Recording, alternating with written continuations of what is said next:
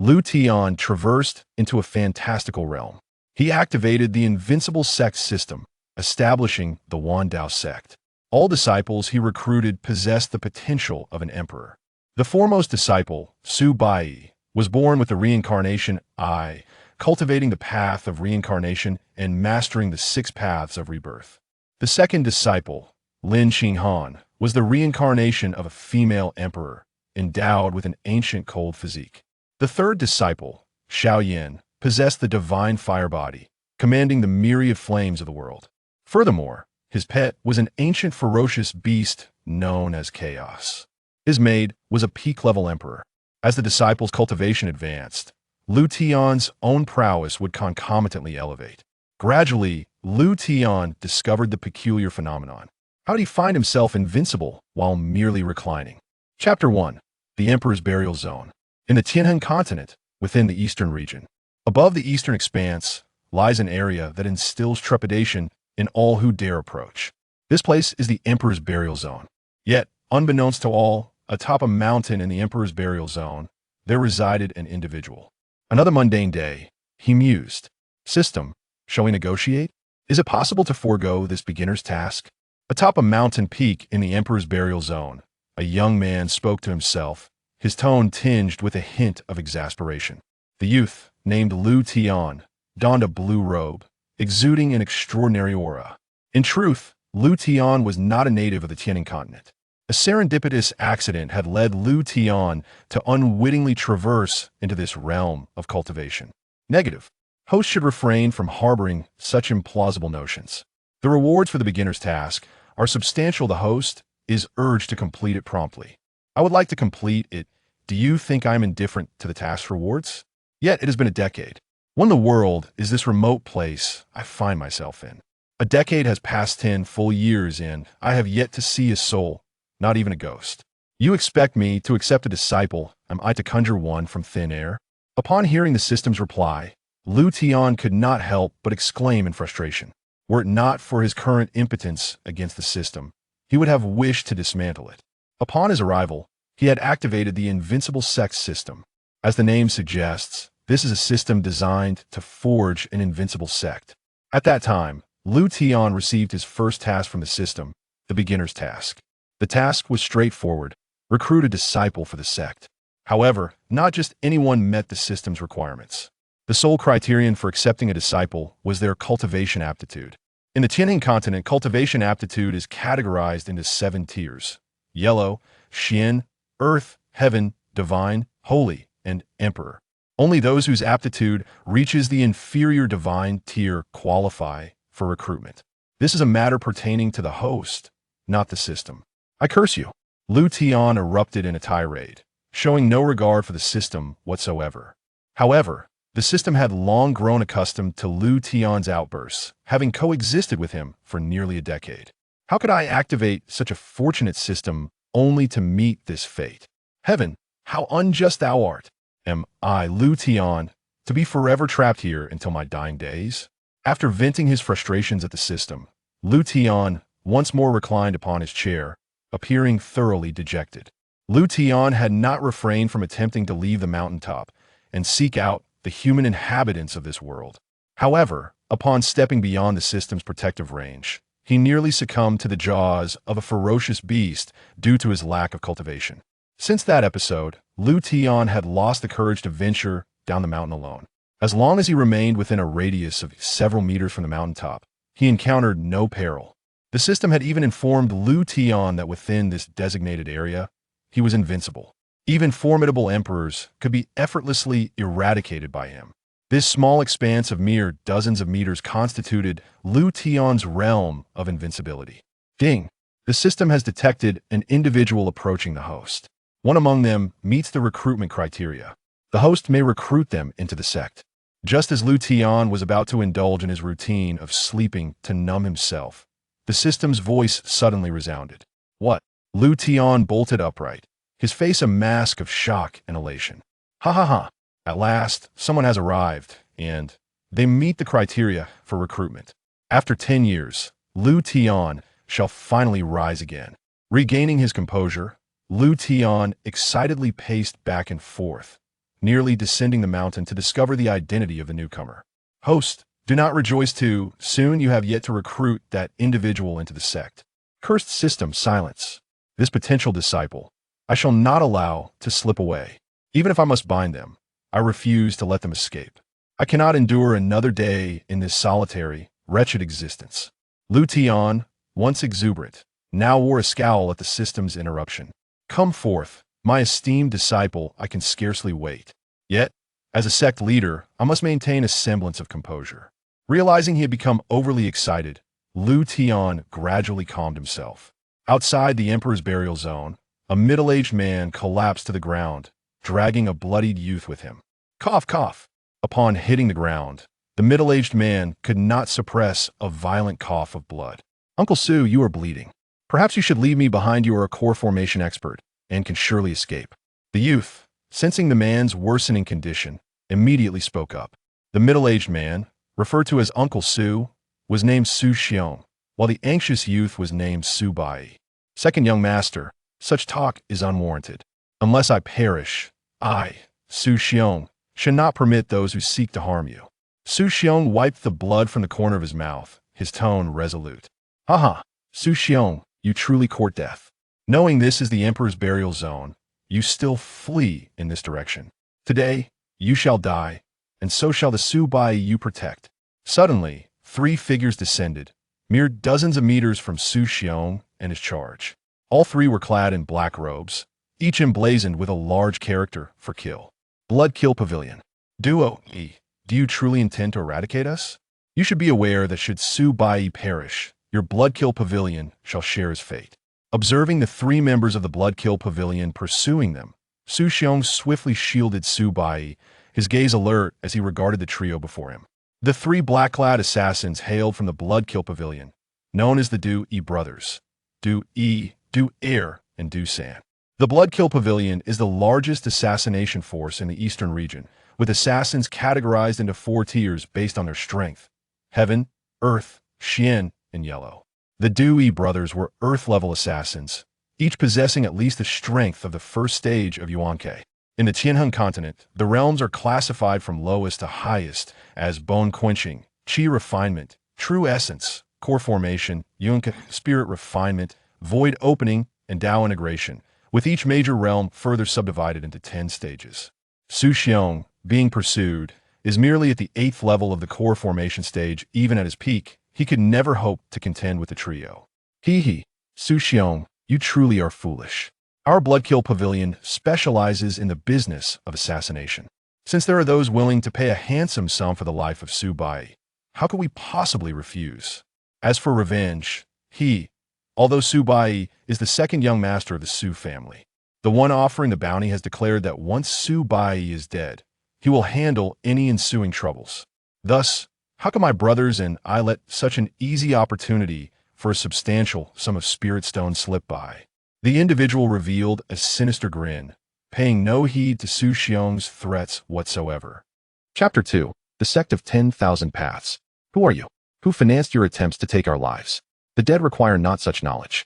Su Xiong, if you willingly surrender Su Bai, I may grant you a complete corpse.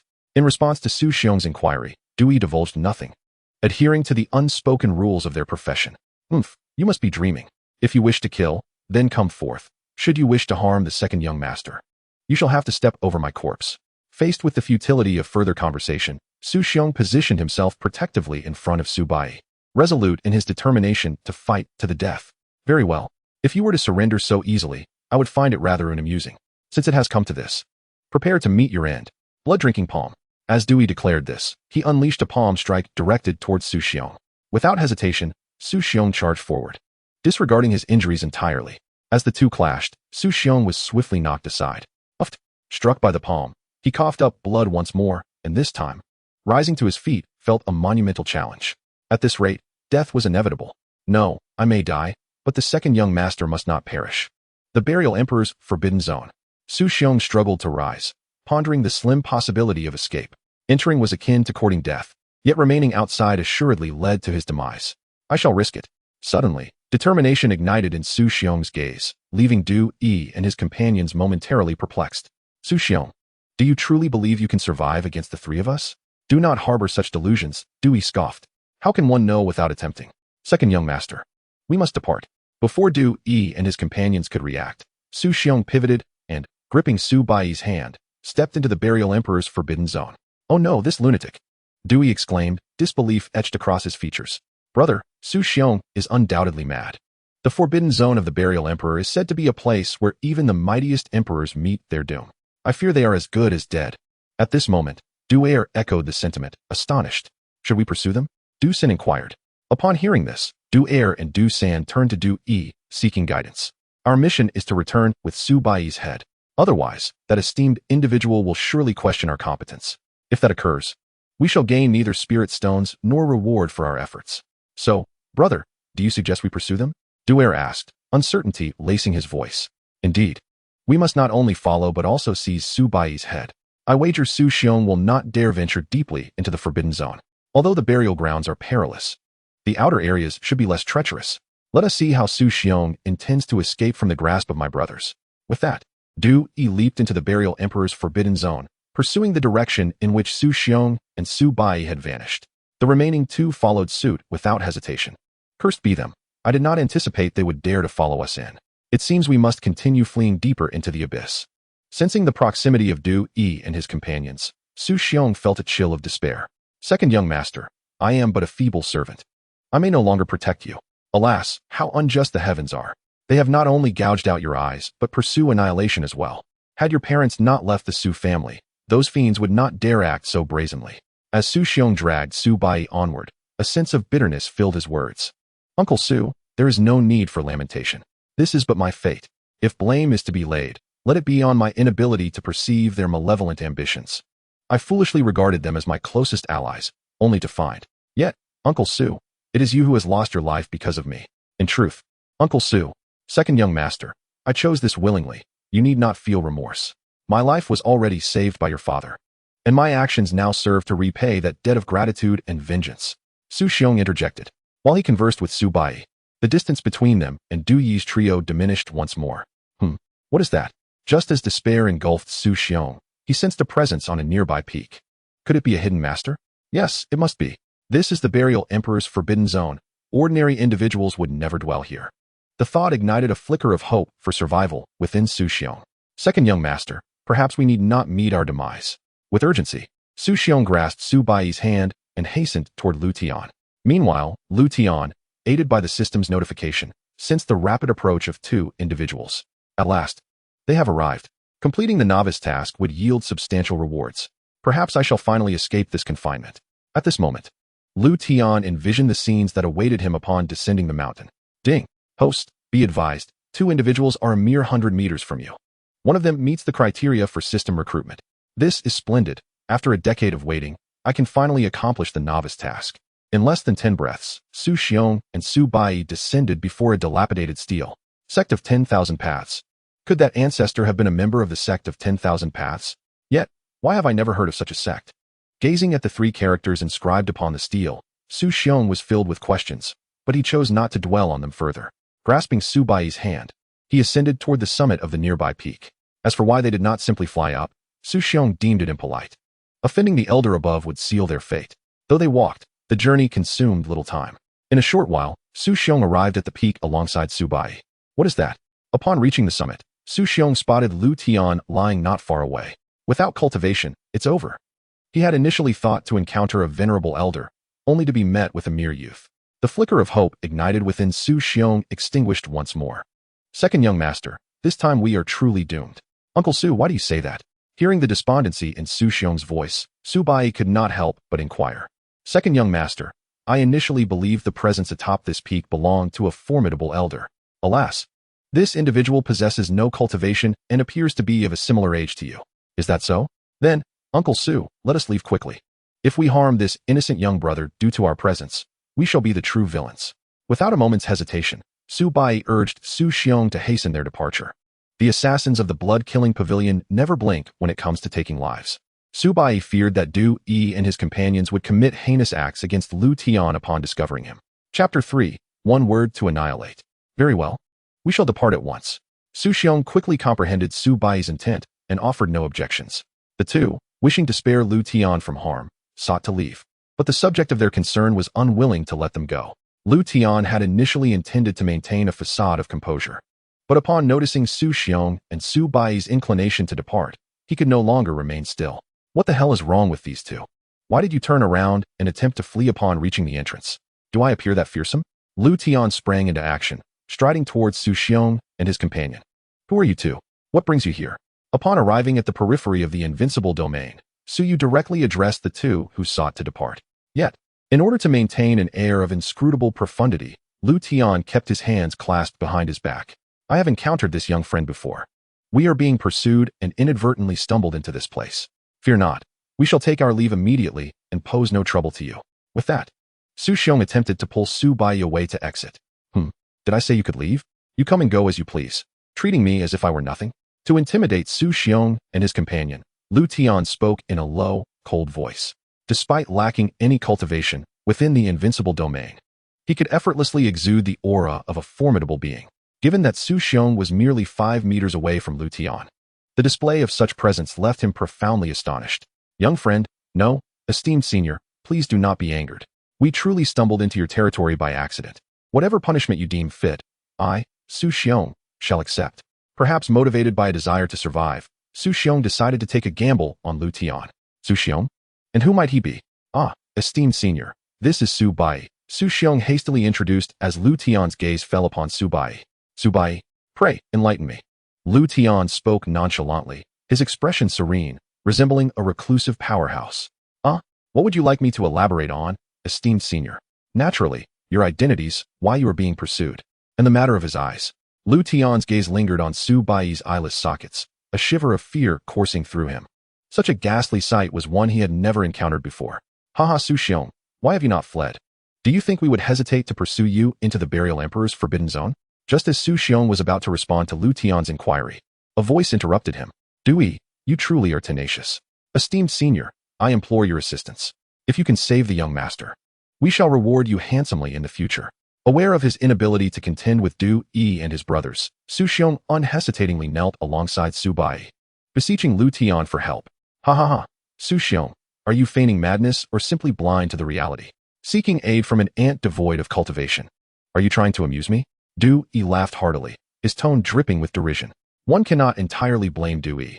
After all, Liutian indeed possessed no cultivation, and such thoughts were reasonable. Listening to Du Yi's words, Su Xiong remained undeterred. Were it not for witnessing the formidable aura Liutian had exuded earlier, Su Xiong might have shared Du Yi's sentiments. Liutian remained silent, and Su Xiong and Su Bai continued kneeling. Rise. After a brief moment, Liutian finally spoke. Esteemed senior, does that mean you agree? Su Xiong inquired eagerly upon hearing Liutian's response. Come up here. Those individuals will not dare to act against you. Yes. Thank you, esteemed senior. With Liutian's permission, Su Xiong wasted no time in pulling Su Bai to ascend to the mountaintop. As Su Xiong, particularly Su Bai, entered Liutian's invincible domain, the tension in Liutian's heart finally eased. Once Su Bai entered the invincible domain, everything would be at Liutian's discretion. Even if a mighty emperor were to arrive, they could not inflict harm upon Su Bai. Come with me. Liutian disregarded the nearby Du Yi and his brothers, turning towards a nearby recliner. Observing this, Su Xiong obediently followed, tugging Su Bai along behind him. How dare this ant ignore us? And Su Xiong, what a fool to believe that an ant could save their lives. How laughable. Second brother, third brother, let us ascend as well and strike directly. We shall obtain Su Bai's head and withdraw. After all, we are in the Burial Emperor's forbidden zone. It is prudent to leave early. Indeed, elder brother. Du Er and Du Sin responded in unison. Soon, under Du Yi's lead, the trio entered Liutian's invincible domain, completely unguarded. Noticing their movement, a slight smile appeared at the corner of Liutian's mouth. Esteemed senior, they are approaching. Unlike Liutian, Su Xiong felt a tinge of nervousness. Prepare to meet your end, boy. Blame Su Xiong and his companions. Had they not fled this way, you would not have encountered us. As previously stated, Du Yi and his brothers launched an attack on Liutian and the duo, with the eldest among them, Du Yi, targeting Liutian. Liutian turned slightly, looking upon the advancing Du Yi and his brothers with utter disdain. This only fueled their fury further. Blood drink palm, perish. Since you seek death, do not blame me. Annihilate. Liutian's eyes gleamed with intensity as he spoke softly. In the next moment, a scene that would remain unforgettable for all present unfolded. The very Du Yi who had attacked Liutian, suddenly dissipated into thin air. No warning, no flashy display. He simply vanished without a trace. Not even a drop of blood remained. In the eyes of all present, Du Yi was utterly gone, leaving no remnants behind. Flee. The remaining Du Er and Du San, overcoming their overwhelming terror, turned to escape. Flee.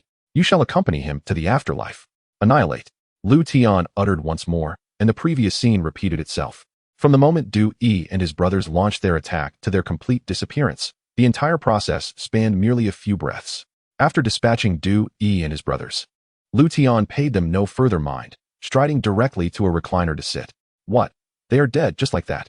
After a considerable time, Su Xiong still found himself reeling from the earlier scene. At this moment, his heart brimmed with relief. He had placed the right bet. In his eyes, Liutian was not just a reclusive powerhouse, but the most formidable being in existence. The strength Liutian had just displayed far exceeded Su Xiong's comprehension. Chapter 4. Recruiting Su Bai. Even a harmonious path cultivator could not wield such abilities. Could it be that the esteemed senior is a saint? I never imagined I would witness a saint in my lifetime. Su Xiong continued to speculate within his heart. If Liutian were aware of Su Xiong's perception of him, one could only wonder what expression would grace his features. Uncle Su, why the sudden silence? What of the Bloodkill Pavilion? Due to his eyeless state, Su Bai was unable to witness the astonishing scene that had just unfolded. Young master, the Bloodkill Pavilion members have all been dealt with by the esteemed senior. We can finally live on. As Su Bai inquired, Su Xiong gradually regained his composure. Really? But why did I not hear any sounds of battle? Sounds of battle? If there were any, that would be strange. Su Xiong wore an expression of bewilderment, unsure of how to explain to Su Bai. What are the two of you whispering about over there? Now that we are free from interruptions, you may address my previous inquiries.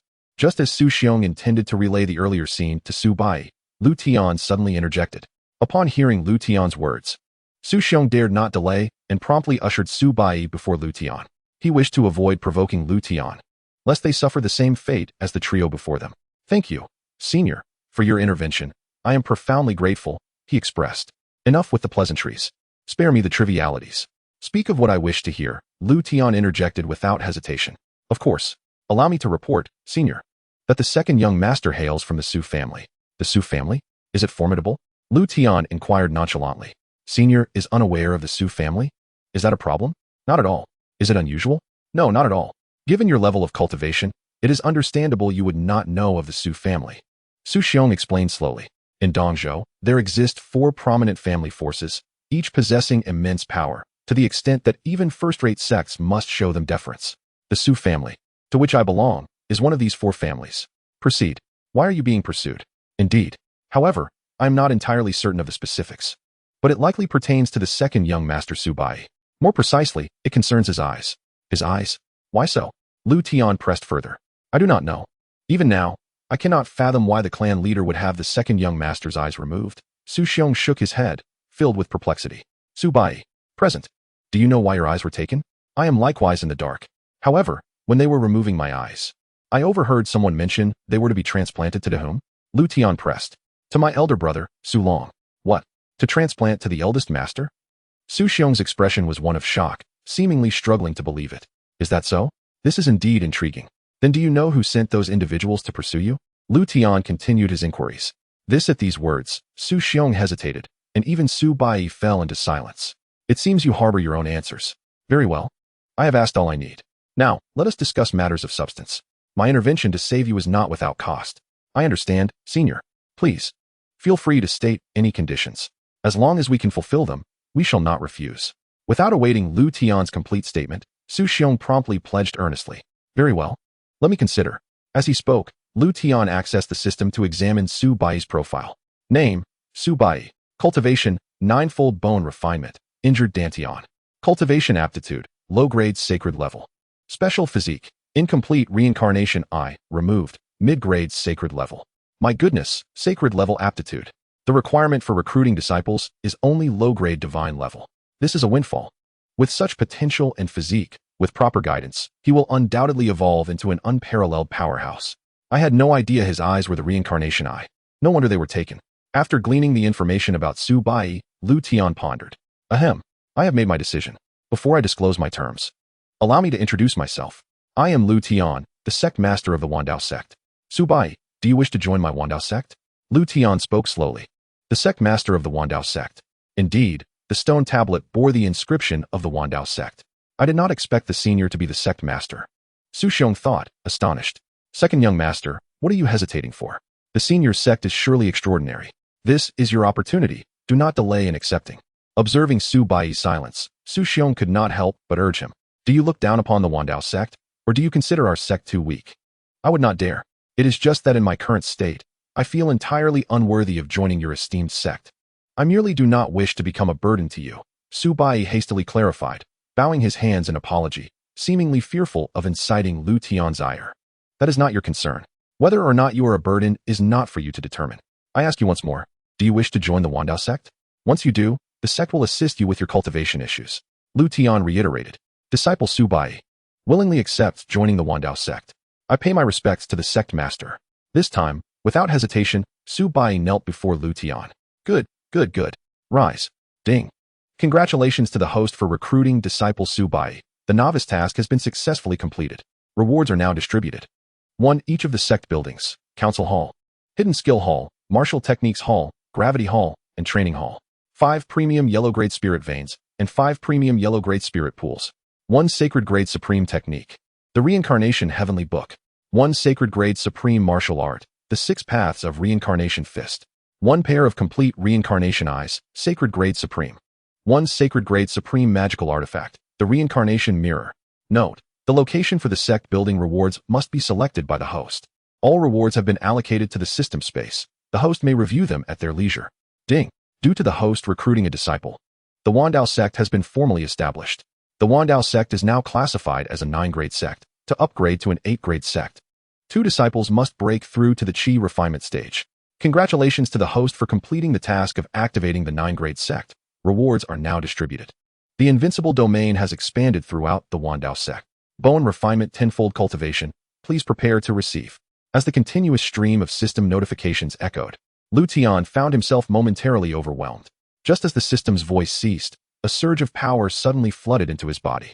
Bone refinement first stage, bone refinement second stage, bone refinement third stage. In mere moments, Liutian transformed from an ordinary mortal into a practitioner at the bone refinement 10th stage.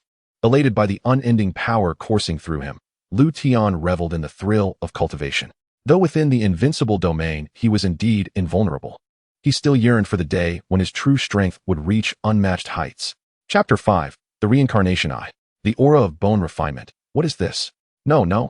This must be the aura deliberately emitted by the senior. The power of bone refinement cannot so easily dispatch the 3 from the Bloodslaughter Pavilion. Indeed, it must be so. Su Xiong conjectured within. Is this the strength of bone refinement 10th stage? Indeed, it surpasses that of mere mortals. At this moment, Liutian was filled with excitement, experiencing the allure of cultivation for the first time. Ahem. Su Bai, now that you are a disciple of my Dao Sect, we will fulfill our previous promises. I have investigated, and the reason your eyes were taken is that they are far from ordinary. Are my eyes extraordinary? I implore the sect master to enlighten me. Upon hearing this, Su Bai immediately clasped his hands in inquiry. Your eyes are the fabled Rinnegan, a remarkably powerful constitution. Although your Rinnegan is not fully developed, it has nonetheless reached the mid-tier of the saint level. The one who extracted your eyes must have recognized their significance. With a mid-tier saint constitution, your potential is guaranteed to ascend to the realm of saints, perhaps even qualifying to challenge the emperors. Liutian spoke slowly. What? An emperor? Su Xiong, standing nearby, was instantly taken aback, his face contorted in disbelief. No wonder you, young master, were treated in such a manner. A saint-level constitution. If this were to leak out, countless sacred lands would come to seize you. It is truly infuriating. This talent was originally yours, but now. Amidst his astonishment, Su Xiong felt a deeper sense of injustice and regret for Su Bai. Uncle Su, it's nothing. Even without the Rinnegan, I still have the potential to become a saint, or even an emperor, Su Bai declared, clenching his fists, his countenance resolute. Ha. Good. It is commendable that you possess such conviction. As a disciple of my Dao Sect, one must never succumb to fear, even in defeat. Furthermore, the incomplete mid-tier Rinnegan is not as precious as it seems. Today, I shall grant you a complete, top-tier Rinnegan, Liutian proclaimed, directing his fingers towards Su Bai's vacant eye sockets. With the assistance of the system, the Rinnegan within the system S space began to miraculously merge with Su Bai. You may experience some discomfort. Bear with it, Liutian advised.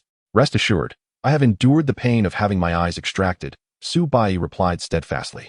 Seeing Su Bai's determination, Liutian nodded in satisfaction.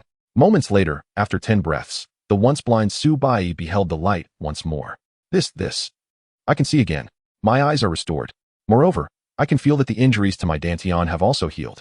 I am eternally grateful for your benevolence, Sect Master, Su Bai exclaimed, kneeling in profound gratitude.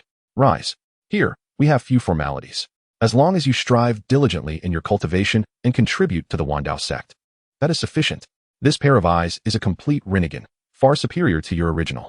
I hope you will not disappoint the sect, Liutian said, adopting an air of wisdom. Yes, I will not fail to meet your expectations, Su Bai affirmed. Well then, I have some other items to bestow upon you. Liutian continued, producing the martial arts techniques and treasures previously awarded by the system. These two are the top-tier saint-level technique, the Renegade Heavenly Scripture, and the top-tier saint-level martial art, the 6 Paths of Reincarnation Fist. This is a top-tier saint-level treasure, the Renegade Mirror. I now entrust them to you. Henceforth, focus on your cultivation within the Dao Sect, and strive to break through to the next realm. Liutian explained as he handed these items to Su Bai. Take them. Why are you dawdling? Yes. Su Bai responded, somewhat dazed as he accepted the techniques and treasures from Liutian. Sect Master, did you just say these are all top-tier saint level? Indeed. Is their rank too low for you? Your discontent is of no consequence. These are the only items I currently possess that are worthy of your attention.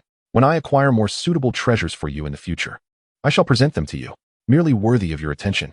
Upon hearing Liutian's words, Su Bai felt a stir of disbelief, while Su Xiong was left utterly numb. Had he not witnessed these items with his own eyes, he would have thought himself dreaming. Cough. Let us not dwell on this.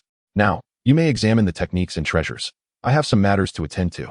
Noticing Su Bai and Su Xiong in a stupor, Liutian felt a tad perplexed. Recalling the other rewards from the system, he swiftly sought an excuse to leave Su Bai be. Subsequently, Liutian began to survey the mountaintop. This place seems suitable. I shall choose it.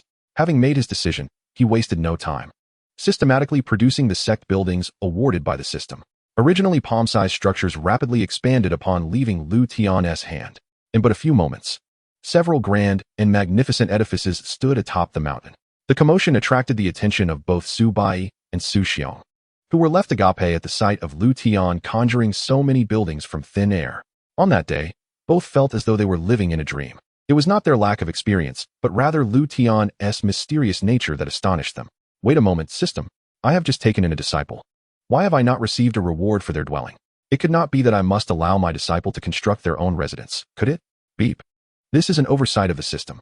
Now supplementing with the disciple hall, elder hall, and sect master hall. The host may place them as desired. That is more like it. Next time, be more proactive. Do not wait for me to remind you. Satisfied with the newly added structures in the system's space, Liutian nodded approvingly. He then retrieved the 3 buildings without hesitation. After placing them, Liutian turned to find Su Bai nearby. Bai, go to the disciple hall and select a room to reside in. As for you, temporarily stay in the elder hall. Thank you, senior. Su Xiong expressed his gratitude promptly. Such a trivial matter requires no such formality. By the way, I have a question. Is this place particularly secluded? Over the years, it has only been the 2 of you and the 3 deceased. There has been not a single soul in sight. Liutian seized the opportunity to voice his greatest curiosity. Chapter 6, Blood Soul. Senior, you truly do not know? What should I know?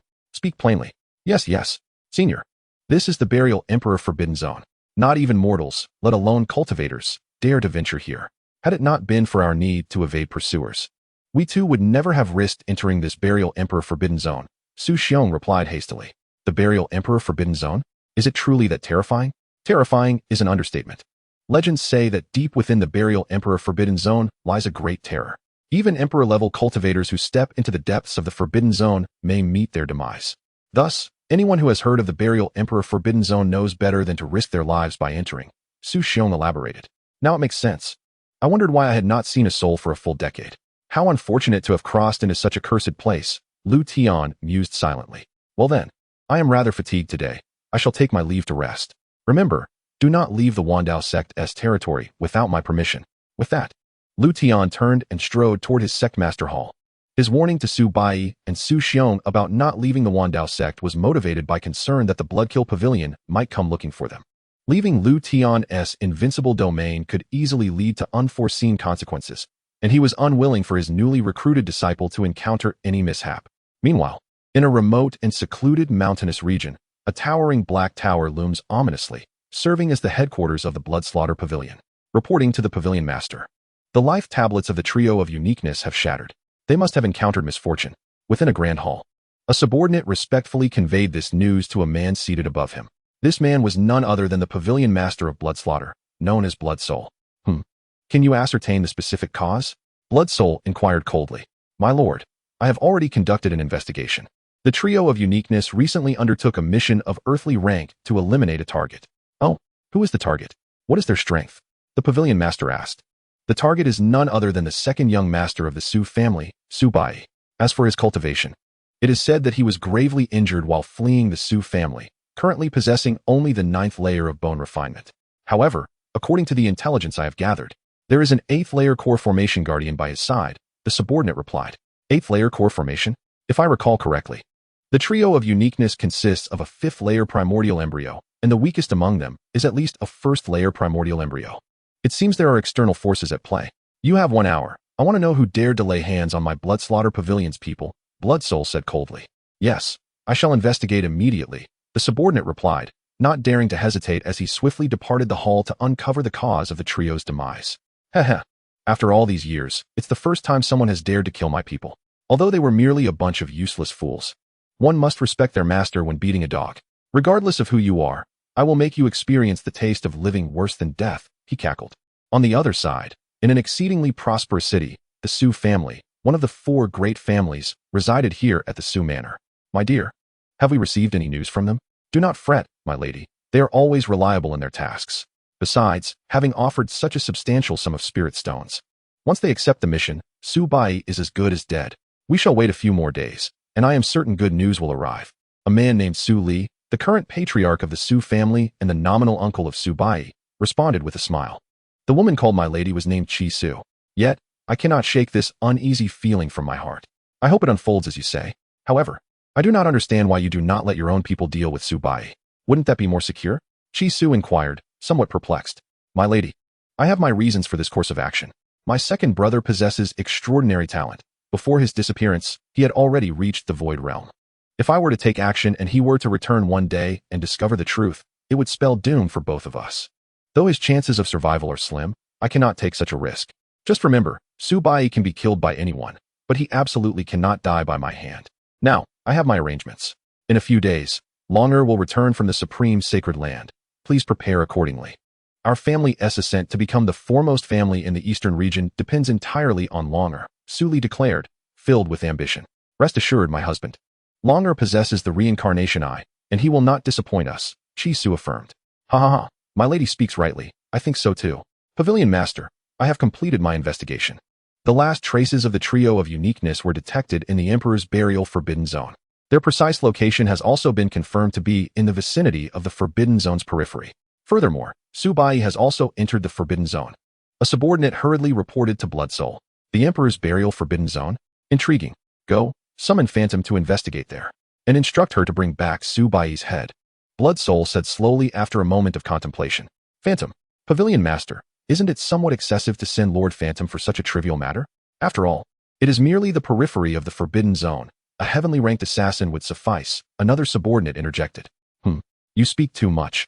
I implore the Pavilion Master to spare me. Should there be a next time, you shall die, Blood Soul retorted coldly. Beg pardon, I shall take my leave, the subordinate stammered, bowing in submission, drenched in cold sweat. Once he exited the hall, he relayed Blood Soul's orders to Phantom. Upon learning that the command came directly from Blood Soul, Phantom left the Blood Slaughter Pavilion headquarters with an expressionless visage, heading straight towards the Emperor's burial forbidden zone. The following day, after a night of rest, Liutian was quite satisfied with the Master Hall. Early in the morning, he departed from the Master Hall and reclined on his chaise as usual. Ding! Detecting individuals nearby who meet the criteria of disciples from the Myriad Dao Sect, the system is issuing a task. Task details. The system has detected a genius with holy level qualifications appearing in Qingyan City, located 30 miles from the sect. Please ensure to recruit them into the sect. Upon completion of the task, generous rewards will be given. Qingyan City? Holy level qualifications? I didn't expect such a genius to arise so soon. However, with my current cultivation at the 10th layer of bone refinement, venturing out of the sect feels somewhat perilous. What if I were to meet my end on the way? System, do you have any good suggestions? Chapter 7. Lin Family of Qingyan City. Ding. Considering the host's current cultivation is too weak, the system can offer some assistance. Ding. Issuing 3 protective jade tablets. Protective jade tablet. By shattering it, the host can summon an avatar. As long as the host's true self remains within the invincible domain, the avatar's strength will be invincible. Note, the avatar summoned by the protective jade tablet lasts only for the duration of an incense stick. Issuing a Heavenly Earth Linglong Pearl. Heavenly Earth Linglong Pearl can sense individuals with holy level qualifications within 100 meters. Dog system, why are you being so generous this time? But I like it. With the protective jade tablets and the Heavenly Earth Linglong Pearl, I no longer need to personally go to Qingyan City to recruit disciples. With that, Liutian rose from his chaise and headed towards the disciples' hall. Soon, he arrived at the disciples' hall and found Su Bai diligently training. I have seen the master. What brings you here today? Bai, I have a task for you, the master replied. Please instruct me, master. I will surely accomplish whatever you assign, Su Bai responded earnestly. It is not a significant matter. Are you familiar with Qingyan City? Qingyan City? I do not recall having any impression of that place. Su Bai pondered before replying truthfully. No matter if you are unfamiliar. Qingyan City is approximately 30 miles from here and should be nearby. Just inquire when the time comes. Understood. May I ask what specific task the master requires of me? Su Bai inquired. I need you to go to Qingyan City to recruit a disciple with holy level qualifications for our sect. Holy level qualifications. Master, such a holy level aptitude is rare and precious. Is it possible that someone of that caliber exists in Qingyan City? Su Bai expressed his astonishment. For Liutian had never left the sect, yet seemed to possess knowledge of individuals with holy level aptitude in Qingyan City. Rest assured, our sect has no reason to deceive you. This is the Heavenly Linglong Pearl. You must safeguard it diligently. It can sense individuals with holy level aptitude within a 100-meter radius. When the time comes, utilize it to locate your target. Additionally, here are 3 protective jade tokens. I entrust them all to you. Should you encounter danger or adversaries, shatter one, and I shall appear to rescue you. However, these tokens are quite precious. Refrain from using them lightly unless absolutely necessary. Understood. I shall abide by your instructions.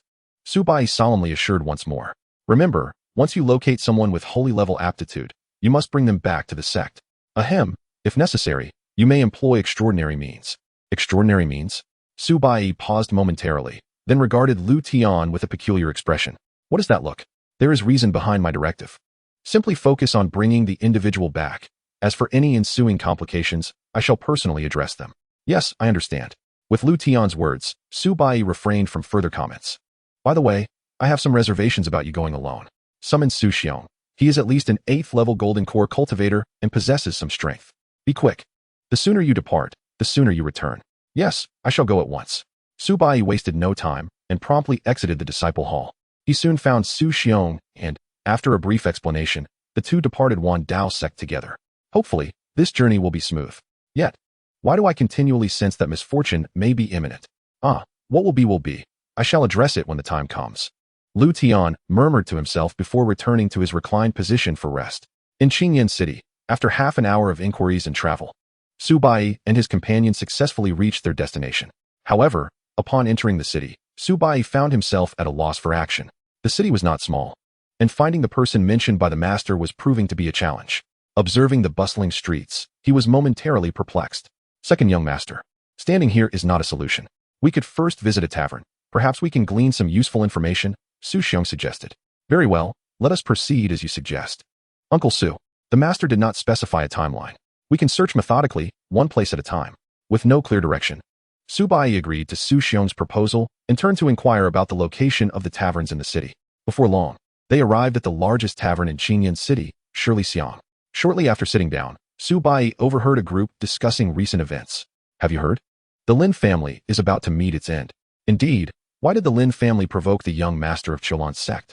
That sect is a 7th-tier power, with true essence realm experts among them.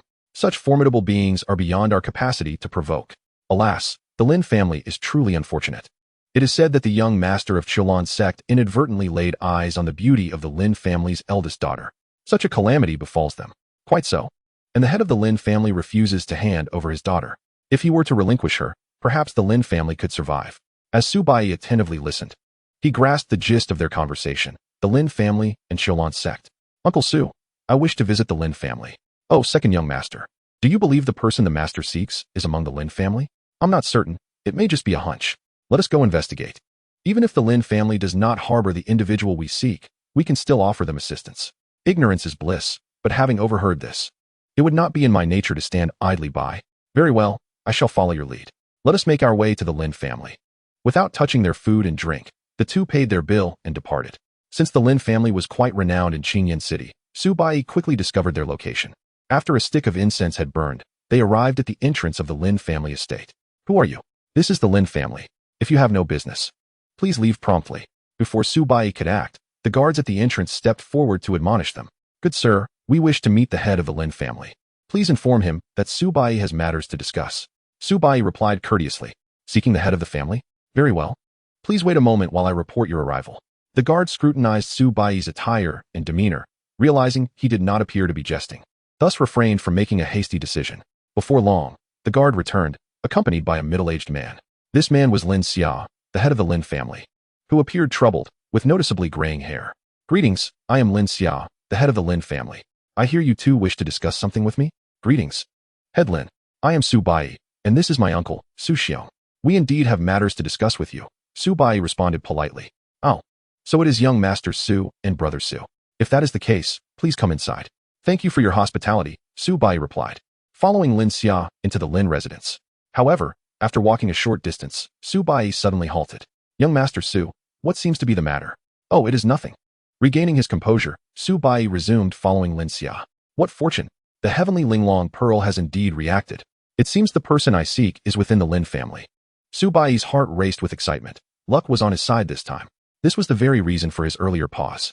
Before long, they arrived at the reception hall of the Lin family. Young Master Su, may I inquire about the purpose of your visit? Lin Xia asked directly after they were seated. Certainly, the matter is as follows. Su Bai then recounted the information he had overheard in the tavern. Head Lin, my uncle and I learned of your family's predicament by chance. I cannot simply turn a blind eye to such bullies. Rest assured, I will take it upon myself to handle the young master of Xianxia's sect. After explaining the situation, Su Bai made a solemn vow. Thank you, young friend Su, for your righteousness. However, this situation is of our own making. Should you become involved, it may bring trouble upon yourselves. For the other party has the backing of a 7th-tier sect. While I appreciate your goodwill, it would be prudent for you to withdraw. The young master of Xianxia's sect is not one to be trifled with. Although Lin Xia was in need of assistance, he did not wish to embroil others in his troubles. Moreover, he doubted that Su Bai and his uncle possessed the strength to confront Xianxia's sect. Su, it appears that the head of the Lin family is unaware of our true capabilities. Perhaps you could demonstrate just a fraction of your prowess to him. Very well. Second young master. Upon hearing Su Bai's words, Su Xiong ceased to conceal his strength, unleashing a faint aura of the core formation stage. This is the core formation stage. Lin, having failed to recognize the significance earlier, humbly implored Su Xiong not to hold it against him. To ordinary individuals, even the bone refinement stage seems unattainable, let alone the formidable core formation stage. Lin Xiao never anticipated that Su Xiong possessed such immense power. Ahem. Head of the Lin family, there's no need for titles like senior. Just call me Su Xiong. Now, you would not object to what my young master previously stated, would you? Su Xiong remarked smoothly. No objections at all. Since young master Su and you, Su Xiong, are willing to assist my Lin family, I am profoundly grateful. However, I am somewhat perplexed. Why would you extend your aid to a family with whom you share no ties? Lin Xiao inquired with curiosity. I mentioned that I could not overlook the actions of the young master of the Xianxia sect. That is why I have chosen to intervene. However, I do have ulterior motives. Please, young Master Su, state your intentions. I am prepared to agree to anything within my Lin family's capacity. Lin Xiao spoke respectfully. Very well. I shall be direct. I have come to the Lin family in search of a certain individual, and I require this person to accompany me. An individual? Might you elaborate? Young Master Su? Certainly. My true identity is that of a disciple from the Dao Sect. I am here to recruit a disciple for our sect, and that person resides within your Lin manor. Su Bai did not hide his identity, offering a concise explanation. A disciple of the Dao Sect. So, young Master Su is indeed a sect disciple. This is certainly acceptable. Please proceed with your search, for if he can join the Dao Sect, it would indeed be a blessing for my Lin family. Although this is my first time hearing of the Dao Sect, a sect boasting core formation cultivators cannot be feeble. Lin Xiao even pondered if he himself was the one Su Bai sought. If a member of the Lin family could join the sect, it would provide a stronghold for them in Qingyan City. Suddenly, a commotion erupted outside, accompanied by the frantic shouts of a servant. Young Master Su. Excuse me for a moment. I shall investigate the situation. No need. I shall accompany you, head of the Lin family. Very well. Lin Xiao nodded and promptly stood, making his way outside. Moments later, Lin Xiao encountered the servant who had been shouting. After a brief inquiry, he learned that Feng Hao, the young master of the Xianxiaaudiobooks sect, had arrived. Without hesitation, Lin Xiao hurried towards the entrance, disregarding Su Bai and Su Xiong trailing behind him. Second young master. Feng Hao's visit likely signals trouble. We should observe before taking action, Su Bai remarked as he also proceeded towards the door. Young master, why not simply barge in? With our strength, the Lin family is no match for us. Should Lin Xiao refuse to cooperate, we could easily annihilate the Lin family. An elder beside Feng Hao spoke. Elderly, to act directly would be excessively rude. What if Miss Lin takes offense? A mere Lin family does not warrant such action. Lin Xiao is clever. He will undoubtedly make the right choice. After all, he may soon become a convenient father-in-law, and we should avoid creating unnecessary tension. Feng Hao said leisurely. Indeed, we shall follow the young master's instructions. Elderly Lu responded respectfully. Just as Feng Hao finished speaking, Lin Xiao finally arrived at the entrance, with Su Bai and Su Xiong closely behind. Is this the so-called young master of the Xianxiaaudiobooks sect? The third level of qi refinement. His strength is decent. Upon their first encounter, Su Bai quickly discerned Feng Hao's cultivation level. In such a remote region, achieving the third level of qi refinement is commendable, especially considering Feng Hao appeared to be around 20 years old. Of course, this level of strength was utterly insufficient compared to the now-recovered Su Bai. I have met the young master. May I inquire as to the purpose of your visit? Humph, Lin Xiao, do not feign ignorance. How have you considered the terms proposed by the young master last time? I advise you to think carefully before speaking. The fates of all your Lin family members rest upon the choices you make. Without waiting for Feng Hao's response, Li Lu menacingly threatened. Feng Hao remained silent, clearly indicating that, although Li Lu's words were harsh, they echoed his own sentiments. Chapter 9. Dealing with Feng Hao. Noticing Feng Hao's silence, Lin Zhao's previously cordial demeanor darkened. He understood that Feng Hao had no intention of granting him further time to deliberate. Should he refuse, today would mark the end of the Lin family. Humph, such arrogance. Yet, you dare to speak so boldly with only the second level of true essence? Head of the Lin family, let us handle this matter. After all, I had previously promised to assist you, and I cannot go back on my word. Just as Lin Xiao found himself in a dilemma, Su Bai stepped forward, followed closely by Su Xiong. Huh, who are you? Feng Hao questioned the suddenly speaking Su Bai with curiosity. What I am is of no concern to you. I shall state this plainly. You may either leave with your entourage, or I shall expel you myself. Su Bai replied nonchalantly. You brat.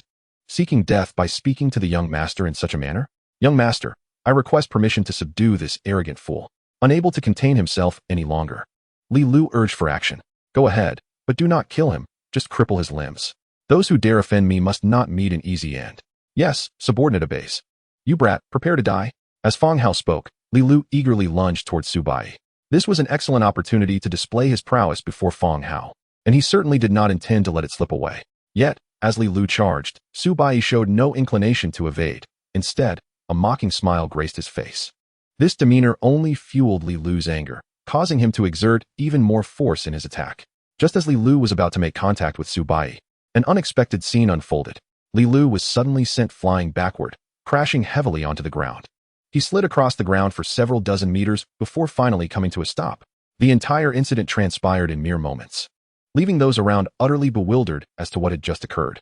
Silence enveloped the scene, a profound quietude. Su Bai remained rooted in place, while Li Lu lay motionless on the ground. Feng Hao was left in a state of shock, as were the others he had brought along. Meanwhile, Lin Zhao's expression also reflected astonishment. However, having previously learned of Su Xiong's core formation prowess, Lin Xiao maintained his composure. Why, young master, elderly, he is dead. After a brief moment, a disciple from the Xianxiaaudiobooks sect reported Li Lu's condition to the still-dazed Feng Hao. Dead? A true essence cultivator, just like that? You dare to kill my sect's elder? Lin Xiao, how dare you bring outsiders to deal with me? This matter is duly noted by my Xianxiaaudiobooks sect. We shall take our leave. Upon regaining his composure, Feng Hao delivered a menacing remark before hastily turning to make his exit.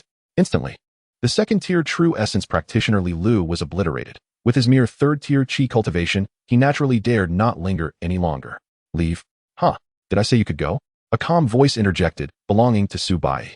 Feng Hao, who was about to depart, abruptly halted in his tracks, paralyzed by trepidation. Are you truly intending to strike against me? I am the young master of the Xianxiaaudiobooks sect, which is a 7th-grade sect. Our sect leader is a formidable true essence practitioner at the 10th tier. While your strength is commendable, there are only 2 of you. Do you truly believe you can contend with an entire sect? I can overlook the death of elderly, provided you allow me to leave unscathed. Fang Hao turned around, attempting to feign calmness. Yet, regardless of perspective, his words were laced with an unmistakable air of threat. Have you misunderstood? You think I require your leniency? You possess some strength, yet your intellect appears lacking. Do you genuinely believe I would pardon an enemy with whom I have a vendetta? Su Bai commanded, Su Xiong. Eliminate him.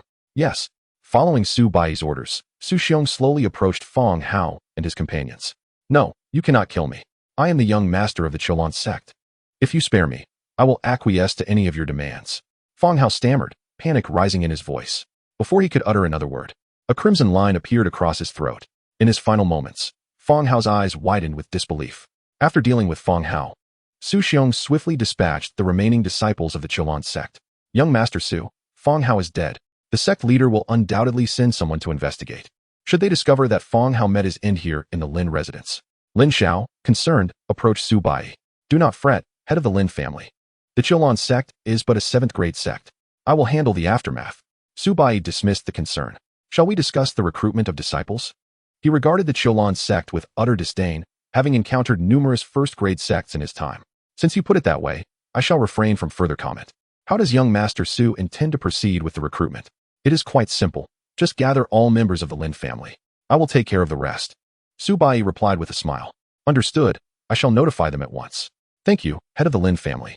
Su Bai then re-entered the Lin estate, while Lin Xiao arranged for a few individuals to dispose of Fang Hao's body. Upon hearing Lin Xiao's instructions, the entirety of the Lin family soon congregated in a spacious courtyard. After approximately the time it takes to burn a stick of incense, all members were assembled. Observing this, Su Bai wasted no time and produced the Tian Di Linglong pearl that Liutian had entrusted to him, commencing the examination of each individual in turn. However, to Su Bai's dismay, upon completing the assessment of the last person, the Tian Di Linglong pearl failed to emit any definitive signal. This is peculiar. The pearl had previously reacted. Why is it unresponsive now? Su Bai pondered. Head of the Lin family, are you certain all members are present? Absolutely. The steward conducted a thorough count, and even the doorman is here. Could it be that young Master Su did not locate the individual you seek? Lin Xiao queried, equally perplexed. This should not be the case. What could possibly have gone awry? Su Bai's confusion deepened upon hearing Lin Xiao's response. Wait, young Master Su, I just remembered. There is indeed one person who is not here. Oh, who might that be? To be candid, it is my daughter, Lin Xinghan. To evade Fang Hao's harassment, I placed her in a secret chamber. She has remained there for days, and I had forgotten about her. Chapter 10, Lin Xinghan. Upon hearing this, Su Bai found himself at a loss for words. To forget one's own daughter, such a feat is indeed characteristic of a negligent father, he thought derisively. Please hold on. I shall personally fetch Xinghan. No need. I will accompany you, head of the Lin family. Very well, young Master Su, follow me. With only one individual remaining, Su Bai was eager to avoid further delays. This was a task entrusted to him by Liutian, and he wished to complete it expeditiously. Guided by Lin Xiao, Su Bai soon arrived at a subterranean secret chamber, where he successfully encountered Lin Xinghan. Upon seeing Lin Xiao accompanied by a stranger, Lin Xinghan initially felt puzzled. After a brief explanation, she grasped the situation at hand. However, upon learning that Fang Hao had been dealt with by Su Bai and his companion, she was merely surprised. Betraying no other signs of astonishment, Su Bai once again produced the Tian Di Linglong pearl. This time, it responded dramatically. Initially glowing faintly red, it erupted into brilliant crimson light the moment it came into contact with Lin Xinghan. It reacts. It seems Miss Lin is indeed the person the sect leader tasked me with finding. Relieved to have finally located her, Su Bai exhaled deeply. Liutian had bestowed upon him a second chance at life. Failing this mission would invoke self-reproach, regardless of whether Liutian would express discontent. Young Master Su, you claim that your sect leader sent you to find me? Lin Xinghan inquired, her brow furrowing in confusion. Indeed, were it not for the sect leader's directive, I would not have come here. Of course, part of my success in finding you was sheer luck, Su Bai jested. I have only awakened my memories for less than half a month. How could the sect leader of the Myriad Dao Sect possibly send someone to find me? Could it be those individuals? No, in their eyes, I am already dead. Moreover, I have never disclosed my aura. It is improbable they could perceive my existence from such a distance. Yet how then would the sect leader of Myriad Dao explain this? It appears I must personally visit the Myriad Dao Sect. At that moment, Lin Xinghan lowered her head in contemplation, a myriad of speculations swirling within her mind. However, despite her ruminations, she was unable to unravel the enigma that plagued her thoughts. Miss Lin, My purpose in seeking you is to escort you back to the Dao Sect. According to the sect leader's wishes, you are to be recruited. If all is well, once we conclude matters with the Xianxiaaudiobooks sect, we shall proceed to the Dao Sect together. Furthermore, you may refer to me as Brother Su, and I shall call you Sister Lin. It is merely a matter of time. Seeing that Lin Qinghan remained silent, Su Bai continued to speak. Although he had located the person, the task assigned to him by Liutian was to bring this individual back to the sect, even employing some less than honorable methods if necessary. Naturally, Su Bai was reluctant to use coercive tactics against Lin Qinghan, as she would soon become his junior sister, and he found it difficult to resort to such measures. Very well. As long as Brother Lin agrees to eliminate the threat posed by Xianxiaaudiobooks sect, I shall consent to accompany you to Dao Sect. Lin Qinghan stated after a moment of contemplation. Despite having awakened memories of her past life, Lin Xiao's was still her father in this lifetime, and she could not bring herself to leave without ensuring the continuity of the Lin family lineage. Then it is settled. If that is the case, let us depart from here. I have already devised a plan to deal with Xianxiaaudiobooks sect. However, I must seek the approval of the sect master. Upon hearing Lin Qinghan's agreement to accompany him to Dao Sect, Su Bai smiled with satisfaction. A short incense stick later, Su Bai and his companions exited the underground chamber. In the hall, aside from Su Bai, only Su Xiong and the Lin father-daughter duo remained. Su Bai wore a solemn expression, tinged with a hint of hesitation, while Lin Xiao's appeared visibly anxious, and Lin Qinghan exhibited a look of anticipation. Prepare yourselves. I shall commence, Su Bai declared after alerting everyone. Ultimately, he decisively crushed the protective jade talisman in his hand. As the talisman shattered, a surge of power was unleashed in the next instant. Meanwhile, several dozen miles away at Dao Sect, Liutian, who had been dozing, suddenly opened his eyes before slowly closing them once more.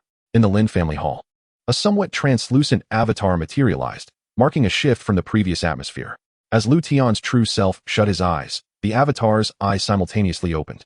At that moment, Liutian's consciousness manifested within this avatar. Sensing the surrounding environment, Liutian was immediately filled with questions. Disciple pays respects to the sect master. The junior pays respects to the elder. Lin Xiao's pays respects to the sect master. Lin Qinghan pays respects to the sect master. The four of them spoke in succession. Bai, is this how you utilize the protective jade talisman? You hardly seem to be in any danger. Speak, what business do you have with me? Ignoring the others, Liutian turned directly to Su Bai. Master, I only resorted to using the protective jade talisman out of necessity. The situation is as follows. Su Bai succinctly recounted the occurrences in Qingyan City to Liutian. After listening to Su Bai's explanation, Liutian nodded slightly, choosing not to dwell on the matter of the shattered talisman. I see. So, you are the person our sect has been seeking? Liutian then turned his curious gaze toward Lin Qinghan. Name, Lin Qinghan. Cultivation level, bone refinement 6th stage. Cultivation talent, low-grade sacred level. Physique, ancient cold physique, awakening pending. Supreme divine level. Status, reincarnation of the empress. Former life as the cold empress. Currently awakened partial memories of her past life. Liutian gazed at the information panel regarding Lin Qinghan and could not help but feel astonished. A reincarnation of an empress. What a remarkable find. Essentially recruiting a future emperor. As far as I know, in this era, saints are rare, and emperors have all but vanished. If nurtured properly, she could become a formidable asset for Dao Sect. As Liutian's excitement grew while observing Lin Qinghan, she felt a tremor within her heart. Unable to meet Liutian's gaze. Why do I feel as though this man has seen through my secret? Is it merely an illusion? Furthermore, I cannot fathom the strength of this avatar. This should not be the case. I was once a powerful emperor in my previous life. The questions in Lin Qinghan's mind multiplied, and it was precisely this enigmatic aura surrounding Liutian that solidified her resolve to join Dao Sect. Chapter 11. The Fall of Xianxiaaudiobooks Sect. Indeed, you are quite impressive. Joining Dao Sect is undoubtedly the most prudent decision you could make. Now, when you return to the sect with Bai, I shall share some additional matters with you. This avatar can only exist for the duration of an incense stick, and pressing matters take precedence. Since Xianxiaaudiobooks Sect has brought this upon themselves, they must bear the consequences. Lin family head, do you know the precise location of Xianxiaaudiobooks Sect? Given the time constraints, Liutian no longer hesitated and directly inquired of Lin Xiao's. Replying to the sect master, Xianxiaaudiobooks Sect is approximately 100 miles from here, situated to the southeast. Very well, then continue on. I shall return shortly. Upon receiving the specific location of Xianxiaaudiobooks Sect, Liutian wasted no time and vanished from the hall in an instant. In the next moment, Liutian appeared above Xianxiaaudiobooks Sect, surveying the scene. So this is Xianxiaaudiobooks Sect? Their strongest member barely reaches the true origin realm. I expected more from a major sect. If they wish to blame someone, let it be that Feng Hao. After muttering this to himself, Liutian struck downward with a single hand toward Xianxia's sect. Before his attack could land, Liutian's figure had already vanished from the sky. The next instant, a colossal palm imprint descended rapidly upon Xianxia's sect, casting shadows as it fell. Below, the disciples and elders of Xianxia's sect had yet to react before they were all obliterated. With a deafening roar, Xianxia's sect was reduced to ruins. At this moment, the only discernible remnant was the immense palm imprint left upon the ground. Shortly thereafter, the news of the commotion at Xianxia's sect spread rapidly. After annihilating Xianxia's sect, Liutian returned directly to the Lin family's hall. Upon informing Lin Xiao's of Xianxia's sect's destruction, the avatar dissipated. Hearing of Xianxia's sect's obliteration, Lin Xiao's was left in shock, remaining motionless for an extended period. Initially, he found it hard to believe. It was not until an hour later that news of Xianxia's sect's mysterious extermination reached Qingyan City, at which point Lin Xiao's fully accepted Liutian's earlier claims. Qinghan, the sect master's power is truly terrifying. Perhaps your joining Wandao sect is a stroke of fortune. Tomorrow, you shall accompany Su Xiaoyu to Wandao sect. Now that Xianxia's sect has been eradicated, you need not worry about the Lin family.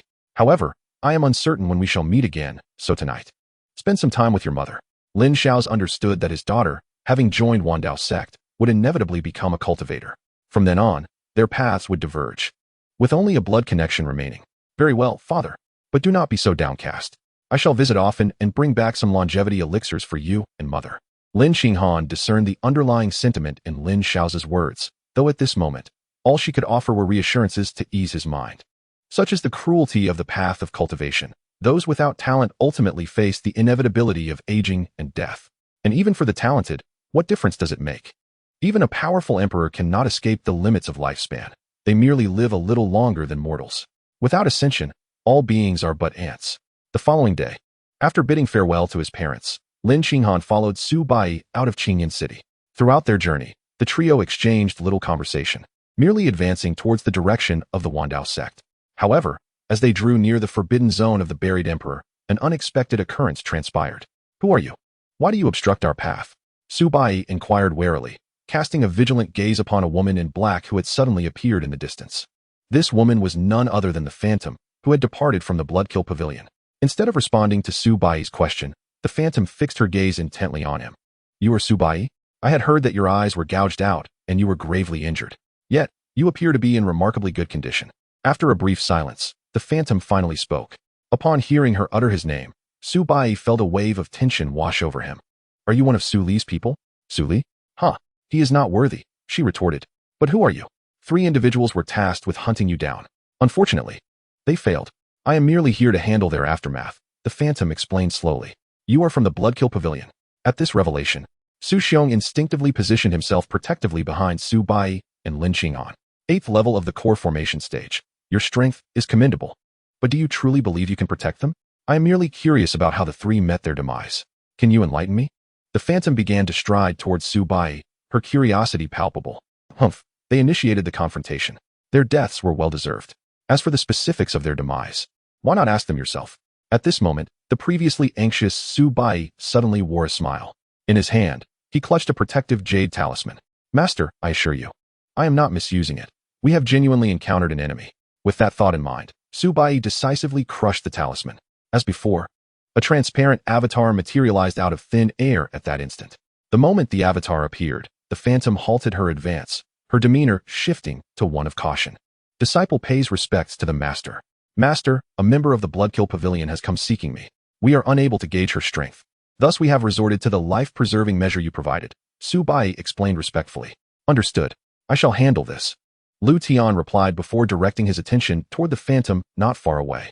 Name, Phantom. Cultivation level, 8th level of the Void stage. Talent, low-grade holy level. Physique, 9 nether profoundine body. Mid-grade holy level. Status, Bloodkill Pavilion assassin. Afflicted with a heart-devouring goo. 8th level of the Void stage. And a holy level physique. How unexpected it is to encounter such a formidable opponent. However, what was the nature of this heart-devouring goo? Ding. The heart-devouring goo is a common method of controlling an individual. The heart-devouring goo consists of 2 types, the mother and the child. The life of an individual afflicted with the child goo is entirely determined by the wielder of the mother goo. The individual before the host is indeed afflicted with the child goo. So that is the case. After absorbing the system's explanation, Liutian nodded slightly.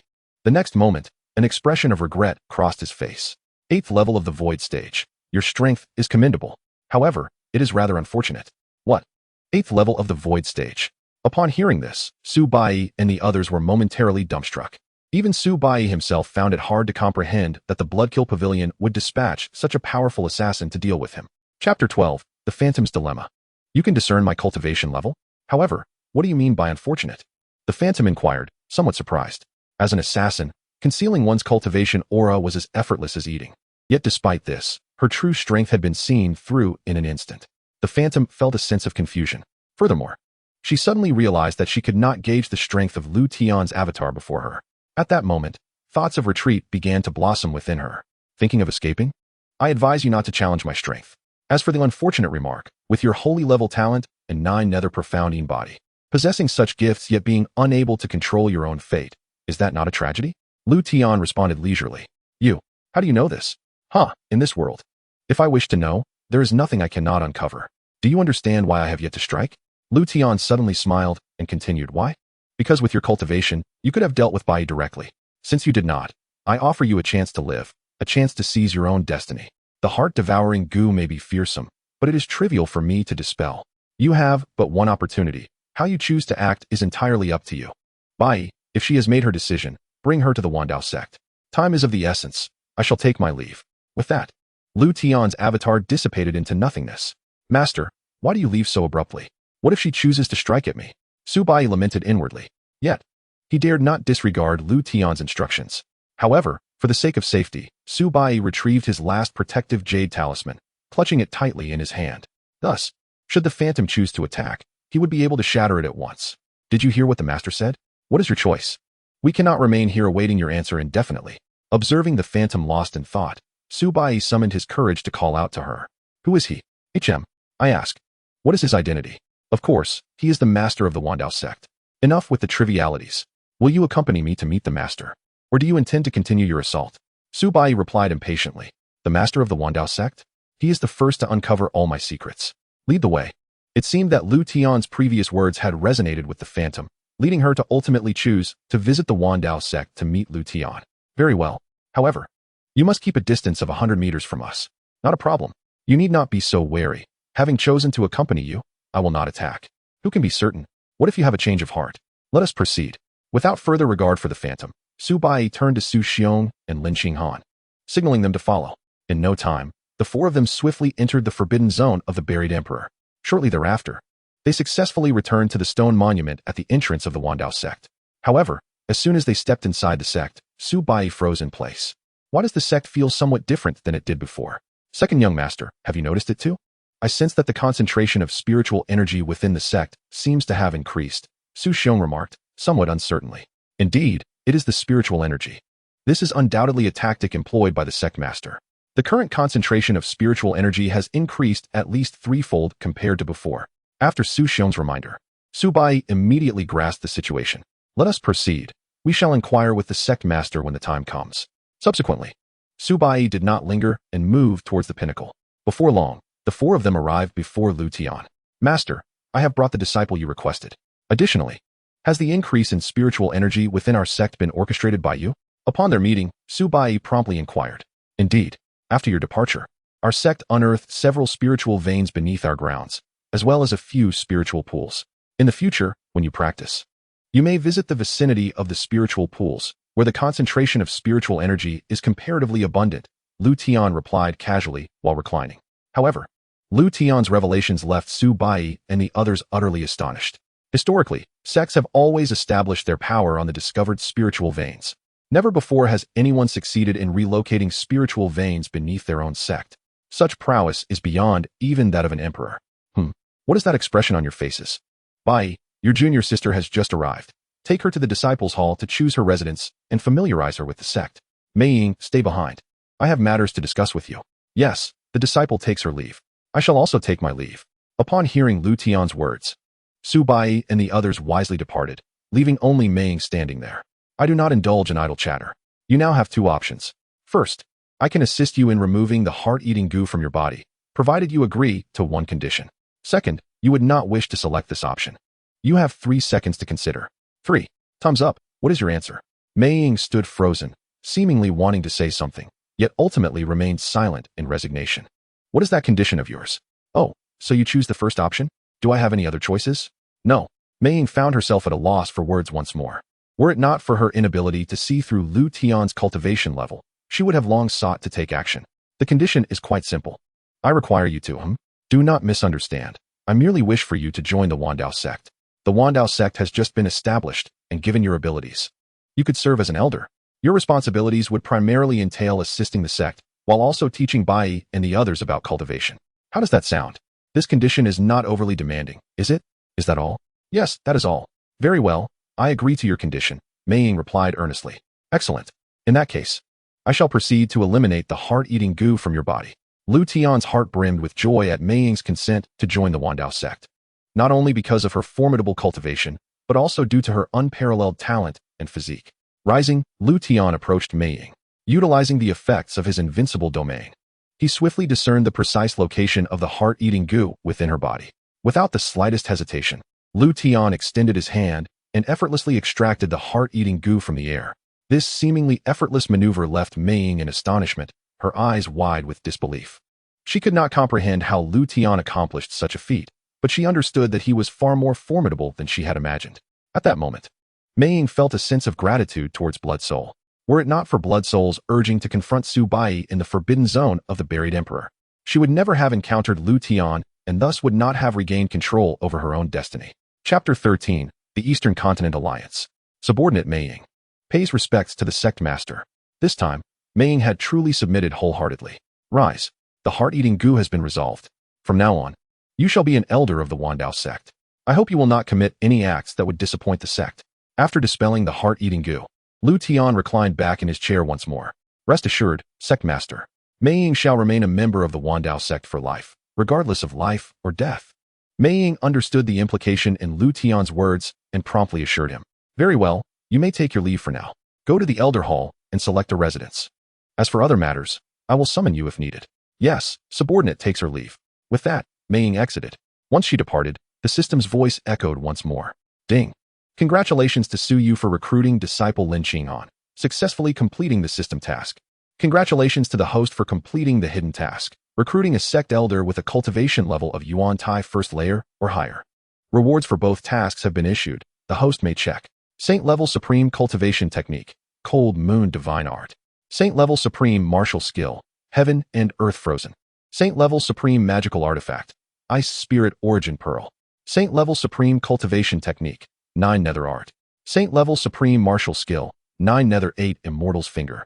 Saint level supreme magical artifact, Dark extinction lone star blade. 12 yellow level supreme spiritual veins and 10 yellow level supreme spiritual pools. All rewards have been issued. The host may check at their convenience. The rewards were indeed plentiful. Damn system, though you can be quite bothersome at times, you are at least generous. I shall give the cultivation techniques to Qinghan and Mei Ying tomorrow. A splendid day begins with relaxation. Liutian stretched and then closed his eyes to rest. Meanwhile, while Liutian enjoyed his respite, others were not faring as well. Blood-killing pavilion. At this moment, the atmosphere was thick with oppression.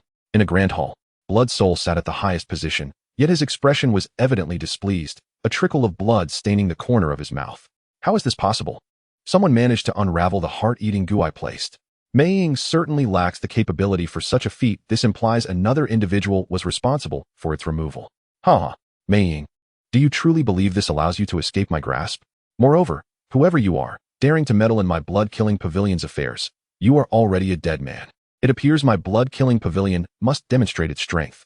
In the buried emperor's forbidden zone. Let us hope it does not become too tedious. On the other side, in the central region of the Eastern Continent, an immensely grand edifice stood tall. This was the headquarters of the Eastern Continent Alliance. The Eastern Continent Alliance was a coalition formed by several major sacred lands of the Eastern Continent. Its overt purpose was to evaluate and determine the ranks of all sects within the Eastern Continent. From the 9th rank sects to the 1st rank sects, any sect wishing to be rated must receive the Eastern Continent Alliance's endorsement. Subsequently, all sects that have undergone rating must annually supply cultivation resources to the Eastern Continent Alliance. In return, the Alliance is responsible for these sections. Without the Eastern Continent Alliance's consent, no faction may annihilate any of the sects that offer tributes. Of course, Minor skirmishes between sects are overlooked by the Eastern Continent Alliance, as long as they do not lead to complete annihilation. Thus, each year, numerous sects submit applications for ratings to the Eastern Continent Alliance. Once recognized, although they must provide cultivation resources annually, at least they are safeguarded from being wiped out by other factions.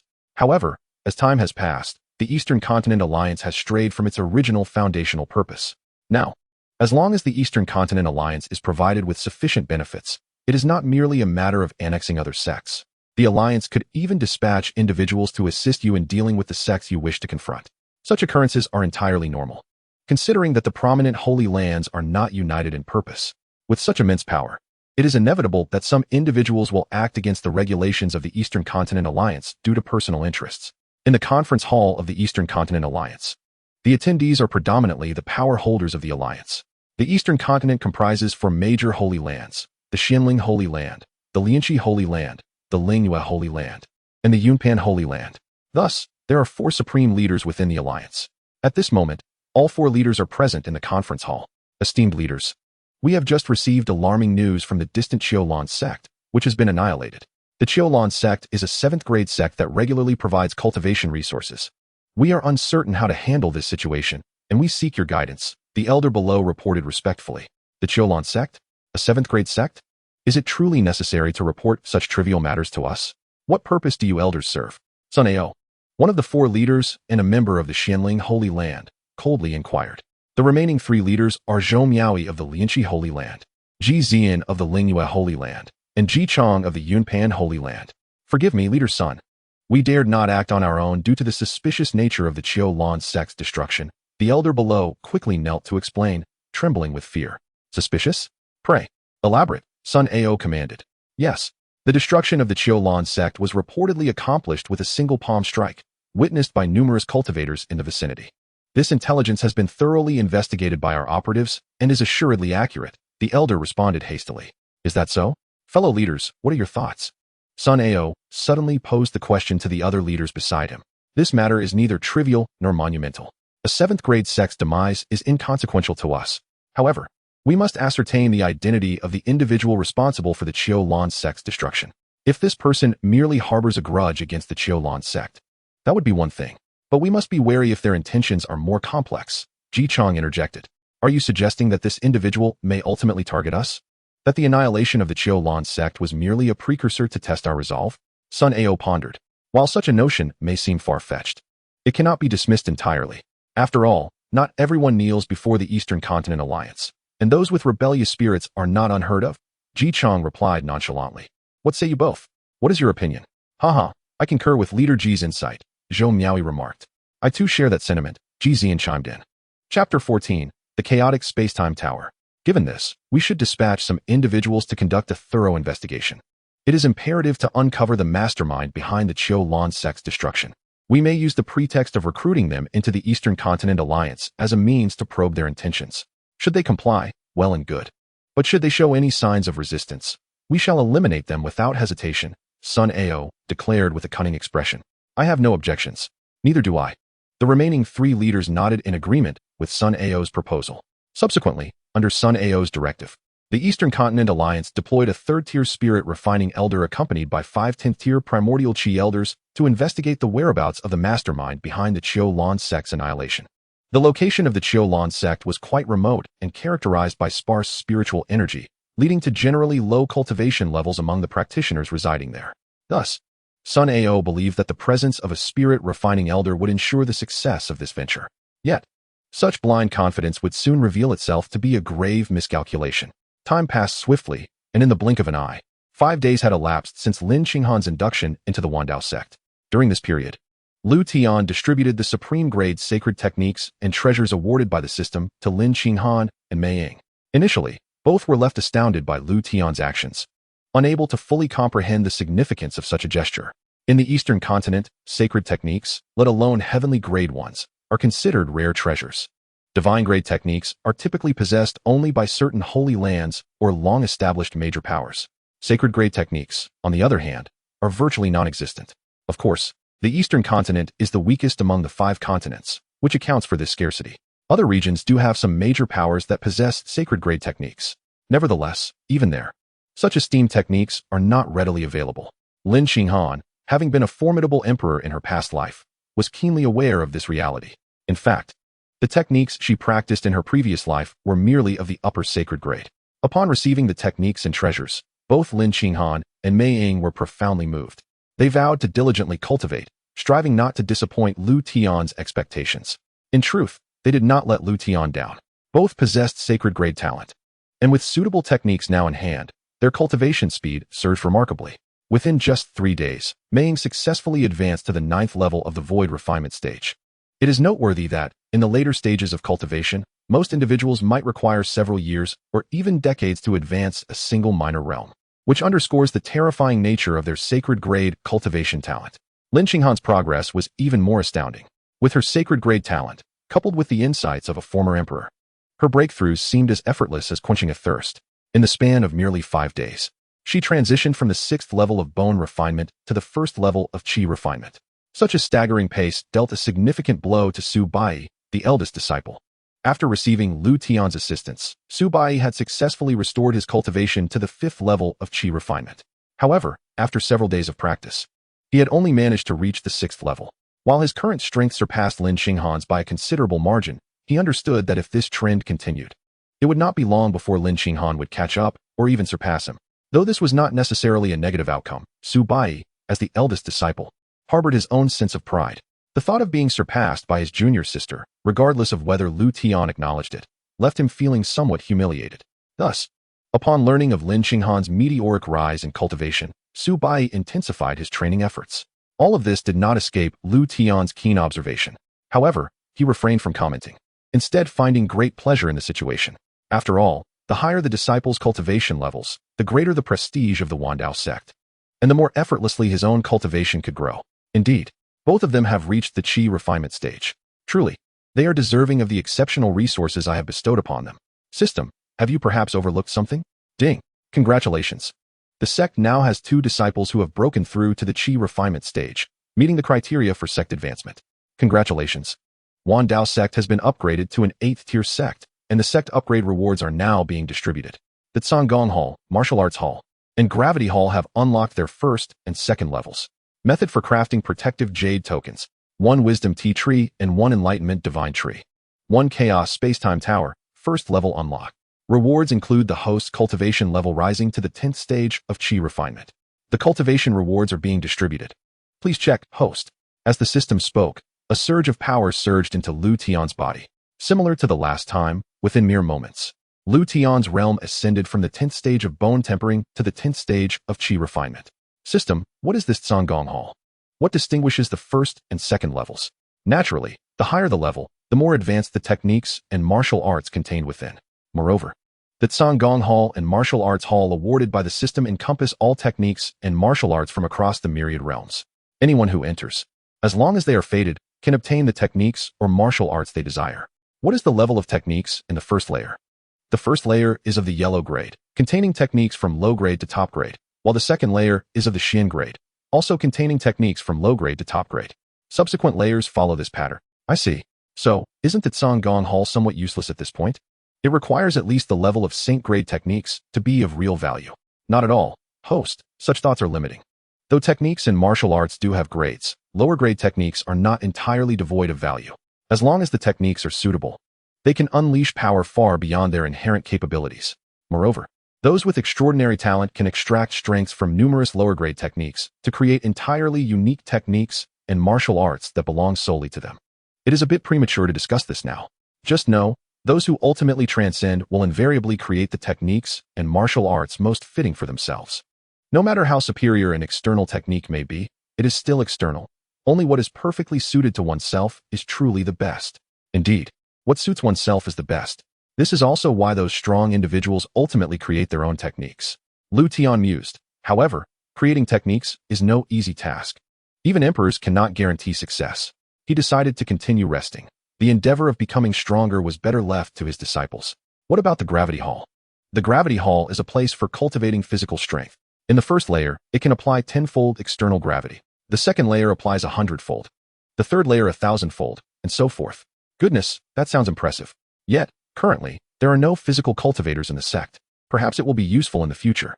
And what of the Chaos Spacetime Tower? What is its specific function? This is a treasure capable of altering the flow of time. In the first layer, time flows at 5 times the external rate. However, maintaining the operation of the Chaos Spacetime Tower requires a substantial amount of spirit stones. Currently, running the first layer for a day necessitates 10,000 spirit stones. Note, within the Chaos Spacetime Tower, lifespan also diminishes at double the rate. Thus, while entering the Chaos Spacetime Tower can multiply time significantly, it simultaneously accelerates the consumption of one's lifespan. Chapter 15. The 3000 Great Dao Genesis Scroll. Is that so? However, for such a miraculous treasure, it is only natural that there would be such a drawback. Compared to its immense capabilities, this minor flaw is hardly worth mentioning. Yet, needing 10,000 spirit stones for just one day is quite the insatiable beast. Liutian contemplated as the layers increase. Will the demand for spirit stones not grow even more exorbitant? I must find a way to acquire more spirit stones. If not, perhaps I could borrow some from those major powers? Liutian mused, growing increasingly convinced of the feasibility of this idea. After all, acquiring spirit stones swiftly would necessitate some unconventional methods. Ding! 2 factions have been detected targeting the host. The following 2 system tasks are now issued. First, protect the Lin family and eliminate all elders sent by the Eastern Continent Alliance. Second, eliminate all assassins sent by the Bloodkill Pavilion to investigate the situation regarding Mei Ying. Completing either task will yield generous rewards, and there are no penalties for failure. As Liutian's thoughts wandered, the system abruptly chimed with a series of notifications. What? 2 factions are targeting me. I haven't done anything particularly conspicuous, have I? I can understand the Bloodkill Pavilion, but what on earth is the Eastern Continent Alliance? Sitting up abruptly, Liutian was filled with confusion. Mei Ying, come here. He then directly sent a voice transmission to Mei Ying, who was cultivating in the training hall, summoning her to his presence. Before long, Mei Ying appeared before Liutian. I have seen the Sect Master. May I inquire why you have summoned me? Mei Ying asked respectfully. I have a matter to discuss with you. Do you know of the Eastern Continent Alliance? Liutian asked straightforwardly. The Eastern Continent Alliance. My subordinate is well aware of it. Then please share your knowledge of the Eastern Continent Alliance with our sect, in detail. Of course. The Eastern Continent Alliance is one of the 4 great sacred lands of the Eastern Continent. Although unsure why Liutian suddenly inquired about the Eastern Continent Alliance, Mei Ying did not hesitate to recount all the information she had regarding it. After a stick of incense had burned, Liutian finally gained a clearer understanding of the Eastern Continent Alliance. So this is the Eastern Continent Alliance. They sound quite formidable. Yet, I don't believe I've offended them. Have I? Could it be because of the Qiulan sect I casually annihilated before? This thought indeed seems to be the only explanation. Otherwise, there would be no reason for the Eastern Continent Alliance to target me. Liutian pondered slowly. Mei Ying, I have 2 tasks to assign to you. Please, Sect Master. Go ahead. First, the Bloodkill Pavilion has already sent people to investigate your situation. You must eliminate all assassins that come. Understood, I shall comply. Even without your instruction, I would not let the Bloodkill Pavilion's people off. Mei Ying replied. The second task involves a small sect I previously destroyed. The Eastern Continent Alliance has sent people in response. Their intentions are malevolent, and they are likely to target the Lin family in Qingyan City. For the next few days, go to Qingyan City and covertly protect the Lin family. Should you discover any elders sent by the Eastern Continent Alliance, eliminate them all. Remember to act decisively and leave no traces behind. If possible, redirect the blame onto the Bloodkill Pavilion. That way, we can sit back and watch the ensuing conflict. Liutian smirked, his face adorned with a mysterious expression. Upon seeing Liutian's expression, Mei Ying felt a tremor in her heart. She suddenly realized that Liutian was far more formidable than she had previously imagined and was immensely grateful for her wise choice made earlier. Understood. I will take my leave now. Here, take this. If you encounter an adversary you cannot defeat, shatter it, Liutian said, producing 3 crafted protective jade tokens and handing them to Mei Ying. Yes, as the shadowy figure cast her gaze upon the protective jade talisman, she was immediately reminded of the last encounter with Su Bai, who had wielded this very artifact against her. Well then, off you go, with your capabilities. This task should pose no challenge. Our sect eagerly awaits your promising tidings. Yes, I take my leave. With that, the shadowy figure stowed away the jade talisman, and in the blink of an eye, she vanished completely. After her departure, Liutian resumed his repose upon the lounge chair, in the city of Qingsmoke. Following her exit from Dao Sect, the shadowy figure discreetly took on the role of protector for the Lin family. As Suyu had not informed her of the arrival time of the Eastern Continent Alliance members, she could only bide her time in silence. Days slipped by, and before long, 3 days had passed. On the morning of the third day, while resting in the shadows, the figure suddenly detected several formidable presences approaching Smoke City. It was rare for such a remote locale to attract powerful individuals, prompting her to quickly associate these presences with the Eastern Continent Alliance. After a brief moment, the figures she sensed arrived in the skies above Smoke City. 6 individuals, the elders dispatched by the Eastern Continent Alliance to investigate the situation, were clad in their distinctive garb. The strongest among them was at the 3rd level of the refining spirit stage, while the others were at the 10th level of the yuan stage. With such a lineup, they could easily be dealt with. The shadowy figure refrained from acting hastily, choosing instead to meticulously analyze the current situation. Upon further scrutiny, she found no additional powerful presences from the Eastern Continent Alliance. In the next moment, she made her move. A silhouette akin to a wraith in the night surged towards the 6 elders. Thanks to her superior cultivation and her background as an assassin, the elders remained blissfully unaware of the impending danger. As she drew near, the figure unleashed the holy grade martial skill bestowed upon her by Liutian, the 9 Nether 8 Immortal's finger. Although she had only grasped the rudiments, the power of this holy grade technique far exceeded her expectations. In the blink of an eye, the 6 elders of the Eastern Continent Alliance met their demise, and even in their final moments, they exhibited no signs of alarm. Subsequently, the 6 corpses were collected by the shadowy figure, not out of any peculiar inclination, but for the purpose of framing the blood-killing pavilion. Having resolved this matter, she chose not to linger in Smoke City and discreetly vanished into the high skies. Ding! The shadowy figure has eliminated the 6 elders sent by the Eastern Continent Alliance. Congratulations to the host for completing the task. Commencing distribution of task rewards. 3,000 Great Dao Genesis Scroll. 3,000 Great Dao Genesis Scroll, a tome that records the treasures of the 3,000 Great Dao. Its tier remains unknown and may only be comprehended by those of exceptional enlightenment. Was it resolved so swiftly? Moreover, such a splendid reward? If only those of lesser enlightenment cannot comprehend it, I must see what this treasure entails. Liutian, who had been reclining, immediately sat upright and hastily retrieved the 3,000 Great Dao Genesis Scroll awarded by the system. Without hesitation, he began to peruse its contents. However, what bewildered him was that the scroll was not as straightforward as he had anticipated. Chapter 16, Sun Ao's Fury. System, what is the meaning of this? Are you jesting with me? The pages are all blank. Are you certain you haven't given me a counterfeit? Host, please refrain from hastily casting blame upon the system. As previously stated, only those of exceptional enlightenment may comprehend it.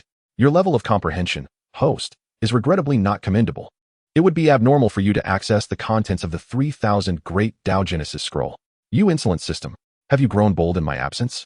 If I cannot read it, then how does it differ from mere scrap paper? You are mocking me, aren't you? Though the host cannot view it, your disciples may do so. Their talents are extraordinary, and their comprehension is naturally commendable. Should any disciples glean insights from the 3,000 Great Dao Genesis Scroll, the host may simultaneously perceive that particular Dao. Moreover, the host's comprehension of that Dao will be at the perfected realm. Oh, such a delightful prospect. Does this mean I can simply recline while the disciples of the sect take on the task of comprehending the Dao? Precisely. This system is the Invincible Sect System. As the host, there is no need for you to cultivate personally. As long as the Dao Sect's level continues to rise, you may achieve invincibility even in slumber. Excellent, excellent. I delight in your words, system. Indeed, with such a golden finger at my disposal, expecting me to cultivate would only imply your inadequacy. In that case, I shall hand over the 3,000 Great Dao Genesis Scroll to Bai and the others. They must diligently comprehend it. After all, my appetite is rather poor. Meanwhile, in the Eastern Continent Alliance's Council Hall, the news of the 6 elders' death token shattering was promptly reported to Sun Ao and the other 4 alliance leaders. What? You mean to say they are all dead? Yes, just moments ago, the death tokens of the 6 elders shattered simultaneously. Given the gravity of the situation, I wasted no time in reporting this matter. One elder responded from below. Bang! What audacity! To slay the elders of my Eastern Continent Alliance. Gentlemen, it seems there is no need for further probing. The audacity of the mastermind behind this is clearly an affront to our alliance. I propose we immediately mobilize the alliance's advanced forces and obliterate this lunatic, teaching them that the Eastern Continent Alliance is not to be trifled with. Sun Ao's face was a mask of fury, eager to strike down the perpetrator at once. The deaths of several elders could hardly be considered significant. Yet such an affront was a blatant slap in the face to the Eastern Continent Alliance. As the alliance leader, Sun Ao could not allow this to pass unchallenged. Agreed. We have no objections. Perhaps our prolonged inactivity has emboldened some to believe they can defy the Eastern Continent Alliance. In the Eastern Continent, even the great empires must bow in submission. This individual dared to slay our elders. They shall pay with their life. The remaining 3 alliance leaders chimed in. Very well. Relay my orders. Dispatch 5 at the 10th level of harmonization, 10 at the 10th level of void realization, along with 100 elders at the refining spirit stage, to the location where the 6 elders met their end. This time, we must capture this individual, regardless of the cost. Yes, I will convey your orders at once. In this instance, Sun Ao was determined to deploy a substantial force to apprehend the mastermind behind the incident. The 10th level of harmonization, apart from the 4 alliance leaders, represented the most formidable power available within the Eastern Continent Alliance. As for the higher-tiered experts, even Sun Ao and the others needed to consult with the sacred grounds behind them. Disciples, I greet the sect leader. May I inquire what matters the sect leader wishes to discuss with us? Upon receiving Liutian's summons, Su Bai and Lin Xinghan hastily ceased their cultivation and arrived at Liutian's side. Well, it is not exactly a command. Here in our sect, we possess a treasure. Noticing your diligent cultivation, I have decided to present it as a reward for your hard work. This is the 3000 Great Dao Genesis Scroll. In simple terms, it is a tome that records the treasures of the 3000 Great Dao. However, the ability to comprehend any of its pathways requires exceptional enlightenment. Whether you can grasp the Dao depends solely on your own efforts. Liutian produced the volume of the 3000 Great Avenues and, after casually explaining a few points, tossed it to Su Bai. Instinctively, Su Bai caught the volume of the 3000 Great Avenues that Liutian had thrown. What? The 3000 Avenues? Master, are you jesting? Does this truly record the 3000 Avenues? Before Su Bai could voice his thoughts, Lin Xinghan, overwhelmed with astonishment, could not help but inquire. Of course. Does this sect have any reason to deceive you? However, it has never been heard that the 3000 Avenues could be encapsulated in any form. Since ancient times, comprehending the Great Avenues has always required resonance with the heavens and earth, grasping the power of the Great Avenues through their essence. It can be said that the ability to comprehend the Great Avenues largely depends on fortune. After all, regardless of the type of avenue, it remains intangible and elusive. No one has ever clearly articulated a method or shortcut to grasp a certain avenue. As a former emperor, Lin Xinghan naturally possessed greater clarity regarding the Great Avenues. It was precisely this understanding that led to her profound reaction. Xinghan, I comprehend the implication behind your words. Yet, I reiterate, there is no reason for this sect to deceive you. If you wish to discern the truth, you need only to practice and see for yourselves. Your talents are extraordinary, and your comprehension is naturally not lacking. Once you peruse the volume of the 3000 Great Avenues, you will understand. Even the ethereal Great Avenues are insignificant in my eyes. All you need to do is cultivate diligently. Liutian spoke with a calm demeanor, emanating a certain aura of mystery. Yes, disciple understands. You may go now. This sect anticipates your discoveries. If you do not comprehend anything immediately, do not be anxious. Grasping the Great Avenues is inherently challenging. You should understand the folly of seeking quick results. Yes, disciple takes my leave. After departing, Su Bai and Lin Xinghan eagerly returned to the training hall. Senior brother, this treasure is singular. You should take it first to comprehend. It is crucial to avoid disturbances when grasping the Great Avenues, as the consequences can be severe, even resulting in backlash. Thus, we can only approach this one at a time. Lin Xinghan was the first to speak, offering her reminder. How can that be? I am the senior brother. So you should go first, junior sister. After all, then I thank you, senior brother. If you require assistance in the future, do not hesitate to seek me out. I shall now proceed to comprehend the Great Avenues. Before Su Bai could finish his sentence, Lin Xinghan unceremoniously took the volume of the 3000 Great Avenues and left. Su Bai stood frozen, momentarily at a loss. He was not angry. Rather, he was taken aback by Lin Xinghan's directness. Yet, this was not entirely unexpected given Lin Xinghan's inherently cold and decisive nature. In her reincarnation, her character had softened somewhat. In her past life, as an emperor, Lin Xinghan had countless admirers, all of whom abandoned their pursuits due to her indifferent demeanor. Of course, many ill-intentioned individuals also met their demise at her hands. It could be said that she remained solitary until her death. Chapter 17, Raising a Hand to Annihilate. After the Phantom had dealt with the 6 elders of the Eastern Continent Alliance, she returned near the forbidden zone of the Burial Emperor. The Phantom's purpose in doing so was to lie in wait for the Bloodkill Pavilion's members. Everything transpired precisely as the Phantom had anticipated. A day later, a figure descended outside the forbidden zone of the Burial Emperor.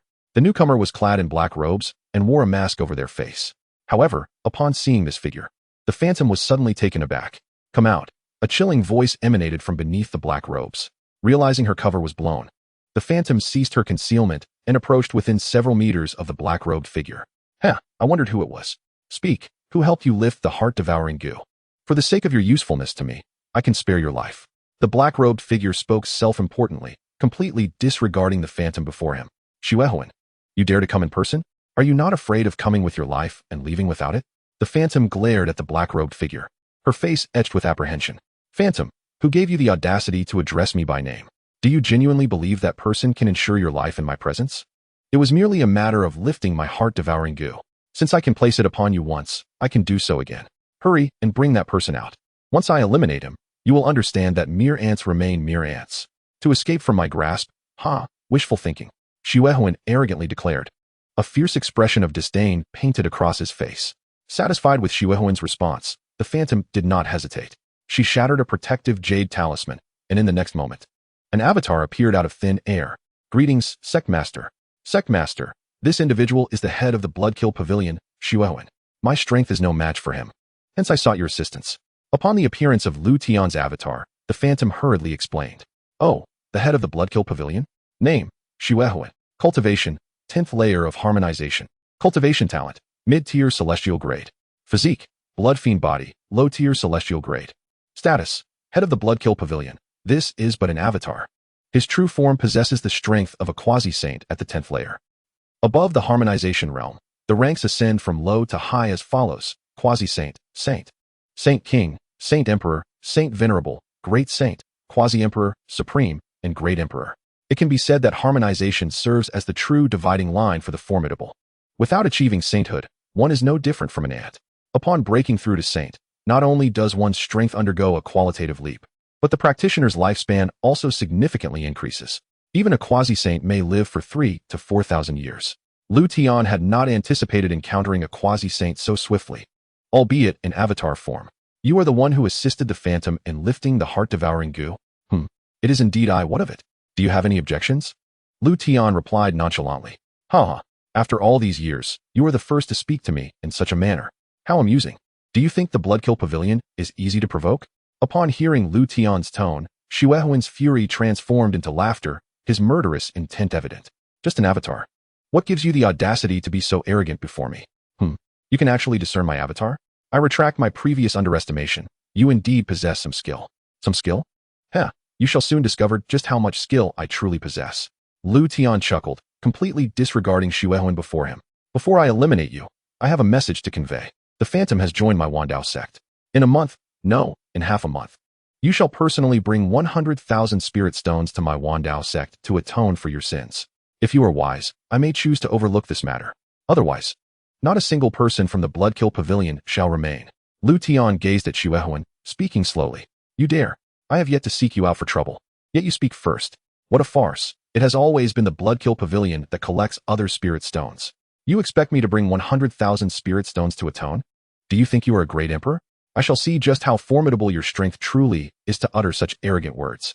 Blood fiend, devour the heavens.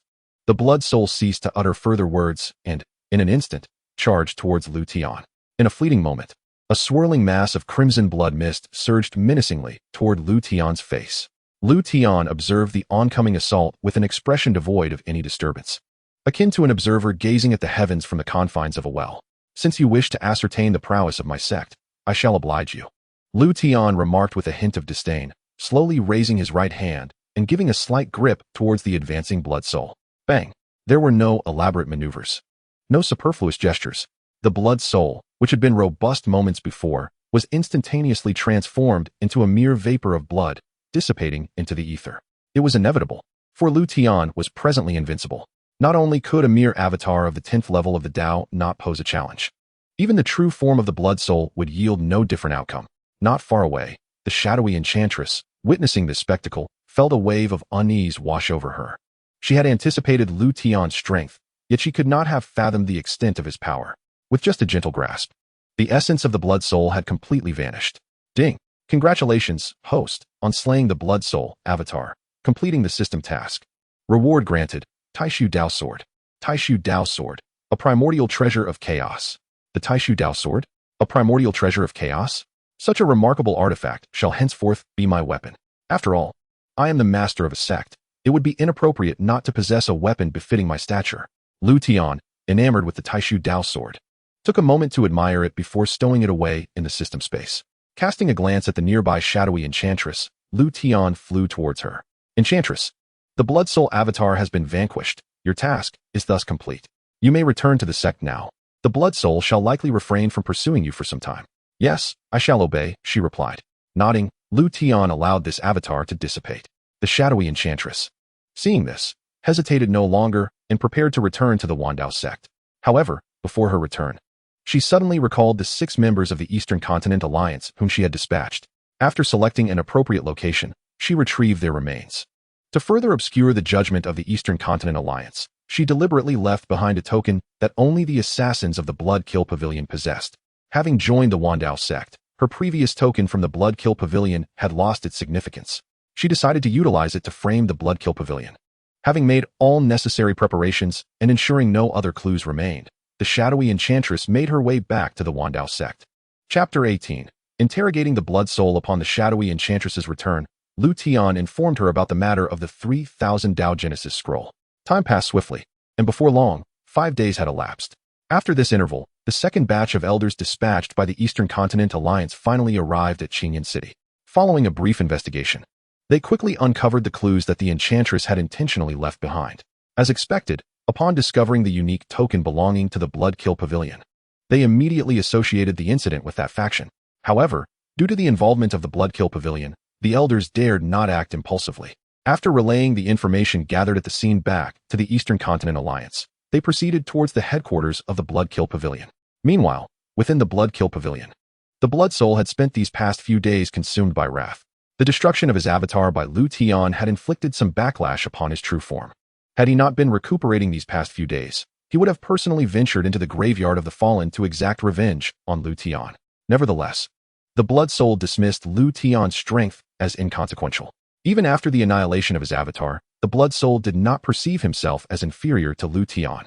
On the other hand, upon receiving the news, Sun Ao found himself momentarily perplexed. He was well aware of the nature of the Blood Kill Pavilion. No matter how he pondered, he could not fathom a motive for the Blood Kill Pavilion to oppose the Eastern Continent Alliance. Yet, to err on the side of caution, Sun Ao resolved to confront the Blood Soul personally. Several hours later, Sun Ao arrived at the headquarters of the Blood Kill Pavilion. Blood Soul, come forth, he bellowed upon arrival, showing no regard for the Blood Soul's dignity.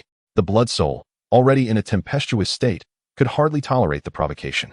Who dares disturb me? Sun Ao, do you not find it more prudent to remain within the Eastern Continent Alliance instead of coming here to make a scene? Do not presume that I, the Blood Soul, would be intimidated simply because you stand behind a holy ground. You had best provide me with a reasonable explanation, otherwise, I shall not hesitate to ensure you remain here permanently, he threatened icily. Ha! Blood Soul, it has been some time. While your strength remains unchanged, your bravado has certainly inflated. Though I, Sun Ao, may not match your prowess, do you truly dare to lay a hand on me? Bluster is easy for anyone. I shall not indulge in it today. I have come to inquire about one matter.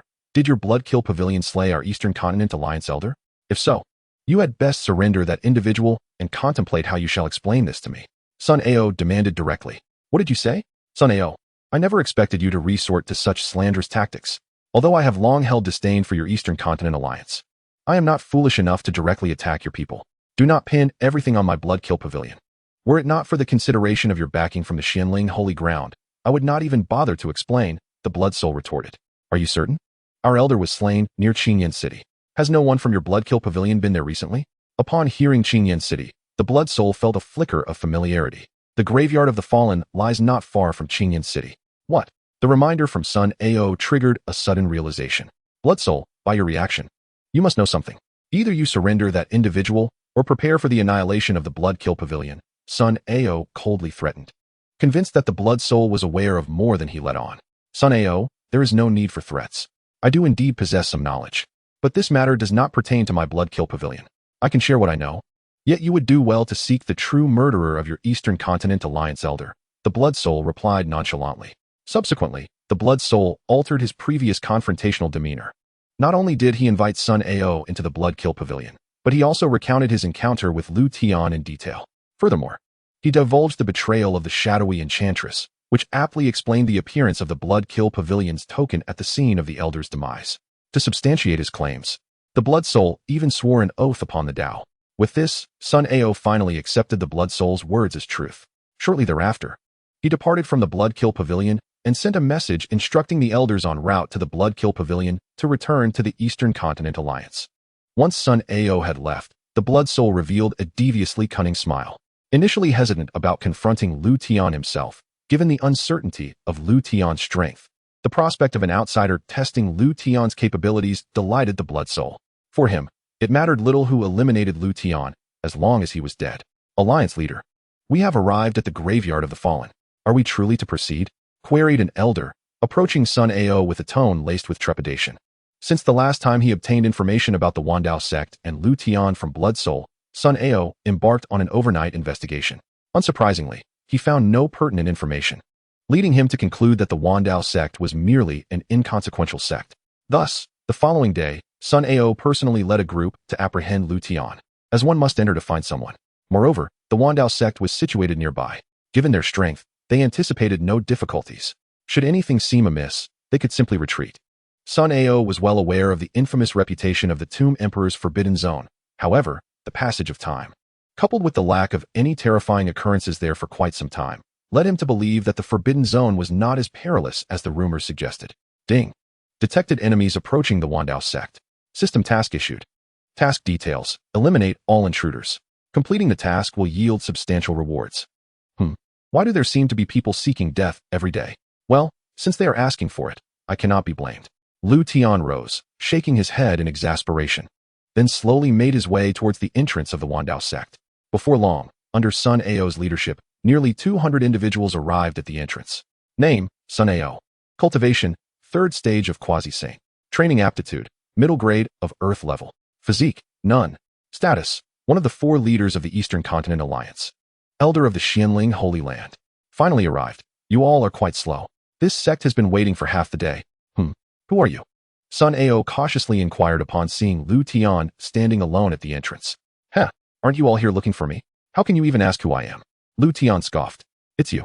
You are the master of the Dao Sect, the one who killed our Eastern Continent Alliance elder? Indeed, it is I. It was your people who first sought trouble with our sect. I merely acted preemptively. What? Are you here to avenge those few? Liutian asked Sun Ao, who stood at the forefront, his expression nonchalant. Chapter 19, 100 million spirit stones. Are you not being a bit too arrogant? You killed my men and still dare to speak so brazenly?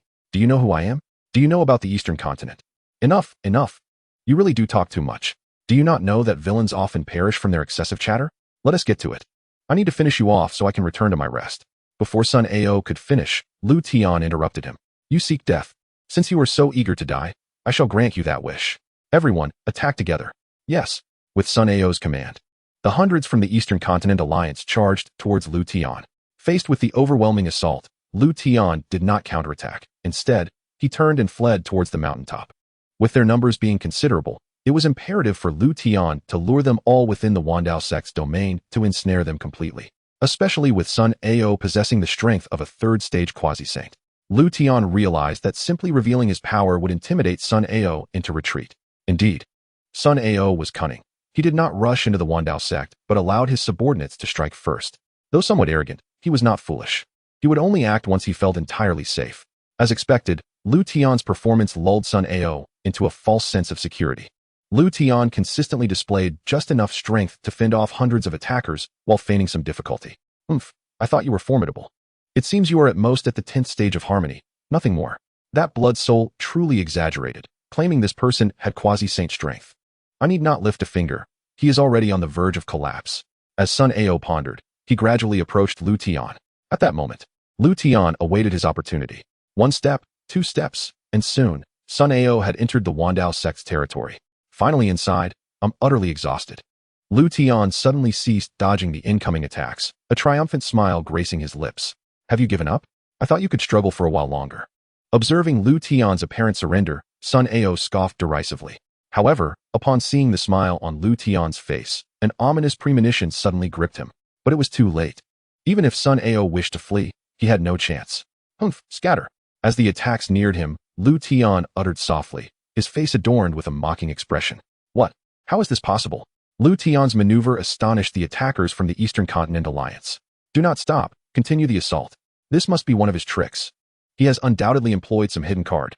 As confusion spread among the attackers, Sun Ao shouted from a distance. At Sun Ao's command, his subordinates quickly regained their composure and resumed their assault on Liutian.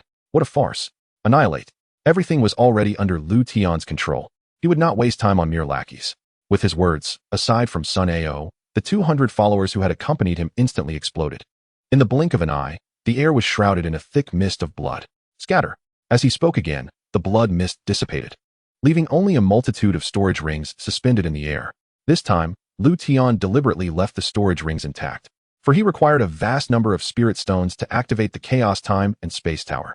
As Liutian began collecting the valuable items from the storage rings, a bewildered Sun Ao stood not far away. At this moment, if he still failed to comprehend that this was all Liutian's design, he would have wasted his life thus far. Impossible, absolutely impossible. How could he be this strong? Even I could not eliminate so many with just a single word. He is undoubtedly a saint, perhaps even beyond that. No, I cannot die. I must escape. In that instant, the instinct for survival surged within Sun Ao, overcoming his inner dread. Only now do you wish to flee? Do you not find it a bit late? Halt. Liutian would not allow Sun Ao to slip away under his very nose. A mere utterance from him rendered Sun Ao completely immobile. Now, deep regret consumed Sun Ao. My lord, you cannot kill me. I am a member of the Xianling Holy Land. Even if you are a saint, the Xianling Holy Land can easily eliminate you. Therefore, you had best let me go. Are you so oblivious to the situation? You are in our sect's grasp, and still dare to speak to me in such a manner? Liutian approached Sun Ao, entirely dismissing his threats. If you release me, I shall comply with any request of yours. Oh, any request? You must think carefully then. Liutian feigned contemplation, lowering his head slightly. I have decided. Killing you would indeed be too merciful. How about this? You send a message to the Eastern Continent Alliance, instructing them to bring 50 million spirit stones here. As soon as I acquire the spirit stones, I shall release you. What do you say? 50 million spirit stones for your life should not be considered exorbitant, correct?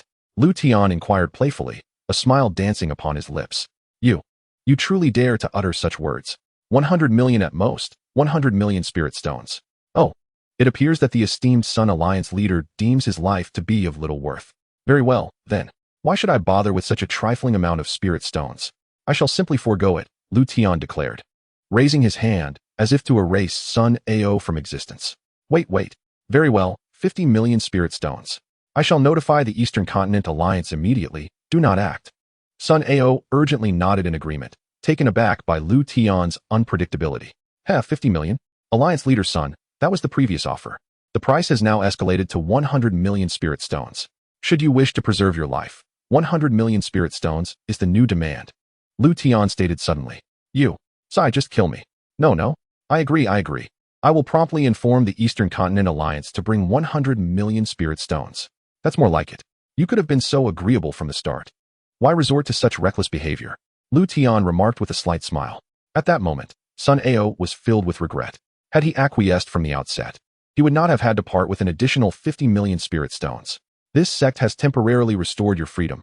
Hasten to send your message. I advise you against attempting any clever tricks, or your demise is assured. Yes, I understand. Having witnessed Liutian's capabilities, Sun Ao was utterly subdued, harboring no thoughts of resistance. Before long, Sun Ao dispatched Liutian's demands. In truth, he was uncertain if the members of the Eastern Continent Alliance would faithfully bring the spirit stones to rescue him, as the alliance was notoriously disjointed. Thus, for the sake of caution, he also sent a distress signal to the Xianling sacred ground. Once these tasks were accomplished, Liutian reasserted control over Sun Ao, seizing his storage ring and all valuable possessions. As for the distress signal sent in secret by Sun Ao, Liutian was fully aware. The reason he did not impede it was simply because he saw no necessity in doing so. In fact, he welcomed the prospect of visitors. When they arrived, not only would they deliver the storage ring, but they could also serve as his ransom. This way, Liutian could acquire even more spirit stones, allowing the Chaos Time-Space Tower to remain operational for a duration. Subai and the others could then enter the tower to cultivate and rapidly elevate their strength. Chapter 20, Xianling's Sacred Ground. Within the Grand Hall of the Eastern Continent Alliance, numerous elders and the remaining 3 alliance leaders had gathered. Elders. Alliance leader Sun has sent an urgent signal. He requests that we immediately bring 100 million spirit stones to the Burial Emperor's Forbidden Zone to rescue him. Do you consider this information credible? If so, how should we proceed? One of the alliance leaders, Ji Chong, spoke slowly. What is this Wandao sect? How dare they lay hands on Alliance leader's son? Moreover, he is a quasi-saint powerhouse. How could he possibly be subdued by an unknown sect? Indeed, I suspect this is likely a ruse. The intent is to swindle 100 million spirit stones. 100 million spirit stones, how audacious of them. Following Ji Chang's remarks, the assembly of elders erupted in a cacophony of opinions, each expressing their thoughts for a considerable time. Ahem. It seems the elders are in consensus that this news is false. In that case, we shall temporarily disregard this distress signal. However, we must still assign someone to investigate this Dao sect. No sect has ever dared to demand such a sum from our Eastern Continent alliance. I am keen to ascertain the source of their audacity, Ji Chang concluded as the discussion drew to a close. In truth, even if the information were accurate, Ji Chang and the others had no intention of rescuing Sun Ao. Not only did the compensation amount to an astounding 100 million spirit stones, but they were also well aware of Sun Ao's strength. If the situation were genuine, it would indicate that the Dao sect was formidable. As individuals not belonging to the sacred grounds, Ji Chang and his companions naturally would not risk venturing into the Dao sect. Nonetheless, given the matter concerned the life of the Eastern Continent Alliance leader, they could not afford to be negligent. After the meeting concluded, Ji Chang and the others relayed this information back to their respective sacred grounds. As for how to handle Sun Ao's predicament, they would await instructions from the sacred grounds. Meanwhile, the Xianling sacred ground had already been apprised of Sun Ao's situation. While the loss of a single Sun Ao was insignificant to the Xianling sacred ground, it nonetheless posed a matter of face for the sacred ground. After deliberation, they dispatched 3 inner gate elders to the Dao sect. Among the trio, the strongest possessed the cultivation of a 6th-level saint, named Yan He, while the other 2 were at the 3rd-level saint. In the eyes of the world, these saints were immensely powerful, yet the Xianling sacred ground dispatched them with ease. At the Dao sect, Liutian lounged leisurely in a reclined chair, occasionally casting glances at the ensnared Sun Ao in the distance. It had been quite some time. Why had the Eastern Continent Alliance not yet arrived? Did they intend to abandon their leader? How utterly disappointing. As Liutian grew increasingly displeased with the delay in the arrival of the spirit stones, he reflected upon the fact that while 100 million spirit stones was indeed a considerable sum, their failure to come was a blatant disregard. Just then, as Liutian was lost in thought, Yan He and his companions finally arrived at the outskirts of the Burial Emperor's Forbidden Zone. Without hesitation, the trio entered the Forbidden Zone and made their way directly to the Dao sect. Visitors have arrived. Quite slow, aren't they? If they do not come soon, I might just send a message of execution, Liutian mused as he spotted the approaching figures of Yan He and his companions. Liutian rose slowly and strolled towards Sun Ao, while Yan He and his companions also sensed the presence of both Sun Ao and Liutian. Without a hint of caution, they approached Liutian directly. Before long, Yan He and his companions stepped into Liutian's invincible domain. Observing their reckless demeanor, Liutian could not help but smile in amusement. Should I label you arrogant or foolish? Had you not entered the Dao sect, I would have found it challenging to deal with you. Yet, unexpectedly, 3 saints have come. The strength of the Eastern Continent Alliance is indeed more formidable than I anticipated. Upon discerning the specific cultivation levels of Yan He and his companions, Liutian felt a twinge of surprise. Nevertheless, the mantra remained. Within my domain, I hold dominion. Even saints, upon entering the Dao sect, find their fates entirely within my grasp. Have you 3 come merely to deliver spirit stones? How cautious of the Eastern Continent Alliance to send 3 saints. Since you are here, do hasten to present the 100 million spirit stones. This sect values credibility above all else. Hand over the spirit stones, and you may take this man with you. Liutian proclaimed before Yan He and his companions could utter a word. Elders, have you been sent by the sacred ground to rescue me? You must be cautious. This individual's strength is beyond my comprehension, Sun Ao warned. Rescue you? You overestimate your own importance. Sun Ao, you are merely an outer sect elder. Your demise would mean little. Were it not for the decree of the Holy Lord, do you think we would traverse such a distance to be here? You would do well to silence yourself, lest I, as an elder, take it upon myself to escort you on your final journey for bringing shame upon our sacred grounds. Despite Sun Ao's well-intentioned warning, Yan He paid him no heed, instead issuing a contemptuous warning in return. I say, can you postpone your argument? Where are the spirit stones? Hand them over and take your people away. Whether you choose to strike or insult afterwards, our sect will remain uninvolved. At this moment, Liutian found himself perplexed. Was this an internal strife? Yet, his sole concern was the 100 million spirit stones, indifferent to the trivial matters of the Eastern Continent Alliance. Are you the leader of the Dao sect? Can you not pose a more pointless question? If I am not, could you possibly be? Upon perceiving Yan He's haughty demeanor, Liutian furrowed his brow in displeasure. "Huh, you do possess some capability. I have come here under orders to negotiate with you," Yanhe stated coolly, his eyes brimming with disdain for Liutian. "Negotiate? About what?" Liutian inquired, his curiosity piqued. "Sun Ao is a member of my Xianling sacred land. By laying a hand on him, you have struck against our sanctum. Do you truly believe we would let you off so easily? However, the Holy Lord is merciful. Your ability to subdue this useless Sun Ao indicates your strength. The Holy Lord has decreed that as long as you join my Xianling sacred land, we shall overlook your actions against Sun Ao.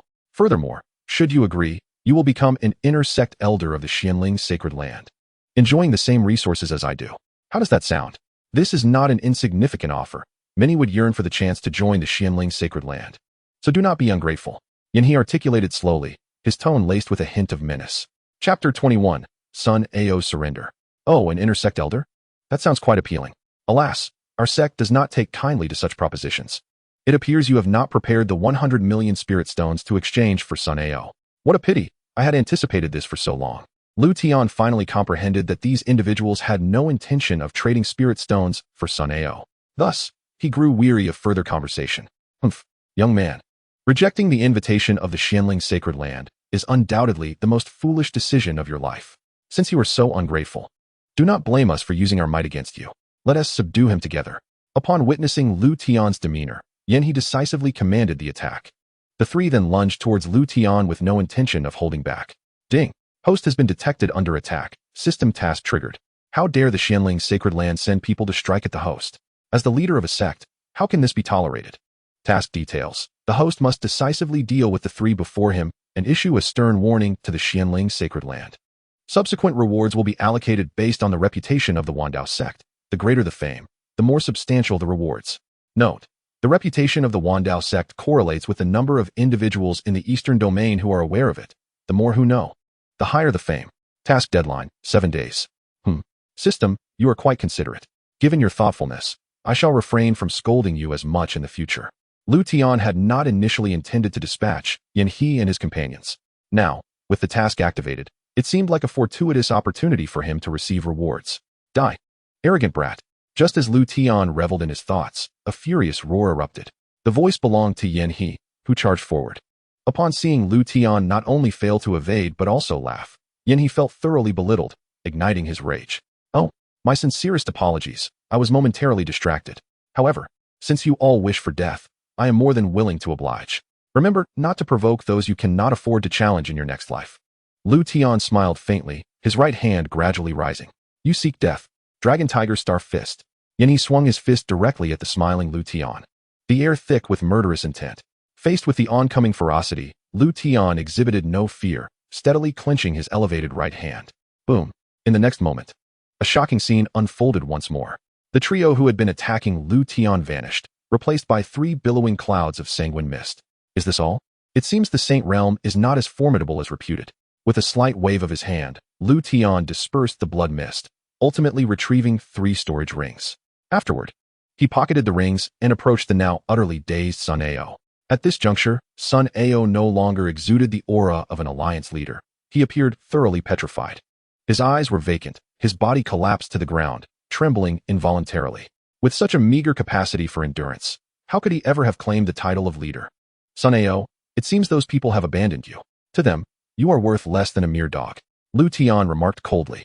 Initially, I intended to resolve your fate post-acquiring the spirit stones, given your previous aggression against my sect. We do not show mercy to our enemies. However, I have since changed my mind. Sun Ao, do you wish to live? Liutian looked down upon Sun Ao, his tone devoid of warmth. Live. Yes. I wish to live. Sun Ao, upon hearing Liutian's final inquiry, snapped back to reality. But I possess nothing but my life now. Senior, please. Sun Ao stammered, his eyes filled with despair. No. While you may currently lack possessions, that does not preclude future possibilities. You are the leader of the Eastern Continent Alliance. Does that not make the entire alliance yours? Thus, we can discuss terms. I shall spare your life. But you must agree to fulfill one task for me. Of course, you may refuse, but should you do so, I will have no choice but to send you on your way immediately. Liutian stated, a smile occasionally gracing his face. These smiles appeared to Sun Ao as ominous harbingers of death. Senior, please, articulate your conditions. I shall comply with any demands. I only beg for my life. Very well. What I request is quite simple. The 4 leaders of the Eastern Continent Alliance are excessive, and I do not favor it. I can ensure you sit solely upon the throne of the Eastern Continent Alliance. Once you have full control, you shall be tasked with collecting spirit stones and delivering them to the Dao Sect. Furthermore, you must abide by any future requests I may have of you. How does that sound? My demands are merely for some spirit stones, yet you not only secure your life, but also gain sole dominion over the Eastern Continent Alliance. It seems you, Sun Ao, are in a favorable position, Liutian stated leisurely. The speaker's words were casual, yet the listener was left in shock. Sun Ao never anticipated that Liutian would propose such a thing. This course of action would be tantamount to declaring war against the 4 great sacred lands backing the Eastern Continent Alliance. Liutian was uncertain whether Sun Ao dared to confront him, yet he himself possessed no such audacity. What? Are you afraid? Liutian inquired, noting Sun Ao's silence and the palpable fear etched across his visage. Senior, are you familiar with the Eastern Continent Alliance? Sun Ao stammered. The Eastern Continent Alliance? I've heard whispers, but my knowledge is quite limited. What troubles you? Liutian responded with a hint of curiosity. Senior, since you have heard of the Eastern Continent Alliance, you must be aware that, on the surface, it is governed by 4 leaders. In reality, however, the alliance is entirely manipulated by the 4 sacred grounds of the Eastern Continent. I am merely an outer elder of the Xianling sacred ground, and I no longer hold that title. My desire is to survive, yet opposing the 4 sacred grounds is tantamount to a death sentence. Rather than facing such a fate, I would prefer to perish at your hands, sparing myself the torment. Sun Ao replied, his face a mask of despair. Ah, so this is your concern? Such a trivial matter. I had thought you sought death with such fervor. What you speak of can be easily resolved. As for the 4 sacred grounds, my sect will personally deal with them. I can assure you, as long as my sect exists, you shall not meet your demise. Now, what is your answer? Liutian asked Sun Ao once more, his tone more solemn this time. Senior, are you truly serious? Sun Ao questioned, taken aback. Your incessant rambling is tiresome. It is no wonder the Xianling sacred ground cast you aside. I accept your conditions, Senior. What must I do? Sun Ao interjected suddenly, not allowing Liutian to continue. Perhaps it was a shred of dignity or a lingering sense of resentment that drove Sun Ao to his decision. Excellent. Rise. Although my sect shall not take your life, remember that the choice remains with us. Should we discover your betrayal, you will surely regret ever stepping foot in this world, Liutian cautioned. I would not dare. I shall follow your lead, Senior, Sun Ao hastily assured. Very well. I trust you will, Liutian replied. Now, I shall inform you of your next steps. Chapter 22. Return to the Eastern Continent Alliance. Nearly an hour later, Sun Ao departed from the Dao Sect. What transpired during that hour, and the words exchanged, remained a secret known only to them. It was only upon exiting the Emperor's graveyard that Sun Ao paused, turning to gaze deeply at the Emperor's graveyard, or more accurately, the direction of the Dao Sect. At that moment, Sun Ao found himself somewhat disoriented. He had envisioned numerous potential outcomes for himself, yet never had he imagined he would emerge unscathed. Xianling's sacred ground, since you choose to act unkindly, do not blame me for my lack of compassion. Over the years, I have amassed countless resources for the sacred ground, yet you refuse to part with even 100 million spirit stones. Even if it were merely for appearances, I would accept my fate if I were to perish. Alas, you are not even willing to feign generosity. Turning once more, Sun Ao's eyes ignited with an unprecedented resolve. This choice would mark the most significant turning point in his life, a decision he would come to cherish for many years to come. Upon entering the Eastern Continent Alliance, Sun Ao wasted no time and returned directly to the Alliance. His sudden reappearance left many elders momentarily stunned, some displaying perplexed expressions. However, as realization dawned, most extended their concerns and greetings towards Sun Ao. In times past, Sun Ao would have relished such adoration and flattery, basking in the attention like a celestial body surrounded by stars. Yet, this was no longer the case. He observed the elders' theatrics with a calm demeanor. Where are the other 3 leaders? Summon them to me. I have urgent matters to discuss, he commanded. Yes, I shall notify them at once, the elder below responded, not daring to disobey, for as long as Sun Ao lived, his words held weight. Moments later, at Sun Ao's summons, the 3 leaders, Ji Chong, Zhou Miao, and Ji Zian, entered the grand hall in succession. Leader Sun, you are unharmed. I suspected the distress signal was a ruse. Thankfully, we were wise, otherwise, we would have lost 100 million spirit stones. Yet, upon hearing of your plight, we were genuinely concerned. Seeing you return safely brings us relief. I told you, with your abilities, how could you possibly fall prey to some obscure sect? Ji Chong greeted, wearing a smile of relief. The others nodded in agreement, observing their charade. Sun Ao maintained his composure, though internally he struggled to contain his frustration. "Ah, you three expressed concern for my well-being? If you truly cared, why did you not bring spirit stones to the Dao Sect? You doubted my signal for help, yet I would never jest with my life. However, today's gathering is not to revisit that matter." "Oh, then what is the purpose of our summons?" Ji Chang inquired casually. "There is but one matter at hand. You are no longer the leaders of the Eastern Continent Alliance. As a gesture of our past acquaintance, if you willingly withdraw from the alliance and depart, I shall grant you mercy," Sun Ao stated flatly. "Excuse me? What? Are you jesting, Sun Ao? Or is my hearing faulty? Please repeat that," Ji Chang exclaimed, momentarily taken aback before bursting into laughter at Sun Ao's proclamation. Zhou Miao and Ji Xian were equally astonished, questioning if they had misheard. "Do I appear to be jesting?" Sun Ao replied coolly. "You have 1 incense stick's worth of time to contemplate your decision." "1 incense stick? Nonsense. Sun Ao, have you lost your mind in your travels? We are co-leaders of the Eastern Continent Alliance. What right do you have to demand our departure? Moreover, we are well aware of your capabilities. Do you truly believe you can take on the 3 of us? Speak. Did the Xianling sacred ground compel you to act thus?" "There is no way you, Sun Ao, possess such audacity," Ji Chang retorted, abandoning his earlier cordiality. "Xianling sacred ground? They lack the authority to dictate my actions. I shall ask you once more, will you depart willingly, or shall I forcibly expel you from the Eastern Continent Alliance?" Sun Ao declared, his patience wearing thin. "Haha. Sun Ao, you are exceedingly arrogant. I am eager to witness how you intend to cast us out." Ji Chang scoffed, rallying the elders. "Elders, heed my command. Sun Ao seeks to seize control of the Eastern Continent Alliance single-handedly. Today, we shall unite to subdue this arrogant fool." The elders' expressions shifted as the reality of the power dynamics became apparent. It was a moment of crucial decision, for the Eastern Continent Alliance had never been a unified front. Ji Chang intended to utilize this opportunity to eliminate those elders who remained loyal to Sun Ao. Sun Ao observed the unfolding scene with a tranquil demeanor, uttering not a word. He understood Ji Chang's motivations, but found amusement in the unfolding drama. Originally, Sun Ao intended to deal with Ji Chang and his companions before turning his attention to the elders of the Eastern Continent Alliance. However, with Ji Chang's assistance, he found himself spared from considerable effort. Indeed, the alliance leader's words rang true. "If Sun Ao seeks dominion, how could we permit it? I, Zhang Mang, am willing to heed the alliance leader's command and launch a campaign against the tyrant Sun Ao. I, Song Yan, echo this sentiment and shall join the crusade against Sun Ao. I, Ding Feng." As one voice spoke, gradually, more and more elders chose to align themselves against Sun Ao. Observing these clowns below him, Sun Ao's expression was one of disdain. Yet, upon witnessing some elders, who had once vowed unwavering loyalty, betray him, a sense of discomfort stirred within him. "Ha! Excellent. A splendid campaign against the tyrant. Is this reality? Though I, Sun Ao, may be somewhat arrogant, have I ever treated my subordinates unfairly? Is this what you call loyalty? Very well. If you wish for my demise, I shall no longer be burdened by years of camaraderie." Rising to his feet, Sun Ao surveyed the elders intent on his downfall and let out a sinister laugh. Without hesitation, he produced a jade tablet and crushed it in his grasp.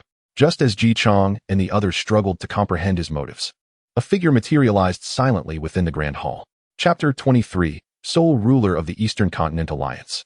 Junior Sun Ao pays respects to the sect master. As anticipated, these individuals are unwilling to depart from the Eastern Continent Alliance.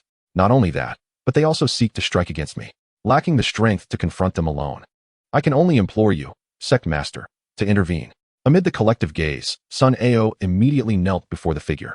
The assembly was taken aback, witnessing the display of reverence as Sun Ao naturally bowed his knees, a testament to the remarkable stature of the apparition. "Rise. I have previously stated that such displays are unwelcome in this sect. How can you, as an alliance leader, kneel so freely? If these individuals refuse to cooperate, I shall take action myself." Liutian spoke calmly, and an irresistible aura emanated from him. In an instant, apart from Sun Ao at his side, every individual in the hall collapsed to their knees, unable to resist in the slightest. "Are you truly intent on striking against us? We hail from the Holy Land. I advise you against such folly." "Holy Land? Huh, I am precisely targeting the Holy Land. You have the most to say, so let it begin with you." Liutian pointed, and an attack surged directly toward Ji Chang. "Uft! You, my cultivation, how dare you cripple me? The Yunpan Holy Land will not let you off." Ji Chang's eyes widened in fury as he glared at Liutian, yearning to retaliate, but rendered powerless. Ultimately reduced to impotent howls. With his dantian destroyed and cultivation lost, Ji Chang's hair rapidly turned white, and he aged visibly before their eyes. Esteemed one, no, senior. Please do not strike against me. I am willing to depart. I am willing. I have long desired to leave the Eastern Continent Alliance. Yes, indeed. Furthermore, it was Ji Chong alone who incited us to act against Sun Ao, no, against Alliance leader Sunday. We have not uttered a single harsh word. Senior, please spare us for our lack of instigation. Witnessing Ji Cheng's dire fate, Zhou Miaoi and Ji Zian immediately panicked. Compared to death, they could not bear the thought of growing old and ugly. Seeing the two of them converse in frantic agreement, Liutian found himself at a loss for words. Sun Ao, you handle this matter. Do you wish for the living or the dead? Liutian bore no grudge against these individuals. Thus he left the decision in Sun Ao's hands. Sect Master, while their words hold merit, does silence not imply consent? Their prior reticence was an implicit alignment with Ji Chong. Having made a choice, they must bear the corresponding consequences. Had it not been for the Sect Master's aid today, they would not have shown me an ounce of mercy. Sect Master, aside from those 10 or so individuals, I implore you to take action against the rest. Following a series of events, Sun Ao had become acutely aware of human nature. In his eyes, mercy towards foes equated to cruelty towards oneself. This is intriguing. Very well, let it be as you wish. Liutian was somewhat astonished. He had not anticipated such a significant transformation in Sun Ao's character in merely a few days. Subsequently, Liutian disregarded the pleas of Zhou Miaoi and the others. Snap. With a mere gesture, tranquility returned to the Grand Hall. Except for those 10 or so individuals preserved by Sun Ao, the remainder instantly lost their vitality. Having witnessed Liutian's methods once more, Sun Ao was no longer taken aback. However, the surviving elders wore expressions of sheer stupefaction, each internally grateful for having made the right choice. Otherwise, they would have met their demise. Time is running short.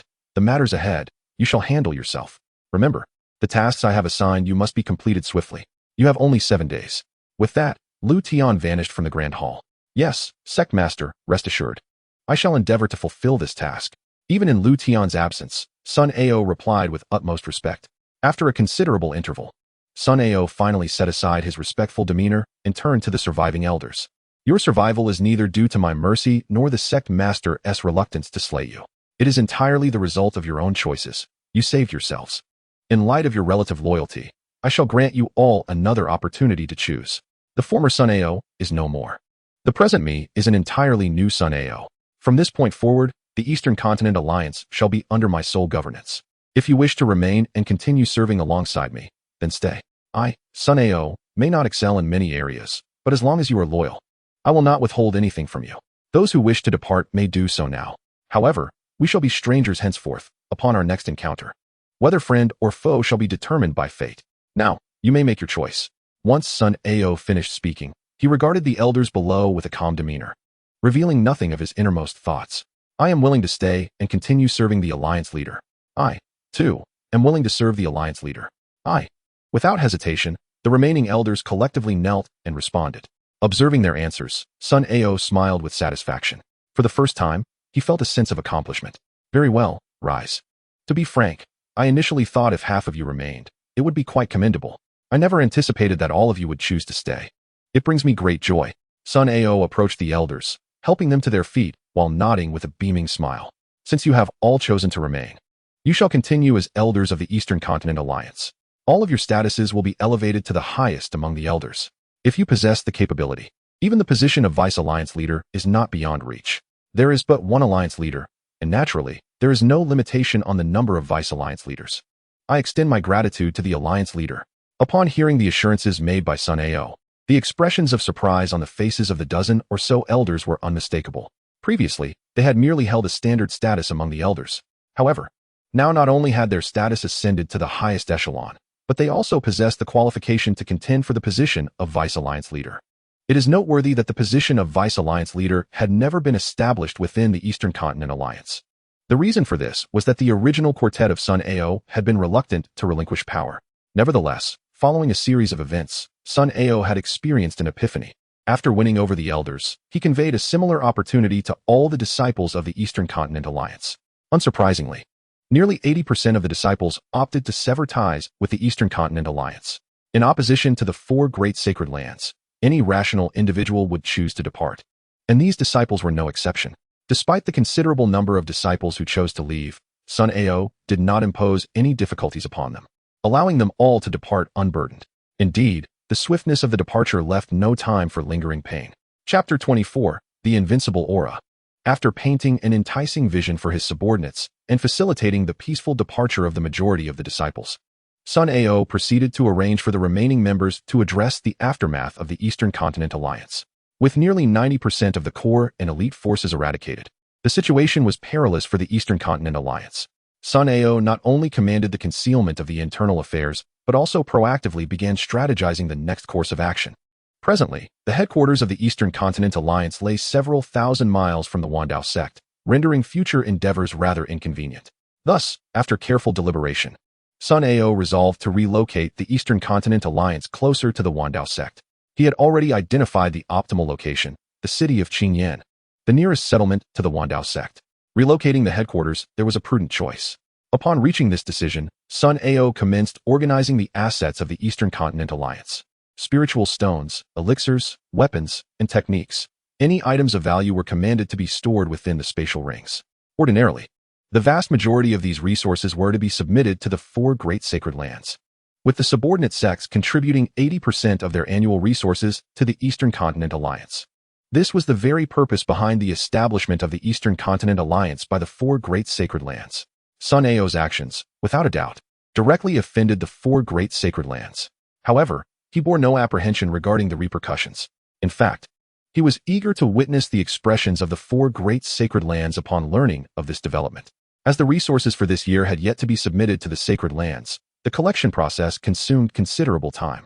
After all, it was primarily Sun Ao, along with a handful of elders, which inevitably slowed the efficiency. It took a full 3 days to gather all valuable items from the Eastern Continent Alliance. Concurrently, during this 3-day period, Sun Ao dispatched the remaining disciples to undertake a significant task. Within a mere 3 days, anyone residing in the Eastern Continent was made aware of the existence of the Dao Sect. Furthermore, nearly the entirety of the Eastern Continent had concurrently heard of the Dao Sect's warning to the Xianling sacred land. This exemplified the power of the Eastern Continent Alliance. Despite the loss of 80 to 90% of its members, the remaining 20 to 30% were still capable of accomplishing such a formidable task in a short span of time.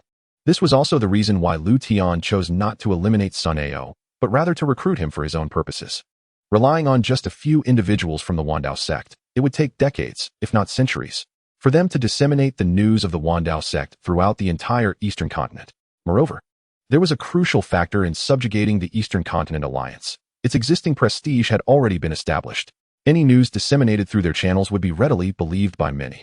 If an ordinary person claimed that the Dao Sect had warned the Xianling sacred land, those who heard such words would undoubtedly deem the speaker mad. However, when the news came from the mouth of the Eastern Continent Alliance's members, it was an entirely different matter. These individuals would not scrutinize the veracity of the situation. They would merely be astonished that the Dao Sect possessed the strength to stand up to the sacred lands. Such prestige, in the eyes of the majority in the Eastern Continent, was something Liutian currently lacked. Reporting to the Alliance leader, the tasks you assigned have been duly accomplished by the disciples. Except for those forbidden zones or the remote mountains and forests, we have essentially visited every inhabited area. An elder named Zhang Feng approached Sun Ao and reported, "Well, that is satisfactory. I wonder if the sect master is pleased." Continue spreading the word. It is imperative that the entire Eastern Continent becomes aware of the Dao Sect's existence. We have finished our preparations here and should be departing shortly. Zhang Feng, relay this information. In half an hour, everyone is to head to Qingyan City. Yes, I shall inform them immediately. Upon receiving Sun Ao's command, Zhang Feng promptly turned to notify all members of the Eastern Continent Alliance. The remaining disciples who had yet to return would also be apprised of the relevant information. Half an hour passed quietly.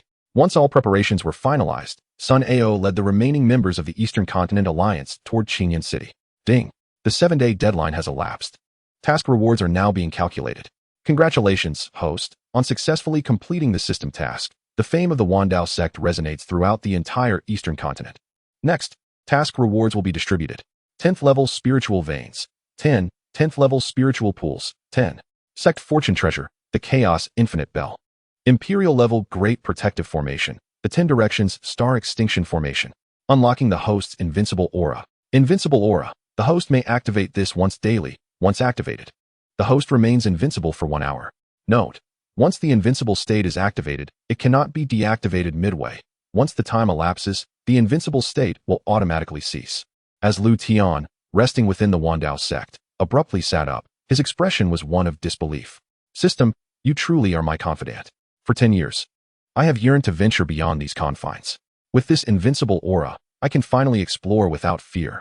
Liutian exclaimed with unbridled excitement. Ever since his arrival in this world, he had scarcely ventured beyond the borders of the Dao Sect. Yet, for the sake of survival, he had persevered through the hardships. Now, with the system's reward of the invincible aura, as long as it was employed wisely, a single outing would present minimal risks to his life. Host. While the invincible aura is indeed beneficial, do not forget that its duration is limited to 1 hour and can only be activated once per day. Thus, it cannot guarantee that the host is invincible at all times.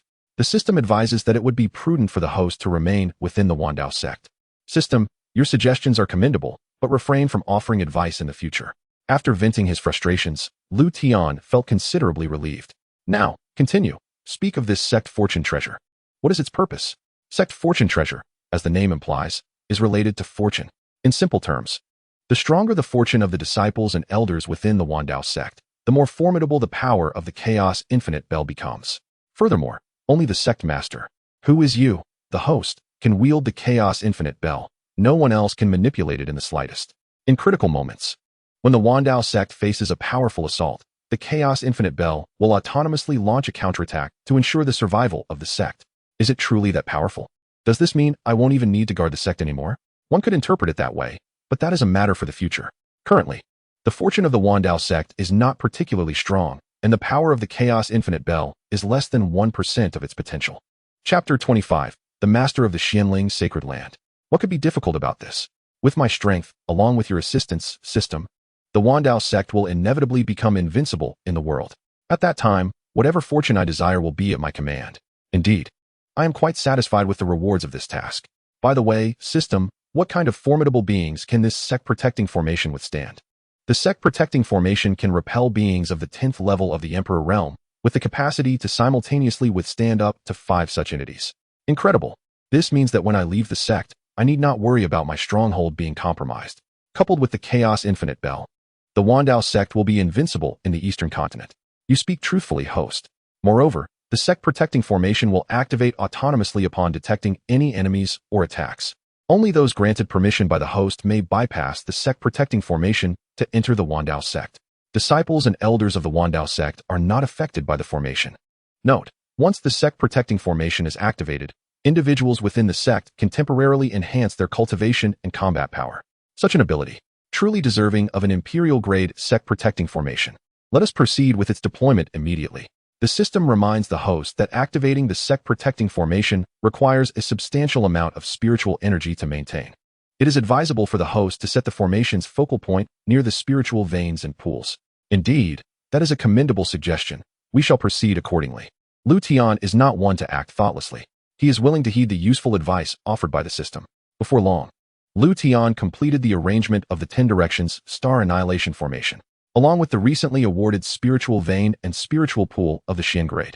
Liutian brought them forth. With the addition of the previously awarded spiritual vein and pool, the concentration of spiritual energy within the Dao Sect is now comparable to that of some first and second-tier sections. However, there remains a gap when compared to the cultivation grounds of the 4 great sacred lands of the Eastern continent.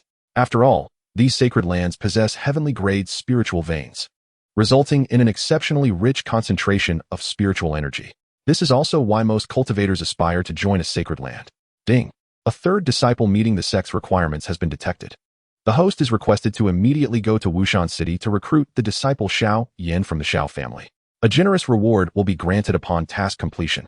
Just as Liutian was reveling in the joy of his numerous rewards, the system's prompt sounded once more. Wushan City, Xiao Yan from the Xiao family? Why does that sound somewhat familiar? Could it be the individual I am thinking of? Just as I was contemplating going out for a stroll to observe the specific effects of this invincible aura, it seems fitting to head to Wushan City and complete this system task. Without further deliberation, Liutian finalized his upcoming journey. A place of extraordinary spiritual energy and imposing architecture, this is one of the 4 great sacred lands of the Eastern continent, the Xianling Sacred Land. At the highest point within the Xianling Sacred Land stands a magnificent palace, the Sacred Land Hall. Inside the hall, the atmosphere is somewhat tense. Seated at the highest position is a man, the master of the Xianling Sacred Land, Liang Yongxiao. Below him stand numerous elders of the Sacred Land, each with a somewhat rigid expression. At the forefront of these elders stands the Grand Elder, Tian Wuyang. Speak, what are your thoughts on this Wandao sect? Grand Elder. You may begin, Liang Yongxiao calmly inquired. Yes, Master, according to my investigations, the Wandao sect had not appeared until recently. From its emergence to its provocation of our sacred land, only about 10 to 15 days have passed. Moreover, the location of the Wandao sect is within the forbidden zone of the buried emperor. I believe that their audacity to act so arrogantly indicates they possess some degree of strength. Otherwise, they could not survive in the buried emperor's forbidden zone. Tian Wuyang slowly analyzed. So, according to you, Grand Elder, shall we simply let this Wandao sect go? Of course not. No matter how powerful the Wandao sect may be, it cannot compare to our Xianling sacred land. Opposing our sacred land, the Wandao sect has no need to continue existing. However, to obliterate the Wandao sect, we need not act personally. Tian Wuyang promptly clarified. Oh, do continue. Yes, Master, we currently know nothing of the Wandao sect's strength. If we act rashly against them, we will certainly find ourselves at a disadvantage. Although I firmly believe that the Wandao sect is no match for us. Our primary opponents are not merely this suddenly emerging Wandao sect. Should the other three great sacred lands employ underhanded tactics while we deal with the Wandao sect, even if the Wandao sect were to be destroyed, we would still suffer losses. I propose that we issue an announcement. The content would state that whoever can aid us in annihilating the Wandao sect shall be rewarded with a divine-grade martial art or treasure. I believe many forces would be more eager than us to eliminate the Wandao sect. After all, even first-tier sects often lack divine-grade martial arts or treasures. Such a significant temptation would surely entice others to act on our behalf. Tian Wuyang said with a cunning expression. A clever strategy to use others as instruments against them. Grand Elder, your suggestion is indeed commendable. However, divine-grade martial arts and treasures are not as common as cabbages. There are only about a dozen in the sacred land. How can we so easily bestow them upon others? Liang Yongxiao remarked blandly, clearly reluctant to offer divine-grade martial arts as rewards. Ahem, Master, we are merely suggesting it. We haven't specified when we would give them. Moreover, even if we did grant them, would they be able to safely leave our Xianling sacred land with the items? Once the Wandao sect is annihilated, the matter of rewards will be entirely at our discretion. If our Xianling sacred land does not give them, who would dare to demand them? Tian Wuyang understood Liang Yongxiao's intent and spoke softly. Ha, well said. If I do not give, who would dare demand from me? Let us proceed as the Grand Elder suggests. Recently, our ancestor is striving to break through to the sacred sovereign realm, and we lack the time and energy to deal with this Wandao sect. This is a crucial moment. We must always be on guard against the other three great sacred land sneak attacks. Once our ancestor successfully breaks through, it will be the time for our Xianling sacred land to dominate the eastern continent. Chapter 26, Wushan City, Wandao Sect. After re-establishing the Eastern Continent Alliance, Sun Ao immediately sought out Liutian. At this moment, Sun Ao has informed Liutian about the relocation of the Eastern Continent Alliance. Liutian exhibited little reaction upon hearing the news. The whereabouts of the Eastern Continent Alliance did not particularly concern him. As long as Sun Ao continued to assist him, everything else was of little consequence. Master, these are all the resources currently possessed by the Eastern Continent Alliance, and I now entrust them to your discretion. Noticing that Liutian did not reproach him for his unilateral decision, Sun Ao felt a wave of relief wash over him. He promptly retrieved the storage rings filled with abundant resources. Oh, Liutian accepted the rings Sun Ao offered. His curiosity piqued regarding the extent of the Eastern Continent Alliance's assets. To his astonishment, upon inspection, he was taken aback by the sheer volume. Liutian even doubted his own eyes and rechecked the contents. Sun Ao, is your Eastern Continent Alliance truly this affluent? Why then? Were they unwilling to part with even 100 million spirit stones previously? After regaining his composure, Liutian inquired with intrigue.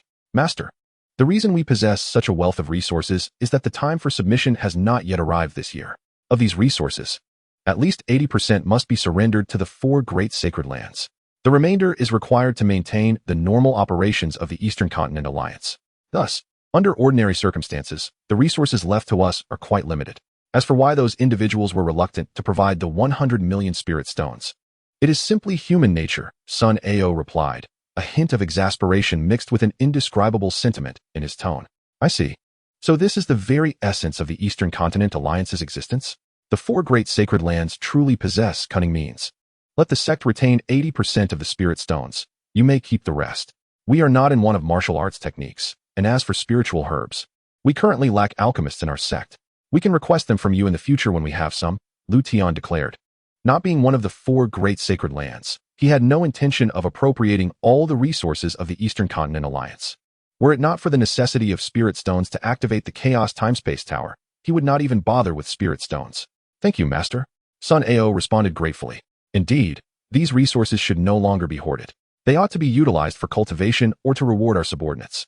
Only when the overall strength of the Eastern Continent Alliance is enhanced will these resources hold true value. Otherwise, they are utterly meaningless, Liutian articulated slowly. Understood. My subordinate comprehends, Sun Ao affirmed. Good.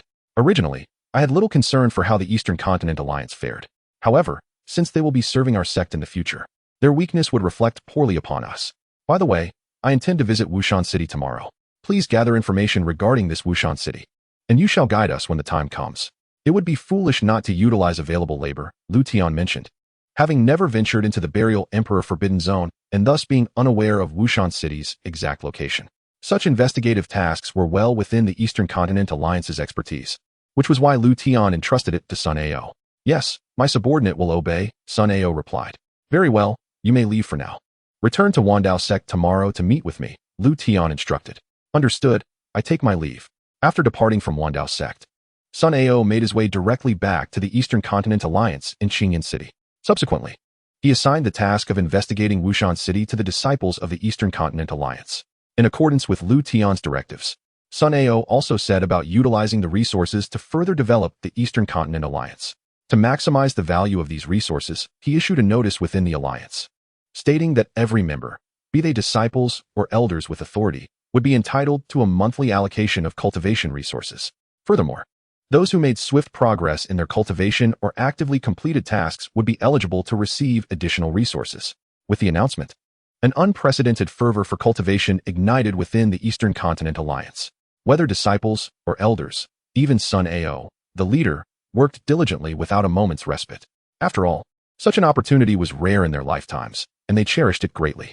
In the world of cultivation, whether one was a solitary practitioner or a member of a sect, was it not the pursuit of cultivation resources that they all desired? Moreover, even Sun Ao had not anticipated that, months later, the overall strength of the Eastern Continent Alliance would not only remain intact, but exhibit a tendency to surpass previous levels. The following day, Sun Ao arrived at Wandao Sect early in the morning. This was a task Liutian had assigned him, and he certainly did not dare to slacken his efforts. Upon seeing Sun Ao, Liutian directly inquired about the findings regarding Wushan City. Sun Ao recounted the details of his investigation in full. Among the revelations was the matter concerning Xiaoyan of the Xiao family. As Liutian had surmised, Xiaoyan had once been an extraordinarily gifted genius. However, for reasons unknown, 5 years prior, his cultivation regressed rather than progressed. Following this calamity, his childhood betrothed came to annul their engagement. Furthermore, the Xiao family faced relentless scrutiny from the other 3 prominent families of Wushan City after Xiaoyan's talent vanished. The world of cultivation is indeed harsh and unforgiving. A genius may be celebrated and revered, yet such a claim can also breed fear in others. However, should that genius suddenly cease to exist, all admiration will dissipate, and those who once feared them may become reckless in their disdain. Master, are you preparing to head out? Just as Liutian was about to depart Wandao Sect with Sun Ao, this scene caught the attention of Su Bai and the others. It was easy to understand. As there were only 4 individuals in the sect, including Liutian, any slight commotion would attract notice. Ahem, indeed. I am going out to recruit a junior disciple for you too. Liutian did not conceal his intentions and replied candidly. A junior disciple? Master, may we accompany you? Su Bai eagerly implored. If you leave, the sect will feel even more desolate. Besides, I have been cultivating these days and feel somewhat restless. It would be just the thing to accompany you for a change of scenery. Very well. It is indeed essential to balance work with relaxation. You may accompany me. But once we are outside, all actions must adhere to my commands. Do not act recklessly. Liutian, without much deliberation, acquiesced to Su Bai's request. Thank you, Master. Where shall we go to find our junior disciple? Wushan City. Wushan City. Our junior disciple is there? Su Bai asked in confusion. Of course. You will find out in due time. Sun Ao, let us set forth, Liutian instructed. Yes, Master. Thus, the group boarded Sun Ao's spirit vessel and set off towards Wushan City. Throughout the journey, Liutian constantly gazed around, for this was his first encounter with the world beyond the sect. Having spent a decade in that minuscule space, it was remarkable that he had not lost his sanity. The others accompanying him, including Su Bai, regarded Liutian with puzzled expressions. After all, in their eyes, He was a reclusive powerhouse who should not react so overtly to the mundane scenery. However, despite their confusion, Su Bai and the others did not dare to directly question Liutian. The spirit vessel sped along swiftly, with Wushan City lying merely a little over 100 miles from Wandao Sect. Thus, in less than a quarter of an hour, Liutian and his companions arrived at their destination. After landing, Liutian led Su Bai and the others into Wushan City. Chapter 27, Xiao Yan of the Xiao family. Have you heard the news? The Tang family, the Xin family, and the Zhao family have once again begun to undermine the interests of the Xiao family. I fear that if this continues, the Xiao family will inevitably be swallowed by these three clans. Alas, if only young Master Xiao Yan's talents had remained intact, perhaps the Xiao family would not find itself in such a dire situation. Indeed, it is quite disheartening, especially with the Zhao family, who not only broke off the engagement, but also turned against the Xiao family. Not long ago, the Xiao and Zhao families were as close as kin. The Zhao family's betrayal has been astoundingly swift. Hush, are you out of your mind? If someone from the Zhao family overhears you, your life will be in peril. As Liutian strolled down the street, he occasionally overheard whispers regarding the plight of the Xiao family. Clearly, their situation is rather precarious. However, should those individuals discover that Xiao Yan's talents have been restored, it would be intriguing to see the expressions on the faces of those families. Liutian's lips curled into a smile, revealing his penchant for drama. Sun Ao, make your way to the Xiao family. The Xiao family? Could it be that the disciples the sect master mentioned are from the Xiao family? Sun Ao pondered, realizing the Xiao family's fortuitous circumstances. With the support of the Wandao sect, all matters in Wushan City would ultimately fall under the Xiao family's dominion. Upon hearing Liutian's words, Sun Ao quickly deduced the implications. Sectmaster, the Xiao family is located to the east of Wushan City. Please follow me. Without further thought, Sun Ao stepped forward to lead the way. In less than the time it takes to burn a stick of incense, Liutian and his companions arrived at the grand entrance of the Xiao family. After a brief explanation of their intentions, the guards promptly relayed the visit to the family head, Xiao Chong. Soon after, Xiao Chong emerged to invite Liutian and his companions into the Xiao residence. Following a brief exchange of introductions, both parties formally addressed the matter at hand. Family head Xiao, you are already aware of the purpose of our visit. How do you feel about it? Senior, you flatter me. I wholeheartedly agree. It is indeed a great fortune for our Xiao family to be noticed by you. May I inquire which member of the Xiao family you wish to recruit? To be candid, the most talented young member of our family is the son of the Grand Elder, Xiao Quan. At merely 14 years of age, he has already achieved the 8th level of bone refinement. I believe it won't be long before he steps into the Qi refinement realm. Xiao Chong exclaimed with great enthusiasm. Although he had never heard of the Wandao sect, in the eyes of small families like theirs, even the most mediocre sects were beyond their reach. Moreover, if a member of the Xiao family could join the Wandao sect, their standing would undoubtedly improve. After all, despite their disdain, the three families would have to consider the reputation of the Wandao sect. Oh, at 14, with the 8th level of bone refinement, he is indeed a prodigy among ordinary people. However, family head Xiao, there is one point you have misrepresented. Misrepresented? What do you mean, senior? Xiao Chong inquired, momentarily taken aback, unable to grasp Liutian's implication. You claim Xiao Quan is the most gifted among the younger generation of the Xiao family? No. He is not. Not Xiao Quan. But he has triumphed in every family competition in recent years. Surely, you have no reason to deceive me. Could it be? Could it be that one of the elders has secretly fathered a child outside the family? Xiao Chong said, his expression a mix of disbelief and confusion. Liutian was somewhat speechless. He had not anticipated Xiao Chong's vivid imagination. Ahem. Family head Xiao, it is not as you think. Please summon your son, Xiao Yan, to meet with me. He is the one with the highest talents in your family. How could a father lack faith in his own son? Liutian continued, no longer speaking in riddles, as he was unsure what other shocking claims Xiao Chong might make. Senior, are you certain you are not jesting? If you had said this 5 years ago, I would have readily agreed. However, you see, my son has lost all his talents, leading you to deem him a waste? Not at all. How could I ever think such a thing? Even if Yenner were merely ordinary, I, Xiao Chong, would still take immense pride in him. Senior, I simply do not comprehend why you wish to recruit a son who has lost his talents. Xiao Chong's emotions were somewhat agitated but remained respectful. Family head Xiao, sometimes seeing is believing. Why not call for Xiao Yan? Liutian replied calmly. He was not reluctant to explain. Rather, he found it tedious. Very well, senior, please hold on a moment. Yenner is not currently at the residence. I shall send someone to summon him back immediately. After a brief wait, Xiao Yan finally returned to the Xiao residence. Upon their first meeting, Liutian curiously observed the somewhat dejected Xiao Yan. Name, Xiao Yan, cultivation, 3rd level of bone refinement. Cultivation aptitude. Imperial grade low tier. Physique. Divine fire body. Inactive. Imperial grade mid tier. Status. In possession of an ancient jade pendant, containing the remnant soul of a great sage, which continuously absorbs Xiao Yan's spiritual energy to sustain itself. My goodness, Imperial grade aptitude. Imperial grade physique. This is indeed astounding. Is this not the panel of a fated child? I have struck gold this time.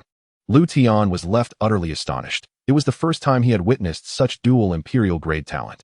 Child, I greet my father. May I ask why you summoned me back? Xiao Yan inquired, first sizing up Liutian and the others in the living room before approaching Xiaochang. Yenner, these esteemed individuals are from the Wandao sect. This one is the sect master of Wandao. Hurry and greet them. I am Xiao Yan. Greetings to the esteemed seniors. I pay my respects to the sect master.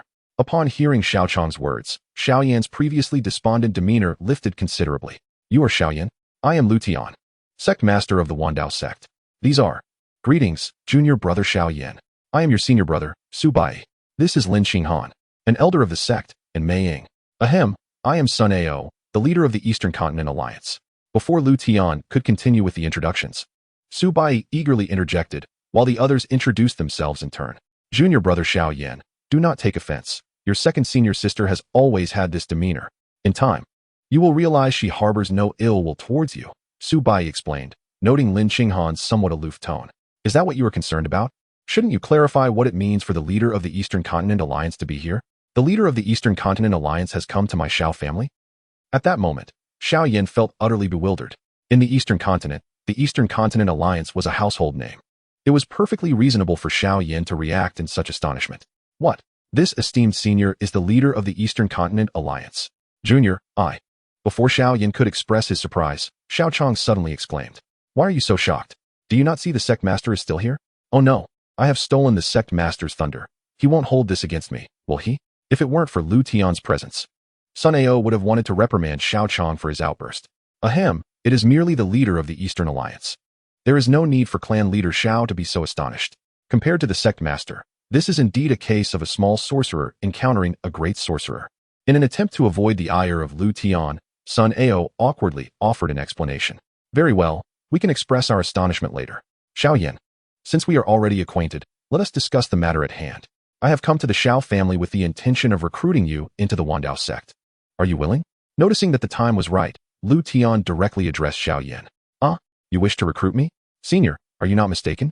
I am merely at the 3rd level of bone tempering. My cultivation talent has all but vanished. Given this, do you still desire me? Like the previous Xiaochang. Xiao Yan was equally incredulous. This is your affair. It does not concern me. You need only respond. Do you accept or not? Liutian, unperturbed, gazed at Xiao Yan. His voice calm and composed. Observing Liutian's serious demeanor, Xiao Yan fell into silence. He was uncertain of Liutian's motivations. Yet, he understood that joining the Wandao sect would be akin to receiving a lifeline for the current Xiao family. Yenner, since the senior has spoken thus, you need only express your true feelings. If you are unwilling, your father will not allow the Xiao family to perish. As a father, Xiaochang could not possibly be oblivious to Xiao Yan's thoughts. While he deeply wished for Xiao Yan to join the Wandao sect, he did not want to impose his desires upon his son. Surely, the sect has not erred in its intentions. Is it merely a matter of joining the Wandao sect? Why does it seem as though the sect is akin to a villain? Does it appear that we are the type to coerce others? Sun Ao, what say you? Liutian observed the expressions of Xiaochang and Xiao Yan, feeling somewhat uneasy. How could the sect master possibly be such a person? I, Sun Ao, can assure you that the sect master treats others with kindness. Xiao Yan, you can rest assured in joining the Wandao sect. I would eagerly join if I had the chance. Do not squander this precious opportunity. Upon hearing Liutian's inquiry, Sun Ao hastily responded. As though a mouse confronted by a cat. Did you hear that? The sect is not so fearsome after all. Why does it seem that joining the Wandao sect is akin to a matter of life and death? Liutian nodded with satisfaction and then spoke again to Xiao Yan. Junior Xiao Yan, are you willing to join the Wandao sect? The disciple pays his respects to the sect master. Having reached this juncture, Xiao Yan had no further reason to hesitate and promptly agreed to join the Wandao sect. Excellent. From this day forth, you shall be the 3rd disciple of the Wandao sect. Since you are now a disciple, you must accompany me back to the sect.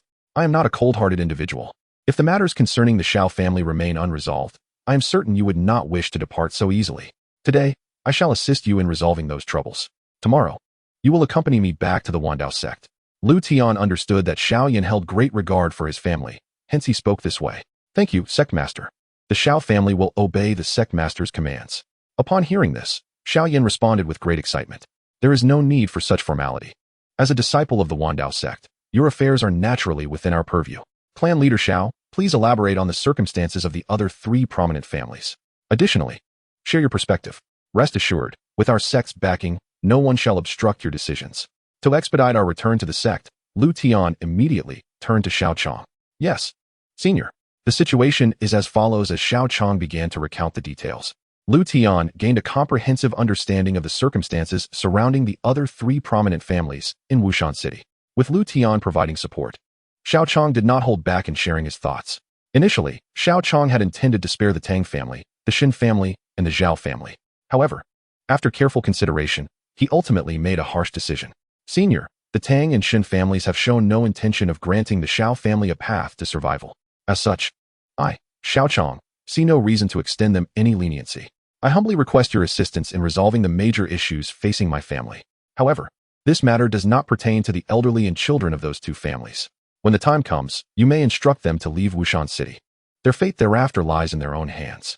Not exterminating their entire lineage is already my greatest concession. Xiao Chong spoke slowly, his expression composed. Very well, but clan leader Xiao, are there not 3 families? Why do you not take action against the Zhao family? Liutian inquired, puzzled. Senior, you are unaware. It is not that I do not wish to act against them. Rather, they are not to be trifled with. The Zhao family's young lady was taken interest in by a disciple from a sacred land a few years ago. Ultimately, through the introduction of the sacred land disciple, she successfully joined their ranks. Now, the Zhao family can be considered to have the sacred land as their backing. You have already done so much for my Xiao family. How could I dare to ask you to confront the sacred land on our behalf? Xiao Chong hastily explained. Oh, is that so? If I am not mistaken, this Zhao family young lady must be Xiao Yan's fiancée, correct? Liutian cast a knowing glance at Xiao Yan. Sectmaster, that was in the past. Ever since she came to my Xiao family to annul our engagement, she is no longer my fiancée. Upon meeting Liutian's gaze, Xiao Yan replied resolutely. His eyes filled with indifference. It is good that you can understand. Given your talents, choosing to let go is her loss. Now, clan leader Xiao, which of the 4 sacred lands does the Zhao family's young lady belong to? In response to the senior, it is the Lotus Pool Sacred Land. The Lotus Pool Sacred Land. I see. I shall also assist you in dealing with the Zhao family. As for this Lotus Pool Sacred Land, the sect will eventually confront them. Since we have already offended them, we need not concern ourselves with further transgressions. Liutian spoke with calmness, as if the sacred land were entirely insignificant in his eyes. Liutian knew that having taken control of the Eastern Alliance, the 4 sacred lands would inevitably come seeking him. Thus, dealing with the Zhao family was merely a matter of convenience for him. He even hoped that through this matter, individuals from the Lotus Pool Sacred Land would come to the Wandao sect to seek vengeance. In that way, he could preemptively eliminate a group of sacred land members. Sun Ao, Mei Ying, you may proceed. Try to keep the commotion to a minimum to avoid alarming the common folk in the city. Yes, yes. After receiving Liutian's command, Sun Ao and Mei Ying departed from the Xiao residence. Watching the 2 leave, Xiao Chong knew that the moment for the rise of the Xiao family had begun. Chapter 29, Danqing Zi. Ding. Congratulations to the host for successfully recruiting Xiao Yan, completing the system mission. Now issuing mission rewards. Emperor level Supreme Cultivation Method, Divine Fire Scripture. Emperor level Supreme Martial Skill, 10,000 Flames Devouring the World. Emperor level Supreme Magical Artifact, Ancient Divine Fire Measuring Ruler. 10th grade Mysterious Spiritual Veins, 10 units. 10th grade Mysterious Spirit Pools, 10 units. Imperial Weapon, Great Sun Spirit Suppressing Divine Furnace. By the heavens, the rewards are as bountiful as one would expect for someone of Emperor-level potential. System, I have a question. Which is mightier, this Imperial-grade treasure or the Imperial Weapon? The term Imperial Weapon merely signifies the personal weapon of a mighty emperor, regardless of its rank. The power of an Imperial Weapon is not solely dependent on its tier. It is also intrinsically linked to the strength of the emperor wielding it. In simple terms, the greater the power of the emperor, the more formidable the imperial weapon they employ typically becomes. Oh, so you mean to say that if an emperor were to refine a yellow-grade weapon into their personal weapon, its essence would still be merely yellow-grade? Certainly not. Unlike ordinary weapons and treasures, personal weapons possess an extraordinary advantage. They are capable of growth. As the user's strength increases, supplemented by their blood essence and spiritual energy, even a yellow-grade imperial weapon can ultimately evolve into an imperial-grade treasure. However, in general, the existence of yellow-grade imperial weapons is quite rare. For a personal weapon, A higher initial rank is naturally preferable. Thus, many powerful individuals refrain from refining a personal weapon until they find an appropriate one. Some even choose to break through to the Emperor realm before refining their personal weapon or imperial weapon. Moreover, each imperial weapon embodies the Emperor's formidable might. This explains why, even a millennium after an Emperor's demise, their imperial weapon can still instill fear across realms. Beneath the Emperor, imperial might is akin to the heavens. Goodness, are imperial weapons truly that powerful? I wonder if the four sacred lands possess any imperial weapons. It seems I must refrain from being overly reckless. Although the outside world is enticing, it cannot compare to the stability of Dao Sect, Liutian mused to himself. After collecting his task rewards, Liutian promptly sought out Xiaoyan. Greetings, Sect Master. Indeed, Xiaoyan, I have come to discuss a few matters with you.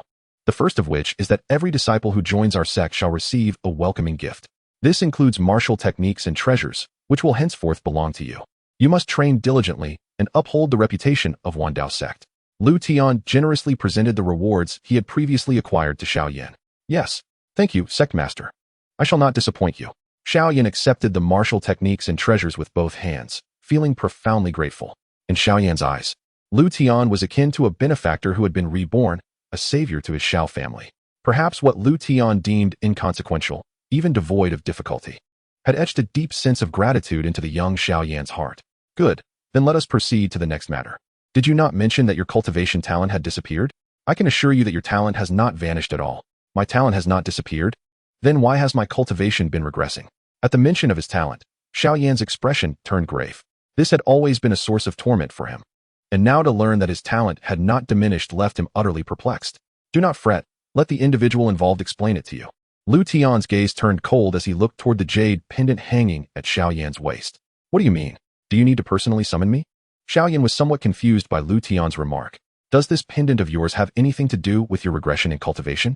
Noticing Liutian's focus on the pendant, Xiaoyan promptly removed it from his waist. Humph. If you do not appear, I shall extinguish the remnants of your lingering soul. Liutian declared coldly upon seeing the hesitant spirit within the pendant. Indeed, after Liutian's threat, the seemingly ordinary jade pendant emitted a golden light. In the next moment, a soul figure materialized within the room. You, who are you? Why are you in my pendant? Given his youth, Xiaoyan had never encountered a soul in such a state before. This was his first encounter, and he felt both astonished and a flicker of anger. Even without prior experience, he could surmise that the cause of his lost talent was undoubtedly linked to this soul. Do not be afraid, little one. I mean you no harm. The elderly soul figure reassured Xiaoyan with a smile, sensing his agitation. You old man, with the sect master present. How could you harm me? Speak. Who are you? Why are you in my pendant? And is this regression in my cultivation you're doing? Xiaoyan was now fully irate, bombarding the elder with questions, unwilling to grant him any leniency. Ahem. Well, little one, your cultivation issue is indeed related to me. My residual soul was on the brink of dissipating, and I had no choice but to absorb your spiritual energy to sustain it. But rest assured, my soul is now nearly stabilized, and your cultivation will return to normal. By the way, my name is Dan Kingsley. You may call me Elder Dan. You are an alchemist? Indeed, I am a high-tier saint-level alchemist, just one step away from attaining the complete saint-level realm. In terms of strength, I may be average. But in the realm of alchemy, there are no more than 5 individuals on the Tianjin continent who can stand shoulder to shoulder with me. Dan Kingsley spoke with immense pride. Wait a moment. How do you know that I am an alchemist? Have you heard of my name? Is it possible that my reputation has reached even such a small place? Upon realizing the incongruity, Dan Kingsley quickly understood. I have not heard of it. It is merely a conjecture. Very well, Dan Kingsley, is it? A high-tier saint-level alchemist is indeed somewhat lacking, not even reaching the low-tier imperial level. However, I am not one to be miserly. Our Dao Sect is in need of an alchemist. Would you be interested in joining us? Liutian spoke calmly, as if a saint-level alchemist were indeed of little consequence in his eyes. Chapter 30, Imperial Might. You appear youthful, yet your words carry great weight. Do you think becoming an imperial-level alchemist is as simple as a mere breakthrough? The last alchemist to ascend to the imperial level did so millions of years ago. That extraordinary individual, the Pill Emperor, has always served as a paragon for all alchemists. Regrettably, he tragically failed in his quest to reach the Emperor realm, which was a tremendous loss for the alchemical world. To transition from the quasi-emperor realm to the imperial level is an unprecedented feat, even with my talents. I cannot compare to the Pill Emperor in the slightest. As he spoke, Dan Kingsley's tone grew wistful. Pill Emperor? That does sound remarkable. Would you desire to become the next Pill Emperor? Once you join Dao Sect, all of this could become a possibility. As Liutian was not from the era of the Pill Emperor, he was merely somewhat astonished. After the initial shock, he continued to persuade Dan Kingsley to join Yuan Dao Sect. I am indeed a high-tier saint-level alchemist. Moreover, though I am an alchemist, I once possessed the cultivation of a great sage at my peak. Do you wish for me to join your sect? Surely. You must present something to convince this old man, no? Does your Yuan Dao Sect possess the legacy of an imperial great alchemist? Or perhaps a formidable being beyond the great sage realm to oversee matters? If you lack both, then I shall reconsider the notion of joining your sect. Although Dan Kingsley cannot see through the facade of the young Liutian, he is nonetheless astute. After all, a top-tier alchemist of the saint level is highly sought after by those great powers. You mentioned that at your peak, you wielded the power of a great sage. Yet now, you are but a remnant soul, and you still aspire to such lofty demands? Your sect holds neither the legacy of an imperial alchemist nor a guardian above the great sage realm. However, we do possess a trinket of sorts. I wonder if you, Dan Kingsley, would deem it worthy. What trinket? Upon hearing Liutian's words, Dan Kingsley inquired with a curious expression. It is this. With that, Liutian slowly revealed the imperial weapon, the great sun spirit subduing cauldron. The moment the imperial weapon materialized, Liutian deliberately manipulated it to exude a hint of imperial might. Instantly, Dan Kingsley fell to the ground, his once solid soul showing signs of disintegration. Naturally, Xiaoyan, who was merely spectating, was not spared either. He found himself sprawled on the ground, his youthful face intimately conversing with the floor. Crack. Satisfied that the intimidation had taken effect, Liutian promptly snapped his fingers, causing the imperial might to dissipate. Liutian had no desire for Dan Kingsley's remnant soul to vanish so easily. Sectmaster, what was that all about?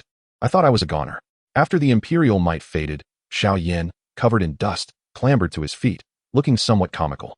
Uninformed, that was imperial might. You actually possess an imperial weapon. I must admit I have wronged you.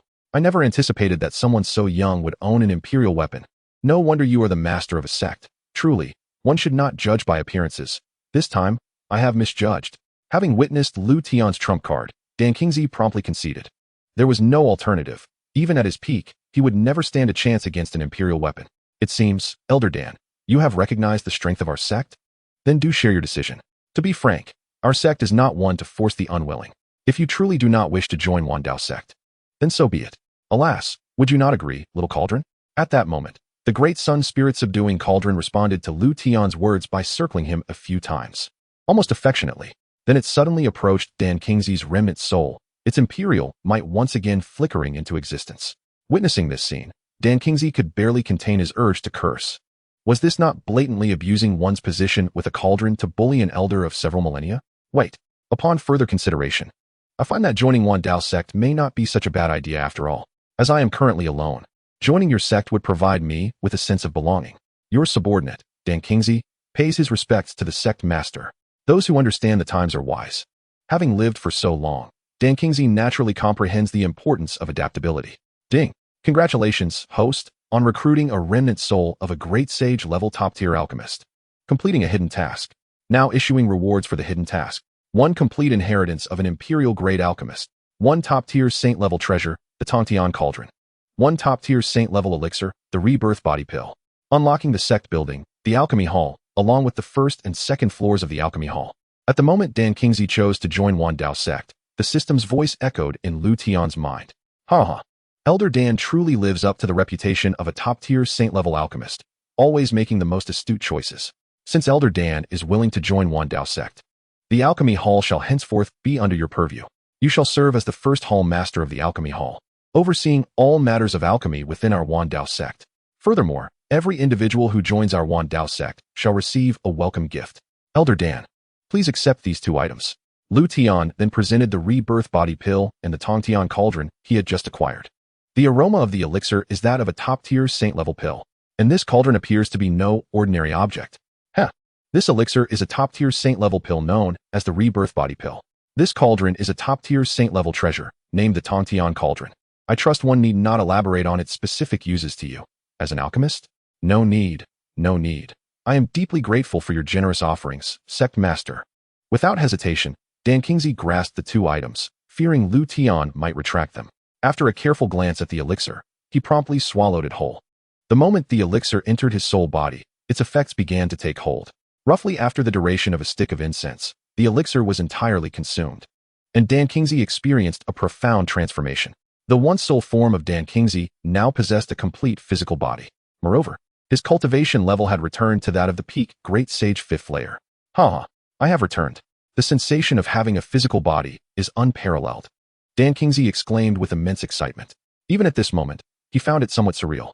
From a feeble remnant soul to regaining the pinnacle of his physical form, Dan Kingsley felt as if he were dreaming.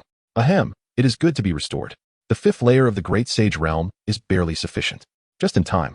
The 4 great sacred lands may soon seek trouble with our sect. When that time comes, I shall rely on you, Elder Dan, to handle the situation. Observing the rejuvenated Dan Kingsley, Liutian's heart brimmed with joy. With a great sage-level figure stationed within the sect, future endeavors would undoubtedly become much more convenient. Chapter 31, A Natural Phenomenon. Sect Master, am I not only responsible for matters of alchemy? I am not particularly skilled in combat. You see, Dan Kingsley lamented. Did I ever mention that? Little Cauldron? I must have misremembered. You never said such a thing, Sect Master. Exactly. I have an excellent memory. How could I forget my own words? Furthermore, Elder Dan, all I require is for you to present an imposing front to deter those who are uncouth. Should your actions meet my satisfaction, there are even greater treasures awaiting you. Liutian spoke with an air of mystery. Greater treasures? What might you be referring to? Sect Master, having already received 2 top-tier saint-level gifts, Dan Kingsley could hardly fathom what Liutian could possibly offer that would surpass them. A secret. You only need to know that this item can assist you in becoming the next Dan Emperor. Of course, that also depends on your talent. Well then, I believe we have discussed enough for now. I shall take my leave to rest. I see that you two have much to discuss, so I shall not intrude further. As Liutian spoke, he rose and made his way toward the door. Only after he had departed the room did Dan Kingsley and Xianxiaaudiobooks exchange glances. Old man, now that the sect master is absent, shouldn't we address the matter of you absorbing my spiritual energy? Little brat, how dare you speak to this old man in such a manner? Do you not understand that I am now the hall master of the alchemy hall? One must show respect to their elders, do you not? Respect to elders? How dare you demand my respect? Were it not for you, my cultivation would not have regressed so dramatically. How could I possibly face the humiliation of being jilted by my own fiancée? How could the Xiao family suffer such indignities at the hands of others? I have lost so much, and yet you expect me to hold you in esteem? As the voices of both parties rose, the room was filled with fervent discussions. The grievances that Xiao Yan had endured over the years erupted in this moment. In a distant corner, Liutian listened quietly to the relentless voices emanating from the room. Given his youth, it was no small feat for him to remain unbroken in spirit. One must express grievances and vent their fury. Only then can one's cultivation remain unaffected. Dan Lao, I trust you understand this. It is indeed a considerable regret that one cannot witness a powerful figure of the great sage realm being berated by a junior of the bone-tempering realm. Would you not agree, little furnace?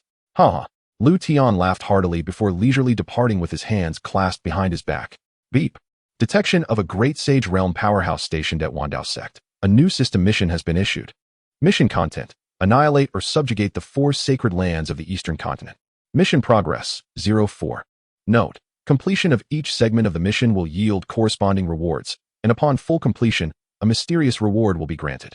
Just as Liutian returned to his room intending to rest, the system's voice resounded once more. Oh, is it time to take action against the 4 sacred lands?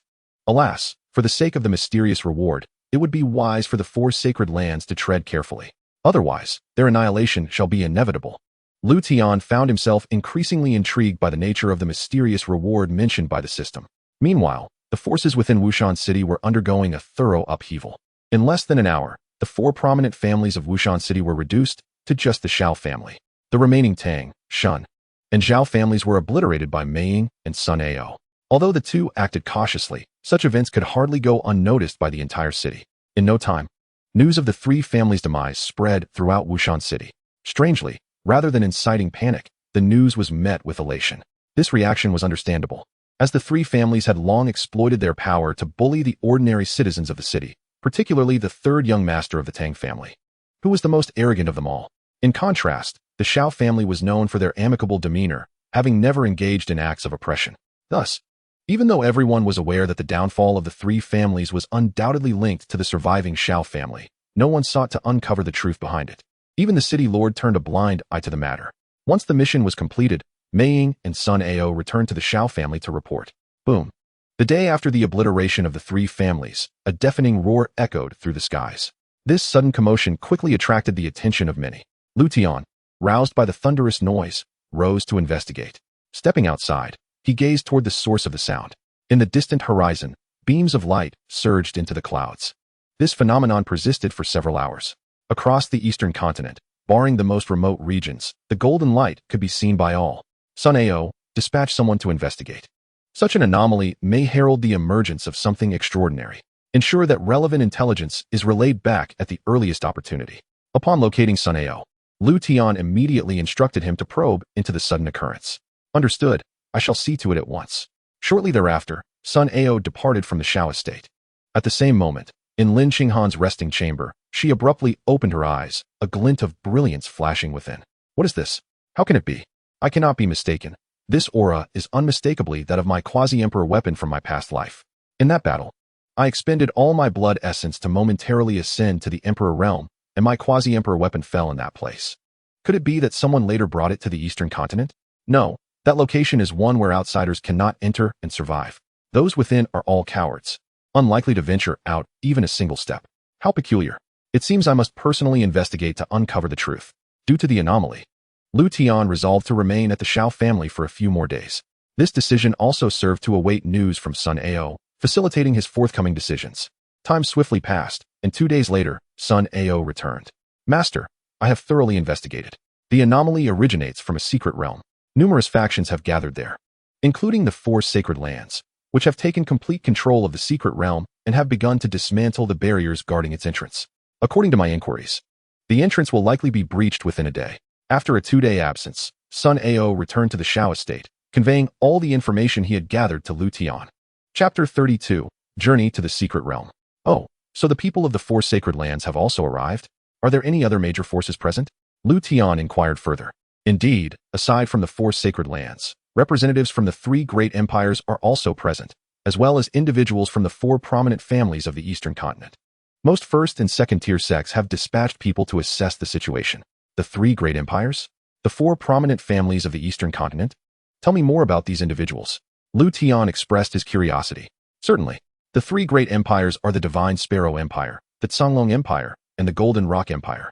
In the eastern continent, these 3 empires are the only ones capable of competing with the 4 sacred lands. As for the 4 prominent families, they are the Su, Lin, Zhou, and Nangong families. The top-tier powerhouses of these families are not significantly weaker than those of the 4 sacred lands and the 3 great empires, but their core strength and numbers pale in comparison. Thus, beneath the sacred lands and empires, these 4 families represent the strongest forces. Following them are my Eastern Continent Alliance and the first-tier sections. However, aside from these factions, there are also some powerful entities in the Eastern Continent, such as the Baibao Pavilion, which engages in commerce, and the Dan Alliance, formed by a group of alchemists. These factions possess considerable strength and can even contend with the sacred lands. However, they generally refrain from participating in worldly conflicts, focusing solely on matters that pertain to them. Therefore, as long as one does not provoke them, they will not take action. Sun Ao elaborated, recounting all that he knew. Upon concluding Sun Ao's account, Liutian gained a deeper understanding of the forces within the eastern continent. It appears that this region is far more vibrant than I had previously imagined. This is indeed a welcome development. Otherwise, it would be rather dull. Liutian mused, a faint smile of interest gracing his lips. Beep. Detection of a mysterious secret realm emerging. Activating a random system mission. Mission content. Enter the secret realm and uncover the true secrets hidden within. Upon the completion of the task, corresponding rewards will be granted. I urge the host to fulfill it diligently. A hidden secret? How intriguing. It seems a visit to this secret realm is imperative. Originally, Liutian harbored some reservations.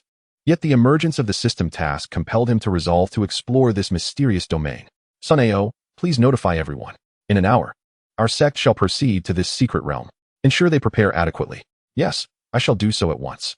Sun Ao replied before departing the chamber. Yenner, as you accompany your senior on this journey, you must heed their instructions. Furthermore, focus on your cultivation and do not concern yourself with family matters. Your father is not yet old. The Xiao family shall face no calamity. Of course, should you feel homesick, your mother and I will always await your return here. As these words reached their conclusion, a palpable reluctance surfaced on Xiao Chong's face. However, as a father, he swiftly concealed his sorrowful expression to spare Xiao Yan from witnessing his discomfort. I understand, father. I entrust everything to you and mother, as well as the Xiao family. Once I have achieved success in my cultivation, I will hasten back to visit you. Having grown to this age, it was Xiao Yan's first separation from his parents. And to claim he felt no sadness would be a blatant falsehood. Yet, he was acutely aware that this was the path he must tread. Thus, despite the pangs of parting, Xiao Yan's countenance radiated resolute determination. Very well, go ahead. Your seniors await you. Understood, father. Please take care. With that, Xiao Yan bid farewell without the slightest hesitation and turned towards Liutian. Have you finished your farewells? Yes, I have. Rest assured, sect master. It is merely a temporary separation. I shall not allow it to hinder my cultivation. This parting is for the sake of future reunions. Xiao Yan declared with unwavering conviction. Haha, I did not anticipate you to be so perceptive. Let us depart. We must not miss the opening of the secret realm. Liutian laughed heartily, then leapt onto the spirit vessel, suspended in midair. In the next moment, Xiao Yan followed closely behind, boarding the vessel. Subsequently, the spirit vessel ascended slowly, heading swiftly towards the location where the secret realm had manifested. Watching the swiftly departing vessel, Xiao Chang could no longer conceal his profound reluctance. Clan leader. I have met with Senior Sun. What brings you here, Senior? Oh, the sect master mentioned he had forgotten to give you something. Hence he sent me to deliver it. The sudden appearance of Sun Ao startled Xiao Chang considerably.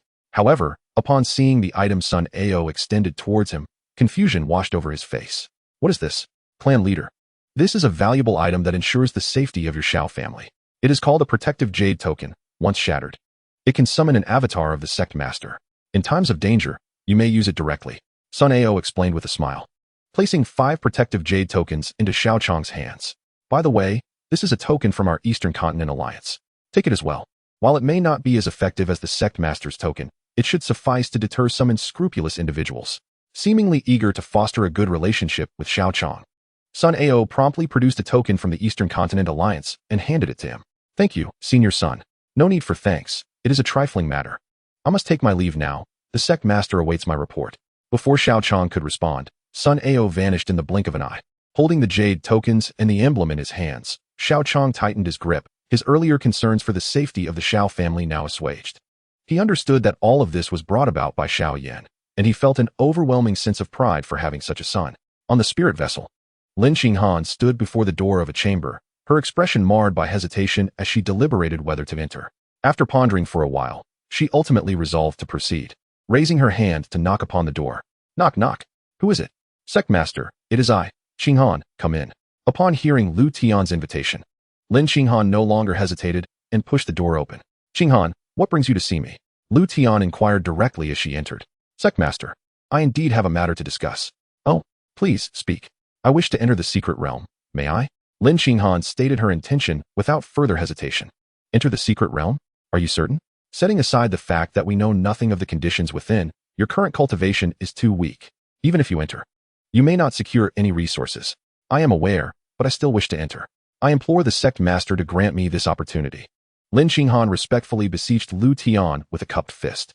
Chapter 33, The Emergence of the Saint King. Oh, do you possess some knowledge? Sect master, it is not that I am unwilling to speak, but I currently have many uncertainties. When the time is right, I shall divulge all that I know.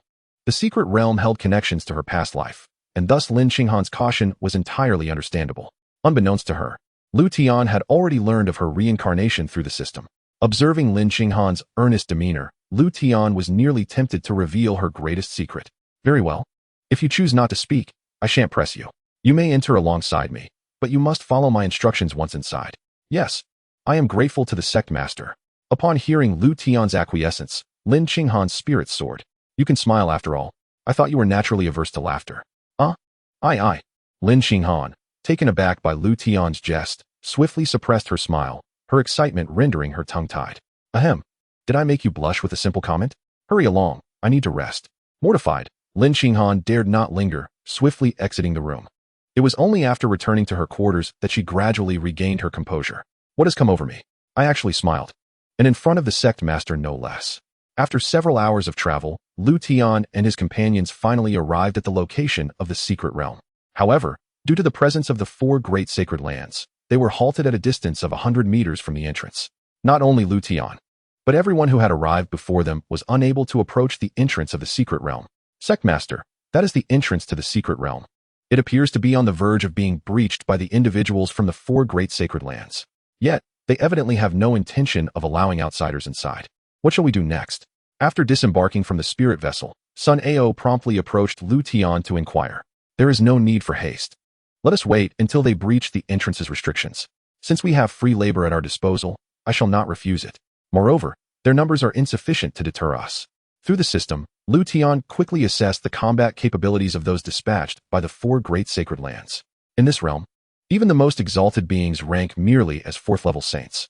Such a level of power is utterly insufficient for Liutian to take action. It could be easily resolved by Dan Kingsley. As time elapses, the influx of individuals arriving at this secret realm continues to increase. Within the span of a mere incense stick's burning time, representatives from the 3 great empires and the 4 prominent families have successively arrived at the entrance of the secret realm. Unlike Liutian, when the members of the 4 sacred lands recognized the presence of the imperial and familial figures, they did not impede their approach to the secret entrance. At this moment, the expressions of Su Bai and Xiao Yan, who stood beside Liutian, suddenly shifted. This was due to the unwelcome sight of individuals they had least desired to encounter. What troubles you two? Liutian inquired nonchalantly, noticing their unease. Master, I have spotted my nemesis. It is he, my own uncle, who gouged out my eyes. Su Bai exclaimed. As for me, Master, I am unperturbed. I merely saw my former fiancée, Xiao Yan added in response to Liutian's inquiry. Shall I intervene? Liutian asked. No need, Master. I wish to take my revenge personally in due time, replied Su Bai. I share the same sentiment, Xiao Yan concurred. Very well, then. It shall be as you desire, Liutian concluded, choosing not to delve further into the matter. After nearly another incense stick's worth of time had passed, the barriers at the entrance of the secret realm had been mostly dismantled. At this juncture, Dan Kingsley, who had remained silent, suddenly lifted his gaze towards the horizon. After a few moments of observation, he promptly approached Liutian. Master, powerful figures from the Saint King realm are approaching. Saint King? How many? What are their specific levels of cultivation? Liutian inquired. 1 at the 10th level, 3 at the 9th level, and 3 at the 8th level of the Saint King realm, Dan Kingsley reported. Oh, quite a number has come, Liutian remarked. Let us observe the situation. If they make any excessive moves, you shall take action and subdue them. This should pose no difficulty for you. Dan Lao, he instructed. Rest assured, Master. As long as they are not at the Great Saint realm, it will pose no issue for me. Although I am not particularly skilled in combat, dealing with a few juniors is well within my capabilities, Dan Kingsley assured confidently. With you here, I am at ease, Liutian replied, resuming his watch over the distant entrance of the secret realm. Shortly thereafter, as Dan Kingsley had predicted, several formidable auras converged upon the secret realm. Accompanying them were several magnificent spirit vessels, each appearing to be no less than divine grade. Among them was the 10th level Saint King, Tian Wuyo, the Grand Elder of the Xianling Sacred Land, along with 3 9th level Saint Kings, namely Bai Quangxing of the Lianqi Sacred Land, Su Yi of the Lingyue Sacred Land, and Tao Kuan of the Yunpan Sacred Land. The remaining 3 8th level Saint Kings were the 3 great generals of the empires, Guan Junyi of the Xinkai Empire, Yang Wuqing of the Canglong Empire, and Zhang Qi of the Jinping Empire. When powerful figures gather, conflict is inevitable, especially between the 4 sacred lands and the 3 great empires, who are natural rivals. Each faction aspires to dominate the entirety of the eastern continent. Gentlemen, if you wish to engage in battle, I, Tian Wuyo, will not stand in your way. In fact, I welcome the opportunity. However, our objective today is to explore this unknown secret realm. Let us each take a step back, for there will be ample opportunities to clash in the future. Moreover, I believe we all share the same purpose in coming here, he proposed. Finally, after a tense standoff, the strongest among them, Tian Wuyo, stepped forward to ease the atmosphere. Upon his words, the other figures from the sacred lands and empires readily conceded. As the several Saint Kings agreed to retreat, the entrance to the secret realm was ultimately opened. Observing this, Tian Wuyo disregarded the others and made his way directly to the entrance. Without hesitation, he was the first to step inside. The other powerful figures naturally followed suit, eager to avoid letting Tian Wuyo claim all the rewards for himself. Yet, in the next moment, something utterly unexpected occurred. As soon as Tian Wuyo set foot within the entrance, he was forcefully repelled by a terrifying surge of energy. Chapter 34, The Conflict Begins. There are restrictions on cultivation levels. Only those at the 10th level of the core formation realm are permitted entry. It seems we shall not be able to enter. Gentlemen, how do you propose we handle this secret realm? Tian Wuyo relayed the information he had gleaned to Bai Quangxing and the others, seeking their opinions. Since we cannot enter, let us send our juniors in. However, to ensure fairness, each faction may only dispatch 20 individuals. Once inside, all resources shall be claimed based on merit. What do you think? Bai Quangxing suggested. I have no objections from the Xianling Sacred Land. Neither do I from the Lingyue Sacred Land. As each party expressed their agreement, the proposal was solidified. Soon, they set about selecting suitable disciples to undertake the task of scavenging resources within the secret realm. Meanwhile, the representatives of other factions, not far off, exhibited a restless demeanor. However, with the 4 sacred lands and the 3 empires holding sway, the smaller factions could only harbor ambitions without daring to take action. The 4 great families, having expended considerable resources, had secured 10 spots each for entry into the secret realm. It was evident that even a first-rate sect had no opportunity to partake in the spoils. The time is nigh. Dan Lao, let us proceed. After assessing the situation, Liutian decided not to wait any longer. Moreover, even if he were to linger, the 4 sacred lands would not permit Liutian and his companions to enter the secret realm.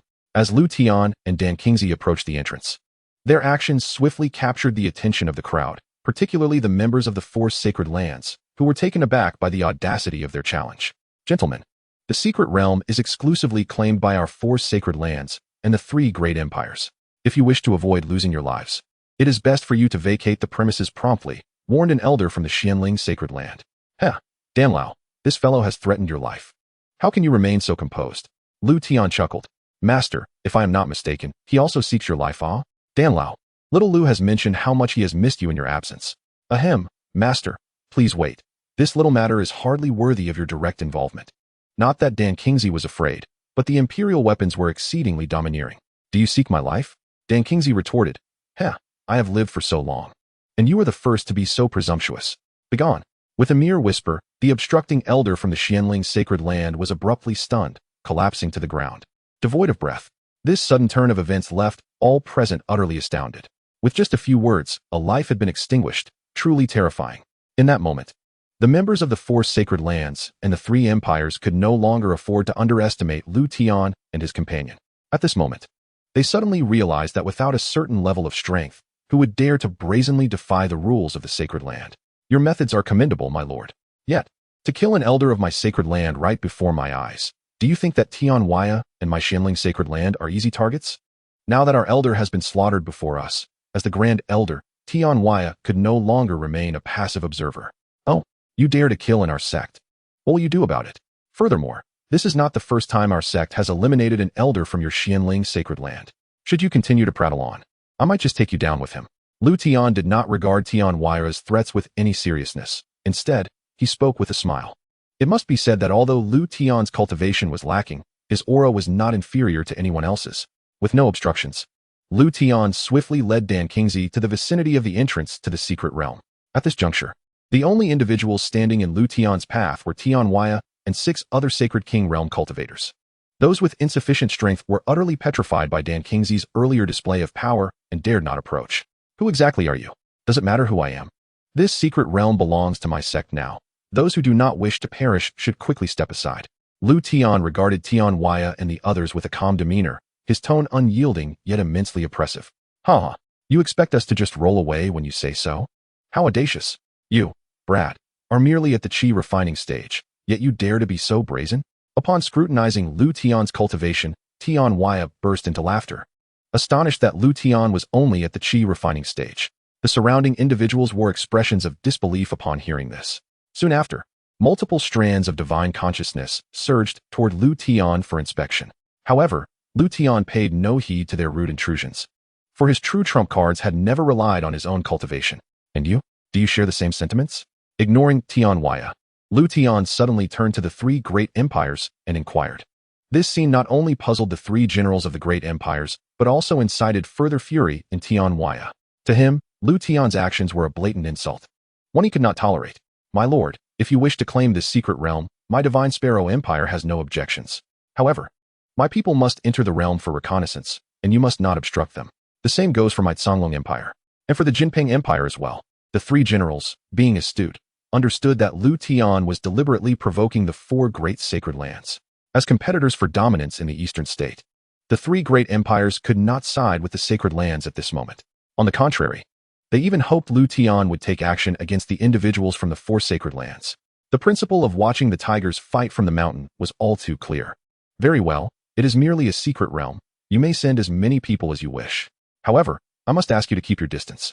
If a fight breaks out, It would be unfortunate if you were caught in the crossfire, Liutian said with a smile, still disregarding the individuals from the four sacred lands. The reason Liutian wished to avoid conflict with the three great empires was rather simple. His actions against the four sacred lands were compelled by system tasks, whereas he had no grievances with the three empires, making it unwarranted to waste energy and time on them. You seek death, and as for the three great empires, since you choose to stand by idly, you shall not have a share in this secret realm. We four will attack together. I will take this brat's head first, while the three of you hold off that old man. Once I am done, we will join forces to eliminate him. All right, I agree. This brat is far too arrogant. He must pay a price to understand that the sacred land is not to be trifled with. Under xianxia's leadership, the other three grand elders of the sacred lands consented to confront Liutian and the others. Liutian observed the four clowns before him and could not suppress a smile. Chapter 35, 100 per person. Danlao, hurry up, do not delay our sect's affairs. Understood, sect master. Reluctantly, although he felt quite displeased to be ordered around by Liutian, the might of the imperial weapon was undeniable. Do not think I am not giving you a chance. You four may come at me together. How arrogant. Sky splitter cough in hand. Dragon roar divine wind slash. 5 tigers howling at heaven strike. Forest of all creation. As the battle was about to erupt, 4 attacks surged toward Dan Kingsley with incredible speed. Trivial skills. Mind strike. Annihilation. Dan Kingsley did not hold back, launching his strongest technique aimed directly at the enemy's souls. It is important to understand that no matter how grievous the physical wounds, as long as there is a breath left, there remains a chance for healing. However, if the soul is shattered, there will be no opportunity for rebirth. Furthermore, alchemists primarily refine their soul power, understanding precisely how to exploit their enemy's soul weaknesses. Not good. Retreat. Thinking of escaping? Too late. How could Dan Kingsley allow Xianxiaaudiobooks and the others any opportunity? With the emergence of a great saint's aura, Xianxiaaudiobooks and his companions were instantly paralyzed with fear, unable to move an inch. No. As the attack landed, everything settled into silence, and not a single soul dared to utter a word. From this moment on, no one present would dare to underestimate Liutian and Dan Kingsley. The nearby powerful Sacred King realm experts, including Guan Junyi, were utterly astonished by Dan Kingsley's might. They were immensely grateful that they had not aligned themselves with Xianxiaaudiobooks moments ago. Cough cough. With the bothersome flies dealt with, it was time to discuss serious matters. Ladies and gentlemen, I presume you have all come for this secret realm. However, the people of the sacred land have been excessively domineering, daring to covet this unclaimed realm entirely for themselves. Hence, our sect felt compelled to intervene and eliminate such injustice. Rest assured, unlike the individuals from the sacred land, our sect will not monopolize this secret realm. The realm is abundant with treasures, and perhaps great opportunities await those fated to discover them. 100 spirit stones. Each person need only pay 100 spirit stones to enter the secret realm. There is no cap, as long as you have enough spirit stones. You may send as many people as you wish. With the obstruction of Xianxiaaudiobooks and his companions removed, Liutian promptly commenced with his next plan. Upon hearing Liutian's words, many individuals momentarily fell silent, leaving Liutian feeling somewhat awkward. Was 100 spirit stones too much? It was merely 100. Not an excessive amount, was it? Liutian mused internally. Is no one interested in entering? If there are no takers, this secret realm shall belong to our sect. Unbelieving in his misfortune, Liutian spoke once more. This time, the surrounding crowd finally reacted, and murmurs of discussion began to rise. At that moment, Guan Junyi of the Divine Sparrow Empire unexpectedly approached Liutian, causing everyone to gasp in surprise. Yet, to everyone's astonishment, Guan Junyi was not there to confront Liutian. This esteemed one, I am Liutian, the sect master of a small sect. Oh, so you are sect master Liu. I am Guan Junyi, general of the Divine Sparrow Empire. It is a pleasure to meet you. Guan Junyi greeted with a beaming smile and a respectful bow. General Guan, speak your mind. My time is precious. Very well. Our Divine Sparrow Empire wishes to send 100 individuals into the secret realm, amounting to 1 million spirit stones. Please accept this. Sect Master Liu. Seeing Liutian's growing impatience, Guan Junyi dared not engage in further trivialities and directly conveyed his intentions. Oh, 1 million? General Guan, have you perhaps been too generous? Not at all, merely a trifling amount of spirit stones. I trust that Master Liu will not disdain them. Guan Junyi replied with a smile, imbued with profound respect. Very well, I presume your empire is not in want of such modest spirit stones. I shall accept them. General Guan, please allow your men to enter promptly. Those who enter first will have a greater chance of discovering valuable items. With spirit stones offered so readily, how could Liutian possibly refuse? Moreover, Given Liutian's genuine need for spirit stones, he accepted the 1,000,000 spirit stones from Guanjunyi without a moment's hesitation. Soon, 100 individuals from the Divine Sparrow Empire were the first to enter the secret realm. Naturally, the other two major empires were unwilling to lag behind.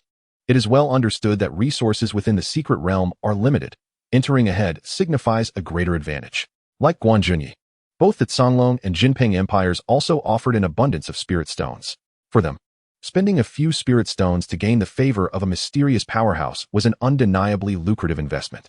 Following the three major empires, numerous other factions began to send representatives to converse with Liutian. Of course, the four sacred lands were exceptions. They had fled in a panic shortly after Dan Qingzi dealt with Tian Wuyo.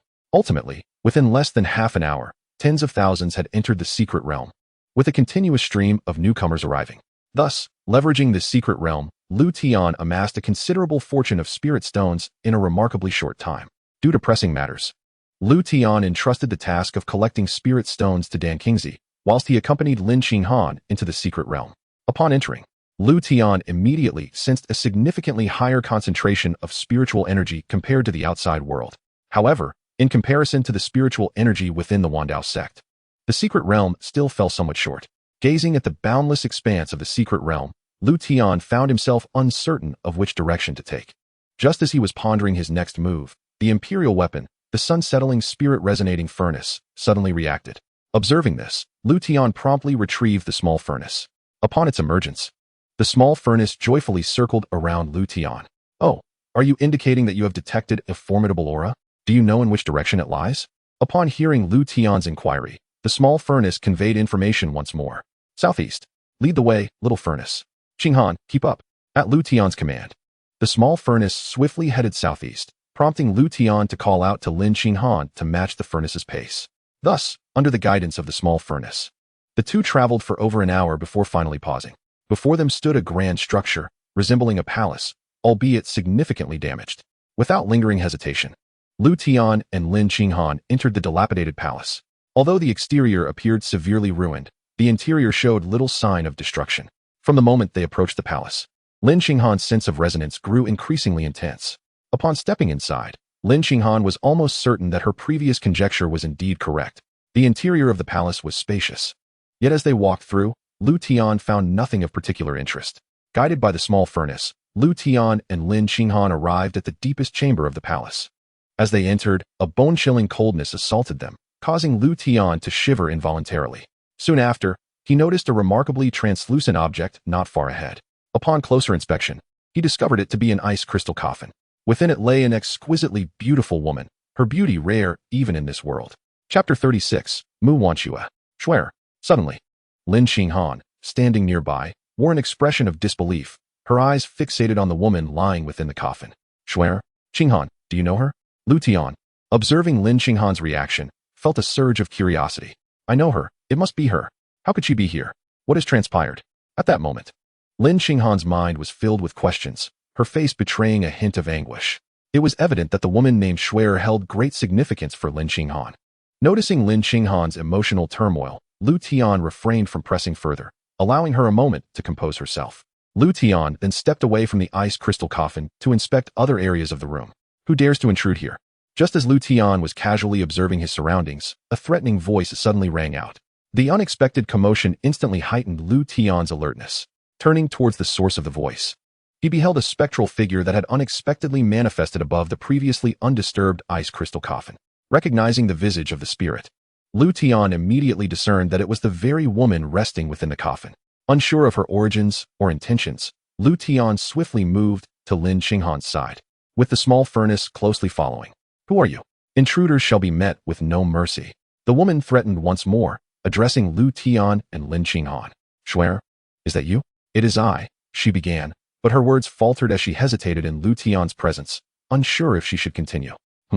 "I sense a familiar aura emanating from you. But you are not her. She is dead."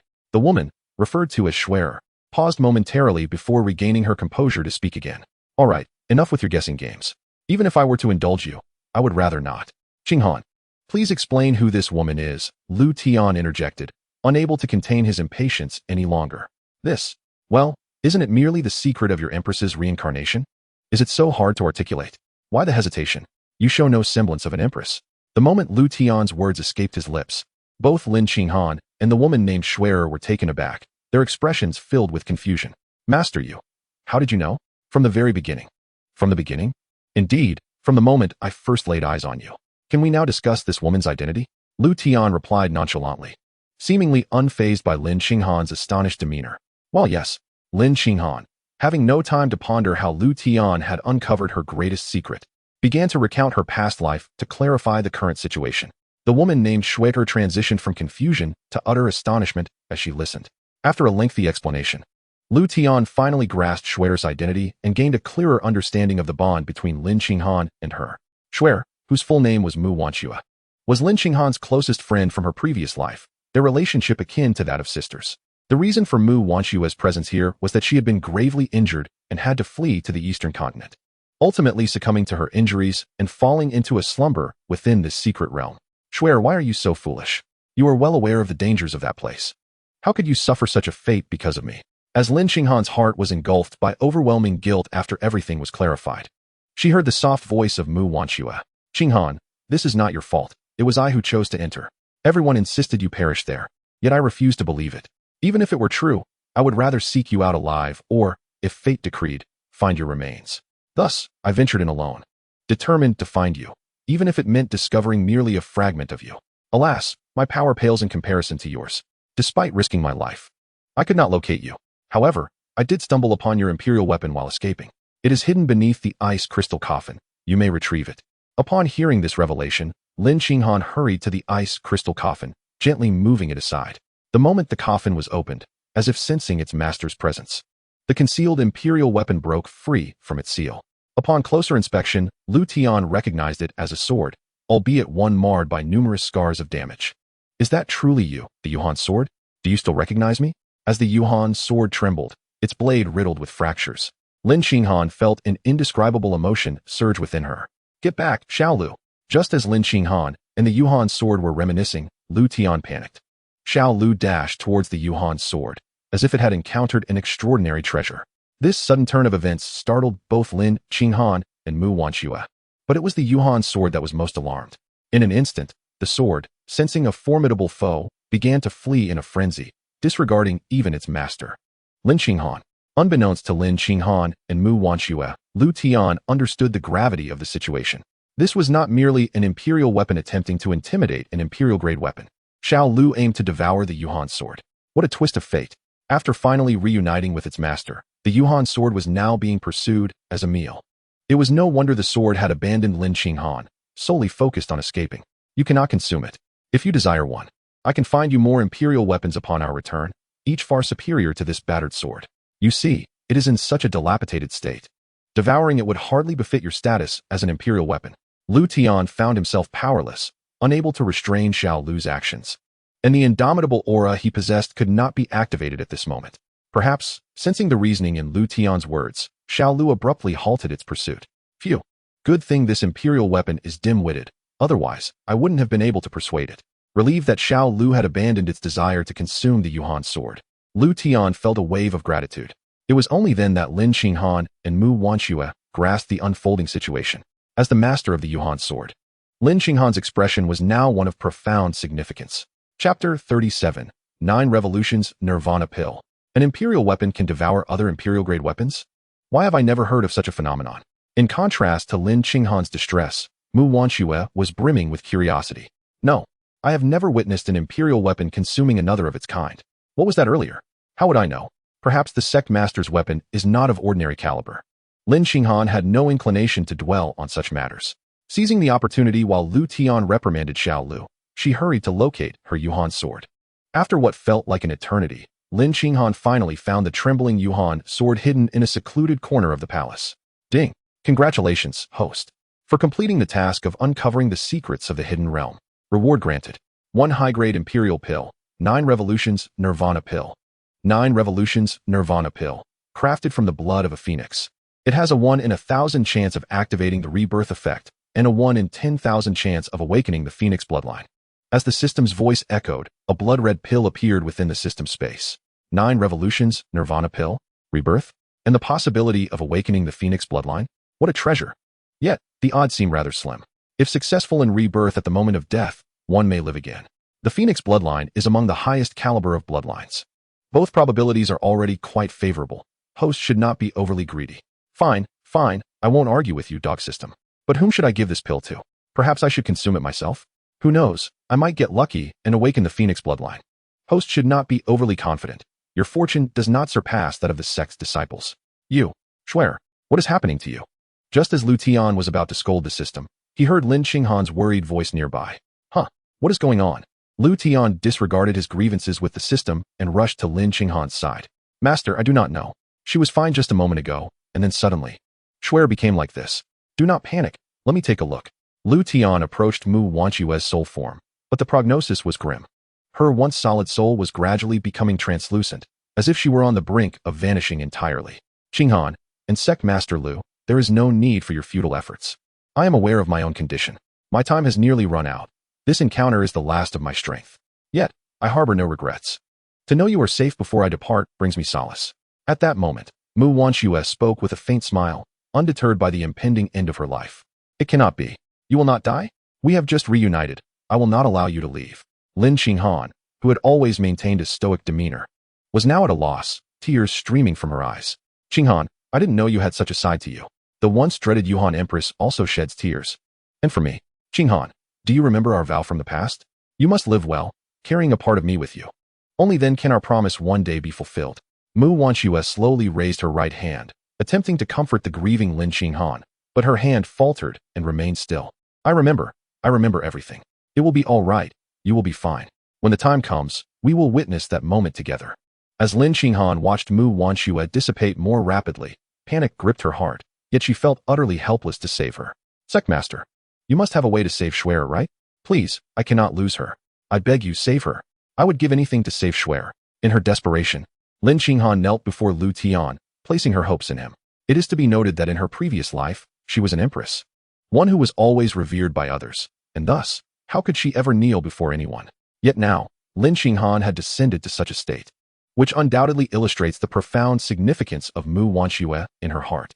Qinghan, please rise. I shall contemplate a solution. This was the first time Liutian had encountered such a situation, and he found himself at a loss. Qinghan, do not put Lu Zongzhu in a difficult position. Even the mightiest emperors cannot alter the course of fate. Observing Liutian's grave expression, Mu Wanchue began to counsel him, for while she wished to live, she did not desire for Liutian to suffer because of her. Lin Qinghan was acutely aware of this truth. Even the greatest emperors ultimately succumb to death. Yet, she could not resign herself to merely watching her only friend perish before her eyes. System, is there any hope in this situation? Ding. This individual's lifespan has reached its end, unless a breakthrough occurs now, or an immortal elixir is employed to forcibly extend their life. A breakthrough was undoubtedly impossible. Given her current state, there was insufficient time for such an endeavor. As for the immortal elixir, it was the first she had heard of it, and now she had no idea where to procure one. Then, doesn't that mean she is doomed? Liutian found himself at a loss for words in response to Lin Qinghan's hopeful gaze upon him. System, please assist. Is there any feasible alternative? There are methods, but currently, none are viable. However, there is a method that is not truly a method. Did you not just acquire a 9-turn nirvana pill? With a 1 in 1,000 chance, you could take a gamble. This minuscule probability bore little distinction from certain death. Alas, there is no other option. You possess neither the power to alter fate nor the immortal elixir to prolong life. The system is powerless in this regard. After delivering this statement, the system fell silent. Liutian understood that the system would not deceive him. Thus he refrained from further inquiries.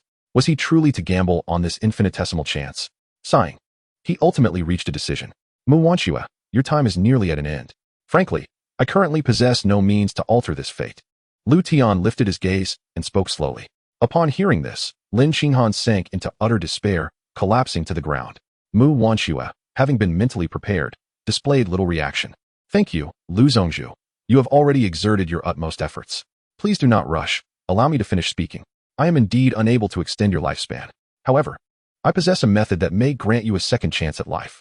Though, the probability of success is exceedingly slim, merely 1 in 1,000. This is the only approach I can conceive at present. Upon finishing, Liutian turned to observe Mu Wanchue, eager to gauge her reaction. 1 in 1,000? Lu Zongzhu, is there truly a 1 in 1,000 chance? Of course, there is no need for me to deceive you. This is the 9-turn nirvana pill. crafted from the essence of phoenix blood. Consuming it grants you a 1 in 1,000 chance of rebirth. However, the likelihood of failure is overwhelmingly high. Whether you live or die is entirely contingent upon your fate. Liutian hesitated no longer, producing the coveted 9-turn nirvana pill. Thank you, Lu Zhongzhu. I am willing to give it a try. Even should I fail, there is nothing to fear. At least by attempting, there remains a glimmer of hope for survival. Very well, return your soul to your body swiftly. Should your soul dissipate entirely, this pill may become ineffective, though it may sound harsh. If you have any final words for Qinghan, now is the time to voice them. Liutian concluded, instinctively moving towards the distant ice crystal coffin, creating a private space for the two of them. After a brief moment, Lu Zhongzhu, I am prepared.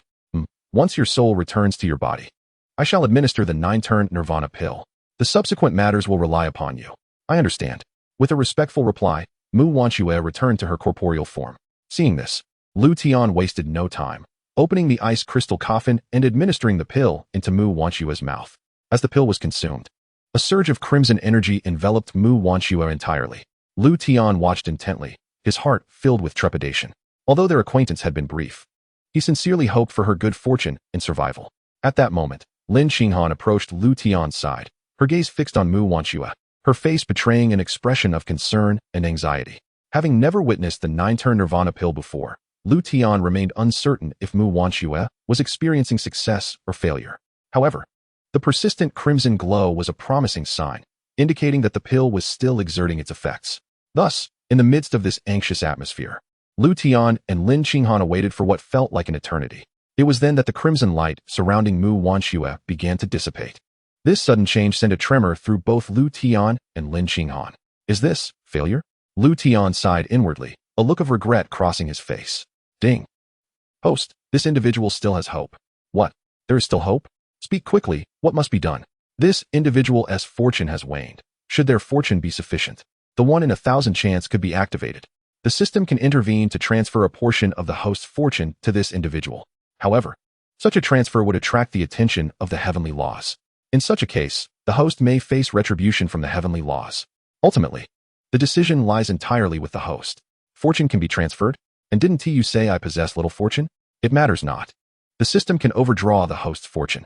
However, in doing so, the host will be beset by misfortune. Yet, once the host replenishes the overdrawn fortune, the misfortune will dissipate of its own accord. Thus, the host need not overly concern themselves. Very well, system, is this truly your game? Why not simply overdraw my lifespan for Mu Wanxue? The system considered it, but the hostess' current lifespan, at most, spans a century, which is utterly insufficient to extend the lifespan of a quasi-emperor. All right, I was merely jesting, yet you truly contemplated it? Cursed system. You should be grateful you lack a physical form, or I would. Host, time is of the essence. You must make a decision swiftly. Otherwise, no amount of fortune will avail anything. Are you certain that overdrawing my fortune poses no threat to my life? Certainly, provided the host does not engage in reckless behavior. Fine, I consent. Hurry and proceed before I change my mind. Acknowledged. Immediately overdraw the host's fortune to transfer to Mu Wanxue. With Liutian's consent, a vast amount of invisible and intangible fortune surged toward Mu Wanxue. With this influx of fortune, her body underwent yet another transformation. This time, the vibrant red glow, brimming with life, radiated even more intensely than before. As the mournful cry of a phoenix echoed through the air, Mu Wanxue found herself levitating effortlessly into the sky. Soon, a colossal ball of fire enveloped her entirely, resembling a silken cocoon. It is accomplished. Although the interior of the fireball remained obscured from view, an instinctual certainty informed Liutian that this was the moment of rebirth through nirvana. Thank you, Sect Master. Schwer shall not perish, she murmured gratefully. Beside her, Lin Qinghan observed the scene with overwhelming exhilaration, tears of joy cascading down her cheeks. You should indeed express gratitude to me. It is my fortune that has been expended, Liutian thought to himself with an air of resignation. No need. Her luck is merely fortuitous. Moreover, this sect does not act without reason in saving her.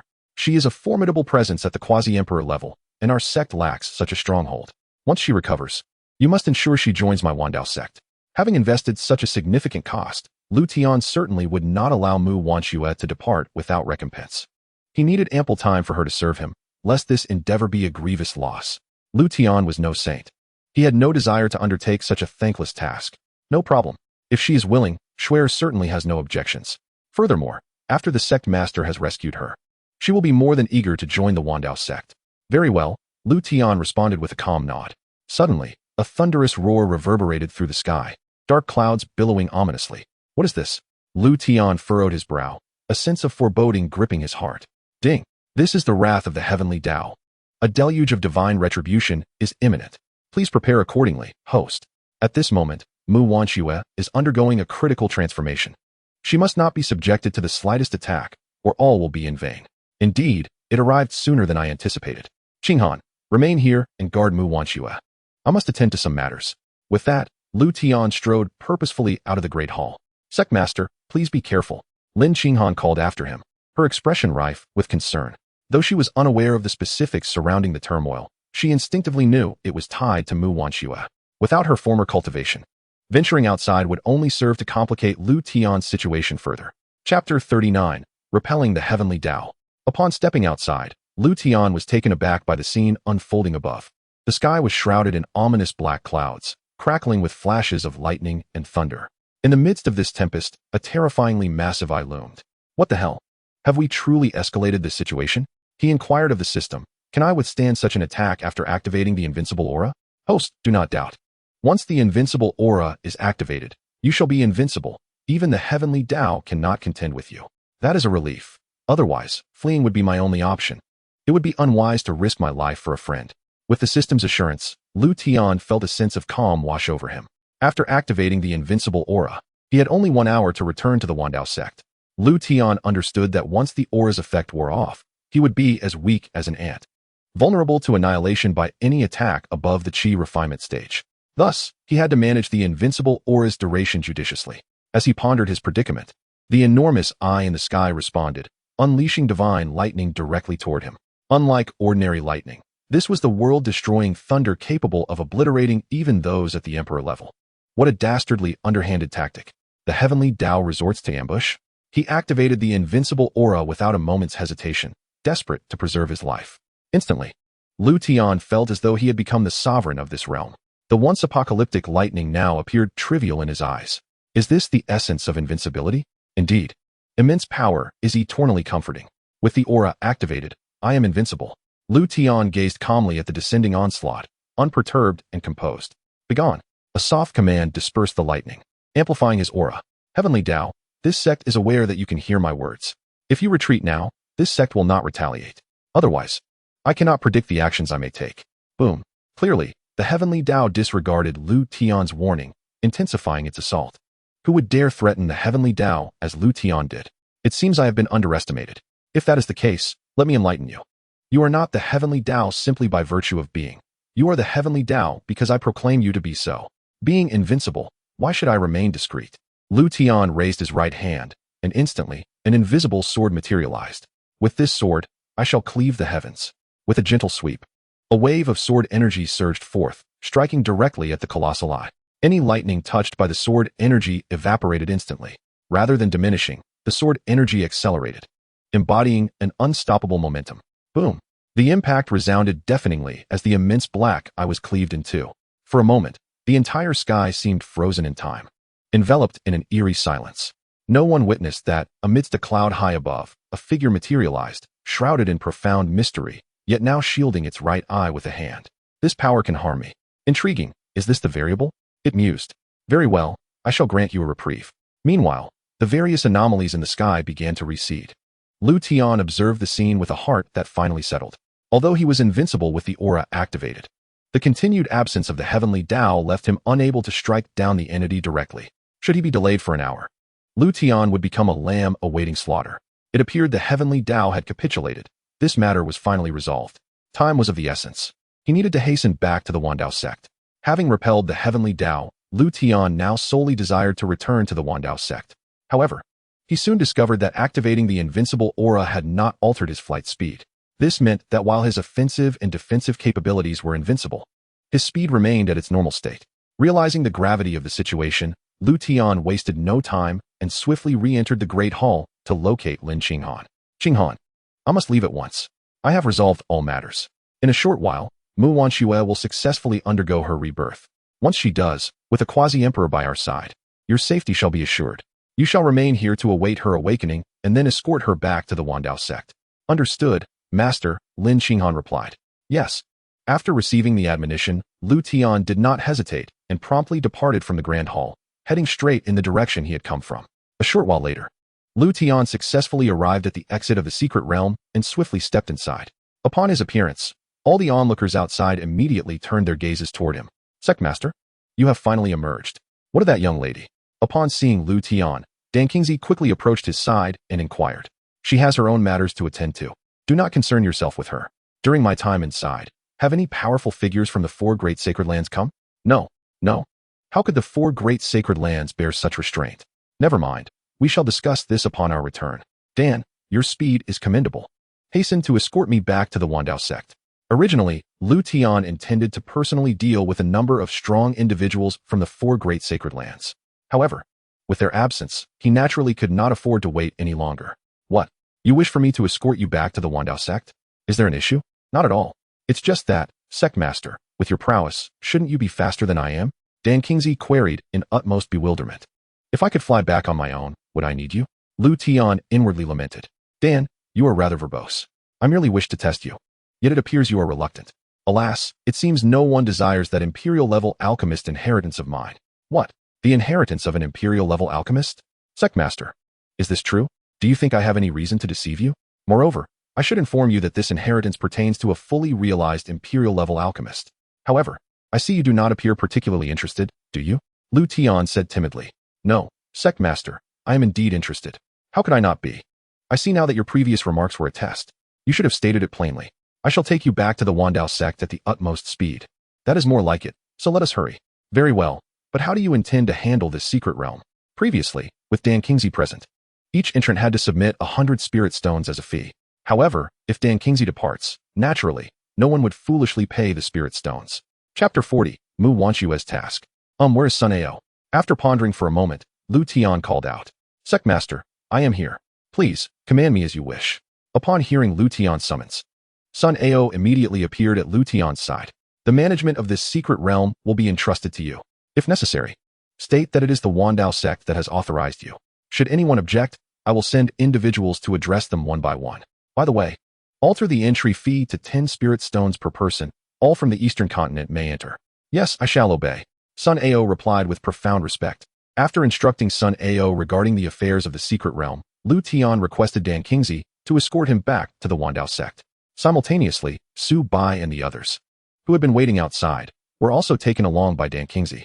Dan Qingzi's speed was remarkable. In less than half an hour, he had brought Liutian and the others back to the entrance of the Dao Sect. The motivation behind this haste, of course, was the inheritance of the fully realized imperial-level alchemist Liutian spoke of. We have finally returned. The sect feels much safer. Unless absolutely necessary, it would be prudent to refrain from venturing outside until we are stronger. As soon as he landed, Liutian contemplated. Sectmaster, now that you have returned, what of my inheritance of the imperial-level alchemist? At this moment, Dan Qingzi eagerly inquired. What is your rush? I shall present it to you shortly. I have only just returned and require a moment's rest. I have not had proper respite these past few days and am quite fatigued. As he spoke, Liutian made his way toward the mountain peak. Seeing this, Dan Qingzi had no choice but to swiftly follow suit. Su Bai enthusiastically guided Xiao Yan to familiarize himself with the various structures and their purposes within the Dao Sect. Once back in his familiar recliner, Liutian felt an immense sense of comfort. After resting for a short while, he retrieved the alchemical hull awarded to him earlier.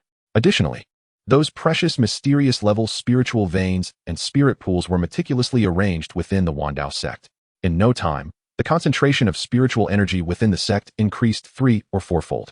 After setting everything in order, Liutian summoned Dan Qingzi. Subsequently, he transferred the inheritance of the fully realized imperial-level alchemist to Dan Qingzi. Upon personally examining it, Dan Qingzi was so overwhelmed with excitement that he knelt and bowed to Liutian. This left Liutian momentarily stunned.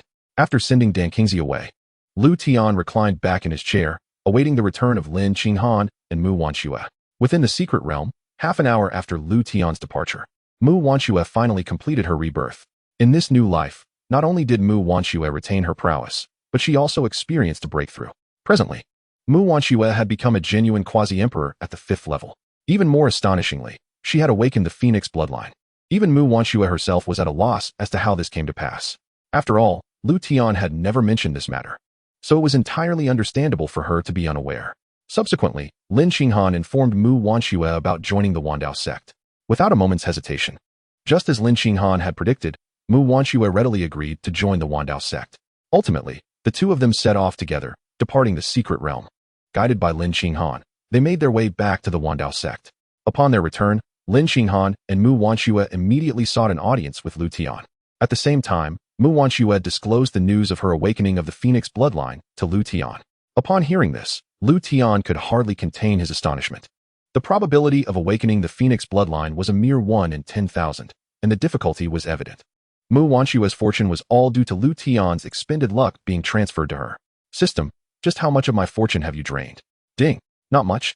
Just 9,999 points. Liutian's expression darkened considerably, becoming as grim as could be. Sectmaster, do you know what this is all about? During Liutian's contemplative silence, Mu Wanxue inquired once more. I do.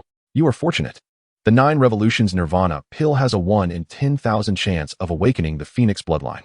With the Phoenix bloodline, you will be able to compensate for the shortcomings in your cultivation talent.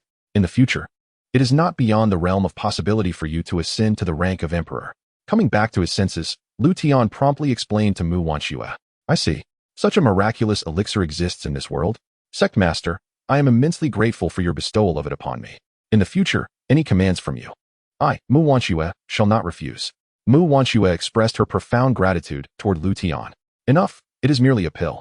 As for commands, I indeed have a task I wish for you to undertake. Please, Sectmaster, state it. I shall ensure the task is completed to perfection. Mu Wanxue vowed respectfully. Very well. The task is quite simple. You are to visit the 4 great sacred lands of the Eastern continent and inform them that they must submit to the Wandao sect.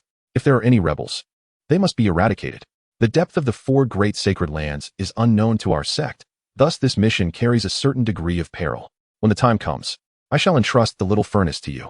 As long as the adversary does not possess the means of an emperor, no one shall be able to lay a finger on you. Naturally, should you find yourself at a disadvantage, retreat immediately. Your life takes precedence. Liutian spoke slowly. Understood. My subordinate acknowledges this. Having awakened the Phoenix bloodline, as long as the opponent lacks a true emperor of the 10th level or above, I believe no one will be able to hinder my departure. Very well. Little furnace, you shall accompany Wanxue on this journey. When the time comes, should these sacred lands possess any true emperor weapons, the extent of your ability to consume them will be entirely up to you. Liutian instructed as he summoned the little furnace. Upon hearing of the potential to devour true emperor weapons, the little furnace became exhilarated, nuzzling against Liutian's cheek. All right, off you go. The sooner you leave, the sooner you'll return. Yes, I take my leave. After a respectful bow, Mu Wanxue proceeded towards the sect's exit. Observing this, the eager little furnace quickly chased after her, vanishing from the Dao sect in the blink of an eye. May this journey be smooth. I wonder what the mysterious grand prize the system spoke of truly is. I find myself rather anticipating it, Liutian murmured, gazing in the direction where Mu Wanxue and the little furnace had vanished. A day later, having clarified the locations and specific strengths of the 4 great sacred lands, Mu Wanxue made her way towards the Xianling sacred land. The reason for her initial choice of the Xianling sacred land was multifaceted, but primarily, it was because it was the strongest among the 4 great sacred lands. Should she successfully conquer the Xianling sacred land, it was highly likely that the remaining 3 would surrender without a fight. In this manner, she could fulfill the task Liutian had entrusted to her while incurring minimal expenditure. Before long, Mu Wanxue arrived at the entrance of the Xianling sacred land. A number of disciples were stationed there to guard the entrance, but they posed no obstacle to Mu Wanxue, ignoring them entirely. She proceeded directly into the central area of the Xianling sacred land. As she was there to either subdue or annihilate the Xianling sacred land, she did not conceal her aura. In the next moment, the elders who sensed the anomaly swiftly appeared. Within a mere 10 breaths, Mu Wanxue found herself surrounded by the elders of the sacred land. Chapter 41. 3 True Emperor Weapons. Who are you, daring to invade my Xianling sacred land? State your purpose, or do not blame us for being impolite, one elder demanded as he stepped forward to interrogate Mu Wanxue. Summon your sacred lord. You are not worthy to speak to me. How audacious. Such arrogance. Elders, let us join forces and subdue this woman. A conflict was imminent as dozens of elders immediately assumed stances to attack. Utterly ignorant of your own limitations. I shall deal with you first before seeking your sacred lord. Among this group of elders, most were at the saint level, with the strongest barely at the 6th level of Saint King. In the outside world, few factions could contend with them. Yet, before Mu Wanxue, these individuals appeared exceedingly feeble, scarcely able to withstand a single blow. Bang! Uft! With just a slight release of her aura, the elders were sent flying. In mere moments, they began to cough up blood, their energy waning to the utmost degree. You dare invade my Xianling's sacred land and now injure our elders? Do you think my Xianling's sacred land to be easy prey? Oh, a 10th level Saint Emperor, barely sufficient to be noticed. Are you also an elder of the sacred land? Mu Wanxue inquired indifferently, gazing at the suddenly appearing man. I am the sacred lord of the sacred land. And who might you be? Liang Yongxiao's expression darkened, his tone filled with displeasure. You are the sacred lord? This is somewhat different from what I anticipated. It seems the eastern continent is indeed vastly inferior to the central continent, even falling short of several other continents. As a native of the central continent, Mu Wanxue was not particularly familiar with the strengths of the eastern continent's cultivators. In the central continent, who would dare claim to be the sacred lord without the cultivation of a true emperor? Yet, in the eastern continent, a saint emperor can become the lord of a sacred land. The disparity is evident. I had expected greater strength. How disappointing. I was previously puzzled as to why the sect master did not come personally. It turns out they were simply too weak to warrant the sect master's intervention. It makes sense. I have only just joined the sect. The sect master assigning me this task is undoubtedly a test of my loyalty. Upon realizing that the lord of a sacred land was merely at the saint emperor level, Mu Wanxue's confusion was swiftly resolved. Achoo! Meanwhile, thousands of miles away at the Wielder Dao Sect, Liutian inexplicably sneezed. You have yet to disclose your identity, yet you dare to come here without revealing who you are? Seeing Mu Wanxue maintain her composure without introducing herself irked Liang Yongxiao. Who I am is of no concern to you. I have but one purpose for being here. Either your Xianling's sacred land submits to my Wielder Dao Sect, or it is eradicated from the eastern continent. Since you are the sacred lord, I expect a response from you, Mu Wanxue stated flatly, showing no regard for Liang Yongxiao's expression. Wielder Dao Sect? So you are from the Wielder Dao Sect? Ha ha ha, splendid. I have yet to seek you out, and you come knocking at my door. You dare come alone after killing my people? I must admire your courage. Upon discovering that Mu Wanxue belonged to the Wielder Dao Sect, Liang Yongxiao burst into laughter, unrestrained in his mirth. So, your answer is that you refuse to submit to my Wielder Dao Sect? Submit? That is the greatest jest I have heard in my long life. On my territory, your life shall be forfeit. Not just yours, but all of those from the Wielder Dao Sect shall be sent to meet their end. Liang Yongxiao scoffed, utterly oblivious to the fact that these would be the most regretful words he would ever utter. You intend to act against the Wielder Dao Sect? Heh. The task assigned to me by the sect master shall commence with you, the sacred lord. Seeing Liang Yongxiao's arrogance, Mu Wanxue could no longer be bothered to engage in further conversation. In the next moment, a tremendous aura erupted from Mu Wanxue. The oppressive force of a true emperor enveloped the entire Xianling sacred land in an instant. Meanwhile, the previously boastful Liang Yongxiao found himself kneeling, unable to rise, his face contorted with desperation. Impossible. This aura surpasses even that of our ancestor. Who are you? Unwilling to accept his fate, Liang Yongxiao roared in defiance, his eyes filled with bloodshot rage. I offered you a chance, but alas, you were too arrogant and reckless. Prepare to meet your end. With a mere flick of her finger, an effortless attack hurtled toward Liang Yongxiao's face. No, please, ancestor, save me. Faced with the specter of death, Liang Yongxiao's earlier dignity as sacred lord evaporated, and he cried out for help. My lord, wait. At that moment, from the depths of the sacred land, a deep voice resonated. In the next instant, a venerable elder with white hair appeared out of thin air, saving Liang Yongxiao at the critical moment. This elder was none other than Xianxia, the ancestor of the Xianling sacred land. A saint venerable? Quite unexpected, however, from your appearance. You have only just recently broken through. Do you truly believe that you alone can impede my progress? Mu Wanxue maintained her icy demeanor, betraying no hint of emotional turmoil. Your cultivation level indeed surpasses mine. I am no match for you. However, as a sacred land, we certainly possess our own hidden cards. Thus, I propose this. You withdraw now, and I shall no longer pursue the matter of the Wielder Dao Sect's assassination of my elder. This arrangement would be beneficial for both parties. Otherwise, we shall both suffer a calamitous fate. The sacred land may fall, but you may very well face death.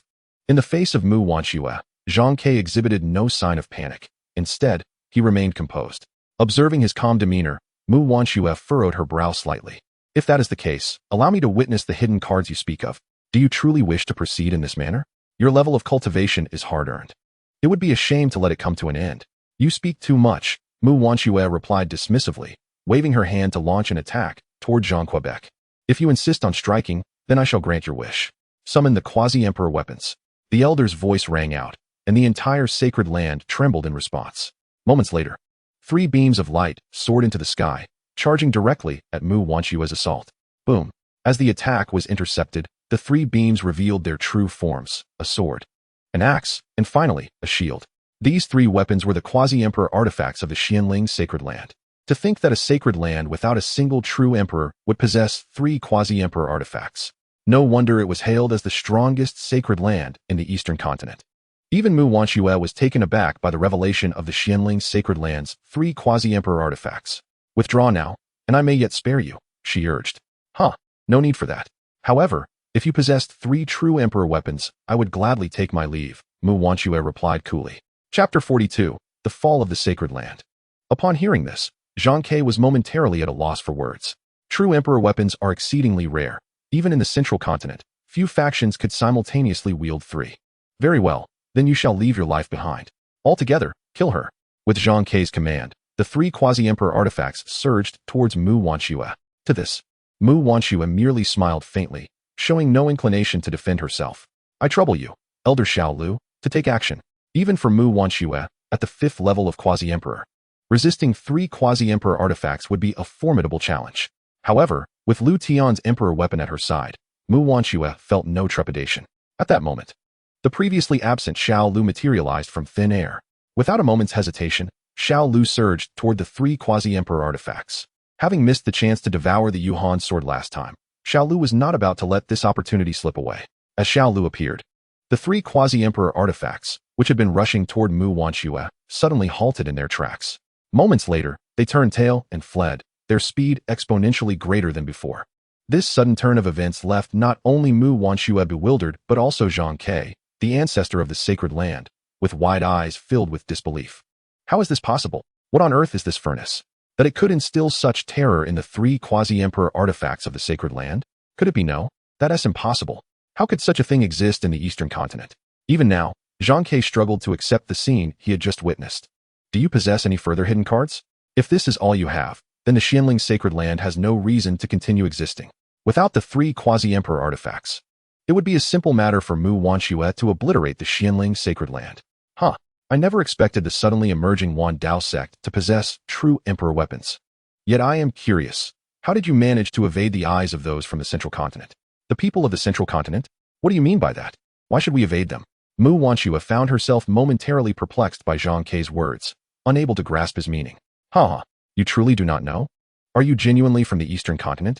Even those from the other continents would not be unaware of this matter.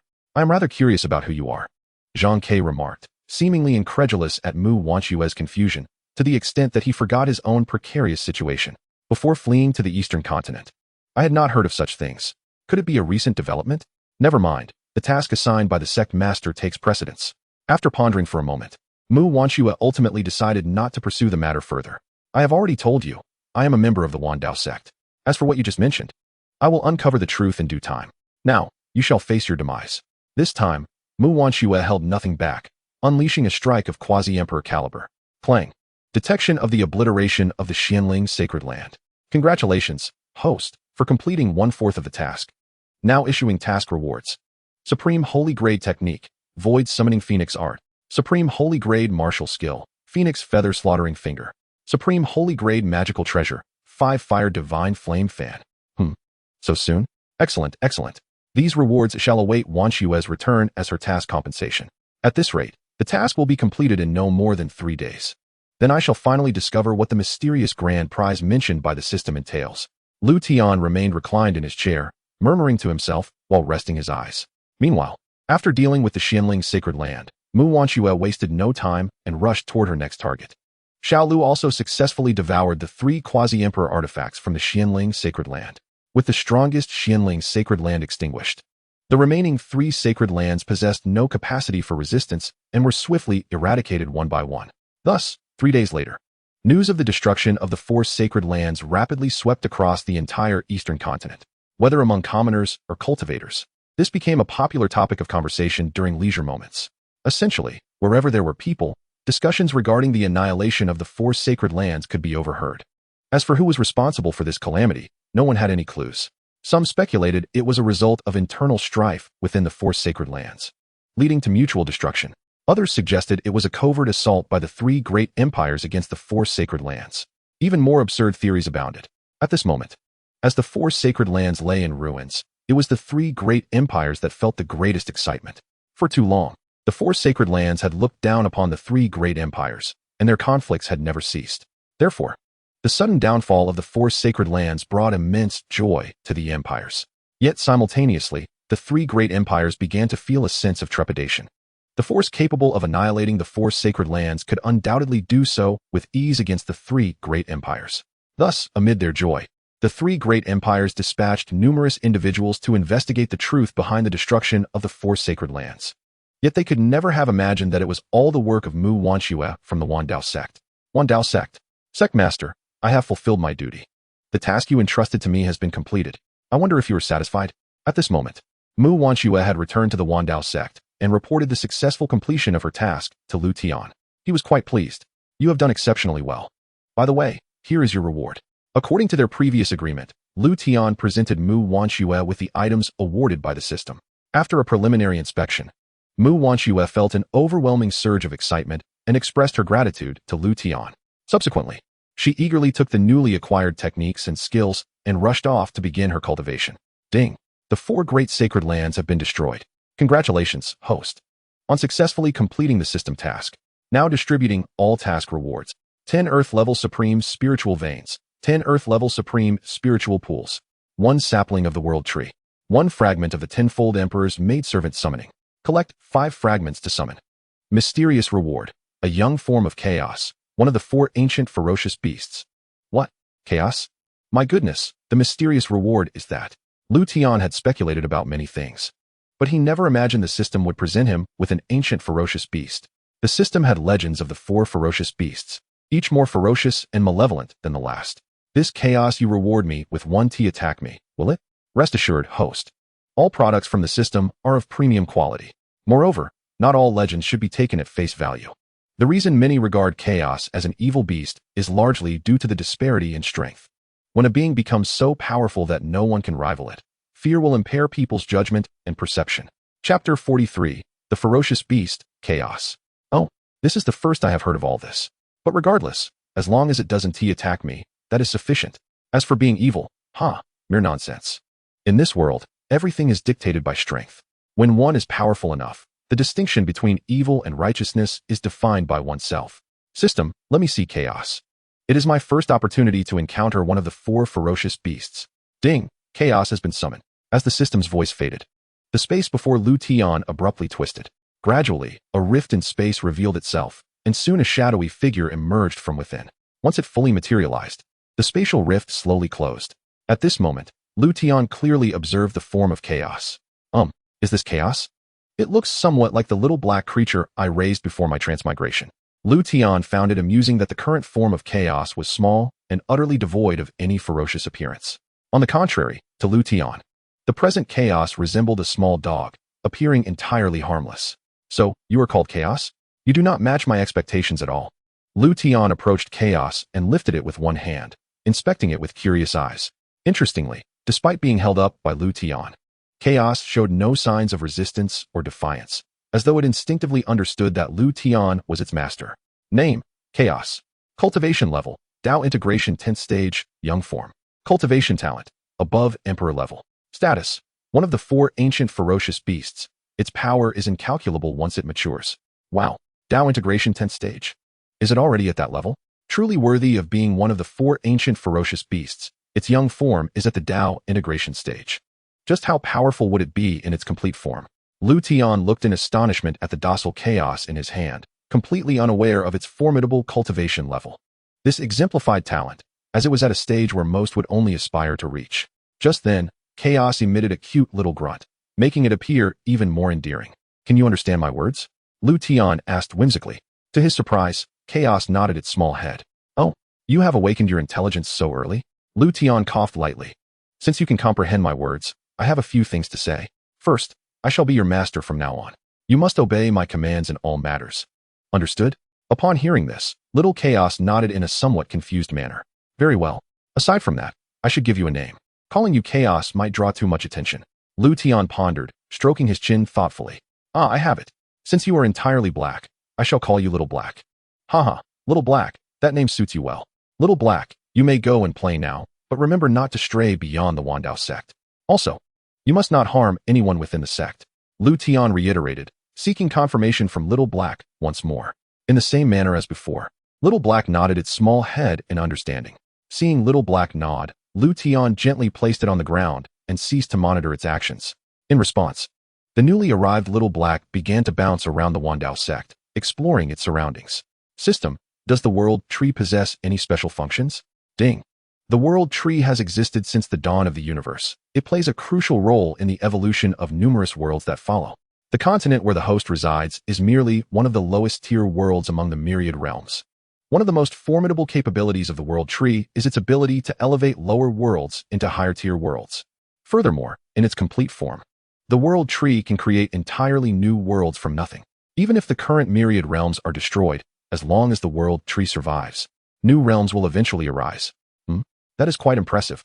But what if the world tree dies? The world tree cannot perish, even if temporarily destroyed. It will eventually be reborn.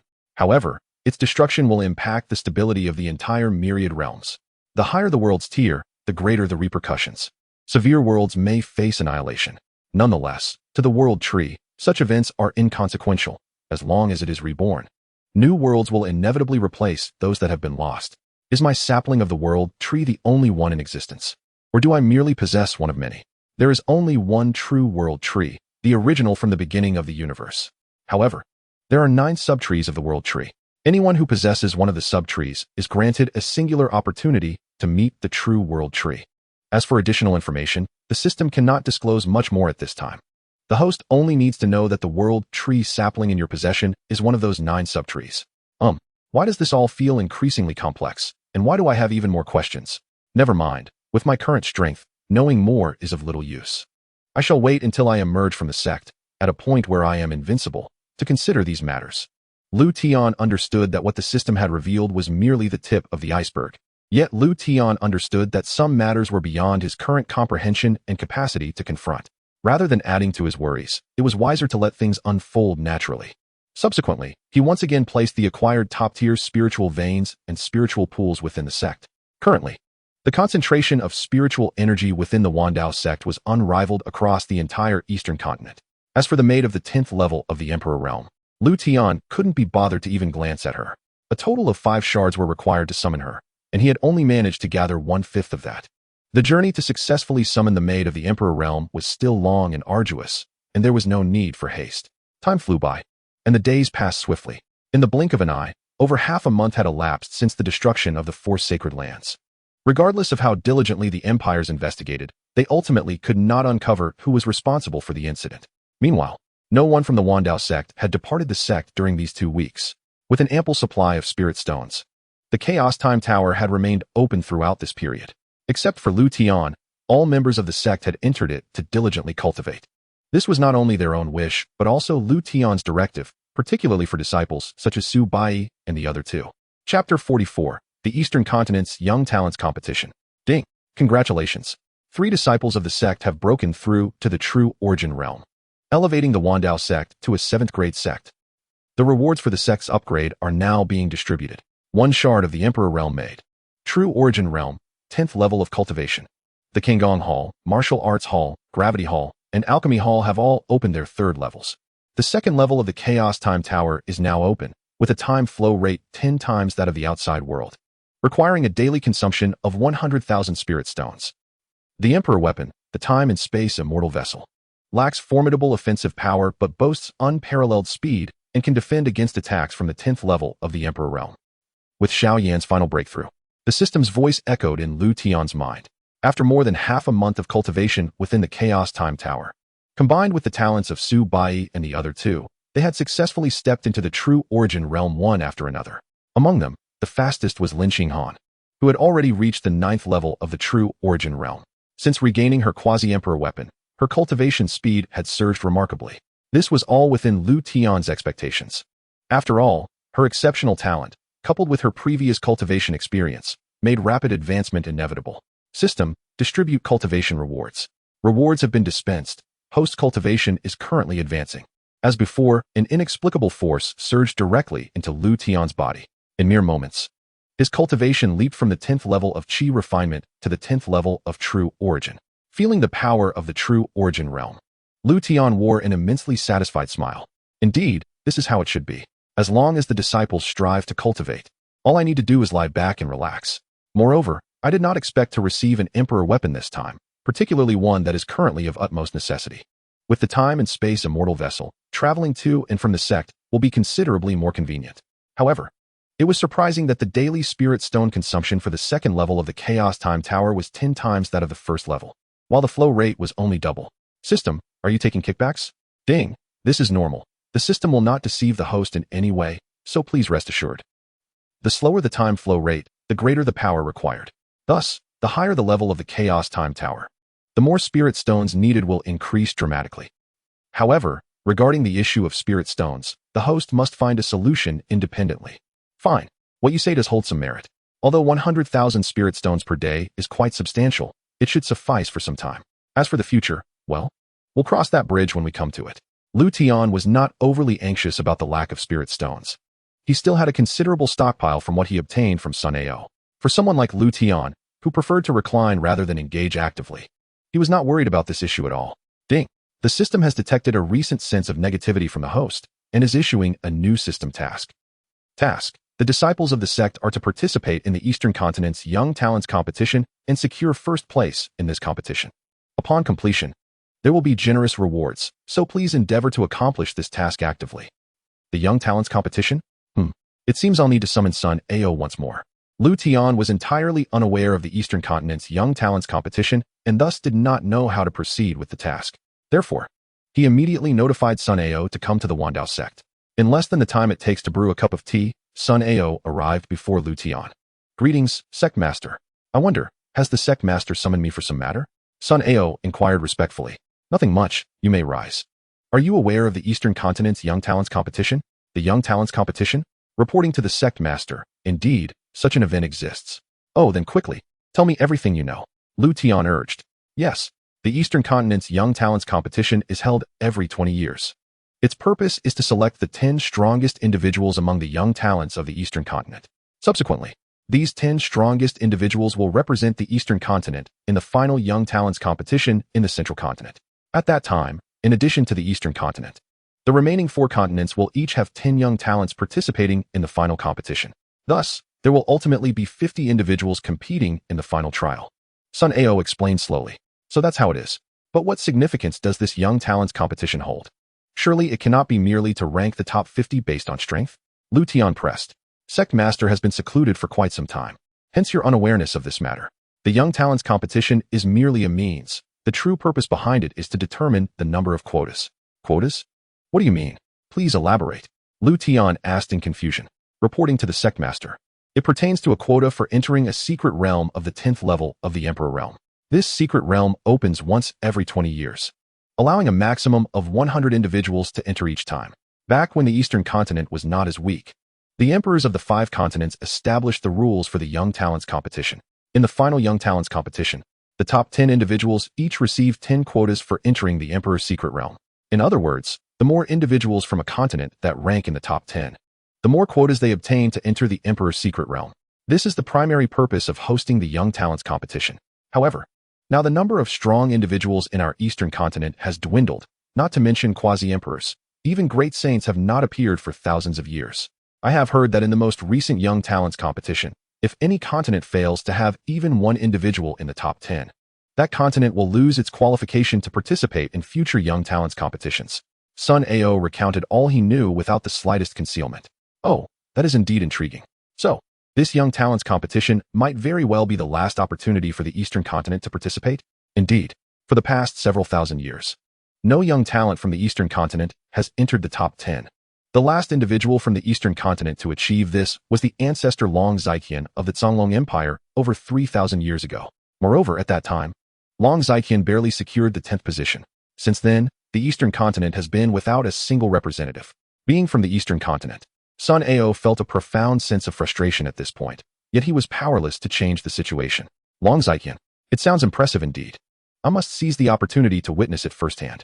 Now that I've grasped this information, let us discuss the specifics regarding the upcoming Tianjiao Grand Competition in Dongzhou, the starting time, format, and eligibility requirements. Having acquired a preliminary understanding of the competition, Liutian began to inquire about the details. Replying to the sectmaster, the next Tianjiao Grand Competition in Dongzhou will commence in a month's time. The eligibility criteria are quite straightforward. Anyone under the age of 20 may register to participate, regardless of whether they hail from major sects or are solitary practitioners, provided they are not of evil disposition. Furthermore, to encourage participation, the 3 great empires and the 4 sacred lands will bestow rewards for the top 10 contenders. However, given the recent mysterious annihilation of the 4 sacred lands, it appears that only the 3 great empires will be responsible for the rewards this time. Likewise, the initiators of the Tianjiao Grand Competition will also be these 3 empires. After all, with the 4 sacred lands now obliterated, any attempt on their part to intervene would be futile. As he spoke, Sun Ao occasionally cast furtive glances at Liutian's face. The news of the 4 sacred lands' destruction was too astonishing, igniting even Sun Ao's insatiable curiosity. Were it not for the fear of inciting Liutian's wrath, he might have dared to inquire directly whether Liutian was involved in this calamity. However, recalling Liutian's terrifying capabilities, Sun Ao wisely decided against it. Chapter 45, Sanyuan City. As for the format of the competition, it is rather simple and straightforward in Dongzhou. It is a direct contest of strength. Participants will enter a designated secret realm where various demonic beasts reside. Within a set time frame, rankings will be determined based on the number of beast cores collected. The specific regulations will be jointly announced by the 3 great empires at that time. Typically, 80 individuals will advance to the final ranking battles, where one-on-one duels will determine the 10 strongest contenders. Sun Ao replied, "Is that so? It certainly sounds reasonable and will effectively eliminate the majority in a short span of time. Well then, Sun Ao, a month from now, the disciples of the Dao Sect shall also participate in this Tianjiao Grand Competition in Dongzhou. In the meantime, your task is to gather information on the prominent contenders participating in the competition and the specific venue where it will be held. Compile whatever details you can uncover and present them to me. It is wise to prepare in advance. Understanding our opponent's techniques and strengths will enable us to respond with composure during battle." "Understood. I shall attend to it immediately." After respectfully responding, Sun Ao promptly departed from the Dao Sect to arrange for the tasks Liutian had assigned. Meanwhile, Liutian rose to seek out Su Bai, Lin Qinghan, and Xiao Yin, not only to inform them of their participation in the Tianjiao Grand Competition, but also to share the news of the unlocking of the 2nd level of the Chaos Time Tower. To ensure a victorious outcome in the competition a month hence, Liutian was willing to expend spiritual stones without hesitation. Even if it cost 100,000 spiritual stones daily for nearly a month, he showed no reluctance. Upon hearing this, Su Bai and the others instantly agreed and entered the 2nd level of the Chaos Time Tower to continue their cultivation. Although Liutian did not explicitly instruct them to secure 1st place in the competition, they were all determined not to bring shame upon the Dao Sect or Liutian. To them, Liutian was the most respected individual they knew, deserving of their utmost efforts. Of course, Liutian himself did not overthink it. He merely assumed that Su Bai and the others wished to test their mettle against the Tianjiao of Dongzhou. After Su Bai and the others re-entered the Chaos Time Tower, Liutian returned to his recliner, indulging in leisure while occasionally playing with little Hay, enjoying a life of unparalleled contentment. Time swiftly passed, and soon it would be the day for registration for the Tianjiao Grand Competition in Dongzhou. Thus, Liutian planned to set out today with the disciples and elders of the sect to the competition venue. A flying vessel soared through the skies at astonishing speed. This was the imperial weapon, the time-space celestial boat, which Liutian had recently acquired. On board, alongside Liutian, were the sect's disciples and elders, including Sun Ao. At this moment, only Su Xiong remained to guard the sect, having chosen to stay behind, believing that his current strength was too weak and that it would be more beneficial to cultivate and oversee the sect in Liutian's absence. On the celestial boat, Liutian was perusing a document that Sun Ao had provided. This document contained a list of the esteemed contenders participating in the Tianjiao Grand Competition, which Sun Ao had compiled over the past month. Liutian glanced through it and noted that many of the competitors possessed realms no lower than the true essence stage. It was worth noting that achieving the true essence stage by the age of 20 was exceedingly rare in Dongzhou. Without the Chaos Time Tower, Su Bai and the others might not have stood a chance against these individuals.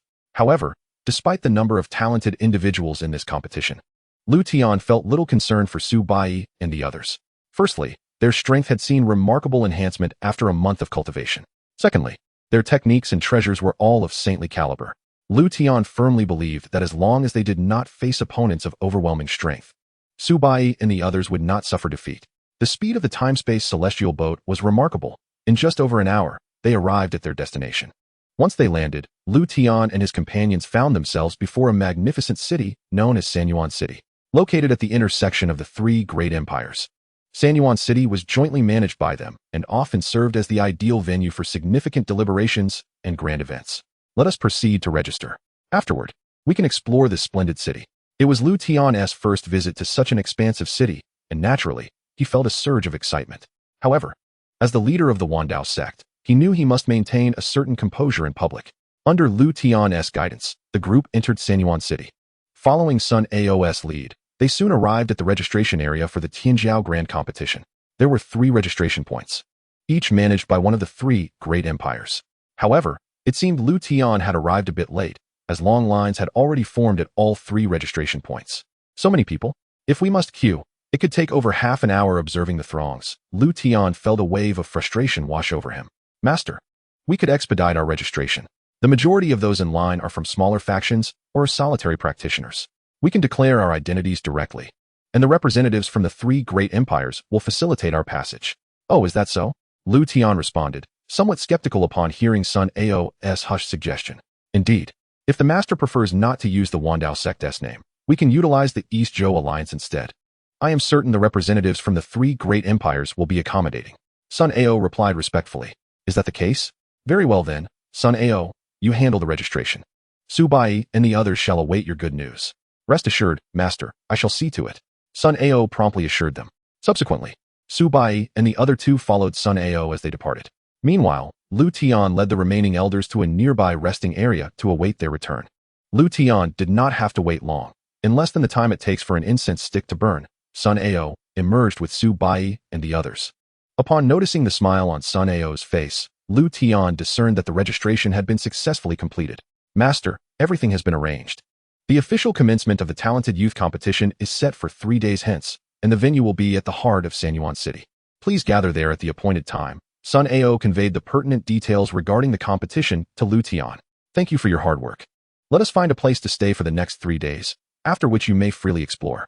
However, wherever you go, Bai, at least 1 elder must accompany you 3. Mei Ying, Dan Lao, and Wan Shui, I entrust your safety to you. Liutian instructed the individuals beside him. Given that Liutian was not at the Dao Sect, the protective jade talisman could not be utilized. Thus, Su Bai and the others were solely under the guardianship of the sect elders. As for Liutian, with his invincible aura and 2 imperial artifacts, his safety was assured. Understood, we shall comply. Mei Ying and the others respectfully replied in unison. Very well, let us seek a temporary dwelling. Liutian nodded in satisfaction, then prepared to find a place to rest. Although he was not well acquainted with Sanyuan City, Liutian and his companions successfully located a suitable lodging. The Zonglong Tower, a luxurious inn established by the Zonglong Empire, stood unparalleled in scale within Sanyuan City. Liutian settled into the Zonglong Tower upon his arrival. Once in his room, he immediately reclined on the comfortable bed to rest. As for Su Bai and the others, their youthful curiosity about the new surroundings led them to leave the Zonglong Tower shortly thereafter, accompanied by Mu Wanxue and Mei Ying. Dan Qingzi, however, remained solely focused on alchemy. He had scarcely begun to comprehend the imperial-level alchemist legacy that Liutian had previously bestowed upon him. With Mu Wanxue and the others accompanying Su Bai, their safety was assured, allowing Dan Qingzi to dive headlong into his own room. In stark contrast to the bustling vibrancy of Sanyuan City, Dan Qingzi was far more preoccupied with the imperial-level alchemist legacy. Walking along a bustling street in Sanyuan City, Su Bai and the others observed a continuous stream of passers-by, flanked by a plethora of diverse shops, catering to all needs. Senior brother, shall we simply meander about aimlessly? This seems rather dull, Su Bai commented, his curiosity piqued. Oh, junior brother, do you have any suggestions? Su Bai inquired, leading the way. Senior brother, I overheard people mentioning an auction nearby. Why don't we attend the auction? An auction? Junior brother, it's not that I am unwilling, but it seems we, perhaps, do not possess any spirit stones, do we? Su Bai replied awkwardly. Well, senior brother, we could still go to enjoy the atmosphere. We don't necessarily have to bid on anything, Xiaoyan sheepishly explained, scratching his head. You need not worry about spirit stones. I possess a considerable amount. When the time comes, any items you wish to bid on will be covered by me, came Mu Wanxue's voice from behind them. Elder Mu, is that truly the case? Just how many spirit stones do you have? Su Bai turned, excitement evident in his expression. How many? Well, I haven't precisely counted. But I have quite a few. They are savings accumulated over time, and it should suffice for an auction. Mu Wanshua hesitated before responding. That's good to hear. In that case, let us proceed to the auction, Su Bai declared, emboldened by Mu Wanshua's confirmation, and led the way toward the auction venue. Little did Su Bai and the others know, Mu Wanshua's inability to specify the number of spirit stones she possessed stemmed from the sheer abundance of them. As a near emperor-level figure, her life savings would surely be more than sufficient not just for a small auction, but even for the entirety of the city. If Liutian were aware of Mu Wanshua's wealth, he would have acted long ago, as his current need for spirit stones was paramount to keep the Chaos Space Tower operational. Before long, Su Bai and his companions arrived outside the auction house. Without hesitation, they approached the entrance. Several of you, please halt. This is the Jinyuan auction house, and no unauthorized personnel may enter, a guard named Wang called out, stopping Su Bai and the others from entering. Isn't this an auction house?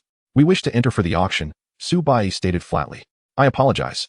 But those wishing to participate in the auction must meet certain conditions, the guard replied politely. Conditions? What conditions? Esteemed guest.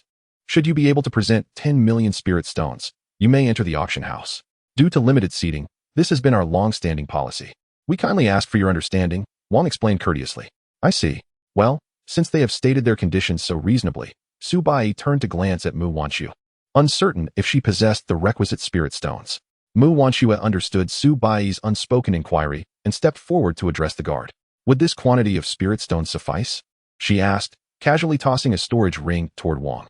Upon receiving it, Wang immediately began to inspect its contents. To his astonishment, he stood frozen in place upon discovering the mountain of spirit stones within the ring. This was the first time he had encountered someone capable of producing such a vast amount of spirit stones. His preliminary estimation suggested there were at least hundreds of millions of spirit stones contained within. Is that sufficient? If not, I have more, Mu Wanshua teased lightly. No, that's more than enough. Esteemed guest, here is your storage ring. Please take it back. Additionally, this is a token for the VIP area, presented upon entry, and someone will escort you to your private VIP room. Wang stammered respectfully after regaining his composure. Being in the auction house, Wang was acutely aware of the significance of Mu Wanshua as a distinguished guest, and he dared not offend or slight her. All right, thank you very much. Let us proceed inside. Mu Wanshua accepted her storage ring and the token, leading Su Bai and the others into the auction house. Only after Mu Wanshua and her companions had completely vanished from sight did Wang allow himself to breathe deeply. Inside the Jinyuan auction house, just as Wang had indicated, Mu Wanshua quickly attracted the attention of the auction house staff after presenting the token. Soon after, Mu Wanshua and her group were escorted to a private room situated on the top floor of the auction house, affording them a splendid view of the central auction scene. To their surprise, having a private room proved advantageous, as it ensured a tranquil atmosphere. In order to better observe the forthcoming auction, Mu Wanshua took a seat beside the chair and nodded in satisfaction at the room. Please, everyone, take your seats. If there is anything you desire, do not hesitate to bid. I shall cover all expenses, Mu Wanshua generously declared as an elder. Thank you, Elder Mu. Since you are so gracious, we shall not be overly polite. Su Bai expressed his profound gratitude. Meanwhile, shortly after Su Bai and his companions entered the room, several figures ascended to the uppermost tier of the auction hall. These individuals were undoubtedly prominent figures, either well-known or exceedingly wealthy. Otherwise, common folk would have no opportunity to ascend to such heights. Chapter 47. The Purple Sky Thunder Art. Welcome, esteemed guests. The time has come, and this auction is officially underway. I am your auctioneer, Xiao Dai. I believe you have all come for the auctioned items, so I shall keep my remarks brief. Let us commence with the first item. As Xiao Dai continued her announcements, the atmosphere within the auction hall instantly became vibrant. Now, what you see before you is a mid-grade earth-level elixir known as the 4-Chi Golden Pill. Its efficacy is such that any practitioner at the spirit refinement stage or below, upon ingestion, can instantly replenish all expended spiritual energy. Moreover, its most significant advantage is that it possesses absolutely no side effects. Now, we shall begin the bidding for the 4-Chi Golden Pill, with an opening bid of 1,000 spirit stones and each subsequent bid increasing by no less than 100 spirit stones. Following Xiao Dai's introduction, many began to compete fervently for the elixir. After all, the ability to restore all expended spiritual energy without any adverse effects is invaluable, serving as a potential hidden means of revival for cultivators. I bid 1,000 spirit stones. Is that all you dare to offer? I bid 1,100 spirit stones. 1,200. As the auction commenced, the bids echoed one after another, with the offered spirit stones climbing ever higher. Naturally, the majority of the bidders were from the lower tiers, while those of higher status remained silent, as although the elixir was impressive, it did not hold much value in their eyes. This elixir sounds quite appealing. Were it not for our alchemist, I might have pursued it myself, Su Bai remarked. Somewhat bored. Indeed, compared to the potions from our alchemist, this one pales in comparison. Let us see if there are more impressive items later, Xiaoyan concurred. As the auction progressed, the 4-chi golden pill was ultimately claimed by an individual who bid 3,500 spirit stones. Congratulations to this esteemed guest for acquiring the 4-chi golden pill. All successful bidders were instructed to proceed to the back of the auction house to finalize their transactions after the auction's conclusion. Now, let us commence with the second item of the day. This is a superior-grade Earth-level weapon known as the Tiangang 7-star blade. The initial items were primarily of Earth-level quality, leading to fierce competition among those from the lower tiers. After several items had been auctioned, each fetching thousands of spirit stones, the auction gradually reached its climax after nearly half an hour of anticipation. At this juncture, the items being presented were predominantly rare treasures, including several heavenly-grade artifacts and even a few inferior divine-grade items. After approximately an incense stick's worth of time, Xiao Dai announced, "Esteemed guests, we are now entering the final phase of this auction. We have 3 items remaining, all of which are exceedingly precious and rare. For those who have yet to secure an item, this is your last opportunity. Now, let us begin the auction for the penultimate item." With Xiao Dai's encouragement, nearly all attendees focused intently on the central auction stage. The upper-tier individuals remained silent, biding their time for the final 3 items. Thus, although the number of capable bidders had diminished significantly, the fervor of the auction showed no signs of waning. As Xiao Dai announced the item up for bid, a maidservant brought forth a platter covered in red cloth. This was a customary technique employed in auctions to heighten the mystery surrounding the item and thereby command a higher price. As the item was presented, Xiao Dai gracefully approached, gently lifting the red cloth to unveil a book. Esteemed guests, as you can see, this auction item is a manual. However, it is a superior-grade holy-level technique known as the Purple Sky Thunder Art. What? A superior-grade holy-level technique? Miss Xiao Dai, are you certain you are not mistaken? If this truly is a superior-grade holy-level technique, would the Jinyuan auction house be so audacious as to present it for auction? Indeed. Is it not more likely that your auction house has exaggerated its classification? Who in their right mind would auction off a superior-grade holy-level technique? As soon as Xiao Dai finished speaking, a chorus of skepticism erupted within the auction hall. This reaction was entirely understandable in the Eastern continent. Even first-rate sects seldom possessed holy-level techniques. Even among the 4 great holy lands and the 3 great empires, there were scarcely a handful of superior-grade holy-level techniques. Thus, it is no surprise that many found it hard to believe the Jinyuan auction house would so readily present such a prized item for auction. Ahem, esteemed guests. Please calm yourselves. I understand that you may not believe my earlier assertions. However, the Jinyuan auction house has always prided itself on its integrity. Many of you are long-standing patrons and should be well aware of this. Indeed, this manual is unequivocally a superior-grade holy-level technique. The reason it is being auctioned today is, of course, due to certain circumstances. Sensing the atmosphere was slipping out of control, Xiao Dai swiftly intervened to restore order. Then, Miss Xiao Dai, what exactly are those circumstances? Please enlighten us. Very well, esteemed guests, do not rush me, I shall explain. This manual is called the Purple Sky Thunder Art. As the name suggests, it is related to thunder. The condition for mastering this technique is to find a location rich in lightning. Only in such places does the likelihood of successful cultivation increase. However, we all know that the power of lightning is exceedingly volatile and unpredictable. Consequently, those who attempt to cultivate this technique face a significant risk of being harmed by the forces of lightning or even losing their lives.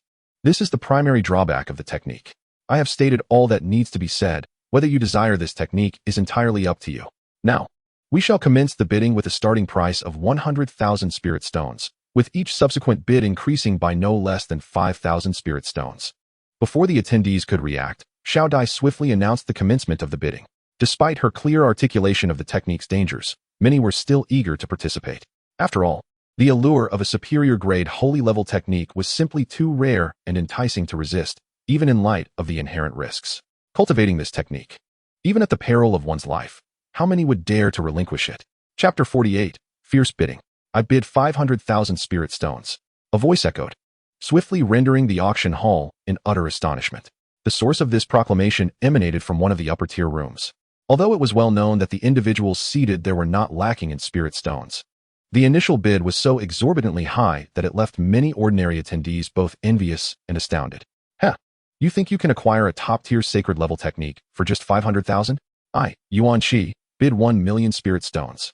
At that moment, a sardonic voice pierced through the air. What? That's the head of the Yuan family. He actually bid 1 million spirit stones. It was evident that the speaker was a notable figure in San Yuan City. Yuan Shi, I doubt you possess that many spirit stones, retorted another voice. The Li family bids 2 million spirit stones. Following Yuan Shi, another derisive voice rang out. Li Hong, must you always oppose me? 2 million? Your Li family truly has an abundance of spirit stones. Yuan Shi shot back coldly.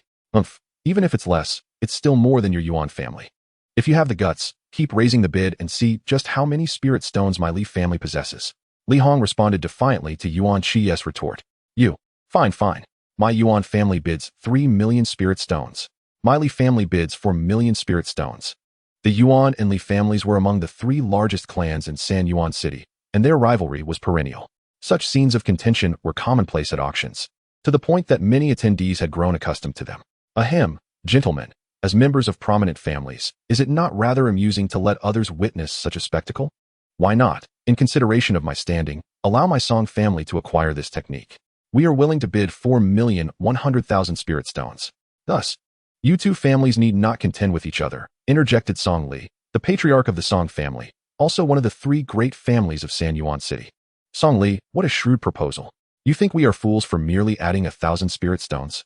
Yuan Shi replied, his tone frigid. Indeed. Moreover, why should we concede to you? We are all members of the 3 great families. I propose we rely on our own merits, Li Hong chimed in.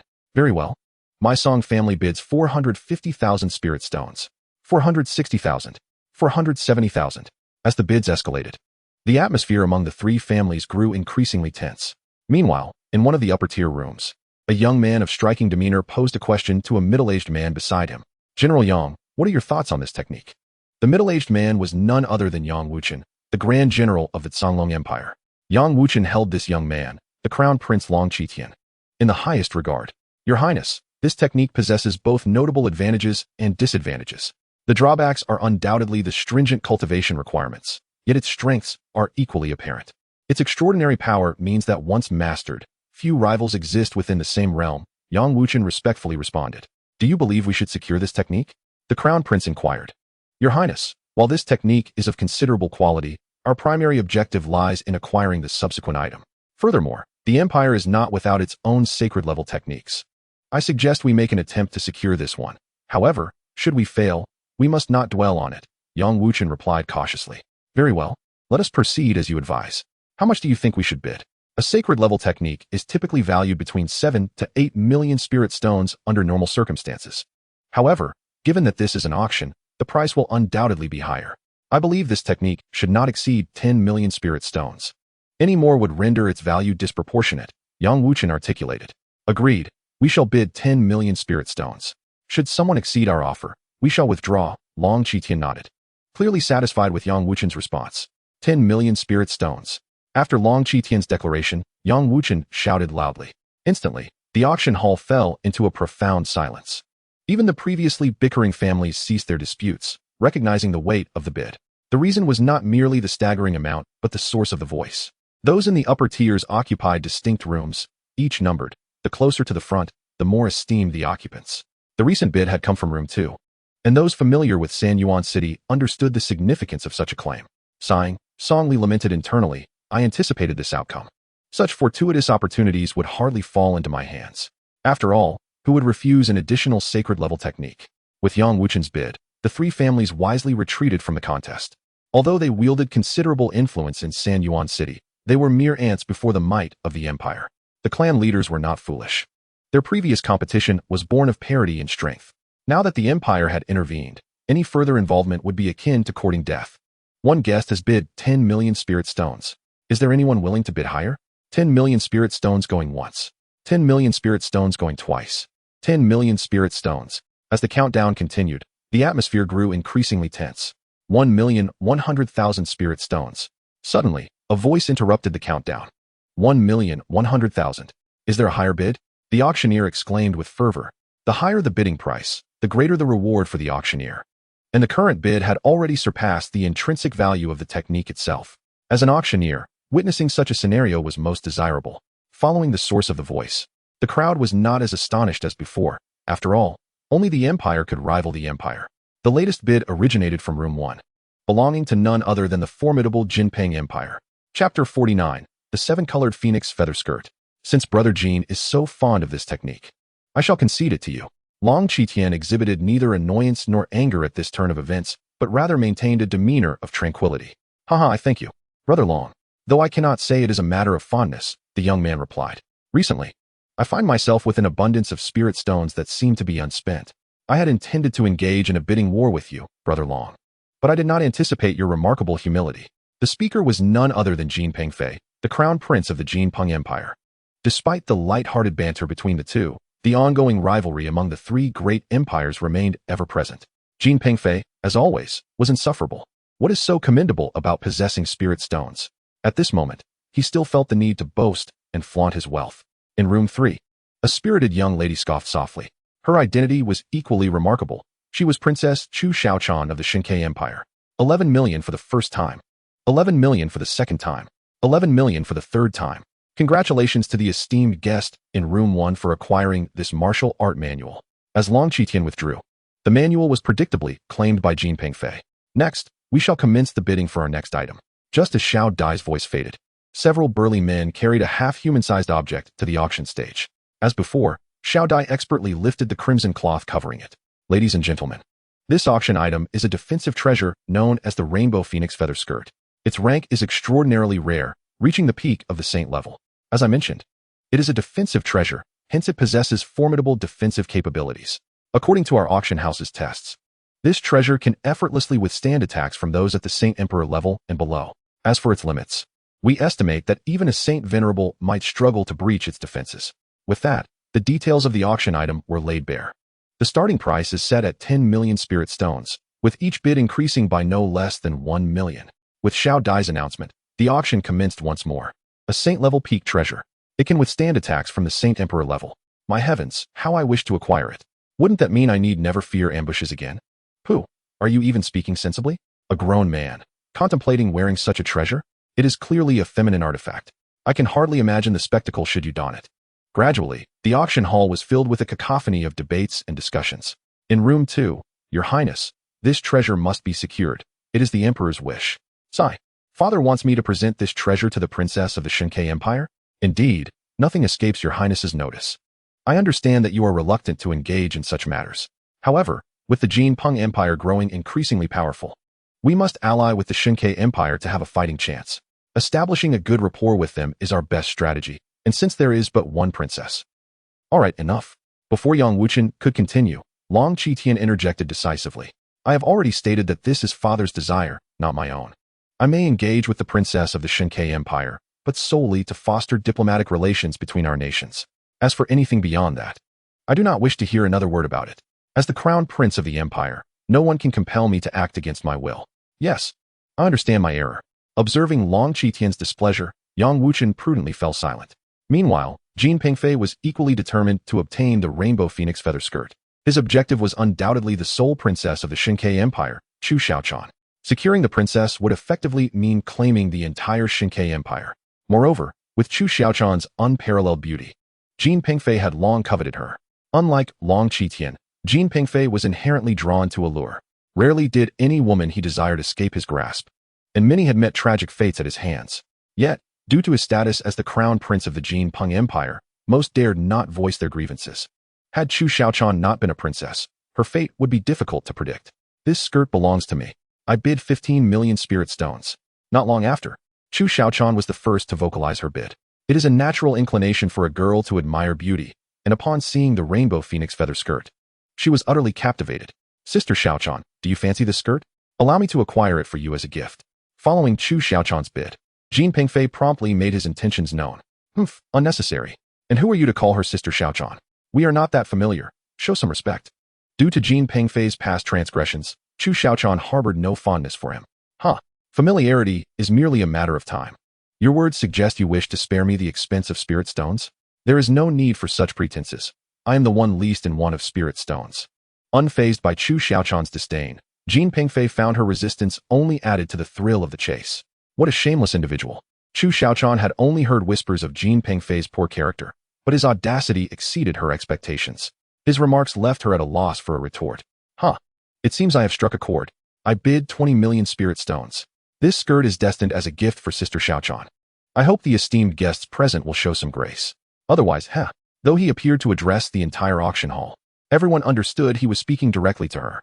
At that moment, in room 2, Long Qitian maintained an impassive demeanor, betraying no signs of agitation. However, Yang Wuchen's expression grew increasingly grim. Your Highness, should I? What is it? Are you unable to endure, General? No, I merely. For me? They are stronger than us. This humiliation is ours to bear. Such is the world, survival of the fittest, where the strong reign supreme. If we wish to avoid being subjected to such indignities, it cannot be resolved merely by throwing a tantrum. Yes, I acknowledge my error. Yang Wuchen replied, deeply ashamed. Why should the general bear such grievances? It is my fault, the fault of the Canglong Empire. Since Jean Pingfei is so brazen, let him be. I never wish to engage in such matters. Even if father were to reproach me, I would have a reasonable justification. In that case, you must report Jean Pingfei's threats to father in full. Long Qitian remained tranquil, entirely unaffected by Jean Pingfei's provocations.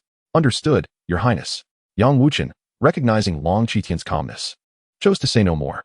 20 million spirit stones for the first time. 20 million spirit stones for the second time.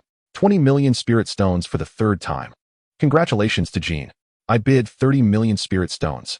Just as Xiao Dai was about to announce the ownership of the Rainbow Phoenix feather dress, an inappropriate voice suddenly interrupted.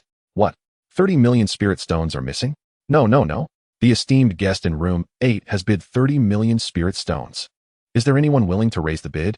If not, this supreme grade artifact shall belong to the esteemed guest in room 8. Regaining her composure, Xiao Dai exclaimed loudly. After all, daring to compete with the prince of the Golden Peng Empire was not something a mere auctioneer like her could afford to offend. Bang! Nonsense. In room 1, Jean Pingfei angrily slammed his hand on the table. Who are you? Did you not hear what this prince just said? I advise you not to mislead yourself. Otherwise, you may possess your life, but you will find no use for it. Jean Pingfei had evidently forgotten that this was an auction, where the highest bidder claimed the item. However, having grown accustomed to arrogance, he naturally disregarded such rules. That fellow is truly arrogant. If it weren't for the sect master's warning against provoking trouble, I would have liked to teach him a lesson, remarked Su Bai, echoing his brother's thoughts. The one who had just bid 30 million spirit stones was none other than Mu Wanxue, seated nearby. How amusing. After all this time, a junior dares to threaten. Mu Wanxue nearly chuckled at Jean Pingfei's bravado. What? Is it not the case that the highest bidder wins at an auction? Jin Yuan Auction House. Will you not step forward to clarify? Or do you conspire with this so-called imperial prince? Collecting her thoughts, Mu Wanxue coldly spoke. As her words echoed, the entire auction house fell into a profound silence. At that moment, no one wished to draw unnecessary trouble by merely breathing too loudly. Esteemed guest, this matter stems from our mishandling at Jin Yuan Auction House. Please allow me a moment. I will provide you with a satisfactory resolution. Suddenly, a frail old man with white hair appeared on the auction stage. Yet, upon his arrival, Xiao Dai and the auction personnel displayed utmost respect. The old man, named Chun Hechuan, was the nominal head of Jin Yuan Auction House. Your Highness, this is Jin Yuan Auction House, not your Golden Peng Empire. I hope you will refrain from creating difficulties for this old man. Otherwise, I shall have to ask you to leave. Chun Hechuan calmly addressed Jean Pingfei while looking in his direction. Upon hearing this, everyone present was momentarily stunned. They could hardly comprehend why this seemingly frail elder dared to utter such fearless words to Jean Pingfei. However, Mu Wanxue in room 8 regarded Chun Hechuan with newfound interest. Who would have thought this auction house concealed such a figure? Yet, with such prowess, why manage an auction house of mediocre scale? Surely, he could sit alongside the emperor of the empire. It seems I need not intervene further, Mu Wanxue smiled, appearing to relish the unfolding spectacle. Humph. You are the head of this auction house. How audacious. You dare speak to this prince in such a manner? Do you not fear that I will send someone to destroy your auction house? Jean Pingfei had never faced such defiance and would not let Chun Hechuan go so easily. Your Highness, it would be wise to refrain from speaking recklessly. Remember, there are always greater powers beyond your own. Your Golden Peng Empire is not invincible. Chun Hechuan replied indifferently. What a fine saying. Today, I shall show you who reigns supreme in the eastern continent. Xianxia, seize this old fool. Jean Pingfei commanded, filled with fury. Oh, and remember to leave him alive. Dying outright would be too lenient for such insolence. Xianxia immediately leapt onto the auction stage. Esteemed sir, will you surrender, or shall I lend you a hand? Rest assured, since His Highness has ordered to spare your life, I will not strike lethally. Gradually, he approached Chunhechuan, speaking softly. Chunhechuan remained calm, standing still as he gazed at Xianxia, who was steadily advancing. To the onlookers, Xianxia appeared as a formidable figure, a cultivator at the 8th level of the Saint Realm, while Chunhechuan looked frail and feeble. The outcome of this confrontation seemed all too predictable. Yet, sometimes, reality is not as clear-cut as it appears. Only Mu Wanxue amongst the crowd recognized that this seemingly aged elder was, in fact, a powerful figure at the great saint level. Sigh. I do not wish to create unnecessary trouble. Must you truly insist on this, Your Highness? Chunhechuan still hoped for a change in Jin Pengfei's attitude. However, if Jin Pengfei were to halt Xianxi's actions, he would no longer be Jin Pengfei. Old man, still hoping for this prince to show mercy? Very well. If you kneel and bow 10 times, I may consider sparing you. As Chunhechuan remained motionless, Jin Pengfei arrogantly assumed the elder had no capacity for resistance, prompting him to grow even bolder. Your Highness, should we intervene? Yang Wuchen from room 2 quietly inquired of Long Qitian beside him. Not yet. My father once mentioned that Jin Yuan auction house has a complex background. Let us observe the situation first. If the old man proves no match for Xianxia, then you may step in. Understood, Yang Wuchen replied, his curiosity quelled as he refocused on the auction stage below. Chapter 51, A Single Palm. Since Your Highness insists, I shall have to offend you, Chunhechuan declared. Offend? Ha! You amuse me, old man. You, with your feeble form, dare utter such words? Jin Pengfei laughed heartily. Xianxia, what are you waiting for? Make your move and show him who can be provoked and who cannot. Yes. Xianxia no longer hesitated, raising his hand to strike Chunhechuan. Instantly, a pressure-inducing aura enveloped the room. 1 breath, 2 breaths. The attack swiftly reached Chunhechuan, yet he made no attempt to evade. Suddenly, as everyone braced for Chunhechuan to be flung backward, an unexpected turn of events occurred. Chunhechuan's previously dull eyes flashed with a chilling light. In the next instant, Xianxi's attack dissipated without a trace, creating not a single ripple. What? The crowd was left dumbfounded. Even Xianxia himself stared in shock at Chunhechuan across from him. Without any movement, the attack of a cultivator at the 8th level of the Saint Realm had simply vanished into thin air. How could this be achieved? Many began to formulate a bold hypothesis in their minds. The previously expressionless Xianxia now bore a visage of panic. Your Excellency, just now. Heh. What is the matter? General Zhang, are you afraid? The elder continued. I had no intention of engaging, but since you have made your move, I must naturally reciprocate. I do not wish to bully you. A single strike will suffice. If you can withstand my blow, then this matter will be settled. And Prince Jin will adhere to the rules of my golden source auction house. What say you, Prince Jin? As he spoke, Chunhechuan suddenly raised his gaze towards Jin Pengfei's position, casually inquiring. What a useless fellow, unable to subdue even an old man. Although Jin Pengfei was arrogant, he was keenly aware of the current circumstances. With Xianxia incapable of contending against the opponent, to persist in his arrogance would only lead to self-inflicted misery. There was no one of greater prowess than Xianxia by his side, and even if he wished to continue his haughty demeanor, he lacked the confidence to do so. Very well, this prince consents. Xianxia, if you cannot withstand a single blow, upon returning, you shall no longer be the grand general of my Jinpeng Empire. Rest assured, Your Highness, it is merely 1 strike. I am confident in my ability. That is for the best. At this moment, Jin Pengfei's concern was not whether Xianxia would be injured, but whether his own reputation would suffer. Your Excellency, I am prepared. Good, then I shall strike. Observing Xianxia assume a defensive stance, Chunhechuan slowly raised his right hand, his expression remarkably calm. 1,000-splitting palm. With a gentle motion, Chunhechuan unleashed a seemingly casual strike, appearing to exert no significant effort. Yet, this nonchalant blow was an overwhelmingly terrifying attack for Xianxia. Block it for me. Ah. Bang. Uft. In but a few breaths, Xianxia was violently propelled backward, crashing to the ground as if he were a falling goose. Upon halting, he lay in tatters, blood uncontrollably spilling from the corner of his mouth. His appearance was one of such tragic devastation that it was almost unbearable to witness. I only used 30% of my strength. General Zhang truly lives up to his title as the Empire's Grand General, merely suffering severe injuries. I hope Prince Jin will comply with the auction's regulations thereafter. Otherwise, I shall have to personally escort you out. After resolving the matter at hand, Chunhechuan did not depart immediately, but turned his gaze towards the room where Mu Wanxue resided. Dear esteemed guest, are you satisfied with this resolution? It's barely acceptable. However, given that you have shown no bias, I shall let this matter rest. Let us hasten to continue the auction. I wish to procure my items soon. In response to Chun Huchuan's inquiry, Mu Wanxue replied with an indifferent tone. Thank you for your understanding, esteemed guest. Xiaodai, please proceed. Yes, Elder Chun. Subsequently, Chun Huchuan stepped away from the auction podium, entrusting the continuation of the proceedings to Xiaodai. Ladies and gentlemen, a slight interlude has occurred. The auction shall now continue. The esteemed guest in room 8 has bid 30 million spirit stones. Is there any higher offer? If not, this item shall belong to the guest in room 8. This prince bids 31 million. Very well, Prince Jean bids 31 million spirit stones. Is there any further raise? 40 million spirit stones. The esteemed guest in room 8 countered with a high bid of 40 million. 41 million. Let us see you keep up. 50 million. What followed was a performance between Mu Wanxue and Jean Pengfei. Regardless of Mu Wanxue's bid, Jean Pengfei would directly outbid her by 1 million. All present could not help but feel that these two had lost their senses. The price had now far exceeded the value of a top-tier sacred artifact. Yet neither Mu Wanxue nor Jean Pengfei showed any sign of relenting.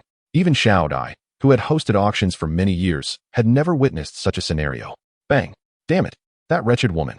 When the bidding reached 100 million spirit stones, Jean Pengfei found himself unable to continue. Despite being the prince of the Jinping Empire, his supply of spirit stones was not infinite. Your Highness, we cannot proceed any further.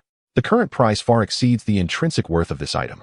Leaving aside whether we possess such a sum, should His Majesty learn that you spent 100 million spirit stones on a sacred artifact, it might be better to concede this item to the other party. At this moment, a bold guard approached Jean Pengfei, offering counsel. You have quite the audacity. Do you wish for this prince to admit inferiority to that foul woman? I dare not. Your Highness, spare me. What I mean is, if you find it difficult to produce 100 million spirit stones, how could the other party do so with ease? They may not even possess 100 million spirit stones and could simply be provoking you into continuing the bidding. At that point, they might very well withdraw entirely, leaving you ensnared in their trap. However, if you concede first, wouldn't they be the ones to shoot themselves in the foot? Then you could directly request the auction house verify the other party's spirit stone count. If they cannot present 100 million spirit stones, you need not intervene. That elder would certainly not spare that woman. To preserve his own life, the guard knelt, pleading, and poured forth all he could think of. Chapter 52. Anger takes its toll. Oh, this guard possesses some merit. Now, I am quite curious to see how that woman will cope. Clearly, Jean Pengfei found value in the guard's words. Thus, after Mu Wanxue bid 100 million spirit stones, he refrained from further comment. 100 million spirit stones once. 100 million spirit stones twice. Is there anyone willing to offer a higher bid? 100 million spirit stones thrice. Congratulations to the esteemed guest in room 8 for acquiring this 7-colored phoenix feather skirt. As Jean Pengfei ceased his bidding, Xiaodai announced the final result. Instantly, the auction house erupted with gasps of astonishment. 100 million spirit stones. Ordinary individuals could scarcely hope to amass such wealth in 10 lifetimes. For most, merely witnessing this auction was a crowning achievement in their lives. Elder Mu, do you truly possess 100 million spirit stones? Have we perhaps gone too far? In room 8, Su Bai remained in stunned silence, unable to recover from the shock. Even as the young master of the Su family, he had never seen so many spirit stones. Just a mere 100 million. Look at your ignorant expressions. Besides, it's primarily about suppressing that odious imperial prince. I cannot stand such arrogant individuals. Mu Wanxue seemed utterly unperturbed by the 100 million spirit stones, as if for her, such an amount was but a triviality. Ladies and gentlemen, the auction shall proceed. We will now commence the bidding for the final item of this auction. Wait, just as Xiaodai was about to continue, an abrupt voice interrupted her. What guidance does Prince Jean have? Guidance is perhaps too grand a term. This prince is merely curious as to how the esteemed guest in room 8 can bid 100 million spirit stones for a sacred artifact. 100 million spirit stones. What an astonishing sum. For the vast majority of you, it is likely that you will never have the opportunity to witness such wealth in your lifetime. Thus, I, the Crown Prince, have ample reason to doubt the veracity of the claim that the other party possesses 100 million spirit stones. The prior bidding seemed nothing more than frivolous chatter. Therefore, I require the auction house personnel to verify on the spot whether the opposing party indeed possesses such an extraordinary sum. This request should not be deemed as disruptive to the auction's rules, I trust. Jean Pengfei no longer concealed his intentions, boldly articulating his purpose. Upon hearing Jean Pengfei's declaration, Xiaodai found herself momentarily at a loss for words. Meanwhile, the attendees of the auction slowly nodded in agreement with Jean Pengfei's assertions. This matter I fear. Xiaodai began, but was swiftly interrupted. Xiaodai, you may withdraw. I shall personally handle the ensuing affairs. Yes, I shall take my leave. Just as Xiaodai felt overwhelmed, the previously departed Chun Huchuan reappeared upon the auction stage. I have comprehended your highness's intentions. Very well. This indeed falls under the purview of my auction house. To the esteemed guest and roommate, I trust you shall not refuse? Chun Huchuan's tone was calm as he turned to face Mu Wanshua's location. That is agreeable. I have no objections. Thus, I shall trouble you. Following Mu Wanshua's consent, Chun Huchuan made his way to her chamber. Before long, Chun Huchuan entered roommate. Upon their meeting, Mu Wanshua rose gracefully and approached him. 100 million spirit stones. Is it? Pray, do examine if this is sufficient. Without any preamble, Mu Wanshua produced a storage ring and tossed it to Chun Huchuan. He caught it deftly and immediately began to inspect its contents. Inside, there were approximately 30 million spirit stones. Oh, and what of this? Mu Wanshua then threw another storage ring to him. After receiving it, Chun Huchuan resumed his examination. In this manner, Mu Wanshua presented 4 storage rings in total. The cumulative amount of spirit stones within surpassed the 100 million mark. Even Chun Huchuan, who typically maintained a stoic demeanor, exhibited a flicker of surprise upon verifying the contents. In less than 10 minutes, he returned to the auction stage. Ladies and gentlemen, I have completed the verification. The esteemed guest in room 8 indeed possesses 100 million spirit stones. Now, Your Highness, I trust you have no further doubts? What? That wretched woman truly possesses 100 million spirit stones? Surely, you are not colluding with her? Despite Chun Huchuan's assertions, Jin Pengfei remained unconvinced of Mu Wanshua's wealth. Humph, how dare a presumptuous junior at that, cast aspersions upon me? Chun Huchuan could not tolerate such insolence. In an instant, an overwhelming aura surged towards Jin Pengfei. Uffed. Jin Pengfei's eyes widened in fury, blood spewing forth as he collapsed, unconscious before he could utter another word. Your Highness, what has befallen you? In an instant, the attendants nearby were thrown into a state of panic. Should anything happen to Jin Pengfei, not only would they be held accountable, but their families would also suffer dire consequences. Your Highness has merely succumbed to anger-induced faintness. Quickly, remove him from the Jinyuan auction house. Otherwise, I would not hesitate to ensure he never awakens again, Chun Huchuan stated coldly. Upon hearing this, the attendants dared not linger. Swiftly hoisting Jin Pengfei and hastening out of the auction house. This unexpected turn of events left all present gasping in shock. Although they could not see Jin Pengfei's condition, the urgency in the voices of his attendants left no doubt that it was dire. In the eastern continent, to dare lay hands on the crown prince of the Jinping Empire was tantamount to courting death. Confusion spread among the onlookers, perplexed as to why this elder would engage in such a perilous act. Ahem, fear not, everyone. Should the Jinping Empire seek retribution, it shall be directed at me. Now, let us resume the auction. I shall personally oversee the bidding for this final item. Bring it forth. With Chun Huchuan's command, the auction house personnel promptly presented a square object wrapped in red cloth to the auction stage. Chun Huchuan approached the item and swiftly unveiled it. As the red cloth fell away, the true nature of the item was revealed. What? This is... The audience gasped, all rising in astonishment at the sight before them. Even Mu Wanshua and her companions displayed expressions of bewilderment. As you can see, the final auction item is a young girl. However, unlike any ordinary being, she is a transformed spirit beast, a rare nine-tailed white fox. The characteristics of the Fox clan are well known to you all. Members of the Fox clan are already a rarity, and this young girl belongs to the royal lineage of the nine-tailed white fox. Hence, should any of you be interested, do not miss this invaluable opportunity. We shall now commence the auction for this young nine-tailed white fox. The starting bid is 30 million spirit stones, with subsequent bids not less than 1 million spirit stones. After introducing the final item, Chun Huchuan declared the bidding open. This is indeed a young girl of the nine-tailed white fox clan. No wonder she possesses such an enchanting allure at such a tender age. Imagine how captivating she will be when fully grown. Alas, 30 million spirit stones is beyond the means of ordinary folk like us. Should one have the chance to acquire a Fox clan maiden, even a short life would be worth it. How dare you think such thoughts? You ought to return home and sleep. In dreams, you can have anything. Humph. What is wrong with that? As if you wouldn't want a Fox clan maiden yourself. As murmurs of discussion surrounded them, the nine-tailed white fox girl, confined within a cage, curled up tightly in a corner. Tremors coursed through her body, and her eyes were filled with terror, perhaps from the moment she was imprisoned. She had foreseen the grim fate that awaited her. Bound by chains, her limbs were restrained, and her meager cultivation was completely sealed. It was evident that escaping from this cage was an impossibility.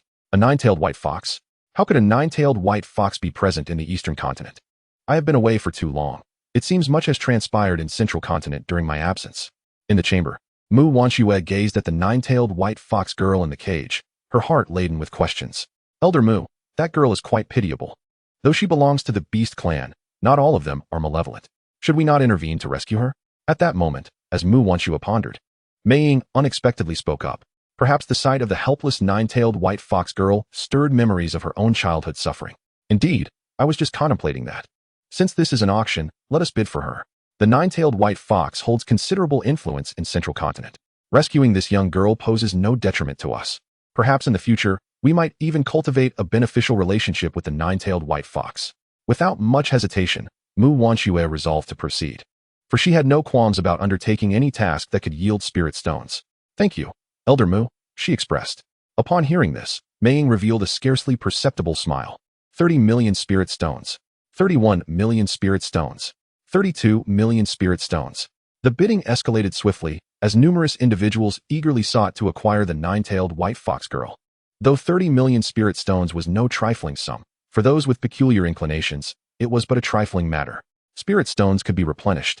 Yet a nine-tailed white fox girl was a rare find indeed. As time languidly passed, the bid soared to 60 million spirit stones. Observing the continuously rising price, Xianxiahuan nodded in satisfaction. This princess bids 70 million spirit stones. The girl is exceptionally beautiful, and I have taken a liking to her. I advise those with unsavory intentions to abandon their sordid thoughts at once. She shall henceforth be under my protection. Suddenly, after a prolonged silence, Chu Xiaochan spoke up once more, her tone laden with warning. Is there anyone else willing to bid for the princess's 70 million spirit stones? With no one daring to counter, Xianxiahuan had no choice but to inquire. While Chu Xiaochan's actions somewhat contravened the auction's regulations, Xianxiahuan displayed no sign of displeasure nor issued any warning to her. If there are no further bids, I shall offer 80 million spirit stones. Before Xianxiahuan could finish, Mu Wanxue's voice rang out. Ah, a distinguished guest bids 80 million. Is there a higher bid? Xianxiahuan inquired once more. Who exactly was this individual in the room? To defy Jin Pingfei previously was one matter, but to contend with a princess for the nine-tailed white fox was quite another. Did she not fear retaliation from two great empires? Upon hearing Mu Wanxue's bid, Chu Xiaochan realized she could not compete and felt a twinge of displeasure. Since no one else dares to bid, the nine-tailed white fox girl shall belong to the esteemed guest from room 8. Thus, the auction officially concluded. We once again extend our warmest welcome to all. As for the date of the next auction, we shall announce it promptly. For those who did not secure satisfactory items this time, do not let the opportunity slip away again. All esteemed guests who won bids, please proceed to the backstage for transactions. The rest may exit. As Xianxiahuan declared the conclusion of the auction, attendees gradually rose to depart. The remaining few dozen individuals made their way backstage to exchange spirit stones for their acquired items. This process extended for over half an hour before Mu Wanxue and her companions were attended to. Dear guest, you have successfully bid on 2 items, totaling 180 million spirit stones. However, I shall make it easier for you. You may pay 150 million spirit stones, Xianxiahuan stated to Mu Wanxue. Oh, this is not the customary practice of an auction house. Speak plainly. What is your ulterior motive? Mu Wanxue challenged. Fully aware that such generosity was seldom without a hidden agenda. Esteemed guest, I harbor no ulterior motives. If I must claim one, it is merely to foster a good rapport with you through 30 million spirit stones.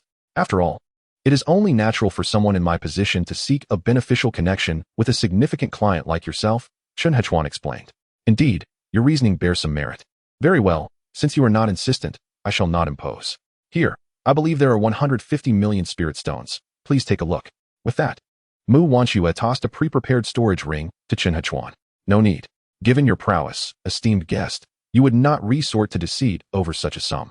The 7-colored phoenix feather dress and the 9-tailed white fox girl are yours to take, Xianxiahuan replied, shaking his head with a smile. Very well.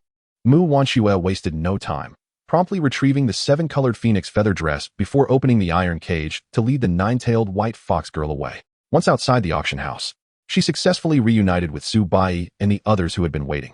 As they beheld the 9-tailed white fox girl trailing behind Mu Wanxue, curiosity etched across their faces. Chapter 54. Returning to Songlong Tower. Ahem, the matter is settled. Let us hasten back. Having been away for so long, the sect master may grow concerned.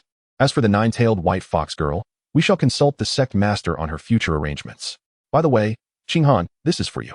With that, Mu Wanxue presented the 7-colored phoenix feather dress to Lin Qinghan. For me? But you. Lin Qinghan hesitated. Take it. This artifact holds little use for me. Yet it can shield you from certain dangers. Very well, thank you, Shuer. Understanding Mu Wanxue's intent, Lin Qinghan accepted graciously. Now let us return. Under Mu Wanxue's guidance, the group made their way towards Songlong Tower. Along the way, Su Bai and the others surrounded the 9-tailed white fox girl with questions. However, she seemed too frightened to articulate much, managing only a few hesitant words. Eventually, they learned her name, Bai Ziyue. When asked why she had been at the auction, Bai Ziyue simply stated she had ventured out alone for amusement and was inadvertently discovered by the auction house staff, resulting in her being auctioned. Although Bai Ziyue maintained this narrative, Mu Wanxue sensed there was more to the story. Yet, respecting Bai Ziyue's reticence, she refrained from further inquiries. Thus, in less than half an hour, they returned to Songlong Tower. Inside, after a brief rest, Liutian had awakened. Just as he was about to venture out, a series of footsteps echoed from the entrance. Knock, knock. Sectmaster, are you in? Come in. Liutian responded casually upon hearing the knock. The door swung open, revealing Mu Wanxue and her companions who had just returned. Subordinate pays respects to the sect master. Disciple pays respects to the sect master. What brings you all here? Liutian inquired, his brow furrowing in confusion. Sect master, during our outing, we encountered certain events that necessitate your judgment and intervention, Mu Wanxue replied respectfully. Oh, does it pertain to this girl? From the moment Mu Wanxue and her companions entered, Liutian had noticed the shy Bai Ziyue lingering at the back. Now, upon hearing that there were matters requiring his attention, he naturally deduced the connection. Indeed, her name is Bai Ziyue. We fortuitously rescued her during the auction. Is that so? Please, elaborate on the details, Liutian prompted, curiosity piqued. The sole reason for his interest was the sight of Bai Ziyue's adorably furry ears. Had he not been mindful of his status as sect master, he would have been tempted to reach out and touch them to satisfy his curiosity. Yes, sect master. The matter unfolded as follows. Shortly after we ventured out for a leisurely stroll, we found ourselves attending an auction. Gradually, as Mu Wanxue recounted the events, Liutian began to grasp the intricacies of the situation. However, with each detail Liutian absorbed, his expression grew increasingly grim. This abrupt change did not go unnoticed by Su Bai and the others. Yet, engrossed in her narrative, Mu Wanxue remained oblivious to Liutian's darkening demeanor. Oh no. This is the first time I've seen the sect master look so displeased. Did our participation in the auction provoke him? Had I known, I would have abstained from attending. Now what shall we do? At this moment, Su Bai was filled with both regret and trepidation, teetering on the brink of kneeling to apologize. Thus, Mu Wanxue spoke for nearly the duration of an incense stick. Sectmaster, that concludes our experience. What are your thoughts? Upon finishing, she promptly turned to Liutian for his feedback. This inquiry, however, proved to be a grave misstep. Confronted with Liutian's piercing gaze, which seemed to harbor an insatiable hunger, Mu Wanxue's heart trembled. Sectmaster, what is the meaning of this? Confusion enveloped her mind, as she could not fathom why Liutian would display such a fearsome expression. Wanxue, if I am not mistaken, you mentioned that you spent 150 million spirit stones to acquire a treasure, is that correct? Liutian's calm demeanor belied the storm brewing beneath. Yes, Sectmaster. Is there an issue? It was merely a little over 100 million spirit stones. Surely, you do not hold me accountable? Merely a little over 100 million? Liutian's tone shifted. Wanxue, are your spirit stones plentiful? Well, not exactly. In the past, I would say I had just a bit more than the average person. Just a bit more? Liutian was momentarily rendered speechless, unsure of how to respond to such earnestness. Given this, you shall henceforth be responsible for the spirit stones required to activate the Chaos Space-Time Tower. You have no objections, I trust? After a prolonged silence, Liutian finally spoke again. Assigned to me? Is there a problem? And no problem. Rest assured, Sect Master, I shall take full responsibility for this matter. Mu Wanxue quickly acquiesced, eager to avoid provoking Liutian's displeasure again. Good. Rest assured, your contributions to the sect will not be forgotten. In the future, should any fortuitous events arise, you shall be the first to benefit. Then I am truly grateful, Sect Master. At that moment, Mu Wanxue felt somewhat dazed, for she could hardly comprehend how Liutian could be lacking in spirit stones. In her eyes, Liutian was at least a peak emperor level, if not higher. A supreme being. Such a powerful individual could not possibly be short on resources. Indeed, it stood to reason that many would flock to bestow spirit stones upon him if he merely asked. However, driven by her uncertainties, Mu Wanxue dared not voice her thoughts. A careless misstep could ignite Liutian's ire, and that would lead to dire consequences. Now, regarding that elder at the auction, Are you certain you did not mistake him for another? He truly is a great sage-level powerhouse.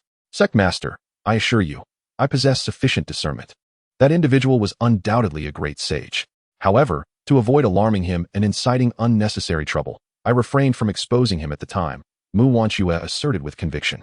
In that case, we shall ignore him for now. Since he has not approached us with malice, I see no reason to concern ourselves with him. Our priority must be the upcoming elite competition.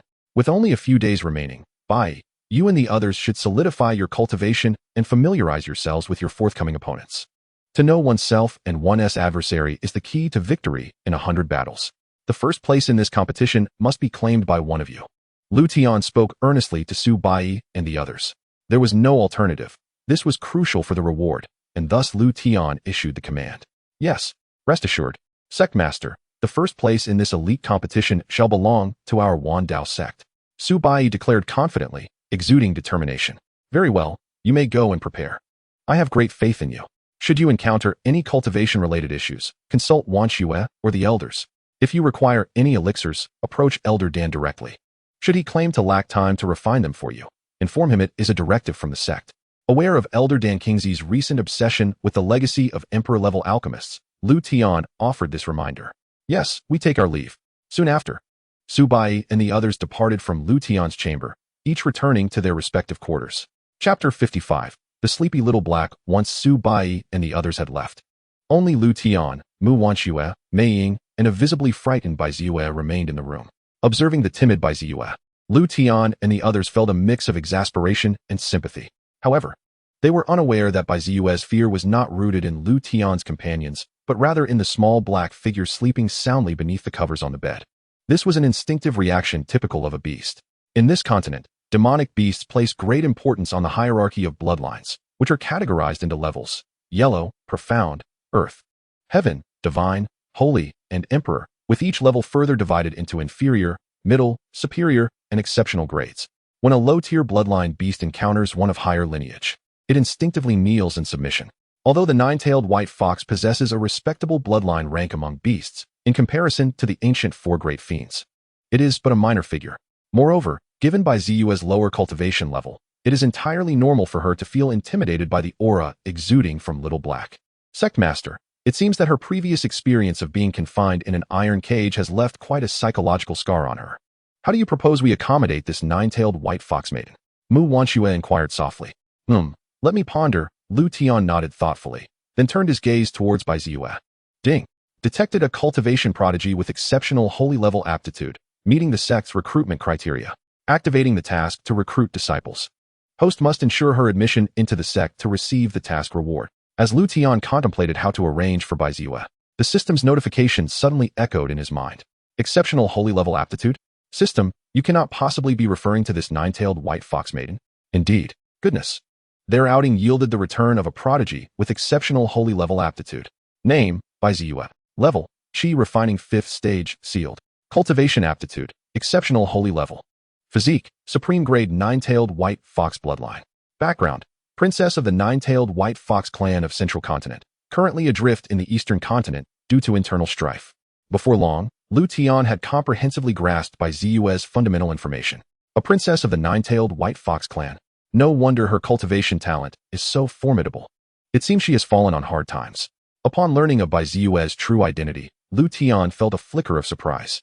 However, since she was a disciple who had come to him, Liutian found it unreasonable not to accept her. As for Bai Ziyue's so-called princess status, Liutian paid it little mind.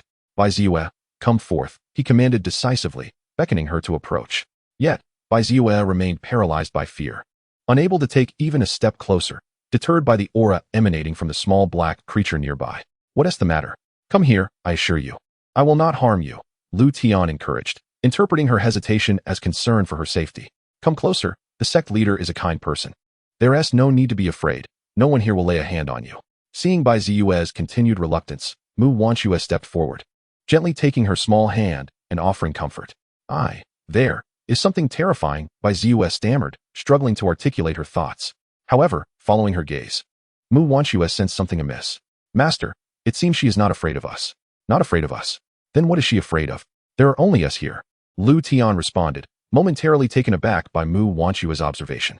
Master, what about on your bed? On my bed? There's nothing there. Could it be the little black creature? Liutian suddenly recalled the small black entity he had released from the system space earlier.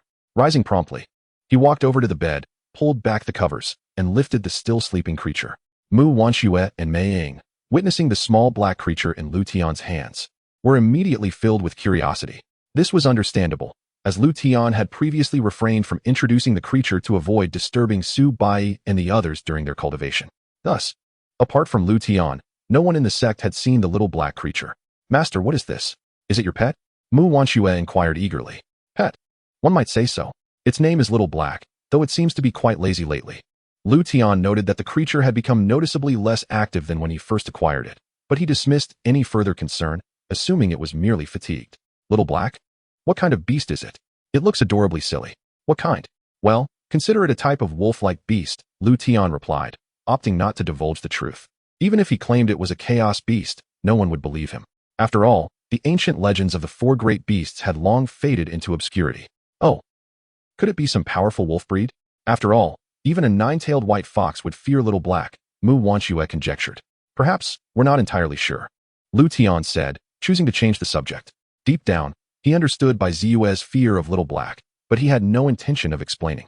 He tossed the sleepy creature to Mu Wanxue and approached Bai Ziyue once more. You need not fear. Little Black is a pet of our sect. Without my permission, it will not harm you in the slightest. Now, shall we discuss other matters? Liutian assured her gravely. A pet? Bai Ziyue was incredulous. For in her understanding, a creature like Little Black could never submit to anyone, let alone lose its dignity in recognizing a master. I understand. What do you wish to discuss? I will never agree to such a thing. Bai Ziyue's eyes hardened with defiance, as if to convey that should Liutian harbor such thoughts, she would rather end her own life. You are quite young, yet seem to know much. Rest assured, I have no interest in someone so young, Liutian replied lightly. Let us address the matter at hand. Would you be willing to join my Dao Sect? With just a nod, no one in this world shall dare to bully you again. Moreover, reaching the pinnacle of the great path and stepping into the Emperor realm will all be within your grasp. Liutian spoke without a hint of embarrassment, painting a grand picture for Bai Ziyue. Really? If someone extraordinarily powerful were to attack me, could you withstand it? Extraordinarily powerful? Little girl. I can assure you that even if an emperor were to come, they could not harm you in the slightest. You are an emperor? Not quite. Then how can you speak as if it were true? Despite her youth, Bai Ziyue was quite astute. She understood that formidable beings would inevitably come seeking her in the future, which was why she had tested Liutian earlier. Who says one cannot confront an emperor simply because they are not one themselves?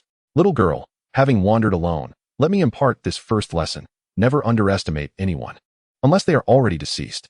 Otherwise, you never know when they might appear behind you and pierce your heart in a single blow. Feeling rather bored, Liutian took pleasure in teasing the small beast-eared girl before him. Bai Ziyue was genuinely taken aback by his nonchalant demeanor and the gravity of his words. In that case, I am willing to join Dao Sect. Splendid. You have made a wise choice. From this moment forth, you shall be the fourth disciple of our sect, while those who left previously will be your 3 senior brothers and sisters.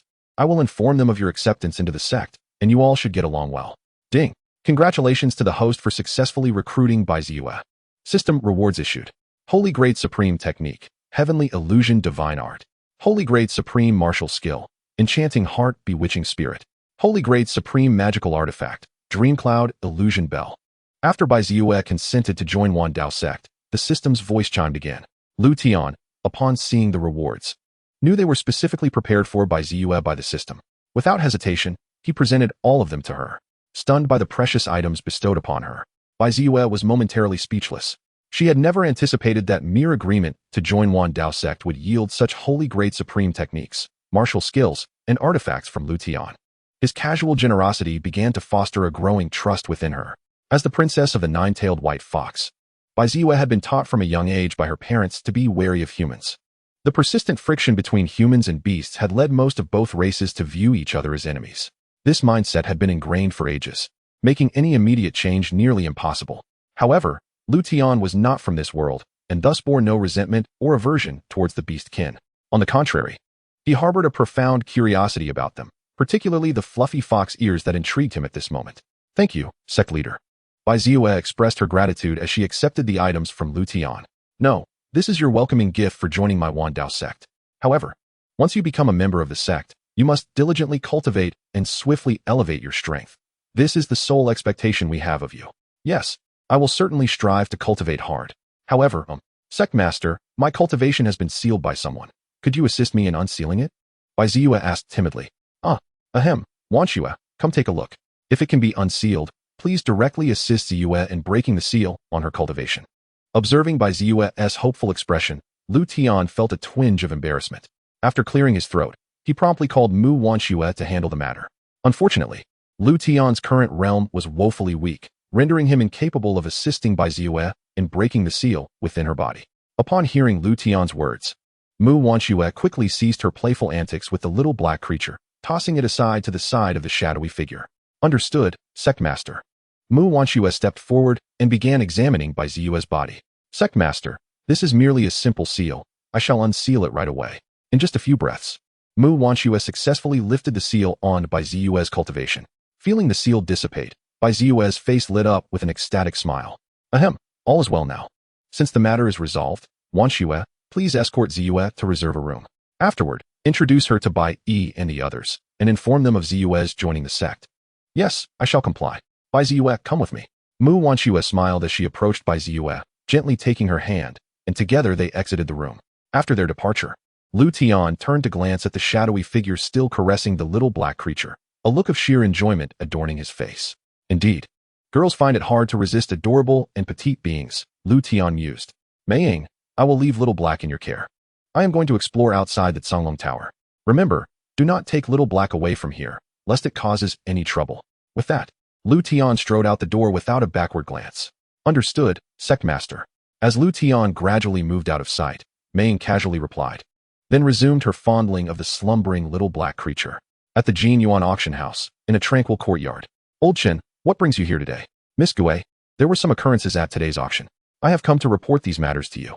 Chen Huchuan respectfully replied to a woman in the courtyard. This woman was the true master of the Jin Yuan auction house, known as Yu Yun. Oh, what could compel you, Old Chen, to make a personal visit? Pray, enlighten me.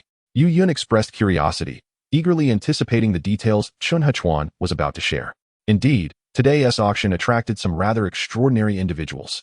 Chen Huchuan began recounting the significant events one by one. Meanwhile, Yu Yun listened intently, refraining from interrupting. Approximately a quarter of an hour later, Miss. That summarizes today's auction happenings. I see. It appears today's auction was indeed quite distinct from the usual. Do you have any information about that group? Particularly regarding the woman among them? Yu Yun inquired. I have already dispatched someone to investigate. Results should be forthcoming shortly. May I ask how you wish to proceed, Miss? Chen Huchuan softly asked. From what you have described, it seems that individual is not weaker than you. Well, I cannot say for certain. However, during our conversation, I felt an unexplainable pressure.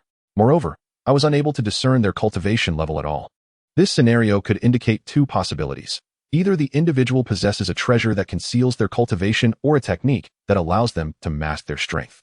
The other possibility is that their power far surpasses yours. Indeed, they must be at least at the 8th level of the Grand Saint realm. Otherwise, I wouldn't have been utterly unable to perceive anything. Chen Huchuan nodded slightly in response to Yu Yun's inquiry. Chapter 57, Liutian's Grudges. Is that so? Yu Yun lowered her head, lost in contemplation.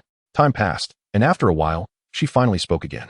Old Chen, please undertake this task personally for me. It is essential to make contact with such a formidable individual. Should they be able to assist me, it would be a tremendous boon. Ultimately, Yu Yun decided to send Chen Huchuan to reach out to the individual. Understood. However, if they are unwilling to come, if they refuse, so be it. Better to avoid such powerful beings than to offend them.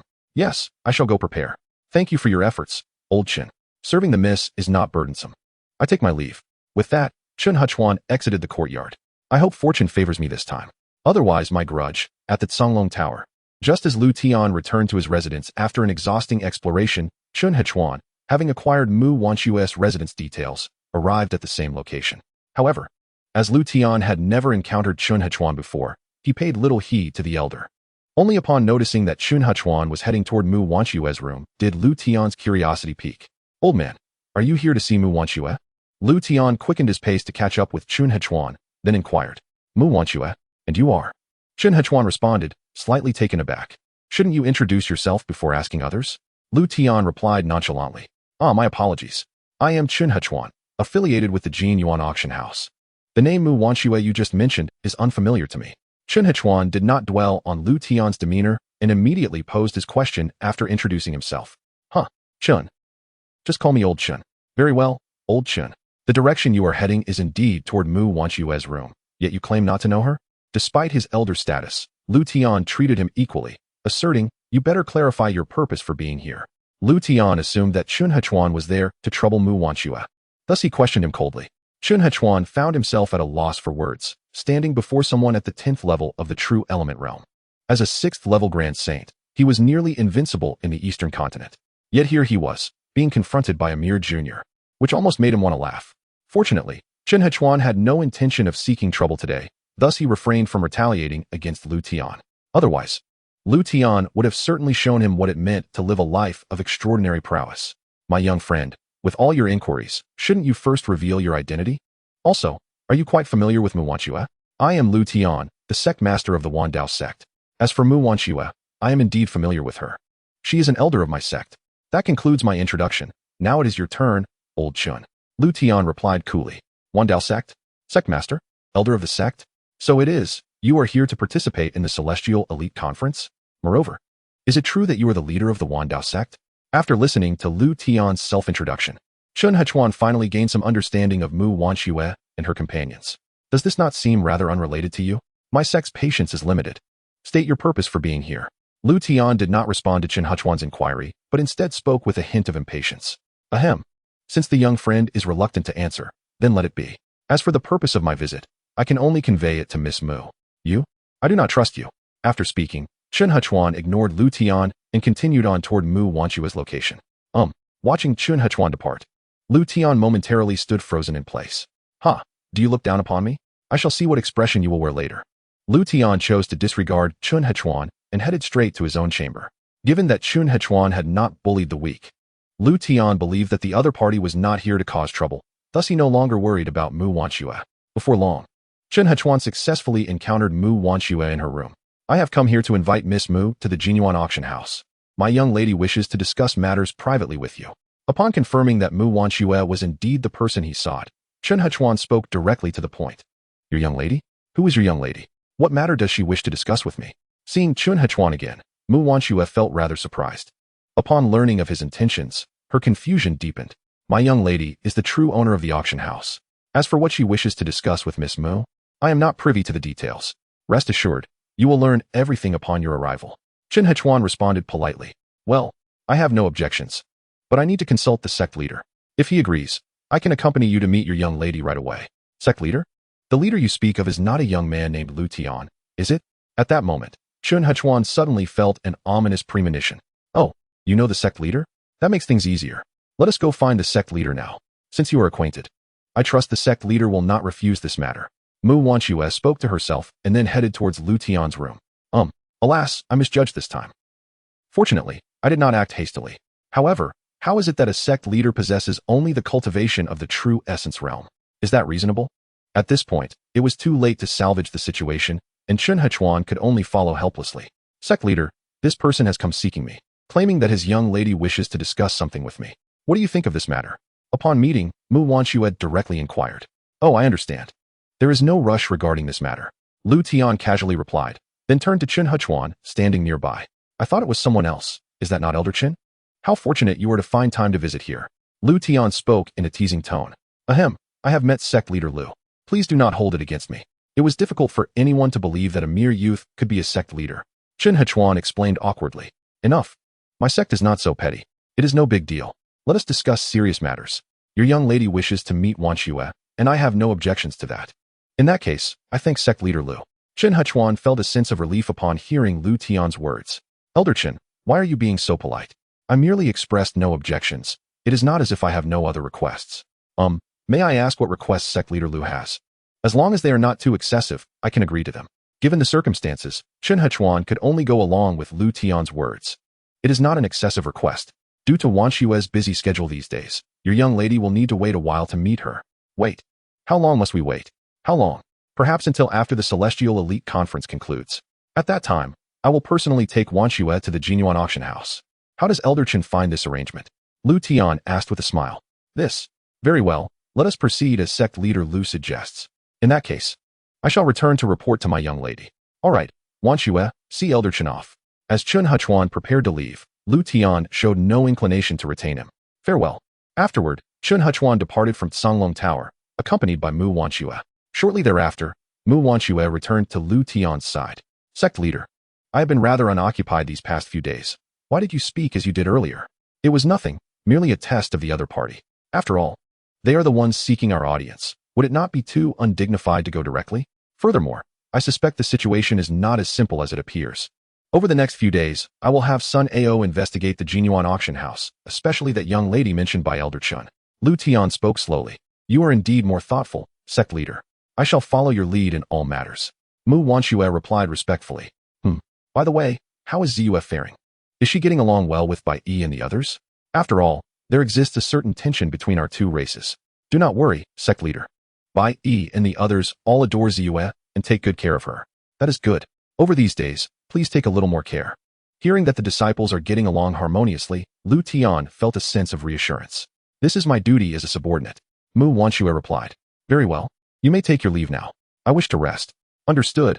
I take my leave. After respectfully bidding farewell, Mu Wanxue departed. Time swiftly passed.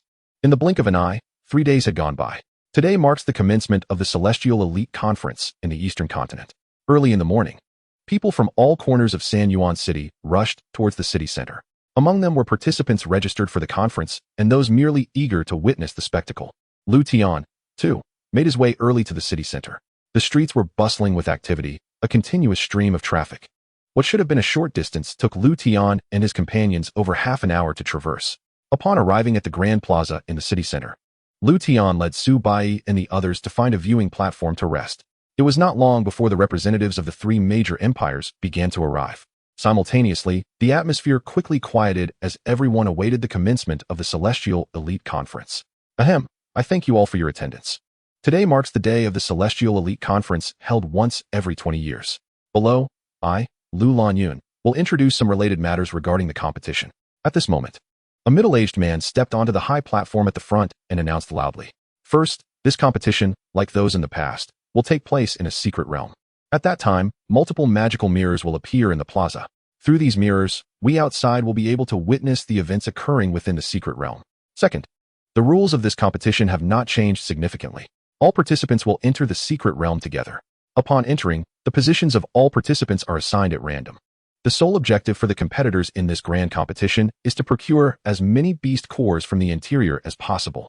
Within the secret realm, the beasts are categorized into 4 realms: the bone refinement realm, the chi refinement realm, the true essence realm, and the golden core realm. Notably, the golden core realm beasts are typically found deep within the confines of the secret realm. Participants may choose, based on their own strength, whether to venture into the depths to hunt golden core realm beasts. Thirdly, all competitors have a mere day to gather beast cores. Once time elapses, all participants will be forcibly transported out of the secret realm. Therefore, to advance to the final round, each contestant must make the most of this fleeting day. Fourthly, each entrant into the secret realm will be provided with a life-preserving pearl. If one encounters life-threatening danger, they may crush the pearl to be urgently transported out of the realm. However, this also signifies the forfeiture of their qualification to re-enter. The opportunity is singular. The choice lies between acquiring beast cores or preserving one's life. The decision is yours to make. Fifthly, and perhaps of greatest concern to you, there are only 80 slots available in the final competition for the prodigies. The allocation of these slots will be determined by the beast cores you collect. A bone refinement realm core is worth 1 point. A chi refinement realm core is worth 5 points. A true essence realm core is worth 20 points. And the most elusive, the golden core realm core, is worth 100 points. Ultimately, the top 80 scorers will advance to the final competition for the prodigies. Having recounted all this, Lu Lanyun felt somewhat parched. A final reminder: the secret realm is fraught with peril. It is not solely the beasts one must contend with, but also individuals from various factions. Once you enter, there are no rules to govern your actions. In essence, we will only tally the total number of beast cores you manage to procure, and we will not concern ourselves with how you acquire them. Those wishing to withdraw will not face repercussions from the 3 empires. However, once you step into the secret realm, your life and death are your own. The 3 empires bear no responsibility for your fate. Now, all participants in the prodigy competition gather in the square. With Lu Lanyun's resounding declaration, the vast square began to fill with participants. Master, we shall also take our leave, Su Bai said, rising to consult Liutian from the stands. Yes, you may go. Remember, prioritize your safety above all else. If the situation becomes dire, do not hesitate to crush the life-preserving pearl. Neither I nor the elders can accompany you. So you must rely on yourselves, Liutian admonished. Understood, master. We shall depart now, Su Bai replied, feeling a sense of warmth at Liutian's concern. The three of them silently vowed not to disappoint him during this competition. As Su Bai and his companions turned to head towards the square, Liutian felt an increasing sense of unease. After all, the secret realm operated without rules, and their only means of survival was that pearl. If they were ambushed by foes or beasts, it would be challenging to act swiftly enough to escape.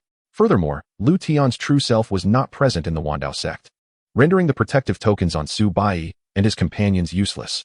Although initially, Liutian had recruited them merely to fulfill a system task, their shared experiences had led him to regard them as vital companions. Wait. Suddenly, Liutian called out to the departing trio. Master, do you have further instructions for us? Su Bai and his companions halted and turned back respectfully. Have you brought all the necessary elixirs? Especially those for replenishing spiritual energy and healing, Liutian inquired. Master, do you doubt my abilities? I have spent the last 3 days diligently concocting a plethora of elixirs for them, those for restoring energy, healing wounds, detoxifying, and so forth. Dan Kingsley interjected, a hint of grievance in his tone. I merely asked out of concern. Dan Elder, please do not take offense, Liutian replied, slightly embarrassed. Indeed, Qinghan. How is the restoration of your quasi-emperor weapon coming along? Master, the Yuhan sword has sustained significant damage and has not yet fully recovered. However, rest assured, it can still wield some power, Lin Qinghan reported honestly. Without full restoration, its combat effectiveness will undoubtedly diminish. If you encounter another with a quasi-emperor weapon, it could spell trouble, Liutian muttered, worry etching his features. Master, you may be overthinking this. In a place like Dongzhou, not every faction possesses a quasi-emperor weapon. Moreover, some factions need their quasi-emperor weapons to instill fear in outsiders and would not easily allow their disciples to bring them into the secret realm. Dan Kingsley interjected once more. Indeed. Master, Mu Wanshua chimed in, unable to hold back. Elder Dan is correct. Perhaps you are being overly cautious. No, caution is always prudent. I have decided to provide you with some safety measures. This way, when you enter the secret realm, I can rest easier, Liutian concluded after careful deliberation. Xiao Lu, you will accompany Bai. Xiao He, you will follow Xiaoyan. Should they encounter life-threatening danger, you must intervene. Do you understand? Liutian summoned the two small creatures and instructed them. Upon hearing Liutian's words, Xiao Lu readily agreed, nodding as it approached Su Bai. Xiao He, after a few bewildered blinks, finally nodded in understanding as well. Thank you, master, Su Bai and Xiaoyan exclaimed, exhilarated by Liutian's thoughtful gesture. Now, do not get too excited. They will merely ensure you do not perish in the secret realm. For foes of comparable strength, you three must handle it yourselves. You have trained for so long. You must engage in battle to grow more swiftly. Thus, unless it is a matter of life and death, do not allow Xiao Lu or Xiao He to intervene. Qinghan, likewise, refrain from using your quasi-emperor weapon unless absolutely necessary, Liutian cautioned. Understood, master. Even had you not said so, we would have acted as such. After all this time training, I have longed for an opportunity to spar with opponents. Su Bai replied promptly. Very well, the time is drawing near. You may proceed, Liutian said. Yes, master. The three bowed respectfully once more, and in the next moment, they descended into the bustling square filled with people. Time is up. All participants, enter the secret realm in an orderly fashion. Lu Lanyun announced loudly after the burning of an incense stick. Instantly, an entrance to the secret realm materialized in the square. As the entrance appeared, many rushed forward, eager to enter. After all, with only a day to gather beast cores, the sooner they entered, the greater their chances of collecting more. Certainly, those who possess great confidence in their own abilities show no haste in entering the secret realm. After all, the strong are inherently exceptional. Let us proceed as well. Once inside, let us each prioritize our safety. Understood, senior brother. Very well, let us depart. After a considerable number of individuals had entered, Su Bai and his two companions also made their way into the secret realm. Unbeknownst to them, a group of figures followed closely behind, entering the realm alongside them. Within the secret realm, everything unfolded precisely as Lu Lanyun had described. Upon entry, everyone found themselves in random locations. This seemingly equitable first step resulted in the immediate elimination of hundreds, as some unfortunate souls were teleported directly to the depths of the realm, where the formidable demon beasts of the core formation stage resided. Those participating in the grand competition were all under 20 years of age, and few could achieve such a breakthrough to the core formation stage at such a young age. Consequently, Those transported to the perilous depths of the secret realm were either slain by the demon beasts or compelled to shatter their life-preserving pearls.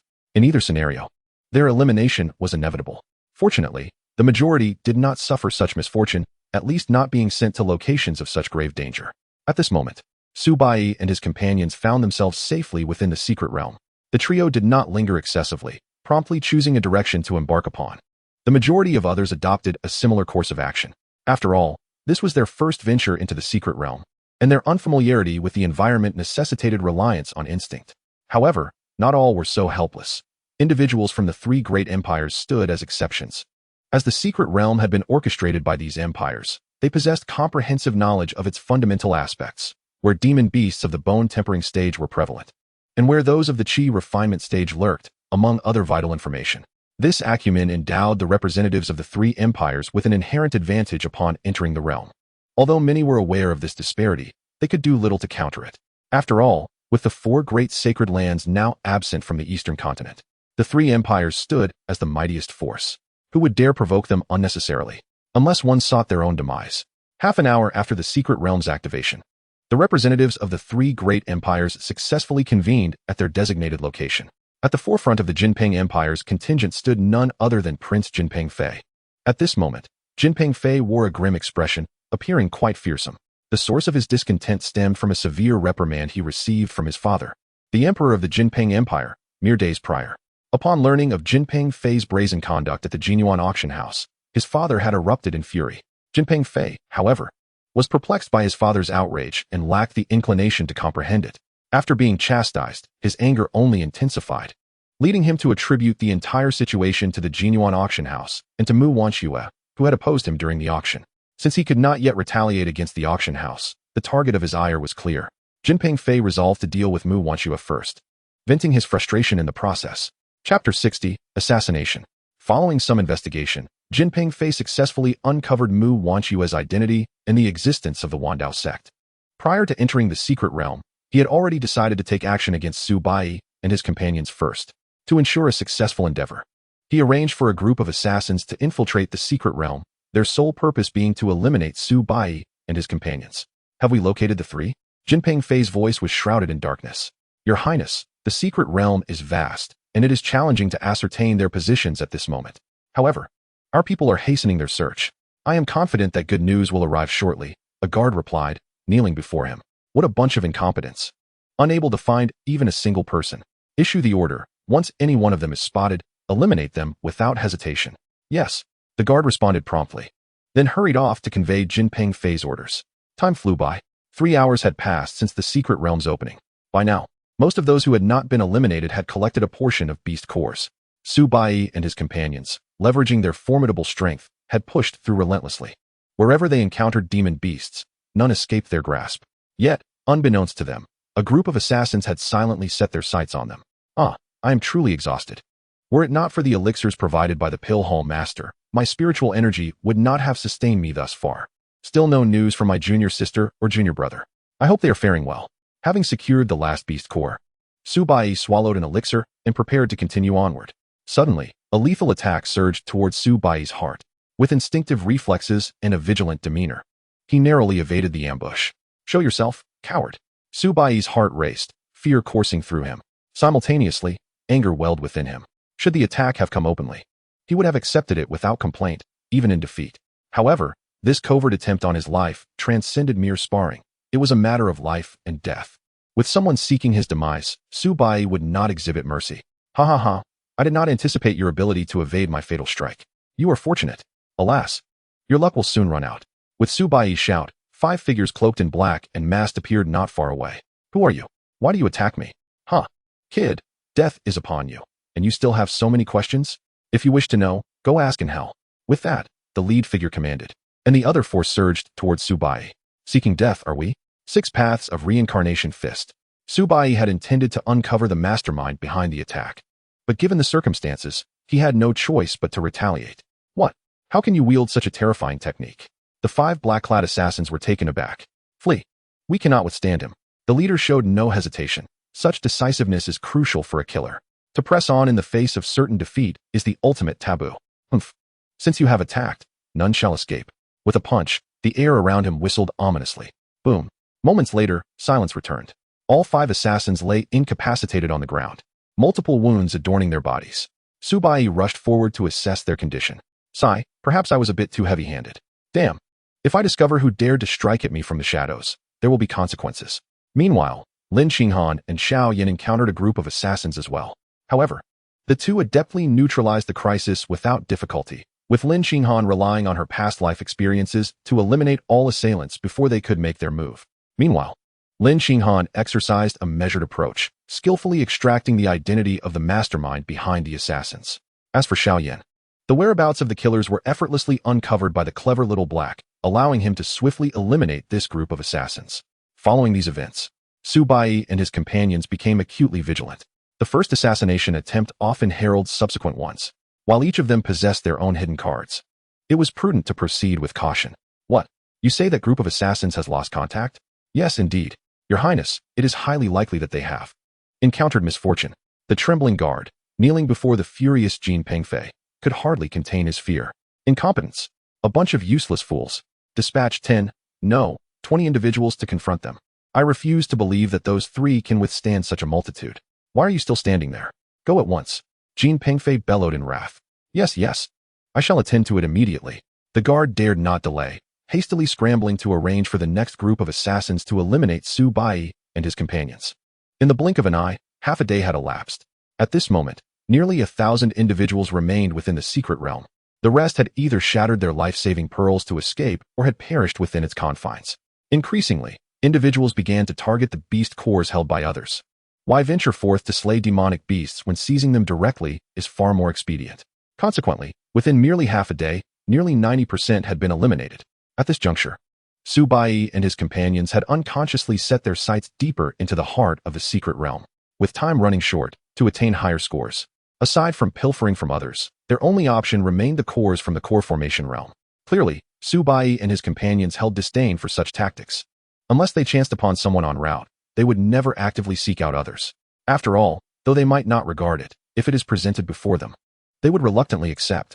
True strength lies in confronting greater challenges. Moreover, many individuals possessed what appeared to be numerous beast cores, yet collectively, their scores paled in comparison to a single core from the true essence realm. Rather than squander time seeking an uncertain score, it was far wiser to hunt for the higher-scoring beast cores of the core formation realm. Naturally, this notion was not exclusive to Su Baiyi and his companions. Those yet to be eliminated possessed varying degrees of prowess, and some sought their fortunes deeper within the secret realm. Thus, the once tranquil depths of the secret realm gradually echoed with the roars of demonic beasts. Unbeknownst to all, a terrifying presence was awakening deep beneath the ground of the secret realm. Chapter 61, The Evil from Other Realms. What audacity, to repeatedly provoke me. Do they truly believe my Dao Sect is easy to bully? Outside, Liutian wore a grim expression, his tone frigid. He had witnessed the ambush on Su Baiyi and his companions within the secret realm with crystal clarity. Even outside, many were discussing the incident. It was the first instance of assassins infiltrating the secret realm to kill. The host of the Talented Ones Conference, Lu Lanyun, also bore a displeased countenance. However, due to the limitations of the magical mirror, not all actions could be observed.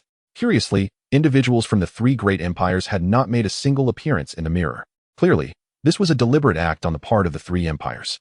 Liutian pondered for a long time, contemplating who among them might bear responsibility for the recent transgressions against the Dao Sect.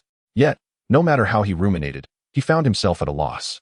The only possibility that came to mind was the remnants of the 4 sacred lands. Yet, the sacred lands had been destroyed.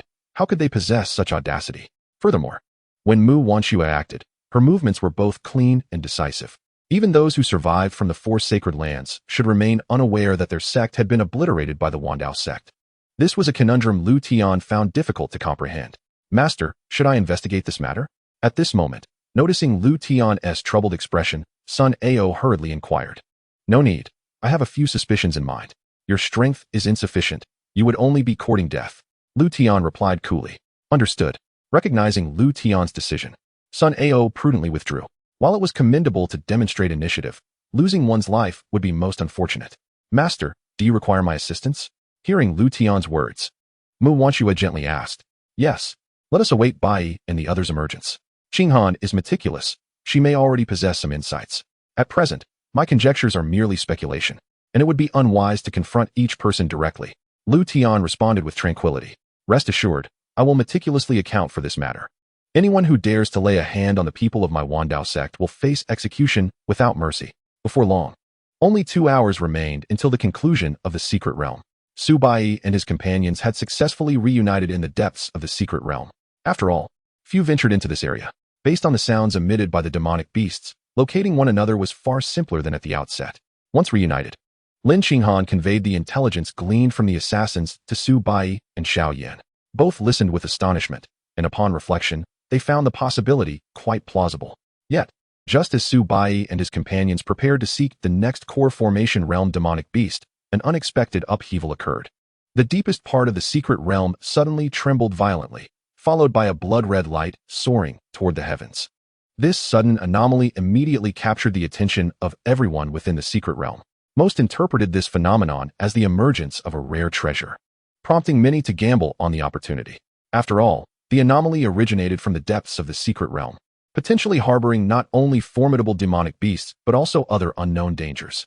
However, in the face of such a tremendous opportunity, even those aware of the impending dangers pressed forward. The light radiated an air of peril. Junior sister, junior brother, do you think we should investigate? At this moment, Su Bai did not rush toward the source of the anomaly. Through his reincarnation eye, he sensed an unusual aura. With less than 2 hours until the secret realm concludes, we have collected a sufficient number of beast cores. Securing a place among the top 80 is assured. Given the circumstances, I believe we should take a look. Moreover, even if there are dangers present, with the sect master's imperial weapon at our disposal, we need not fear for our lives. If a rare treasure truly emerges, our absence will be a significant loss. Xiao Yan was the first to express his opinion. Meanwhile, Lin Xinghan furrowed her brow, seemingly deep in thought. Junior sister, what say you? Noting Lin Xinghan's silence, Su Bai inquired again. Senior brother, what junior brother just articulated holds considerable merit. However, I do not believe this is the emergence of a rare treasure. Nonetheless, we should still investigate. If my assumptions prove correct, our presence or absence will be inconsequential. I can only hope that I am mistaken. Otherwise, not only will everyone within the secret realm perish, but the outside world, nay, the entire eastern continent, may descend into an unending purgatory. What? Junior sister, do not frighten us. What could possibly be so terrifying? Upon hearing Lin Xinghan's words, Su Bai was immediately struck with astonishment. Indeed, outside, there were 3 great empires and formidable figures such as the sect master. Such a situation seemed improbable, did it not? Beside them, Xiao Yan also found it hard to believe. You do not comprehend. If my conjecture is accurate, it would at least require an emperor-level powerhouse. Otherwise, no one could contend with it. I do not imply that the sect master is weak, but even if the sect master were a supreme powerhouse, they would not stand a chance against that entity. Unless the sect master were an emperor, only then might there be a possibility of a fight. However, you should be aware that the present realm is constrained by a set of rules, making the emergence of an emperor impossible. Thus, Lin Xinghan's implication was clear. No matter how powerful Liutian may be, he could never transcend the invisible shackles that bind this world. Junior sister, what exactly do you refer to? Seeing that Lin Xinghan was not jesting, Su Bai's expression turned grave. Senior brother truly wishes to know? Indeed, junior sister, do enlighten me. Very well. Have you ever heard of the evil beasts from the otherworld? What? The evil beasts from the otherworld? How can this be possible? Upon hearing Lin Xinghan's words, both Su Bai and Xiao Yan were left utterly flabbergasted. It was not that they were timid, but rather that Lin Xinghan's revelation was too astonishing. The evil beasts from the otherworld, who among the denizens of Tianhe continent did not know of them. According to legend, millions of years ago, this continent was invaded by a host of evil beasts from another realm. At that time, all the powerful figures on the continent participated in the battle to repel these vile creatures. However, the evil beasts possessed a peculiar power. Anyone who came into contact with them would lose their sanity and eventually become a puppet in the hands of the evil beasts. Thus, the war raged on for a staggering 10,000 years. It was only when a heavenly emperor arose from our human race that the conflict was brought to an end. However, the venerable heavenly emperor also perished due to the overwhelming influence of the strange powers he had encountered. Although I have never witnessed that era firsthand, based solely on the legends, the evil beasts from the otherworld are undoubtedly terrifying. After all, even a heavenly emperor could only perish alongside them. Su Bai spoke slowly, his tone imbued with both admiration and resignation. Chapter 62, The Eerie Sound. Indeed, the evil beasts from the otherworld are as bizarre and formidable as described. Records indicate that some surviving evil beasts have long concealed themselves within our continent, never relinquishing their ambition to invade once more. Consequently, after the victory in that great war, any incidents related to the evil beasts have been promptly dealt with across all regions. However, time has elapsed so long that many now believe the remnants of the evil beasts have been entirely eradicated. In truth, it has been over 10 million years since any trace of these creatures has been observed, and not a single piece of information related to them has surfaced. Thus, I can only hope that I am merely overthinking this matter. Lin Xinghan gazed upward at the soaring crimson light, her mind awash with myriad thoughts. Outside, in a high-rise adjacent to the square, the emperors of the three great empires convened in the uppermost chamber. They were, in order, Long Dangtian, emperor of the Canglong Empire; Jin Ba, emperor of the Jinping Empire; and Chu Xianxing, emperor of the Xianxia Empire. What is happening? How can such an anomaly suddenly manifest within the secret realm? This has never occurred before, Long Dangtian mused, a sense of foreboding taking root within him as he observed the peculiarities unfolding in the secret realm. My lords, I propose we immediately suspend the selection of candidates for the genius competition. We should thoroughly investigate this anomaly before considering the final selection. Long Dangtian was the first to voice his suggestion, seeking to err on the side of caution. Absolutely not. The genius competition cannot be treated so frivolously. This is merely a minor anomaly. Long Dangtian, are you being overly anxious? Jinba replied, dismissing the proposal without a second thought. Besides, the secret realm is inherently fraught with danger. If someone were to perish, it would simply be due to their misfortune, not our fault. In response to Long Dangtian's suggestion, Jinba opposed it vehemently. Humph, Jinba, do not forget that your son is also among them. If you are willing to put your son at risk, I am not. Brother Chu, what is your stance? Your daughter is also currently within the secret realm. Are you indifferent to her safety? Long Dangtian turned to question Chu Xianxing, who had remained silent. Ahem, Long brother, you do make a valid point. However, Jin brother's argument holds merit as well. After all, we have all provided our children with means of protection. I trust that this anomaly should not pose a threat to their safety. Perhaps we should continue observing for the time being? If matters exceed our expectations, we can then alert our respective people to activate their protective talismans, Chu Xianxing suggested, attempting to tread carefully between the two opposing views.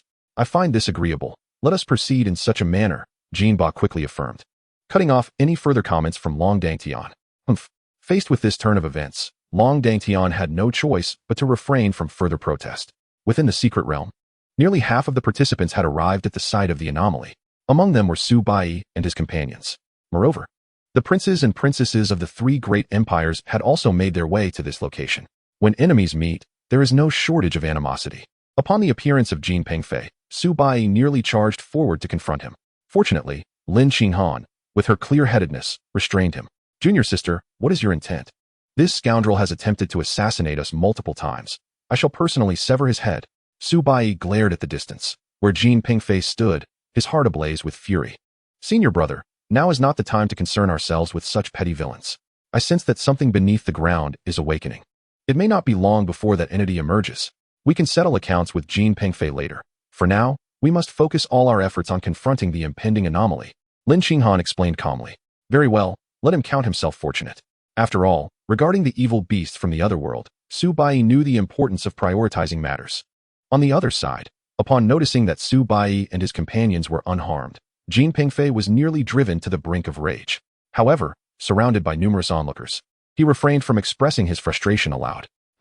Once I obtain this treasure, I shall personally deal with you all. Even at this moment, Jin Pengfei had not abandoned his intentions towards Su Bai and his companions. Moreover, in his foolishness, he believed that the anomaly was due to the emergence of a treasure. Otherwise, he would not have risked venturing into the depths of the secret realm. Naturally, the rest shared similar sentiments to Jin Pengfei. Yet, it was precisely this line of thinking that led many to ultimately lose their lives. Suddenly, the location of the anomaly began to tremble violently. Cracks appeared in the previously level ground, gradually widening. Retreat. The sudden upheaval prompted all onlookers to hastily withdraw. Boom. At that moment, the ground erupted violently. Some who failed to retreat in time were instantly engulfed by the commotion. Cackling with glee, it had been countless years since I was finally to emerge. The tantalizing scent of delectable blood filled the air. Fortune indeed smiled upon me. Suddenly, a series of chilling sounds echoed from beneath the earth, sending waves of panic through the crowd. Even Su Bai and his companions wore expressions of grave concern. The presence of voices from below indicated that this entity was certainly no mere treasure. This was, without a doubt, dreadful news for the trio. Senior brother, Quickly bring forth the sect master's imperial weapon. We may find it exceedingly difficult to escape from this place, Lin Xinghan declared, her face etched with seriousness, as she unsheathed the cold shadow sword. Upon hearing her words, Su Bai wasted no time in summoning the small furnace. Beside him, a diminutive figure appeared, little black. If you value your lives, hasten to reveal your trump cards. Delay, and there will be no second chances. Lin Xinghan called out coldly to those still in a daze. Who do you think you are? How dare you command this prince? Jin Pingfei retorted, his ire ignited by Lin Xinghan's words. Listen or not. It matters not to me. Lin Xinghan dismissed him, her focus unwavering as she gazed intently at the massive fissure below. Cursed woman. I will make you crawl beneath this prince one day. Jin Pingfei seethed, his mind consumed with lascivious thoughts as he beheld Lin Xinghan's enchanting beauty. At that moment, a guard rushed toward Jin Pingfei in a state of urgency. Your Highness, the Emperor has sent an urgent message. He commands you to immediately crush the life-preserving pearl and be transported from the secret realm. His Majesty also insists that you must leave at once. The guard reported, his anxiety palpable. Why would Father suddenly wish for me to teleport away? Jin Pingfei questioned, perplexed. He said if you do not wish to perish, you should heed his instructions, the guard quickly replied. Upon hearing this, Jin Pingfei ceased his inquiries. If there was one thing he feared above all, it was death. It seems this prince need not lift a finger. You shall meet your doom regardless. What a pity, such a woman. To be wasted without experiencing the pleasure she could offer. You, go inform our people to crush their life-preserving pearls and leave the secret realm. Yes. The guard responded promptly and set off to notify others. Farewell. Jin Pingfei smirked at Lin Xinghan, a lecherous grin gracing his lips. Without further ado, he crushed his life-preserving pearl. Simultaneously, members from the other two great empires followed suit, also shattering their pearls to exit the secret realm. The sudden departure of the three empires' forces drew the attention of many. Some quick-witted individuals hastened to crush their own life-preserving pearls as well. Thus, where once there had been around 1,000 individuals in the secret realm, only 300 or 400 remained. Is that all the three great empires amount to? Just a bunch of cowards. How embarrassing for us from the eastern continent to be frightened away by mere sounds. A young man named Gu Yi scoffed amidst the remaining crowd. His words elicited laughter from several onlookers. Well said, my brother. Dare I ask your name? Su Bai inquired, intrigued by his boldness and speaking ill of the three great empires. I am Gu Yi, a leisurely cultivator. As Gu Yi approached Su Bai, he continued. It is a pleasure to meet you. I am Su Bai, and these are my junior sister Lin Xinghan and junior brother Xiao Yan. Su Bai introduced them in turn. Greetings, Su, Xiao, and Miss Lin. You appear to be disciples of a sect? Gu Yi remarked. Indeed, we are all disciples of the Dao Sect, Su Bai confirmed. You are unlike the typical sect disciples I have encountered, who are either arrogant or bully the weak. Just like earlier, those sect disciples fled at the slightest sound. This is precisely why I have refrained from joining any sect, Gu Yi unabashedly stated. Gu Yi, are you not afraid of what lies beneath? Su Bai asked. Afraid? Why should I be? Clearly, this is merely a ploy to intimidate us. If one could be scared away by a few words, what would that say about their cultivation? Gu Yi replied, puzzled by Su Bai's inquiry. Gu Yi, you truly know nothing. What if I told you that beneath us lies an extraordinarily powerful and terrifying foe? Powerful and terrifying? You jest, Su. If that were the case, why have you not shattered your life-preserving pearls to escape? Gu Yi countered. That is because, bang, it has emerged. Prepare yourselves. Just as Su Bai was about to explain, Lin Xinghan's warning cut through the air. Immediately, Su Bai adopted a combat stance, disregarding any further explanation. Seeing Su Bai and his companions bracing for battle, Gu Yi was momentarily bewildered. Yet, in the next instant, he finally comprehended the gravity of their situation. A blood-red figure soared into the air, and as it settled, its form became distinctly visible. It was a man whose entire being exuded an aura of the uncanny, with dark markings adorning his face, reminiscent of some dreadful curse. At long last, this accursed seal is broken. After countless millennia, I, the blood demon ancestor, have regained my freedom. This time, I shall make the inhabitants of this continent pay dearly. Cackling maniacally, the blood demon ancestor exuded an aura of terror. Flee. We must escape. Upon sighting the blood demon ancestor, some began to waver in resolve. However, what transpired next plunged those who remained into profound despair. What is happening? Why am I still within the secret realm? I distinctly shattered my life-preserving pearl. Why was I not transported away? Indeed, mine is the same. It's over. Gradually, more and more individuals discovered that their life-preserving pearls had lost their efficacy. Hearing this, Su Bai and his companions also produced their pearls, crushing them without hesitation. Yet, The outcome mirrored that of the earlier individuals. Su Bai and his companions remained rooted in place, untransported. Utterly foolish. The three great empires truly believed they could confine an otherworldly fiend within a mere secret realm, Lin Xinghan mused, her thoughts already piecing together the grim reality. What? Junior sister, are you suggesting we have been abandoned? How could the three great empires commit such an act? We had intended to expend effort against this otherworldly menace. Yet they have chosen to act so treacherously. Although Su Bai had no intention of leaving the secret realm from the very beginning, he still felt a sense of shame regarding the actions of the three great empires. Nevertheless, let's refrain from discussing such matters for now. I can only hope that this foreign evil spirit has not fully regained its strength. Perhaps, with the aid of the imperial weapon, we might be able to inflict serious injury upon it. At that point, we can seal it once more, thus ensuring a temporary period of peace, Lin Xinghan remarked. Let us hope for such an outcome. Su Bai echoed his sentiments. After their exchange, the two ceased their conversation and fixed their gaze upon the blood demon ancestor high in the sky. Meanwhile, Gu Yi, who had been standing nearby, was left utterly dumbfounded. At this moment, if he still did not comprehend who the foreign evil spirit spoken of by Su Bai and Lin Xinghan was, then his years of cultivation would have been in vain. The foreign evil spirit, it's over, Gu Yi, despite his prior ignorance, had some knowledge of this entity. Yet, despite the looming despair, he did not allow it to extinguish his fighting spirit. Fear in the face of the foreign evil spirit was inevitable. However, fear was not a justification for cowardice. What of the foreign evil spirit? Today, I, Gu Yi, shall ascertain your true strength. Gu Yi grasped a rod tightly in his hand, the weapon he wielded. Brother Gu, I did not expect you to still possess your fighting spirit. I must admit, I underestimated you. Upon witnessing Gu Yi preparing for battle, Su Bai felt a tinge of surprise. Brother Su, would I retreat even a single step when you stand your ground? If I were to be intimidated by this wretched foreign evil spirit, my grandfather would never let me live it down, Gu Yi replied earnestly. Chapter 64, The Pitiful Jin Ba. The delectable blood offerings must be nourishment for the ancestor's restoration of power. Blood soul, ghost hand. Suddenly, the blood demon ancestor launched an assault. Let us strike together. Yuhan sword go. I rely on you, imperial weapon. In response to the blood demon ancestor's attack, Lin Xinghan summoned his quasi-imperial weapon. The small furnace also darted towards the blood demon's ghostly hand without delay. Little Black ascended into the air, its form gradually enlarging. One quasi-imperial weapon, another imperial weapon, and a demon beast, albeit somewhat weak. I never anticipated anyone would possess an imperial weapon. Yet how unfortunate, without an emperor. What can an imperial weapon do against me? This imperial weapon, this ancestor shall seize it. Ha! The blood demon ancestor swiped his palm towards the small furnace. In his eyes, an imperial weapon not controlled by an emperor was merely a matter of time before it was subdued. As for the Yuhan sword, it was but a quasi-imperial weapon, which the blood demon ancestor held in disdain. Meanwhile, as the battle unfolded between the blood demon ancestor and the small furnace, chaos reigned outside. Our sect's disciples are still inside. On what grounds do you close the entrance to the secret realm? Exactly. Open the secret realm quickly and let those inside out. That fellow with the black markings on his face is clearly not to be trifled with. Are our disciples merely to perish within? At this moment, numerous individuals gathered in the square, vociferously questioning Lu Lanyun, who was responsible for the secret realm. Ladies and gentlemen, this is the edict of the three great empires. I am merely acting on orders. Should anyone dare to cause further unrest, do not blame me for my lack of mercy.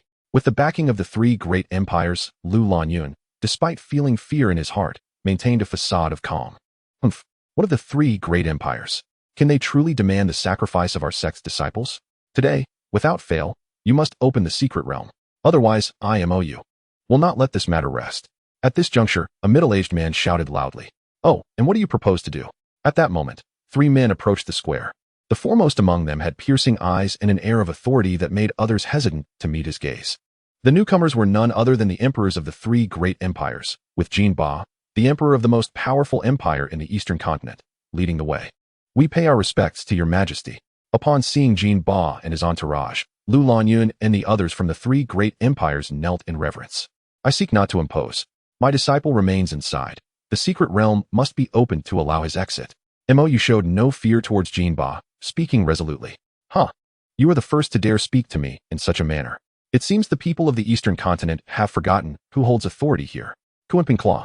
Without a moment's hesitation, Jin Ba directed his attack towards Mou below. Instantly, an aura of the Holy Emperor realm surged forth. Mou. Being merely at the Saint realm, was no match for Jinba. Even under the pressure of the Holy Emperor's aura, Mou found himself incapable of evading. Truly foolish.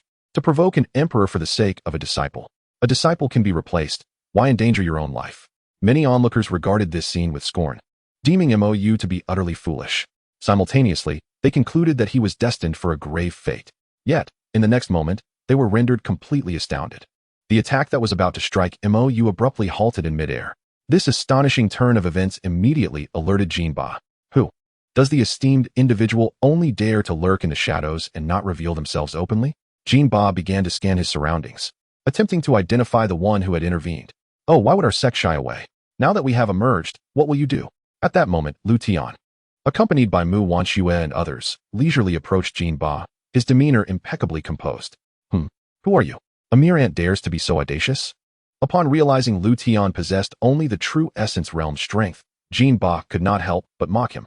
Suddenly, Jinba was sent flying backward, blood spurting from his mouth.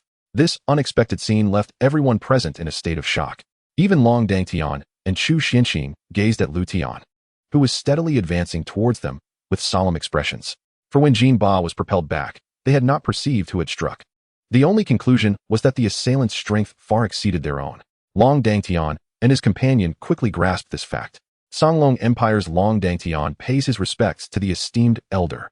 Shinkei Empire's Chu Xianxing pays his respects to the esteemed elder. Oh, you two are much more sensible than that individual. Pray tell, how did this disturbance in the secret realm come to pass?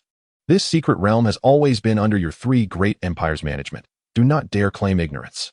If you do, Liutian remarked coldly. We would not dare, esteemed elder. In truth, we possess little knowledge of this matter. Moreover, this secret realm is not being used for the first time.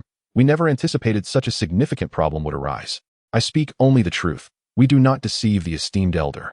Long Dangtian replied with utmost respect, completely shedding the dignity of an emperor. Chu Xianxing beside him showed similar deference. Very well, I shall grant you this one opportunity. Open the entrance to the secret realm. I wish to enter and investigate. Esteemed elder, there is no issue in opening it. However, the other control token for the entrance is in Jinba's possession. To open the entrance, that token is required. Long Dangtian explained. Then what are you waiting for? Hurry and fetch it. Indeed, esteemed senior, please wait a moment. Presently, Jinba lies grievously injured and in a state of unconsciousness, which has allowed Long Dangtian to effortlessly seize the token from his person. Subsequently, by adding the tokens of Long Dangtian and Chu Xianxing, the entrance to the secret realm is reopened. Wanxue shall accompany our sect into the realm, while you, Dan Lao, must remain outside. Should anyone prove unruly, eliminate them without hesitation. Furthermore, Jinba, who previously provoked our sect, shall be rendered incapacitated. Upon finishing his words, Liutian stepped into the entrance of the secret realm, with Mu Wanxue promptly following suit. Sigh, as an alchemist, the sect leader truly is unreasonable. As an elder, how could I engage in such violence? However, I have recently concocted some elixirs, and I was just lamenting the lack of subjects to test their efficacy. Heh. Observing the unconscious Jinba not far away, Dan Xingzi approached him with the gleam of a treasure hunter in his eyes. This scene startled both Long Dangtian and Chu Xianxing, causing them to shudder involuntarily. Chapter 65. A sight unbearable to behold. Upon entering the secret realm, Liutian noticed the absence of Mu Wanxue by his side. This reminded him of Lu Lanyun's previous words, stating that positions within the secret realm are randomized. It matters not. Given Wanxue's strength, she should be safe. I must proceed to the location of the anomaly without delay. Liutian hesitated not, summoning the time-space celestial vessel, which would expedite his journey to the depths of the secret realm. Just as the vessel sped towards Su Bai and the others, the system's voice resounded once more. Ding. Detected the presence of foreign malevolence. System task initiated. Task details. Eliminate the foreign malevolent blood demon ancestor. Completion of the task will yield rewards. Foreign malevolence? What is this? The foreign malevolence refers to beings not native to the Tianjin continent. They invade merely to conquer. Oh, so they are invaders from beyond. I had expected something else. Since there are rewards for the task, I shall take action to eradicate this threat. Liutian did not regard the blood demon ancestor with much concern. After all, regardless of how formidable an opponent may be, if they are linked to a system reward, they pose little difficulty. Meanwhile, Mu Wanxue hastened toward the site of the anomaly. Junior sister, junior brother, the situation appears dire. The sect leader's imperial weapon seems to be at a disadvantage. I wonder if the sect leader is aware of the happenings here. A frown marred Su Bai's visage, his heart filled with trepidation. The true realm of this foreign malevolence likely resides at the emperor level. Yet, it seems he has not yet regained his full strength. If the sect leader is a supreme being, perhaps with the imperial weapon, he could contend with it. However, we are currently trapped and unable to contact the sect leader. Lin Xinghan also bore a troubled expression. Are you suggesting that as long as there is a supreme being, we could vanquish this foreign malevolence? At that moment, Guyi interjected unexpectedly. Why do you ask this? Just answer yes or no. Eliminating it may prove challenging, but at the very least, there is a chance to severely wound the foreign malevolence. Should the foreign malevolence be injured, we could seal it once more. This is currently our best course of action, Lin Xinghan replied. Is that so? Very well, sealing it is preferable to allowing it to escape. Guyi appeared somewhat disheartened, as sealing the foreign malevolence was but a temporary measure. No, Brother Gu, why are you so disappointed? One might think you possess supreme strength, Su Bai quipped with exasperation. Cough, cough. Well, I certainly lack such power. However, I know someone who is a supreme being. If he intervenes, he will surely succeed in sealing this foreign malevolence, Guyi replied proudly. You know a supreme being? Have you been to the central continent? Su Bai's assumption was understandable. For on the surface, the eastern continent lacked even a saint-level presence, making the existence of a supreme being seem implausible. Even if he did know a supreme from the central continent, it would be of little consequence. Why do you say that, junior sister? Because whenever a supreme being takes action, they expend a significant amount of lifespan, currently unable to break through to the emperor level. No supreme would willingly squander their dwindling years. Is that the case? So even if the sect leader is a supreme being, he cannot act freely? Su Bai was left dumbfounded. That depends on how the sect leader chooses to proceed. We cannot dictate that, Lin Xinghan replied. I didn't realize you were so well informed. This was imparted to me by my grandfather. But fear not. As long as I take the lead, the supreme being I know will certainly take action. Guyi asserted with unshakable confidence. I don't believe it. Neither do I. Faced with the dubious gazes of Su Bai and the others, Guyi could hardly tolerate the slight. All right, fine. Just wait here. I shall summon my grandfather. Suddenly, Guyi produced a jade tablet and crushed it effortlessly. Summon your grandfather? What does that mean? Could it be? Su Bai suddenly grasped the implication. Haha, who else would it be? However, I cannot guarantee that this signal will reach beyond the secret realm. My grandfather once told me that should danger arise, breaking the jade tablet he gave me will summon him, no matter where he is. I hope it proves effective. Guyi explained. Brother Gu, your grandfather is actually a supreme being? Why has his name never been mentioned in the Eastern domain? Oh, that's because my grandfather dislikes boasting. So he has resided in a forest for ages. It's quite normal for you not to know him. Had it not been for the celestial competition, I would never have had the chance to leave that forest, Guyi replied candidly. Upon hearing this, Su Bai was at a loss for words. It was the first time he had heard of a supreme being choosing to live in seclusion simply to avoid drawing attention. Meanwhile, as Su Bai and the others conversed, Liutian had already arrived several kilometers away from their location. At that moment, the small furnace, which had been engaged in battle with the blood demon ancestor, suddenly ceased its assault. Even the small black creature, which had long retreated from the fray, lifted its head to gaze intently into the distance. This peculiar occurrence left Su Bai and the others perplexed. It's the sect leader, the small furnace and the small black creature. One an imperial weapon of the sect leader and the other the sect leader's pet, naturally reacted upon sensing the sect leader's aura. Experienced Lin Xinghan was the first to ascertain this. Really, since the sect leader has arrived, we need not worry about this foreign malevolence any longer. Su Bai exclaimed with excitement. Someone approaches from this direction. How intriguing. Is he the master of this imperial weapon? A mere ant at the true essence level? Before long, Liutian's figure came into view of the blood demon ancestor. Upon sensing Liutian's true realm, the blood demon ancestor nearly burst into laughter. Is this the blood demon ancestor? Name, blood demon ancestor. Cultivation, supreme ninefold. Peak is emperor onefold. Training aptitude, divine grade mid-level. Physique, blood devouring demon body. Divine grade high level. Situation, one of the surviving foreign demons during the invasion of the heavenly demon continent into the heavenly Hun continent. The supreme ninefold indeed possesses formidable power, Liutian mused. Not long after, the time-space celestial vessel halted within 100 meters of the blood demon ancestor.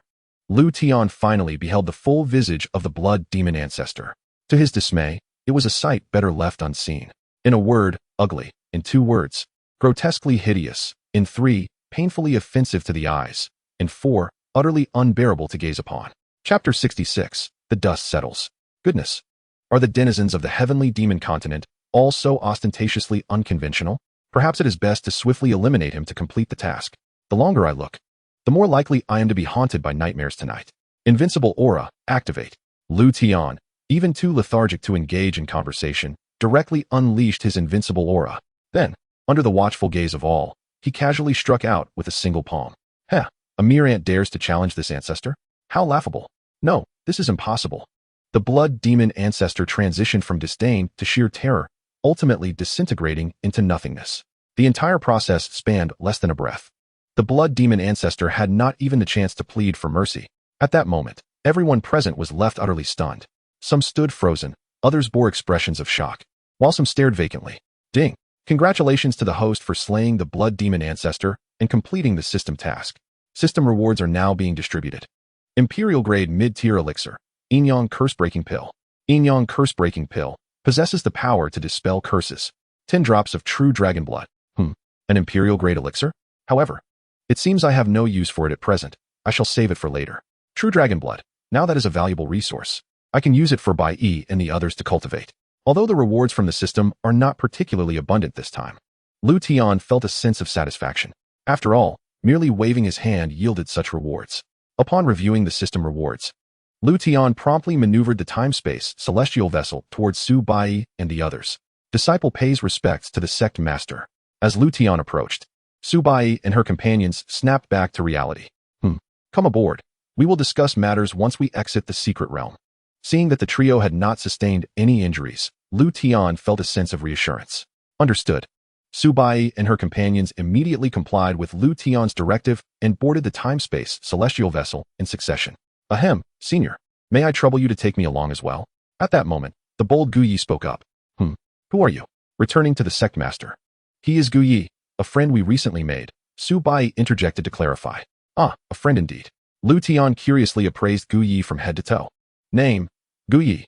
Cultivation level, True Essence Realm's 6th layer. Cultivation aptitude, Holy Grade upper tier. Physique, Battle Saint physique. Holy Grade peak tier, a Battle Saint physique? Another individual with Holy Grade aptitude and physique. This trip to the Celestial Heroes Conference has certainly not been in vain, Liutian thought with excitement. Since he is a friend of Bai Yi, then by all means, come aboard. Yes, thank you, senior. Upon receiving Liutian's consent, Gu Yi's face lit up with joy. After Gu Yi boarded the time-space celestial vessel, Liutian steered the vessel towards the exit of the secret realm. Along the way, Liutian successfully reunited with Mu Wanxue. The group exited the secret realm without incident. Upon disembarking from the celestial vessel, Liutian noticed Dan Qingzi standing beside Jin Ba with an expression of sheer excitement. Leaving Liutian momentarily perplexed. Dan Lao, you haven't developed an infatuation for him, have you? Why the lecherous grin? Liutian approached Dan Qingzi, curiosity piqued. Sectmaster, you returned so swiftly? Furthermore, what do you mean by the old man has taken a liking to him? I'm merely exhilarated due to a successful medicinal trial. Dan Qingzi retorted with an air of complaint. I see. That is a relief. At least it is not of that nature. Continue with your work. I have matters to attend to. With that, Liutian turned and departed without a backward glance. Dan Qingzi stood there, speechless, yet powerless to act. As he was well aware he could not match Liutian in a confrontation. Disregarding Dan Qingzi, Liutian began inquiring Su Bai and her companions about the assassins in the secret realm. Ultimately, he learned from Lin Xinghan that all of it was orchestrated by Jin Pengfei. Unfortunately, Jin Pengfei had fled back to the Jin Peng Empire upon sensing the situation had turned dire. Therefore, Liutian planned to seek him out for retribution at a later date. Subsequently, Liutian engaged in conversation with Long Dantian and Chu Xianxing for a while. During this discourse, Liutian inquired about the current strength of the 3 major empires. He ultimately learned that the Jin Peng Empire still harbored an ancestor at the 10th layer of the Saint Emperor level.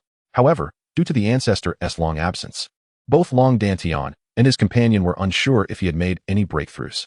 Nevertheless, this posed little concern for Liutian, as there exists no substantive difference between an ant and a more powerful ant. Afterward, Liutian intentionally inquired about the ancestor of the Songlong Empire, Long Xiqian. In the face of Liutian's inscrutable demeanor, Long Dantian revealed everything regarding Long Xiqian without reservation.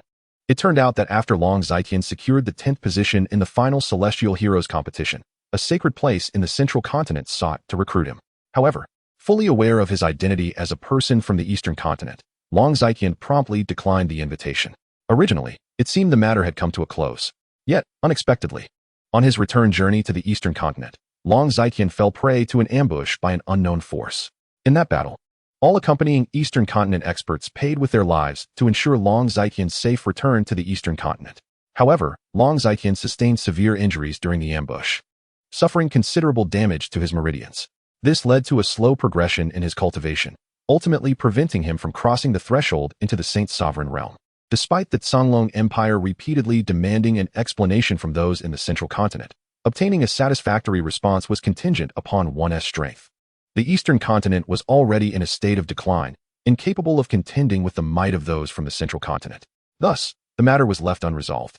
Moreover, following this incident, each time the Celestial Heroes competition was held in the Central Continent, the Eastern Continent would dispatch tenfold the number of experts to accompany their participants. This was to prevent their champions from being ambushed by unknown forces once more. However, after Long Xietian, the caliber of Eastern Continent champions declined, and no further ambushes occurred. Yet, even so, the Eastern Continent remained cautious, for no one could guarantee that individuals from the Central Continent would not resort to their old tricks again. This matter was well known within our sect. Now, let us discuss the Celestial Heroes competition. My Dao Sect requires 5 slots for the final competition. I shall leave this matter to you both to handle. Indeed, we shall take care of it, Dragon Dantian affirmed promptly, not daring to disagree. Good, that settles it. Additionally, the Jinping Empire need not continue to exist. I shall dispatch someone to deal with that ancestor. As for the rest, you two may decide. As for the division of the Golden Rock Empire, I hold no interest and am too indifferent to inquire further. All I require are spirit stones. The rest shall belong to the two of you. However, let me forewarn you, should I discover either of you engaging in any deceitful conduct behind my back, your fate will be far more tragic than that of the Golden Rock Empire, Liutian stated coldly. Chapter 67, Grandfather Guyi. I would not dare. Rest assured, Senior. I shall ensure that all the spirit stones from the Golden Rock Empire are delivered to you. Additionally, my Songlong Empire will contribute half of its spirit stones to you. Esteemed Senior, Long Dantian prudently declared. Spirit stones may be replenished, but the significance of securing a reliable ally cannot be overstated. Furthermore, I too shall offer half of the spirit stones from the Divine Sparrow Empire to you, esteemed Senior. At this moment, Chu Xianxing dared not hesitate. For any misstep could provoke Lu Tian's ire, an outcome he could scarcely bear to imagine. Are you both serious? I have not compelled you to provide me with spirit stones, have I? No, this is entirely voluntary on our part. Senior, you have not pressured us at all. That is entirely unfounded. Long Dantian and the others spoke in unison. This scene left Lu Tian somewhat bewildered. Very well. If you wish to offer, I shall graciously accept. I have other matters to attend to. I shall entrust the remainder to you. After having said all he needed to, Lu Tian turned and departed. We bid you farewell, esteemed Senior. Once Lu Tian had completely vanished, Long Dantian and his companion exhaled a heavy sigh of relief. In the following days, the 10 spots for the outstanding talent competition were firmly established. Apart from the 5 allocated to the Dao Sect, the remaining 5 were divided between the Songlong Empire and the Divine Sparrow Empire, each receiving 2 spots. The last spot was claimed by Nangong Kanglin of the Nangong family, one of the 4 great families of the Eastern Continent. Originally, Su Bai and his companions had no need to participate in the final contest for the remaining spots. However, due to the system's task requiring the disciples of the Dao Sect to secure first place, their absence would hinder task completion. Thus, Lu Tian dispatched the strongest among them, Lin Xinghan, to participate in the proceedings. The outcome was, of course, unsurprising. With his cultivation at the 10th level of true essence, Lin Xinghan effortlessly claimed the title of champion in the Eastern Continent's outstanding talent competition. Beep. Dao Sect disciple Lin Xinghan has secured first place in the Eastern competition. Congratulations to the host for successfully completing the system task. Now issuing task rewards. Unlocking the 3rd level of the Chaos Space-Time Tower, with a time flow rate 20 times that of the outside world, requiring 1 million spirit stones per day. Opening the Prestige Mall, along with the simultaneous activation of prestige points. Sect-exclusive treasured artifact, Heavenly Ladder. Sect-exclusive treasured artifact, Eternal Bell of the 9 Heavens. Sect-exclusive building, Taishu Inyang Tower. Sect-exclusive building, Comprehension Peak. Sect-exclusive building, Spiritual Herb Garden. Sect-exclusive building, Heavenly Spirit Pool. Sect-exclusive building, Merit Hall. Rewards have been issued. The host may review them at their leisure. What on earth, system, have you struck gold? Why such a plethora of rewards all at once? Pray, enlighten me on the purpose of these items. The Prestige Mall offers a variety of items. The host can utilize prestige points to acquire desired goods. The acquisition of prestige points is determined by the prestige of the Dao Sect. The higher the sect's prestige, the more points are obtained. Additionally, certain task rewards include prestige points. The heavenly ladder consists of 999 levels, accessible only to those of great determination. Those who reach the summit will be granted an opportunity for a baptism of heaven and earth.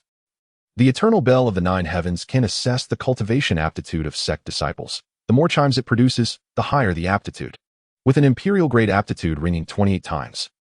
The Taishu Yinyang Tower serves as a trial structure for the sect, comprising 99 levels, with random rewards upon clearing each level, regardless of rank. Comprehension Peak enhances the insight of cultivators during their training, the extent of improvement varying by individual. The Spiritual Herb Garden is a locale for cultivating various spiritual herbs, initially possessing 5 plots of spiritual fields, with the potential for more upon completing system tasks. The Heavenly Spirit Pool connects to the sect's underground spiritual vein, and the sect's spiritual pool has merged into the Heavenly Spirit Pool, continuously generating heavenly spiritual liquid.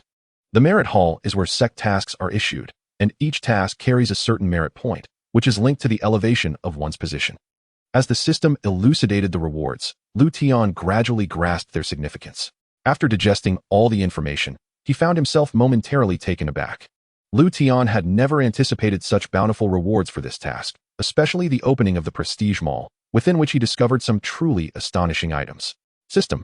While I comprehend the others, I fail to see the utility of the Merit Hall at present. Our sect comprises barely 10 individuals, with only 4 disciples. It is entirely superfluous. Based on the host's thoughts, a new system task is now issued. Task content. The Dao Sect will host its first comprehensive disciple recruitment conference. Task requirements. Recruit at least 100 disciples with divine level cultivation aptitude or higher. Note: any who reach the summit of the heavenly ladder, regardless of aptitude, may join the sect. Task deadline: 3 months.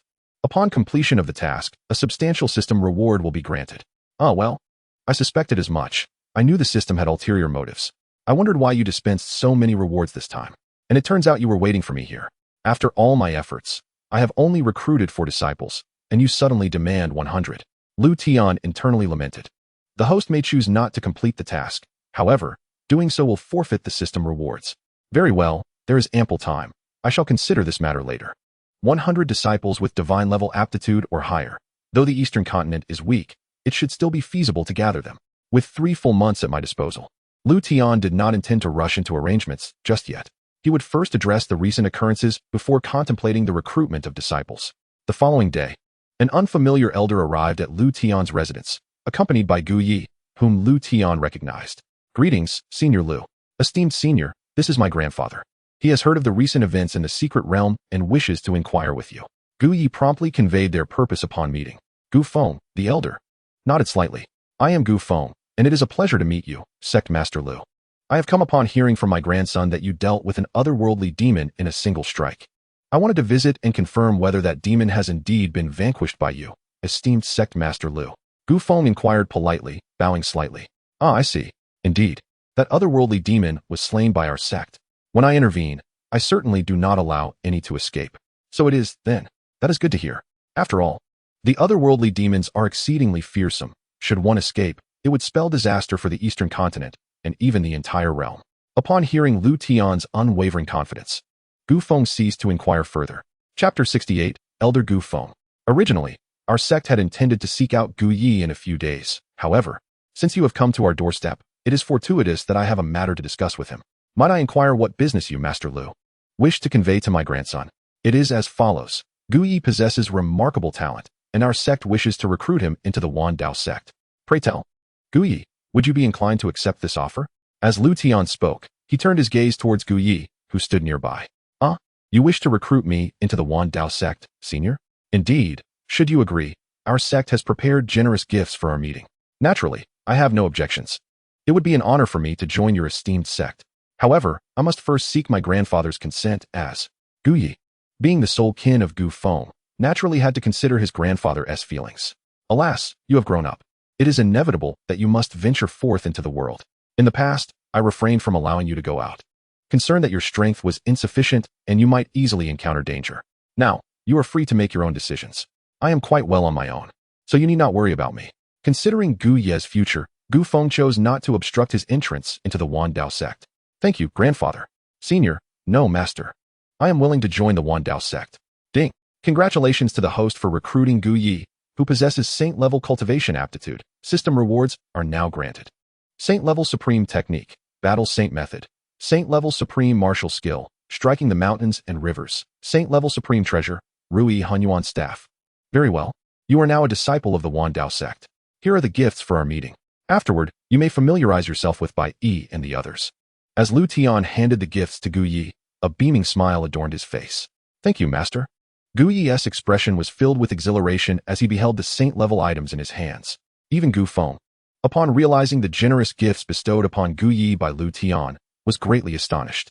In truth, such lavish gifts for newly joined disciples would be unimaginable, even in the central continent, let alone in the eastern continent. At that moment, Gu Feng felt immense relief for not having obstructed Gu Yi's entry into the Dao Sect. Since this is the case, I shall entrust Gu Yi to Master Lu. I must take my leave. Gu Feng rose to depart. Elder Gu, please wait. Does Master Lu have further matters? Elder Gu, I have heard from Gu Yi that you are a Supreme Realm expert. It seems Master Lu was inquiring about this. Indeed, I was once at the Supreme Realm, but that is now a thing of the past. Oh, might I ask for further elaboration? Noticing Gu Feng's apparent despondence, Liutian curiously inquired. Alas, since Master Lu desires to know, I have nothing to conceal. In truth, I am currently ensnared by a peculiar curse, one that can seal my cultivation. Thus, even as a Supreme Realm expert, I am unable to wield my full power. I have tried many methods to lift the curse, yet none have yielded satisfactory results. At this point, I harbor no hope left. I see. Upon hearing this, Liutian nodded slightly. What if our sect possessed a means to lift the curse afflicting you? Elder Gu? What? Master Lu, do not jest. Many have claimed such before, yet they ultimately failed to lift the curse from me, Gu Feng replied skeptically. That was their failure, not ours. If we say we can lift your curse, then we certainly can. If Master Lu insists, then there must be conditions attached, correct? Elder Gu is quite astute. Our sect is willing to assist you in lifting the curse, but you must join the Dao Sect. How does that sound? This condition is hardly excessive, is it? Liutian responded. A Supreme Realm expert, second only to the Emperor, represents the pinnacle of combat strength. Liutian undoubtedly sought to seize this opportunity. After hearing Liutian's proposition, Gu Feng fell silent for a considerable time. Very well, I accept Master Lu's terms. As long as Master Lu can lift the curse from me, I shall join the Dao Sect. Excellent. I await your affirmation, Elder Gu. A smile graced Liutian's lips as he produced the previously acquired Emperor-level pill, the Inyan curse-breaking pill. Elder Gu, consume this, and the curse within you shall surely be lifted. Master Lu, are you suggesting that this small pill can truly lift the curse? Gu Feng had never heard of a pill capable of breaking curses, and thus he expressed some skepticism. Whether it works, Elder Gu will know once you ingest it. Very well, I shall place my trust in Master Lu this once. Gu Feng stepped forward to accept the Inyan curse-breaking pill, and without further hesitation, he swallowed it whole. At first, there was no reaction, and Gu Feng began to shake his head in resignation. Suddenly, before Gu Feng could utter another word, he felt an inexplicable power surging within him. Without a moment's thought, he promptly sat down cross-legged. Witnessing this, Liutian's smile grew even more pronounced. After the passage of a fragrant incense stick, Gu Feng slowly rose to his feet. Grandfather, how are you? Gu Yi rushed forward, concerned for his grandfather. In response, Gu Feng merely shook his head, his expression still etched with disbelief. I have seen the master. After a moment of astonishment, Gu Feng finally approached Liutian and respectfully addressed him. Elder Gu, welcome to our ranks. From now on, you shall be a venerable elder of the Dao Sect. Besides our sect or its directives, you need not heed the commands of anyone else. However, concerning the prosperity of the sect, I hope you will remain proactive. Yes, thank you, master. Being a Supreme Realm expert naturally warrants a degree of status and privilege. Gu Feng felt greatly satisfied with Liutian's arrangement. Well, for the time being, our sect has matters to attend to. Once I have concluded my affairs, you may accompany me back to the sect, Elder Gu. Yes, I shall follow the master's wishes. Gu Feng replied respectfully. Then it is settled. Elder Gu, please take your leave and settle in at the Songlong Tower. Should anything arise, our sect will reach out to you. Understood. After Gu Feng responded, he departed. Shortly thereafter, Gu Yi also took his leave, both to find a room to settle in and to reconnect with Su Bai Yi and the others. The following day, that morning, Liutian sought out Mu Wanshui and took her away from the Songlong Tower. After the duration of an incense stick, Liutian arrived at the Jinyuan auction house. His purpose for visiting was to meet the young lady previously mentioned by Chun Yichuan. Upon announcing their arrival, The guards at the auction house quickly reported Liutian and his companion's presence to Chen Hichuan. Upon hearing this, Chen Hichuan promptly stepped out to welcome them. The astonishing feats Liutian had accomplished days prior had already spread throughout the San Yuan city. Naturally, Chen Hichuan had heard of these developments. Therefore, upon learning of Liutian's visit, he did not dare to treat it lightly. Subsequently, under Chen Hichuan's guidance, Liutian finally met the mysterious young lady he had inquired about. Chapter 69, Journey to Canglong City. Name, Yu Yun. Cultivation, 8th level of spirit refinement. Cultivation aptitude, mid-grade profound. Physique, none. Background, young lady of the Yu family, a merchant family in the central continent, naturally adept in commerce. She fled to the eastern continent to escape her family's annihilation. Gazing upon the stunning woman before him, Liutian maintained an expression of tranquility. Through the system, he had garnered a preliminary understanding of Yu Yun. At this moment, Liutian had largely surmised the purpose behind Yu Yun's invitation to the auction house. The sect he represented had no fondness for circumlocution. Let us proceed directly to the matter at hand. Miss Yu, what is it that you wish to discuss with us? Seeing that the moment was opportune, Liutian set down his tea and spoke forthwith. Since Sect Master Liu has expressed it thus, I shall speak candidly, replied Yu Yun. I wish to engage in a transaction with Sect Master Liu. Oh, since it is a transaction, might you first elucidate what you require from our sect? Liutian inquired with curiosity. To be frank, Sect Master Liu, I am not originally from the eastern continent. My family hails from a modestly prosperous merchant lineage in the central continent. However, one fateful night, a group of cloaked figures descended upon my family, committing unspeakable atrocities. Were it not for my father's desperate efforts to have Elder Chen escort me to safety, I would not be here today. Thus, my demands are quite simple. I desire the demise of all those who participated in the slaughter of my family. As she spoke, Yu Yun's eyes glistened with tears, laced with threads of righteous fury. You are aware of the identities of these cloaked figures?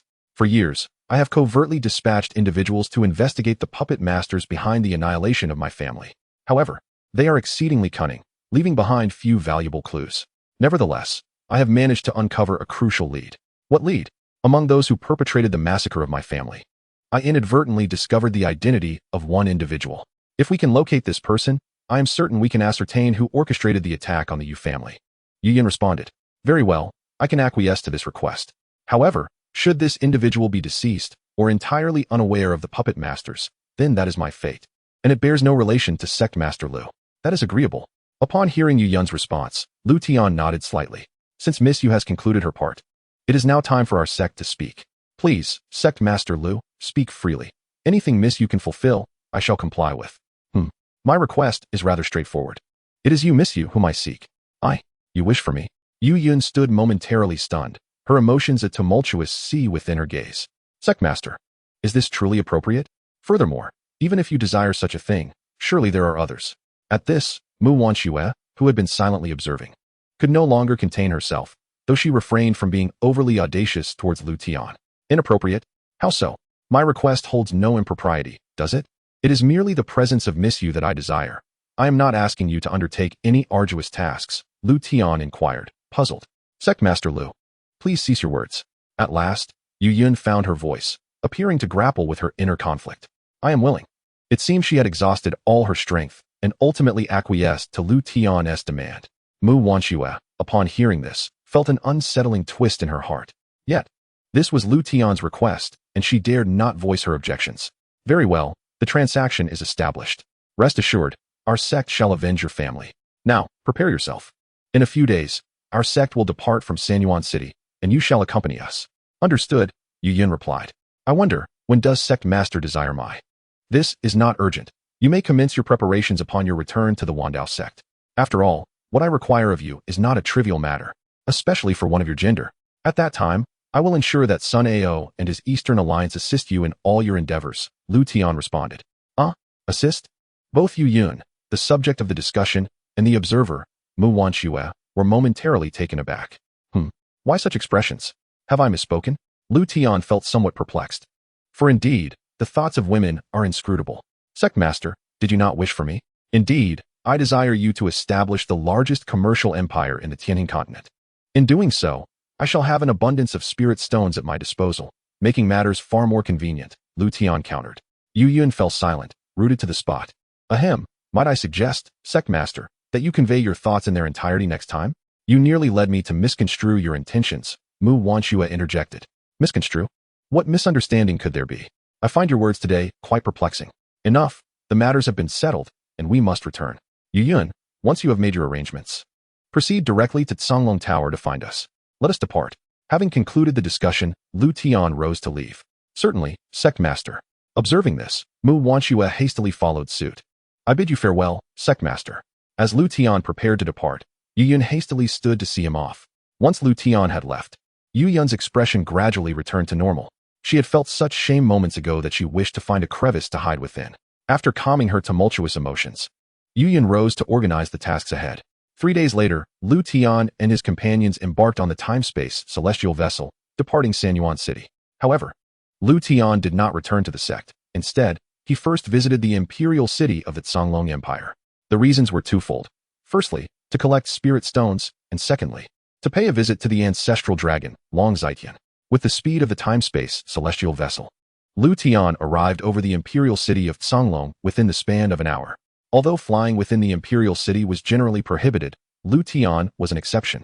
Upon learning of Liutian's arrival, Long Dangtian promptly came to receive him. Those who had never encountered Liutian were filled with astonishment and confusion at Long Dangtian's demeanor. Subsequently, under Long Dangtian's arrangement, Liutian and his companions settled within the palace. That very day, Long Dangtian bestowed upon Liutian half of the Tsanglong Empire's spirit stones. Upon receiving the spirit stones, Liutian's spirits were considerably lifted. Ultimately, he took the initiative to request an audience with Longxian. Long Dangtian readily consented, offering no objection. Thus, under Long Dangtian's guidance, Liutian was able to meet Longxian within a subterranean chamber of the imperial city. However, Liutian was somewhat surprised to discover that, in addition to Longxian, there was also the presence of a dragon-like figure. More precisely, it was a mystical python resembling a true dragon. From Long Dangtian, Liutian learned that this mystical python was the guardian beast of the Tsanglong Empire, having endured for over 10 millennia. Yet, it had not achieved a breakthrough, and thus had less than a millennium of life remaining. Chapter 70. First Encounter with Longxian. You are the sect master of the Wandao sect? Ah, it appears you are well informed, thus sparing me the need for elaborate introductions. I have heard from Dangtian that you wish to meet me. Now that we are face to face, what business do you bring, Sect Master Lu? Longxian inquired directly. Nothing of great import. I merely wish to witness the prodigy who secured the 10th place in the Central Continent's great competition of talents several millennia ago. I had not anticipated that I would also encounter a small serpent here, Liutian remarked, glancing toward the coiled mystical python with a hint of intrigue. You seem rather presumptuous, do you not? This is the ancestral dragon of our Tsanglong Empire. How dare you display such rudeness? Upon hearing Liutian refer to the demon python as merely a small snake, Longxian's displeasure was immediate. Where did this arrogant junior come from? How dare a mere nascent realm practitioner mock this ancestral dragon? At that moment, the demon python also caught wind of Liutian's words and rose high, questioning Liutian with an air of superiority. Oh, do you wish to engage in combat? Do not think that just because you are a small snake, it makes any difference. Even if you were a true dragon, what of it? Are you certain you can bear the consequences of striking against my sect? Consequences? What a joke. When did those of the nascent realm speak with such bravado? The demon python completely disregarded Liutian's warning. Not so, Ancestor Long. Lu is not as simple as he appears. You must not offend him, lest I, as a junior, be unable to save you in the end. Long Dangtian was frantic, fully aware of Liutian's prowess. If a confrontation truly ensued, the Tsanglong Empire would undoubtedly lose a guardian beast. The empire's strength would be significantly diminished. A scenario Long Dangtian wished to avoid at all costs. Dangtian, are you certain? The strength of the ancestral dragon can rival that of the sacred sovereign realm. How could he possibly be a match for this person? Sigh, Ancestor, times have changed. Would I dare deceive you? I have witnessed it with my own eyes. Moreover, not only Liutian, but even those under his command far exceed your capabilities. I saw a woman by Lu's side who merely uttered a single word, and in an instant, the ancestor of the Jinping Empire was reduced to a mist of blood. Thus, Ancestor and Elder Long, one must not act impulsively. Long Dangtian articulated fervently for the future of the Tsanglong Empire. What? Just a single word? As a long-standing rival, Longxian was acutely aware of the Jinping Empire's ancestors' might. In a desperate struggle, even with the demon python's assistance, they might not prevail against the Jinping ancestor. Thus, Longxian felt both astonished and fearful. Had he not restrained himself from striking at Liutian previously, the outcome would have been dire. I was remiss earlier. Ancestor Long spoke without malice. I hope Elder Lu will overlook it. Acknowledging the importance of wisdom in knowing the times, Long Xiatian hastily expressed his apologies to Liutian. Ah, you certainly do not care for your reputation. Very well, I shall not dwell on it. My purpose in coming here was not only to see you, but also to discuss a matter of importance. Liutian no longer brooded over the past, and began to address the main topic. Please, Elder, proceed, Long Xiatian replied respectfully. Well, as you know, I prefer a leisurely existence, thus I require assistance in certain matters. Previously, the Dongzhou Alliance handled some tasks for me, minor investigations and intelligence gathering, which they managed adequately.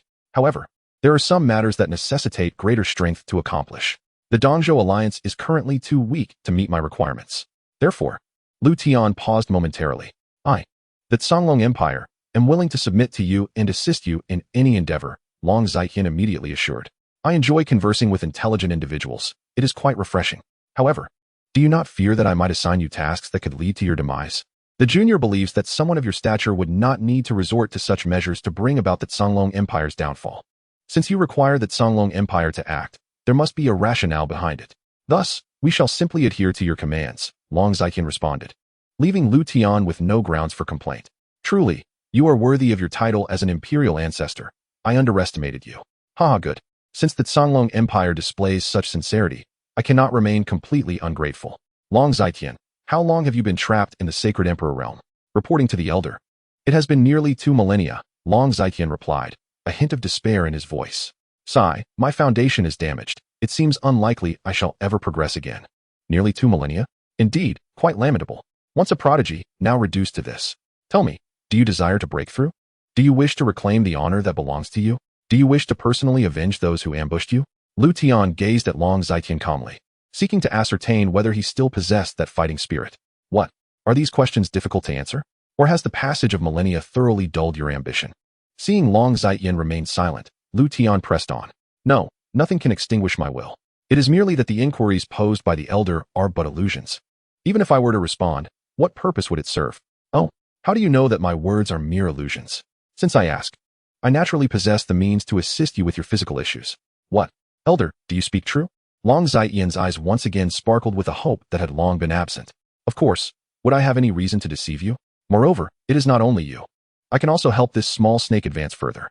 Of course, I do not offer my assistance for free. If you are to aid me, your strength must not be lacking. My actions are simply mutually beneficial. Liutian replied nonchalantly. Regardless, as long as the elder can assist me this once, I, Long Xiatian, pledge my life to you henceforth. Good, do not forget what you have said today. This is the key to restoring your foundation and aiding that small snake in its advancement. As Liutian spoke, he produced a drop of brilliantly vivid blood. This was the true dragon's blood he had obtained earlier.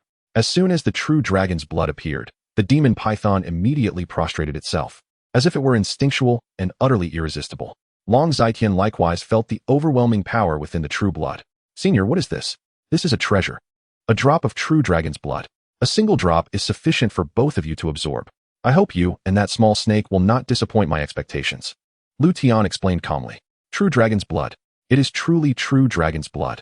The demon python exclaimed with exhilaration, as if it had laid eyes upon the most enticing treasure in the world. Were it not for the blood being in Liutian's possession, it might have attempted to seize it immediately. This was an opportunity to transform into a true dragon, an offer no python could refuse. Look at your unrefined demeanor.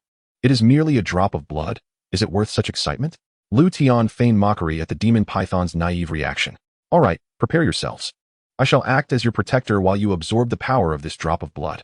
Who absorbs more will depend on your own abilities. Understood. Upon hearing Liutian's words, Long Xiatian and the demon python hastily readied themselves to absorb the true dragon's blood. Seeing that both were prepared, Liutian no longer hesitated and released the blood. The ensuing period was filled with the lengthy process of absorbing the true dragon's blood. Even though it was merely a single drop, the power it contained was anything but simple. As the dragon, Long Xiatian, and the demon python absorbed the essence, a significant portion of the day had elapsed, just as the vital blood was on the brink of being entirely consumed. Ominous black clouds began to coalesce above the Songlong Empire. Before long, the absorption of the essence was complete. Senior, I sense that I am on the verge of a breakthrough. Very well, proceed with your breakthrough. Understood. With that, Long Xiatian soared into the sky, piercing through the ground and ascending directly into the tumultuous black clouds. Senior, I too wish to face the tribulation. Go ahead. Yes, I shall. Following Long Xiatian, The demon python also leapt into the air, entering the layers of thunderclouds. In an instant, a magnificent scene unfolded above Songlong City, showcasing a human and a python confronting the tribulation together. Below, the onlookers were left utterly bewildered, completely unaware of the events transpiring. What is this? The holy venerable tribulation? No, it is more formidable. Could it be the great sage tribulation? In the palace, Gu Feng, who had been resting, leaped forth, surveying the astonishing scene above. How is this possible? The Eastern continent has been unable to properly give birth to great sage-level beings for tens of thousands of years. It was said to be the machinations of those from the central continent. Thus, for an individual from the Eastern continent to ascend to the great sage realm, they must leave the Eastern continent. Could it be that the rumors are false? Gu Feng's mind was rife with questions. The inability of the Eastern continent to foster great sage-level beings was widely accepted as fact. Even Gu Feng himself had ventured to other realms to break through to the great sage level. Moreover, he had also attained subsequent realms outside the Eastern continent. Back then, he had nearly sacrificed his life to escape the Eastern continent for his breakthrough. Therefore, witnessing this anomalous scene now left Gu Feng utterly perplexed. At the moment Long Zitian was facing his tribulation, Liutian had already emerged from underground to the surface. Observing the spectacle high above, Liutian felt a twinge of envy. After all, his true realm at this moment was merely the true origin realm. Were it not for the system, he would be nothing more than a weakling at the mercy of others. After a stick of incense had burned, the demon python successfully weathered the tribulation, its strength now at the holy venerable level. Not only that, having absorbed the essence of the true dragon, it had begun to evolve toward the direction of a flood dragon. Yet, Long Zitian's lightning tribulation showed no signs of abating, becoming increasingly ferocious. This was a testament to the diligent cultivation Long Zitian had maintained over the past few millennia, even when breakthroughs seemed elusive. The culmination of several thousand years of effort had finally arrived. Long Zitian's realm surged, progressing from the 10th level of the Holy Emperor to the 10th level of the Holy Venerable, traversing an entire major realm, which left many in disbelief. Even more astonishing was the fact that Long Zitian seemed capable of continuing his ascent. However, it was peculiar that the anticipated Great Sage Tribulation had yet to manifest. If the Great Sage Tribulation did not appear soon, Long Zitian's breakthrough would reach an impasse. He realized this critical juncture. Were the rumors truly insurmountable? If he were to relinquish this opportunity, who knew when the next chance for a breakthrough would arise? After waiting for thousands of years, could he afford to give up now? Long Zitian was acutely aware of the tale that no one from the Eastern continent could ascend to the Great Sage realm. But the thought of conceding stirred an immense sense of resentment within him. His cultivation had stagnated for millennia. To forsake this once-in-a-lifetime opportunity would only distance him further from avenging himself. Perhaps my senior has a solution. Long Zitian suddenly recalled Liutian. Though uncertain if Liutian could assist him, he realized he had no other options left. Senior, the Great Sage Tribulation has yet to manifest. Might you possess a way to resolve this? Upon spotting Liutian, Long Zitian promptly conveyed his thoughts telepathically. The Great Sage Tribulation? Were you not facing the Holy Venerable Tribulation? Senior, I have successfully traversed the Holy Venerable Tribulation. I am now at the 10th level of the Holy Venerable realm, and the Great Sage Tribulation should have manifested by now. Yet, ultimately, Long Zitian shared the rumor regarding the Eastern continent with Liutian. Learning of the impossibility of breaking through to the Great Sage realm from the Eastern continent left Liutian somewhat bewildered. However, upon considering that this could be a deliberate scheme from the central continent, Liutian began to comprehend the situation. This was the first time Liutian had encountered such information, leaving him momentarily unsure of how to proceed. System, how do we resolve this? Ding. The Eastern continent is enveloped by a layer of sealing barrier, which is the reason preventing the Great Sage Tribulation from descending. There are two solutions. The first, leave the Eastern continent and then undergo the breakthrough. The second, unravel the sealing barrier. Do I possess the strength to dismantle this sealing barrier? Once the host activates the invincible aura, if they can approach the sealing barrier, they may forcefully break through it. In all other circumstances, it is impossible. Approach the sealing barrier? Gu Lao, come see me. Without hesitation, Liutian called for Gu Feng to come forth. Mere moments later, Gu Feng appeared before Liutian. I have come to see the sect master. How may I serve you? Utilize your utmost speed to carry me upwards. Do not stop until I command you to. What? Hurry. Yes, sect master, we shall begin at once. Not daring to inquire further, Gu Feng leaped into the air with Liutian, soaring toward the skies. The speed was nothing short of supreme. In just a few breaths, Liutian observed that the buildings below appeared as tiny as ants. After several dozen breaths had passed, Liutian found himself nearly 10,000 miles above the ground. Sect master, Shall we continue ascending? Continue. Understood. After approximately another 10 breaths, Liutian suddenly spotted the ceiling barrier described by the system. What is that? A barrier? Upon seeing the barrier, Gu Feng's expression shifted to one of puzzlement and astonishment. He had never anticipated the existence of such a phenomenon at such heights above the eastern continent. Approach that barrier. Yes. Upon hearing Liutian's command, Gu Feng directed his flight toward the barrier. Yet, at that moment, an unexpected turn of events occurred. A sudden attack materialized, aimed directly at Liutian and Gu Feng as they neared the barrier. Gu Feng detected the threat immediately and swiftly acted to defend against the assault. Who goes there? Gu Feng halted, demanding an explanation. Who are you to dare approach the barrier? You have 1 breath to vacate the area, or you shall meet your demise. A figure emerged, its visage somewhat obscured, yet unmistakably male. A mere avatar, yet you dare to be arrogant. Gu Feng retorted coldly. Gu Lao, leave this to me. I shall handle the barrier. With that, Liutian produced the time-space immortal vessel and ascended onto it, propelling himself toward the edge of the barrier. Yes, Sect Master. With me here, no one shall disturb you, Gu Feng declared as he charged toward the avatar, forming an attack in an instant. You're merely at the 4th level of supremacy. You are no match for me. The avatar, seemingly unconcerned, remained focused on Liutian's actions. Those words might hold more weight if you spoke them with your true form. A mere avatar, yet still not worthy. The celestial elephant's cataclysmic strike.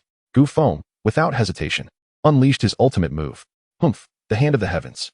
The avatar, embodying masculine prowess, reciprocated without reserve, and in an instant, an overwhelming aura of supremacy surged forth. Meanwhile, Liutian had successfully reached the periphery of the barrier. Without a moment's hesitation, he activated the invincible halo. In an instant, an aura of invincibility enveloped him. Break for me. Liutian's fist struck the barrier with a resounding impact. In that fleeting moment, the previously tranquil barrier quivered violently. This unexpected display left the avatar not far away, wide-eyed in disbelief. Impossible. Even an emperor could not shake this barrier. Who on earth are you? How could such a being appear in the eastern continent? The avatar was clearly flustered. He had refrained from obstructing Liutian earlier, believing him to be merely at the true essence realm, thus harboring no concern for any destructive endeavors. However, reality dealt a harsh blow to the avatar's assumptions. It did not shatter? Gazing at the still intact barrier, Liutian began to doubt his invincibility for the first time. Crack. Just as Liutian prepared to strike again, the barrier suddenly emitted a series of shattering sounds. Gradually, several fissures appeared where Liutian had attacked, showing a tendency to expand outward. No, young man, do you know what you have done? I shall make your existence a living hell. The avatar surged past Gu Feng, lunging directly at Liutian. This is bad. Realizing the impending danger, Gu Feng hurriedly pursued. But alas, he was a moment too late. Amidst the chaos, as the avatar was about to seize Liutian, time seemed to freeze. In the next instant, the avatar exploded, vanishing without a trace. Gu Feng stared at the astonishing scene, his mind in turmoil. He was aware of Liutian's formidable strength, yet he had never anticipated Liutian would be this extraordinarily powerful. The avatar, capable of contending with him, was at least at the 4th level of the supreme realm, yet was so effortlessly obliterated. Were it not for witnessing it firsthand, Gu Feng would never have believed such a feat possible. Even a 10th level supreme could not easily extinguish an avatar of that caliber with mere words. Master, who exactly are you? At this moment, Gu Feng was utterly subservient to Liutian, even feeling a creeping sense of fear towards him. Just then, the barrier, riddled with cracks, finally crumbled completely. That was rather simple. I just hadn't anticipated the presence of guardians at the barrier. It seems that trouble is far from over. Sigh, I detest complications. They had best behave. Liutian sighed softly. Afterward, Liutian was escorted back to the surface by Gu Feng. With the barrier's removal, Long Xiatian successfully broke through to the Great Sage realm, advancing to the 3rd level of the Great Sage in one fell swoop. Long Xiatian's breakthrough signified the emergence of the Songlong Empire as the most formidable force in the eastern continent. Of course, the true apex still belonged to the Wandao sect. After spending a few days in Songlong City, Liutian departed. Shortly after his departure, news rapidly spread across the eastern continent. The Songlong Empire announced its submission to the Wandao sect and proclaimed that from henceforth, it would revere the Wandao sect above all. This announcement struck like a bolt from the blue, causing quite a stir throughout the eastern continent. Within days, the Divine Sparrow Empire also declared its allegiance to the Wandao sect. Thus, the reputation of the Wandao sect soared higher with each passing day in the eastern continent. Beep. Detecting a rapid increase in the sect's prestige, a system reward of 10 million prestige points has been issued. I hope the host will continue to strive for further elevation of the sect's prestige. 10 million? Such a sum for the first time? Not bad, not bad.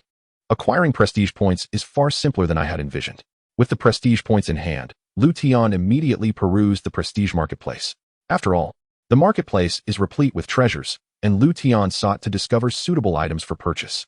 After half a day of flight, Liutian and his companions successfully returned to the Dao Sect. Upon his return, Liutian promptly placed the sect buildings rewarded by the system. He also elucidated the functionalities of certain structures to the disciples and elders of the sect.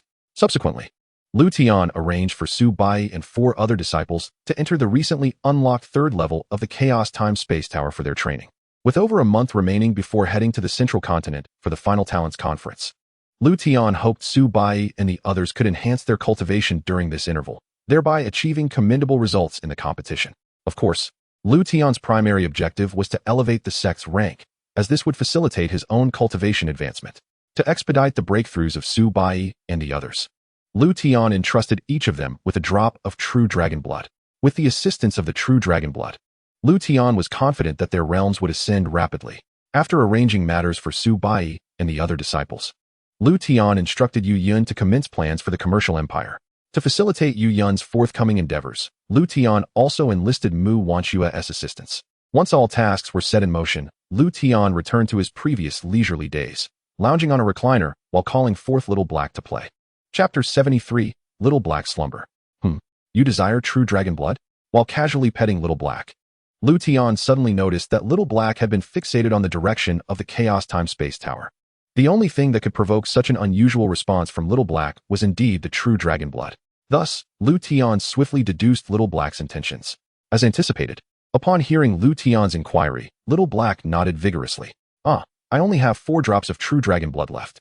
Well, all right then, I shall give you 1 drop.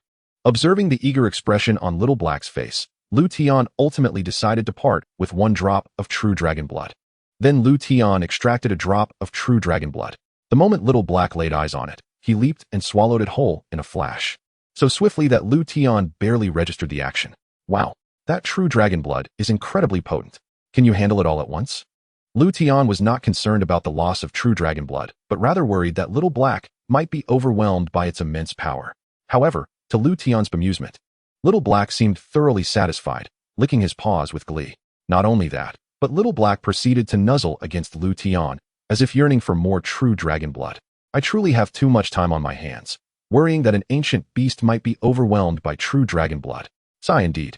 Such an adorable exterior can easily make one forget its ferocious nature. Enough is enough. Only 3 drops remain. I must reserve them for emergencies. Once the system rewards me with more true dragon blood, I shall give you some. Liutian helplessly replied to the nuzzling Little Black. Seemingly understanding Liutian's words, Little Black tilted his head. Yet, he did not relent. Instead, he began gesturing with his paws as if trying to convey something. I cannot comprehend. Liutian expressed his confusion, stating that he was not a demon beast and could not comprehend the gestures being made. Ding. Chaos indicated that if she consumes another drop of true dragon blood, she will be able to break through. Just as Liutian found himself at a loss, the system promptly emerged to provide translation. System, you can do this too? Are you certain that Little Black means this? The strength of this system is abundant. The host need not doubt it. So what realm will Little Black reach after this breakthrough? According to the system's analysis, Chaos can advance to the Saint King realm in the next phase. Saint King realm? To leap 3 major realms, truly befitting an ancient ferocious beast. Very well. Grow swiftly. It will be a significant boon for me. After contemplation, Liutian resolved to assist Little Black in reaching the next stage. He then produced another drop of true dragon blood. Upon seeing it, Little Black immediately leaped onto Liutian's shoulder and gently nuzzled his cheek in a display of gratitude. Go ahead and consume it. Liutian patted Little Black and urged it to swiftly ingest the true dragon blood. Seeing this, Little Black hesitated no longer and swallowed the blood in 1 gulp. After the second drop was consumed, Little Black's body suddenly exhibited an unusual phenomenon. Moments later, Little Black curled up into a ball and fell into a deep slumber, entirely enveloped by a mysterious black force. System, what is happening? Ding. The host need not worry. This is a sign that Chaos is about to break through to the next stage. However, the process of breaking through will require some time. Once the breakthrough is complete, Chaos will return to normal. I see, that is reassuring. After hearing the system's explanation, Liutian felt a sense of relief. He subsequently stored Little Black in the system's space, where it could undergo the breakthrough without any external disturbances. Alas, with Little Black's breakthrough, I shall be deprived of a pet to pamper during this period. System, when will I be rewarded with another pet? Preferably one that is fluffy and of gentle disposition. The disciple by Zue from the sect perfectly fits the host's requirements. You may wish to consider her. Well said, now be silent. In the days that followed, everything progressed in an orderly manner. First, the Jinping Empire was jointly eradicated by the Songlong and Xinke empires. Next, Yu Yun announced the establishment of the Wanwu Pavilion. Finally, more and more factions began to declare their allegiance to the Wandao sect. However, Liutian, accustomed to leisure, was disinclined to personally manage these factions. Therefore, he entrusted the management of the subservient sects to Sun Ao. Since the Eastern Continent Alliance was originally responsible for overseeing the sects of the Eastern Continent, Liutian deemed this arrangement to be the wisest choice. Time swiftly passed, and nearly a month had elapsed. During this month, as the number of subservient sects increased, the reputation of the Wandao sect soared within the Eastern Continent. In this brief period, Liutian amassed nearly 50 million prestige points. Coupled with the previous 10 million, he now possessed almost 60 million prestige points. It was truly remarkable that one could accrue prestige points simply by residing within the sect. Liutian felt immense satisfaction with this. Just as Liutian was reveling in this unparalleled contentment, the figure of Long Xiatian appeared at the Wandao sect. Junior Long Xiatian pays respects to Senior. It is you. You have made impressive progress, breaking through 2 minor realms in merely a month. Senior flatters me. All this is thanks to the true dragon blood you graciously bestowed. Without your assistance, I might never have achieved my current accomplishments. Long Xiatian replied with profound gratitude. Enough. This is your fortune. There is no need for such excessive gratitude. Your present cultivation is predominantly a result of your own efforts. Now speak. What brings you to our sect today? Liutian inquired nonchalantly. Senior, have you forgotten? In 7 days, the grand tournament of prodigies in the central continent will commence. I have come to extend an invitation to you and the disciples of the Wandao sect to join us in the central continent, Long Xiatian respectfully stated. Is it not still 7 days away? Is there truly a need for such haste? Liutian questioned. Senior, you may be unaware of certain protocols. It is not simply a matter of deciding to go to the central continent. All individuals from the eastern continent must first report to the central realm city. Only upon receiving approval from the central continent can we utilize the teleportation array within the central realm city to travel to the central continent. Due to this regulation, the process inevitably requires some time. Therefore, we must set off in advance to avoid missing the tournament, Long Xiatian explained in detail. What? We need their approval to go to the central continent? Cannot we go directly? Liutian asked, perplexed. Senior, the 5 continents are isolated by an endless expanse of ocean. If we do not take the teleportation array from the central realm city, we would have to traverse the vast ocean directly. However, the ocean is teeming with demon beasts, and perilous situations frequently arise. Most terrifying of all, the ocean is perpetually shrouded in mist, making it easy to lose one's sense of direction once inside. It is rumored that quasi-emperors, even supreme beings, exist within the ocean. The demon beast clans in the ocean have historically had strained relations with our human race. Thus, even supreme beings are reluctant to venture into these waters. Furthermore, given our time constraints, even if we could cross the ocean safely, we would still not have adequate time. Long Xiatian patiently elucidated, despite being uncertain why Liutian was unaware of such common knowledge. Very well. Please wait a moment while I summon Bai Yi and the others. Upon learning the details, Liutian had no choice but to call for Su Bai and the others to conclude their training within the Chaos Time Tower. Hearing Liutian's summons, Su Bai and the others immediately ceased their cultivation. After some tidying up, they gathered before Liutian. Disciples pay their respects to the sect master. Greetings to Senior Long. No need for such formality. Simply call me Long Xiatian. Upon witnessing Su Bai and the others showing him such respect, Long Xiatian felt somewhat flattered. All right. You are at least a great sage. There is nothing inappropriate about being addressed as senior. Now let us discuss the matter at hand. Please relay to them the important details regarding the journey to the central continent and what preparations are necessary, Liutian interjected. Of course, senior. Long Xiatian began to outline all the essential points to consider for the journey to the central continent. Thus, time passed, and nearly a quarter of an hour went by. Under Long Xiatian's thorough explanation, Su Bai and the others gained a general understanding of the central continent.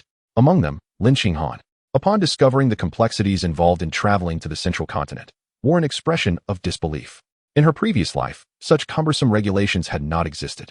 Back then, the eastern continent was brimming with exceptional talents, even hinting at the potential to surpass the central continent and become the foremost continent among the five. Though she was unaware of what had transpired, Lin Qinghan was certain that significant events had unfolded during her reincarnation, and that the information regarding these events had been deliberately suppressed by certain individuals, erasing it entirely from the continent's memory. You should have a certain understanding of the central continent by now. Next, I shall outline the forthcoming arrangements. After Long Zitian concluded his speech, Liutian promptly followed suit. Casting a swift glance over Su Bai and the other four. Bai, at the 7th level of the core formation stage, Qinghan, at the 10th level, Xiaoyan, at the 6th level, Ziyue, at the 8th level, and Gu Yi, at the 5th level. Given your current strengths, you are certainly eligible to participate in the Genius Conference of the Central Continent. Ziyue, your prowess is the least formidable. Do your utmost, but prioritize your safety above all. As for the remaining four, I hope you will all secure a position within the top 10 of the competition. Although I have generally refrained from concerning myself with matters in the Eastern Continent, since the Dao Sect is now fighting for it, do not tarnish our sect's reputation. Here's the deal. If you manage to clinch a spot within the top 3, I shall personally impart teachings to you. This way, you will navigate your own cultivation journey with fewer detours. Liutian regarded Su Bai and the others with utmost seriousness, painting an enticing picture. Yet, he was merely employing this as a motivational tactic, lacking any true understanding of the profound principles of cultivation. Nevertheless, Su Bai and the others took his words to heart. Liutian had never personally instructed them, nor even offered a single piece of guidance, leading them to believe he deemed them too weak to warrant his attention. Now, with such a promise made, they felt an overwhelming surge of excitement, particularly for Lin Qinghan, who had lived a previous life where her path was marred by flaws. Despite reaching the pinnacle of the quasi-emperor realm at a tender age and being hailed as the most likely candidate to ascend to the emperor realm, her aspirations were ultimately thwarted by a failed attempt, leaving many to lament her fate. If she could rectify the imperfections of her past in this lifetime, she felt confident in her ability to challenge the emperor realm. In truth, the original cultivation levels did not include the supreme realm. After reaching the 10th level of the quasi-emperor realm, one could attempt to break into the emperor realm. However, due to the inability to produce an emperor in this era, and with many individuals surpassing the quasi-emperor 10th level, the supreme realm emerged as a necessity. This implies that any supreme individual possesses the qualifications to strive for the emperor realm.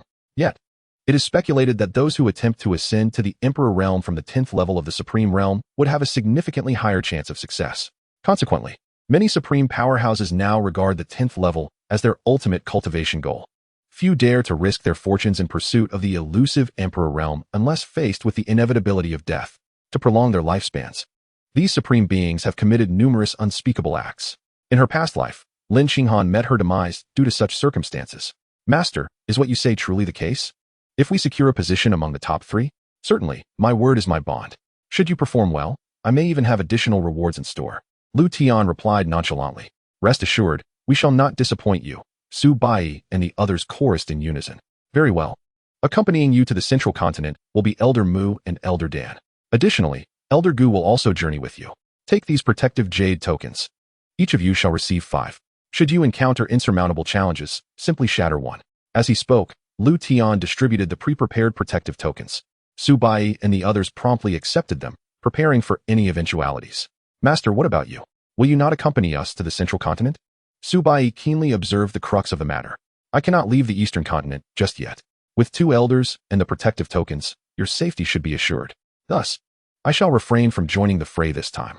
Liutian, of course, could not explicitly state that his absence from the sect rendered the tokens ineffective. Furthermore, the distance to the central continent posed numerous uncertainties, and Liutian was unwilling to take such risks, especially since his invincible aura could only be activated once a day. Chapter 75, Arrival at the Central City. Very well, that will suffice. Go gather your belongings, and then set off with Long Zitian towards the central continent. Remember, the central continent is not our sect. You must heed the elders' commands and refrain from acting independently. However, if trouble finds you, do not hesitate to confront it. The Dao Sect may not seek conflict, but we are not afraid of it. Understood, disciple will prepare at once. Go ahead.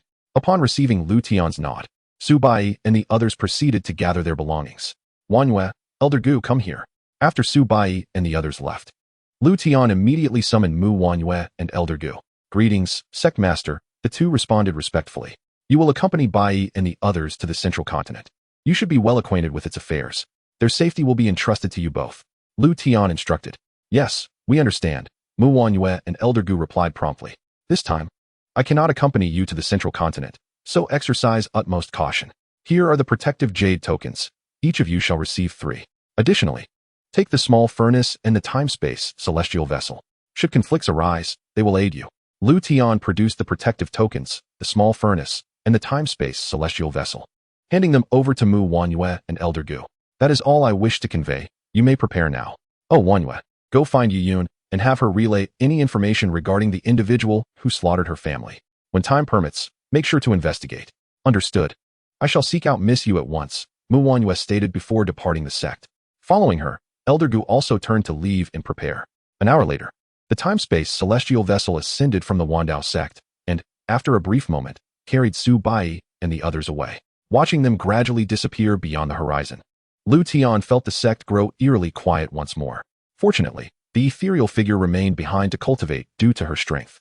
Of course, there was also Su Xiong, who continued to guard the sect and tend to its upkeep. Ding! Congratulations! For disciples have broken through to the core formation stage, elevating the sect's rank by 1 level. System rewards are being distributed. Reward, Quasi-Emperor 10th level cultivation. The Hidden Merit Hall, Martial Arts Hall, and Alchemy Hall have each unlocked their 4th levels. The Gravity Hall has unlocked its 4th level, with gravity set at 1,500 times that of the external world. Reward, 10 pieces of spiritual farmland, now allocated to the spiritual herb garden. Reward, 10 top-grade Earth-level spiritual veins, now installed within the sect. Reward, 1 million prestige points. Reward, 1,000 fortune points, now offsetting the previous host's overdraft. Shortly after Su Bai and the others departed, the system's voice echoed through Liutian's mind. After receiving all system rewards, Liutian immediately absorbed the cultivation reward. Moments later, he successfully advanced from the 10th layer of the True Essence realm to the 10th layer of the Core Formation realm. System, how much fortune do I still owe? Ding. After deducting the recent rewards, the host still owes 8,999 points of fortune.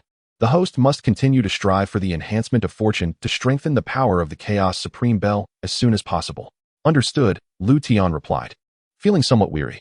Ever since he exhausted a considerable amount of fortune to save Mu Wanxue, the fortune treasure, the Chaos Supreme Bell, had dramatically diminished in power. Without fortune, the Chaos Supreme Bell gradually became dull and lifeless, resembling nothing more than a piece of worthless scrap metal. Liutian found himself utterly helpless, for fortune was not something one could summon at will. Ding! The grand competition of talents in the central continent is about to commence. Activating system task now. Task details. Send disciples from the sect to participate in the grand competition of talents and secure first place. Upon completion of the task, substantial rewards will be issued. System, are you somewhat slow to react?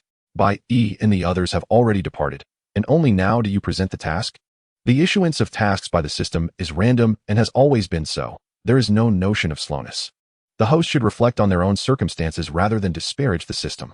In the Central Realm City, after leaving the Dao Sect, Mu Wanxue and her companions first traveled to Canglong City to retrieve someone. They then proceeded directly to the Central Realm City. After a long day of travel, they finally arrived at this border city. Everyone, we have arrived at Central Realm City. I will first make contact with the city lord's residence. You should settle down in the city, Long Zitian instructed before departing. Mu Wanxue and the others descended, seeking accommodation within Central Realm City. After some searching, they temporarily settled in a pleasant inn. An hour later, Long Zitian successfully reunited with Mu Wanxue and the others. Everyone, I have gathered all the necessary information. In 3 days, there will be an opportunity to activate the teleportation array. Regarding our participation in the grand competition of talents in the central continent, the city lord's residence has already been informed. If all goes well, we can head to the central continent via the teleportation array in 3 days. However, each person will need to provide 10,000 spirit stones as a fee. But do not worry, all the spirit stones will be covered by my Canglong Empire. You just need to rest and recuperate during these days. Long Zitian added, this grand competition of talents is different from previous ones and is significant for our eastern continent. I hope that among the 10 participants, someone can place in the top 10. Otherwise, this will be our eastern continent's last participation in the grand competition of talents. Long Zitian spoke with a hint of frustration. Upon hearing this, everyone fell into a contemplative silence. What could they do? The eastern continent was weak, and weakness naturally invited bullying. Subsequently, everyone retreated to their respective rooms, leaving only Long Zitian, Mu Wanxue, and Gu Feng in the hall. Long Daoyu. Does everyone need to pay 10,000 spirit stones to travel to the central continent? Surely the fee for merely using a teleportation array cannot be so exorbitant? Mu Wanxue inquired curiously. Elder Mu, you may not be aware, but originally, using the teleportation array in Central Realm City did not require a fee. At that time, Central Realm City was managed by our eastern continent. However, as our eastern continent's power waned, the people of the central continent seized the opportunity to take control of Central Realm City. Initially, the fee was merely 10 spirit stones per person, but it gradually increased to the current 10,000 spirit stones per individual, Long Xianxian explained with a sense of resignation. Is there no one from the eastern continent to resist? Resist? Huh, it's futile. The current strength of the eastern continent is no match for the central continent.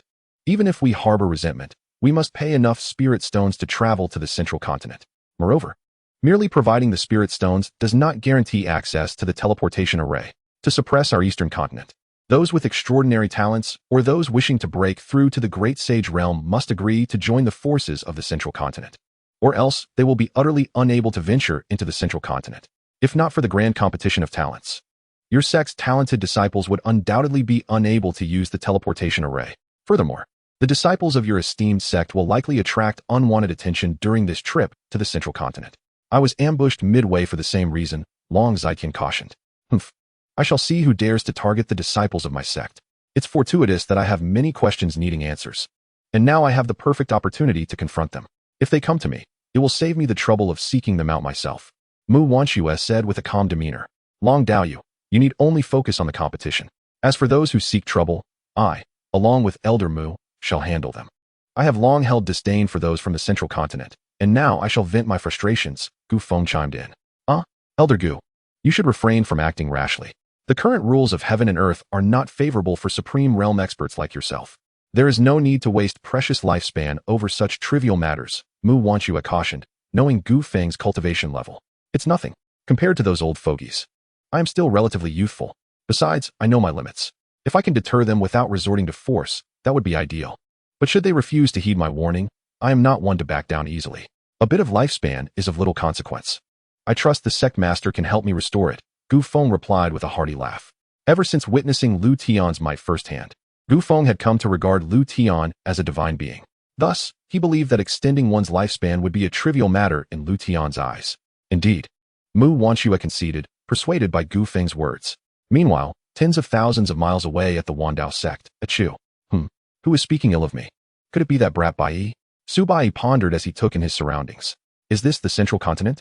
The concentration of spiritual energy here is at least 5 times that of the eastern continent. However, it still pales in comparison to what is found within the sect. After a brief 3-day wait at Central Realm City, Su Bai and his companions finally arrived at the central continent via the teleportation array. For most of the group, it was their first time in the central continent, and curiosity was only to be expected. All right, let us first head to Hongfeng City. We can then proceed from there to the location of the grand competition of talents, the bustling city of Dengxian City. One of the most prosperous cities in the central continent, Long Xianxian declared as he led the way. Following closely behind, Mu Wanxue and the others promptly followed suit. After a short while, the group successfully entered Hongfeng City. As before, after paying the required fees, they smoothly utilized the teleportation array to arrive at Dengxian City. Upon their arrival, everyone was captivated and astonished by the splendor of this thriving metropolis. If one were to compare it to the royal city of the eastern continent, it would be akin to comparing the heavens to the earth. Such a comparison would not be an exaggeration. Afterward, under the leadership of Long Xianxian, the group arrived at the venue for verifying qualifications for the Tianjiao Grand Competition. Here stood a magnificent pavilion known as the Tianxian Tower, specifically designed to accommodate participants of the competition. Following the successful qualification verification, Mu Wanxue and her companions took residence in the Tianxian Tower. The Tianjiao Grand Competition was set to commence in 4 days, and therefore, Su Bai intended to familiarize himself with the city of Dengxian during this time. Though termed as familiarization, it was essentially an opportunity for Su Bai and his companions to explore the bustling city for the first time. After all, it would be a pity not to wander through such a thriving metropolis. Elder Mu, I sense several powerful presences within this city, some of which rival my own prowess. Gu Feng gravely cautioned Mu Wanxue. In the coming days, we must exercise utmost caution when venturing out. Should anything seem amiss, we must promptly utilize the trump cards bestowed by the sect leader. What? This Dengxian city conceals numerous formidable beings? Mu Wanxue responded with a heavy heart. Logically, this is merely the Tianjiao conference. There should be no need for so many supreme beings to gather. Such anomalies suggest that this competition may harbor unusual circumstances. I cannot ascertain the reasons behind this, Gu Feng replied. Yet, it is always prudent to be careful. By the way, during my travels in Zhongzhou years ago, I befriended several individuals. I intend to visit them in the coming days. If we can secure their assistance, we will be less at the mercy of fate during this Tianjiao Grand competition. While I am away, I trust that Elder Mu will keep a vigilant watch over Bai and the others. No problem at all, Elder Gu. You may proceed. I shall take care of matters here, Elder Mu assured him. Very well, I shall depart. Regardless of whether they are willing to assist us, I will return post-haste. Gu Feng added before quietly leaving Dengxian City.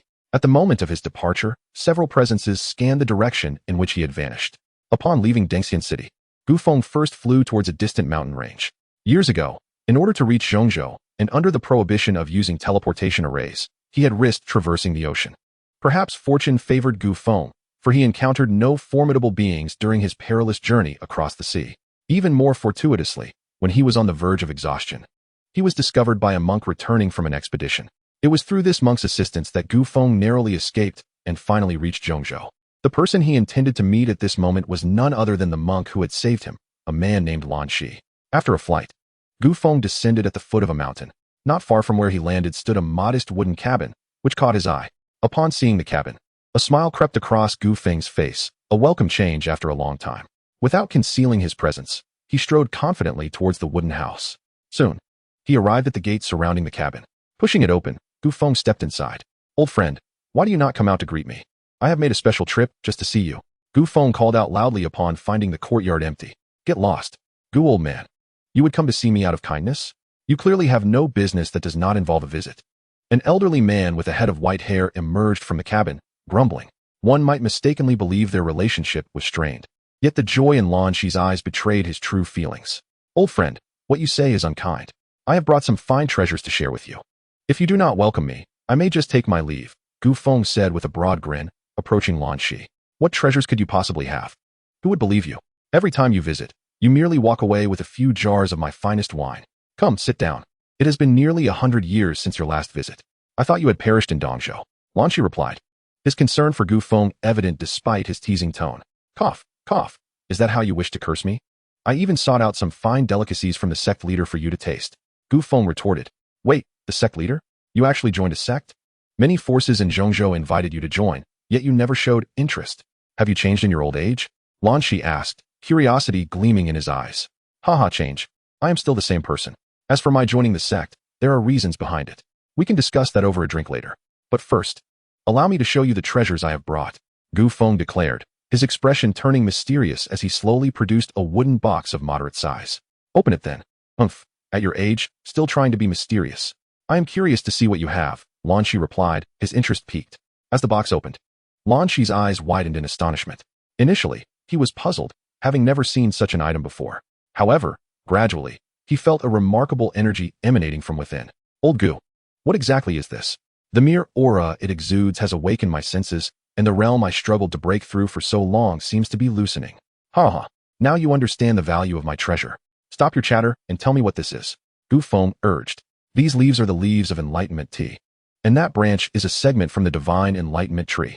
What? Enlightenment tea leaves. A branch of the divine enlightenment tree. These are the legendary innate spiritual treasures. Are they not? You cannot be joking, Lan Shi exclaimed, his eyes wide with disbelief, struggling to articulate the overwhelming emotions within him. At first, I did not believe it either. These items were merely remnants of legend, never before witnessed. But after experiencing them firsthand, I realized their authenticity. Look, I have now reached the 5th level of supremacy, whereas just a month ago, I was merely at the 4th. You must know how exponentially challenging it is to advance even a small realm at the level of supremacy. To achieve such a breakthrough in a month is virtually impossible. Had I not experienced it myself, I would never have believed it, Gu Feng replied, equally astonished. To this day, Gu Feng felt as though the past month had been a dream. This led him to admire and respect Liutian even more. The ability to procure such legendary items was a testament to Liutian's immense strength. Wait, let me process this, Lan Shi said, overwhelmed by the influx of information. Speak, why have you come to see me? I find it hard to believe you merely wish to visit, especially with such a splendid item in hand. After a prolonged silence, Lan Shi set down the wooden box he held and gazed earnestly at Gu Feng. Brother Lan, since you have asked, I shall be forthright. I have come to see you for 2 reasons. First, to pay my respects, and second, I genuinely require your assistance with a matter of significance. Gu Feng then proceeded to recount, in meticulous detail, the purpose of his journey to Zhongzhou and the assistance he sought from Lan Shi. Upon hearing Gu Feng's words, Lan Shi finally comprehended the rationale behind his visit. Sigh. Old friend, there is a sentiment I am uncertain whether to voice. Your life was saved by me, and I am willing to hear whatever you wish to say. Gu Yi replied sincerely. Very well, I shall speak. I have caught wind of some troubling news during this upcoming Tianjiao conference. Individuals from the other 4 continents are conspiring to take action against those from Dongzhou. I am unclear on the specifics of who will act and what they intend to do. Initially, I had little interest in such matters and thought nothing of it. Yet, it appears you, my old friend, are entangled in this Tianjiao conference. Heed my advice. Take your disciples and make your escape while you can. Otherwise, when the time comes, you may find it impossible to leave. Lan Shi urged with utmost seriousness. So it is. I wondered why so many presences of the Supreme Realm suddenly emerged in ascending Immortal City. They have indeed begun preparations to strike at Dongzhou. It seems the sect leader was not mistaken. Shattering that barrier would lead to incessant troubles. It hasn't been long, and already, this group can no longer contain themselves. Gu Feng finally grasped the meaning behind Liutian's cryptic warnings before his departure. Brother Lan, I apologize. I have only just arrived in Zhongzhou and am unaware of these developments. Given that the other 4 continents harbor ill intentions, it would be best if you refrained from assisting me, lest you become embroiled in this turmoil. This matter is of grave importance. I must return to ascending Immortal City at once. Let us save the drinking for another occasion, when we can indulge until intoxicated. By the way, please convey these items to brothers Yao and Jun for me. I had intended to visit them personally, but time is not on my side. With that, Gu Feng produced 2 additional wooden boxes and placed them on the wooden table beside him. Brother Lan, there is no need to see me off. Please extend my regards to brothers Yao and Jun. Gu Feng's heart was heavy with concern for those in Zhongzhou, fearing they might take action against Mu Wanxue and the others ahead of time, and he hastily set off to return. Sigh. Old man Gu. Before Lan Shi could persuade him to stay, Gu Feng had vanished in a flash. Witnessing this, Lan Shi was left speechless, unsure of how to proceed. He glanced down at the wooden boxes on the table, feeling a complete lack of interest in them now. After a moment, he stored the boxes away and departed the courtyard, heading toward an unknown destination. Chapter 78. 16 round platforms. 4 days later, as dawn broke, ascending Immortal City buzzed with excitement. This day marked the long-awaited Tianjiao Grand Competition, held once every 20 years in Zhongzhou. At this moment, the city was teeming with the strongest prodigies from the 5 continents, all gathering to vie for the esteemed title of the mightiest Tianjiao. Not only was there a rich bounty at stake, but also unparalleled glory. As time progressed, an increasing number of individuals made their way toward the central competition arena of ascending Immortal City. The trials of the Tianjiao Grand Competition were to take place upon an immense martial platform. On a nearby elevated stage, several individuals had already taken their seats at the forefront. These were the leaders of the various great powers hosting the Tianjiao conference. In Zhongzhou, there are 4 holy lands, 3 sects, 2 halls, and 1 pavilion. These factions are widely recognized as the 10 most formidable powers in Zhongzhou. Behind each faction stands a supreme realm powerhouse and imperial weapons as their foundation. It can be said that if these 10 powers desire someone's demise, unless that person is an emperor, they would have no chance of survival on the Tianjin continent. The 4 holy lands are the Taichu Holy Land, the Boundless Holy Land, the Yaoqi Holy Land, and the Wuguang Holy Land. The 3 sects are the Lihua Divine Sect, the Luotian Martial Sect, and the Yitzi Sword Sect. The 2 halls are the Qiao Holy Hall and the Tianji Hall. As for the 1 pavilion, it is the Xingxian Pavilion, which monopolizes the entire commercial sector of Zhongzhou. For this Tianjiao Grand Competition, the leaders of these 10 factions would be present in person. As time elapsed, soon the 10 seats at the front of the elevated stage were filled. This signaled that the grand event was about to commence. At that moment, one individual among the 10 seats rose slowly and made his way to the front of the stage. Welcome, everyone. I am Ouyang Wuchen, the master of the Taichu Holy Land. The much-anticipated Tianjiao Grand Competition is about to commence. However, before we begin, I have a few words to share. As in previous years, this Tianjiao Grand Competition is divided into 2 parts. In the first part, the 50 participating contestants will enter the Shumi Pearl together to compete for advancement spots. This time, there are a total of 16 advancement spots available. This means that in the first part, 34 individuals will be directly eliminated. The rules for determining the advancement spots are quite simple. You must seize the 16 round platforms located at the endpoint within the Shumi Pearl. You will all start from the same point. Whoever reaches a round platform first will secure their advancement. Remember, only one person may stand upon each platform. Throughout your journey from the starting point to the end point, you will encounter various foes and barriers, including demonic beasts obstructing your path. Therefore, securing an advancement spot will depend solely on your own capabilities. Moreover, should anyone lack the strength and perish within the Shumi Pearl, the consequences shall be borne by themselves.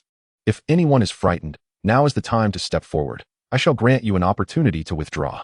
Ouyang Wuchen surveyed the prodigies from the various continents with a cold demeanor. In response to Ouyang Wuchen's inquiry, no one dared to speak up. Excellent.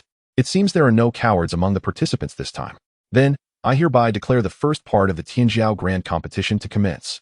With Ouyang Wuchen's resounding proclamation, the Shumi Pearl materialized at the center of the martial platform, and the entrance was opened.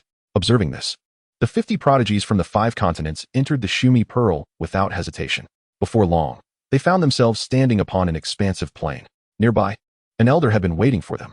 I am Elder Su Chun. You may refer to me as Elder Su. I trust you are now familiar with the rules for competing for advancement spots. Do you see that mountain peak over there? With that, Su Chun raised his hand to point toward the highest mountain in the distance. The crowd followed Su Chun's gesture and nodded in understanding. Very well. The 16 round platforms are located at the summit of that peak. From here on, regardless of the methods you employ or the paths you take, that peak will be your destination. We shall only regard the outcome, not the process. Even if you are weaker, as long as you reach a round platform before others, you will secure your advancement spot. You may now set forth. I wish you all good fortune. Su Chun finished speaking and ceased further discourse. Following Su Ciyuan's words, one by one, individuals began to set forth, heading directly towards the mountain peak at the destination. Junior sister, what do you propose we do? Should we act independently, or? Su Bai inquired. Among those participating in the grand tournament from the eastern continent were Su Bai and his 4 companions, as well as Long Qitian and Shi Fenglu from the Zonglong Empire, and Chu Xiaochan and Song Wan from the Xianxia Empire, with the final participant being Nangong Kanglin from the Nangong family. Among them, Lin Xinghan possessed the highest cultivation and, coupled with her vast experience, became the focal point for the eastern continent contingent. There are only 16 platforms. We certainly cannot monopolize 10 of them. Although the prior rules did not explicitly state this, the absence of prohibition implies permission. Thus, this contest is ostensibly a race, yet it fundamentally tests our capacity for teamwork. We must designate a portion of our group to disrupt or impede the participants from other continents. This strategy will afford the remaining members a greater opportunity to secure advancement. Of course, if one possesses sufficient strength, such considerations become moot. However, not all among us possess comparable prowess, particularly Ziyue and you, Long Qitian. Lin Qinghan calmly assessed. Miss Lin, simply instruct us on our course of action. The elder has stated that all should defer to the disciples of the Wandao sect. I am well aware of my own capabilities. Even if I advance to the final contest, I cannot hope to place within the top 10. Rather than squander energy, it would be more prudent to assist in ensuring your successful progression to the finals. Long Qitian articulated with clarity. My compatriots from the Xianxia Empire share the same sentiment. Miss Lin, please direct us as you see fit, Chu Xiaochan added. Thank you. In that case, I shall not dally. The master brother, 3rd junior brother, 5th junior brother, and I, being the strongest among us, must secure a spot for advancement. The remaining Ziyue and the 4 of you should focus on dealing with any adversaries or beasts we encounter, as well as obstructing those we cross paths with. Remember, your task is merely to delay and distract. Direct confrontation is unnecessary. Although your abilities may not match ours, if you wish to escape, they are unlikely to pursue you fervently. Their primary goal is to seize the platforms. Lin Xinghan delineated the strategy with precision. Chapter 79, Ascent to the Peak. Agreed. I have no objections. Neither do I. With Long Qitian and the others nodding in agreement, the operation commenced in earnest. Without further delay, Su Bai and his companions set off. As per their prior arrangement, any obstacles encountered along the way were to be addressed by the less powerful members of their group, while Su Bai and the other 4 conserved their stamina and spiritual energy, preserving their strength for the unknown challenges that lay ahead. Exhausting their energy prematurely would spell certain elimination, even at the potential cost of their lives. Unlike Su Bai and his companions, individuals from other continents pursued their own interests without regard for their teammates. None among them were willing to sacrifice their own chance for advancement on behalf of another. Initially, they moved with great speed, yet as time passed, many began to exhibit signs of fatigue due to excessive exertion. Those of lesser strength, abandoned and unsupported, fell prey to the beasts. However, not all were so unfortunate. A few individuals, even when facing obstacles alone, maintained a remarkably swift pace. These individuals hailed from the central continent, and it was no surprise they possessed such capability.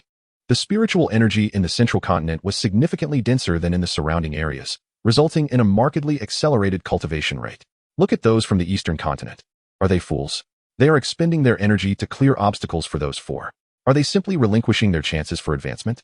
Soon, many began to notice the peculiarities of Su Bai and his companions.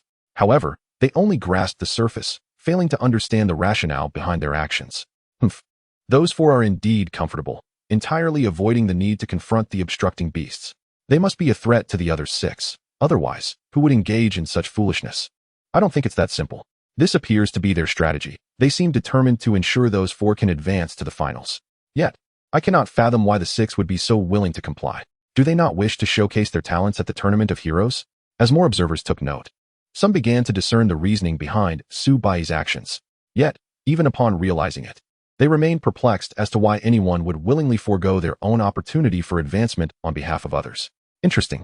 These individuals from the eastern continent are not as lacking as initially presumed. However, the strong have always walked alone. It is only the weak who resort to such base tactics. Even if you do progress, what does it matter? You shall remain but my subordinates. Not far off, atop a tree, a young man stood surveying Su Bai and his companions with a look of disdain. Paying them no further mind, he leaped forward, hastening towards the destination. This young man was Jiao Yifan, a prodigy from the central continent, whose cultivation had reached the 8th level of the core formation stage. Yet, among the 10 prodigies of the central continent, his strength was only ranked 3rd, with the first-ranked individual already at the Yuan Tai stage, surpassing Lin Qinghan's cultivation level. This individual would pose the greatest challenge to Lin Qinghan in her quest for the top spot in the Tournament of Heroes. Liutian Sect. As usual, Liutian, reclining in rest, suddenly found himself beset by boredom. Spending the entire day in slumber had grown rather monotonous. System, I have a matter to discuss with you. Ding. Please proceed, host. Is there any way for me to watch a live feed of Bai and the others during the tournament? It would certainly help pass the time. Indeed, host only needs to spend 1 million reputation points, and the system will activate a live broadcast mode for the Tournament of Heroes. What? You want me to part with 1 million reputation points for that? Why don't you just go rob someone? Host may refuse. Activated. Received. 1 million reputation points deducted, live broadcast mode activated. As the reputation points were deducted, a large screen materialized before Liutian. The host may silently think of a disciple or elder's name to see what they are currently engaged in. Oh, let us see Bai. As Liutian concentrated on the thought, Su Bai's figure quickly appeared on the screen, along with the other disciples accompanying him. Excellent. The competition has commenced. But what are they up to? The image was clear and fluid, and Liutian was quite satisfied as he reclined once more to watch. System, can you add a live audio feature? Ding, 1 million reputation points. Curse you, system. Activated. Received, 1 million reputation points deducted, live audio mode activated. Oh, this is much better. The next few days won't be so dull after all. Liutian leisurely murmured to himself within the confines of the Shumi Pearl. Over 3 hours had elapsed. At this juncture, the majority of those who had managed to survive were already gathered at the base of the towering peak, which marked the commencement of the final ascent. Given the perilous and sheer nature of the mountain, there existed no pre-established path to the summit. Consequently, every individual was compelled to forge their own route and devise their own methods to reach the pinnacle in the shortest time possible. By the time Su Bai and the others arrived at the foot of the mountain, several had already ascended halfway up its height. Well then, from this point forward, it rests entirely upon your shoulders. Our stamina and spiritual energy are nearly depleted, and we can no longer scale this peak. Dragon Shitian, who appeared utterly disheartened, gasped. Indeed, the grand competition is now in your hands. Make sure these individuals recognize that our eastern continent is not to be trifled with, Chu Xiaochan added. We are grateful for your efforts. Rest assured, the responsibility now lies with us. Ziyue, remain here. If anyone causes trouble, shatter your protective jade talisman. We shall proceed to conquer the peak. Lin Qinghan gently instructed Ziyue. All right, I understand. Senior sister, you must give it your all. Bai Ziyue replied adorably. Yes. Now, let us hasten to secure our advancement quota. Delays could lead to unforeseen circumstances, and among our rivals are not all weaklings. As she spoke, Lin Qinghan gazed upward at the individual who was ascending the peak with remarkable speed. It was evident that this person had been exhausting their stamina and spiritual energy throughout the journey, yet still maintained a considerable lead. Such a feat could not be accomplished without formidable strength. Let us go. Despite the formidable nature of their opponent, Lin Qinghan felt no sense of inadequacy. Following her lead, Su Bai and the others promptly followed suit. If only I were stronger, I could assist you, senior sister. I feel so useless, Bai Ziyue murmured, casting a forlorn glance at the ascending figures of Su Bai and the others. Her words, whispered so softly, went unheard by the exhausted dragon Qitian and his companions. However, far away in the eastern continent, Liutian clearly perceived her lamentations. Chapter 80. Quotas confirmed in the outside world, atop a high platform. 10 powerful figures observe the unfolding events within the Shumi Pearl through a colossal mirror. Ouyang Wuchen, the lord of the Taichu sacred land, Hua Batong, the lord of the boundless sacred land, Meng Yurong, the lord of the Yaoqi sacred land, Mu Yujin, the lord of the lightless sacred land, Gu He, the lord of the Lihua divine sect, Yin Duo, the lord of the Luotian martial sect, Qin Yuanfeng, the lord of the one-character sword sect, Jin Tu, the master of the Seven Suns Sacred Hall, Feng Wuji, the master of the Heavenly Mechanism Hall, and Meng Ling, the master of the Starry Pavilion. How intriguing. When did so many prodigies emerge from the eastern continent? It seems this time, they will not languish at the bottom as they have in the past. Perhaps they might secure several spots in the Emperor's legacy secret realm. What do you all think? Ouyang Wuchen suddenly inquired, his intentions unclear. Upon hearing his question, the others fell into a contemplative silence, seemingly lost in thought. What? Do none of you have any opinions? Ouyang Wuchen retorted when no one responded. Ahem, brother Ouyang. It is still too early to say, as the final competition has yet to commence. Some strengths do not necessarily guarantee a spot in the top 10. Moreover, even if those from the eastern continent manage to enter the top 10, so what? As long as those few are willing to join our formidable factions, they will no longer be considered eastern continent denizens. Am I not speaking with reason? At this moment, Hua Batong, the lord of the boundless sacred land, interjected. What if, at that time, these individuals refused to show us respect? Was there not someone from the eastern continent who dared to rebuff our factions face-to-face several millennia ago? What then? Brother Hua? While Hua Batong spoke with conviction, Ouyang Wuchen appeared less than satisfied. Then, what should we do, brother Ouyang? Dream Yurong from the Yaoqi sacred land also spoke up. What to do? Under no circumstances should we allow the eastern continent any share of the Emperor's secret realm quotas. Otherwise, all our efforts over the years would be in vain. None of you wish to see the eastern continent surpass us once again, do you? If that happens, the Tianhan continent will no longer be under our control. After the competition concludes, we shall offer these eastern continent prodigies an opportunity. If they are wise, they will accept. Otherwise, we will proceed according to our original plan.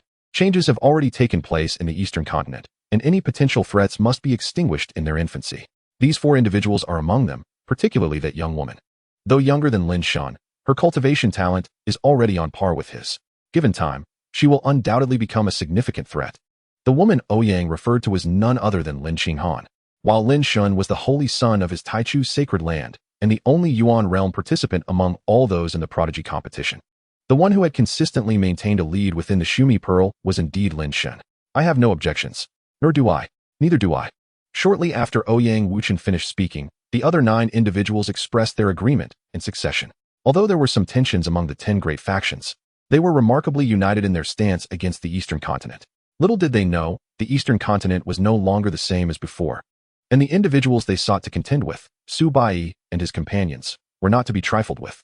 Within the Shumi Pearl, after a fierce contest, all 16 platforms were ultimately claimed. This confirmed the participants for the final showdown. Among them, there were 6 from the central continent, 4 from the eastern continent, and 2 from each of the other 3 continents, totaling 16 individuals advancing to the final competition. Upon learning this outcome, people from all continents were filled with astonishment and disbelief. After all, this time, 4 individuals from the eastern continent had surprisingly made it to the final prodigy competition. Congratulations on securing your advancement quotas. The trial within the Shumi Pearl concludes here. Tomorrow morning, we will officially commence the final prodigy ranking battle. The rules are simple. After a draw, participants will face off in pairs. The victors advance, while the defeated are eliminated. The first round will see 16 compete for 8 spots. The second round will narrow it down from 8 to 4, and so forth. Ultimately, the rankings will be determined by the leaders of the 10 great factions. Therefore, if you wish to achieve higher standings, especially those who face defeat, you must exert your utmost strength. Otherwise, should your rankings fall, you cannot blame anyone else. That is all I wish to convey. After Ouyang Wuchen concluded, he casually scanned Su Bai and the others, his gaze finally resting upon Lin Qinghan. Upon meeting Ouyang Wuchen's gaze, Lin Qinghan did not shy away but calmly returned his look. Subsequently, Ouyang Wuchen turned and departed without a hint of emotion. Su Bai and the others then each took their leave. Tianxian Tower. Senior brother Su, the 4 of you have successfully advanced to the final competition. As long as one among you secures victory in the first round of tomorrow's competition, our eastern continent will finally have someone entering the top 10 once more. This time, we shall no longer be subjected to the scornful derision of those individuals. The mere thought of this fills my heart with exhilaration. Upon returning to the Immortal Ascension Tower, Long Qitian expressed his excitement fervently. Your aspirations seem rather modest, Your Highness Long. We are aiming for a position among the top 3, and merely entering the top 10 is hardly a worthy achievement, I remarked. Indeed, we cannot afford to overlook the rewards offered by the sect leader. Several of us, including Su Bai, chimed in with laughter, clearly brimming with confidence for the morrow's contest. However, Lin Qinghan, standing to the side, wore a tranquil expression, tinged with a hint of concern. Senior brother, you are celebrating prematurely. I sense that tomorrow's competition will not unfold as smoothly as anticipated. The opponents we face are determined by a draw, and there is no guarantee that foul play is not afoot. Junior sister, do you suggest that those from the central continent will deliberately assign formidable opponents to us? Yes, that is indeed my apprehension. I remain untroubled. But should you encounter someone from the first platform, victory will be a daunting task, Lin Qinghan replied. Junior sister, your words seem to underestimate my abilities. Although my cultivation is not as advanced as yours, with the techniques bestowed by the sect leader, I am confident that I can triumph over anyone in the core formation realm. Su Bai asserted with unshakable confidence. And what of those in the Yuan-Tai realm? Yuan-Tai? That cannot be, for I have previously investigated our adversaries, and the strongest among them barely reaches the 10th level of core formation. That is because that individual has concealed their true power. Senior brother, concealing one's strength is quite a common tactic. Moreover, can you guarantee that none of our opponents possess other hidden capabilities? For instance, possessing a quasi-imperial weapon, much like myself? Lin Qinghan had not intended to dampen Su Bai's spirits, but it was better to strike now than to risk their lives later. Upon hearing this, Su Bai's confidence faltered. What then? Surely, they wouldn't be so shameless as to wield quasi-imperial weapons to eliminate us? If that were the case, our group would be in grave danger tomorrow. Su Bai gradually came to grasp the seriousness of the situation. It is not the strength of the enemy that frightens me, but the combination of strength and unscrupulousness. My quasi-imperial weapon remains in a fractured state. I fear that when the time comes, in order to ensure our safety, at least one among us must wield the sect leader's imperial weapon. This way, we can at least secure one advancement, thus guaranteeing our place in the top 10. Lin Qinghan replied, somewhat helplessly. Very well, I shall consult with the 2 elders to see if they possess any better strategies. Lin Qinghan, at a loss for solutions, resolved to seek counsel from Gu Feng and Mu Wanxue. After Lin Qinghan departed, the mood among Su Bai and the others shifted dramatically. Their previous smiles replaced with solemn expressions. Time swiftly passed, and the much-anticipated day of the grand competition arrived. With the arrival of the leaders from the 10 great powers, the competition was officially announced to commence. Before you lie 16 tokens, each inscribed with numbers from 1 to 8. Henceforth, each of you shall draw a token. Those who draw matching numbers will be the combatants for the first round of elimination. Now, begin selecting your tokens. Ouyang Wuqing proclaimed loudly. Just as others were eager to step forward, an unexpected disturbance occurred from above. Moments later, a figure descended from the sky, hovering above the plaza. Who dares intrude upon the sacred grounds of the grand competition? Ouyang Wuqing questioned, his gaze fixed warily upon the figure in the air. Who am I? You, a mere quasi-imperial, lack the standing to question me. As for my intrusion, I have merely come to observe the grand competition. What, do you take issue with that? Gu Feng replied, inadvertently exuding an aura befitting a supreme being. Supreme. The mere presence of a supreme being's aura left Ouyang Wuqing gasping for breath. Do you think that my Taichu Holy Land lacks supreme powerhouses? Since you are here to watch the grand competition, you may take your seat. I shall not pursue the matter any further, he added, though he felt significantly inferior in strength, as the leader of a holy land. He could not afford to appear weak. Well said. In truth, I have no desire to become enemies with your Taichu Holy Land.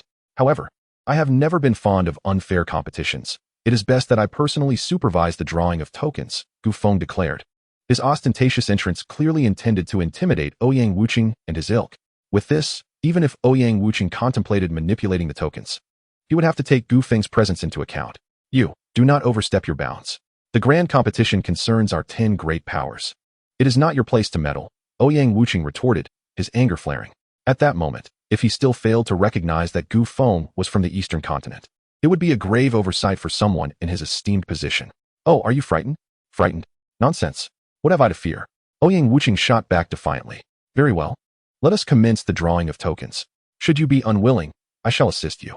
Gu Feng disregarded Ouyang Wuqing entirely, turning his attention instead to the 16 participants below. Upon hearing this, Su Bai and his companions wasted no time and stepped forward to select their tokens. Witnessing their decisive actions, the others followed suit, each choosing a token in succession. Thus, under Ouyang Wuqing's darkening visage, all 16 tokens were eventually drawn. Ouyang Saint Lord, the next steps are yours to oversee.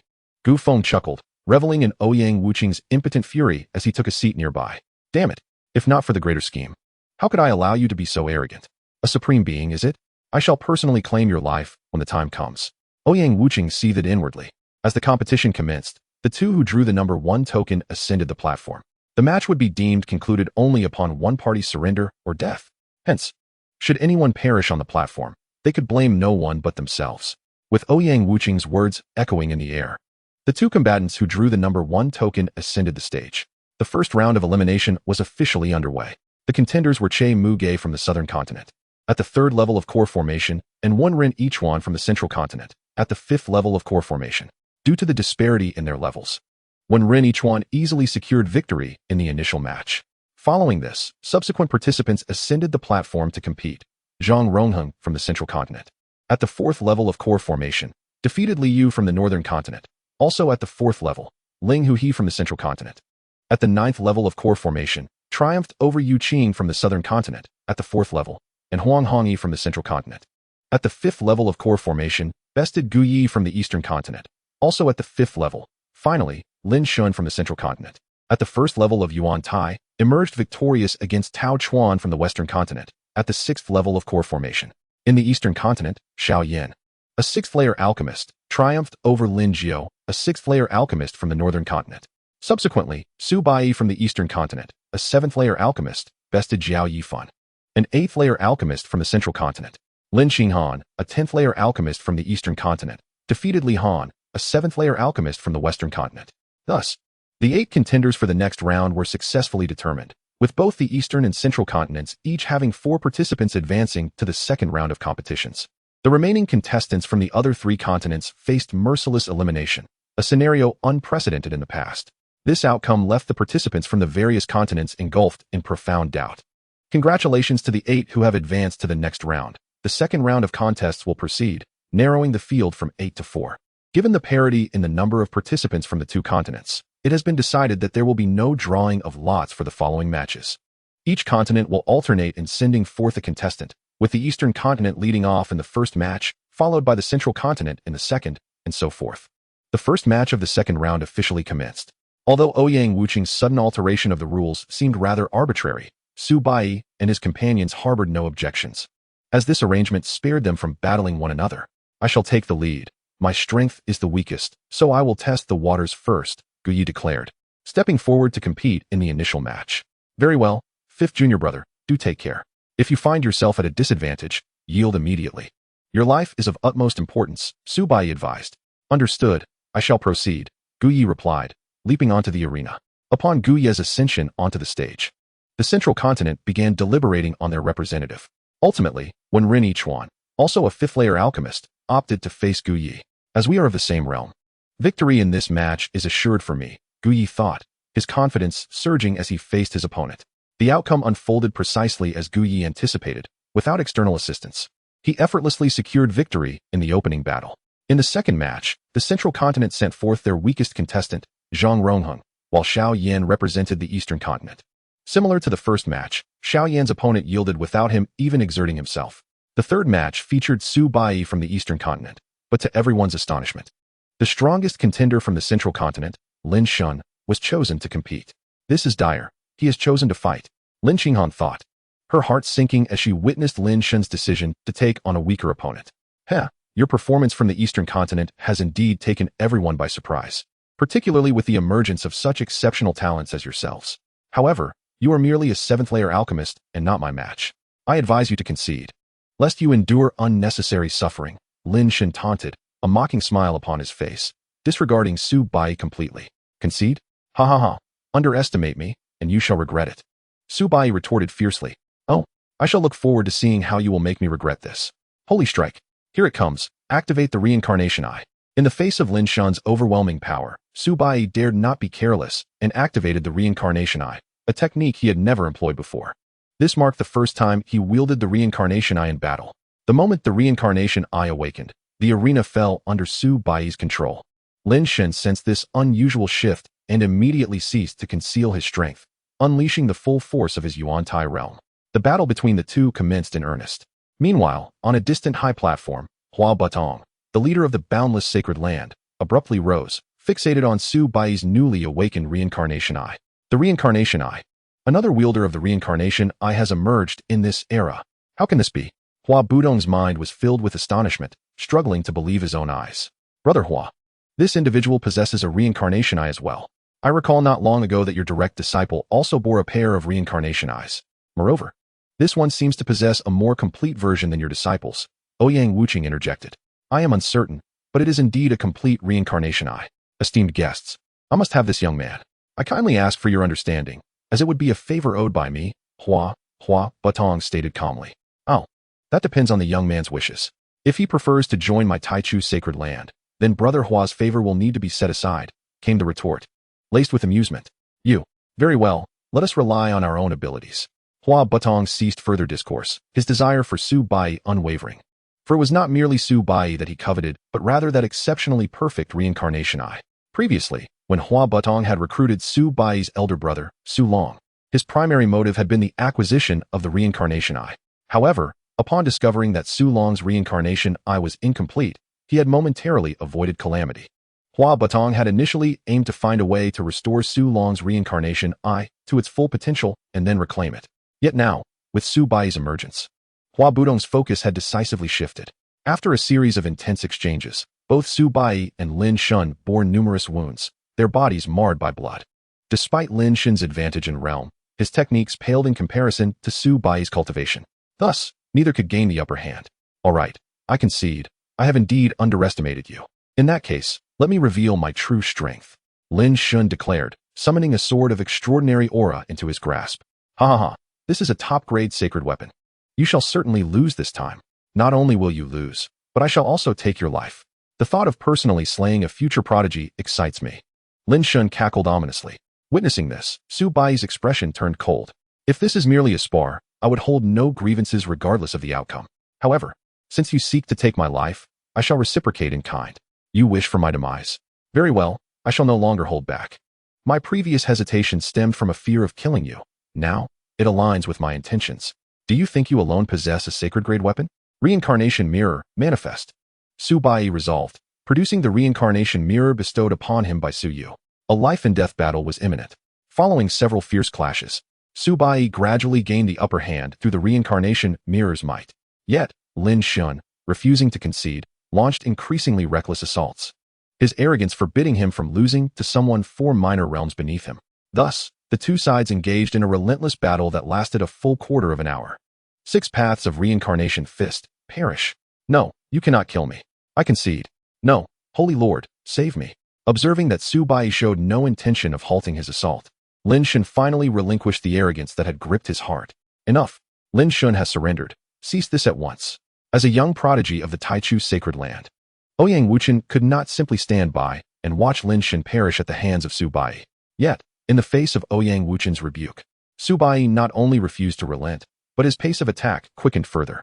This was due to Liutian's words, which stated that one must eradicate any enemy exhibiting murderous intent without hesitation. Chapter 83, The Assist. Impudent. How dare you, young wretch? Ouyang Wuqing's fury ignited. As a semi-emperor powerhouse, it was the first time he had been disregarded by a junior. Humph, did I permit you to act?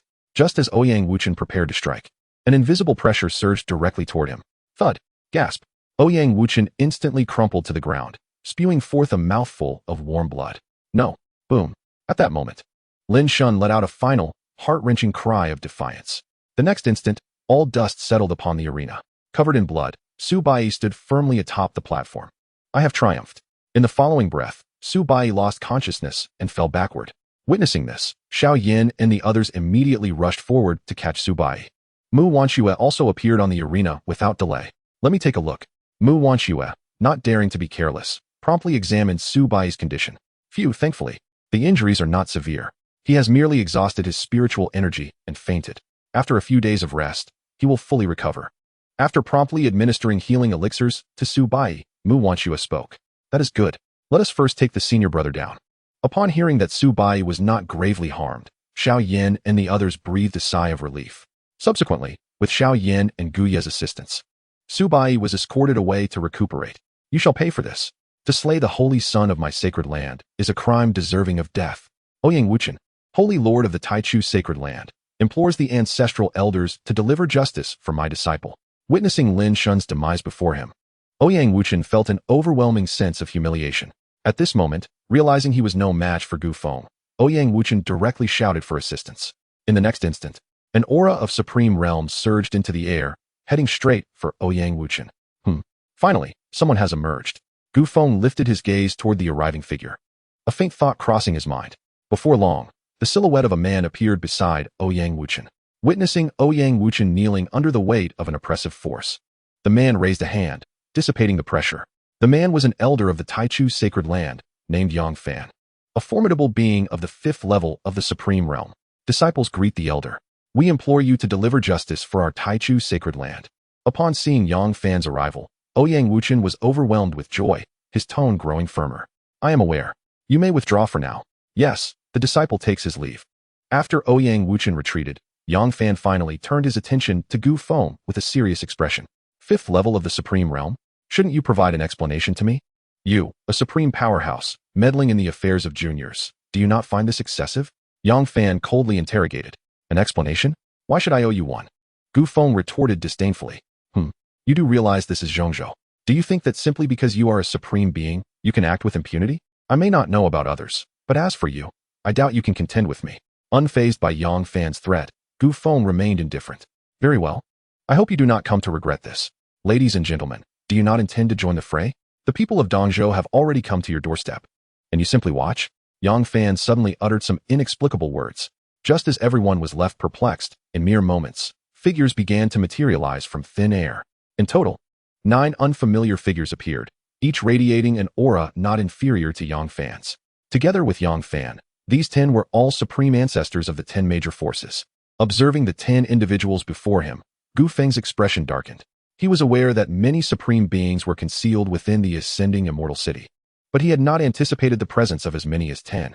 How do you feel now? Xianxiafan's voice dripped with mockery, a glimmer of pride upon his face. I concede that you outnumber me, and I am no match for you. However, do you think I lack support? Gu Feng replied coolly. At this moment, Xianxiafan's earlier confidence began to wane, replaced by an unsettling feeling. Well said. I have always detested those who rely on numbers to bully the few. Furthermore, to bully others is one thing, but to target my old friends? That I cannot ignore. A booming laughter resonated through the heavens and earth. Who is it? It is your grandfather. At this moment, a figure slowly materialized beside Gu Feng. This person was no stranger, it was Lan Shi, an old friend whom Gu Feng had visited previously. How could we be absent from such matters? Following Lan Shi, 2 more figures appeared. These 2 were Gu Feng's other acquaintances, namely Yao Taijin and Jun Yichuan. Brother Yao, Brother Jun, I did not expect you to also arrive. I am truly grateful. Gu Feng expressed earnestly. Old Gu, no need for such words. We should first resolve the immediate trouble. We can reminisce over drinks later, Yao Taijin interjected, raising a hand to interrupt. Indeed, my blade has long been eager for action. I shall take half, and the rest is yours. Jun Yichuan, with an expression void of emotion, stated coldly. Brother Jun, you remain ever the same, Gu Feng remarked. Indeed. You have no idea, old Gu. For all these years you were away, Lan Lao and I have often been dragged into sparring sessions by him. It has made me quite fearful. Yao Taijin nervously shook his head. Meanwhile, as Gu Feng and his companions conversed, Xianxiafan and his group displayed expressions of trepidation. The reason was none other than Jun Yichuan, who had just declared his intention to take half the fight for himself. For within Zhongzhou, it was widely known that Jun Yichuan was a veritable blade fanatic. Every power with a supreme powerhouse had, at one point or another, been drawn into sparring with him. On several occasions, Jun Yichuan had gone too far, even resulting in fatalities. This was a significant reason why many harbored apprehensions toward him. Xianxiafan and the others had never anticipated that Gu Feng could be so closely allied with Jun Yichuan. Jun Yichuan, he stands on the side of Dongzhou. Do you, as a Zhongzhou native, truly wish to aid the oppressors? Moreover, despite your formidable strength, do you truly believe you can stand against our 10 great powers? I advise you to reconsider your self-deception. In order to avoid engaging in battle with Jun Yichuan, Xianxiafan resolutely stated his position with an air of righteousness. Chapter 84, Supreme Weapons. You talk too much. Come forth and fight. The heavenly strike of the 9 skies. Without adhering to any conventional tactics, Jun Yichuan raised his hand and struck a blade towards Xianxiafan. Damn it, everyone. Let the 4 of us engage Jun Yichuan while the rest of you deal with those 3. Afterwards, we shall unite to confront this arrogant Jun Yichuan. With no path for retreat, Xianxiafan steeled himself and charged forward. The other 9 exchanged glances, then followed Xianxiafan's lead to confront Gu Feng and his companions. It appears we've been underestimated. Indeed, only Brother Jun takes pleasure in flaunting his prowess. His reputation is understandable. Still, being belittled is quite irksome, remarked Yao Taijin. Isn't this better? Do you wish to fight alone? If you desire, I have no objections, replied Lan Shi with a smile. Perhaps not. I certainly do not wish to exhaust myself. Yao Taijin shook her head. All right, the enemy approaches. Let us resolve them first. Be cautious, since they dare to strike. They surely have contingencies in place. After advising, Gu Feng advanced toward his adversaries. Seeing this, Yao Taijin and Lan Shi ceased their discussion and followed suit to select their respective foes. Thus, a grand battle among the Supreme Realm commenced. Those below, wishing to avoid the ensuing chaos, hurriedly scattered to evade the conflict. After a brief instance's duration, Jun Yichuan began to gain the upper hand. As a powerful individual at the Supreme 7th level, dealing with a group of Supreme 5th and 6th levels was well within his control. Meanwhile, Gu Feng and his companions could not be said to have the upper hand. Rather, victory was practically assured for them. Within half an instance's time, both Jun Yichuan and Gu Feng's group would emerge victorious. As the situation grew increasingly dire, Xianxiafan felt a heavy weight in his heart, his expression darkening. Everyone, the enemy is too powerful. We must resort to our trump cards. If we continue to conceal our strengths, we may lose our chance entirely. At this moment, Xianxiafan resolutely decided to reveal his hidden powers and urged the others to do the same. Very well, you speak wisely. Let us begin, replied Gu Feng. Supreme weapons, arise. As Xianxiafan and the other 9 spoke in unison, an overwhelming pressure descended upon them. Before each of them materialized a supreme weapon. Unlike ordinary supreme weapons, these 10 were the weapons of supreme 10th level masters. It could be said that, aside from emperor weapons, there were no armaments in this realm that could rival these supreme weapons. Upon witnessing this, Gu Feng and his companions felt a sense of foreboding and quickly retreated 100 meters to regroup. These individuals are indeed unscrupulous. These are all top-tier supreme weapons. They are beyond our capacity to contend with. I shall take the lead. What do you mean by that? You are formidable, but invincible you are not. Yao Taijin swiftly restrained the impulsive Jun Yichuan, fearing he might act rashly and provoke irreparable consequences. Old Gu, the enemy is too strong. It would be wise for us to retreat temporarily. As long as we survive, we will have ample opportunities to deal with them in the future. Yao Taijin urgently advised Gu Feng. Yao, I understand your sentiment. However, we need not retreat if it comes to that. Without these supreme weapons, they are not our match. Gu Feng replied with a smile. Anyone can speak, but the crux of the matter is that they possess these supreme weapons. If it weren't for the urgency of the situation, Yao Taijin would have liked to give Gu Feng a good talking to. Haha, Yao. It seems you have misunderstood my intent. I possess a means to counter these 10 supreme weapons. We shall swiftly strike to eliminate those 10, Gu Feng said, feigning mystery. You have a way to contend with supreme weapons? We have been friends for many years, old Gu. Such jesting is ill-timed. I understand your skepticism, but do not worry. Soon you will grasp my meaning, Gu Feng thought. He believed that a single action would speak louder than 1,000 explanations, so he ceased his words. Gazing at the 10 supreme weapons before him, Gu Feng no longer hesitated and produced the imperial weapon, the little furnace, entrusted to him by Liutian. Greetings, Elder Little Furnace. The sect master conveyed to me before his departure that as long as you possess the capability, you may freely consume any quasi-imperial weapons in this realm. Though we lack quasi-imperial weapons, we now have supreme weapons that surpass them. I implore you, Elder Little Furnace, to take action. As Gu Feng's words fell, the little furnace began to tremble with excitement. If Liutian were present, he would immediately recognize the little furnace's exuberance. In the next moment, the little furnace surged toward the supreme weapons. Prepare yourselves. Once those supreme weapons are restrained, the 4 of us shall strike immediately. Gu Feng warned as the little furnace took off. Understood. Lan Shi and the others nodded in agreement, positioning themselves to strike at a moment's notice. What is that? Could it also be a supreme weapon? What is there to fear? Even if it is a supreme weapon, it is merely one. We possess 10 here. They stand no chance, Xianxiafan stated confidently. However, within mere breaths, his confidence was shattered. The little furnace unleashed an overwhelming imperial might. instantly subduing the 10 supreme weapons. This is impossible. Imperial might. This is an imperial weapon. Not good. Quickly retract the supreme weapons. Panic ensued among Xianxiafan's group as they lost their previous composure. Yet before the little furnace, all their efforts were in vain. In the blink of an eye, the 10 supreme weapons were entirely consumed by the little furnace. Subsequently, the little furnace did not relent and launched attacks against Xianxiafan and the others. Although there was no emperor to control it, the assaults of the imperial weapons were beyond the capacity of mere supremes to withstand. How powerful! Despite their utmost efforts to defend, the 10 were still sent flying back hundreds of meters, continuously spitting blood. Simultaneously, their auras began to wane, and even standing became a challenge. Call for help. Xianxiafan dared not hesitate and swiftly produced a jade-like item, shattering it in an instant. The others also took out various items to summon assistance. Kill. Now that Xianxiafan and his companions were gravely injured, how could they allow such an opportunity to slip away?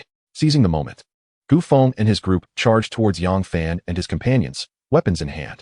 No, you cannot kill me. I am the ancestral master of the Taichu sacred land, and my powerful allies are already en route to this location. You shall perish as well. Before Xianxiafan could finish his words, Gu Feng pierced through his heart. Until the very end, Xianxiafan could scarcely believe that a supreme-level powerhouse could meet such an end. Chapter 85, Gu Feng's Proposal. At the same moment, Lan Shi and his companions had decisively dealt with the remaining adversaries. Thus, the 10 supreme beings had perished. At this juncture, the onlookers were rendered utterly speechless. They had never fathomed that anyone would dare to slay members of the 10 great powers, especially those of the supreme realm. Ouyang Wuqing stared blankly at the scene before him, before collapsing to the ground in despair. It was over. Even the venerable Xianxiafan had met his demise. Ouyang Wuqing was acutely aware that his own end was nigh. If even the supreme realm could be so effortlessly vanquished, then eliminating those of the emperor realm would be as simple as crushing an ant. Old Gu, they must have summoned even more formidable reinforcements. We should leave at once. If those individuals arrive with emperor weapons, we will be in grave peril. After dispatching Xianxiafan and the others, Lan Shi immediately addressed Gu Feng. Fear not. Even if the 10 great powers bring emperor weapons, they cannot harm us. After all, our true trump card has yet to be revealed, Gu Feng replied. Gazing at the small furnace not far off, a mysterious smile gracing his lips. Observing Gu Feng's demeanor, Lan Shi and the others were filled with curiosity, for they knew he would not speak boastfully. If he claimed to possess a genuine trump card, then he undoubtedly did. Brother Lan, Brother Yao, and Brother Jun, I am truly gratified by your assistance this time. However, having slain members of the 10 great powers, I fear we shall no longer enjoy peaceful days ahead. Well, we cannot simply stand by and watch you be bullied, can we? Regardless, we are but a few solitary figures, if necessary. We can retreat to the mountains and forests for a time, Lan Shi replied nonchalantly to Gu Feng's concerns. That indeed is a viable path. However, I possess an even better one. The question is whether you are willing to consider it. Gu Feng suddenly bore an enigmatic expression as he regarded Lan Shi and the others. Under Gu Feng's gaze, Lan Shi and his companions shivered in unison, an ominous premonition creeping into their minds. Old Gu, if you have something to say, then say it. What is with that look? Were it not for our years of friendship, I would suspect there was something amiss, Lan Shi retorted with a hint of annoyance. All right, I shall speak. Brother Lan, you are aware that I have joined a sect, correct? If you are willing to join as well, not only will it resolve the issues you currently face, but we shall also have the opportunity to share drinks and discuss philosophy frequently. Wouldn't that be a delightful prospect? Gu Feng finally articulated his intentions. What? Join a sect? Old Gu, you know well that we have always preferred to avoid the constraints imposed by such organizations. I believe we should let this matter rest, Lan Shi responded, clearly disinclined to accept Gu Feng's proposal. Are you certain you do not wish to rethink this? Gu Feng pressed. There's no need for contemplation.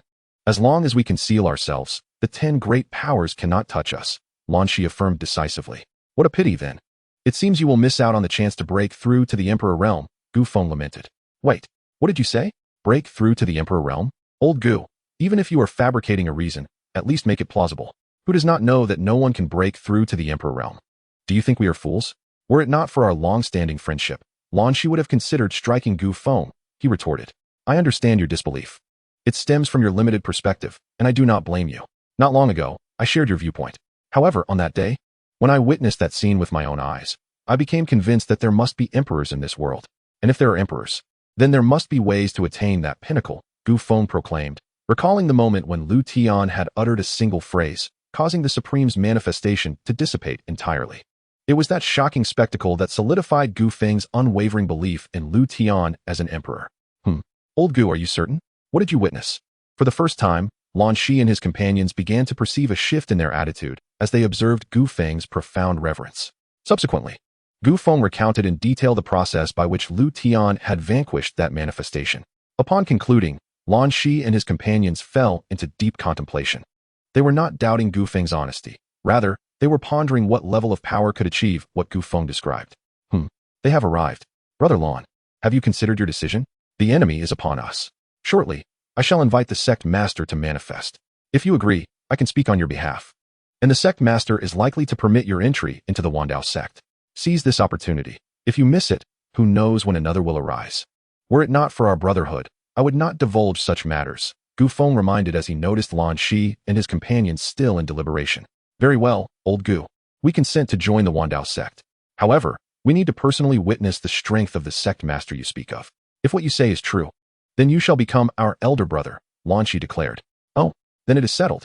Who would have thought that after competing for so long, the title of elder brother would ultimately fall to me, Gu Feng? Ha. The thought of Lan Shi and his companions addressing him as elder brother in the future brought an uncontainable smile to Gu Feng's face. Are you the ones who killed the ancestor of my sacred land? At that moment, a voice filled with thunderous wrath rang out. Upon hearing this, Gu Feng immediately suppressed his mirth, and in his hand, a jade token appeared as if by magic. Following the emergence of the accusatory voice, an elderly figure materialized from the void. Though the newcomer appeared frail, an overwhelming aura emanated from him, suggesting he was not far from the 10th level of the Supreme Realm. These powers truly hold us four in high regard, Gu Feng murmured softly. Yet his expression remained unconcerned. Who are you? He inquired. We did indeed slay a considerable number of individuals just now. Who knows if one of them was your sacred land's ancestor? Such audacity. Yet you, a mere 5th level Supreme, dare to speak to me in such a manner? Since you seek clarity in death, let me inform you. I am Xianxiang, the ancestor of the Taichu sacred land. To die at my hands is a fitting end to your feudal cultivation. In your next life, remember not to provoke the Taichu sacred land. Perish. Thunderous ruin of the 8 wildernesses. Xianxiang raised his hand and struck towards Gu Feng and the others. In an instant, an overwhelming pressure descended upon them, rendering it impossible for them to evade. Just at that critical juncture, a sharp shattering sound echoed. We welcome the sect master. Amidst the bewildered gazes of all present, Gu Feng suddenly bowed respectfully into the air. Well done, old Gu. From here on, let this matter be handled by our sect. You may withdraw, came the voice of Liutian. Yes. Upon hearing Liutian's words, Gu Feng felt a wave of reassurance wash over him. Soon, he drew Lan Shi and the others aside, as a figure emerged in the sky above. Who are you? Who is this sect? A mere dead person, whose identity is of no consequence. Xianxiang, remember this in your next life. Do not provoke the disciples of the Dao Sect. Perish. Through the real-time live streaming feature activated by the system, Liutian was already aware of everything that transpired here. Therefore, he found it utterly pointless to exchange further words with Xianxiang. With a mere flick of his hand, before Xianxiang could even react, he was completely obliterated. For Liutian, this was a task accomplished with the utmost ease. However, not far away, Lan Shi and the others were utterly dumbfounded. They had been closely observing Liutian, eager to see how he would deal with Xianxiang. Yet, Liutian's actions were executed with such swiftness that they perceived not even a ripple of energy before Xianxiang vanished. An emperor. He must undoubtedly be an emperor. I knew that absurd rumor was untrustworthy. The next time someone tells me there are no emperors in this era, I shall not hesitate to slap them across the face. At this moment, Lan Shi was completely convinced of the words spoken by Gu Feng earlier. Since you have arrived, come forth. Do you expect this sect to invite you one by one? Just as everyone believed the dust had settled, Liutian's indifferent voice suddenly resonated, pulling all thoughts back to reality. Senior, please do not strike. I shall come out at once. Yes, we shall come out immediately.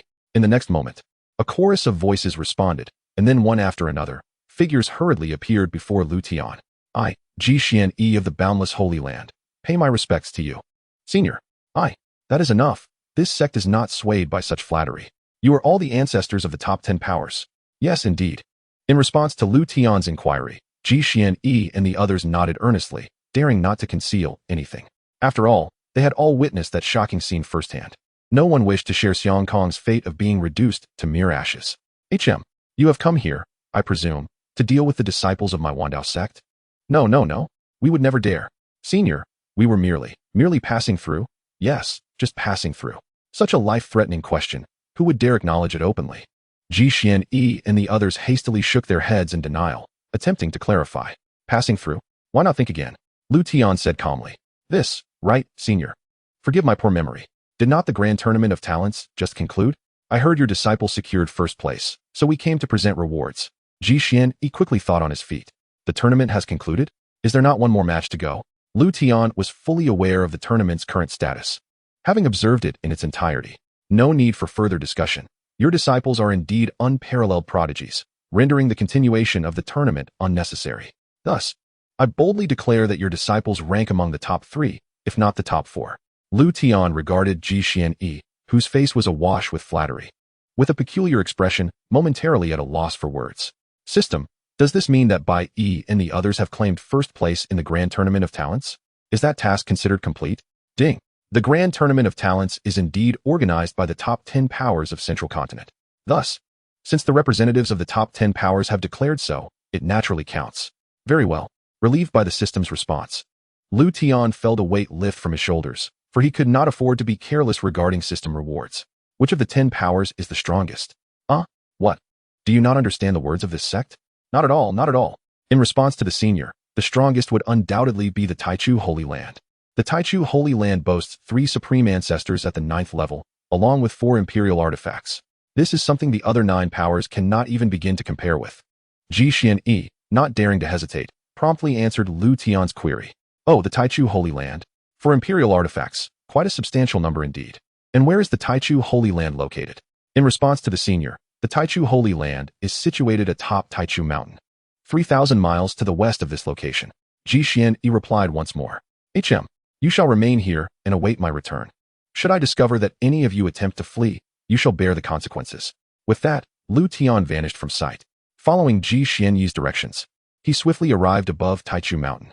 Gazing at the magnificent structures standing atop the peak, Liutian's lips curled into a faint smile. In less than the span of a single incense stick, Liutian's figure reappeared beside Gu Feng and the others. The sudden disappearance had left the group perplexed. Yet none dared to voice their inquiries. Very well, you have been obedient. In light of this, I shall show mercy. From now on, the 9 great powers of the Central Continent will remain as such. However, you shall all submit to my Dao Sect. Do any of you have objections? Liutian addressed Xianxia and the others with an unmistakable calmness. No objections. I, of the boundless Holy Land, willingly submit to the Dao Sect. I, of the Yaoqi Holy Land, willingly submit to the Dao Sect. I, of the Wuguang Holy Land. As one after another, the powers declared their submission. Liutian nodded in satisfaction. Remember your words today. Should I discover any duplicity, the fate of the Taichu Holy Land shall await you. Furthermore, if any of my disciples or elders suffer even the slightest harm, you shall understand the consequences. Liutian warned in a calm tone. Yes, we shall certainly heed your warnings, senior. Xianxia and the others promptly responded with utmost reverence. Seeing that Xianxia and the others were somewhat perceptive, Liutian no longer paid them any mind and approached Gu Feng and the others. My subordinates greet the sect master. We greet you, senior. Upon Liutian's appearance, Gu Feng and the others spoke in succession. No need for formalities. Gu Feng, I have resolved the matter. From here on, I leave everything in your capable hands. By the way, I have agreed to their joining the Dao Sect. They will henceforth be esteemed as elders of my Dao Sect, just like you. With time running short, Liutian hastily conveyed this crucial information. Chapter 87, The Qian Family. Thank you, Sect Master. We greet you, Sect Master. Upon hearing Liutian's approval of their joining the Dao Sect, Lan Shi and the others expressed their excitement with deep respect. I shall take my leave. After you conclude your matters, return swiftly to the sect. In due course, there will be a significant affair that requires your attention. We humbly bid farewell to the sect master. In an instant, Liutian's figure dissipated into the air. It was only after his departure that Xianxia and the others gradually released their anxious hearts. Shortly thereafter, they retrieved some items as rewards and hurriedly departed.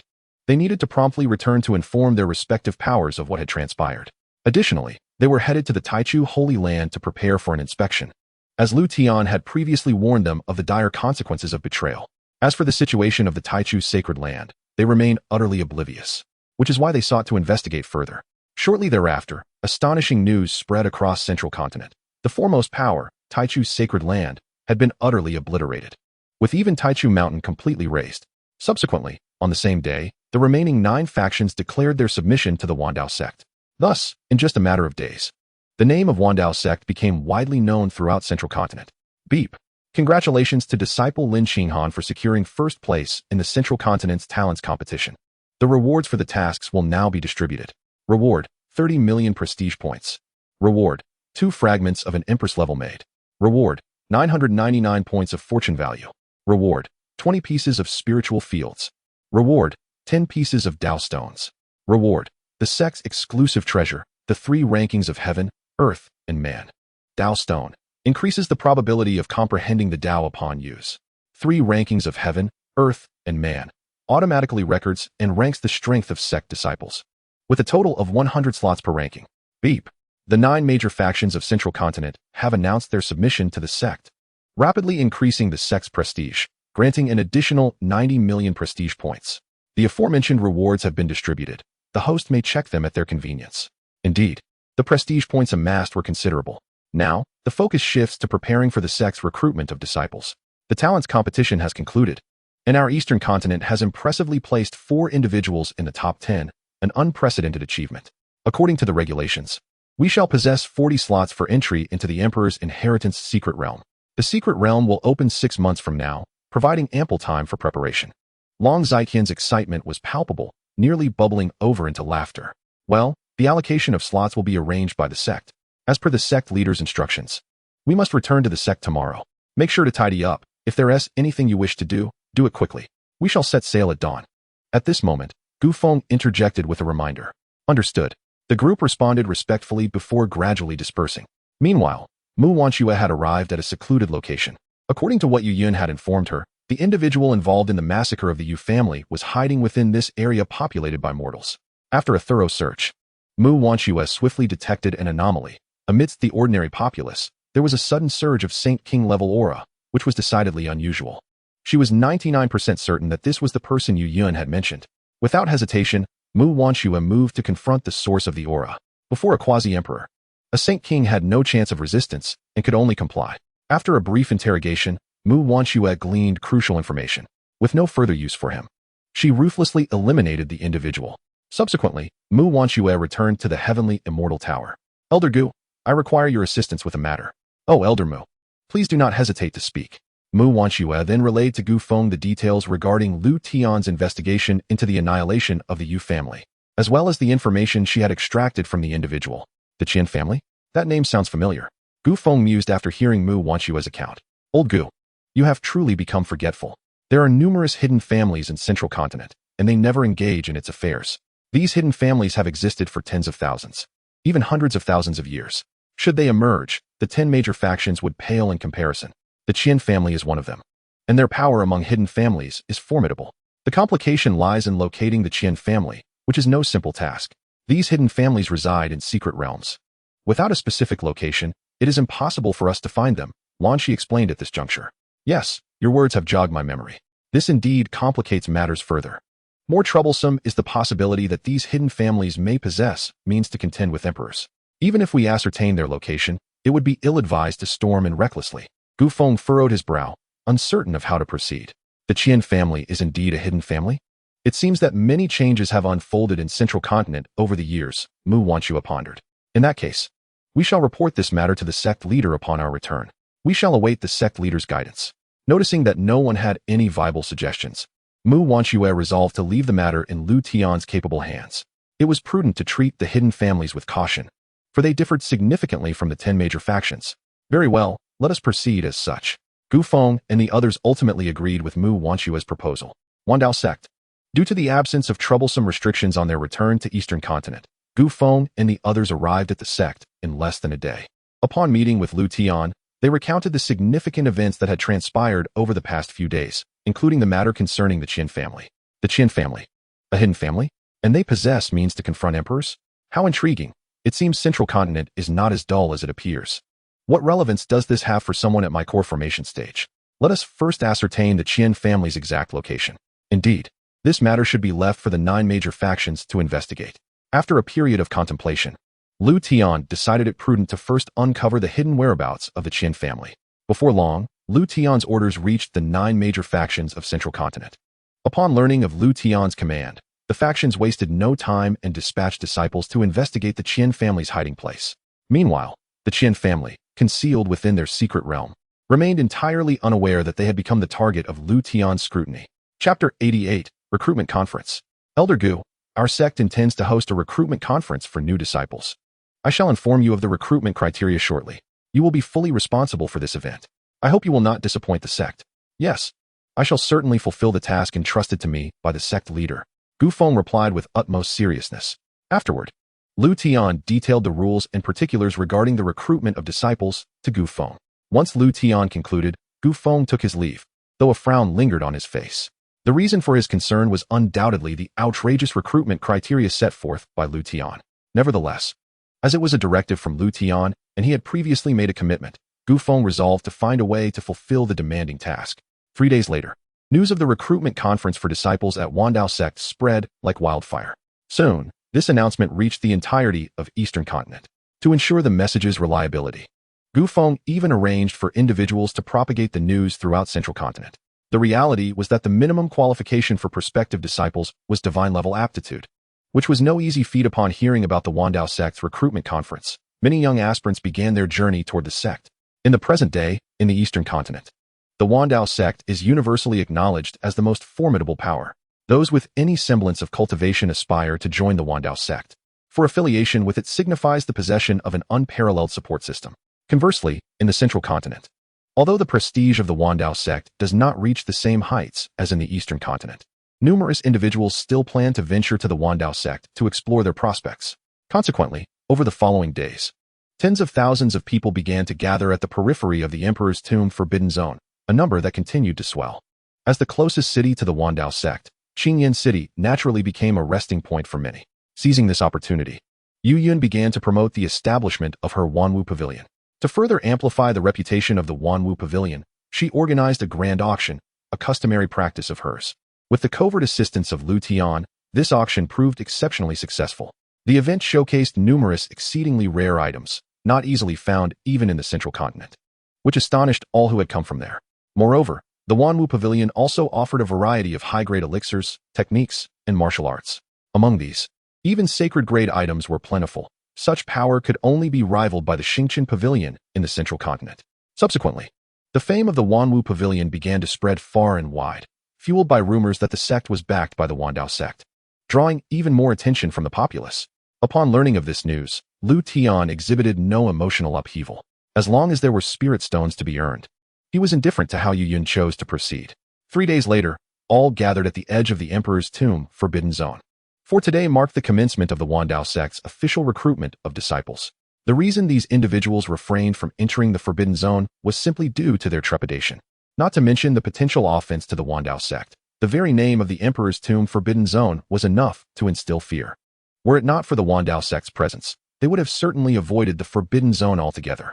Before long, Gu Feng and Mu Wanxue emerged from the depths of the Forbidden Zone, accompanied by several disciples, including Su Bai. Their purpose was to observe which disciples the sect would be recruiting. Ahem, Gu Feng began, esteemed guests. I presume you have all come here with the intention of joining our Dao Sect. In that case, I shall dispense with any superfluous words. I am Gu Feng, the elder of the Dao Sect, and I will oversee this recruitment event. Allow me to state one thing. From this moment onward, all participants must adhere to the rules of the Dao Sect during the examination. Those who pass the examination shall become disciples of the Dao Sect. Those who do not may leave at their discretion. That is all I have to say. The remainder of the recruitment event will be conducted by Elder Mu. Having spoken, Gu Feng entrusted the proceedings to Mu Wanxue. Upon hearing this, Mu Wanxue stepped forward. Greetings, everyone. I am Mu Wanxue, and you may refer to me as Elder Mu. I will be responsible for the upcoming recruitment event. Before we commence the examination, there are a few matters I need to clarify with you. With that, Mu Wanxue waved her hand, producing 2 artifacts. These 2 treasures were the sect's exclusive artifacts, the Heavenly Ladder and the Everlasting Bell of the 9 Heavens. The items before you are what you will need for the upcoming examination. The object resembling a bell is known as the Everlasting Bell of the 9 Heavens, a treasure of the sect. Its sole purpose is to assess your cultivation aptitude. The process is quite simple. You will each place your hand upon the Everlasting Bell in turn. The number of bell chimes that resound will indicate your cultivation aptitude. To join the Dao Sect, you must possess at least low-grade divine aptitude, which means you need to hear the bell chime at least 17 times, Mu Wanxue explained slowly. Then, Elder Mu, does that mean those with aptitude lower than divine grade will have no opportunity to join the Wandao sect? A voice of inquiry rang out from the crowd. Not at all. Aptitude is merely one of the criteria. The artifact beside the everlasting bell is the heavenly ladder, which consists of 999 steps. Anyone who can reach the summit of the heavenly ladder, regardless of their cultivation aptitude, will be permitted to join the Wandao sect. Furthermore, there is no time limit for the heavenly ladder examination. These are the two pathways to join the Wandao sect. Now that I have explained the purpose of these two treasures, we shall officially commence the sect examination. Those wishing to ascend the heavenly ladder may begin at any time, with no restrictions on time or number. Those here for the aptitude assessment should form a queue and proceed in order for their evaluations. As Mu Wanxue concluded her address, tens of thousands began to take action. Soon, an interminable line formed before the everlasting bell of the 9 heavens, while many had already started their ascent up the heavenly ladder. Third junior brother, do you think any among these candidates will possess sacred grade aptitude? Su Bai, who was observing from a distance, suddenly inquired. Uncertain. Sacred grade aptitude is exceedingly rare, with an incredibly low chance of occurrence. However, I believe there will be individuals with divine grade aptitude among them. I am just curious how the sect leader will arrange the newly recruited disciples, Xiaoyan replied, shaking his head. Who can fathom the leader's thoughts? We should focus on our own matters. By the way, the everlasting bell is nothing to worry about, as our aptitude is more than sufficient to pass the examination. However, this heavenly ladder is a first for me. I have heard from the sect leader that reaching the top grants one a chance for a baptism of heaven and earth. Since we have time, why not give the heavenly ladder a try? Su Bai proposed, struck by inspiration. I have no objections. Xiaoyan considered for a moment before nodding in agreement. What about you all? Indeed, let us follow our senior brother's suggestion and attempt the heavenly ladder. If we can experience a baptism of heaven and earth, our strength will surely increase significantly. Lin Xinghan and the others concurred one by one. Very well, then we shall go together. Soon, the 5 of them joined the throng climbing the heavenly ladder. Mu Wanxue observed this development, but chose not to comment. Furthermore, she too was curious whether Su Bai and the others, with their sacred grade aptitude, could reach the pinnacle of the heavenly ladder. As time passed, an increasing number of candidates failed the aptitude assessment. After more than an hour, there were scarcely 10 individuals who possessed divine grade aptitude, a far cry from Liutian's expectation of 100. Fortunately, Liutian had granted ample time for the recruitment, so Gu Feng did not display undue haste. Meanwhile, amidst the seemingly endless queue, a young boy, his face smeared with dust and his attire somewhat tattered, stood next to a young girl who appeared no older than 7 or 8. Like the boy, the little girl was disheveled, her eyes betraying a hint of anxiety and confusion. Big brother, do you think we can really join the Wandao sect? The recruitment requirements sound quite stringent. What if we? The little girl voiced her concerns timidly. It's all right. Everything will be fine with my elder brother here. Little sister, this is our only chance for survival. For your sake, as well as for my own, I must pass the trial. I believe you can do it, elder brother. The girl's faith seemed to be bolstered by the boy's resolute tone. Observing his innocent and adorable sister, the young man rarely displayed a gentle smile. Meanwhile, several individuals, positioned high in the sky a few miles away, were watching the boy and his sister. Haha, Lin Fan, I never expected you would escape to this place, participating in this ridiculous recruitment event of the Wandao sect. You truly have brought shame upon our Lin family. A finely dressed young man sneered as he directed his disdain and anger towards the direction of the boy. This young man, named Lin Chong, was the eldest son of the Lin family's head, a prominent hidden clan in Central Continent. The Lin Fan he spoke of was the same boy who was queuing with his sister to join the Wandao sect. Lin Fan's sister was named Linya, and both siblings hailed from the esteemed Lin family. Young master, should we not take immediate action to eliminate Lin Fan and his sister? An attendant stepped forward to inquire, making a gesture indicating a lethal approach. No rush. He has come here, merely seeking refuge within the Wandao sect, with his cultivation utterly destroyed and his talents ruined.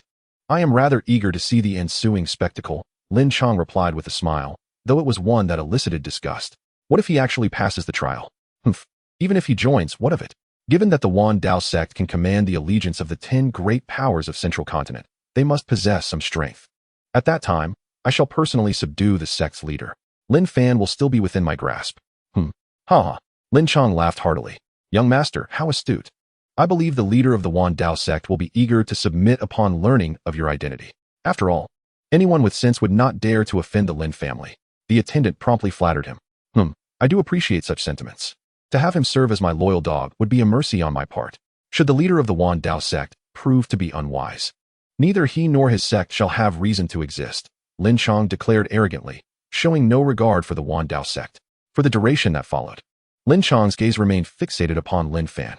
Rather than relishing the prospect of killing him, Lin Chang found greater satisfaction in witnessing Lin Fan's downfall. Before leaving the Lin family, Lin Fan had been the pride of the clan, and as the arrogant heir, Lin Chang despised the thought of being overshadowed, even by a fellow Lin family member. On the other side, atop the heavenly ladder, after more than an hour, the climbers began to dwindle in numbers.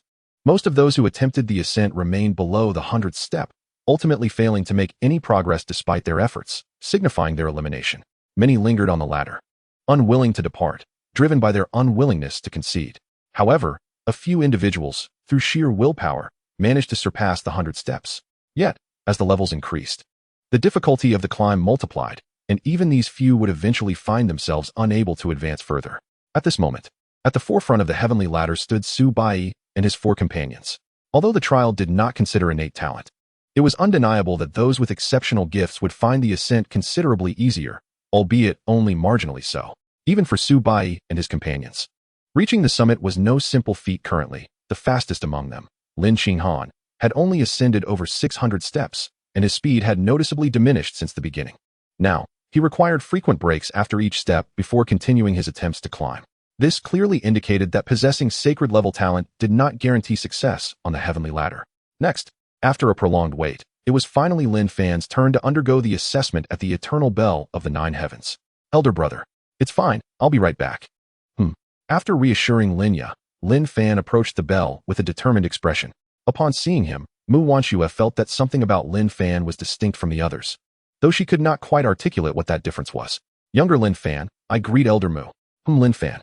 Simply place your hand upon the eternal bell of the 9 heavens. Understood. Lin Fan stepped forward, hesitated for a moment, then placed his right hand upon the bell. Boom, boom, boom. A series of resonant bell tolls rang out, totaling 7 in number. Is it truly as I suspected? Upon hearing the final toll, Lin Fan lowered his hand in disappointment. Could I have misjudged? Even Mu Wanxue felt that Lin Fan's talent should not be so lacking. Lin Fan, would you mind if I examined your body? Why? If you prefer not to, then it's fine. No. Elder Mu, please feel free to examine me. I do not mind.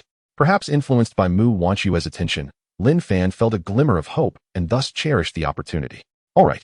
Mu Wanxue then stepped forward to begin her examination of Lin Fan's condition.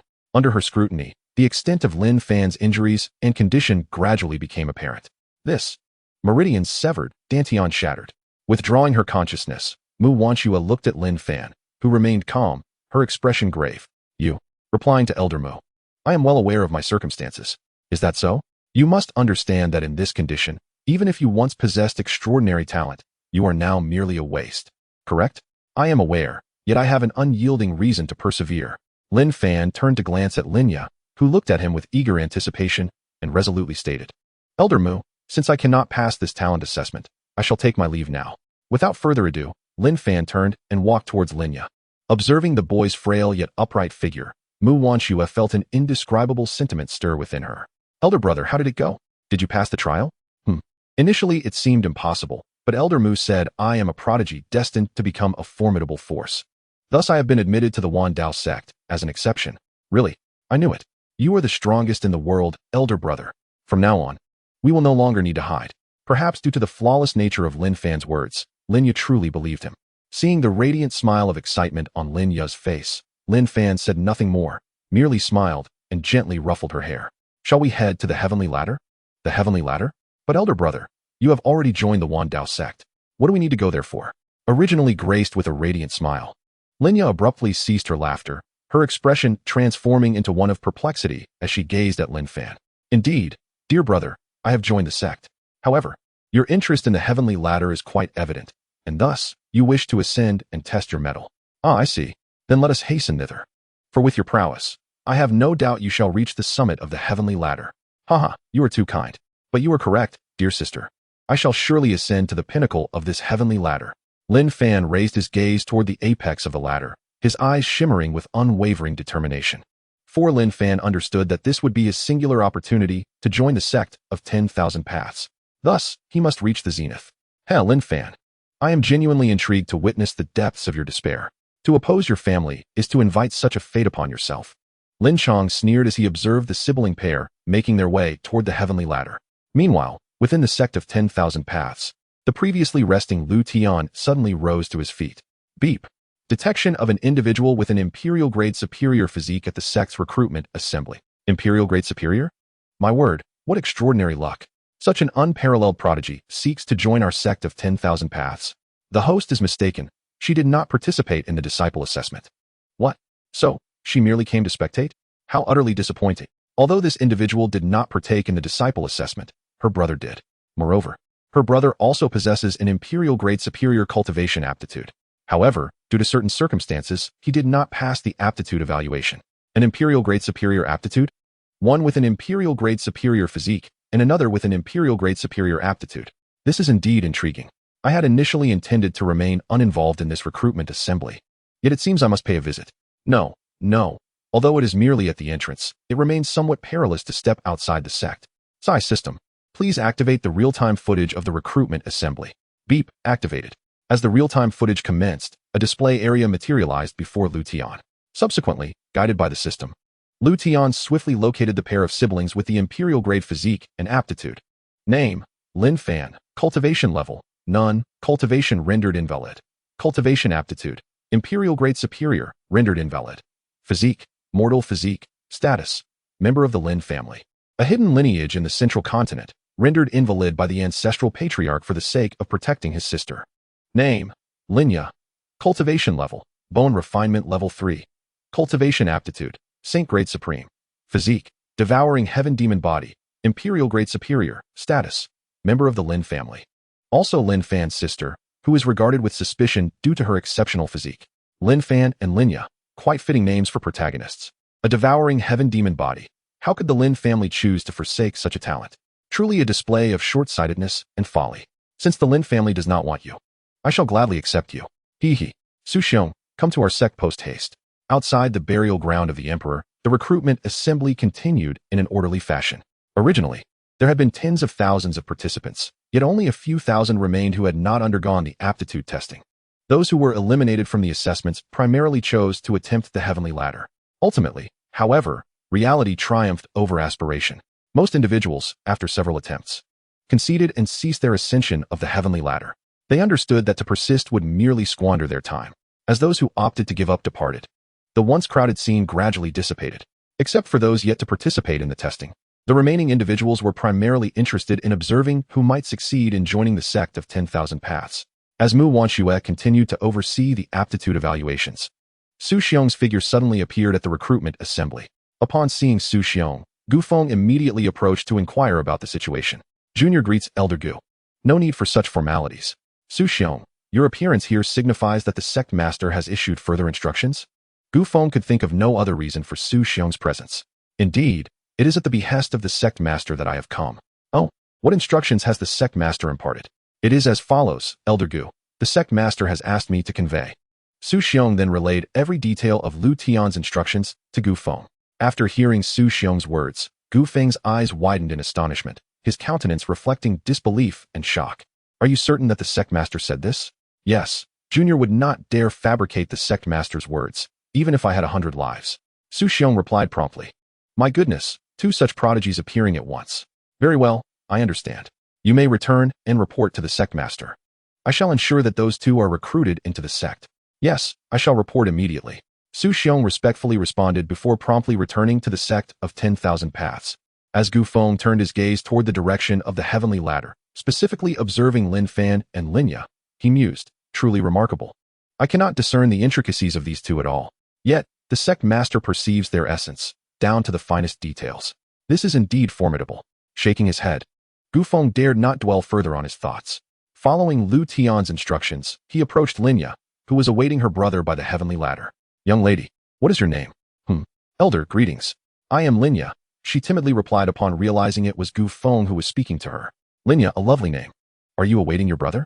Yes. I noticed that only your brother participated in the assessment. Do you not wish to join the sect of 10,000 Paths? And no, it is not that. My talent is too lacking, so. In response to Gu Feng's inquiry, Linya's voice was soft and hesitant. Lacking talent?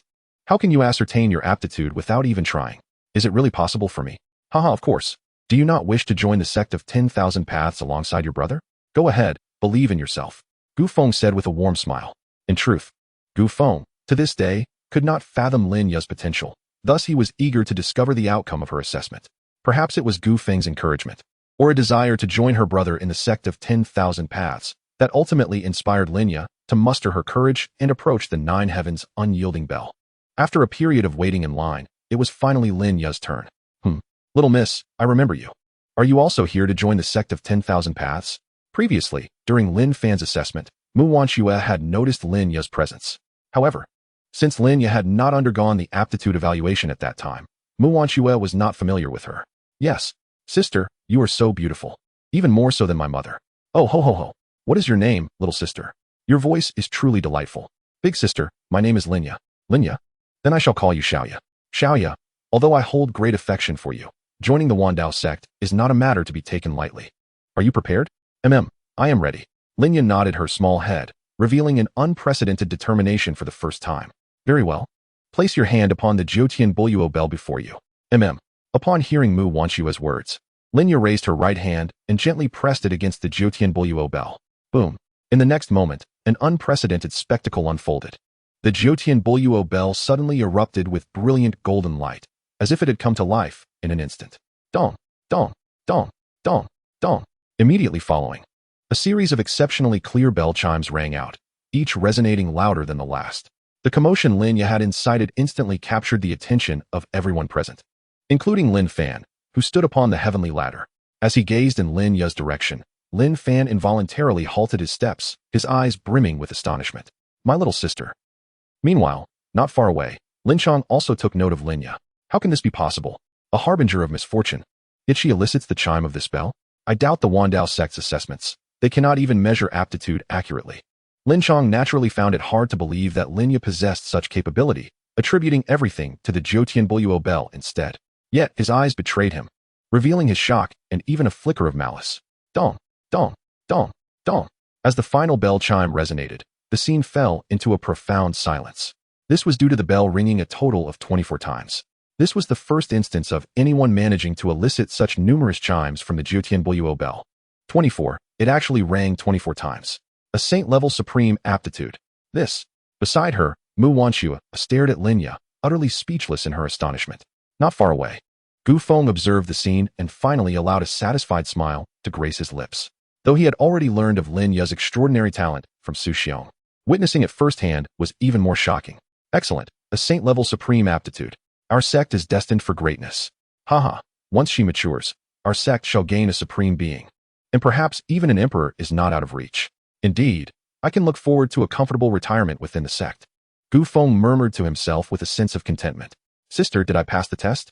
Being young, Lin Ya had little comprehension of the events that had just transpired. Of course you have. Congratulations, Xiaoya. You have passed the test and become a disciple of the Dao Sect. With your aptitude, you may even receive a personal summons from the sect leader. The sect leader? Yes, the leader of the Dao Sect will also be your leader in the future. Fear not. The sect leader is quite amiable. You need not worry excessively. Thank you for telling me so much, sister. Haha, you're welcome. Stay close to me. Once the recruitment conference concludes, I shall personally take you to meet the sect leader. Mu Wanxue's affection for Lin Ya grew with each passing moment.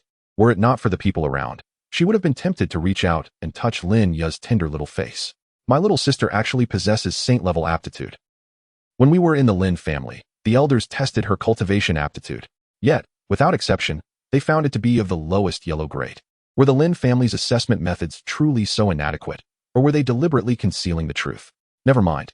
Now that my little sister and I have severed ties with the Lin family, discovering the truth holds no significance. Oh, Lin family. You have always labeled my sister as a freak, a harbinger of misfortune for the clan. I wonder what expressions you will wear upon learning this news. Perhaps needing an outlet for the pent-up frustration within, Lin Fan's face broke into a series of smiles. Chapter 92. Ascending to the Peak. Now that my little sister has obtained the qualification to join the Dao Sect, as her elder brother, I cannot be outdone. I, Lin Fan, have arrived at the top of the heavenly ladder. In that moment, Lin Fan underwent a transformation. Both his demeanor and aura shifted dramatically. Once struggling with each step, it was as if Lin Fan had suddenly gained a surge of power, his pace in ascending the heavenly ladder increasing rather than diminishing. This unusual sight quickly captured the attention of many, particularly Su Bai and his companions. At that moment, Su Bai and his group had already reached the 800th step, but that was their limit. Ultimately, they decided to withdraw. While they had not succeeded in reaching the summit, they had nonetheless reaped considerable rewards, honing their will and witnessing signs of breakthroughs in their cultivation. As they prepared to leave the heavenly ladder, they noticed Lin Fan rapidly ascending below. In just a few moments, Lin Fan effortlessly surpassed the 700th step. Moreover, he showed no signs of slowing down, closing in on Su Bai and his companions. How can this person be so fast? He appears to be doing it with such ease. Su Bai found it hard to believe his eyes. Previously, he had exerted tremendous effort to reach the 800th step, and he was well aware of the hardships involved. Yet now, witnessing Lin Fan's effortless ascent, he couldn't help but question his own life choices.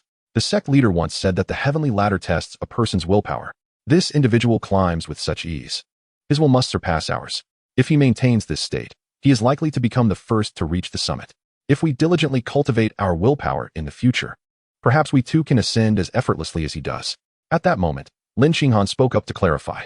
That makes sense. Soon after, Su Bai ceased to concern himself with Lin Fan's speed and chose to leave the heavenly ladder. The others followed suit, departing in succession. Meanwhile, Lin Fan continued his relentless charge towards the pinnacle, the 999th step. 10 steps, 9 steps, 8 steps. In less than half an hour, Lin Fan found himself merely 10 steps away from the final, 999th step. Yet, it was this final 10 steps that imposed an overwhelming pressure upon him. Nevertheless, Lin Fan refused to yield to the challenges. He persevered, climbing step by arduous step towards the finish line.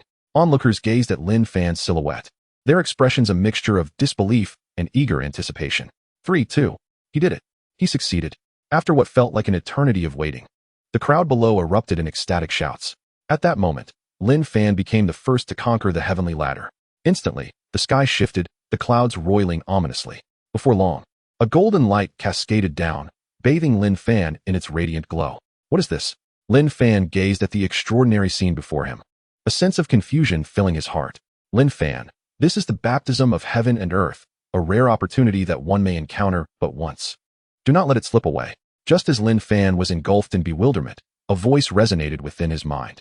Upon hearing these words, Lin Fan dared not take them lightly. He promptly settled into a cross-legged position to begin receiving the baptism of heaven and earth. Subsequently, an extraordinarily rare Dao rhythm manifested beside Lin Fan. It is well known that such a Dao rhythm is one of the essential prerequisites for mastering the power of the great Dao. Even an emperor-level powerhouse may spend their entire life without being able to summon such a profound Dao rhythm. Yet, Lin Fan, at merely a tender age, had achieved what most individuals could only dream of throughout their lifetime. This was nothing short of astonishing.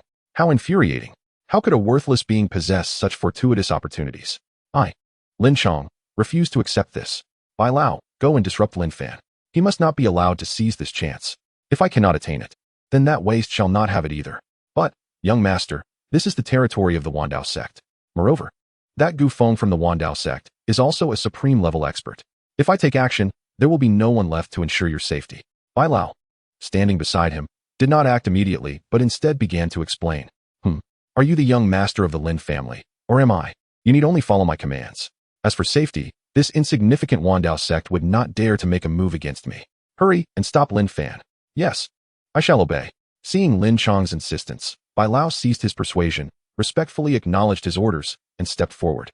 With Bai Lao's imminent action, an exceedingly proud smile crept onto Lin Chong's face. Everything was according to the young master's command. Lin Fan, should you be blamed? It is for the young master's doing. Without further hesitation, Bai Lao raised his right hand and launched a surprise attack on Lin Fan, who was ascending the heavenly ladder. This commotion quickly attracted Gu Feng's attention. Not good. Halt. Are you seeking death? Without a moment's thought, Gu Feng bellowed as he charged towards Bai Lao, aiming to intercept the assault. Unfortunately, Bai Lao's strength was not inferior to Gu Feng's, and his speed was something Gu Feng could not match. Perish. In mere moments, Bai Lao appeared above Lin Fan, and his right hand unleashed an attack aimed directly at Lin Fan's head. An assault of supreme caliber. Should Lin Fan be struck, his demise would be certain. At this perilous juncture, the heavenly ladder suddenly erupted with golden light, followed by an attack that surged directly towards Bai Lao. This unforeseen strike startled Bai Lao. With no time to deal with Lin Fan, he swiftly redirected his assault to counter the attack from the heavenly ladder. Bang! Thanks to his timely defense, Bai Lao sustained only moderate injuries and did not perish on the spot. At this moment, Bai Lao's attire was tattered, his arms drenched in blood, presenting a truly harrowing sight. Meanwhile, Gu Feng arrived just in time. Who are you? Dare to lay hands on my sect's disciple? Have you considered how you wish to die? Gu Feng glared coldly at Bai Lao, his voice laced with fury. Should anything happen to Lin Fan, he would have no way to explain himself to Liutian. The thought of such dire consequences rendered Gu Feng's gaze towards Bai Lao even more frigid, akin to observing a corpse. Since you have failed, let us engage in battle. You are but a 5th level supreme, even in my injured state. What can you do to me? In the face of Gu Feng's inquiry, Bai Lao remained unfazed, instead displaying a look of disdain. Very well, very well. A mere 5th level supreme? When did even the supreme fall to such contempt? Since you seek death, I shall oblige you. Sacred Elephant Crush. Confronted with Bai Lao's audaciousness, Gu Feng wasted no time in launching an attack. Come forth. Song Yin Annihilation Palm. Bang. With the clash of their moves, a supreme battle commenced in earnest.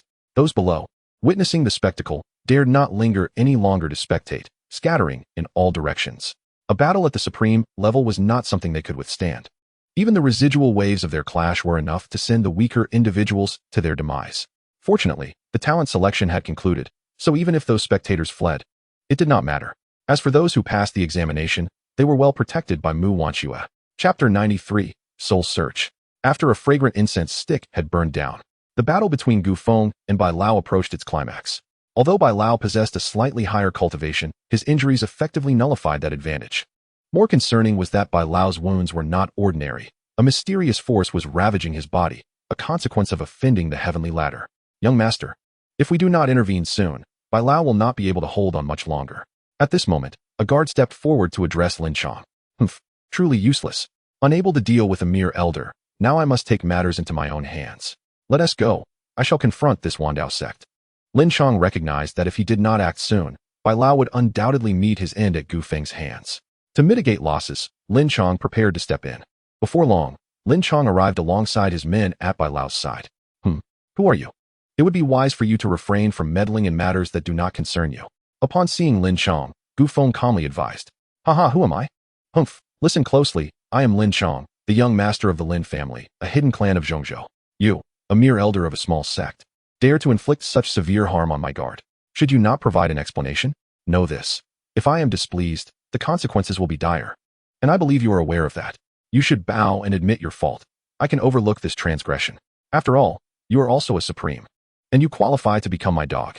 Bow down, my patience is limited. Even in the presence of a supreme powerhouse, Lin Chong exhibited no fear, his demeanor brimming with arrogance. The young master of the hidden Lin family? Another hidden clan. Such arrogance suggests you possess some hidden trump cards. Gu Feng was not so easily provoked by Lin Chong's words. On the contrary, upon hearing Lin Chong claim to be the young master of the Lin family, Gu Feng became exceptionally cautious.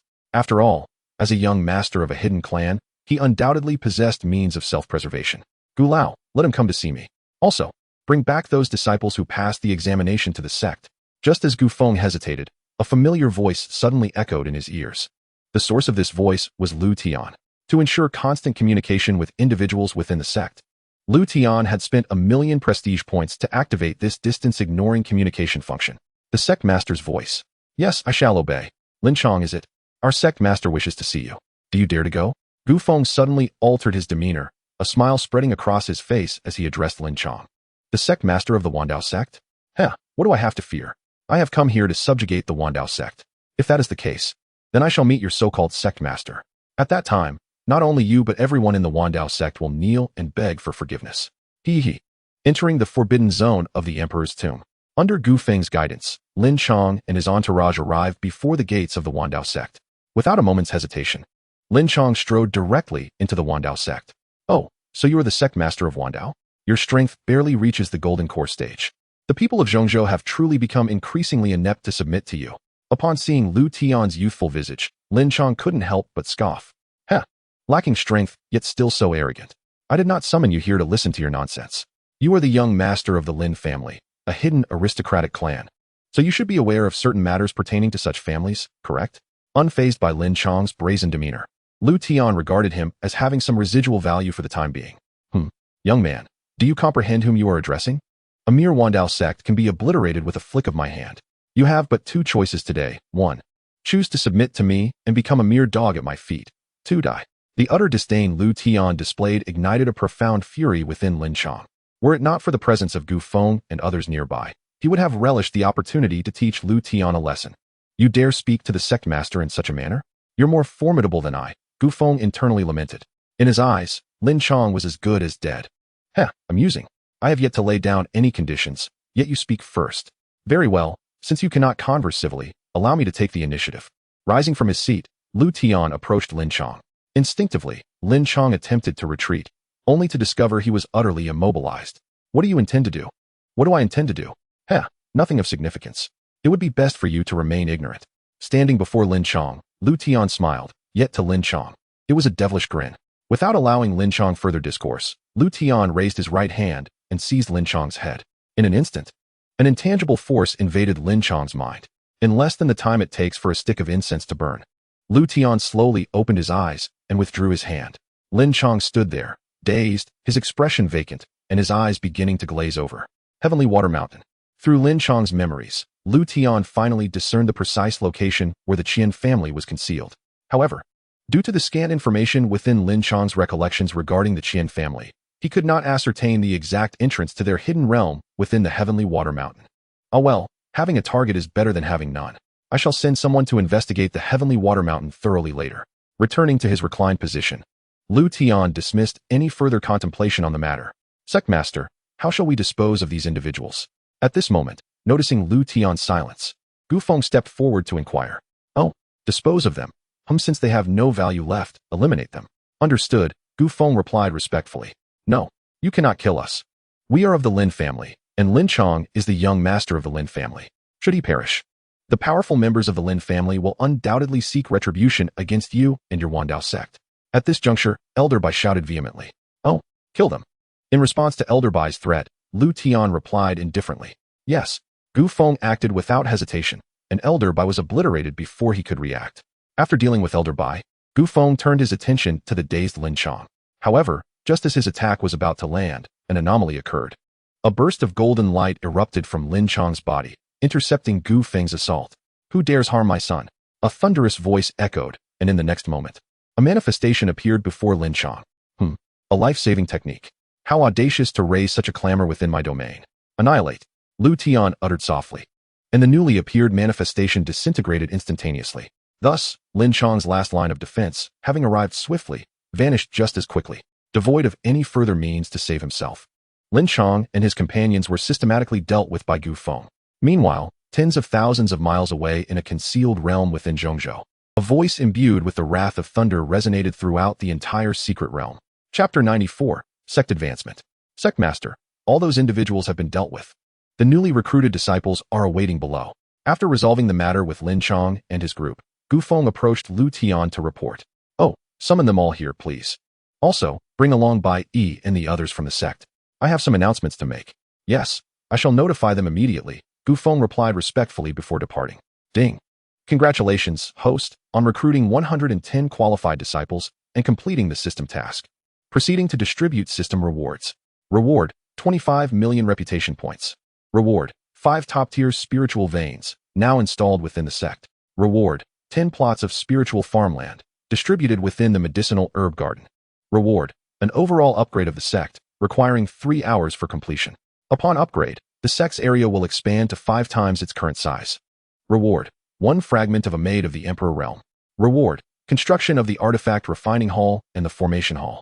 Upon recruiting an artifact refiner and a formation master, both halls will automatically unlock to the 4th level. Reward, the 4th level of the Chaos Time-Space Tower will be activated, with a time flow rate 50 times that of the outside world, consuming 10 million spiritual stones daily. Reward, host gains mastery over the power of life and death.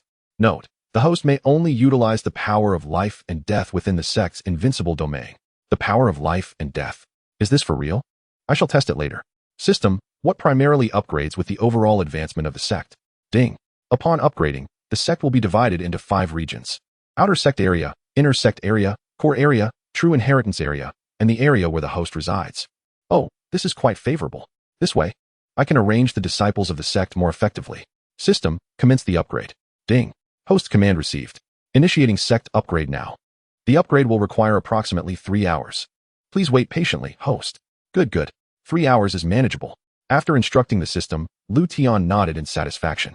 During the time Liutian was conversing with the system, Gufeng had already brought all the newly recruited disciples before him. Among them were Su Bai and others as well. Your subordinate pays respects to the sect master. The disciples pay respects to the sect master.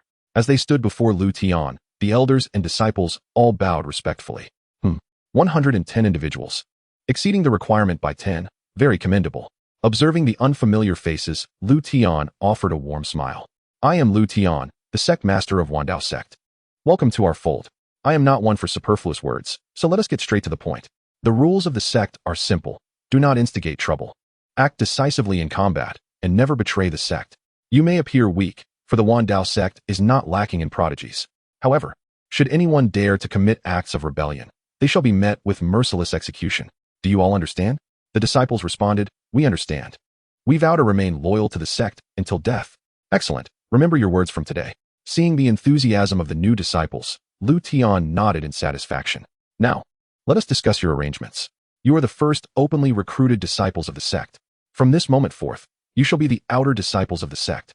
To ascend to inner disciples, core disciples, true disciples, or even the sect's direct disciples, you must strive diligently. Within the sect lies a hall of merits, where tasks of varying difficulties are randomly assigned.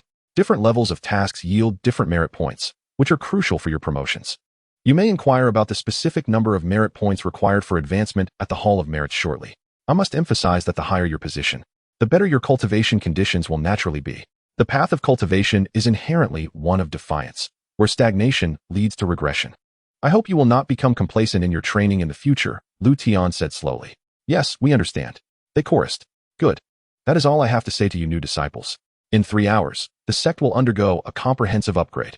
At that time, you may choose your own rooms in the outer disciple area. Su Xiong, from now on, you shall be the elder of the outer sect. You must promptly handle and report matters concerning the outer disciples.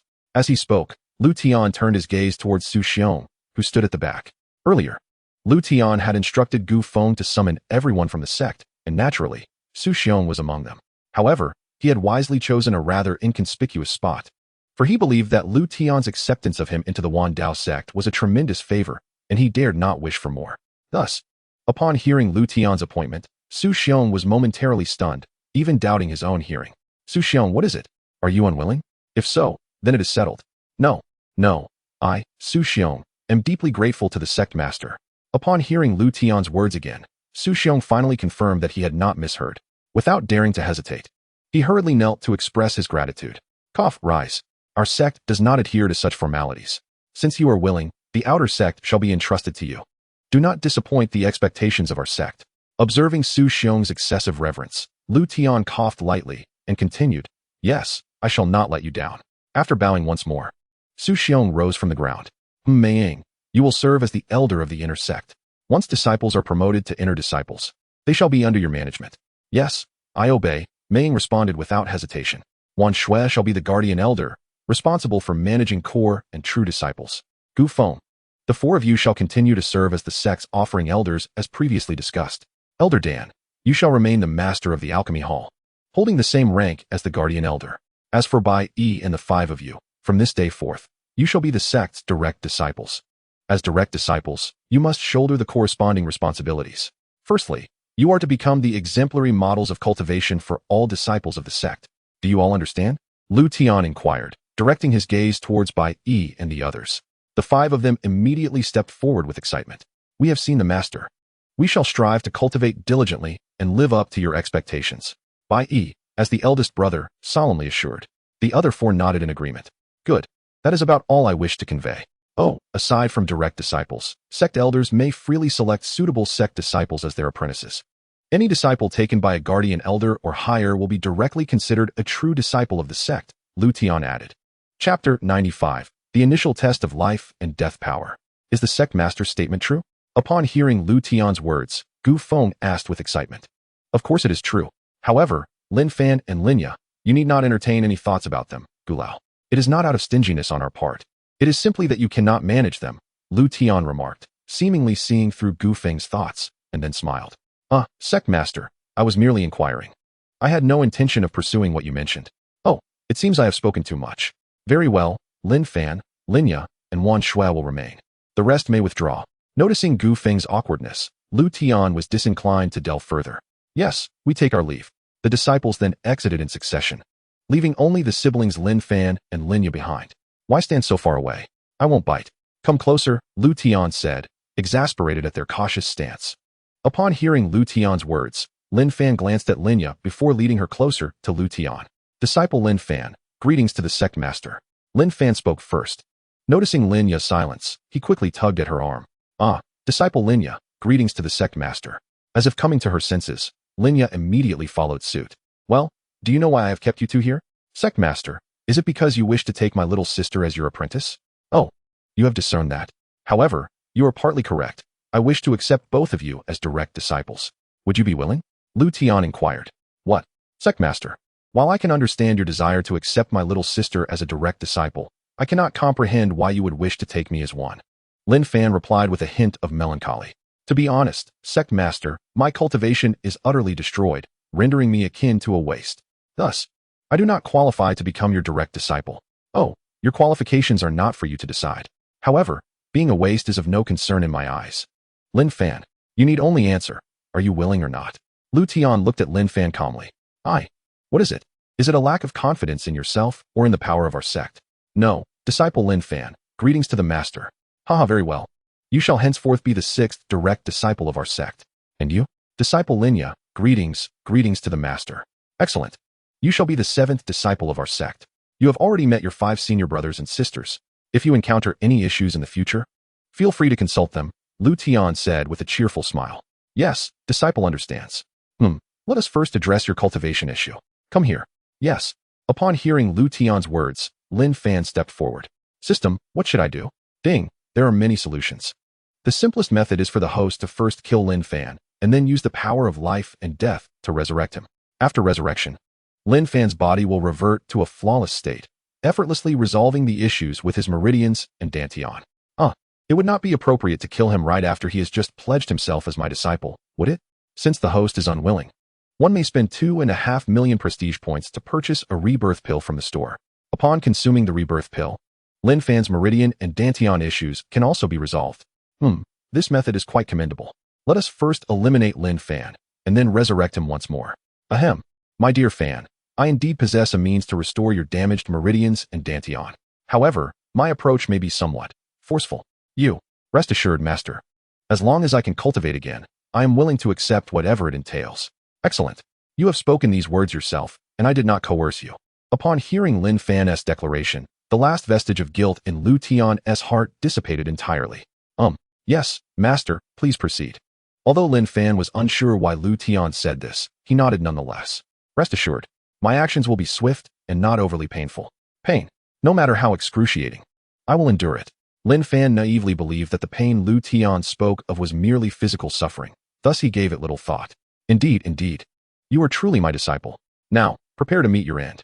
This will be an opportune moment to test the essence of life and death. Under the watchful eyes of Mu Wanshui and Linya, Liutian unhesitatingly pierced through Lin Fan's body. Master you. Lin Fan's pupils widened. His eyes filled with disbelief until he completely lost his breath. Brother. Upon witnessing Lin Fan collapse, blood pooling around him, Linya was momentarily dumbfounded, rendered completely speechless. Sect leader you. Even Mu Wanshui, standing nearby, wore an expression of disbelief, her eyes reflecting a complex array of emotions. Brother, why has it come to this? Master, no, why did you kill my brother? He is dead. Coming to her senses, Linya staggered to Lin Fan's side, kneeling, her entire body trembling uncontrollably. Kill me, or I shall seek vengeance for my brother's death. Suddenly, Linya lifted her tear-streaked face, her reddened eyes locking onto Liutian as she spoke. Oh, so you do not even refer to me as master anymore. And you wish to kill me. You are unworthy of being my master. As Linya gazed at Liutian's utterly unrepentant face, her small hands clenched tightly, blood seeping from her palms. Xianxia, do not be so hasty. The sect leader is not one to indiscriminately kill the innocent. There must be a reason for his actions. Sect leader, is that not so? Mu Wanshui could no longer bear to watch, and quickly stepped forward to comfort Linya. Alas, it seems that in any world, one should not engage in too many good deeds. Fan, if you do not awaken soon, your sister will consider me a fratricidal enemy. Liutian sighed, appearing somewhat affected by the situation. Ahem. Little sister, quickly apologize to your master. Your previous words were rather disrespectful. Master acted solely to resolve my inability to cultivate. Lin Fan slowly opened his eyes and chastised Linya. Brother, you're not dead? How wonderful you are alive. Linya embraced Lin Fan tightly, tears streaming down her face once again. To be precise, I did indeed die. However, I inexplicably resurrected. Moreover, I have discovered that my body has fully recovered. Both my meridians and dantian are as good as new. Lin Fan stood up from the ground, speaking while feeling the continuous flow of power within him. Chapter 96, An Unexpected Visitor. All right, I am fine now, please let go. Linya nodded and then released her embrace, wiping her eyes. Thank you, Master, for the gift of rebirth. Little sister, do not forget to apologize to Master and seek his forgiveness. Although my breath was extinguished, my consciousness remained alert, so I was fully aware of Lin Ya's previous words. Naturally, Lin Fan felt a sense of comfort regarding Lin Ya's earlier reaction. However, he was now more worried that Liutian would take out his frustrations on Lin Ya. I am sorry, Master. I did not mean those words. Enough, I am not so small-minded. Since Lin Fan is fine, let us consider this matter settled. Without allowing Lin Ya to finish, Liutian interrupted. System, what about the martial arts techniques? You have not kept them all to yourself, have you? Ding. Congratulations to the host for recruiting disciples Lin Fan and Lin Ya. Rewards, Imperial Grade Supreme Technique, Great Wasteland Sutra, Imperial Grade Supreme Technique. Devouring Heaven Demon Art. Rewards, Imperial Grade Supreme Martial Art, 8 Desolation Seal, Imperial Grade Supreme Martial Art, Devouring Heaven and Annihilating Earth. Rewards, Imperial Grade Supreme Treasure, 8 Desolation Divine Cauldron, Imperial Grade Supreme Treasure, Devouring Heaven Demon Gourd. Subsequently, Liutian presented these system rewards to Lin Fan and Lin Ya. Thank you, Master. Both Lin Fan and Lin Ya expressed their gratitude upon receiving the martial arts techniques and treasures. Very well, that will suffice. I am fatigued. You may find a place to settle for now. Should you have any further inquiries, seek out the elders or your senior brothers and sisters. After speaking, Liutian prepared to recline and rest. Wait, Master, might I trouble you to examine my sister's condition? Examine her condition? Why do you say that? Liutian turned to Lin Fan, puzzled. Master, ever since my sister was born, inexplicable phenomena have surrounded her. Inexplicable phenomena? Please elaborate. Liutian prompted. Yes, sometimes. Those who approach my sister experience a sudden drop in cultivation. At times, they even age more rapidly. Lin Fan reported truthfully. I see. System. Is this the doing of the devouring heaven demon body? Ding. The host conjecture is correct. The awakening process of the devouring heaven demon body requires a substantial amount of spiritual energy. Thus, it occasionally absorbs the spiritual energy of those nearby, and even their lifespan. However, the host need not worry about this. Currently, Lin Ya's devouring heaven demon body is on the verge of complete awakening. With the spiritual energy available within the sect, it is more than sufficient for her to fully awaken the devouring heaven demon body. So that is how it is. That is reassuring. After hearing the system's explanation, Liutian felt completely at ease. He then relayed the system's words to Lin Fan and Lin Ya, encouraging Lin Ya to go to the heavenly spirit pool in the coming days to fully awaken her devouring heaven demon body. This way, Lin Ya's devouring heaven demon body would no longer indiscriminately absorb the spiritual energy and lifespan of others. After Liutian's explanation, Lin Fan finally ceased to worry about Lin Ya's condition. After expressing their gratitude to Liutian, the two departed. 3 days had passed since the disciple recruitment conference. During these 3 days, the Myriad Dao Sect was livelier than ever before. Observing the thriving sect, Liutian displayed an immensely satisfied smile. Excellent, excellent. The sect has finally taken on a respectable appearance. Under the bright sunshine, I shall continue to enjoy this leisurely time. Nodding, Liutian intended to turn and return to his recliner for a rest. Master of the 10,000 Dao Sect, come forth. Suddenly, a thunderous roar reverberated through the skies above the 10,000 Dao Sect. Just as Liutian was about to depart, he halted his steps and turned towards the source of the voice. There, hovering above the sect's entrance, stood a solitary figure. Before Liutian could react, several elder disciples, led by Gu Feng, had already appeared at the mountain gate. Who are you to dare act so audaciously before my 10,000 Dao Sect? Have you a death wish? Gu Feng stepped forward, his tone frigid with inquiry. Who am I? Audacious, you say? You have slain my son, and yet you dare question my identity? Allow me to enlighten you. I am Lin Yuanshan, the patriarch of the hidden Lin family from the central continent. Today, all of you in the 10,000 Dao Sect shall pay the price for my son's death. Unyielding divine palm, prepare to meet your demise. The intruder had no desire to explain further and launched a direct attack towards Gu Feng and the others. The overwhelming aura of a supreme eightfold was unleashed at that moment. Gu Feng and his companions, their expressions grave, quickly assumed defensive stances against the incoming assault. Humph! You dare come here and wreak havoc, thinking my sect's patience is infinite? At that moment, a figure materialized before Gu Feng and the others. It was Liutian, who had been disturbed from his rest. Step back. My mood is rather foul today. Consider yourself fortunate to face me personally. Liutian spoke with a nonchalant air. Upon hearing this, Gu Feng and the others instinctively retreated 100 meters, fearing Liutian might vent his frustration upon them should he be dissatisfied with the outcome. So, you are the one who killed my son. And if so, what of it? If not, what of it? Why the hesitation in battle? Your death is not unjust. Liutian, weary of further banter with Lin Yuanshan, swiftly reached out to seize him. Had Lin Yuanshan not come to the 10,000 Dao Sect, Liutian would have found it challenging to subdue a supreme eightfold expert. However, within the confines of the 10,000 Dao Sect, even a dragon must coil and a tiger must lie low. What is happening? Why can't I move? At that moment, Lin Yuanshan realized the gravity of the situation. Unfortunately, it was far too late. I refuse to accept this. No, my life is over. With a resounding explosion, Lin Yuanshan was reduced to a cloud of blood mist. And you dare come to extinguish my 10,000 Dao Sect? Truly deluded. With a wave of his hand, the blood mist dissipated entirely, and the spiritual energy within the sect surged significantly. Liutian had wasted not a drop of the essence from a supreme eightfold. Elders, convene in the council hall. With that, Liutian vanished from the scene, leaving Gu Feng and the others in a state of stunned disbelief. Ding! The patriarch of the Lin family has come to provoke. A gentleman can endure, but there are limits to patience. System task issued. Task content. Make the Lin family pay the price they deserve and completely erase their name from the central continent. Task deadline, 7 days. Upon completion, a bountiful reward from the system will be granted. Ah, this cunning system, indeed. You are quite the mind reader. I was just contemplating how to deal with the Lin family when you presented this task. The host should be gentler with the system in the future, and refrain from using such derogatory terms. Oh, you care about that? Very well, I shall endeavor to scold you less frequently henceforth. Chapter 97, Xianxia. Your subordinate pays respects to the sect master. Shortly thereafter, Gu Feng and the 4 elder disciples arrived at the council hall. Indeed, the Lin family has dared to bully us at our doorstep. Though I am reluctant to stir up trouble, I am not one to be trifled with. Gu Feng and the 4 elders, do you acknowledge? We are here. The 4 elders bowed in unison at the sight.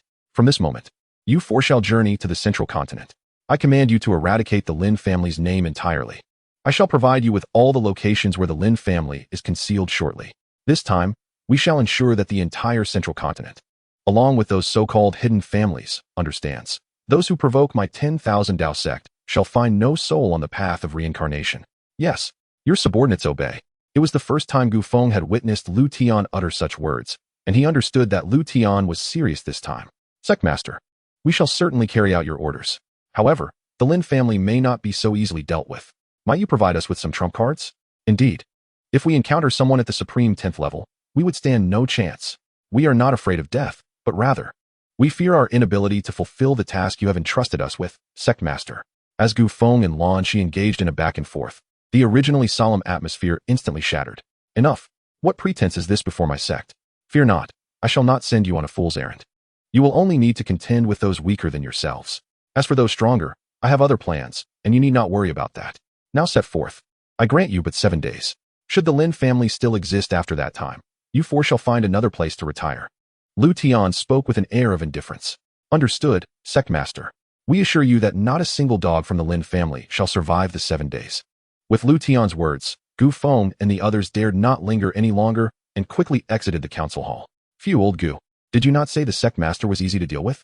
In that situation just now, I scarcely dared to breathe, lest the sect master mistake me for a dog from the Lin family and eliminate me. You ask me?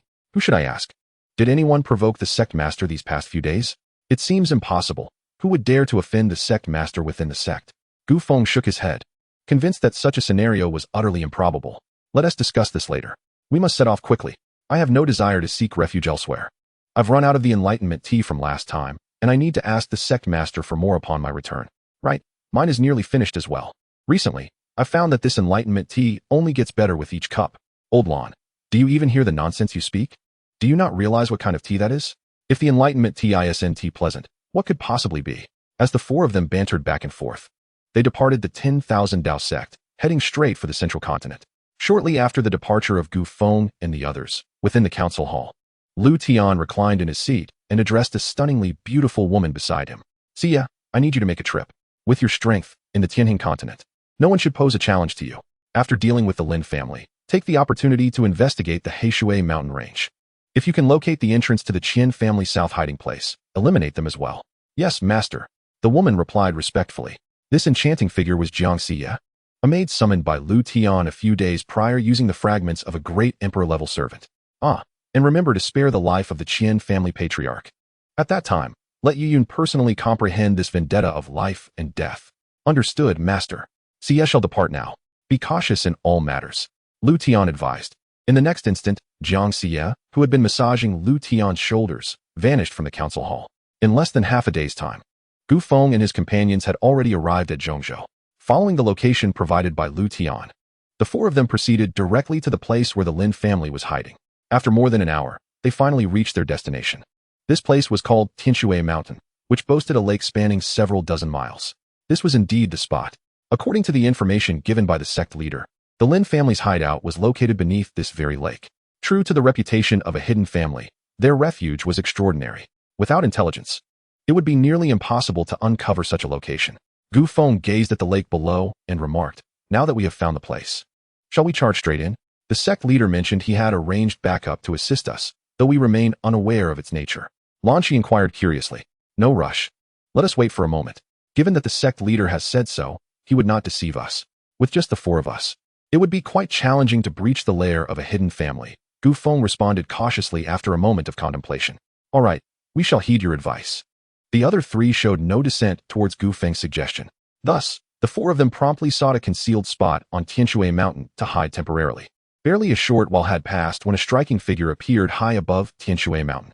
This individual was Xianxia, dispatched by Liutian to confront the Lin family. Suddenly sensing something, Xianxia turned her gaze towards a nearby peak. Behind this mountain, Gu Feng and his companions were concealed. Who is this woman? Why can I not perceive her at all? Could she be a member of the Lin family? Lanqi's complexion darkened slightly. Simultaneously, Gu Feng and the others furrowed their brows in concern. Come out. A voice called out towards Gu Feng and his companions. Not good. We've been discovered. What should we do? Shall we fight? Lanqi asked anxiously. No need to panic. This person has not shown any killing intent towards us. Let us approach first. If they are indeed an enemy, we can act then, Gu Feng stated, dismissing Lanqi's impulsive suggestion after a brief moment of thought. Very well. But we must remain prepared for battle at all times. After adequately preparing themselves, Gu Feng and his companions emerged from hiding, presenting themselves before Xianxia. May I ask who you are? Gu Feng inquired directly. I am here on behalf of the sect leader, tasked with annihilating the Lin family. I shall take on those at the Supreme 8 level and above, while you shall handle the weaker ones. Do you have any objections? Considering the strength of Gu Feng and his companions was not insignificant, Xianxia ultimately resolved to confront those at the Supreme 8 level and above. You are the backup mentioned by the sect leader? Gu Feng realized suddenly. Indeed. May I know how to address you? I am a Supreme Elder of the Dao Sect. You may call me Elder Jiang. Supreme Elder. At this revelation, Gu Feng and his companions were taken aback. During their time in the Dao Sect, they had neither seen Xianxia join the sect nor Liutian leave. Thus, in their view, this Supreme Elder had either appeared out of thin air or had been in the sect in seclusion, only recently awakened by Liutian. Given the existence of one Supreme Elder, who could guarantee that there was not a second? In mere moments, Gu Feng and his companions had conjured numerous, even more astonishing possibilities in their minds. If Liutian were aware of how imaginative they were, he would likely burst into laughter before them. Forgive me for my impertinence, but I must inquire about your strength, Elder Jiang. Gu Feng asked the question that had lingered in his mind. I can extinguish anyone below the Emperor realm, Xianxia replied with unwavering calmness. Understood. Rest assured, Elder Jiang. We shall handle those beneath the Supreme 8 level. At this moment, if Gu Feng still failed to comprehend Xianxia's words, he would have wasted his life thus far. Very well, then let us proceed directly. Xianxia looked towards the lake below and raised her hand, delivering a powerful strike. Bang! In that instant, the lake transformed into a deep pit, revealing the entrance to the secret realm hidden beneath the water. There was no embellishment. It was all reliant on sheer strength. Let us go. With that, Xianxia tore open the entrance to the secret realm and led the charge into its depths. Gu Feng and his companions dared not hesitate. promptly following her into the secret realm. Meanwhile, within the secret realm, the commotion caused by the forcibly opened entrance had already alerted the higher-ups of the Lin family. What is this disturbance? How dare someone intrude upon my Lin family's territory? Such audacity! A surge of fury erupted from beneath the building where the Lin family resided. Is that the voice of the ancestor? What on earth has happened to rouse the ancestor?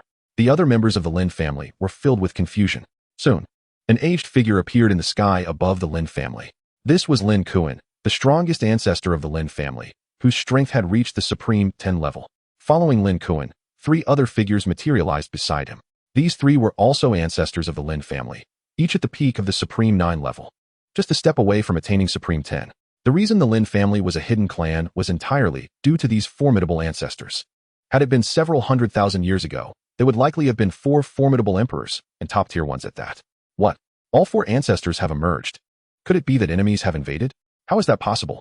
The Lin family disciples and elders below were filled with astonishment and confusion. Just as they were debating, the answer to their puzzlement appeared. Xianxia, accompanied by Gu Feng and his companions, materialized in the sky above the Lin family, locking eyes with Lin Kuan and the other ancestors. 1 at the Supreme 10 level and 3 at the Supreme 9 level. These 4 are mine, the rest are yours. Yes, Elder Jiang. Following Xiaoxia's command, Gu Feng and his companions respectfully acknowledged her before heading directly towards the Lin family members below. Where do you think you're going? Lin Kuan attempted to strike down Gu Feng and his companions. Do you think I am invisible? If you were emperors, perhaps you would have a sliver of a chance to resist. Unfortunately, you are not. Xianxia intercepted Lin Kuan's attack, her voice dripping with disdain. Such arrogance. Do you think you are an emperor? In this era of fallen emperors, who dares to claim imperial status? Lin Kuan retorted sharply, taken aback by Xianxia's disregard. Just because you have not seen it does not mean it does not exist. Allow me to show you what it means to be an emperor. As she spoke, a radiant moon suddenly appeared behind Xianxia. Under the illumination of that moon, Xianxia resembled a celestial being, pure and unblemished. As the luminous moon graced the heavens, an inexplicable aura suddenly enveloped Xianxia. The moment this aura manifested, Lin Kuan and his 3 companions found themselves frozen in place. Simultaneously, ominous black clouds gathered in the sky above the secret realm, crackling with bolts of lightning. It cannot be. There can be no mistake. This is imperial might. Distinct from imperial artifacts. This is the true essence of imperial authority. Who are you? At this moment, Lin Kuan was so astounded that he could scarcely articulate his thoughts. Within a mere few breaths, he mentally traversed through everyone he had offended in his lifetime. Yet he found no one who resembled the Xianxia before him. Your Excellency, no Emperor. I beseech you, do not take offense. I am unaware of where the Lin family has wronged you. Speak freely. Everything belonging to the Lin family, every soul, can be offered as atonement. Panic surged within Lin Kuan, not for the sake of the Lin family, but for the preservation of his own life.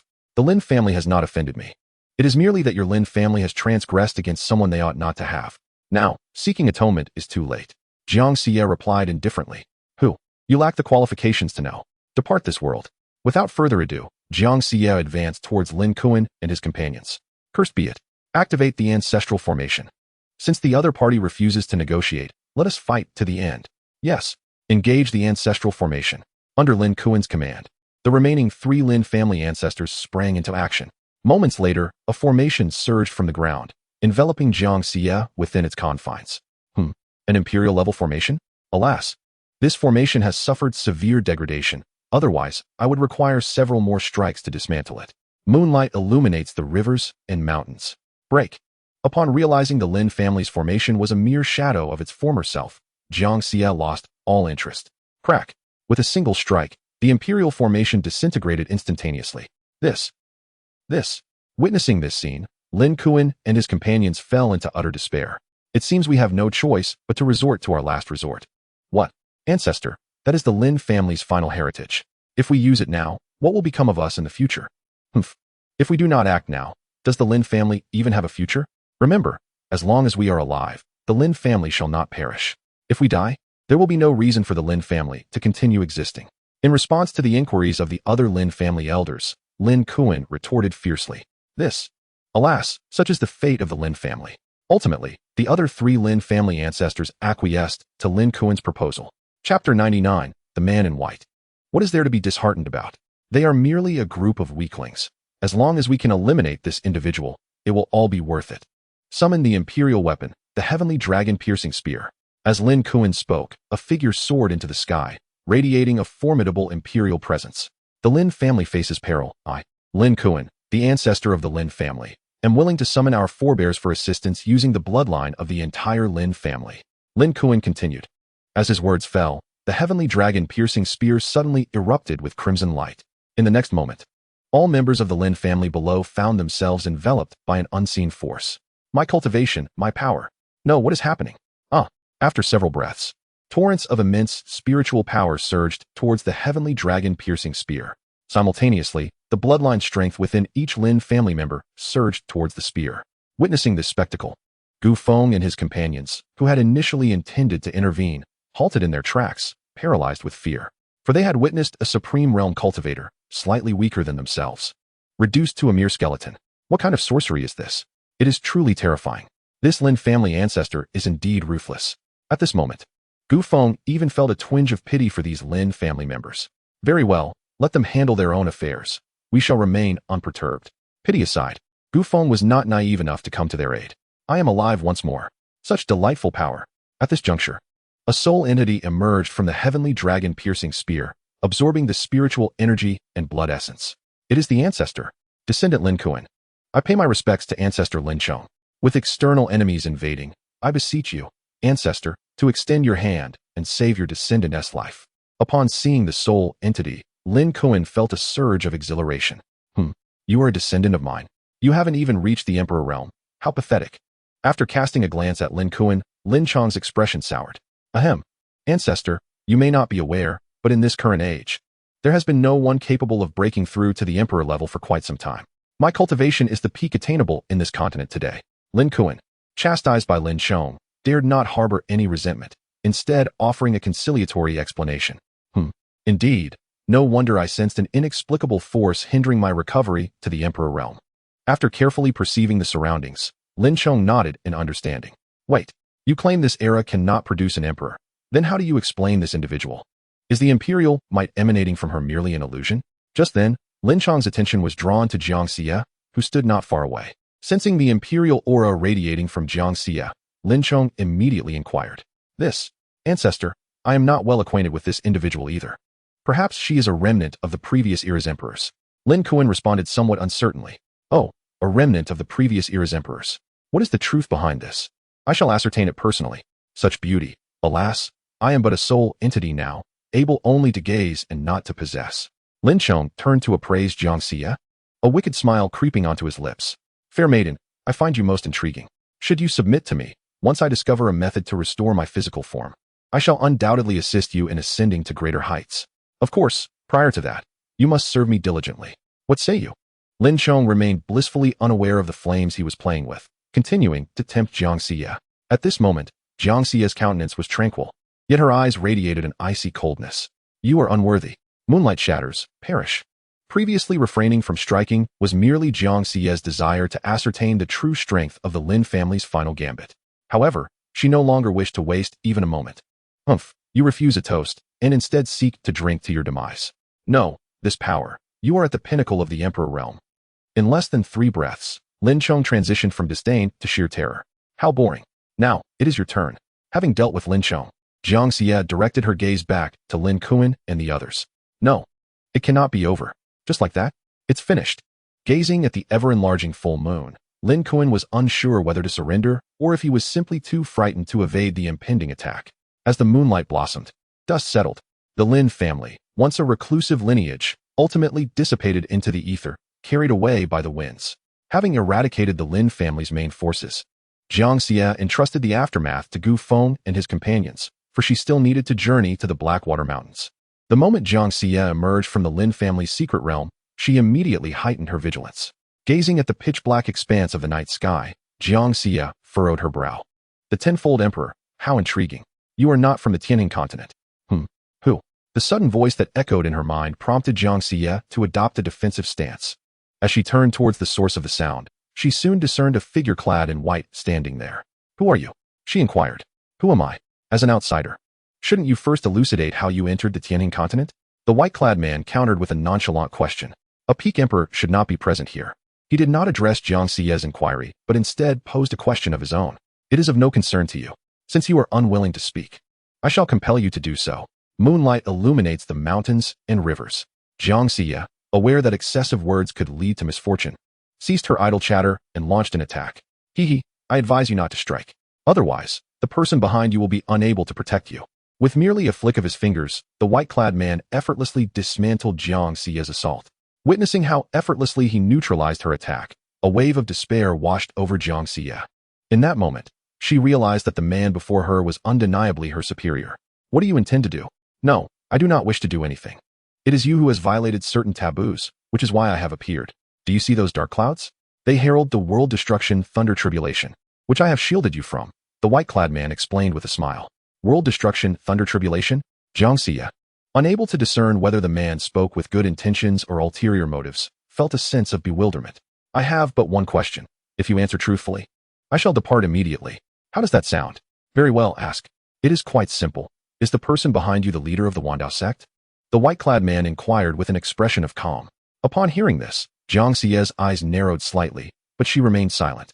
Chapter 100, The Qilan Egg. I see. You may leave now. I believe it won't be long before we meet again.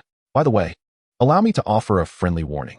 Refrain from carelessly emitting the aura of an emperor in the future, or you may find yourself in mortal peril. Although Xianxia did not respond, the expression on her face had already provided the answer the white-clad man sought.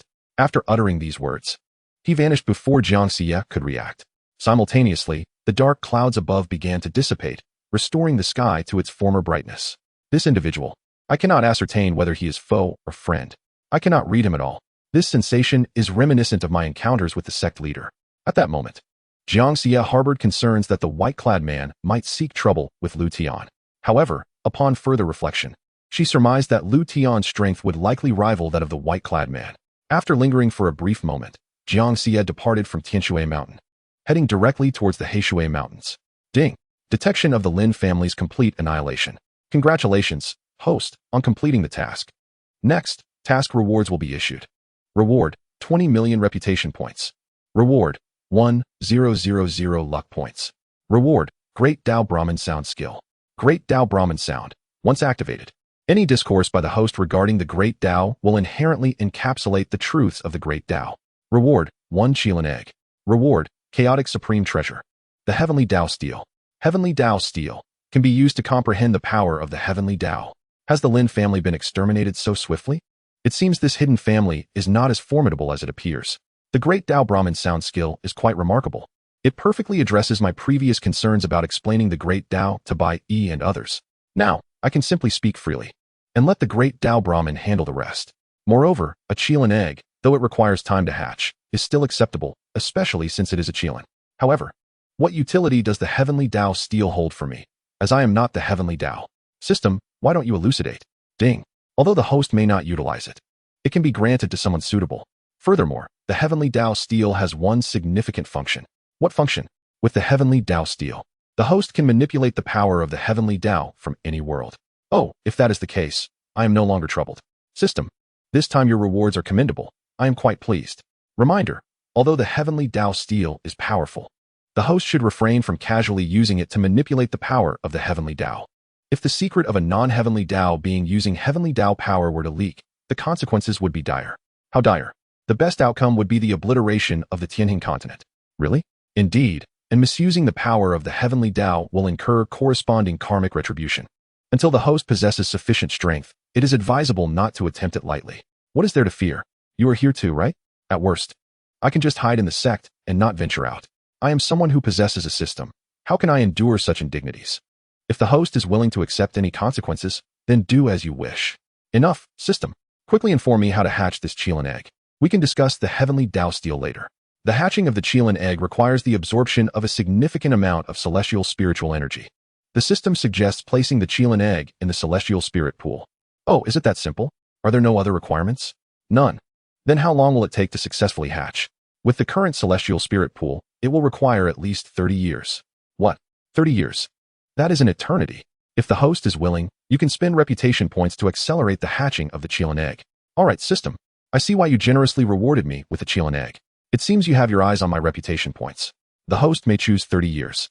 How many reputation points are required? Each 10 million reputation points will shorten the hatching time by 1 year. System, why is it so costly? Are you taking a cut? How many reputation points do I currently have? The host currently possesses 22.3 million reputation points. That is only enough to shorten it by 22 years. Oh Qilin, it is not that I do not wish to, but I simply cannot afford you. System, directly place the Qilin egg in the celestial spirit pool. 30 years is not too long upon reflection. Understood, host. Another monotonous and dreary day passed. Sigh. Xiao He has yet to awaken after so many days of breakthrough. I haven't even had the chance to pamper my pet. Heishui Mountains. After departing from the Lin family, Xianxia made her way here directly. Unlike the Lin family, she was only aware that the Qian family was concealed within these Heishui Mountains. However, in such a vast expanse, locating the exact hiding place of the Qian family would require considerable time and effort. With no better options, Xianxia began her search. Under the divine sense of an emperor, no creature could evade her detection. Found it. It seemed that either the Qian family was extraordinarily unfortunate, or fate favored Xianxia. In less than half an hour, Xianxia discerned something unusual. Within a cave, she stumbled upon a hidden realm. As before, she forcefully opened the entrance to the secret domain and stepped inside. Upon realizing her intrusion, the members of the Qian family within the realm launched a series of futile resistances. Regardless of their efforts, it was ultimately in vain. Even without employing her imperial strength, Xianxia effortlessly overwhelmed the Qian family's strongest members and all their trump cards. Concerned about Liutian's potential confrontation with the previous white-clad man, Xianxia refrained from engaging in excessive dialogue this time. In less than the time it takes for an incense stick to burn, yet another reclusive family vanished silently from the central continent. Following Liutian's orders, Xianxia spared the Qian family's patriarch, Qian Sun, from death, merely crippling his cultivation. Once everything was settled, Xianxia escorted Qian Sun back towards the Dao Sect. Ding! Detected a powerful presence approaching the sect. This is the first time the system has referred to someone as a powerful entity. Previously, even the 8th-tier supreme beings did not elicit such a notification. It seems the individual arriving this time is quite extraordinary. Who could it be? A hidden family? Or perhaps an unseen force? Liutian pondered as he stood up. Nevertheless, he was not overly concerned. After all, as long as he remained within the confines of the Dao Sect, he was invincible. Even if the visitor were indeed invincible, Liutian could easily subdue him with a single hand. Such is the arrogance granted by possessing a cheat. Meanwhile, the white-clad man from before appeared outside the Burial Emperor's forbidden zone. After casting a glance deep into the forbidden area, he stepped forward into the confines of the Burial Emperor's domain. He has arrived. Is it him? Before long, Liutian noticed the white-clad man standing before the gates of the Dao Sect. At that very moment, the white-clad man also recognized Liutian. Their gazes met, both displaying expressions of astonishment. Chapter 101, Tian E. Name, Tian E. Cultivation. Training aptitude. Constitution. Condition. The Tao of Heaven in the Tianhing continent. The Tao of Heaven. Indeed the Tao of Heaven in this world. Damn, didn't I just strike you with a sword last time? You genuinely came seeking me? Staring at the myriad question marks on the information panel, and upon seeing the words Tao of Heaven, Liutian was filled with shock. Indeed, he is an unpredictable variable. I still cannot fathom him in the slightest. I have a premonition that should I become his enemy, I shall surely perish. On the other hand, Tian E was equally astounded. From the earlier Xianxia to the current Liutian, he found it utterly incomprehensible. Moreover, the disciples and elders within the Dao Sect, everyone associated with Liutian, seemed to have experienced varying degrees of fate alteration. For Tian E, who governed the entire Tianhing continent, this was undeniably a direct provocation. My friend, since you have arrived, do come in and sit for a while. Just as Tian E was still in a daze, Liutian spoke first. Well, it is inevitable that we would have to engage at some point. After much hesitation, Tian E decided to enter the Dao Sect. The moment he stepped inside, a smile involuntarily crept onto Liutian's lips. How should I address you? Tian E. Ah, it is Brother Tian. I am Liutian. Liutian courteously introduced himself, gazing at the impeccably dressed Tian E in white. Is this fellow truly the Tao of Heaven? He looks like a pretty boy. Liutian silently mocked as he observed Tian Yi's fair and delicate features. Lu, I have heard of you. Let us not stand on ceremony. Please, take a seat. I wonder what brings Brother Tian to visit me so unexpectedly. Liutian refrained from immediately exposing Tian Yi's identity as the Tao of Heaven. After all, he deemed it prudent to exercise caution until he understood Tian Yi's intentions. I have indeed come to discuss certain matters with Brother Lu. However, what? Brother Tian, please feel free to speak. I shall divulge anything I can, Liutian replied with a smile. Then I shall be direct. Brother Lu, You are not a native of this world, are you? Tian fixed his gaze upon Liutian, asking with utmost seriousness. Upon hearing this, Liutian's smile abruptly froze. So, Brother Tian's purpose for coming here was merely to inquire about this? Is there a problem with that? Tian retorted. There is none, of course. You may ask your questions. Whether I choose to respond is entirely my prerogative. Aside from this question, do you have any others? Liutian replied nonchalantly. It seems Brother Liu is not particularly inclined to converse with me. In that case, pursuing further inquiries would be pointless. However, I must caution you. Brother Liu, despite your formidable strength, you are ultimately an outsider. The Tianhe continent does not require variables, nor can it afford them, Tian stated coldly. How intriguing. It is the first time someone has dared to threaten me to my face, especially within the Dao Sect. Brother Tian, should you come seeking trouble, the consequences would be dire.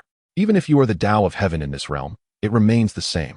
At that moment, Liutian shed his pretense and laid his cards on the table. So it is true. You are indeed a significant variable. When did you see through me? From the very first meeting. Just from a single encounter? Naturally, no one can escape my gaze unless they are painfully obvious, Liutian responded nonchalantly. Observing Liutian's pretentious demeanor, Tian found himself at a loss for words. Enough, Brother Tian. I prefer straightforwardness in conversation. Reveal your purpose for visiting. Liutian, no longer mincing words, directly addressed the matter at hand. That suits me well. Is Brother Liu aware of the current state of this continent? The Tianhe continent? When you say aware, what aspect do you refer to? Liutian inquired. All aspects. All. Apologies. I am accustomed to a leisurely life and have little interest in the affairs of this continent. As an outsider, Liutian was naturally unaware of all the intricacies of the continent. However, to avoid appearing utterly ignorant, he hastily concocted a reason to deflect. Then let me pose a different question. Do you know why this realm is unable to give birth to an emperor's realm? Tian continued. Oh, I am not particularly knowledgeable about that. It is said that the concentration of spiritual energy has diminished, coupled with the constraints of the heavens. Hence no one can attain the emperor's realm, Liutian replied casually. Brother Liu's words are not entirely incorrect, but merely surface-level reasons, Tian interjected. Then Brother Tian knows the underlying cause. Pray, enlighten me. This was a question that had long piqued Liutian's curiosity. Previously, no one had known the answer, and thus he had been disinclined to inquire. But now that the Tao of heaven stood before him, it was an opportunity too good to pass. I can elucidate the matter for Brother Liu. However, Brother Liu must agree to one condition, Tian responded. Are you jesting? You are the Tao of heaven. If there is something you cannot resolve, I certainly cannot. Liutian is certainly no fool. He will not make any guarantees until he fully comprehends Tian Yi's ultimate intentions. You are too modest, my Brother Liu. Some matters, while easily resolvable, are beyond my reach. To put it simply, many of my actions are constrained by the laws of the heavens. Should I transgress the boundaries set by these celestial rules, I would face severe repercussions. Potentially even total annihilation. Do you understand now, Brother Liu? Tian elucidated. The laws of the heavens? Very well, let's hear your terms, Liutian replied. Sensing that Tian was not inclined to deception and choosing to momentarily set aside his doubts. My request is quite straightforward. I seek your assistance when the need arises. Tian began. To be precise, I am asking for your assistance for the Tianhe continent. Assist you? Are your enemies particularly formidable? Liutian inquired. Indeed, they are formidable, surpassing even your esteemed counterpart at the pinnacle of the Emperor realm. Comparatively, they may not be weaker than you, Tian stated. Have you encountered Xia? Liutian asked. Oh, so her name is Xia. Indeed, not only have I met her, but I also shielded her from a cataclysmic thunder calamity. In light of this, you should be grateful to me, should you not, Brother Liu? Tian smiled. Disclose to me every detail you know about our adversaries, Liutian commanded. Certainly. To discuss our enemies, we must first address why no emperors can be born in our present time. The Tianhe continent is enshrouded by an immense seal. This seal acts as a prison, confining all inhabitants of the Tianhe continent. Then why not simply shatter this seal? Liutian interjected. No, Brother Liu. The situation is far more intricate than you perceive. While the seal appears to be a prison, it also functions as a protective barrier. Tian shook his head and continued. What do you mean by that? Liutian furrowed his brow, harboring some doubts. Do you believe this seal was established by the enemies of the Tianhe continent? Tian queried. Is it not? Liutian retorted. Certainly not. This seal was actually co-created by the emperors of the Tianhe continent. Although this seal prevents all individuals within from transcending to the emperor realm, it simultaneously bars those external forces coveting the Tianhe continent from breaching our borders. In essence, this seal has both advantages and disadvantages. Since its inception, Both those original emperors and I have been awaiting an opportunity, one that would render the seal unnecessary, allowing the Tianhe continent to stand unafraid of external threats. Now, that opportunity has finally arrived, Tianhe stated, his gaze fixed intently upon Liutian. Realizing Tianhe's implication, Liutian asked, "Are you certain I can confront these external threats? I am rather weak. If I were to fail in the future, would you regret your decision made today?" After a moment of contemplation, Liutian fixed his gaze upon Tianhe's eyes. "Regret? Huh. Do you think I am someone who would regret? I am the embodiment of the Tao of Heaven. Any decision I make is irrevocable," Tianhe replied. "Very well, I find your words agreeable. I shall accept your terms. However, when it comes to assisting you against the external threats, the timing and methods shall be entirely at my discretion. You have no objections to that, do you?" Liutian stated nonchalantly. "Of course not. Moreover, should you require any assistance, do not hesitate to voice your needs. Whatever I am capable of providing, I shall." Tianhe responded with a smile, pleased by Liutian's acquiescence. "Oh, did you not claim to be the Tao of Heaven, unable to interfere in certain matters?" Liutian queried. "Indeed, the Tao of Heaven cannot arbitrarily meddle in the affairs of the continent. However, I am Tianhe, and the Tao of Heaven is not me." Tianhe retorted. "Wait, are you playing word games with me? Are you truly the Tao of Heaven?" Liutian exclaimed, feeling exasperated. "My brother, did I not clarify? I am the Tao of Heaven, yet the Tao of Heaven is not me," Tianhe reiterated. "Fine, I do not wish to argue over this topic. Since you claim you can offer me assistance, I happen to be in need of something right now. I wonder if you would be willing to provide it." Liutian stated, shifting the conversation. "Speak freely, Brother Liu. I require fortune points. You must possess some, correct?" Liutian directly inquired. "Fortune points? Brother Liu, I cannot dictate the allocation of such points," Tianhe responded. "Then there is nothing to discuss? Farewell then, Tianhe," Liutian said coolly. "Actually, it is not entirely beyond my control. However, the fortune points I can provide are limited," Tianhe admitted. "Oh, how many?" 300. 300. Depart now. Do not return." Liutian's expression darkened as he lay down to rest, refusing to glance at Tianhe again. This matter of fortune points is governed by the laws of the heavens. You dare to complain about 300? Fine, I will endure a little more punishment. I can give you 500, maximum 500, Tianhe lamented. 7,000. What? You demand 7,000? Are you expecting the Tao to provide it? Tianhe questioned incredulously. "I do not care. I want that amount. If you cannot even produce 7,000 fortune points, I have my doubts about your status as the Tao of Heaven," Liutian declared, unabashedly raising his demands. "Brother Liu, until we meet again," Tianhe said after a long silence, ultimately deciding to leave. It was not that he wished to depart, but Liutian's appetite for more was simply too insatiable. Tianhe feared that if he lingered any longer, he might lose more than he bargained for. "Wait, 6,000. Don't go. 5,000. No, 4,000. The lowest I can go is 3,000. It cannot be any lower." Liutian insisted. "Tianhe, I am not asking for these fortune points for free. I am a firm believer in reciprocity. Are you truly not willing to reconsider?" Upon seeing Tianhe prepare to leave, Liutian felt compelled to act, knowing this was an excellent opportunity to extort fortune points and not wanting to relinquish it easily. "Reciprocity? Do you possess anything of equivalent value to offer in exchange for fortune points? If you have some rare treasures, you need not present them." "I do not require such things," Tianhe remarked, skeptical. "Look at you, appearing as if you have never seen the world. You consider yourself the Tao? You would be better off joining my Dao Sect, where I could appoint you as a deputy leader," Liutian said, his expression filled with disdain. "Brother Liu, if there is nothing else to discuss, I shall take my leave," Tianhe concluded. Finding Liutian's previous remarks lacking in credibility and choosing not to pursue the conversation further. "Enough, enough. Rest assured. I guarantee that what I offer will be far more precious than 3,000 fortune points. Should you doubt me, I can show it to you first," Liutian said, now serious as Tianhe prepared to take his leave. "Very well. If what you say is indeed true, 3,000 fortune points may not be out of the question," Tianhe replied. In the matter of requesting less from him. Forget it, being fickle is not in my nature. Just wait until next time. I shall deceive you to the point where you are left without even your undergarments." Seeing how readily Tianhe agreed, Liutian felt a twinge of regret for not asking for more fortune value earlier. "Brother Tianhe, you must pay close attention. This item of mine is no ordinary possession." With that, Liutian produced the heavenly Tao steel. The moment the steel appeared, Tianhe was profoundly captivated, instantly rushing to its side to examine it meticulously. Observing this scene, Liutian smiled faintly, not hindering Tianhe's actions. In fact, Tianhe's reaction aligned perfectly with Liutian's expectations.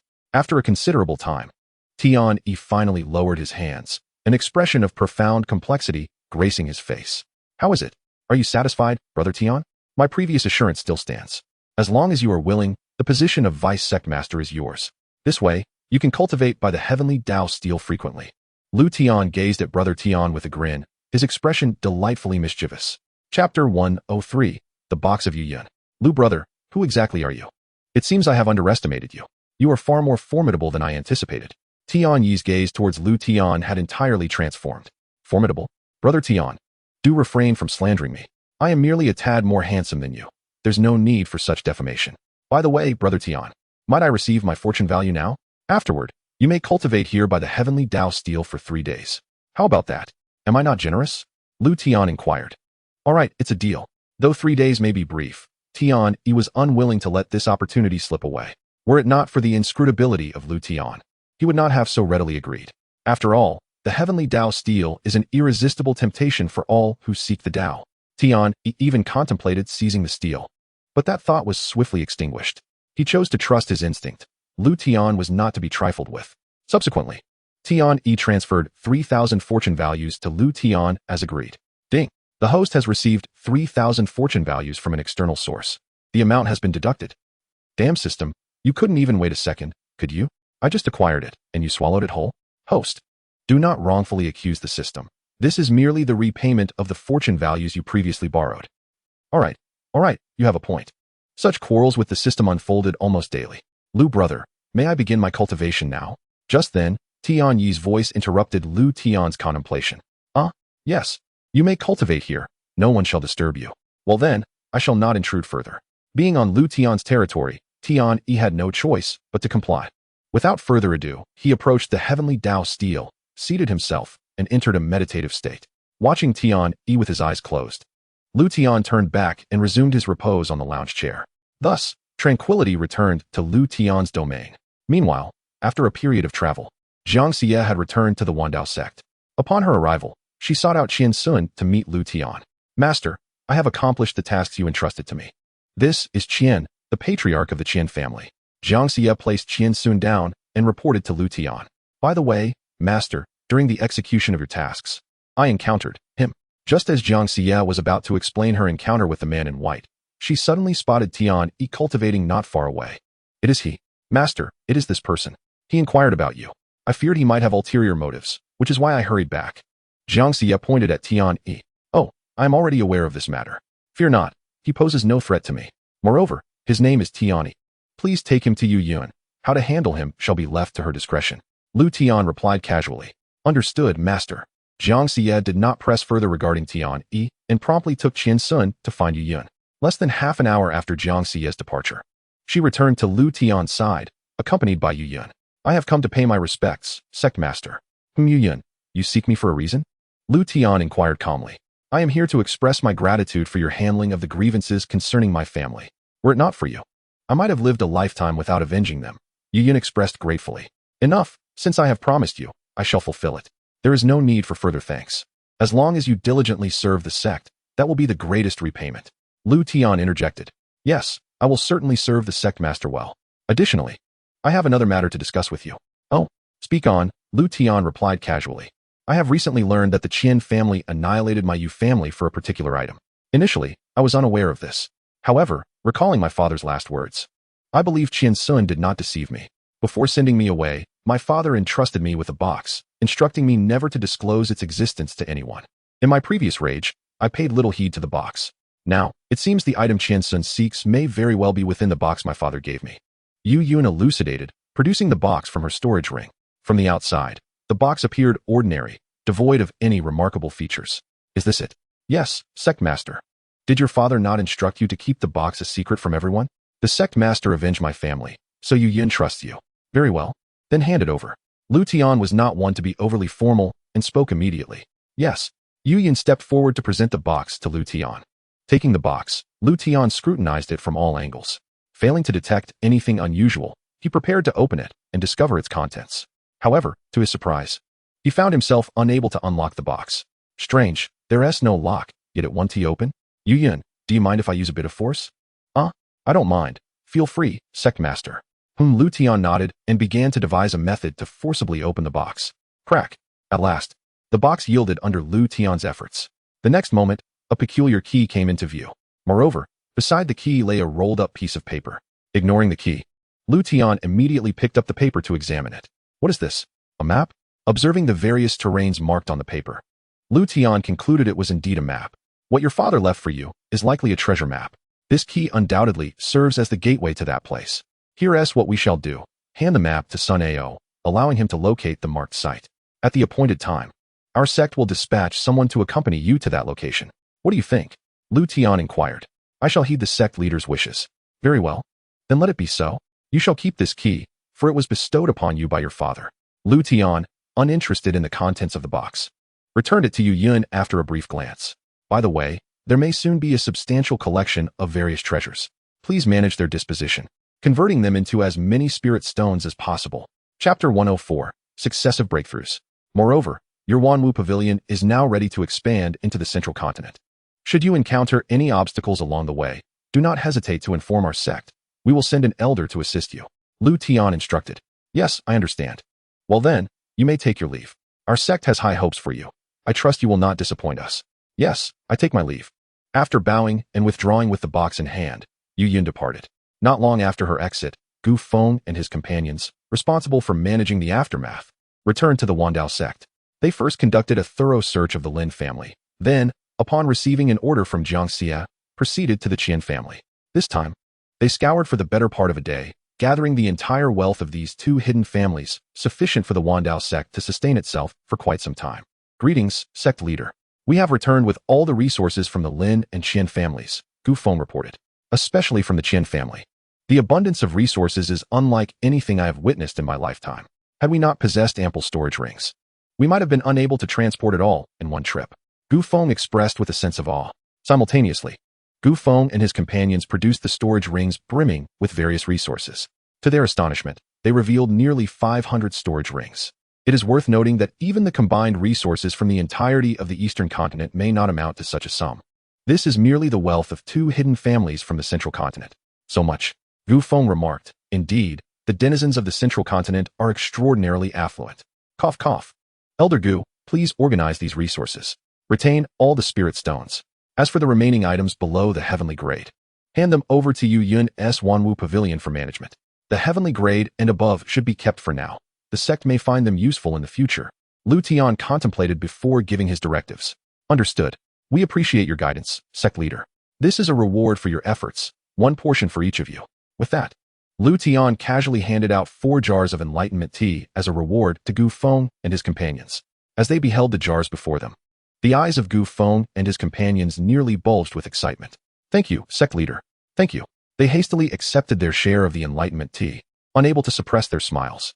Just moments ago, they had been pondering how to broach the subject of requesting the tea from Liutian, never anticipating such unexpected fortune. Watching their eager departure, Liutian shook his head in resignation. If I do not give it, they will still seek it. Is this tea truly as delightful as they claim? Why do I perceive no such pleasure from it despite consuming it daily? What say you, Xia?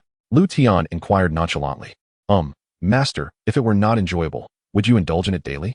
Time flew by, and in the blink of an eye, over a month had passed. Outside, a month had elapsed, yet within the Chaos Time Tower, over 4 years had transpired. Following the conclusion of the recruitment conference, Su Bai and the others immediately entered the Chaos Time Tower to cultivate. As Liutian's direct disciples, they were determined to elevate their realms and preserve Liutian's esteemed reputation. Each possessed extraordinary talent, leading to remarkable advancements within the tower. Except for Lin Fan and Linya, who joined later, the rest had already achieved the harmonization realm. In the span of 4 years, they had each made significant strides, essentially advancing one major realm per year. Such astonishing talent, which might arise only once in an era, had manifested in no fewer than 7 prodigies within the Wandao sect. Ding! Congratulations! A disciple has broken through to the harmonization realm. The host is rewarded with cultivation at the 10th level of harmonization.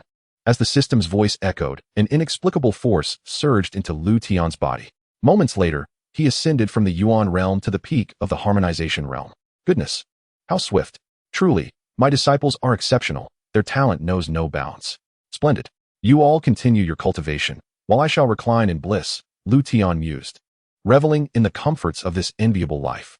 With the monotony of cultivation lifted, Liutian found himself increasingly content with each passing day.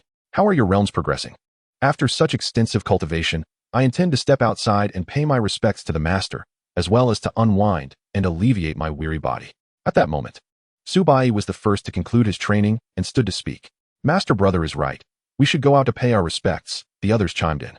Moreover, I have noticed that our pace of breakthroughs seems to be slowing recently. It would be wise to consult the master for potential solutions, Lin Xinghan added.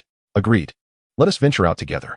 We have been immersed in cultivation for too long. They collectively resolved to temporarily leave the Chaos Time Tower and visit Liutian. On their way to see Liutian, Su Bai and his companions shared their current cultivation levels. Among them, Lin Xinghan, leveraging the experiences of his previous life, maintained the lead, now at the 8th level of harmonization. Following closely were Su Bai and Xiao Yan, both at the 7th level. Gu Yi trailed behind, achieving the 6th level. Bai Ziyue, due to her recent diligent efforts, had reached the 4th level. Although she lagged behind Su Bai and the others, she was gradually catching up. As for Lin Fan and Lin Ya, their comparatively lower levels were expected given their shorter tenure with the Wandao sect. Lin Fan had reached the 9th level of the Dongshu realm, while Lin Ya had attained the 10th level of the refining spirit realm.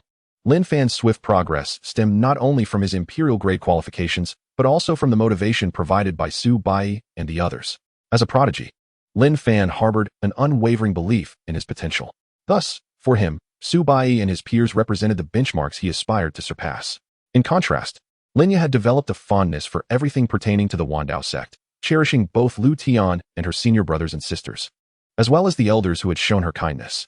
What brought her the greatest joy was the opportunity to live in the same place as her brother. This simple fulfillment had significantly pacified Lin Ya's previously modest aspirations.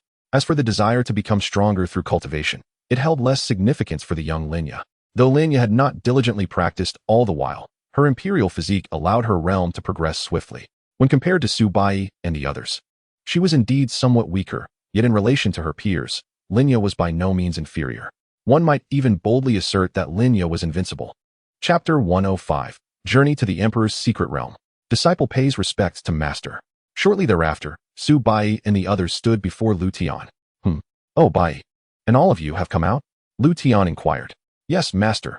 Continuous cultivation has proven to be exceedingly monotonous, so we decided to take a moment to relax. Su Bai replied candidly. Indeed, well said. Cultivation must strike a balance. Relentless training will yield diminishing returns. You should take a proper rest for a while. Liutian stated with a serious expression. Disciple understands. Su Bai paused before asking, by the way, master, during our time of cultivation, have any significant events transpired? Significant events? What could possibly occur? If I had to mention one, it would be the annihilation of several hidden families in Central Continent. Liutian replied nonchalantly. At this moment, Su Bai and his companions fell into silence, rendered speechless by Liutian's words. Then, master, when will the importation of teachings you previously promised commence? After a considerable pause, Su Bai ventured to ask. Oh, that matter. No need to rush. In a few days, the so-called Emperor's Inheritance Secret Realm will open. At that time, you shall all enter this realm for training and perhaps discover that inheritance. Liutian recalled the forthcoming Emperor's Secret Realm and answered promptly. Once you return from this endeavor, I shall explain to you the nature of the Great Path. Understood, master. I shall take my leave now and not disturb your rest any further. With Liutian's response, Su Bai refrained from asking further questions. Very well. Before long, Su Bai and his companions departed in succession. After leaving Liutian, Su Bai and the others wandered leisurely within the sect. This was their first time exploring the upgraded Wandao sect. Not long after, they noticed a leaderboard in the sky. What is this? I'm not sure, but it must be something master devised during our seclusion. Su Bai and Xiao Yan remarked sequentially. Just as Su Bai and the others were engulfed in curiosity, several figures approached them. Are you senior brother Su? I've seen you before. One of the newcomers exclaimed. Greetings, senior brother. The newcomers were 3 men and 2 women, all recent additions to the outer sect of Wandao. Hello, fellow disciples, Su Bai replied. Ha ha ha, is my reputation truly so great? He was delighted to be recognized by the outer sect disciples. The others, including Lin Xinghan, looked at the laughing Su Bai with exasperation, clearly having grown accustomed to his demeanor during their time together. Naturally, not only you, senior brother, but the other senior brothers and sisters are quite famous among us in the outer sect. In fact, some outer sect disciples have spontaneously formed groups to support several senior brothers and sisters. We all look up to you as our role models in cultivation. The outer sect disciples answered in succession. Is that so? This is the first I've heard of it. But enough of that. Do you know what this leaderboard signifies? Su Bai redirected the conversation, pointing at the leaderboard in the sky. Senior brother, you're unaware of this? We were all in closed-door cultivation, so we didn't know about it. I see. Senior brother, this is called the Heaven, Earth, and Human 3 rankings. Outer sect disciples can challenge the human ranking, while inner and core disciples contend for the Earth ranking. As for the true disciples and you senior brothers, you are on the Heaven ranking. According to the elders, the higher 1S ranking, the more cultivation resources one can obtain each month. Moreover, the top 10 in each ranking can choose one item from the treasure hall each month, be it pills, weapons, or other resources that aid cultivation. The outer sect disciple explained earnestly. The treasure hall. Su Bai was puzzled, as the sect had not previously possessed such a hall. The treasure hall was established less than a month ago by the sect master. It is said that the items within are provided by several elder worshippers. Beyond that, we are not very clear. Those who have entered the treasure hall claim that the items there are all at least of heavenly grade, and there are countless treasures. It would take several days to thoroughly examine all the items within the treasure hall. However, there is a regulation. Each person is granted only 1 hour for selection. The outer sect disciple elaborated. Ah, I see. I hadn't anticipated so many changes during our time in seclusion. Thank you for your explanation. If you ever have questions regarding cultivation, feel free to seek me out. I shall share whatever I know. Su Bai promised to express his gratitude. Really? Thank you. Senior brother. For these outer sect disciples, Su Bai's assurance was as valuable as the opportunity to visit the treasure hall. After introducing themselves, the outer sect disciples took their leave. Su Bai and his companions also did not linger, returning to their quarters to rest. 3 days later, Long Zitian visited Myriad Dao Sect once more. This time, besides paying a visit to Liutian, he came to inform them about the inheritance secret realm in Central Continent. Although Liutian held little interest in the so-called Emperor's inheritance, if any among Su Bai and his companions were to obtain it, it would provide them with a modest advantage. Furthermore, Liutian had intended for Su Bai and the others to undergo some training, making the Emperor's secret realm the perfect opportunity. Subsequently, Liutian summoned Su Bai and the other 7, conveying the details regarding the Emperor's secret realm to them. An hour later, Su Bai and his companions, along with several elder worshippers, set off. To ensure their safety, Liutian discreetly dispatched Xianxia to follow and protect them. After half a day's journey, they finally arrived at the assembly point in Central Continent, Mingyang City. Once all representatives from various continents had gathered, they proceeded towards a mountain range under the leadership of the 9 major powers. Before long, they arrived at the location of the secret realm, Beiqing Mountain. Once everyone was assembled, Ji Xuani, the ancestor of the boundless sacred ground, stepped forward. Everyone, this is the entrance to the Emperor's secret realm. This time, a total of 100 individuals from the 5 continents will enter the Emperor's secret realm for exploration. As long as 1's realm does not exceed that of the sage, one is qualified to enter the Emperor's secret realm. Now, those prepared to enter from each continent, please step forward. Ji Xuani's words were merely a formality, as the rules regarding entry into the Emperor's secret realm had long been established. Chapter 106, Xian Flame Fruit. As for who would qualify to explore the opportunities within the Emperor's secret realm that had already been predetermined, with Ji Xuani's words, those qualified to enter the Emperor's secret realm all stepped forward. This time, the inhabitants of Zhongzhou and Dongzhou were the most numerous, each sending forth 40 individuals into the Emperor's secret realm. The remaining 20 were evenly divided among the 2 westernmost regions. As for the people of Nanzhou, due to the absence of any contenders in the top 10 during the last grand competition, they were left without a single quota. Now that everyone had gathered, the entrance to the secret realm could be activated. You have 2 days for this endeavor. After 2 days, all participants will be forcibly ejected from the realm. I wish you all good fortune. With that, Ji Xuani, in conjunction with representatives from other major factions, initiated the opening of the entrance to the Emperor's secret realm. In the next moment, many individuals hastily surged into the entrance, eager to seize any opportunities that might arise. Let us proceed as well. Noticing the throng already entering the secret realm, Su Bai decided not to linger any longer. Under his lead, all disciples of Myriad Dao Sect followed him into the realm. Upon entering, they were confronted with the task of choosing a direction to advance. Since no one had ever acquired the legacy left by the Emperor within this realm, the success of their choice depended solely on their individual fortunes. After entering the secret realm, Su Bai and his companions arbitrarily selected a direction and set off. As for obtaining the Emperor's inheritance, they were not overly concerned. In their hearts, they valued a single piece of guidance from Liutian far more than any legacy.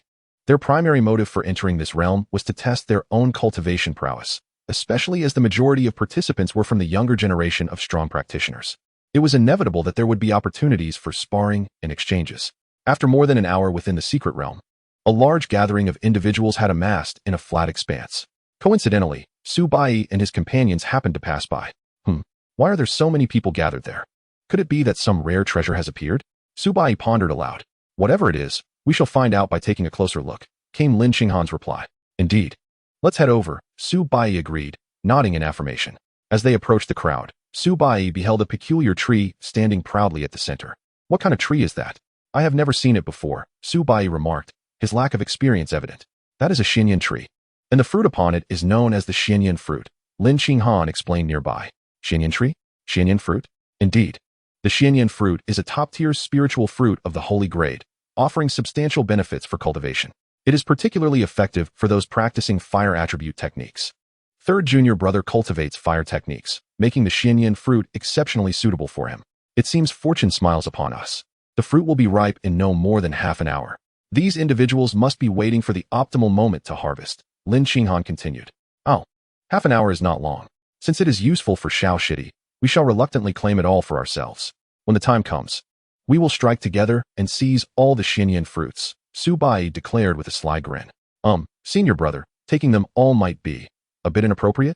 Xiaoyan hesitated to voice, sensing the moral implications of their intentions.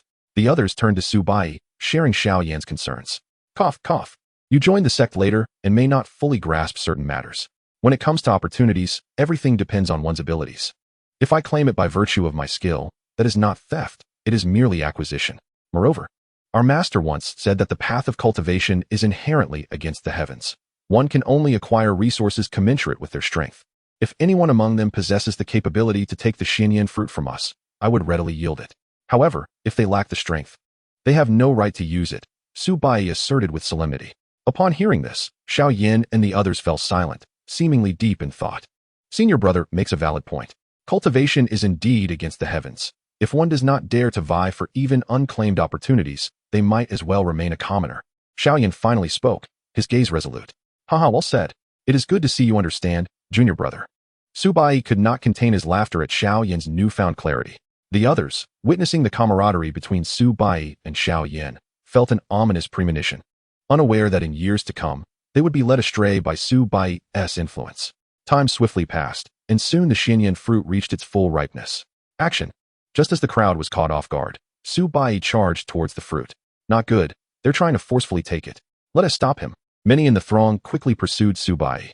Humph, if you wish to pass, you must first inquire if the fire in my hand consents. Xiao Yin and the others sprang into action. How dare you attempt to obstruct us with your mere harmonization realm cultivation? Let us overwhelm him and destroy him. With a clear assessment of Xiao Yan's true capabilities, several individuals displayed disdainful expressions. After breaking through for so long, you are the first to underestimate me. Let me see if your strength is as formidable as your arrogance, Xiao Yan retorted, unleashing a torrent of flames from his body. Bluster, prepare to face my attack. The adversaries did not retreat. Instead, they surged forward. As the battle commenced, the flames surged toward the approaching attackers like a living entity. Simultaneously, Lin Qinghan and the others engaged their own opponents. Despite being besieged by nearly 20 attackers, Xiao Yin and his 6 companions showed no signs of faltering. This was the terrifying prowess of the prodigies. Among the 20 were 5 at the threshold of the Saint Realm. Had it not been for these 5, Xiao Yin and his companions could have resolved the conflict without needing to exert themselves fully. Enough. Let us conclude this swiftly. We cannot afford to waste too much time here. Su Bai's voice rang out, revealing that Xiao Yin and the others had previously refrained from utilizing their full strength to avoid alarming the xianxian tree. However, with the xianxian fruits now harvested, they had no further reservations. Chapter 107. The Battle of the Reincarnation Eye. Very well. Their strength is too feeble. This is hardly satisfying. Let us seek out other formidable opponents. In response to Su Bai's words, Xiao Yin nodded in agreement. Soon after, Xiao Yin and the others ceased to conceal their prowess. With Su Bai joining them, the battle concluded in less than half the time it took to burn an incense stick. However, this time, Su Bai and his companions did not strike with lethal intent, for these individuals were not their enemies. In the aftermath of the battle, tales of the exploits of Su Bai and his 7 companions swiftly spread throughout the secret realm. Holy Son, here is the intelligence regarding the members of the Dao Sect. Although I have not witnessed it firsthand, the reports suggest that their strength is formidable. In a secluded mountain range within the secret realm, a figure knelt before a young man, delivering a report. My dear brother, you truly astonish me. Having been crippled, you are still able to cultivate anew and have even regained your eyes of reincarnation. My desire to meet you grows ever stronger. Simultaneously, as Su Bai continued to explore the secret realm, a sudden tension gripped his heart. He halted, gazing into the distance, feeling an inexplicable sensation wash over him. Master brother, what troubles you? One of his companions inquired. It's nothing. Let us proceed, Su Bai replied, offering no further explanation as he resumed his journey. After a day of extensive exploration, Su Bai and his companions decided to rest for a while. Just as they prepared to settle down, a shadow stealthily approached them. Yet this individual underestimated their vigilance. Before getting too close, Lin Xinghan noticed something amiss.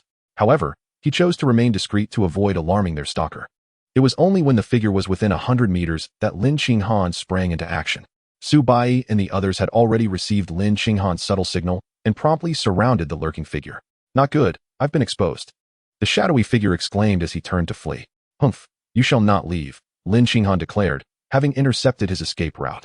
Before the masked individual could react, Lin Xinghan struck decisively, incapacitating his dantian. In the next moment, Su Bai and the others closed in. Speak. Who are you, and why have you been following us? Su Bai demanded. Humph, your efforts are futile. I shall not divulge anything, the masked figure retorted. Oh, you are quite loyal. But do you know what methods I employ against those who refuse to cooperate? As a man, I presume you wouldn't wish to suffer a fate worse than death at such a young age, Su Bai whispered softly in his ear. You, the masked man gasped. Ah, so you care not. Alas, it seems I must play the villain. I had hoped to be merciful, but you leave me no choice. As Su Bai spoke, he produced a short dagger. Wait, I will talk. The masked man, understanding the distinction between a swift death and a humiliating existence, ultimately revealed all the information Su Bai sought. After dispatching the masked figure, Su Bai's demeanor darkened. Observing this change, Lin Xinghan and the others exchanged puzzled glances. Do not worry, I am fine. Let us move ahead. I will explain everything soon, Su Bai reassured them before heading towards their intended resting spot. Half an hour later, Su Bai shared everything he had learned from the masked man, clarifying the reason for his earlier grim expression. It turned out that the masked man had been sent by Su Bai's older brother, Su Long. The masked man disclosed that Su Long had entered the secret realm using disguise. The reason for Su Long's actions was directly linked to Su Bai. Although the masked man did not reveal Su Long's ultimate goal, Su Bai had already begun to speculate. I had initially intended to confront you after reaching a higher level of cultivation, but since you have come to me, let us settle our grievances here in the secret realm. Resolute, Su Bai made up his mind and directed his group towards the location obtained from the masked man. Meanwhile, Su Long had learned of the demise of the individual he had dispatched. Dear brother, I hope you do not disappoint me. Rather than retreating, Su Long chose to remain and await Su Bai's arrival. In his view, even if Su Bai discovered his whereabouts, he would not dare confront him directly. Little did Su Long know that Su Bai was no longer the same as before. This is the place. Junior brothers and sisters, do not interfere. I shall handle this matter personally. Just ensure that no one disrupts my battle with Su Long, Su Bai declared, having long awaited this day. Understood, Master Brother. Rest assured that no one will disturb you, the others affirmed in unison. With that, Su Bai proceeded directly towards Su Long's position. Soon, the two brothers faced each other. Despite Su Long's attempts at disguise, Su Bai recognized him instantly. Fixing his gaze on Su Long with an expression of calm resolve, Su Bai spoke. You arrived sooner than I anticipated. Dear brother, it has been far too long, and I have missed you. Su Long, I have no desire for idle chatter. Let us settle our enmity today. The debts of the past must be repaid. As Su Bai's aura surged, the air crackled with tension, signaling the imminent clash. Oh, you've reached the harmonization realm. Interesting. It seems you harbor secrets, Su Long mused. Well then, since you wish to engage, as your elder brother, I shall oblige. I have heard you have regained your eyes of reincarnation. Today, I shall claim them once more. With that, Su Long unleashed his aura, revealing his cultivation at the 7th level of the pre-saint realm. Lin Xinghan's heart sank at the sight, realizing that Su Long's cultivation was a full realm above Su Bai's.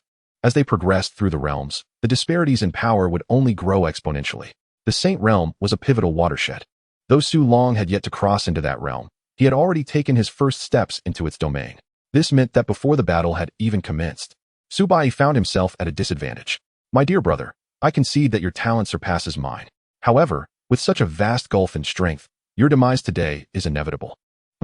Who shall live and who shall die remains to be seen. Eyes of reincarnation awaken. Even with a lower cultivation level, Su Bai's aura remained undiminished. Heh, I possess eyes of reincarnation as well. Eyes of reincarnation awaken.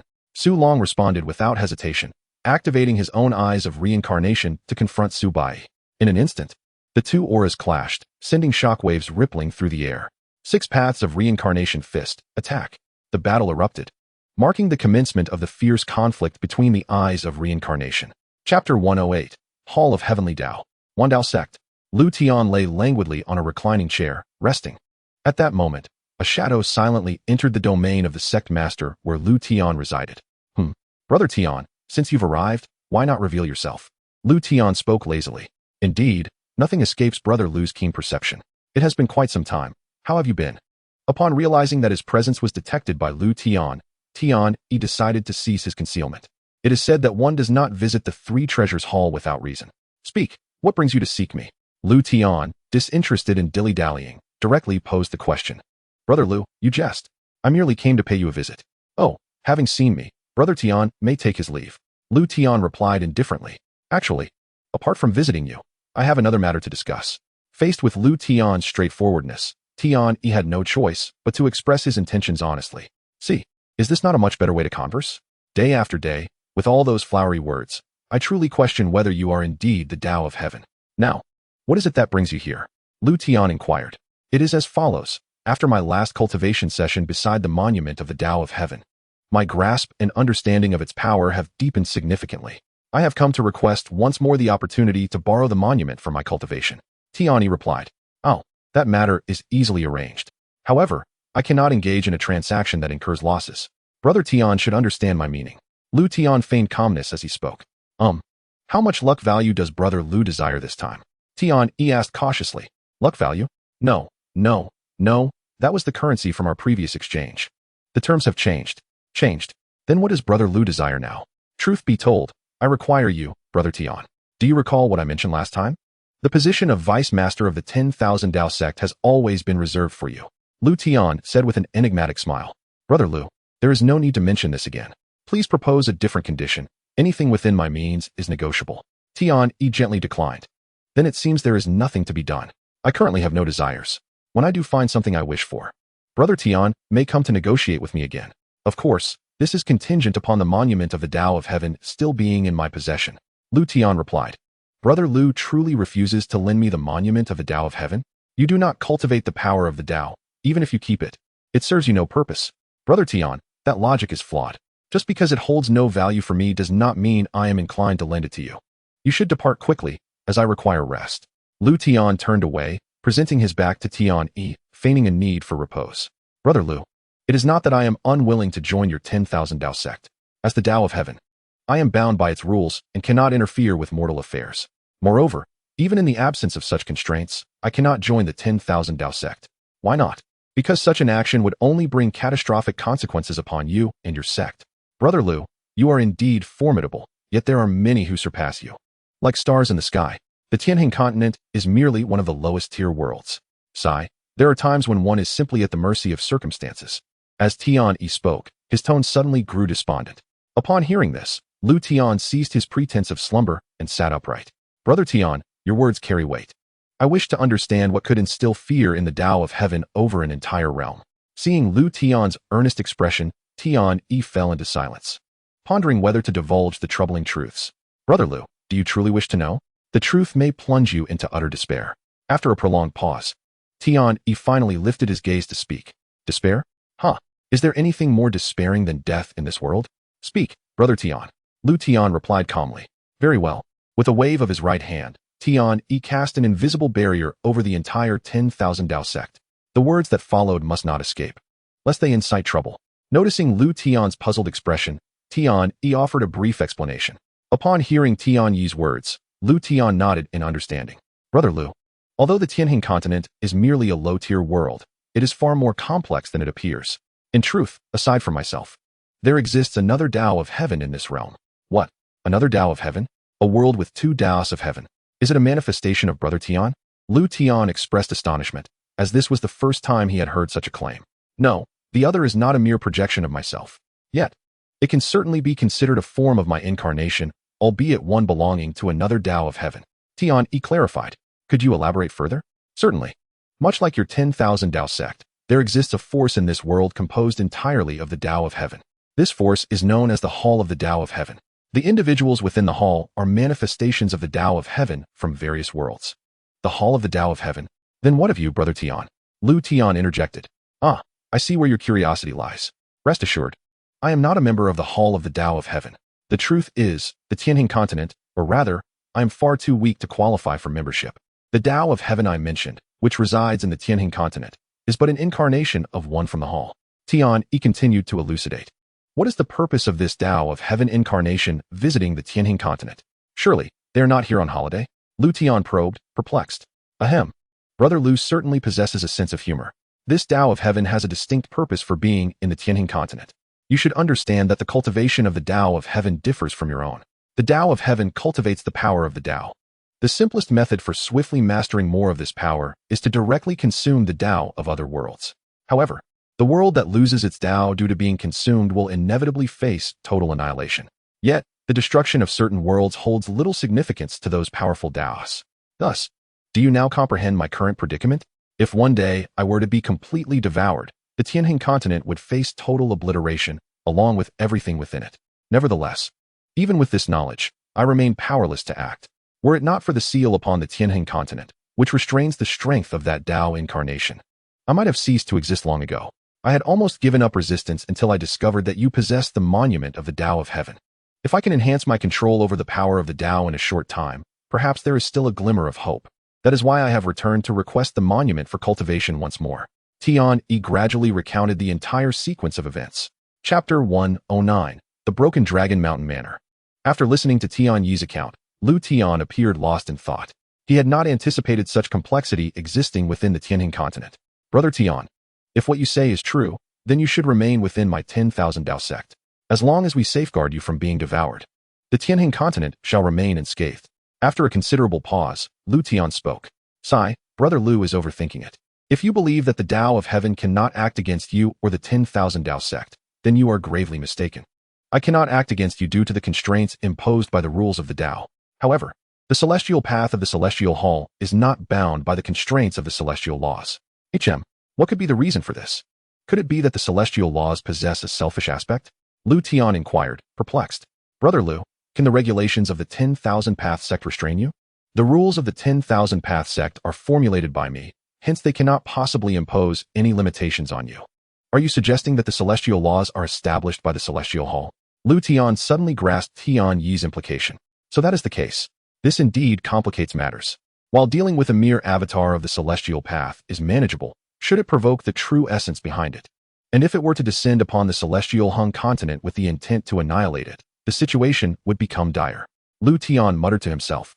Indeed, he regarded an avatar with utter disdain. However, were the true form to launch an assault from beyond the celestial hung continent, he found himself devoid of effective countermeasures. After all, the realm of invincibility is confined within the 10,000 Path sect.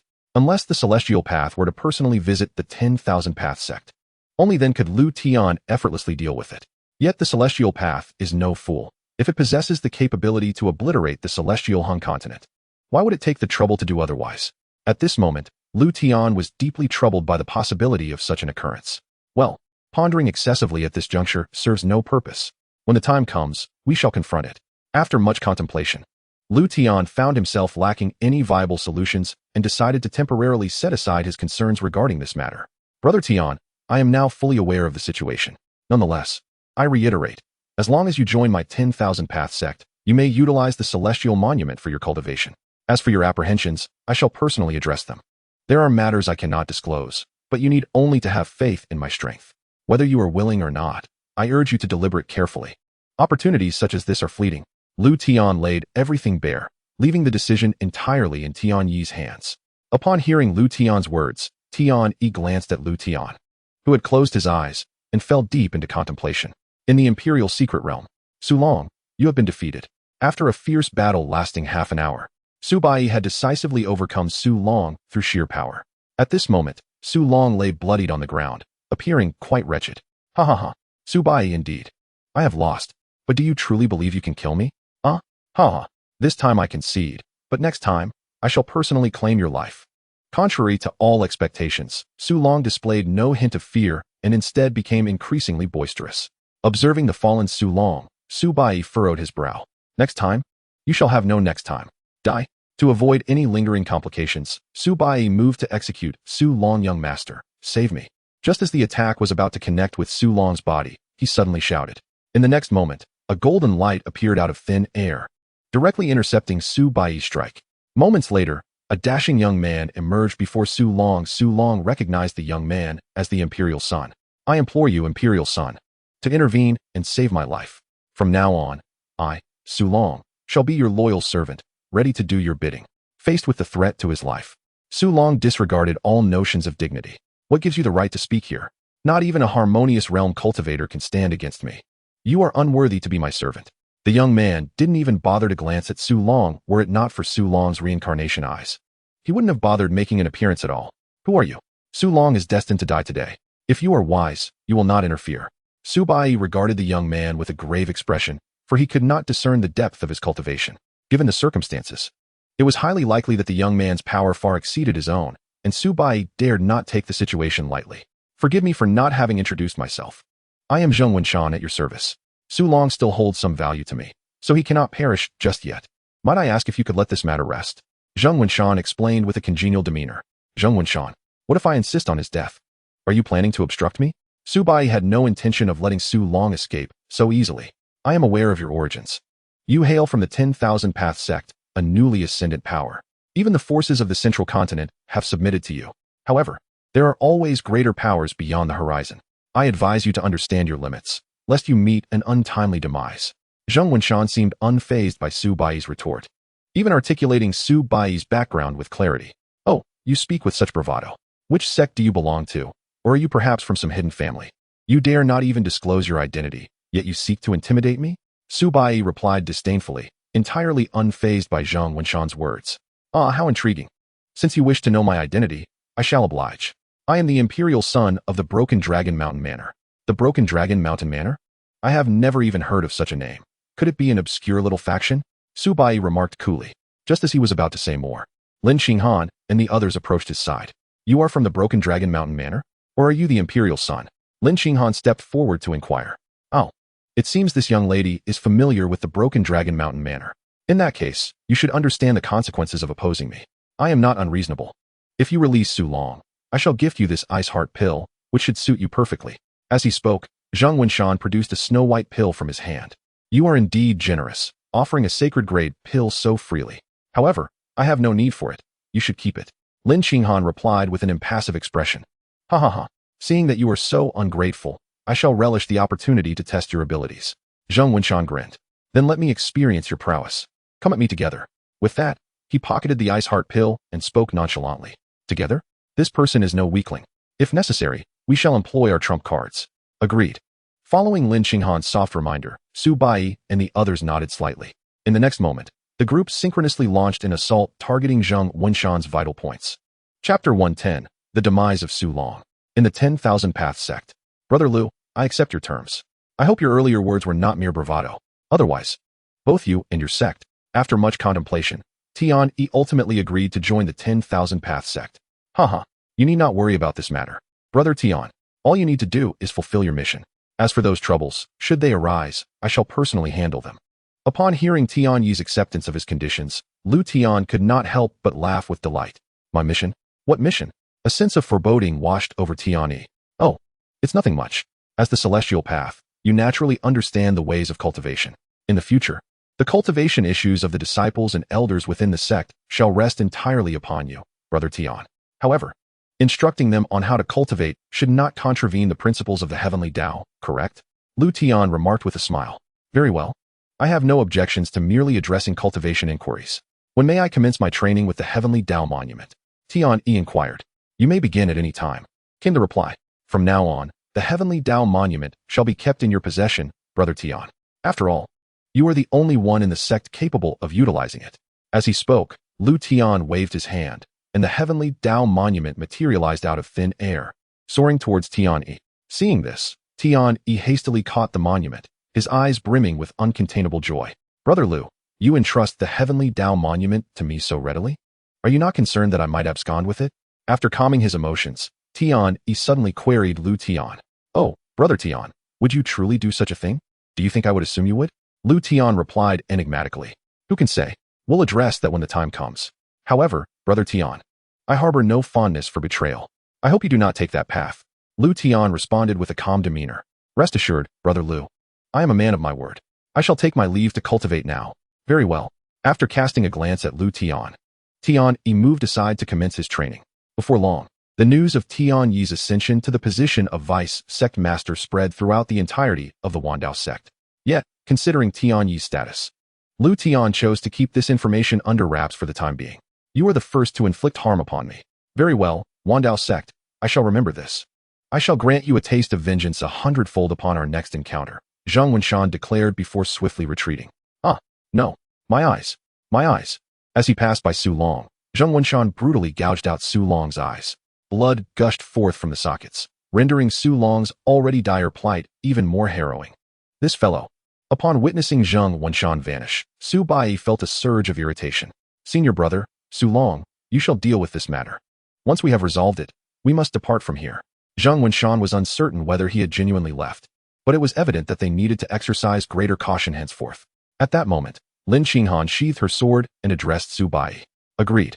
Su Bai nodded and approached the groaning Su Long. Observing the blood-soaked figure, he felt an indescribable emotion stir within him. In the past, you took my eyes. Now, they have been taken from you. This must be your retribution. For the sake of our brotherhood, I shall grant you a swift end. Su Bai's emotionless voice echoed softly. No, brother, spare my life. The previous events were not of my choosing. It was all my parents' idea. I had no means to resist. Su Long pleaded desperately, clinging to Su Bai's legs. Please, I beg you, grant me this one mercy. Wronged. Oh yes, I see you've come to realize your errors, but only because you are facing death. When you committed those acts against me, you should have foreseen this day. Fear not, you shall not be alone. Soon, I shall send your parents to accompany you. In your next life, remember not to be a villain. With that, Su Bai closed his eyes and struck down upon Su Long's head with a decisive palm. Pooh, Su Bai, you shall not. If Su Long still had his sight, he would undoubtedly be glaring fiercely at Su Bai. Yet, before he could finish his words, he collapsed lifelessly to the ground. Moments later, Su Long had completely breathed his last. After dealing with Su Long, Su Bai and the others resumed their journey. Soon, they arrived at the entrance of a resplendent, tetrahedral structure. Besides the 7 of them, a multitude of others had also gathered, totaling over 50 individuals. More than half of the total participants. Boom. Suddenly, a thunderous sound reverberated through the air. The next instant, a grand door at the front of the building began to slowly open. This is the entrance. There are surely fortunes within. Those who arrive first shall reap the rewards. Before long, a throng, intoxicated by the allure of opportunity, surged into the structure. Within 10 breaths, more than 20 individuals had entered the enigmatic edifice. Let us proceed as well. Once inside, do not wander apart. Without hesitation, Su Bai and his companions advanced to enter the tetrahedral building. Meanwhile, at the depths of the structure, a pair of profound eyes suddenly opened. Is there truly fortune here? Why have we walked for so long without reaching the end? Could it be that others have come before us and taken all the opportunities? Having traversed the building for an entire hour, Su Bai and his companions still found themselves empty-handed, causing Su Bai, who had initially been filled with anticipation, to feel disheartened. Let us continue for a while longer. If we remain empty-handed, we shall take our leave. Agreed, came the swift consensus to Lin Qinghan's suggestion. Be cautious, something approaches. At that moment, Lin Qinghan suddenly shouted. Upon hearing this, Su Bai and the others immediately drew their weapons, alert and prepared. Jia. At last, I have encountered such a splendid physique. Ha. I can finally emerge. Just as Lin Qinghan's voice faded, a swirling black mist enveloped them completely, accompanied by a chilling voice from within. Who goes there? Show yourself. Do not play tricks. Su Bai bellowed. Jia. You wish to see me? Soon, your desires shall be fulfilled. This mist is problematic. Before Lin Qinghan could finish her warning, she lost consciousness. In the next moment, one by one, Su Bai and the others collapsed, succumbing to the darkness. Chapter 111. The Starry River Demon Lord. Ugh, where am I? After an indeterminate duration, Lin Qinghan wearily opened her eyes, surveying the opulent surroundings. She shook her head vigorously to regain clarity. It was then that she noticed Su Bai and the others lying unconscious nearby. Without hesitation, Lin Qinghan approached each of them. rousing them from their slumber. Like Lin Xinghan, they initially appeared dazed and lethargic. Where's this? How do we end up here? Unclear. I awoke already in this place. This must be related to the individual lurking within the black mist. Quickly, let us recuperate. We do not yet know what awaits us. To Su Bai's inquiry, Lin Xinghan offered a succinct explanation. Jia. You have awakened. Welcome to my domain. Allow me to introduce myself. I am the Starry River Demon Lord. The Starry River Demon Lord? You are the Starry River Demon Lord. Oh, little girl, you know of me? Seeing Lin Xinghan's reaction, the Star River Demon Lord inquired with a hint of amusement. The Star River Demon Lord, as rumored, is an exceedingly fearsome figure. In his relentless pursuit of ascension to the Emperor realm, he sacrificed and devoured all his kin. After claiming the title of Emperor, he unleashed a reign of terror, committing unspeakable atrocities. It is said that within merely a month, the number of lives extinguished by his hand surpassed several hundred million. Ultimately, it took nearly 30 emperors from the 5 continents to vanquish him completely. Henceforth, he was dubbed the Star River Demon Lord. Lin Xinghan slowly reminisced. Ha, indeed. You possess quite a wealth of knowledge. A true embodiment of malevolence, a veritable sacrificer of kin. Alas, those individuals believed me to be dead, unaware that I had fled as a remnant soul. The day of vengeance shall come. Once I am reborn, I shall plunge them into an abyss of terror. One by one. Ha. The Star River Demon Lord's laughter was as chilling as ever, leaving one to ponder whether it stemmed from joy or rage. This the fact that 30 emperors could not defeat him. Could he truly be an emperor? Thus, it is said he is a terrifying being. Having just broken through, he dares to challenge the established emperors, and in just a few short years, his strength has become suffocatingly formidable. If this man is indeed the Star River Demon Lord, we stand no chance of resistance. Lin Xinghan responded, somewhat incredulously. Simultaneously, Su Bai had an unknown jade tablet in her hand. Considering that this young lady remembers the name of this demon lord, I can offer you a chance. What chance?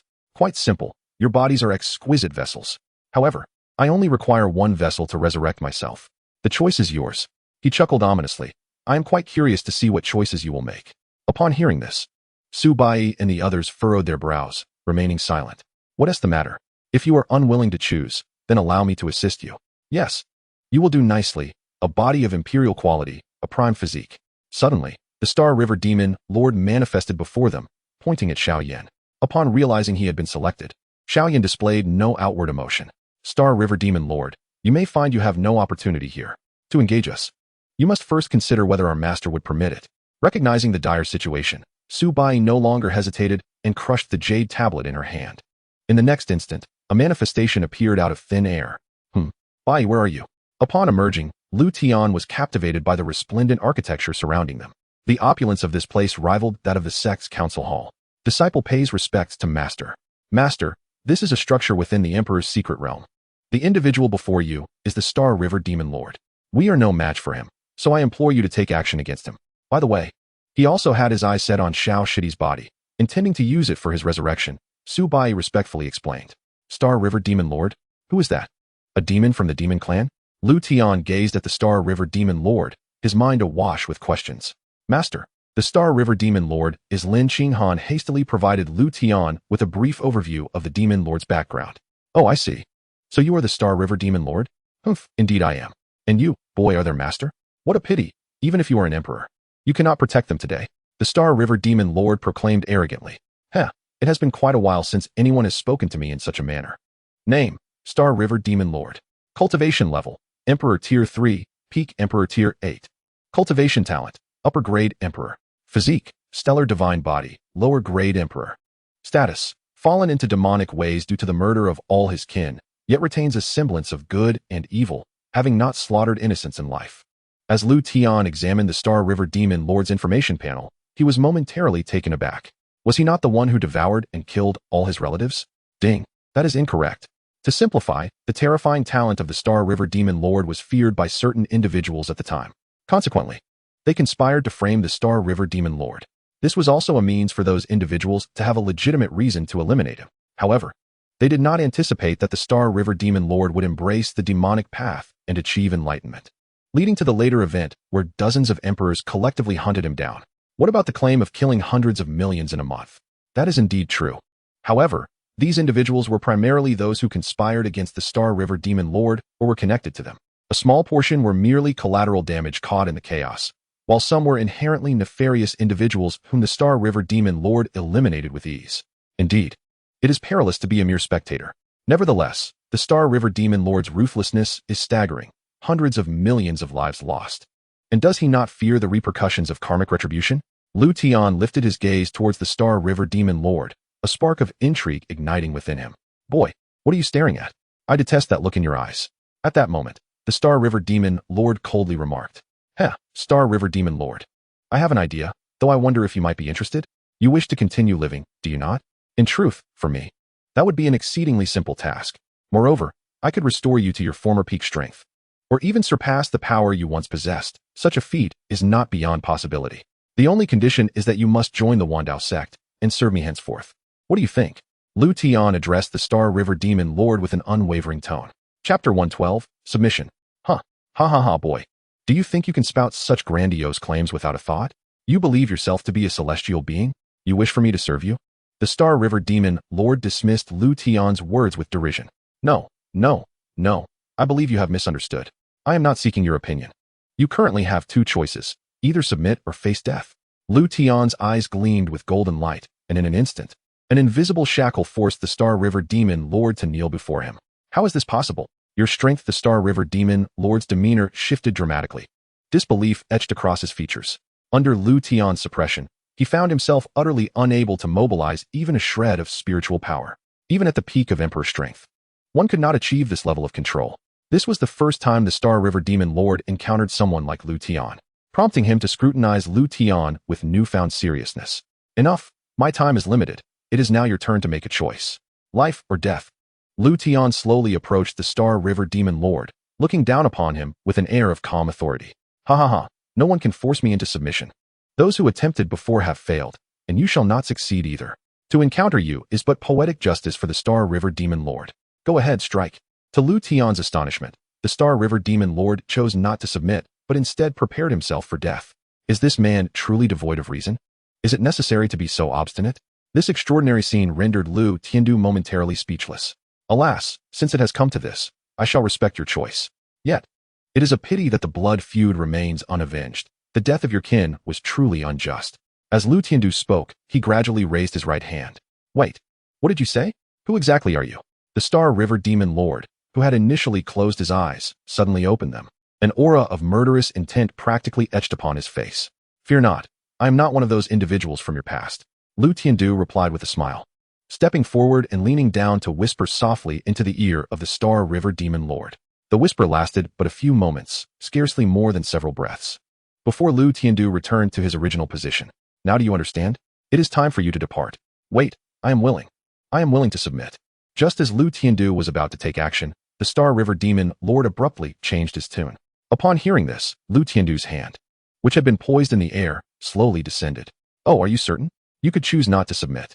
No, I shall submit. However, I have a condition. Pray tell. Liutian inquired, intrigued. In the future, when we encounter those individuals, you must not impede me. As long as you agree to this, my life shall be yours. The Star River Demon Lord replied earnestly. Is that all? No problem. Should you require my assistance in the future, I shall lend you my hand. However, you are mistaken about one thing. I do not require your life. It holds no value to me. Every life is one's own, including yours. However, should you commit any transgressions against the 10,000 Paths sect, I will reclaim it with my own hands. Do you understand?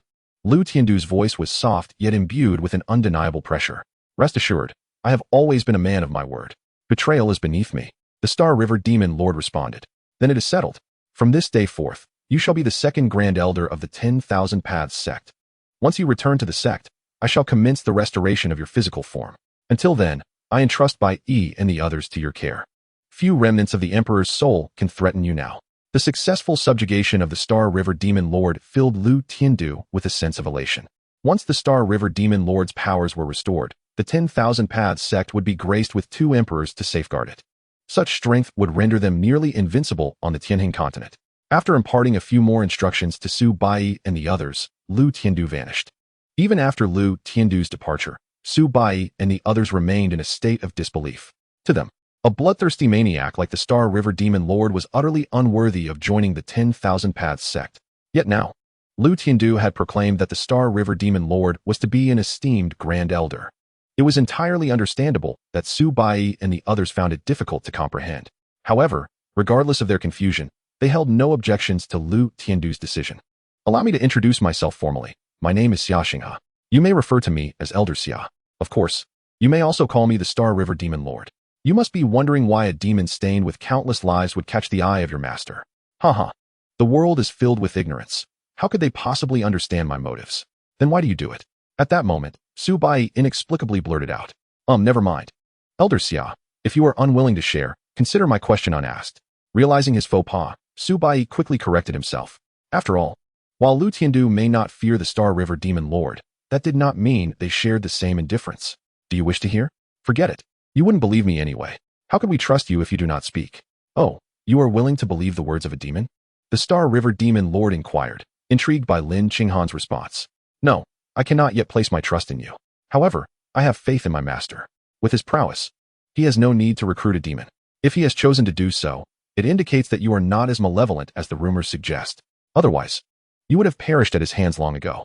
I am quite curious about the hidden truths behind the Star River Demon Lord, once feared across the Tianhe continent. Lin Qinghan replied, her expression serene. Haha, today is indeed amusing. Your master aside, it is remarkable that a young lady like you shows no fear of me.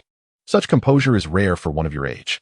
The reputation of the Star River Demon Lord was formidable within a short span. He had already discerned some unusual qualities about Lin Qinghan.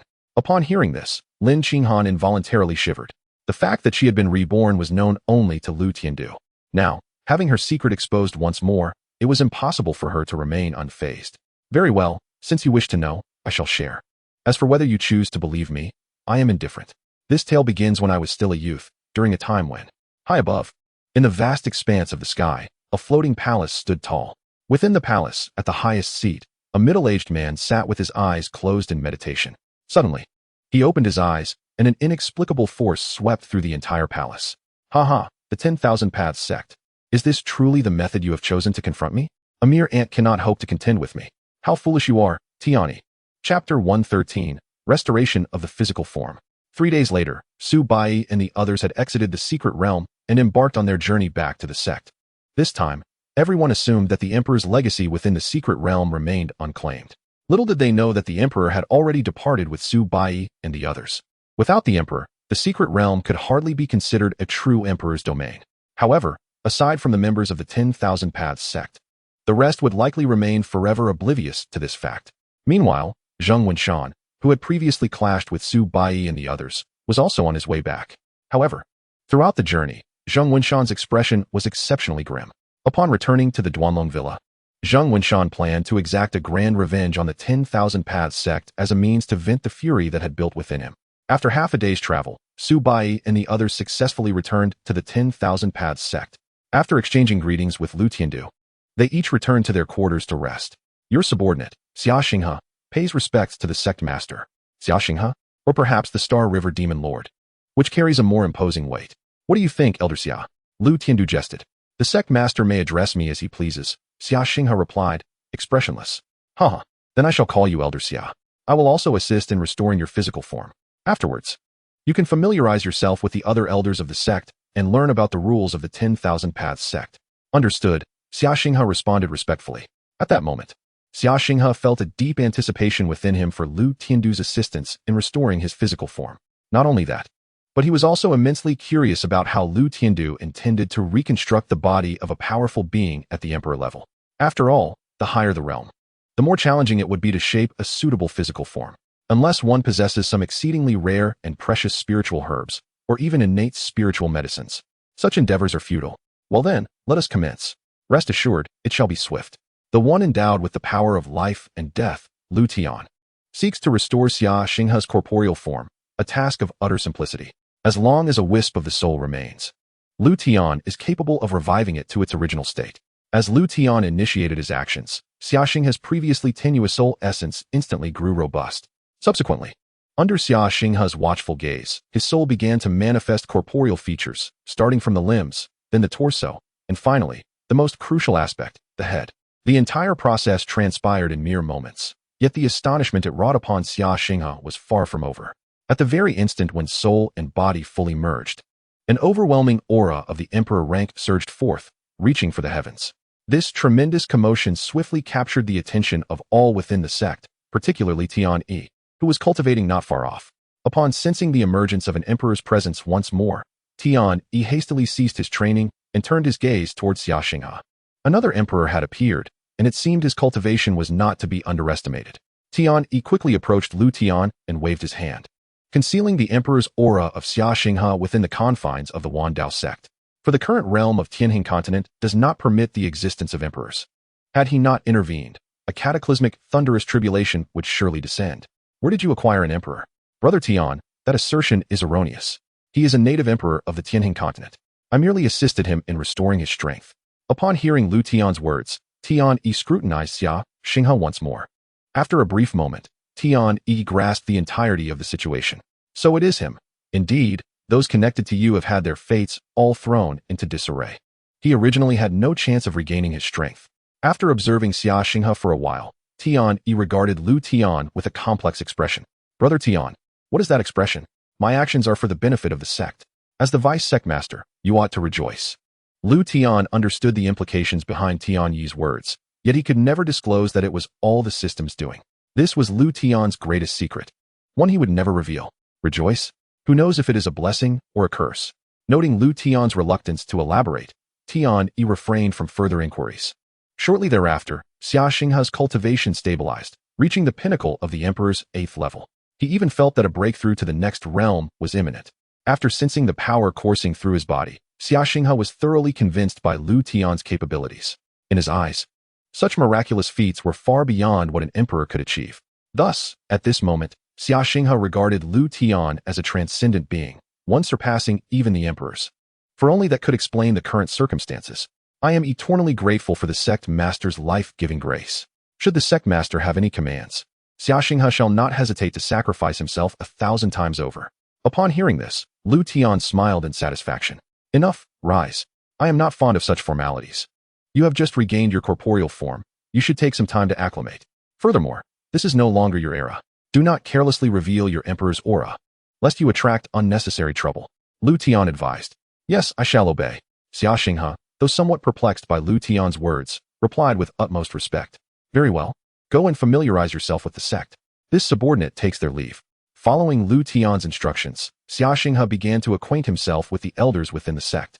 Simultaneously, he prepared to inquire about the distinctions of this era to quell his inner uncertainties. After Xianxia departed, Liutian resumed his leisurely repose. Do you not engage in cultivation?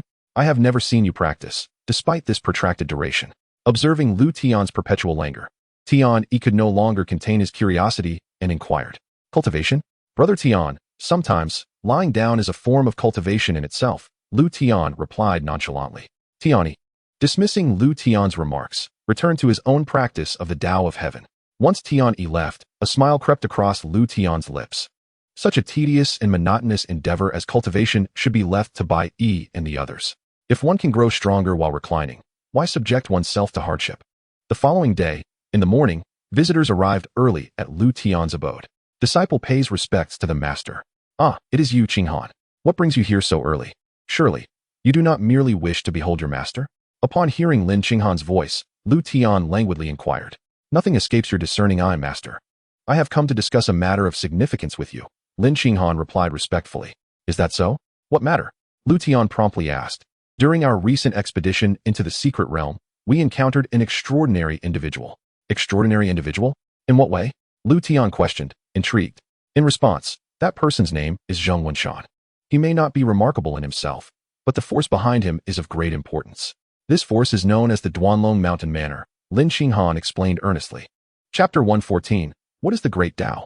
Duanlong Mountain Manor? What sort of force is that? Is it from the central continent? Liutian inquired with curiosity upon hearing Lin Qinghan's response. Indeed, master. Moreover, this force is rather formidable. Are you aware of the 8 Forbidden Grounds? 8 Forbidden Grounds. I have not heard of them. What are they? Do they relate to the aforementioned Duanlong Mountain Manor? Liutian initially shook his head, then continued to inquire. You are unaware, master? It is understandable, given your strength. These forces may not seem significant. Lin Qinghan quickly reassured himself in his thoughts. In response, master, these 8 forbidden grounds are all located within the central continent. Each forbidden ground is presided over by a fallen emperor, for reasons unknown. A force has been established on the surface within each forbidden ground. The Duanlong Mountain Manor, which I previously mentioned, is founded upon the Duanlong Forbidden Ground. One could say that the purpose of Duanlong Mountain Manor's existence is to serve the emperors within the Duanlong Forbidden Ground. The same applies to the other major forbidden grounds. Lin Qinghan elucidated slowly. Duanlong Forbidden Ground. Fallen emperors? Setting aside the forbidden ground for now, what does fallen emperor mean? This information was entirely new to Liutian, leaving him somewhat perplexed. Master, a fallen emperor refers to those who had ascended to the emperor rank prior to the era of the fallen emperors. To ensure their continued existence in this current era, they established these so-called forbidden grounds. There are numerous restrictions outside the forbidden grounds, allowing them to evade detection by the Tao of heaven. Thus, they are spared from tribulations. Furthermore, as the current emperor rank cannot make further advancements, these long-established fallen emperors are nearing the end of their lifespans. In a bid for survival, they instigate dark upheavals every 10,000 years, seeking to amass enough vitality to prolong their lives. As Lin Qinghan spoke of this, his tone grew cold. Liutian had not witnessed Lin Qinghan in such a state for quite some time. "Qinghan, are you all right?" he inquired. "I am fine, thank you for your concern." "Master," she replied respectfully. "As your disciple, I mention this to remind you. Those emperors in the Forbidden Lands are capable of anything to survive. With Zheng Wenshan having escaped, he will undoubtedly inform those in the Forbidden Lands about our affairs. We should be prepared for the troubles that may arise." "Troubles?" Liutian responded nonchalantly. "I am not particularly worried about their arrival. Rest assured, I am aware of this situation. If the individuals from the dragon-severing Forbidden Land choose not to come, then so be it. However, if they do come, I shall personally deal with them. It would be preferable if all those emperors from the Forbidden Lands arrived at once. I would take care of them all in one go. Let us not dwell on this," he continued. "Since you have come to seek me, I, too, have something to discuss with you." "Please, master, go ahead," Lin Qinghan responded with utmost reverence.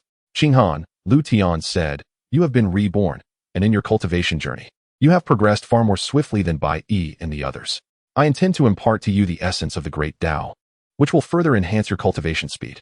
There are certain matters I cannot divulge to you at this time, but our time is limited. I require you to break through to the Emperor realm as soon as possible. As for the reasons, there is no need for you to inquire further. When the time is right, you shall know."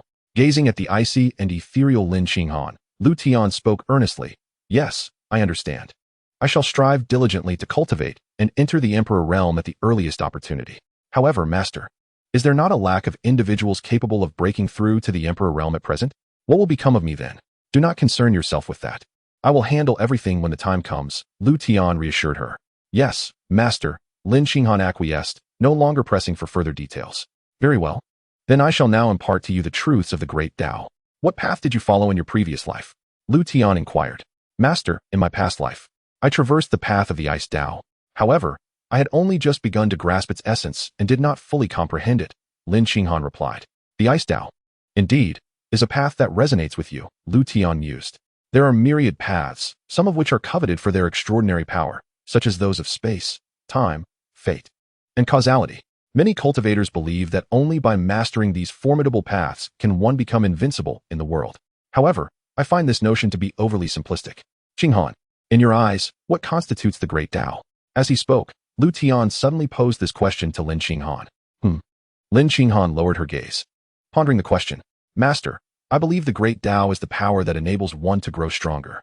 The more one comprehends the great Tao, the mightier one becomes." "Power?"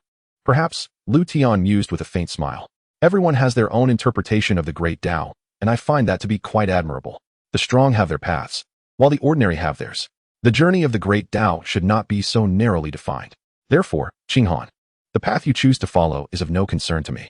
You need only remember one thing: follow your heart. What I have to teach you is not extensive. In essence, the great Tao is profoundly simple and unfolds naturally. All things in the world possess their own great Tao, and the great Tao exists within all things. To embark on the path you desire, you must not strive to control that power, but rather immerse yourself in it. Only then will you truly grasp the truth of the great Tao.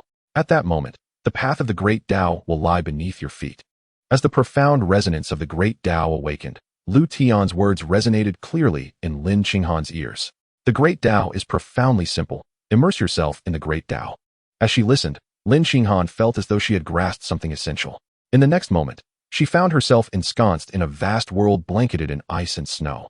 Here, there was no one and nothing, only the chilling cold and the snow that blanketed the ground.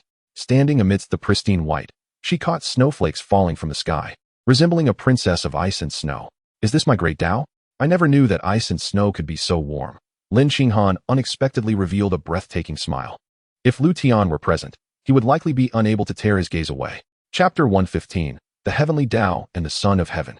In the outside world, Lin Xinghan had her eyes tightly shut, and a resonance of the Dao began to emanate from her, accompanied by waves of chilling air.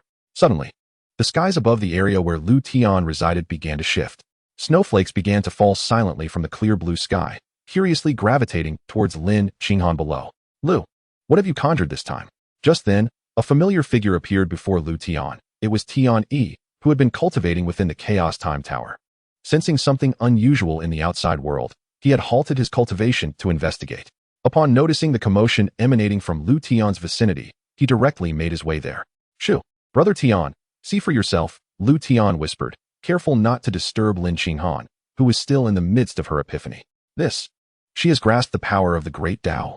It seems to be related to ice, Tian Yi remarked.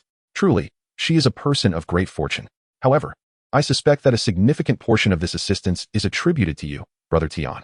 Otherwise, with her current strength, she would not be able to comprehend her great Dao so soon. Tian Yi regarded Liutian with newfound respect, not realizing that Liutian possessed the ability to guide his disciple in grasping the great Dao. The intricacies of the great Dao were notoriously enigmatic, and elucidating them was an arduous task. Furthermore, many individuals, even those with some insights, would not easily divulge such knowledge to others, such as human nature. Yet, in Liutian, Tian Yi found himself unable to discern the depths of his character. Consequently, his curiosity regarding Liutian intensified.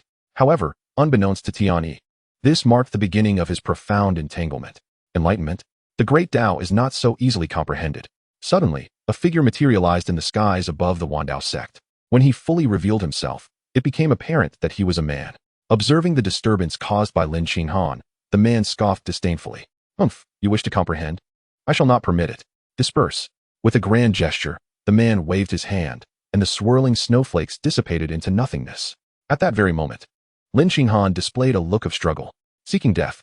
Liutian's voice was laced with fury as he glared at the man in the heavens with icy disdain. Wait. Brother Liu, do not act rashly.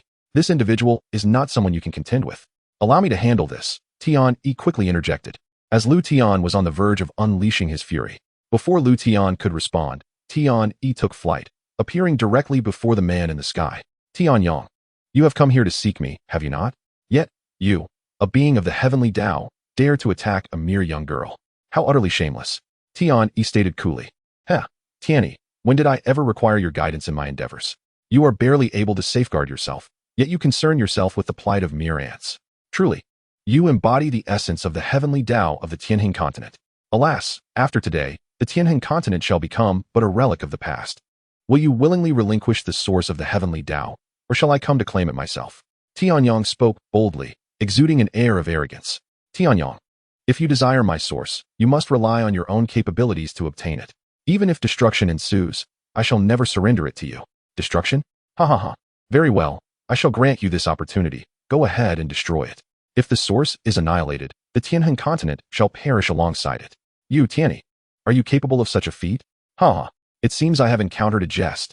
As Tianyang erupted into laughter, his visage marred by disdain. In truth, Tianyi would never destroy his own source. As an outsider, Tianyang was indifferent to the fate of the Tianhe continent. However, for Tianyi, it was akin to the other half of his being. Observing the guffawing Tianyang, Tianyi's expression darkened, yet he found himself at a loss for words to counter the mockery. Tian prisoner. Just as Tianyi momentarily let down his guard, Tianyang suddenly launched an attack. Not good. Regaining his senses, Tianyi's countenance shifted, and he hastily evaded Tianyang's strike.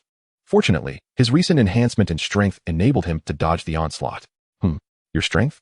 Tianyang paused, disbelief flickering in his eyes. What? Is it only permissible for you to grow stronger while I am barred from doing the same? Tianyang, the outcome of this battle remains uncertain. You covet my heavenly Dao source, yet I yearn for yours as well. Though I am but an avatar, it is sufficient for a significant advancement. Tianyi spoke with an air of indifference. You merely dodged a casual strike of mine. Your confidence is excessive, Tianyi. In that case, allow me to show you what true heavenly Dao power entails. Heavenly Dao power, heavenly Dao execution. Seemingly incensed by Tianyi's words, Tianyang unleashed his full might.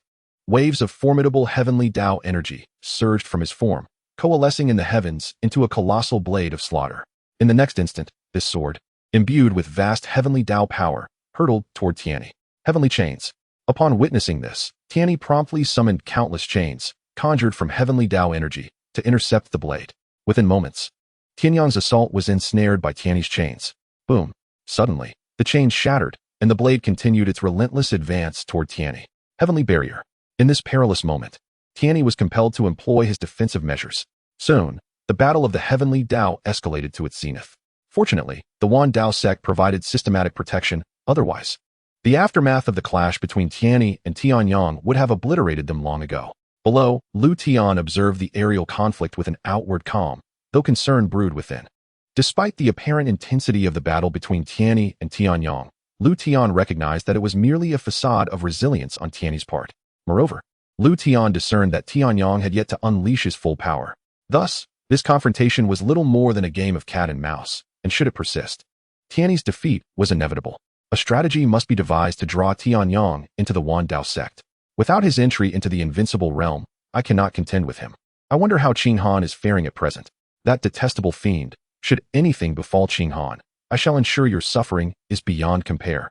To be forcibly interrupted during a moment of enlightenment could result in severe consequences, ranging from bloodshed to grievous injury, or even a regression in cultivation, jeopardizing one's foundation. While the system could remedy such foundational damage, it would undoubtedly require a price to be paid. This was precisely why Liutian's ire was ignited. Ding. Detection of a heavenly Dao provocateur. Can the host endure? A system mission is now issued. Mission details. Eliminate this avatar of the heavenly Dao Tianyang and slay his true form. Considering the host's current strength, the system temporarily grants the host an opportunity for a void execution. Void execution. The ability to directly slay the true form across dimensions through an avatar. Note, due to the overwhelming nature of this ability, the current host's body can only withstand its use once without perishing. However, while this guarantees the host's survival, other aspects cannot be assured. Whether to use it is entirely up to the host. Upon mission completion, a generous reward awaits. Chapter 116, Void Execution. Void Execution? My goodness, such an audacious ability exists. Is this not a potent weapon against those cunning adversaries? But what does it mean that the outcome only guarantees my survival? Ding, it means exactly that. Even if the host retains a sliver of residual soul, it is still considered survival. Goodness gracious, you call that survival? Dog system, you truly are insufferable. The host may choose whether or not to employ the void execution. All consequences are the host's responsibility. What an excellent way to distance yourself from responsibility. Typically lackluster, yet quick to sever ties when it suits you. The chance to directly slay Tianyang's true form is a once-in-a-lifetime opportunity. Should his true self perish, the Tianjin continent would enjoy a lengthy period of safety. This would provide ample time for the Wan Dao sect to develop fully. At that point, even if other heavenly Daos attempt to obliterate the Tianjin continent, I would no longer be at a disadvantage. Ceasing the argument with the system, Liutian began to calculate the feasibility of the void execution. Despite the uncertain consequences, the benefits of using it outweighed the drawbacks. Nevertheless, the thought of becoming a remnant soul was disconcerting. Alas, as long as I do not perish, I shall proceed. After considerable deliberation, Liutian ultimately made his decision. System. How do I initiate the void execution? Ding. It is quite simple. Touch the avatar of your intended target, then concentrate on the void execution. What? I must touch the avatar? Why can't I simply glare at Tianyang's true form until he drops dead? Very well, I understand, dog system. I shall endure this inconvenience. I had expected the void execution to be grander, yet here I am, required to take action personally. After a brief exchange of banter, Liutian's demeanor shifted to one of seriousness, his expression cold as he gazed up at Tianyang in the skies. The invincible aura activated. Subsequently, Liutian leaped into the air, heading straight for Tianyang. With the invincible aura in effect, Liutian would be invulnerable for the next hour, allowing him to confront Tianyang without trepidation, even away from the Wan Dao sect. Liutian's sudden appearance caused both Tianyang and Tianyi to halt their skirmish simultaneously. Lu brother, what brings you here? I can handle him. You should retreat. Upon seeing Liutian, Tianyi spoke urgently. If one were to listen closely, they would detect a hint of concern and urgency in Tianyi's tone. Since I have arrived, why should I depart? Tianyi, you truly are becoming increasingly a disgrace to our heavenly Dao. How could you choose to befriend an insignificant being of the harmonious path? Do you truly consider him your rival? Tianyang sneered once more. Oh, So you deem me an insignificant creature?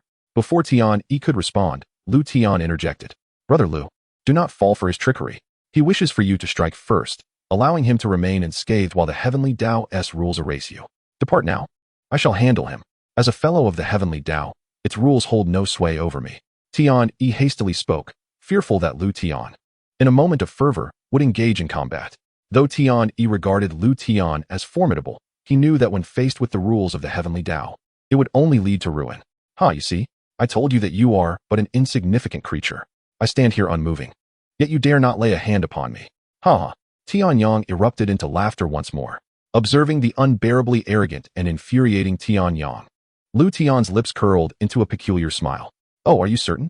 As a representative of the heavenly Tao, surely you do not speak idly, do you? Liutian replied with mirth.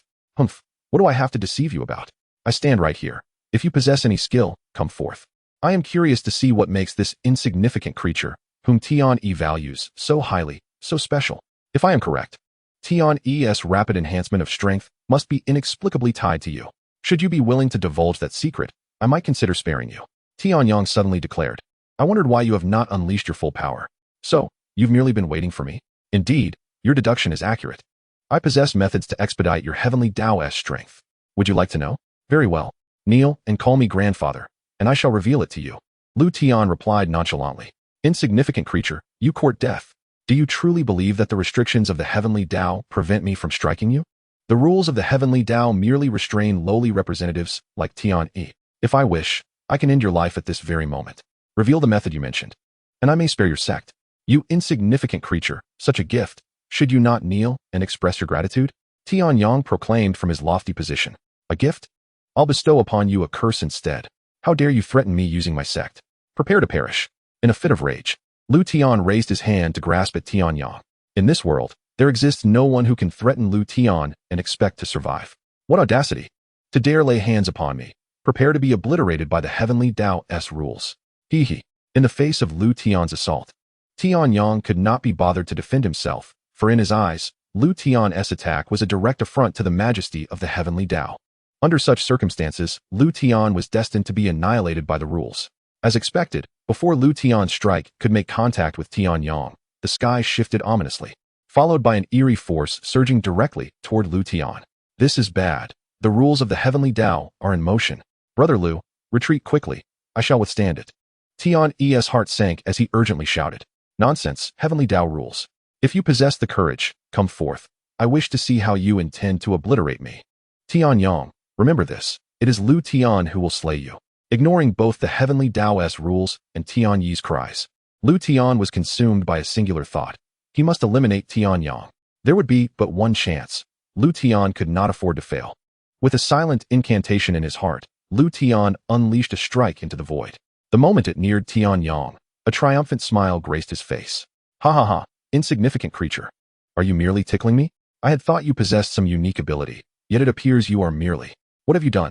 Just as Tianyang ready to unleash further mockery, a sudden sensation of death enveloped him.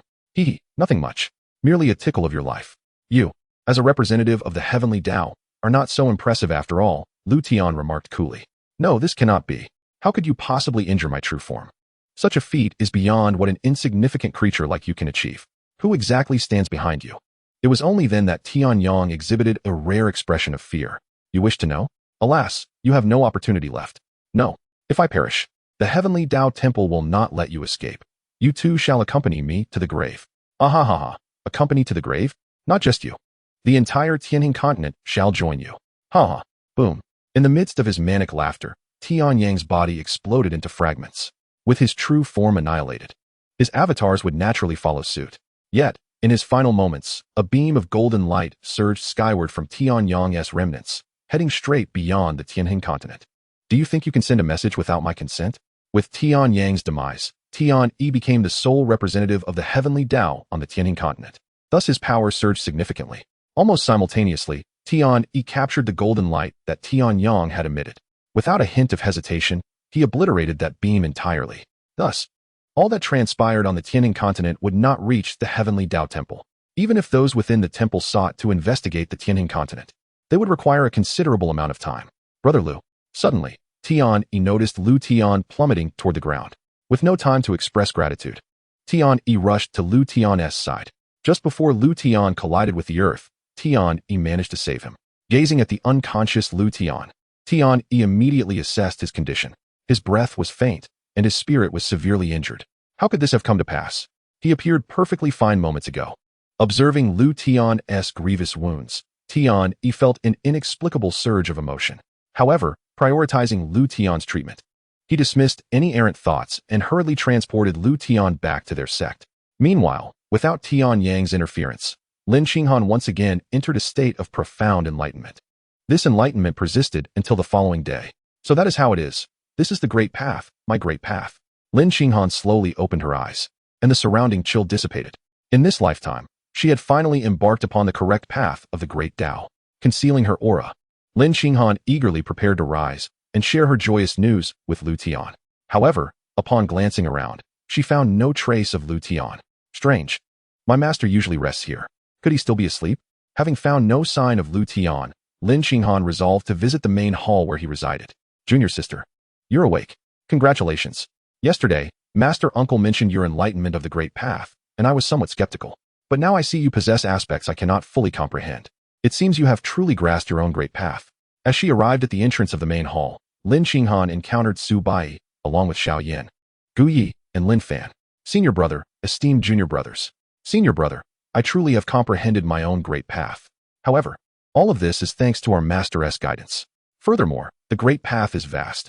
I have merely just begun to tread upon it. Your talents are no less than mine. It is only a matter of time before you embark upon the path of greatness, Lin Xinghan humbly expressed. By the way, senior brother, you mentioned an uncle master. When did we acquire one? Oh, that refers to the deputy sect leader. However, he prefers to be called uncle master, as he finds the title of deputy sect leader somewhat unappealing. I, too, find it perplexing. What is so unappealing about being called deputy sect leader? Nevertheless, since the deputy, uncle master has requested it, we shall comply. I see now, Lin Xinghan acknowledged with a nod after hearing Su Bai's explanation. I must take my leave, as I need to seek out our master. Wait, junior sister. Su Bai called out. Senior brother, do you have something else to discuss? Lin Xinghan inquired, noticing Su Bai's unusually serious expression. Junior sister, there is something I have yet to inform you of. But I must implore you to remain composed upon hearing it. Something? Go ahead, senior brother. You know me. I am never one to be easily stirred. Lin Xinghan replied, albeit slightly bemused by Su Bai's words. Indeed, junior sister, you have always been the most composed among us. Su Bai then continued, just yesterday, we were besieged by an unknown enemy. At that time, our master and uncle master engaged in battle. We are not entirely clear on the specifics, but our master sustained grave injuries and has remained unconscious since. We just went to, wait, junior sister, I have not finished yet. Su Bai lamented as he watched Lin Xinghan swiftly disappear. Senior brother, I recall that when you first heard this news, you were not exactly, Xiao Shidi. What did you say? Nothing, senior brother. Since senior sister Lin has comprehended her own path, I shall retreat to contemplate my own. I bid you both farewell. With a quick glance at Su Bai's intense gaze, Xiao Yin hastily made his exit, leaving behind a bewildered Su Bai, along with the equally perplexed Gu Yi and Lin Fan. Well, you certainly made a swift escape. Haha, Gu Shidi, Lin Shidi, let us go and practice. I had originally intended to consult with our master about venturing out for some experience, but given the recent events, I suppose I shall first spar with you both. Su Bai draped an arm over each of their shoulders, a warm smile gracing his lips as he regarded Gu Yi and Lin Fan. Senior brother, my strength is far too inadequate. I would surely be no match for you. Perhaps you should spar with Gu Shixiang instead? Lin Shidi, that reasoning is flawed. It is precisely because your strength is lacking that you require guidance from senior brother. This way, you shall progress at a quicker pace. Therefore, you should spar with senior brother. Before long, Gu Yi and Lin Fan began to refuse each other, each trying to evade the impending challenge. Enough. Neither of you will escape this time. Fear not. As your senior brother, I will not take advantage of you. During our sparring, I shall suppress my realm to match yours. Now, let us hurry. I can hardly contain my eagerness. Su Bai, fully aware of Gu Yi and Lin Fan's true intentions, offered them no further opportunity to evade. Thus, the two were reluctantly dragged off to serve as sparring partners. Such occurrences were not unfamiliar to them. Chapter 118, The Realm of Consciousness. Master. Upon entering the sect master's hall, Lin Xinghan hurried toward the resting place of Liutian. Upon seeing Liutian lying upon the bed, Lin Xinghan rushed to his side, her face etched with concern. Senior Sister Lin, you're awake. Do not worry, Senior Sister. Bai Ziyue interjected. Uncle Master assured us that Master is in no danger. With a few days of proper rest, he will awaken. At that moment, Lin was also present. The two had come alongside Su Bai to check on Liutian, but ultimately chose to remain and tend to him. That is a relief. Hearing that Liutian was not in peril, Lin Qinghan felt a wave of relief wash over her. Are you two the only ones caring for Master? Where is the deputy, Uncle Master? I have not seen him. Yesterday he was present, but today we have not spotted him, Bai Ziyue replied. Yesterday he was here, and today he is absent? Oh no. Could it be that Uncle Master has gone alone to seek vengeance for Master? What? Bai Ziyue exclaimed. Both she and Lin taken aback by Lin Qinghan's words. This cannot be. If it truly involves the 8 forbidden lands, Uncle Master would be no match for them alone. Yet, even the elders within the sect are only at the supreme realm. Even if they all joined forces, they would be unable to contend with such foes. Elder Xia is at the Emperor realm, but we do not know how his recovery is progressing. My own strength is insufficient to assist in any way. What do we do now? Uncle Master cannot possibly be in trouble, can he? Although we have only known him for a brief time, he has treated us kindly. If Master remains unconscious and Uncle Master encounters misfortune, what shall we do?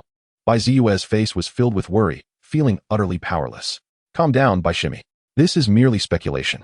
Perhaps Uncle Master is occupied with other matters. Let us wait one more day. If he is not returned by then, we can consult with the elders and the Grand Elder. Moreover, while we are uncertain of Uncle Master's strength, it is unlikely to be feeble. Let us observe the situation before taking further action. If Master awakens soon, that would be most fortuitous. As Lin Qinghan gazed at the still unconscious Liutian, she felt an unsettling sense of vulnerability, as if her support had vanished. Very well. I shall heed your advice, Senior Sister.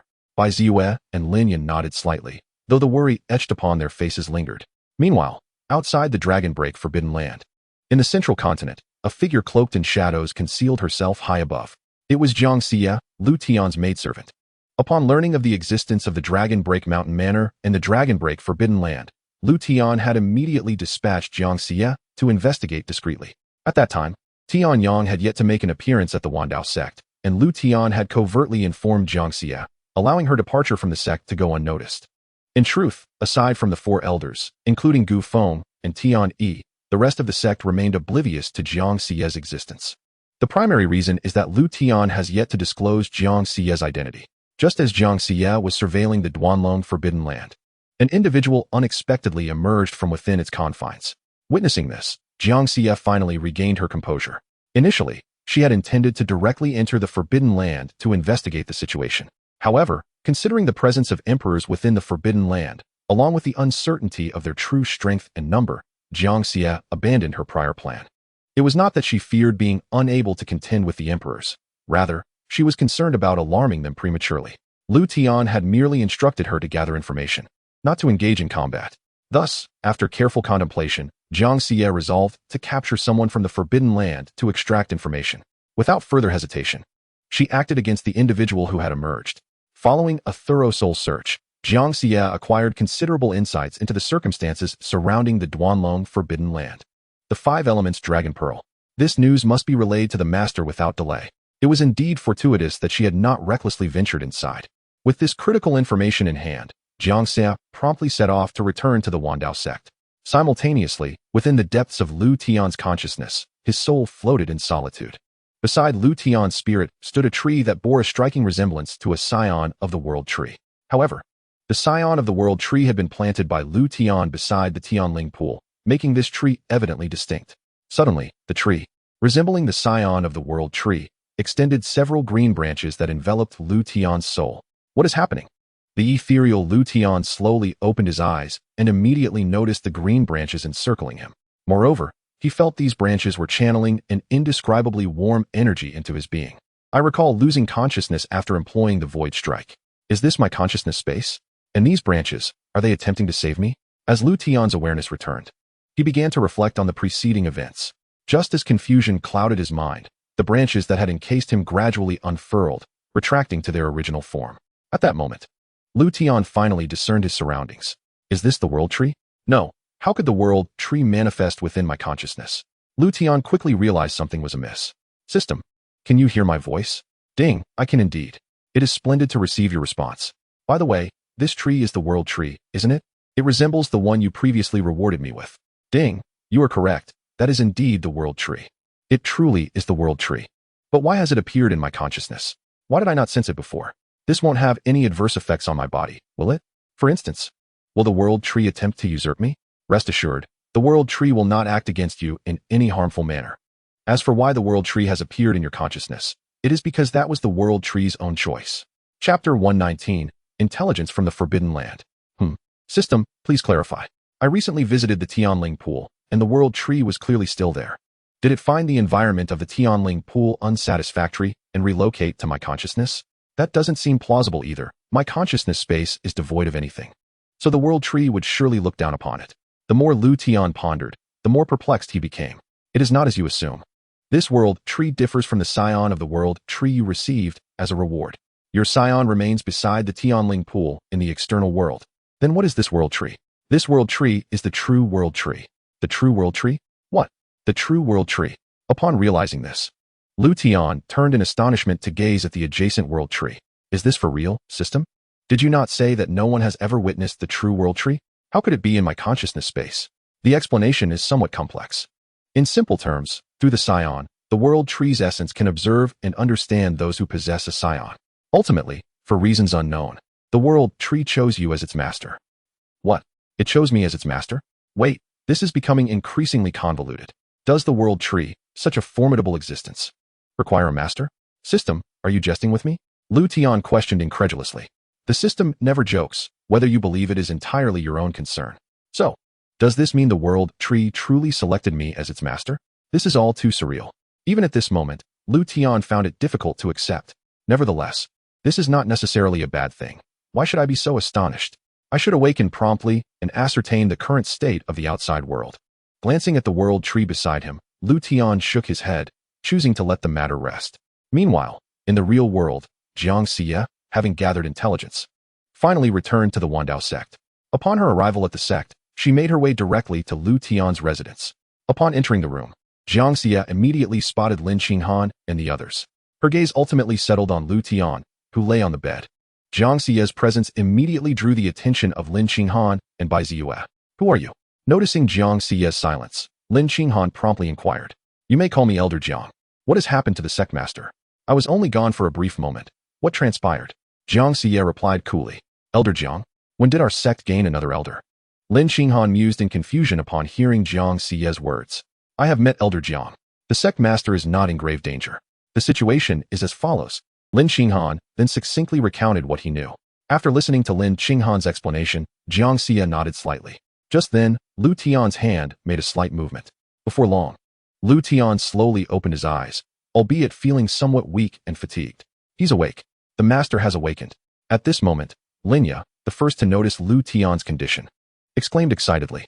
Hearing this, Lin Xinghan and the others quickly turned to look at Liutian. Master, you are awake.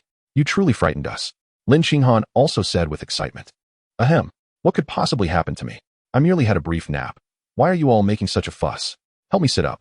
Noticing the worried expressions on Lin Xinghan and the others, Liutian felt a deep sense of reassurance. Master, allow me to assist you. Please take your time. Upon hearing Liutian's words, Lin Xinghan hurriedly stepped forward to help him sit up. Bai Ziyue immediately approached from the other side. Xianxia had intended to step forward as well, but given her current status as the Supreme Elder, she ultimately held back in the presence of Lin Xinghan and the others. Xia, you are here as well. Indeed, this is the esteemed elder of the sect. In the future, should you require assistance, you may approach Xia directly. Yes, Master, we understand. Lin Xinghan and the others nodded in response. Very well. Xia, you have something to convey, do you not? Please, go ahead. Yes. Sect Master, I have unearthed crucial intelligence regarding the dragon severing Forbidden Land. Recently, an ancient seal within the Forbidden Land is set to be unleashed. It is rumored that the 5 elements dragon pearls may reside within. There are individuals within the Forbidden Land who seek to utilize the 5 elements dragon pearls to open a passageway beyond the continent. Moreover, the Forbidden Land has recently extended an invitation to the other 7 great Forbidden Lands to convene and discuss matters concerning the 5 elements dragon pearls. That is all the information I have gathered. Xianxia recounted the details she had obtained through soul searching without omission. What? The 5 elements dragon pearls? A passage beyond the continent? Is this information credible? Liutian inquired, somewhat astonished. This intelligence was procured through soul searching an elder from the dragon severing sect. It should be reliable, Xianxia affirmed. In that case, it is indeed highly plausible. What of Tianyi? Have you seen him? After a moment of contemplation, Liutian suddenly asked. In response to the master, the senior uncle left shortly after escorting you back yesterday. Senior uncle? Yes. It was he who requested that we address him as such. Bai Ziyue clarified again in light of Liutian's confusion. What on earth is he up to? Never mind that for now. The notion of a passage beyond the continent sounds rather fantastical. Furthermore, I am uncertain about what lies beyond the continent myself. We shall wait for Tianyi to return to inquire further. Liutian shook his head, dismissing the matter from his thoughts. Come, let us take a stroll outside, master. After a day of lying down, Liutian was eager to bask in the warmth of the sun. Very well, master. With the support of Lin Xinghan and Bai Ziyue, Liutian exited the room. Ding! Congratulations, host, for resolving the Tianyang incarnation and the main body, successfully completing the system task. Rewards will now be distributed. Reward: 3 portions of the Tao of Heaven's source. Reward: 1,000 luck points. Reward: 100 million prestige points. Reward: a 10-year reduction in the incubation period of the Chilan egg. Reward: the 5th layer of the Chaos Time-Space Tower has been unlocked, with a time flow rate 100 times that of the outside world, requiring 100 million spirit stones per day. Ding. Due to the successful comprehension of the ice path by disciple Lin Xinghan, a hidden system reward has been triggered. Reward: the 3000 Paths Genesis Scroll has been fully activated, and any path comprehended by anyone within the sect will be recorded in the 3000 Paths Genesis Scroll. Note: the more paths recorded, the greater the power of the 3000 Paths Genesis Scroll. When the number of paths recorded exceeds 3000, a hidden effect will manifest. Ding. Host disciple has successfully comprehended the ice path, allowing the host to simultaneously grasp the complete ice path. Ding. The system has detected a significant enhancement in the sect's current strength, thus a hidden task has been issued ahead of time. Task: unify the entire Tianning continent. Deadline: 3 months. Upon completion of the task, the host will receive substantial system rewards. As Liutian strolled through the sect, the system notifications echoed incessantly in his mind. Liutian paused, attentively listening to the system's voice. Noticing Liutian's sudden stillness, Lin Xinghan and the others halted as well. Chapter 120. The body of all beings. The Tao of Heaven's source. This should be given to Tianyi. The Chaos Time-Space Tower has unlocked another layer. This will expedite the enhancement of the sect's disciples and elders. However, the quantity of spirit stones required is indeed staggering, 100 million per day. With the 10-year reduction, the Chilan egg still has 20 years left to incubate. If I were to expedite the incubation with prestige points, that would amount to 200 million. I currently possess enough prestige points, but there is no rush. I shall ponder this later. I did not anticipate a wealth of hidden tasks this time. The full activation of the 3000 Paths Genesis Scroll will prove to be a formidable weapon. However, to record 3000 paths, that may require an eternity. As for the hidden effect of the 3000 Paths Genesis Scroll, I shall not indulge in such aspirations for now. Shaking his head, Liutian dismissed further thoughts and resumed his forward stride. Regarding the task of unifying the Tianheng continent mentioned by the system, Liutian currently had no inclination. Any matter should wait until he has fully recovered from his injuries. Just as Liutian was about to take another step, a familiar figure approached him from a distance. It is senior uncle, he has returned. Without waiting for Liutian to scrutinize, Bai Ziyue exclaimed excitedly. Tianyi? And who is that in his hand? No way. Could it be his daughter?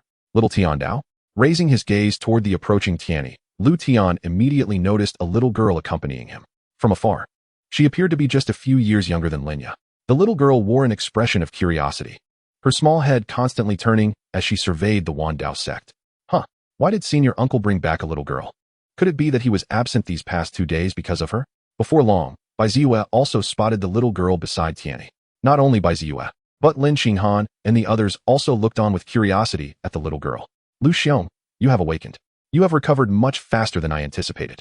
You are indeed the first person I have encountered who could survive an encounter with such individuals. I find myself increasingly intrigued by you. Noting the presence of others nearby, Tianyi refrained from directly mentioning Tian Dao.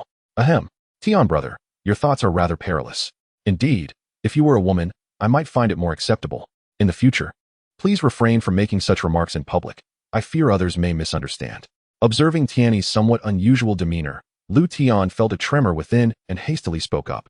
Misunderstanding? What misunderstanding? Tianyi was momentarily taken aback by Liutian's words, struggling to keep pace with his line of thought. Ahem, it is nothing. Pray tell, is this your daughter? I did not expect you to have an interest in little girls. Liutian, wishing to shift the topic from earlier, directly redirected the discussion. Daughter? Liutian, you truly possess a sense of humor.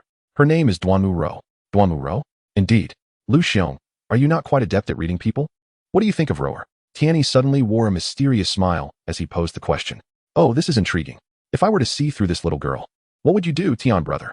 Noting Tianyi's somewhat mischievous demeanor, Lu Tian feigned innocence. What would I do? If Lu Xiong could see through Rower, I would divulge a secret to you.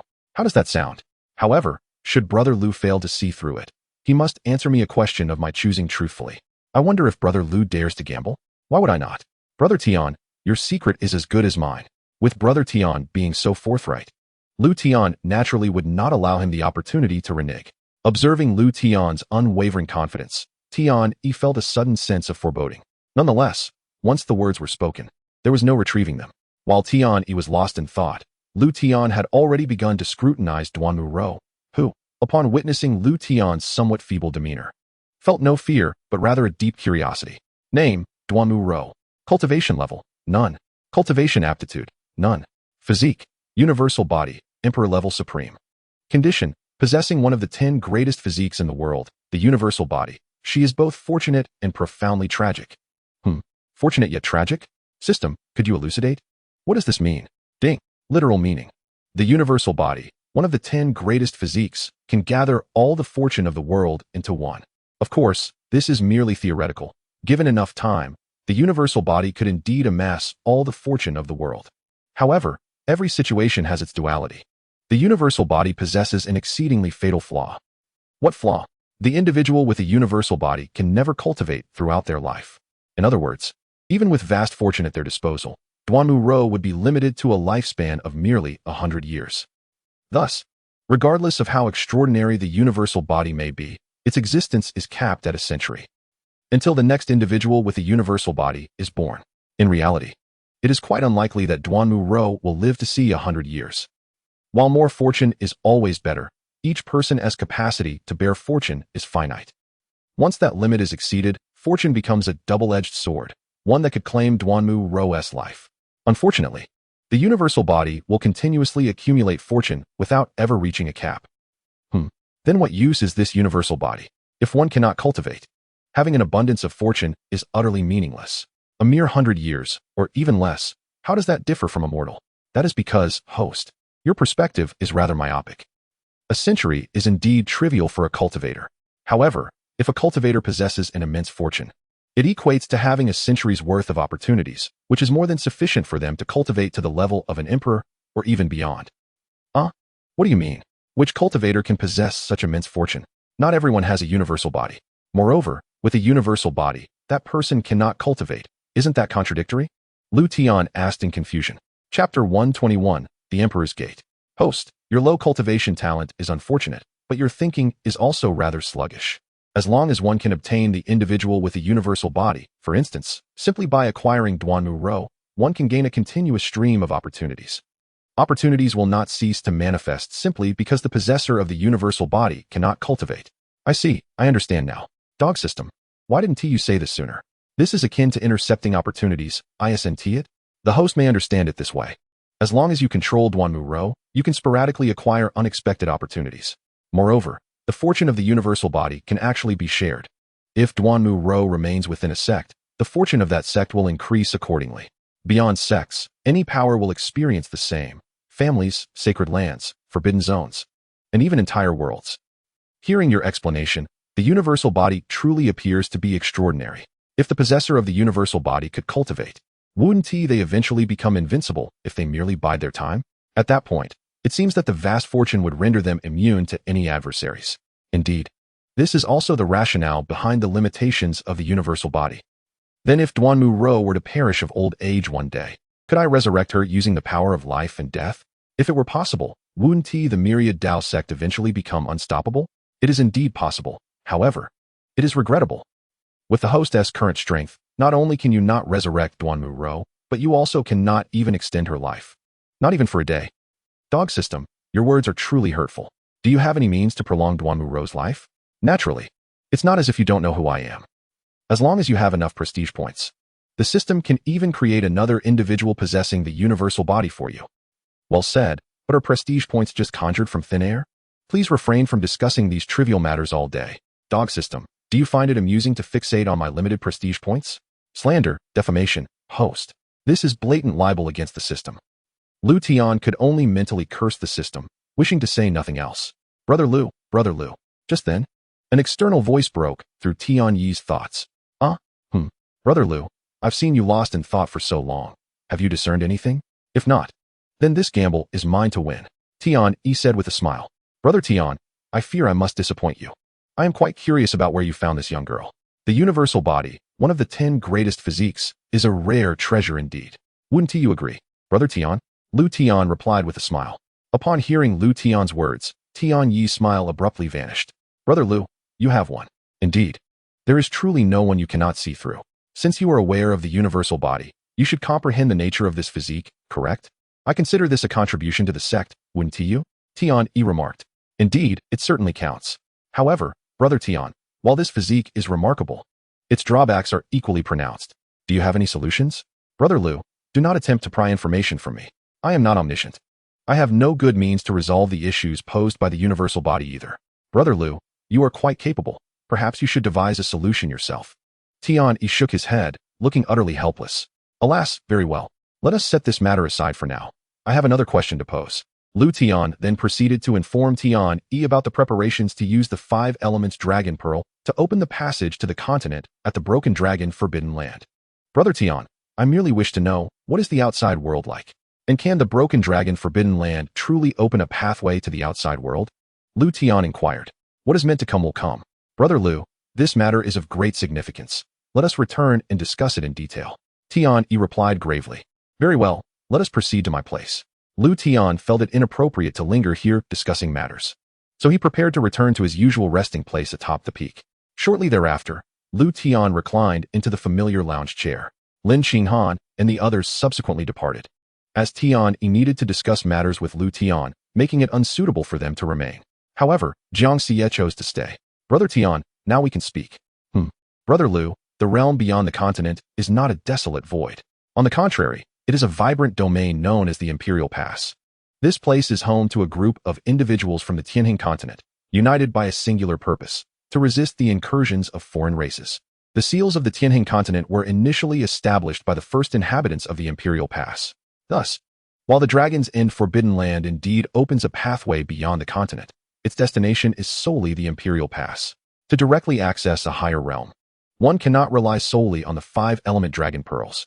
Now, Brother Liu, you should have a clearer understanding of the situation beyond the continent, explained Tian Yi. I see. However, there is one thing that piques my curiosity. Why is there not a shred of information regarding the Imperial Pass on the continent? If it is tasked with warding off foreign threats, wouldn't it be beneficial for more people to be aware of this information? There are numerous powerful individuals within the continent. If they could travel to the Imperial Pass, it should serve our interests, right? Liu Tian inquired, puzzled. What you may not know, Brother Liu, is that it is not a matter of preventing people from the continent from aiding the Imperial Pass. Rather, to engage in battle against external foes, one must possess at least the strength of an emperor. Those below that level are but ants in the Imperial Pass, destined merely for death. Hence, the emperors within the Imperial Pass have agreed to keep its information sealed from the populace of the continent. This is why no one on the continent is aware of the Imperial Pass's existence. However, that does not mean individuals from the continent cannot reach the Imperial Pass. At all times, I discreetly select those of the sovereign realm who meet the necessary criteria and send them to the Imperial Pass.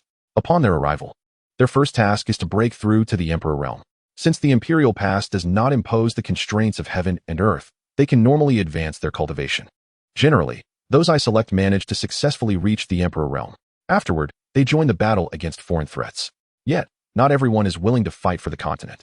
Although I am the way of heaven, I cannot intervene in many mortal affairs. Much like the 8 great forbidden lands of the central continent, several of which house emperors from epochs long past. These individuals, fearing for their lives, have remained hidden within the continent. I have no effective means to change this. After all, I am the way of heaven, unable to meddle too much in worldly matters. Sigh, at times I find myself loathing this identity, as it feels like a shackle that binds me tightly, lamented Tian Yi. Chapter 122, The 8th Disciple. Is this the secret of the Imperial Pass? The tranquility of the Tianhin continent is sustained by the burdens borne by those within the Imperial Pass. Ironically, despite this, many on the continent are embroiled in internal strife. The Forbidden Land, I think it more aptly named the tortoise shell.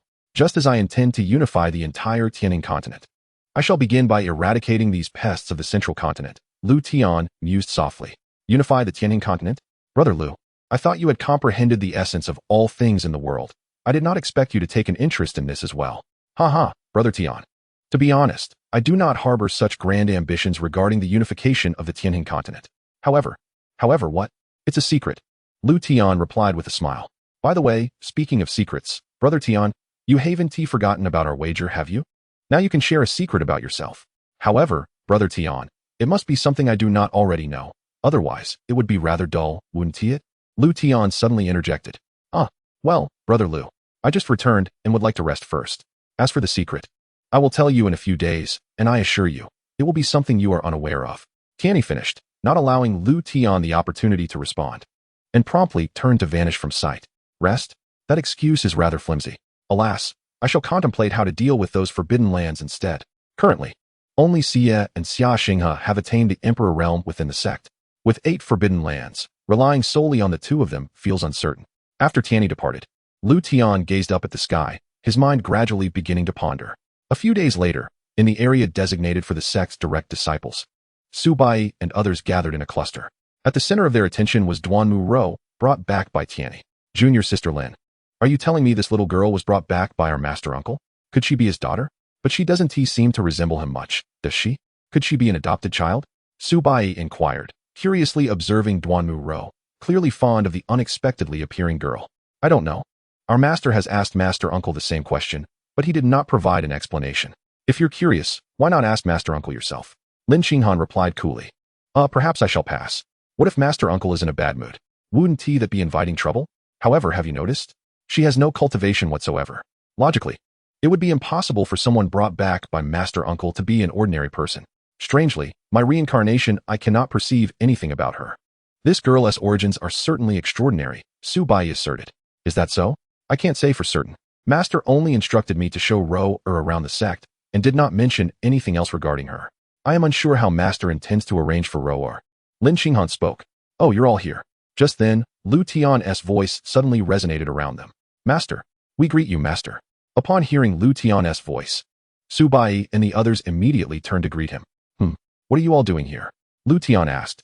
In response, Lin Xinghan spoke first. We were discussing Ro as she was brought back by Master Uncle, and we are quite curious about her identity. I see. It is not yet appropriate to disclose Ro's identity to you. However, she will be your junior sister from now on. You must take good care of her. Liu Tian stated calmly. Junior sister? Master, do you mean you intend to take Ro as your disciple? Indeed. I know you have many questions about Ro, such as why she possesses no cultivation. I will explain these matters to you later. By the way, you must get along well with Ro. You may even gain unexpected rewards, Liu Tian said with a deliberately mysterious smile. After saying this, Liu Tian no longer paid attention to Su Bai and the others, and immediately approached Duanmu Ro. Did you hear everything I just said? What do you think of the Myriad Dao Sect? It's beautiful. The big brothers and big sisters are very kind to me. Oh, so would you like to stay? You could see these beautiful sceneries every day and have many big brothers and big sisters to play with you. Liu Tian squatted down, wearing a warm smile. But, is that really okay? Of course, as long as you are willing. I want to stay? Ha. Upon hearing Duanmu Ro's response, Liu Tian burst into laughter and then reached out to gently ruffle her little head. From now on, you will call me master just like Bai and the others. You are my 8th disciple. Should you have any matters, you may come to me or seek out your senior brothers and sisters. Do you understand? Master. Seemingly relishing Liu Tian's gentle caress, Duanmu Ro displayed a blissful smile upon her face. You all, come over as well. With that, Liu Tian relinquished his right hand that had been tenderly stroking Duanmu Ro's small head, and suddenly turned to call out to Su Bai and the others nearby. Master. Upon hearing Liu Tian's summons, Su Bai and the others promptly approached. Today, I have the time to share with you the concept of the Great Way. This can be considered as fulfilling the promise I made to you earlier. Xinghan, although you have heard it once, there is no harm in listening multiple times. Yes, disciple understands, Lin Xinghan replied immediately. All right, everyone, please take a seat. I shall now commence discussing the Great Way as I perceive it. Before delving into the essence of the Great Way, Liu Tian felt it pertinent to share a few preliminary thoughts. What I expound upon as the Great Way is merely my own interpretation. Perhaps there are aspects that may not be entirely accurate or may not suit your own paths. Do not dwell too much on these discrepancies. As the saying goes, there are myriad paths to the Great Way. Each individual possesses their unique journey. I hope each of you can grasp the path that belongs solely to you. Only in this manner can you travel farther in the future. I may be able to protect you for a time, but I cannot shield you for a lifetime. Your journey must be traversed by yourselves. Once you have comprehended your own Great Way, I will arrange for you to venture to a mysterious location for training. There, you will confront adversaries and challenges unlike any you have encountered before. At that time, I will not be by your side. If you wish to survive, you must rely solely on yourselves. With that, Liutian concluded his preamble. Now, let us begin to elucidate what constitutes the Great Way. The Great Way, as it is known, is formless and intangible. For the next hour, under the auspices of the profound resonance of the Great Way, Liutian spoke extensively on its principles. In truth, Liutian's understanding of the Great Way was somewhat limited, relying heavily on the knowledge from his previous life, supplemented by his own insights. However, with the support of the Great Way's resonance, even if Liutian's discourse lacked coherence, it hardly mattered. When Liutian finally ceased his explanation, Su Bai and the others had their eyes tightly shut, collectively entering a state of enlightenment. Even Duanmu Ro, who possessed no cultivation whatsoever, was similarly affected. In an instant, the skies above the Myriad Dao Sect were tumultuous and ever-changing. Before long, a series of extraordinary phenomena unfolded. At times, celestial flames scorched the earth, while at others, snowflakes drifted across vast distances. More alarming was the sudden appearance of a colossal eye in the sky. Anyone who dared to gaze upon it felt as if their very souls were on the verge of disintegration. Numerous such astonishing occurrences were sparked by Liutian's 8 disciples. This commotion soon captured the attention of other disciples and elders within the sect. Upon discovering that the source lay within the area of Liutian's direct disciples, they quickly felt reassured. After establishing a protective barrier around Su Bai and the others, Liutian leisurely departed. Enlightenment is not a matter of mere hours, and Liutian naturally would not linger there. In the sect, there was no one who could disturb Su Bai and the others, allowing Liutian to leave without concern. The signs of enlightenment persisted for over half a month. When Su Bai and the others finally awoke, their faces radiated with excitement. This moment of enlightenment had led each of them to discover their own paths of the Great Way. Furthermore, aside from Duanmu Ro, the others had all experienced breakthroughs in their realms. Lin Xinghan, having achieved the most significant progress, ascended to the Saint Realm in one fell swoop. The rest reached the threshold of the quasi-Saint Realm, mere steps away from the Saint Realm. Thank you, Master, for imparting the teachings. Not only have we each grasped our own paths, but we have also achieved breakthroughs in our realms. The first thing Su Bai and the others did upon awakening was to pay their respects to Liutian. Observing the bountiful gains of Su Bai and his companions, Liutian smiled with satisfaction. Rower is indeed a treasure. Without her, Bai and the others would not have achieved such remarkable results this time. Yet, fate can be capricious. Despite possessing a formidable constitution, she remains unable to cultivate even the slightest bit. Contemplating this, Liutian felt a twinge of helplessness. However, as Duanmu Ro was still young, he did not worry too much about her longevity for the time being. Well, your gains this time are commendable. However, do not become overly arrogant. The Tianheng continent is but a small place. You will encounter many extraordinary prodigies in the future. You may even face those who are monstrous in their cultivation. At that point, your talents will hold little advantage. Only by remaining humble and diligently cultivating can you secure a longer existence. The Chaos Time Tower has already opened its 5th level, where the flow of time is 100-fold that of the outside world. I grant you 3 months. After 3 months, regardless of your cultivation level, you will proceed to the training ground I have mentioned. However, I must remind you, it is advisable to be at the Quasi-Emperor realm before heading there. Of course, attaining the Supreme Realm would be even better, as it would make your experience considerably easier. Otherwise, you will come to understand the harsh realities of cultivation. Now off you go. Rower, you should accompany Bai and the others as well. Although you cannot cultivate, you can still assist your senior brothers and sisters. Of course, if you become bored, feel free to come out. Do not feel too constrained. Liutian spoke gently to Duanmu Ro. Oh, disciple understands. The young Duanmu Ro did not fully grasp the implications of Liutian's words. After all, in her view, being with Su Bai and the others would never be dull. However, seeing Liutian's concern for her filled her heart with joy. All right, you may go. Yes. Disciple takes leave. Su Bai and the others responded respectfully. They then departed from the sect leader's peak and made their way directly to the Chaos Time Tower, embarking on their 3-month training in the outside world. Was this perhaps too harsh for them? In truth, given their talents, there was no need for undue haste. They would eventually break through to the Emperor realm, and at that time, their journey to the Emperor's gate would be considerably safer. After Su Bai and the others left, an extraordinarily pure and beautiful woman appeared beside Liutian. Ahem. Precisely because of their exceptional talents, they require the pressure of the outside world even more. How could one comprehend the brutality of the cultivation world without enduring trials and tribulations? The best way to unleash their potential is to place them in dire circumstances. Moreover, did you not mention that trial? The Ascendance trial. Ah yes, the next Ascendance trial is about to commence. If they miss this opportunity, they will have to wait another 1,000 years. I personally do not mind. 1,000 years is but a trifle. However, they cannot afford to lose that time for cultivation. The sooner they enter there, the better their chances of breaking through to higher realms. The Tianhe continent is ultimately too small. It cannot contain them, nor should it confine them. What do you think? Liutian responded nonchalantly. They are your disciples. You may decide. The woman replied softly, her tone ethereal. My disciples? Oh, indeed. I wonder who it was that made my disciples refer to her as Shirshu. At the time, I was puzzled as to why I had gained another junior brother, or rather, a junior sister. Liutian instinctively changed his words. The woman remained silent. Observing this, Liutian chose not to inquire further, and thus, the two of them fell into a prolonged silence. Time swiftly passed, and a month had gone by. On this day, within the council hall of the sect, Liutian convened all the elders. The assembly was complete. It was now time for the sect to announce its missions. Elder Xia and Xia, both of you are formidable emperor-level warriors. This time, you will be the main force in the obliteration of the 8 forbidden zones. At that time, Gu Feng and the other 3 esteemed elders will accompany you into the Broken Dragon Forbidden Zone. The weaker opponents within the Forbidden Zone will be dealt with by Gu Feng and the other 4, Mei Ying and Wan Xue. You will lead all external disciples to wait outside the Broken Dragon Forbidden Zone. This endeavor not only aims to eliminate the 8 forbidden zones, but also serves as an opportunity for the sect's trial. Xia, when you take action, allow the minor minions to remain. Having been part of the sect for several months, it is time to assess their cultivation results. Once those powerful adversaries are dealt with, let the external disciples practice their skills on the remaining minions. At that time, Mei Ying and Wan Xue, you too should attend to the external disciples. However, unless it is a fatal blow, do not intervene. Is everything clear? Liutian calmly inquired. Yes, we understand. We shall not disappoint the sect master. The elders below responded in unison. Very well. Xia, you may depart first.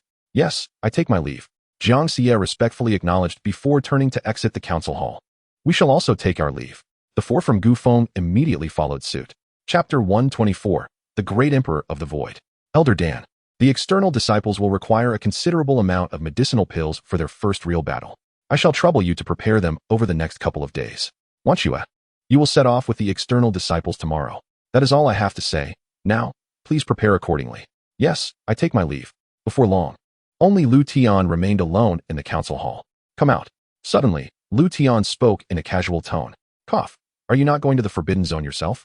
Are you not afraid they might encounter danger? At that moment, a figure gradually appeared before Liutian. Danger? With a Peak State Star River Demon Lord and a Supreme Emperor-level warrior, it is the Forbidden Zones that should be worried. I merely hope they can hold out a little longer. Otherwise, it would be rather dull. Liutian spoke without a hint of concern. I say, Tianhe, if you have the time, why not run an errand for me? Although Xia and the others are unlikely to face major issues, your presence would ensure the obliteration of the Forbidden Zones is utterly secure. Liutian remarked with a smile. I've already mentioned it. Tianhe was my previous name. I now go by Tianhe. Furthermore, my presence would serve no purpose, as I cannot intervene. You are aware of this. Have you noticed that it seems like you have been trying to drive me away lately? Do you dislike me? Tianhe questioned, a hint of irritation in her voice. Please, Tianhe, is this really my problem? Why not consider my feelings? I have regarded you as a good brother, only for you to inform me that you are female? I am a normal person. You must give me time to accept this, right? It is akin to me suddenly telling you that I, too, am a woman. If the roles were reversed, would you be able to accept it immediately?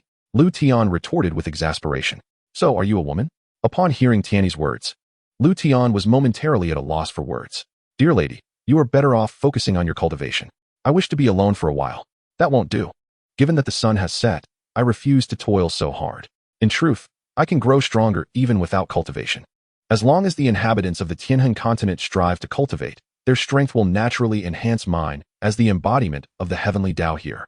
Why not share your story with me? You are not from the Tianhe continent, so which world did you hail from, and how did you arrive here? Enough. Just as Tianhe was getting carried away with her inquiries, Liutian could no longer contain himself. System. Is there any way for Tianhe to meddle in mortal affairs without being bound by the rules of the heavenly Tao? Ding. There is, indeed, a method. The Heavenly Dao Monument can fulfill the request proposed by the host. Just tell me how much. Understood, host. It requires 30 million prestige points. The system can bind the usage rights of the Heavenly Dao Monument to Tianyi.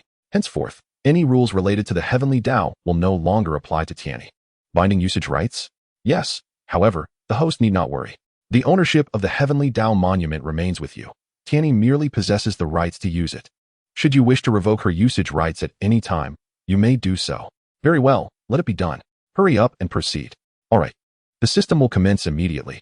In the next moment, the Heavenly Dao Monument, which had been concealed by Tianyi, suddenly flew forth autonomously. What? What is this? The sudden occurrence startled Tianyi. Do not worry, you will soon understand. Liutian offered a brief explanation. Upon hearing this, Tianyi ceased her inquiries. Ding. Tianyi now possesses the rights to use the Heavenly Dao Monument. In less than a breath, the system's prompt echoed. Simultaneously, Tianyi was momentarily stunned, followed by an inexplicable sensation flooding her mind. All right, I have transferred the usage rights of the Heavenly Dao Monument to you. From now on, you will no longer be constrained by the rules of the Heavenly Dao. Since you have nothing to do, why not run an errand for me in the Forbidden Zone? Liutian promptly suggested. What? Not bound by the rules of the Heavenly Dao? Are you certain? I am absolutely certain. You may set off now. Liutian affirmed. What if I choose not to go? Not go. Deputy Sect Master, do you wish to defy the orders of your Sect Master? If that is the case, the sect no longer requires your services as Deputy Sect Master. Liutian remarked coolly. All right, I will go. Is that not enough? If it were not for the fact that I cannot defeat you, I would surely make you pay. Bad Liutian. With that, Tianyi vanished from the council hall in an instant. Oh dear, what have I done? I feel a chill running down my spine. This must be an illusion. It has to be an illusion. How did I end up with such a unique Heavenly Dao? The Broken Dragon Forbidden Zone. This is the Broken Dragon Forbidden Zone. Let us proceed directly inside. Xianxia stated as she stepped into the Forbidden Zone. Seeing this, Xianxia and the others promptly followed suit. Upon entering the Broken Dragon Forbidden Zone, Xianxia immediately sensed several powerful Emperor-level auras. Without hesitation, she led the way towards the source of those auras. Meanwhile, the Emperors within the Broken Dragon Forbidden Zone also took notice of Xianxia and her companions. Intruders have arrived. How dare anyone venture into my domain? They truly are fearless. Deep within the Forbidden Land, in a grand hall, an elder spoke coldly from above. This individual was none other than the Supreme Emperor of the Dragon Severing Forbidden Ground. Taisu, it appears that your dragon severing forbidden ground is not as fearsome as it seems. We are at a crucial juncture in our plans, and these individuals are yours to handle. At this moment, a man cloaked in black addressed him in a grave tone.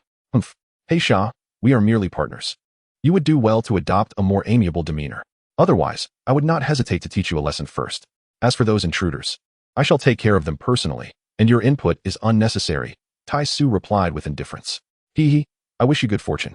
However, do not forget, without me, you shall remain trapped in this forbidden ground until your lifespan wanes. Assisting me in opening the passage to the outer world of Tianjin continent is also a means of aiding yourself. Should our plans be interrupted this time, the next opportunity may be far from certain. Such consequences are burdens that neither of us can afford. After finishing his words, Heisha rose and exited the hall. Watching Heisha depart, Taisu's eyes were filled with coldness. Just a foreign demon. I spare you now only because you are still of use. Once the passage is opened, your demise shall follow. Now, it is time to deal with those who are blissfully unaware of their impending doom. Taisu spoke coldly, his figure then dissipating within the hall. Chapter 125, The 5 Elements Celestial Demon Formation. They have arrived.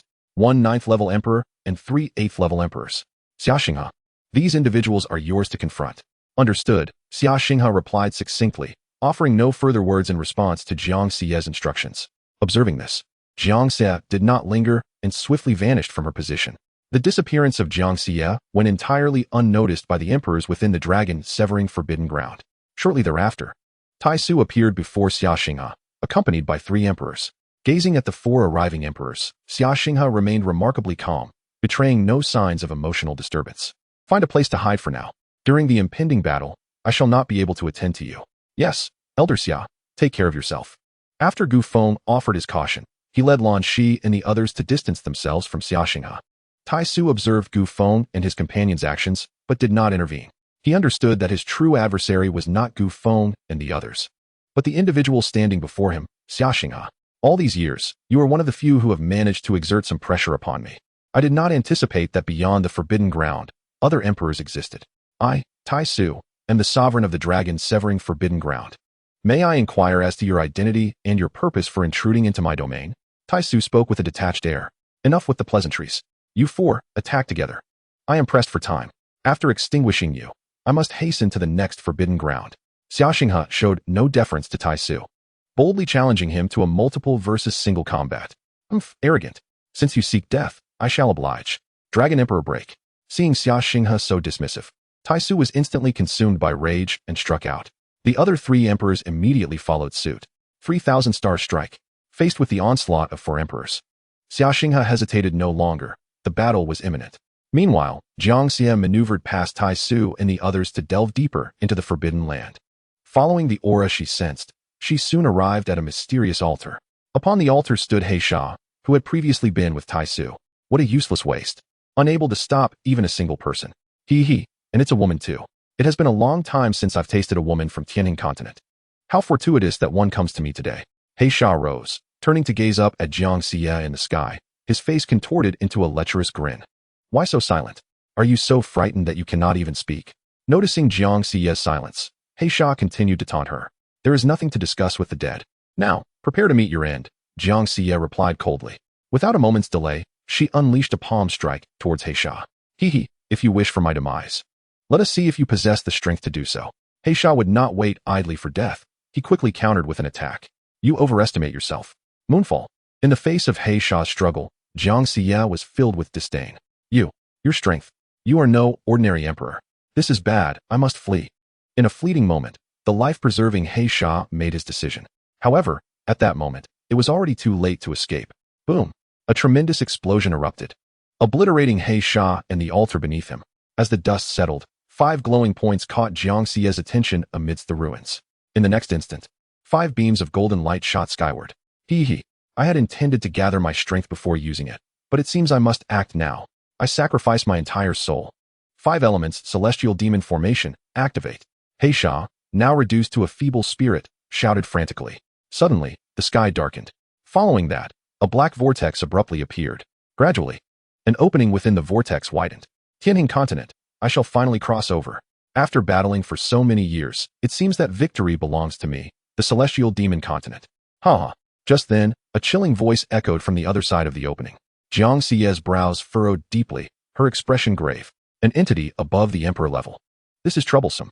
Indeed, Xianxia sensed that the one speaking from beyond the gap possessed strength superior to her own. A being above the emperor level arriving in Tianning continent would spell catastrophe. Foreign entities should remain in their place. If you wish to enter my Tianning continent, you must seek my consent first. At this critical moment, Tian-yi, who had been observing from the shadows, revealed herself. Who is she? Her strength is inscrutable. Yet why do I sense a familiar aura from her? As it was Xianxia's first encounter with Tian-yi's true form, she momentarily failed to recognize her. Such bold words. Today, I shall witness how you intend to prevent my entrance into Tianning continent. The sinister voice resounded once more. Then you shall watch closely. Tian-yi slowly raised her right hand and gently waved it. In an instant, the opening that had been gradually widening miraculously began to close. This is impossible. How could anyone from Tianning continent achieve such a feat? You are not human, you are. Before the voice from beyond could finish, the opening was completely sealed. Enough with the idle chatter. After sealing the opening, Tian-yi spoke indifferently. Thank you for your assistance. May I inquire as to your identity? Oh, Xia, have you forgotten me so soon? Your master was worried about your safety, thus I was sent to keep an eye on you. Tian-yi approached Xianxia, teasingly. Your master sent you? Yet I truly have never seen you before. Who are you? Cough, cough. It does not matter if you did not recognize me. Let us first complete Liutian's task. This is merely the first forbidden area. There are still 7 more to contend with. As for my identity, you may inquire with your master. I shall take my leave now. Should you encounter any insurmountable challenges, I will intervene once again. With that, Tian-yi's figure faded into nothingness. Observing the vanishing Tian-yi, Xianxia felt compelled to voice her thoughts, yet could only swallow her words. After a brief moment of contemplation, Xianxia chose not to linger any longer and turned to depart. For Tian-yi was correct. She still had the task assigned by Liutian to attend to. Chapter 126, Unifying the 5 Continents. After parting ways with Tian-yi, Xianxia returned to seek out Xianxia. Have you resolved the matter? She inquired. Indeed, Xianxia replied nonchalantly. They were far too weak. It was utterly unsatisfying. Then let us proceed. The remaining supreme beings can be dealt with by Gu Feng and the others. With 7 forbidden areas still left, the sooner we resolve them, the sooner we can return to the sect, Xianxia stated, then promptly flew towards the entrance of the dragon's severing forbidden area, with Xiaxia following closely behind. Once the two departed, Gu Feng and his companions commenced the final cleanup work. However, this did not imply that they could slack off. After all, they too needed to attend to the remaining 7 forbidden areas. Thus, Xianxia and Xiaxia took the lead in eliminating the powerful emperors, while Gu Feng and his trio handled the saints and supreme beings. Those who lacked even the strength of a saint would serve as stepping stones for the outer disciples of the Dao Sect. As each forbidden area was eliminated, the news rapidly spread throughout the central continent. This time, Liutian did not opt for discretion. He aimed to amass a considerable amount of prestige points. Moreover, the annihilation of the 8 forbidden areas was also a strategic move to pave the way for the future unification of the entire Tianhin continent. By showcasing the sect's strength, he sought to instill fear in all factions across the 5 continents. Should anyone dare to resist, the consequences of the forbidden areas would be their fate. 3 hours later, Xianxia and Xiaxia returned to the Dao Sect. Had the 8 forbidden areas not been scattered in location, they would have needed far less time. Greetings, Sect Master. We have completed the tasks you assigned to us. During the annihilation of the 8 forbidden areas, we also encountered some foreign fiends. However, their strengths were rather mediocre, and we swiftly eradicated them, Xianxia reported to Liutian upon reaching the Sect Master's peak. Oh, it appears the destruction of these 8 forbidden areas was justified. Well done, both of you. Here are 2 pieces of Dao stones as a reward. You have embarked upon your own paths of enlightenment, and these Dao stones will aid you in progressing further, Liutian said, producing 2 Dao stones and presenting them to Xianxia and Xiaxia. Dao stones. Such extraordinary treasures, Xiaxia exclaimed, overwhelmed with excitement upon sensing the profound Dao resonance emanating from the stones. Enough. Your enhanced strength will benefit the sect as well. In a few months, I will have another task for you. Utilize the Dao stones to cultivate within the Chaos Time-Space Tower and strive to break through to the peak of the Emperor Realm as swiftly as possible, Liutian instructed. Understood. I shall not disappoint the Sect Master. Xiaxia accepted the Dao stones and took his leave. After Xiaxia departed, Xianxia, who had previously maintained a calm demeanor, suddenly broke into a radiant smile. Master, are you not tired? Allow Xia to massage your shoulders, she offered, moving behind Liutian and beginning to knead his shoulders with her soft, delicate hands. I am not particularly fatigued. Xia, speak your mind directly. Why the formality? Liutian remarked, quickly discerning her underlying concerns. Then I shall inquire. During my visit to the dragon severing forbidden area today, I encountered a woman who claimed to be sent by you to assist me covertly. Might I know who she is? Why have I never seen her before? Could she be your new maid? Xianxia inquired. Xia, you are quite bold in your assumptions. While I would indeed welcome a heavenly maid, alas, she is not interested, Liutian replied. Heavenly maid? Could she be? Xianxia's expression transformed into one of astonishment upon hearing Liutian's words. Indeed, her name is Tian-yi, the embodiment of the heavenly Dao in this Tianhin continent. Oh, Tian-yi is Tian-yi. Now it all makes sense, Liutian added nonchalantly. Tian-yi, but she is not male. Xia understands now. She was merely disguising herself. But why the pretense? Wouldn't it be easier for her true form to approach you, master? Xianxia pondered aloud, a hint of confusion in her voice. Who knows? Ah, wait a moment. Xia, what do you mean by suggesting that her true form would find it easier to approach me? Do I appear to be the type who is easily swayed by beauty? Liutian retorted sharply. Master is not at all captivated by beauty. Xia merely spoke in jest. Please do not be angered, Xianxia giggled. Given your massage of my shoulders, I shall let this go this time. However, a fitting punishment must still be meted out. You shall now massage my thighs. Enjoyment should not be limited to just the shoulders. All areas deserve equal treatment, Liutian stated with utmost seriousness. Very well, master. Xianxia promptly ceased her shoulder massage and moved to kneel before Liutian, beginning to caress his legs. All of this transpired under the watchful gaze of Tian-yi, who observed from a distance.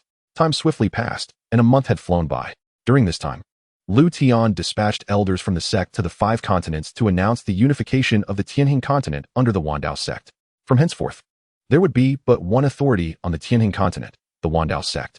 Thanks to the groundwork laid by the obliteration of the forbidden areas, all sects and factions across the 5 continents surrendered to the Dao Sect without resistance. Moreover, these sects proactively offered to provide spiritual stones and other cultivation resources annually to the Dao Sect. The previously anxious Liutian, concerned about the sufficiency of spiritual stones, found himself elated upon hearing this news. Nonetheless, Liutian had no desire to personally manage these energy-draining affairs. Thus, he entrusted the responsibility of overseeing the spiritual stone offerings to Yuyun, while also assigning Sun Ao to assist her. In this manner, Liutian no longer needed to worry about the adequacy of spiritual stones. Yuyun did not disappoint Liutian. She demonstrated her unparalleled business acumen, successfully expanding the Wanjing Pavilion across the 5 continents of the Tianjin continent. With Sun Ao's assistance, the Wanjing Pavilion ascended to become the foremost commercial power in the Tianjin continent in under a month. Of course, this remarkable achievement was not solely due to the efforts of Yuyun and her associates, but also owed much to the covert support of the Wandao sect. Without a formidable backing, even Yuyun's exceptional talent would not have sufficed to achieve such an impressive scale in such a brief period. Another month slipped by. On this day, Liutian did not recline and rest as he usually did. At the pinnacle of the sovereign peak, Liutian stood with his hands clasped behind his back, gazing into the distance. Before long, a graceful figure approached him. It was Tian Yi. You seem a bit peculiar today. Are you harboring some concerns? Perhaps you could share them with me? She gently suggested as she reached Liutian's side. Peculiar? Haven't I always been like this? It's not so much a concern as it is a question I have. You happen to arrive just in time, for I have some inquiries for you. Liutian turned to face Tian Yi, their eyes locking in mutual understanding. Go ahead, ask your questions. Embarrassed, Tian Yi quickly averted her gaze to another direction. Chapter 127. The Secrets of the Tomb Emperor's Forbidden Zone. What lies deep within the Tomb Emperor's Forbidden Zone? Could it truly be, as the rumors suggest, that it harbors horrors capable of slaying even the mightiest of emperors? You are the Dao of the Tianjin continent. You should possess the answers, Liutian mused. Given that he had unified the 5 continents, Liutian expected to receive a notification from the system confirming the completion of his task. However, that was not the case. This perplexity had prompted Liutian to consult the system, which offered a straightforward response. Unifying the Tianjin continent entails subjugating all influential factions therein. Yet, aside from those he had already subdued, several regions remained unyielding to the Wandao sect, with the Tomb Emperor's Forbidden Zone being one of them. Additionally, there were the oceanic realms and the Tianyao Mountains. Beyond the 5 continents, the Tianjin continent was largely enveloped by oceans inhabited by various sea demon clans, integral to the continent's fabric. As for the Tianyao Mountains, they were home to over 90% of the continent's demon races. Therefore, for Liutian to fulfill his task of unification, he must also conquer the beasts of the ocean and the Tianyao Mountains. Yet, he remained utterly unaware of what lay within the Tomb Emperor's Forbidden Zone, prompting his queries to Tian Yi regarding that enigmatic domain. What's the matter? Are you reluctant to speak? Or is it that even you are in the dark? Liutian remarked with a smile as Tian Yi remained silent. Not at all. I do know what resides within the Tomb Emperor's Forbidden Zone. In truth, there is nothing fearsome within. Like you, there are indeed many humans. Though they differ from those on the Tianjin continent, Tian Yi replied calmly upon hearing Liutian's words. Oh, so they are not from the Tianjin continent? Are they outsiders then? Liutian inquired. You may interpret it that way. Are you aware of their background? Are you not concerned they might invade the Tianjin continent like the malevolent beings from the foreign realms? They will not. I have conversed with those within. They came to the Tianjin continent to escape persecution. Unlike the malevolent beings, they harbor no intentions of invading, Tian Yi assured. Beyond you, I can easily discern the true thoughts of anyone else in the Tianjin continent. Indeed, you possess that ability. However, they are still human, and as humans, they are subject to change over time. Their current lack of desire to invade the Tianjin continent does not guarantee they will not in the future. Who can predict what lies ahead? Liutian countered. Then, what do you intend to do? I wish to meet them. As long as they submit to the Wandao sect, they may remain in the Tianjin continent. Otherwise, they will have to depart, Liutian stated matter-of-factly. However, I made a pact with them. I would not interfere in their existence as long as they remain in the Tomb Emperor's Forbidden Zone. Additionally, should the Tianjin continent face a life-and-death crisis, they are obliged to assist. To now demand their submission seems rather inappropriate, Tian Yi gently protested. That is not permissible. They must submit. I have my reasons. And you must heed my words. Rest assured, I seek their submission without intruding upon their lives. Thus, you would not be in breach of contract. Since you are acquainted with them, join me on this journey. With you by my side, I will feel at ease. Liutian resolved to address the matters concerning the Tomb Emperor's Forbidden Zone first, intending to tackle the oceanic realms and the Tianyao Mountains thereafter. Accompany you? With your strength. Even alone, those individuals are no match for you. I shall remain at the sect to cultivate. Tian Yi swiftly declined, perhaps fearing the embarrassment of encountering those she had made promises to. Yet Liutian would not yield so easily. I desire your company, But if I leave the sect, then, he thought, stifling his frustrations. Ahem, Tiani, I have not asked you for much in quite some time, have I? Just this once. I assure you it will not be in vain. If you agree to accompany me, all of this will be yours. In a bid for her safety, Liutian unveiled the Dao source he had previously received as a reward from the system. The Dao source? How did you come by this? Tian's eyes widened in astonishment upon seeing the Dao source. That is of no concern to you. Just tell me if you desire it. How about this? Accompany me just once, and all of this Dao source will be yours. It's a rare opportunity. Consider it. Liutian knew Tian would find it difficult to resist the allure of the Dao source, leaving him unconcerned about her refusal. Very well, I shall accompany you. However, I will not be the one to compel them to submit to the Dao sect. Of course, such trivial matters do not require our vice sect leader's intervention. But you must ensure my safety, Liutian asserted. You require protection? I was worried you might take action against those individuals, Tiani replied, though she reluctantly conceded to accompany him, influenced by the promise of the Dao source. When shall we depart? The sooner we leave. The sooner I can obtain the Dao source, she added, her gaze fixated on the Dao source in Liutian's possession, her thoughts consumed by it. Why does it feel as though this Dao source is of greater importance than I am? She pondered. Take it.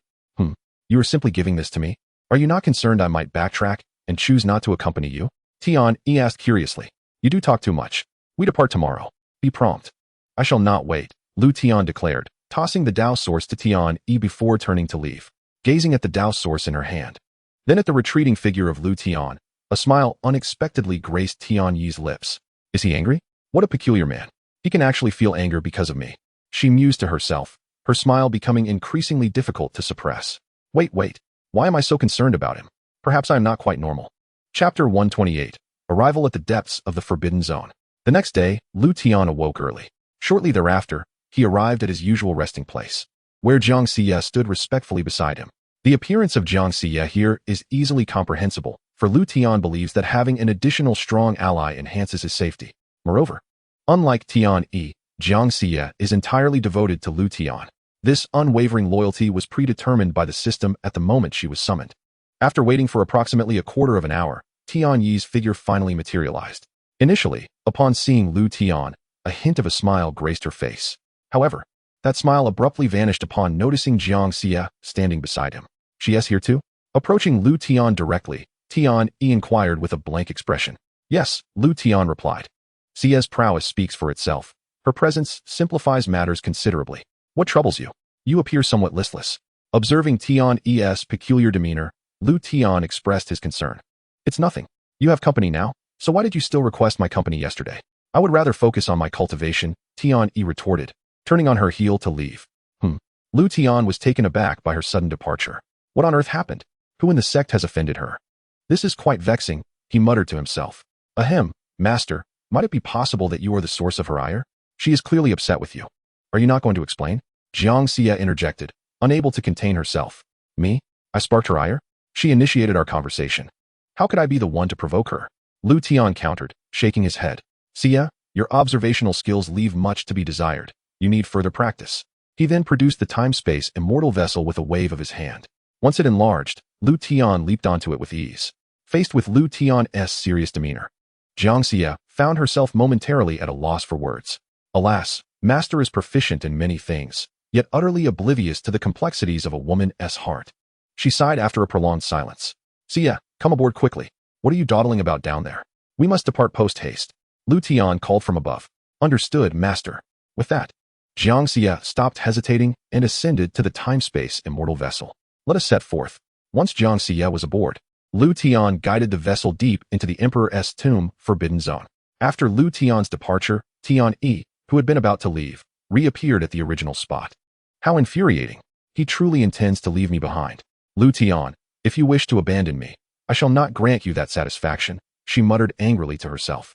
Soon after, Tian vanished once more, pursuing Liutian. In less than half an instant stick's time, she caught up with the time-space immortal vessel. This vessel flies quite swiftly, she noted. Spotting Liutian and Xianxia aboard, Tian descended without hesitation. Xianxia quickly noticed Tian's arrival. However, upon realizing it was Tian, she relaxed her guard and resumed massaging Liutian's shoulders, simultaneously revealing a peculiar smile. Master, she has followed us. Followed. Who is following? Liutian, regaining his composure, closed his eyes once more to rest. After a few moments, Tian Yi landed on the time-space immortal vessel. Observing Liutian in a state of blissful relaxation, her expression hardened again. You know how to indulge yourself, don't you? I said I wouldn't go, and you just left without a word? My lady, if you choose not to accompany me, should I simply wait? My time is precious. I cannot afford to waste it.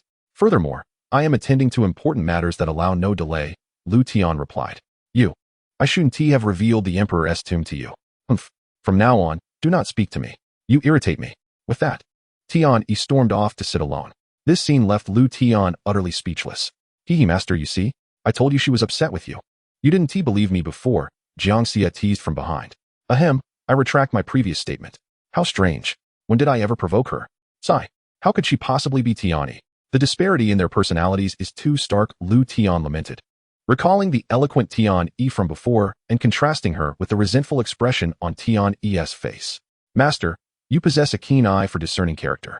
However, fathoming a woman's emotions is a far more arduous task. Sometimes, a seemingly inconsequential word or action can convey myriad meanings to a girl, Xianxia gently remarked.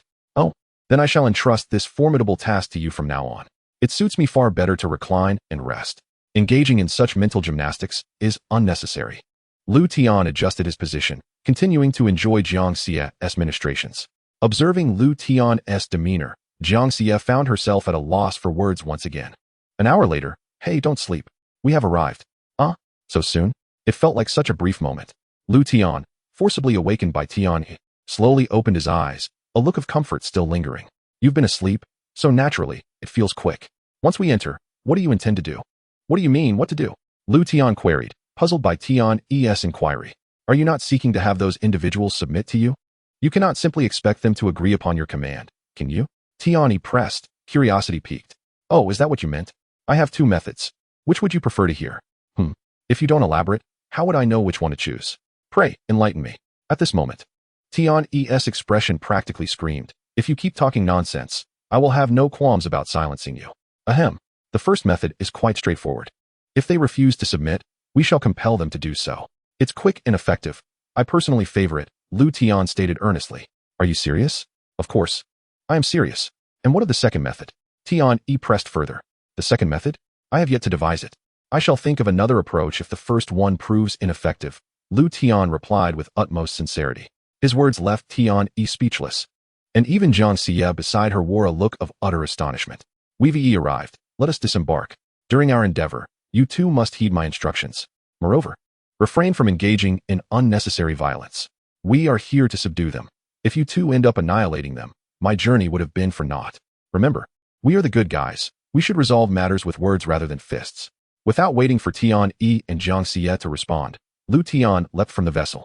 Tian Yi and Xianxia exchanged glances, both wearing expressions of bewilderment. Has he always been like this? Master is generally quite normal, Xianxia replied. Oh, so you two do not comprehend him? What of it? At least I have the privilege of being by his side every day. Sister Tian Yi, are you all right? No more chatter. If I delay any longer, Master will surely blame me. Xianxia chuckled, then turned to leave the celestial vessel. Meanwhile, Tian Yi stood in place, seemingly lost in thought. Chapter 129, Yunming City. Why are you the only one here? Where's Tian Yi? Sister Tian Yi is still up there. She might still be upset with you. Upset with me? Let her be. Wait, since when have you become so close? You even call her Sister Tian Yi now? Liutian suddenly questioned. Master, regardless of strength or age, calling her sister is quite normal for me. Fine, I was just curious. Let's go. After a moment's reflection, Liutian found Xianxia's reasoning quite sound and ceased to inquire further. Just as he was about to move, Tian Yi descended beside him. Not angry anymore. I am not angry. All right then, let us depart. Raising his hand to stow away the time-space celestial vessel, Liutian walked towards the imposing barrier in the distance. Tian Yi and Xianxia, noticing this, promptly followed suit. Upon reaching the barrier's edge, Liutian halted. This was a barrier they had established. Any contact would be sensed. Moreover, even a peak emperor-level powerhouse could not forcefully breach it. Before Liutian could examine it closely, Tian Yi's voice broke the silence. Ahem, my deputy sect leader, please proceed. Liutian stepped back a pace, then gestured invitingly. Observing Liutian's unexpected courtesy, Tian Yi cast a fleeting glance before stepping forward. With a mere flick of her hand, a gap appeared in the barrier, just wide enough for passage. Seeing the barrier open, Liutian's smile could not be contained. Let us enter. Without waiting for Xianxia's response, he grasped her hand and strode toward the opening. Upon reaching the gap, his other hand naturally clasped Tiany's. Thus, in the midst of Tiany's incredulous expression, the trio ventured into the barrier. The moment they stepped inside, the barrier seamlessly restored itself to its original form. Inside the barrier, a vibrant world unfolded before their eyes. How beautiful! It resembles a paradise. Indeed, and the spiritual energy here is quite dense. However, I sense a similar aura. It seems not to be just spiritual energy, quite puzzling. Upon entering, Liutian was captivated by the scenery. The contrast between the landscape within and that outside the barrier was stark, which explained his astonishment. Unfamiliarity breeds ignorance. This is celestial energy. Only in a grand world can celestial energy exist. The Tianheng continent is too diminutive, only capable of producing spiritual energy. You may understand celestial energy as a concentrated form of spiritual energy.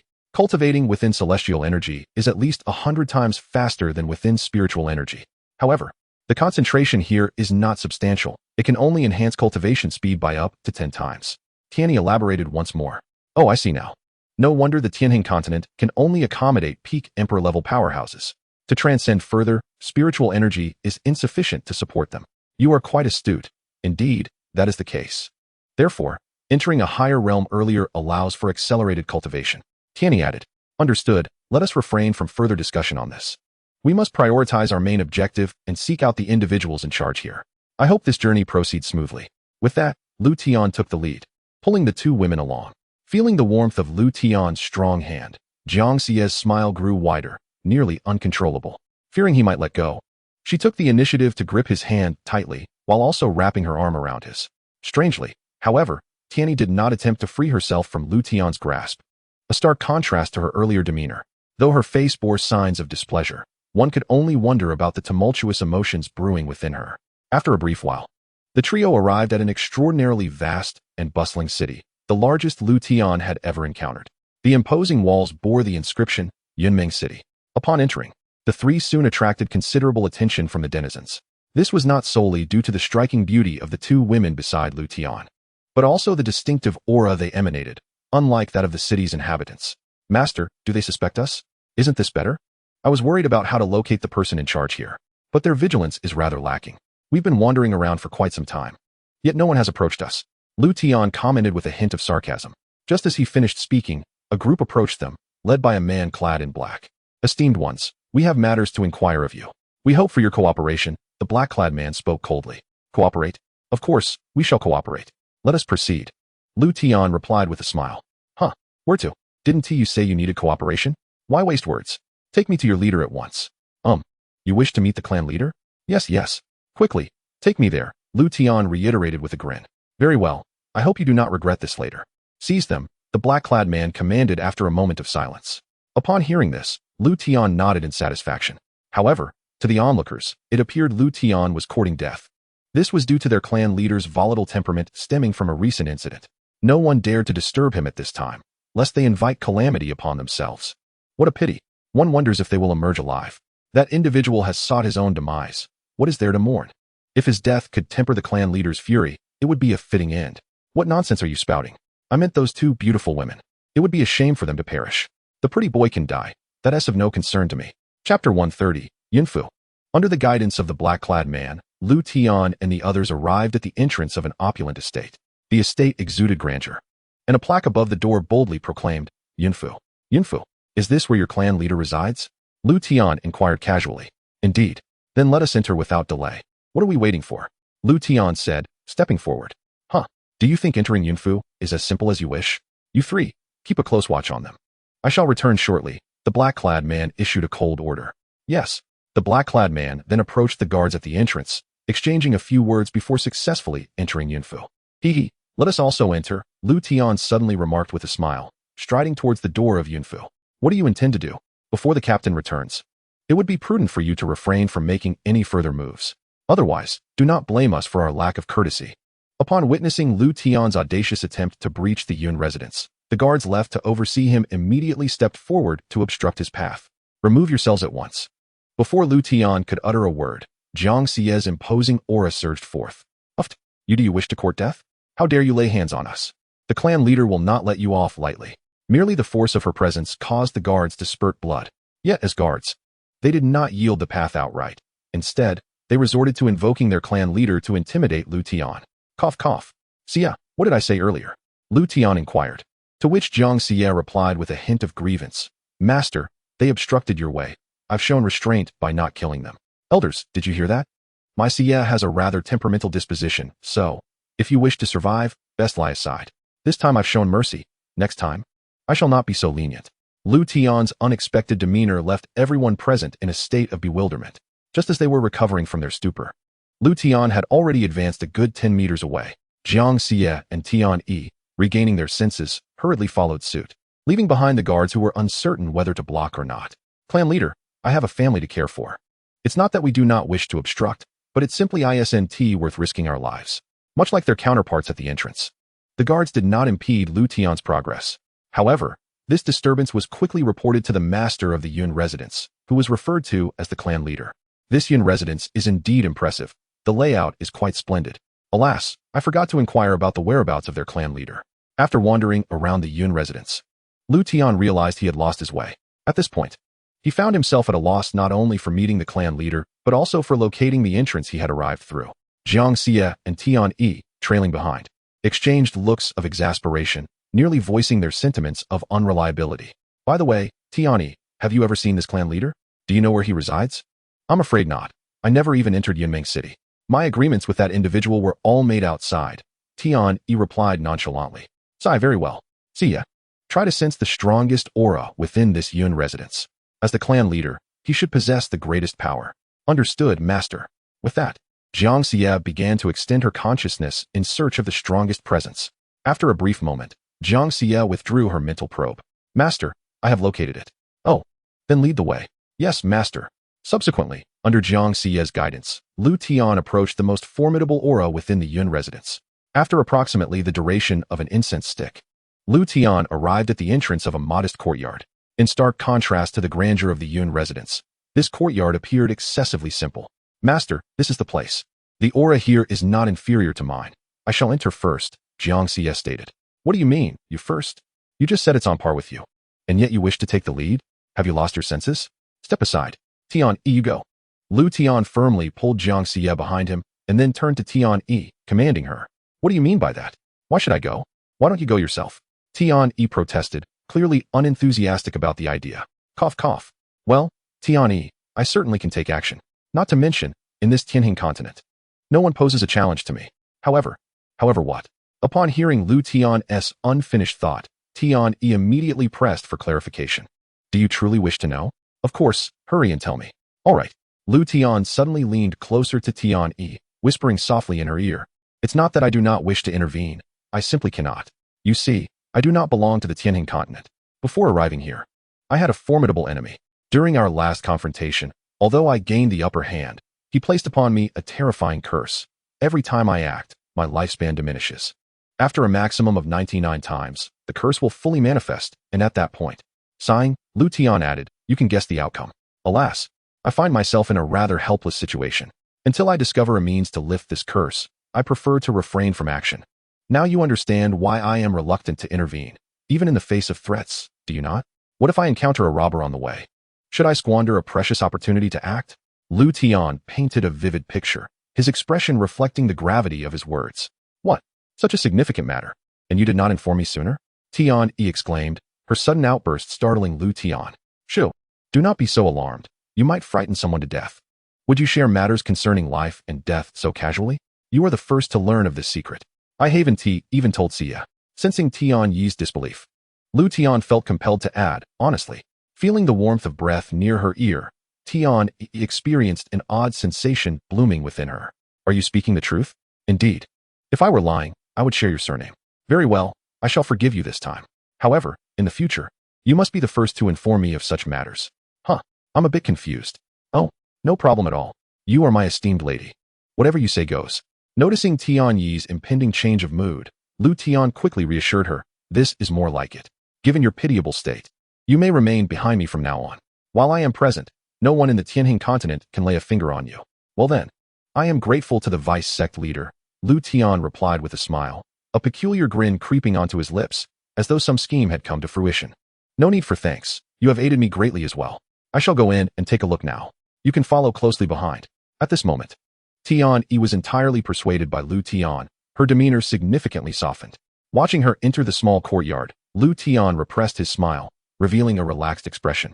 Chapter 131, Yuan. At last, it is settled. My acting skills deserve an award from my past life, Liutian thought to himself, basking in self-admiration. Master, what did you say to Sister Tian-yi? She seems to have undergone a sudden transformation. Oh, in what way has she changed? I didn't notice, Liutian replied, momentarily distracted by Xianxia's question. I cannot quite articulate it, but she feels different somehow. Oh, never mind, let us proceed inside. That person should be dealt with by Tian-yi. Liutian decided not to dwell further on the matter and stepped forward to enter the small courtyard. Xianxia, seeing his determination, suppressed her curiosity and followed Liutian into the courtyard. Upon entering, Liutian discovered Tian-yi, who had arrived before him. At the same time, beside Tian-yi, sat an elderly man with flowing white hair. Witnessing this scene, Liutian approached Tian-yi directly. Is this the so-called clan leader? I had imagined him to be a middle-aged individual, but it turns out he is an old man. Wrong? No, what do you mean by him? What does wrong imply? It was now Liutian's turn to be perplexed. He is not the clan leader we are searching for. I have seen the person who resembles this elder to some extent, but I can assure you that this old man is not him, explained Tian-yi. Upon hearing this, Liutian was utterly taken aback. Ahem, esteemed guests. Excuse me, from what you mentioned, are you in search of my son? At that moment, the elder, whose powers had been sealed, could no longer restrain himself from speaking. Your son?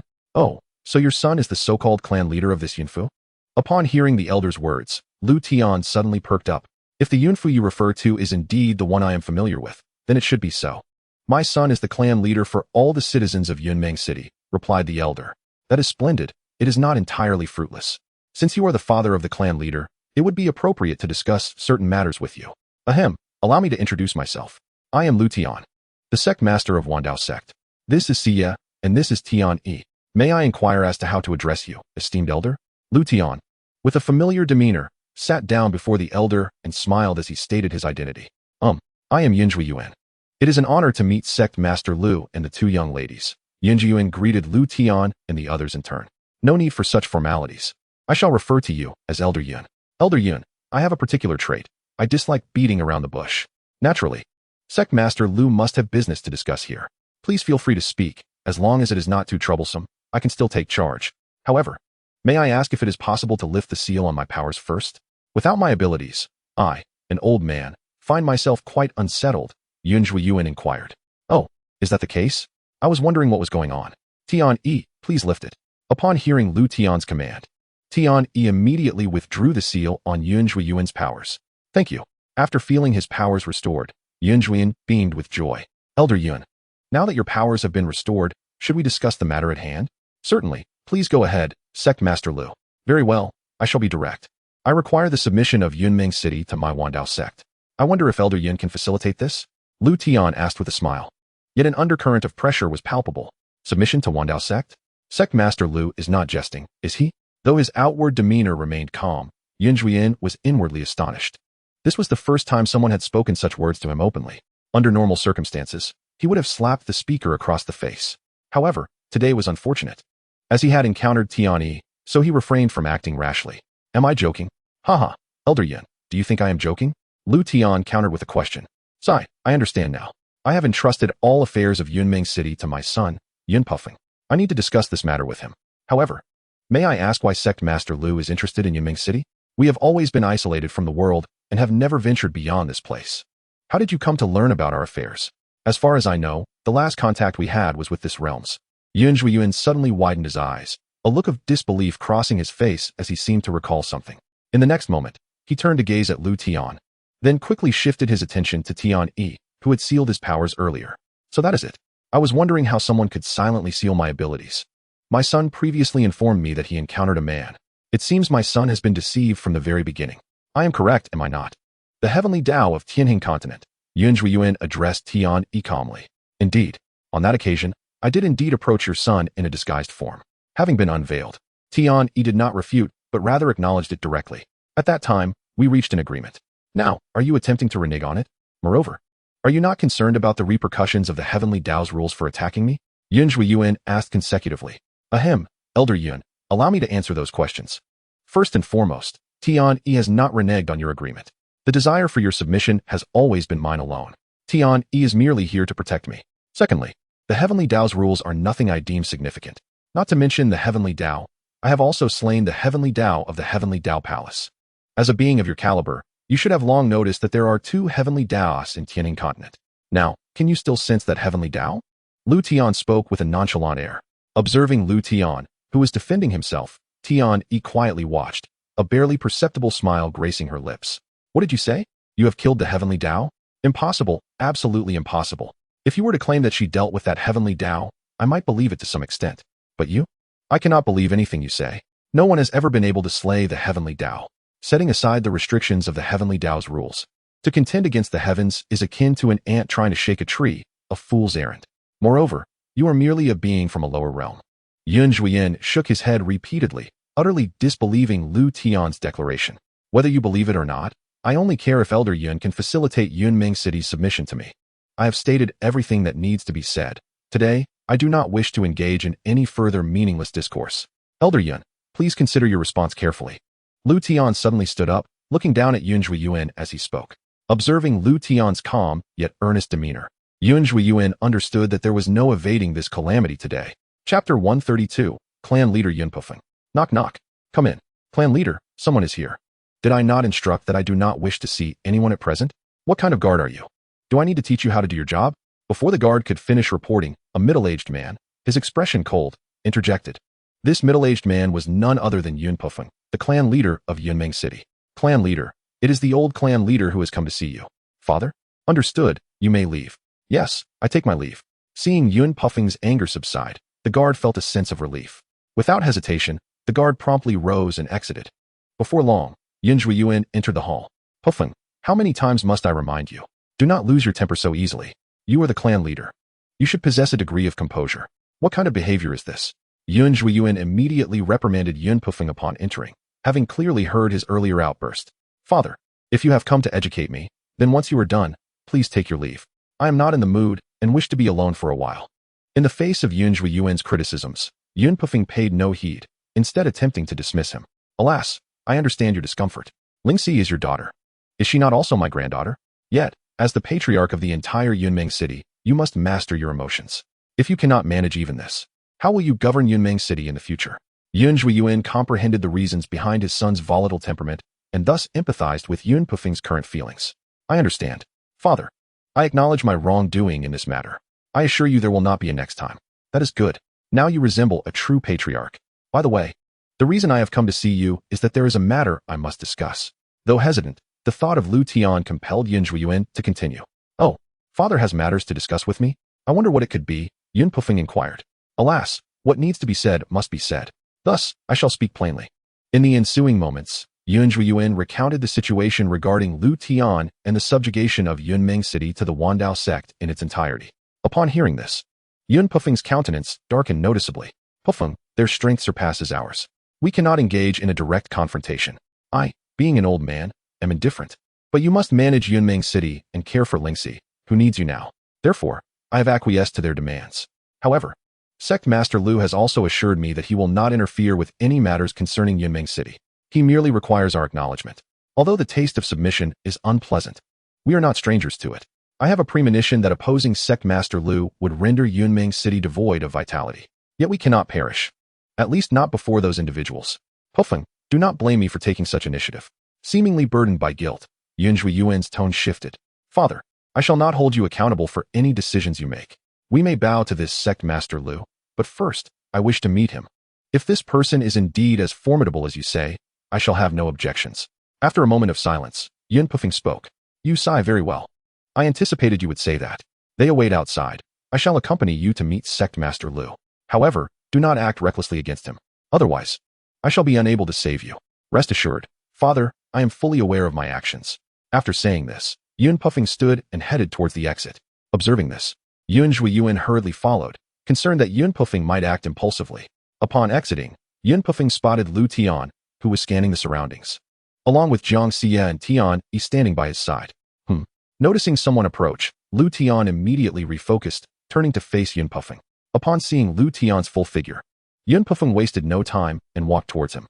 At this moment, Xianxia and Tian stepped forward to stand before Liutian, noticing Yun Puffing's approach. You two need not be overly anxious.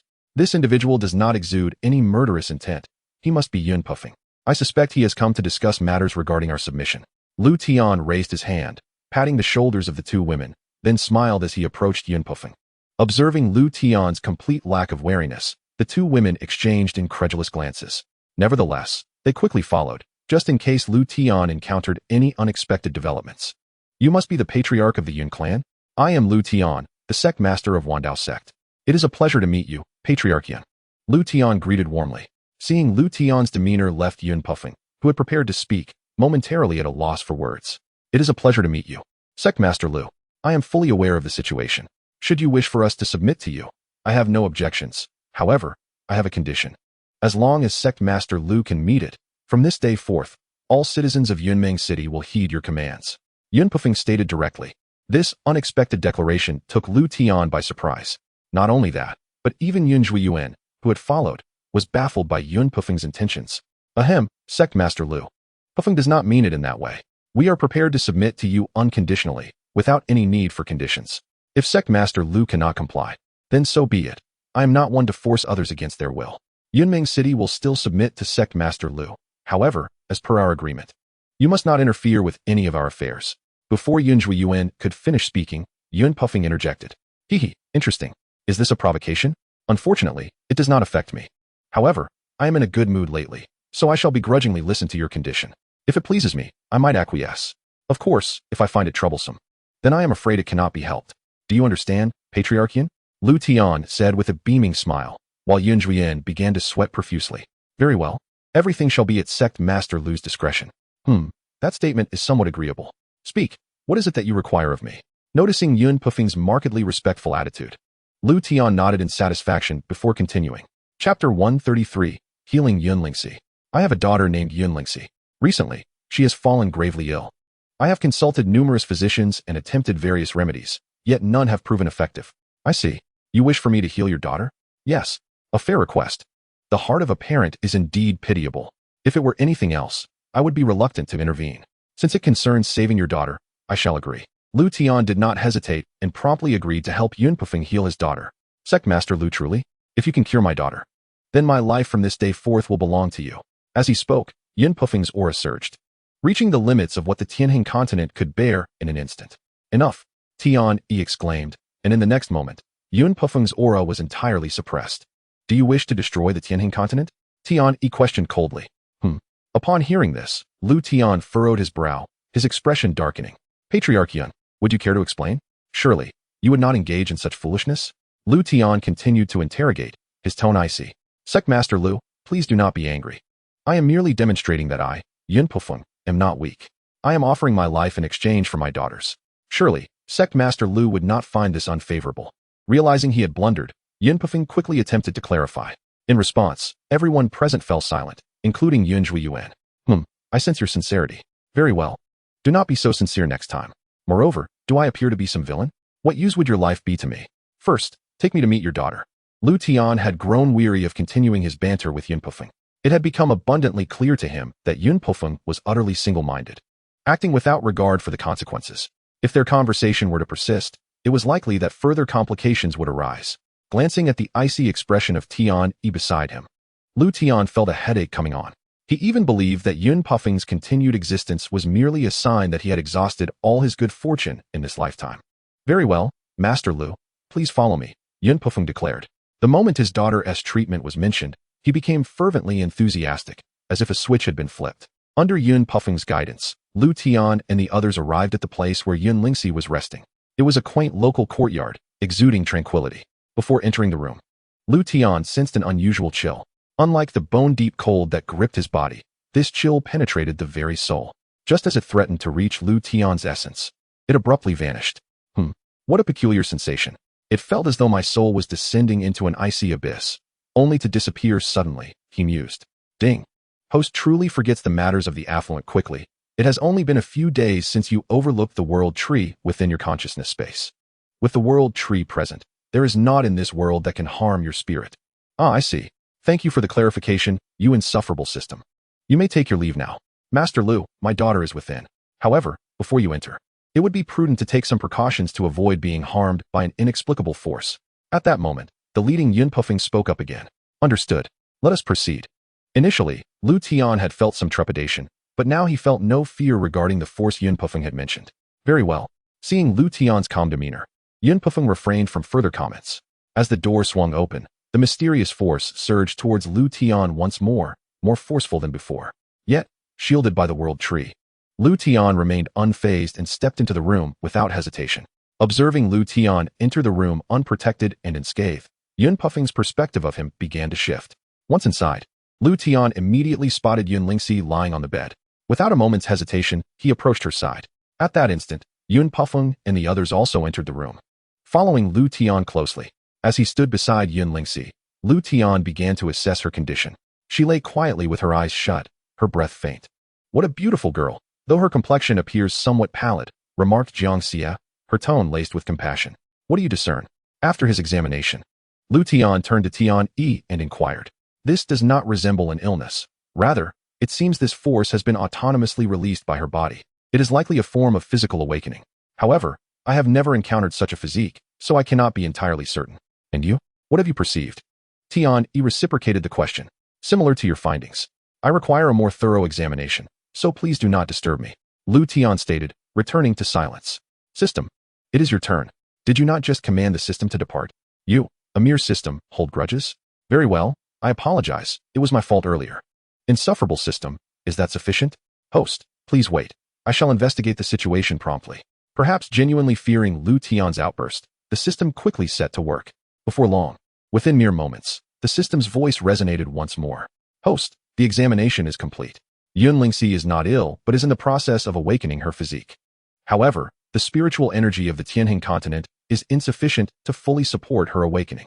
Consequently, she is unable to awaken normally and has fallen into a state of unconsciousness. System, cut to the chase. How do we resolve this matter? Method 1. Travel to a higher level world, where Xianxia can successfully awaken her physique and subsequently regain consciousness. System, you are. Host, do not fret. I have a second method. Speak quickly. Method 2 requires spending 50 million prestige points. The system will handle all matters. You need not lift a finger. Merely observe. I cannot believe you. Insufferable system, in the future, just tell me when you're going to rob me of prestige points so I can vent my frustrations accordingly.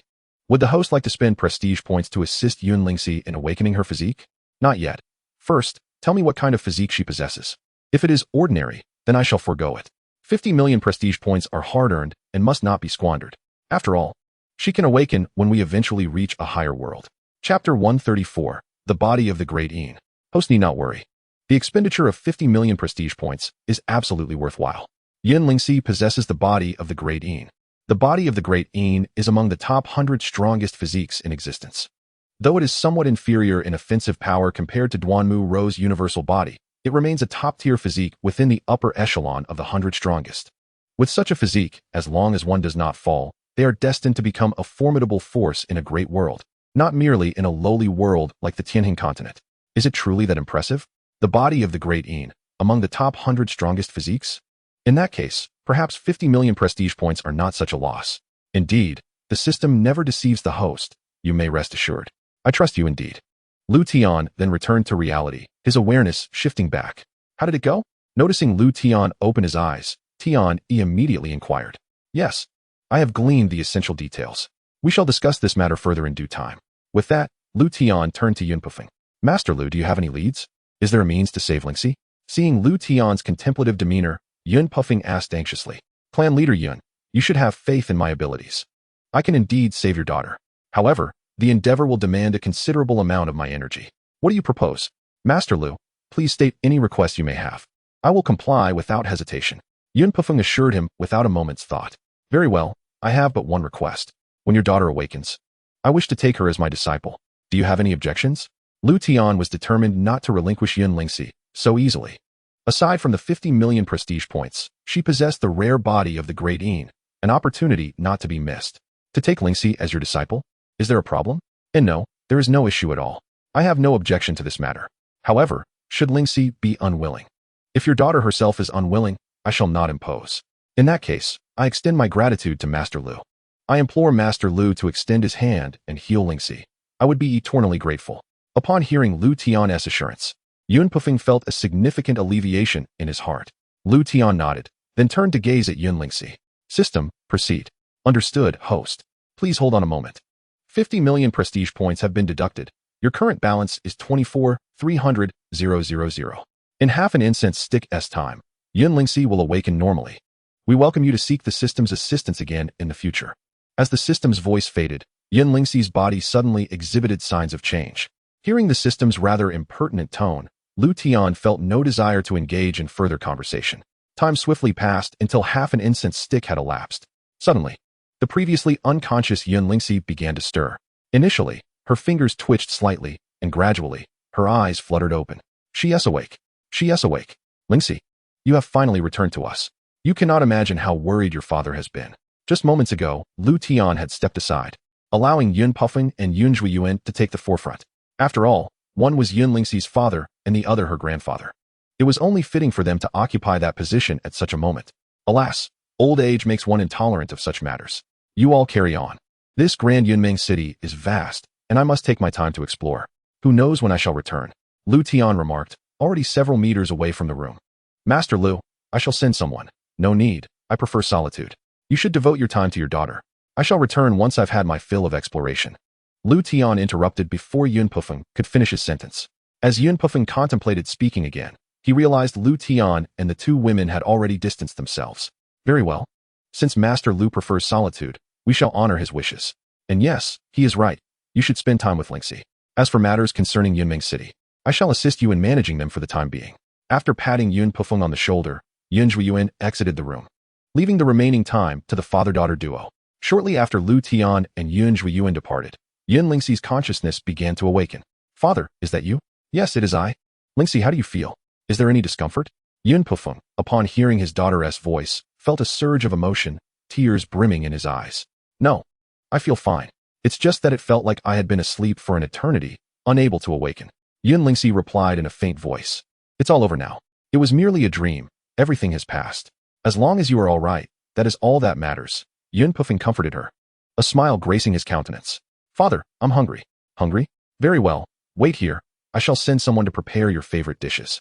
With that, Yun Pufeng exited the room, his expression filled with excitement. Watching her father leave, a warmth blossomed in Yun Lingxi's heart, and a gentle smile appeared on her lips.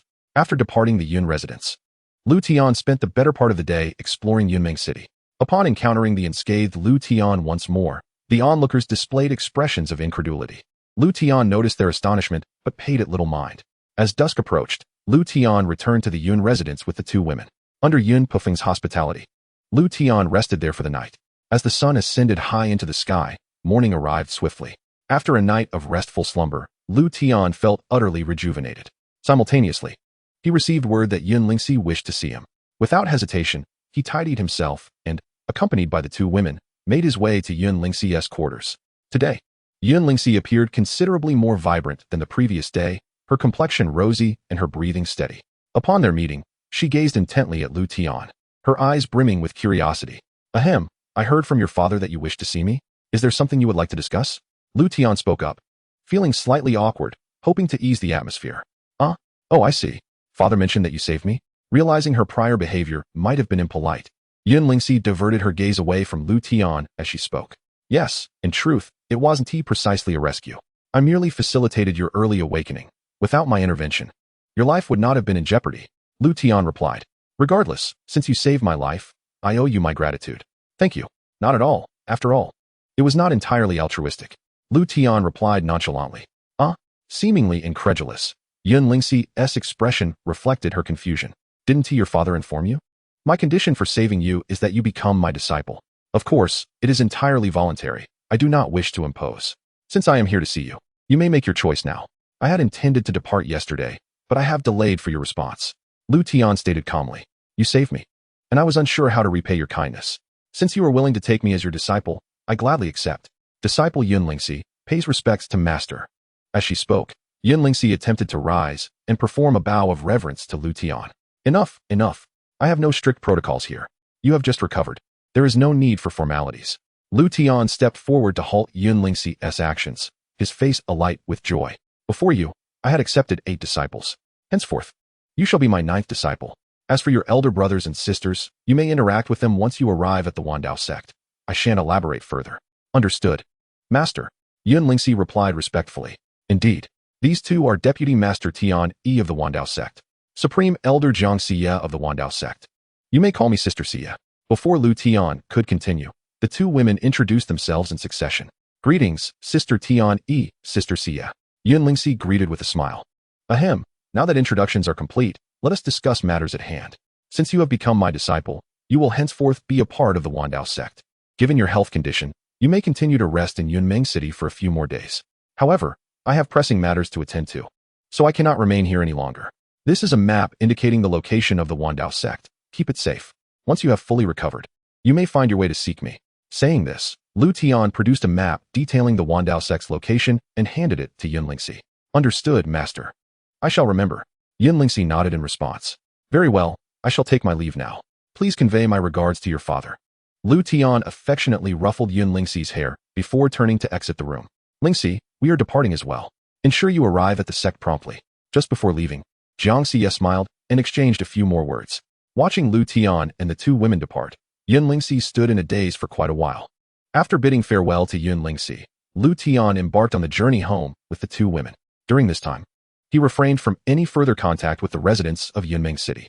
Aside from Xianxia, no one noticed that Liutian had departed from Yunmeng City. On the time-space celestial vessel, Xianxia, while gently massaging Liutian's shoulders, curiously inquired, Master, it seems you hold Lingxi in high regard. Is there something particularly special about her? Haha, indeed, I have great expectations for Lingxi. This trip to the depths of the Burial Emperor's forbidden zone has not been in vain, Liutian replied, his spirits lifted. Oh, Master, please do not keep us in suspense. Do tell us what makes Lingxi so remarkable, Xianxia urged, her curiosity piqued by Liutian's evident delight. Very well, I shall enlighten you, Liutian said, and he promptly shared with them the revelation that Xianxia possessed a body of the Taiyin. Upon hearing Liutian's explanation, both women comprehended the reason for his exuberance. Ah, so that is the case. Congratulations, Master, on acquiring such an extraordinarily gifted disciple. If Lingxi can cultivate successfully, she will undoubtedly become a formidable asset to our Dao Sect, Xianxia smiled. Haha, I share your sentiments. However, the path to her successful growth will not be devoid of challenges. I foresee numerous troubles ahead. The thought of it alone vexes me, for I am not one who relishes entanglements. Yet, it seems unavoidable, Liutian lamented. With such a physique, once she enters higher realms, she will undoubtedly attract the attention of many. As he contemplated this, Liutian's earlier smile faded. Hee, Master, you still have me and the other elders. We shall surely alleviate your burdens, Xianxia reassured him, noticing his sudden shift in demeanor. Indeed, Xia, you are the best, and will help me share the load. Without you, I can scarcely imagine how arduous life would be, Liutian concurred. You two are enough. There is still one more person here. At this moment, Tian could no longer restrain herself and interjected. Look at me, I almost forgot about you. Without the two of you, what kind of hardships would I endure? Liutian quickly added, sensing Tian Yi's irritation. You deserve to be cursed. Tian internally scoffed at Liutian's apparent nonchalance. Following this brief interlude, tranquility once again enveloped the celestial vessel. An hour later, Liutian returned to the Dao Sect. Without a moment's respite, he sought information from Tian regarding the oceanic regions and the Tianyao mountain range. After careful consideration, Liutian resolved to subdue the creatures dwelling within the Tianyao mountain range. This time, he opted not to venture there personally, but instead dispatched Tian and Xianxia to the Tianyao mountain range. Given the inherent chasm between the human and demon races, the prospect of peacefully subjugating them was virtually impossible. For the demon race, submitting to humans was tantamount to disgrace. Even in death, they would find it difficult to choose subservience. However, Liutian harbored no intentions of amicably negotiating with the demons. If you refuse to submit, then we shall compel you to do so. If that is insufficient, it merely indicates that I have not exerted enough force. Once all those resisting are dealt with, the remaining demons will willingly yield. Liutian was determined to subdue the demons of the Tianyao mountain range. Nonetheless, he was not entirely devoid of compassion. Towards the Fox clan led by Ziue, Liutian retained a cordial disposition. He instructed the two women to first establish contact with the Fox clan and to relay news of Ziue's status within the Dao Sect. If they could locate Ziue's parents, it would be ideal, as they would undoubtedly hold significant status given Ziue's lineage as a princess of the nine-tailed White Fox clan. This would facilitate the Fox clan's voluntary subservience to the Dao Sect. The two women did not disappoint Liutian. Shortly after arriving in the Fox clan's territory, they encountered Bai Ziyue's parents, who were the leaders of the nine-tailed White Fox clan. After explaining their purpose, Bai Ziyue's parents readily agreed to bring their clan under the auspices of the Dao Sect. Moreover, they assured that they would persuade other members of the Fox clan to do the same. Consequently, the two women entrusted the affairs of the Fox clan to Bai Ziyue's parents and departed to commence their visits to other clans. Chapter 136. The Arrival of Xianxia. To exert greater deterrence and expedite the completion of Liutian's directives, the two women selected the more formidable demon clans. Within a mere 3 days, the Xianxiao mountain range echoed with the anguished cries of the defeated. Several clans that fought fiercely met complete annihilation on the Tianning continent. Due to the absence of any concealment regarding their movements, news of the extinguished clans rapidly spread throughout the Xianxiao mountain range. As anticipated, not all demons were entirely fearless. The once mighty clans now found themselves in a state of panic, unable to even close their eyes in slumber. The smaller clans quickly capitulated to the Dao Sect one by one. As the number of exterminated powerful demon clans increased, those still harboring hopes of resistance gradually surrendered. 5 days later, all surviving demon clans within the Xianxiao mountain range declared their allegiance to the Dao Sect. Only then did the two women cease their visitations. The clan that profited the most from this endeavor was undoubtedly the Fox clan, which suffered no losses and thus retained its full strength.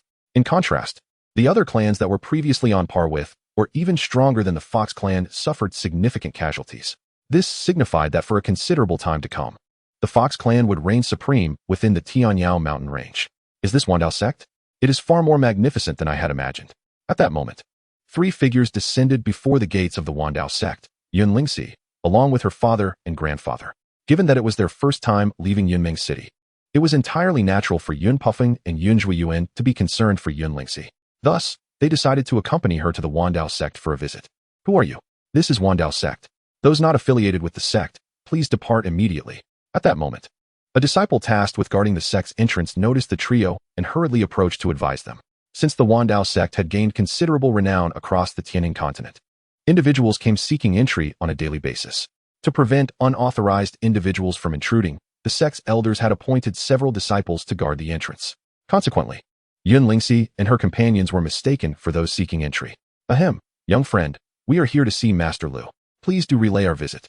Just mention that Yun Zhuiyuan has come to pay his respects. The misunderstanding did not faze Yun Zhuiyuan, who responded with a smile. Acquaintances?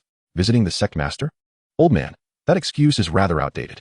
Last time, someone claimed that he was the illegitimate child of the sect master. If you were to say he is the grandfather of the sect master, that would carry a hint of credibility. It's not that we are unwilling. It is simply the decree of the elders. If you cannot provide proof, then I must ask you to leave, the disciple on guard stated. Upon hearing this, Yun Zhuiyuan found himself at a loss for words for the first time. Unable to brazenly intrude, he had no choice but to retreat to Xianxia's side. Lingxi, the disciple guarding the sect perceives us as mere visitors. Did Sect Master Liu leave you any token or other evidence to substantiate your status as his disciple? Otherwise, it seems we may not gain entry to the Dao Sect today. How could this be? My master only provided me with a map. This surely cannot serve as proof of my apprenticeship, Xianxia replied, her face reflecting her distress. With Liutian right before her within the Dao Sect, yet unable to enter, was this not a jest? Lingxi found herself at a loss for what to do. At that moment, a voice called out from behind her. Isn't this Lingxi? It's Sister Xia and Sister Tianni. How wonderful, now I can enter. Turning to face the source of the voice, Xianxia was instantly filled with joy. Greetings, Sister Xia, Sister Tianni. I never expected to encounter you here. I also did not anticipate your swift arrival at the sect. Now that you are here, why were you standing about? After exchanging pleasantries, Xianxia inquired with a puzzled expression. Upon hearing this, Xianxia promptly explained the preceding events. So that is how it is. The sect has assigned a guarding disciple. I must admit I did not pay much attention. Since it is so, why not accompany us inside? We need to report back to the sect master anyway. That would be splendid, Xianxia replied with a smile at Xianxia's proposal. Soon, under Xianxia's guidance, the group successfully entered the Dao Sect. Before long, they arrived at the peak of the sect where Liutian was resting. Sect master, we have returned from our mission. Additionally, Lingxi has come as well. Xianxia approached Liutian, who was reclining with his eyes closed. Oh, Lingxi has arrived? Liutian promptly opened his eyes and turned his gaze towards her. Disciple Xianxia pays her respects to master.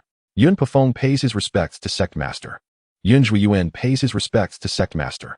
Upon noticing Liutian awake, the three hurriedly offered their greetings. Senior Yun, Clan Leader Yun, you have come as well? Indeed. We came to escort Lingxi, and also to see the sect of Sect Master Liu. Oh, is that so? Then please feel free to explore. There are no forbidden areas within the sect. I am rather lazy and will not be your guide, Liutian replied. Certainly, Sect Master need not concern himself with us. Yun Zhuiyuan and the others responded immediately. Lingxi, now that you are here, take some time to familiarize yourself with the sect. Afterward, you may visit the Chaos Time Space Tower. Your senior brothers and sisters are all inside. Once you have made their acquaintance, you may cultivate there. Xia, please accompany Lingxi. Should she have any questions, you can enlighten her. Of course, Sect Master, Xianxia replied respectfully upon receiving Liutian's instructions. Then, Master, I shall take my leave. We shall not disturb Sect Master any longer. Subsequently, everyone except Tianyi followed Xianxia out. Afterward, Tianyi briefly recounted the matters concerning the Tianyao mountain range to Liutian. Upon hearing that the demonic tribes within the Tianyao mountain range had all submitted to the Wandao sect, Liutian nodded in satisfaction. He did not inquire about the specific details that transpired during that time. He was solely interested in the outcome, not the process. Well done. Now, only the sea region remains, Liutian remarked. What do you think I should do about those people in the sea region? Liutian suddenly asked Tianyi. I do not know. I fail to comprehend why you wish to take action against those in the sea region. By all accounts, they have lived their entire lives in the ocean without any intersection with you. Why must you compel them to submit? Tianyi had posed a similar question when Liutian acted against the demonic tribes in the Tianyao mountain range. However, Liutian had merely offered a casual excuse to brush it aside. Now, faced with Tianyi's inquiry once more, Liutian began to feel a headache coming on. Chapter 137, Little Black Awakens. I can't simply say it's a system task, can I? Why does she keep asking me questions I cannot answer? Liutian felt somewhat exasperated. At that moment, he found himself quite fond of Xianxia, who never posed any questions and simply executed tasks without hesitation. Ahem, Tianyi, I have my reasons that I cannot disclose, you must understand. Regardless, I must subjugate this sea region. If all else fails, I shall resort to the same method as with the Tianyao mountain range and directly subdue them. Liutian spoke with a calm demeanor. You make it sound so easy. If you do not take action, I will still have to assist you. The area of the sea is more than 10 times that of the 5 continents combined. The number of sea demons far surpasses that of the human race. Moreover, if they hide in the depths of the ocean, there is little we can do about it. Am I to turn the entire sea upside down? I am the heavenly Dao, and the sea region is also part of the Tianjin continent. Do you expect me to personally destroy the Tianjin continent? Tianyi questioned with exasperation. Ahem, is it truly that serious? Perhaps I have not considered this adequately. Please calm down, Liutian replied, quickly admitting his oversight. Since direct confrontation is not feasible, I shall have to devise another approach. There is still time. I will contemplate this further.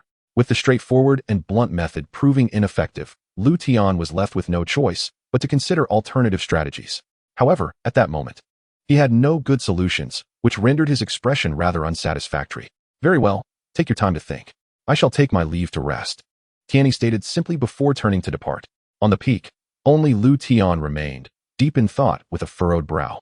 2 days later, Liutian, lost in contemplation, suddenly came back to his senses. Ding! Chaos has successfully reached the next stage and is about to undergo tribulation. The host should promptly release chaos from the system space. Tribulation? Excellent. It has finally awakened. Upon hearing the system's notification, Liutian's previously puzzled expression transformed into one of joy. Without further hesitation, he immediately released chaos from the system space.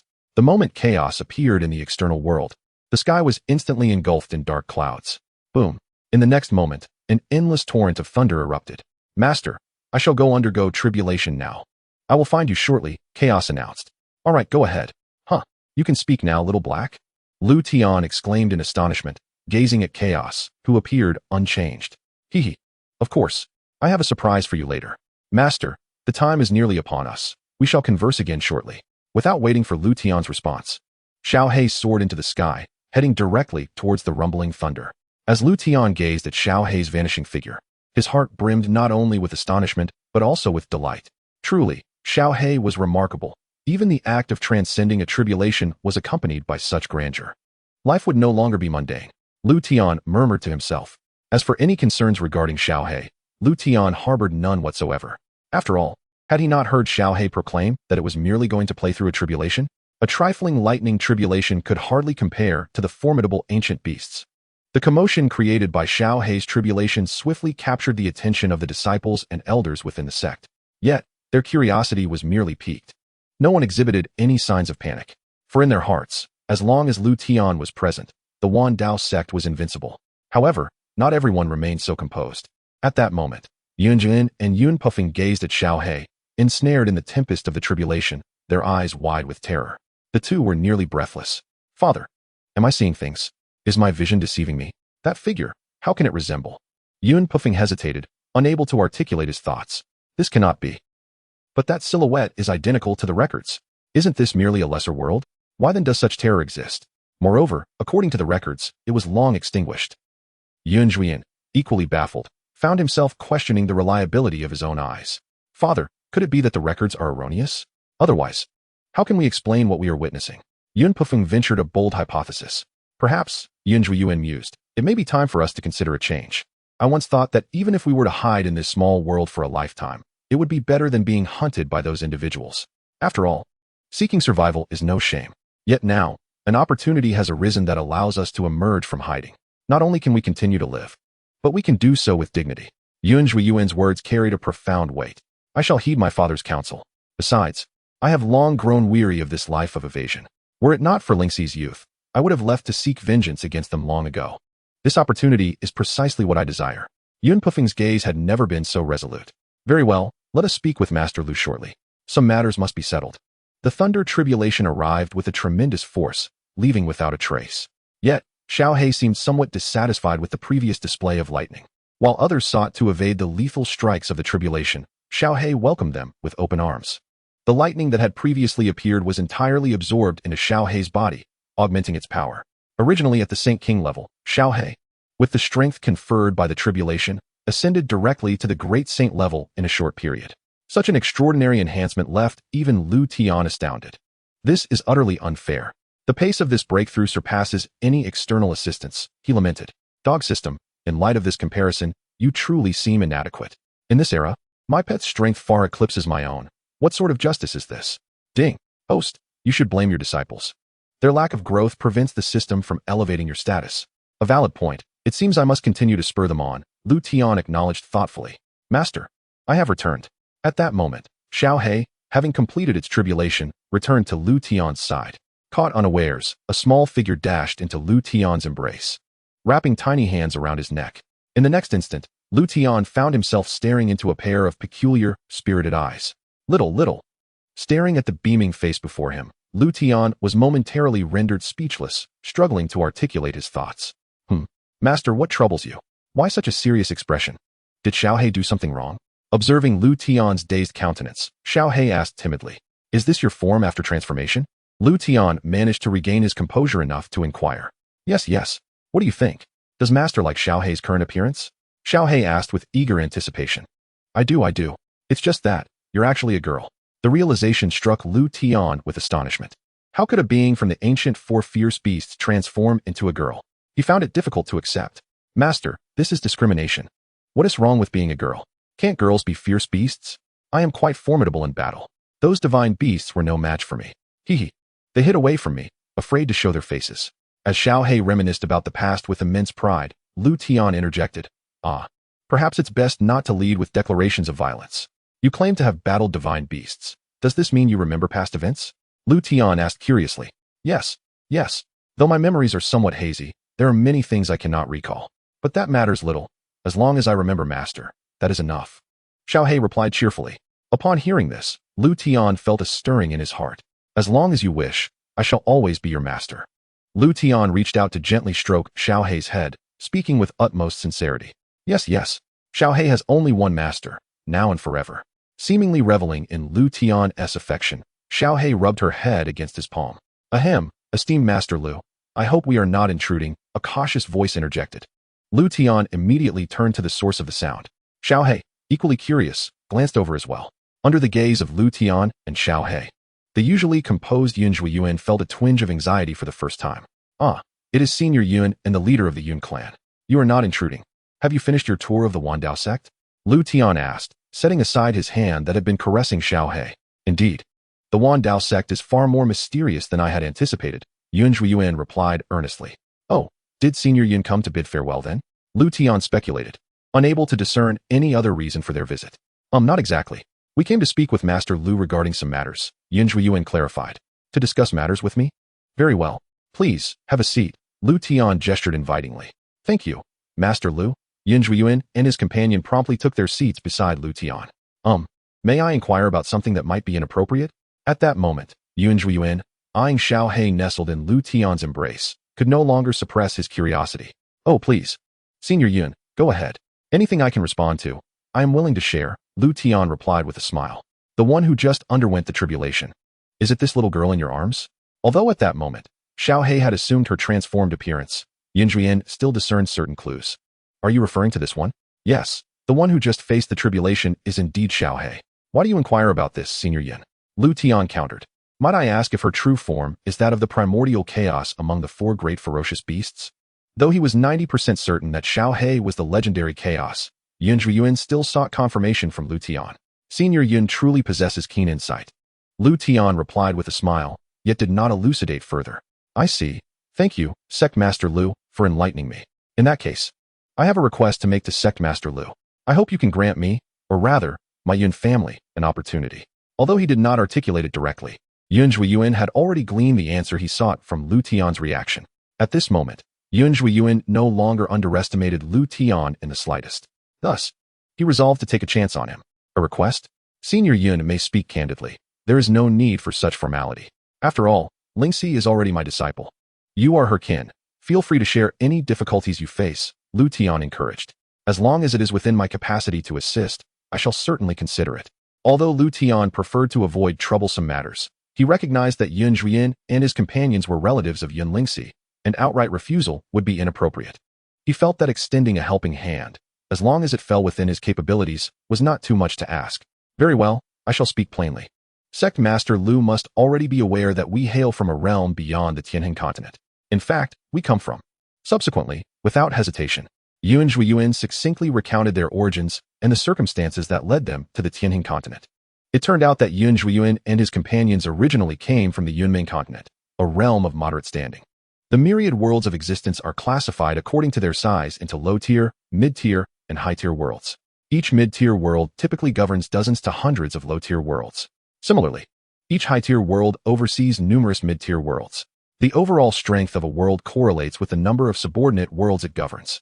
The Tianhin continent, where Liutian resided, is but one of many low-tier worlds, while the mid-tier world governing it is the Yunming continent, from which Yuan originated. This was Liutian's first exposure to information beyond the Tianhin continent.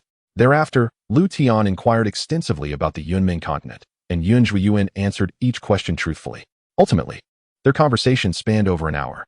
As they departed from the Wan Dao sect, both Yuan and Yun Pufeng wore broad smiles, indicating that their discussion with Liutian had been exceedingly fruitful. On the following day, however, the two returned, accompanied by a number of individuals. Among them were the most talented practitioners selected by Yuan from Yunming City, alongside a considerable portion of the current strong practitioners from that city. Their purpose in coming here was, of course, to join the Wan Dao sect.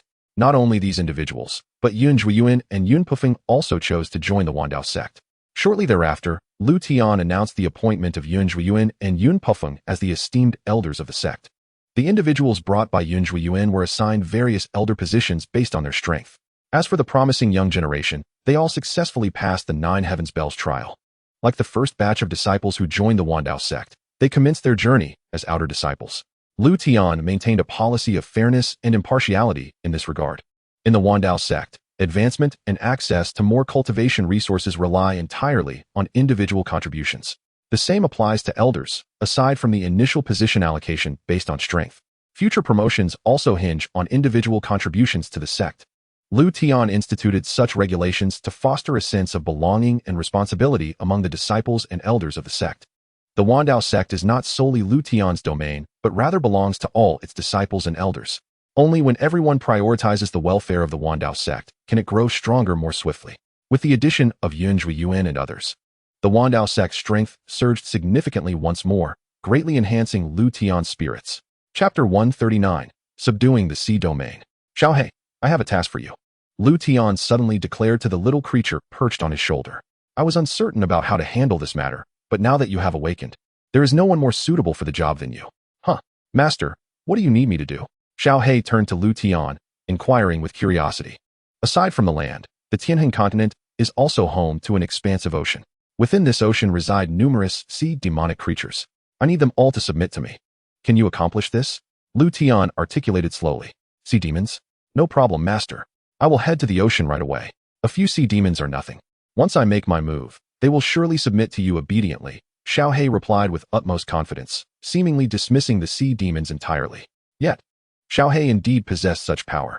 As one of the 4 ancient ferocious beasts, she would not hesitate to confront even divine beasts, let alone mere sea demons. Very well. I shall rely on you, Xiaohe. Here is your reward. Only 2 drops remain, and I shall give them all to you. With that, Liutian produced the last of the true dragon's blood. Upon seeing the true dragon's blood, Xiaohe promptly swallowed it all in one gulp. Thank you, Master. Do you have any more? This amount is insufficient for me to break through to the next realm. Xiaohe nuzzled against Liutian's cheek, seemingly trying to curry favor with him. Do you think this is a common vegetable? You can have whatever you want. Liutian replied, exasperated. Next time. If there is more, it will all be yours. Xiaohe, dissatisfied with the quantity of the true dragon's blood, did not realize that the Tianhan continent lacked dragons, let alone true dragon's blood. Only Liutian, with his system, could procure such a rarity. Otherwise, one would search the entire Tianhan continent in vain for even a single drop of dragon blood. All right, then Master, you must keep your word. If there is more next time, it will all be mine, Xiaohe declared, gesturing with her hands. Yes, it is all yours. Now that the blood has been given, shall we attend to the matter at hand? I will have Tianni accompany you to the ocean shortly. You may act freely. But remember, do not destroy the ocean, or Tianni will undoubtedly punish you, Liutian warned playfully. Huh, I don't want that. My bottom can only be spanked by Master. Xiaohe exclaimed, quickly covering her rear with both hands. Is that what I meant? Liutian sighed inwardly, reflecting on how even in her transformed state, her mentality still resembled that of a child. He then called for Tianni and instructed her to take Xiaohe to the ocean to subdue the sea demons. Tianni readily agreed. Before long, Tianni departed from the Dao Sect accompanied by Little Black. Ding! Congratulations to the host for completing the task of unifying the Tianhan continent. Now, the task rewards will be distributed. Reward, 1 billion prestige points. Reward, 3,000 fortune points. Reward, Chaos Treasure, the Chaos Pearl. Rewards, the Hall of Concealed Power, the Hall of Martial Arts, the Hall of Alchemy, the Hall of Artifact Refinement, the Hall of Array Techniques, the Hall of Gravity. Each unlocking the 5th and 6th levels. Reward, the Spirit Herb Garden will gain 5 more spiritual fields each month. Reward, the sect will gain an Imperial Grade Spiritual Vein each month. Reward, the sect will unlock the Chaos Secret Realm. Chaos Secret Realm, a place filled with numerous opportunities, yet fraught with peril, available for disciples and elders of the sect to train. These are all the rewards for this task. It has been detected that the Dao Sect has become the strongest force in the Tianhan continent, and the system is entering an upgrade state. During the upgrade state, the system will fall into slumber. The host should prepare accordingly. Upon completion of the upgrade, some new system content will be updated. The specific details will only be known after the upgrade. Shall we begin the system upgrade? System upgrade? How long will this upgrade take? Approximately 3 days. 3 days? That is manageable. Let us initiate the system upgrade. Understood. Beginning system upgrade now. The system has entered a state of slumber. With the final voice fading away, the system fell completely silent. Liutian was not overly concerned about the system. After all, 3 days would pass in the blink of an eye. Once the system began its upgrade, Liutian turned his attention to the rewards he had previously obtained from the tasks. While most were satisfactory, his gaze ultimately settled on the Chaos Treasure, the Chaos Pearl. The Chaos Pearl? What purpose does it serve? Only when the system awakens can I inquire further. After examining it for a considerable time without discovering anything remarkable about the Chaos Pearl, Liutian decided to put it away. Subsequently, he announced the matter of the Chaos Secret Realm within the sect. Considering the coexistence of opportunities and dangers within, Liutian stipulated that any disciple entering the Chaos Secret Realm must possess a cultivation level no lower than the Golden Core stage. He also encouraged multiple disciples or elders to accompany each other into the Chaos Secret Realm. Once he had finished addressing the Chaos Secret Realm, Liutian reclined as usual. A little over half an hour later, Little Black and Tianni successfully returned to the sect. The completion of the system tasks signified that Little Black had conquered the sea monsters within the ocean. In fact, it had unfolded even more smoothly than Liutian had anticipated. Upon arriving at the ocean, Little Black merely unleashed her aura, causing the entire group of sea monsters to tremble and surrender. Sea monsters are also creatures of the demonic lineage, and a significant characteristic of such beings is their bloodline suppression. As a being of chaos, Little Black's bloodline is self-evident. Among the myriad of beasts in this world, few can be compared to Little Black. When faced with a bloodline superior to their own, demonic creatures readily submit. Master, those sea monsters were rather dull. I didn't even have to lift a finger. They knelt and begged for mercy. It left me with no chance to relish a good fight.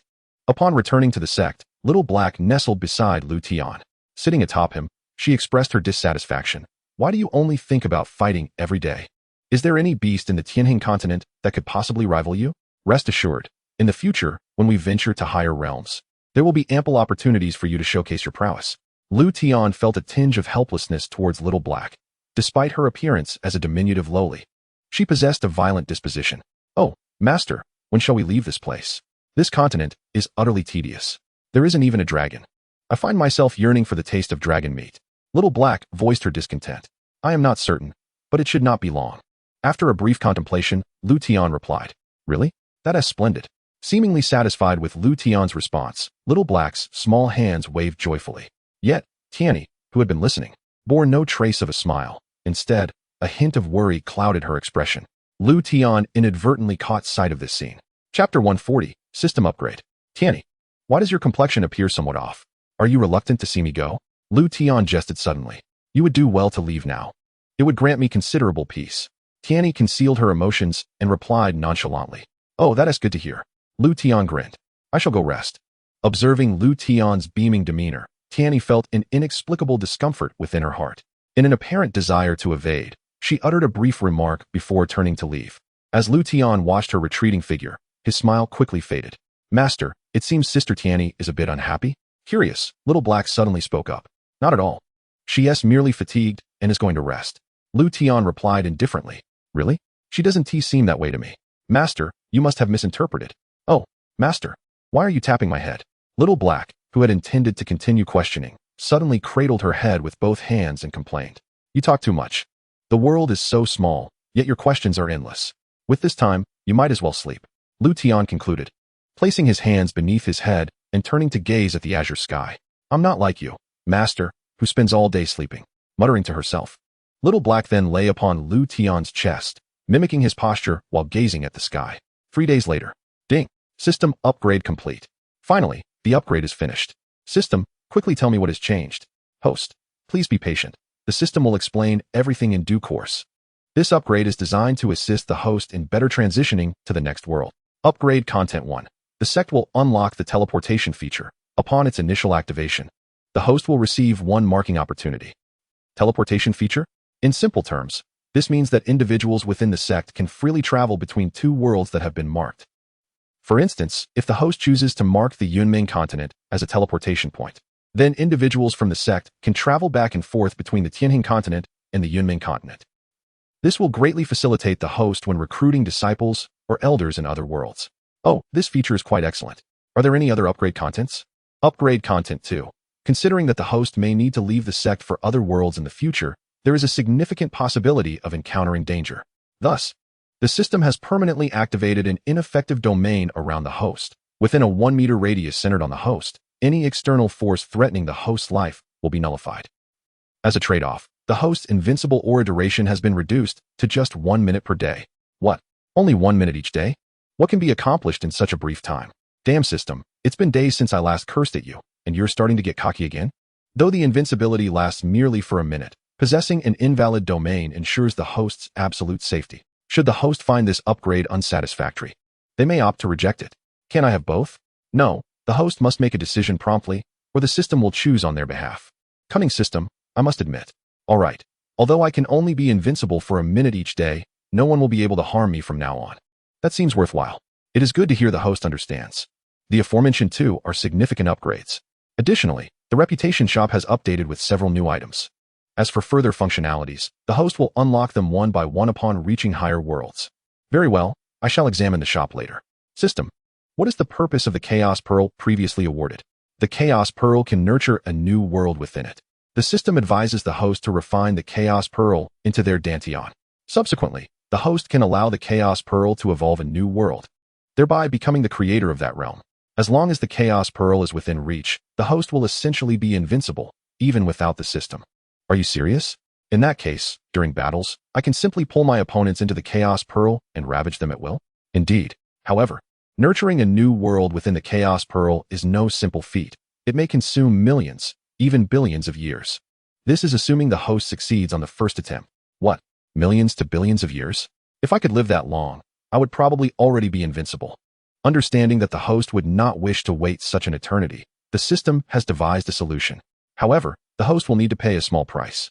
A small price? What kind of price? A requirement of 2 billion reputation points. How much? 2 billion? You call that a small price? A mere billion points. There's no need for the host to hastily refuse. Currently, the host possesses 12,430,000,000 reputation points. So the distance to 2 billion is not insurmountable. Perhaps it won't be long before the host has sufficient reputation points. Alright, I cannot even recall how many reputation points I have. Yet, you seem to keep track diligently. Cunning system, are you just waiting to fleece me? No, we must reduce it. Otherwise, I might as well wait for hundreds of millions of years. I'm not in a hurry. You can wait with me. 19 billion. 10 billion. 18 billion. That is the lowest price. 10 billion. Then the host may take their time. The system is not pressed for time. Fine. Let us settle on 18 billion. Cunning system, quickly tell me how to proceed? Understood. To cultivate a world from nothing is undoubtedly an arduous task. However, if there is already a world to begin with, the opportunity becomes significantly simpler. The system's method is for the host to devour the Tianheng continent into the Chaos Pearl. This way, the Tianheng continent will transform into the host's new world. What? Devour the Tianheng continent? Cunning system, that method won't do. Propose another. Without allowing the system to elaborate further, Liutian's expression darkened. Do not be hasty. The system is aware of the host's thoughts. Originally, upon being devoured, the Tianheng continent would completely vanish, replaced by a brand new world within the Chaos Pearl. However, if the heavenly Tao of the Tianheng continent willingly relinquishes its control, the system has a method to transfer the Tianheng continent directly into the Chaos Pearl. This would save the time required for the Chaos Pearl to devour the old world and evolve a new one. If all goes smoothly, the host will become the new overseer of the Tianheng continent. Additionally, due to the Chaos Pearl, the Tianheng continent will continue to thrive. As long as the host survives, the Tianheng continent shall not perish. Chapter 141, The End of Cultivation. Will everything in the Tianheng continent still exist afterward? Certainly. The system has stated that the Tianheng continent will be directly transferred into the Chaos Pearl. This process will have no adverse effects on the Tianheng continent. It is merely relocating it. Conversely, this presents an opportunity for the Tianheng continent. Initially, the highest realm attainable in the Tianheng continent was the Emperor level. But in the future, realms beyond the Emperor level will emerge. Moreover, the Tianheng continent may evolve into a higher world. An exceeding that is not out of the question. However, the prerequisite is that the heavenly Tao of the Tianheng continent willingly relinquishes its dominion. Should there be even a hint of reluctance, while the Tianheng continent itself may remain intact, the beings upon it cannot be guaranteed safety. The system responded. Alright, I understand. I need to contemplate this further. No problem, and besides, the reputation points are insufficient. Even if the host desires to transfer the Tianheng continent now, the system cannot facilitate it. Be quiet, cunning system. I do not require your reminders. Understood, should the host have any further doubts. They may call upon the system at any time. After this response, the system's voice fell silent. Subsequently, Liutian stood alone, gazing vacantly in one direction, a hint of melancholy gracing his countenance. Ever since unifying the Tianheng continent, the reputation of the Yuan Dao Sect had been soaring. Yet, Liutian, as the sect leader, seemed to have vanished, not having shown his face in the sect for an extended period. Time flew by, and in the blink of an eye, 3 months had passed. On this day, several figures emerged from the Chaos Time Tower. They were none other than Su Bai and others who had been cultivating within the tower. While 3 months passed outside, over 20 years had elapsed within. During this seemingly lengthy yet fleeting time, Su Bai and their companions made remarkable progress in their realms. Thanks to their extraordinary talents and Duanmu Ro's universal physique, Su Bai and the others had all stepped into the quasi-emperor realm. Although they had not achieved the supreme realm Liutian had hoped for, their advancement was nonetheless astonishing. For ordinary individuals, reaching this realm could take an entire lifetime. Upon leaving the Chaos Time Tower, Su Bai and the others immediately sought out Liutian. However, this time they did not find him in his usual resting place. Eventually, they encountered Tianni. Initially, upon discovering that Tianni was Tianni, The expressions of the group ranged from astonishment to disbelief. Yet, after Tiany's explanation, Su Bai and the others accepted the reality. From Tiany, they learned that Liutian was currently occupied with matters, which was why he had not appeared in his usual resting spot. Upon receiving this information, Su Bai and the others reluctantly abandoned their plan to meet Liutian. After gathering information about recent events from Tiany, they each departed in succession. Meanwhile, in a snow-covered expanse, Liutian was strolling across the icy terrain. It turned out that the reason Liutian had not shown himself recently was that he had been in the Chaos Secret Realm. System, how reliable is your information? It has been nearly 7 or 8 days. Yet how is it that we have yet to uncover that item? Ding, the host must place trust in the system. The ice spirit is indeed a rare treasure that one can only encounter by chance. Even in those grand worlds, it remains a scarce entity. Only within the chaotic secret realm can it be found. In any other location, even if the host wished to seek it, there would be no means to do so. Enough, you have repeated this assertion countless times. Just tell me, how much further is it?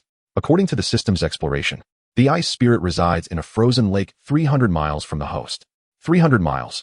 I shall place my faith in you once more. Were it not for the need for this ice spirit, Liutian would have likely surrendered days ago. However, with the last ice spirit being all that remains of this journey into the chaotic secret realm, Liutian naturally would not relinquish his pursuit lightly. With renewed determination, Liutian proceeded in the direction indicated by the system.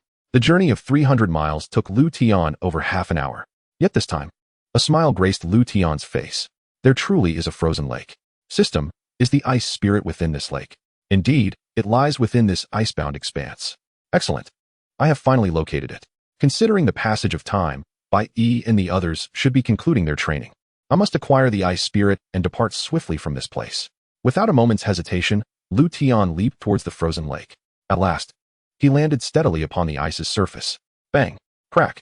In the next instant, Liutian's fist struck down, causing the ice beneath him to shatter instantly.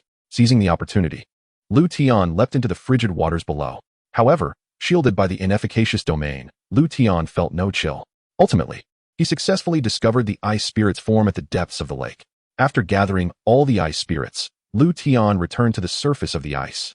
Well then, it is time to depart from here, Liutian exclaimed as he leapt towards the exit of the secret realm.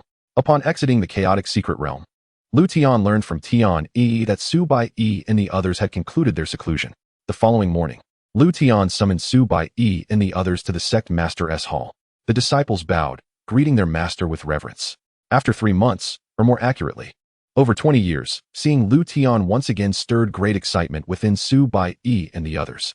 Indeed, very well, aside from Roer, all of you have advanced to the quasi-emperor realm. While none have reached the supreme level, it suffices. Thus, I can rest assured in allowing you to undertake your training. After assessing everyone's cultivation, Liutian nodded in satisfaction. Master, what is this training ground you speak of? Now that we are all quasi-emperors, if the inhabitants of that place are too weak, would it not render our training futile? Su Bai inquired curiously. Haha, rest assured. The location I have chosen for your training will undoubtedly meet your requirements. Tiany, please explain it to them.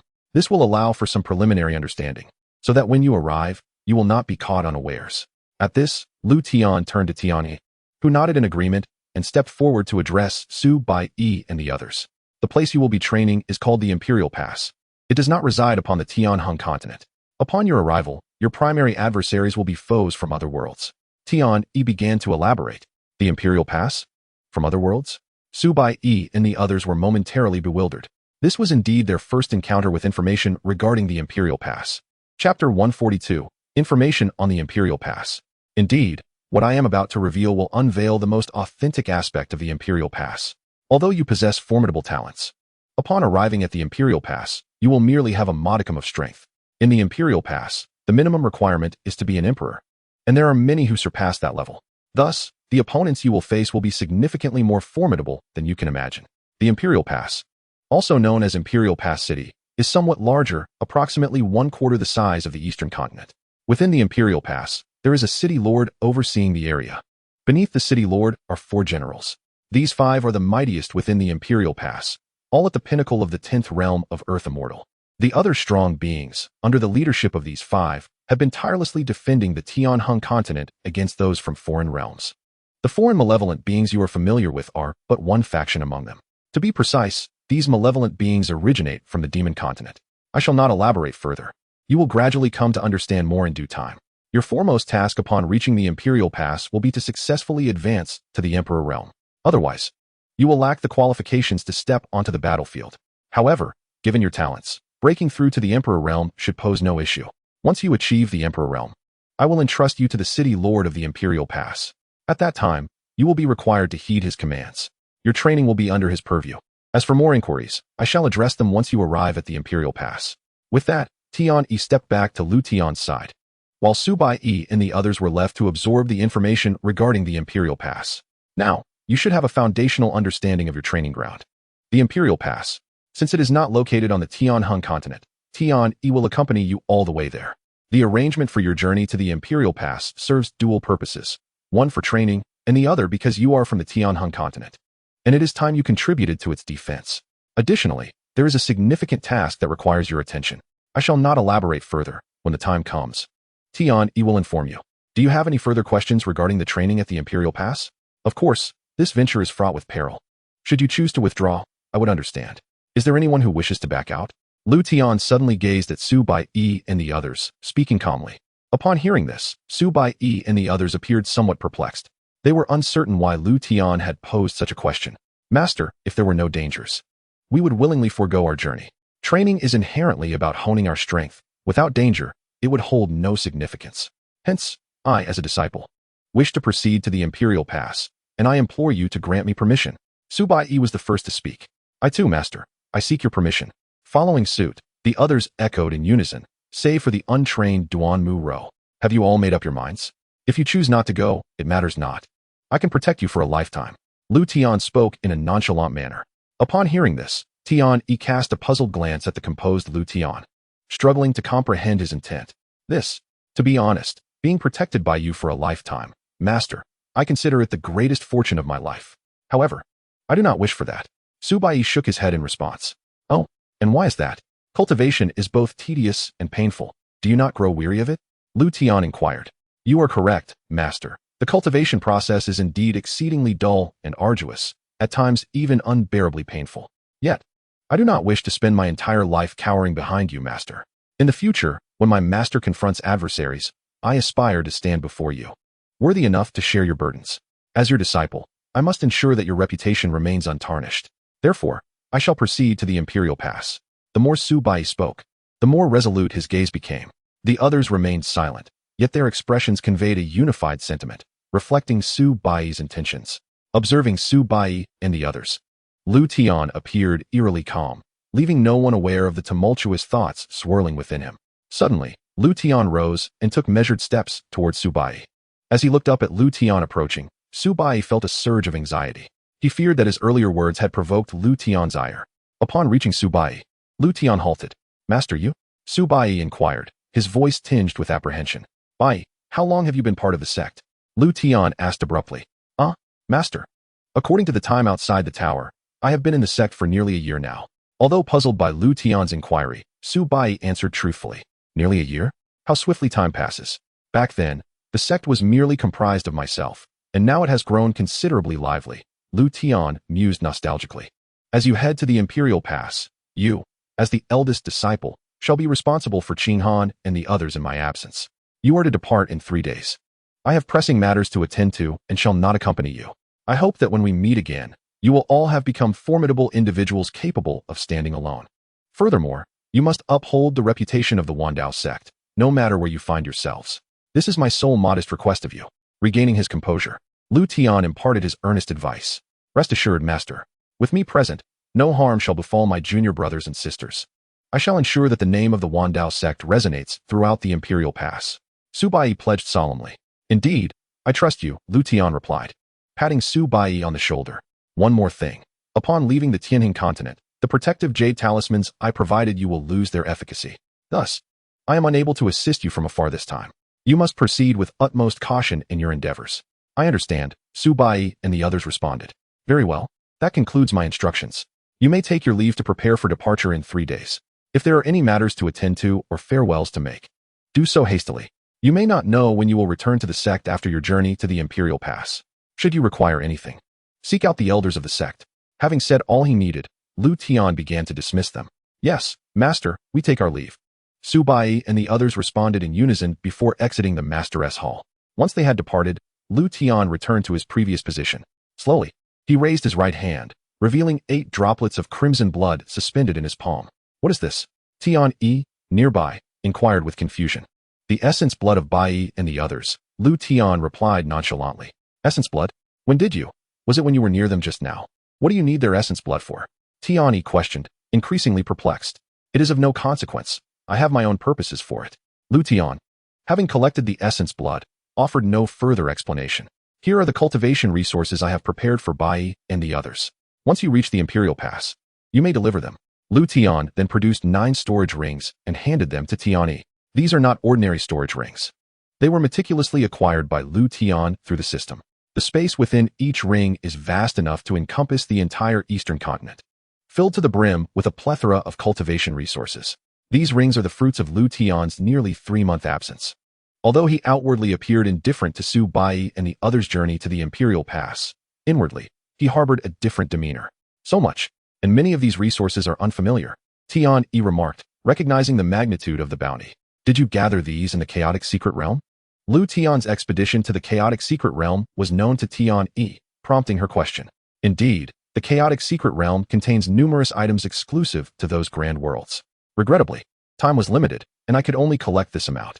However, it should suffice for them for a considerable period, Liutian explained. Is this truly insufficient? Very well. I shall ensure these are delivered to them. But shouldn't there be 8 storage rings? Why is there an extra one? Tian Yi suddenly inquired. You're astute. I needn't elaborate further. I shall take my leave for a while. You may do as you wish. With that, Liutian stood and exited the Master's hall, leaving Tian Yi in a state of bewilderment. What is this fellow planning?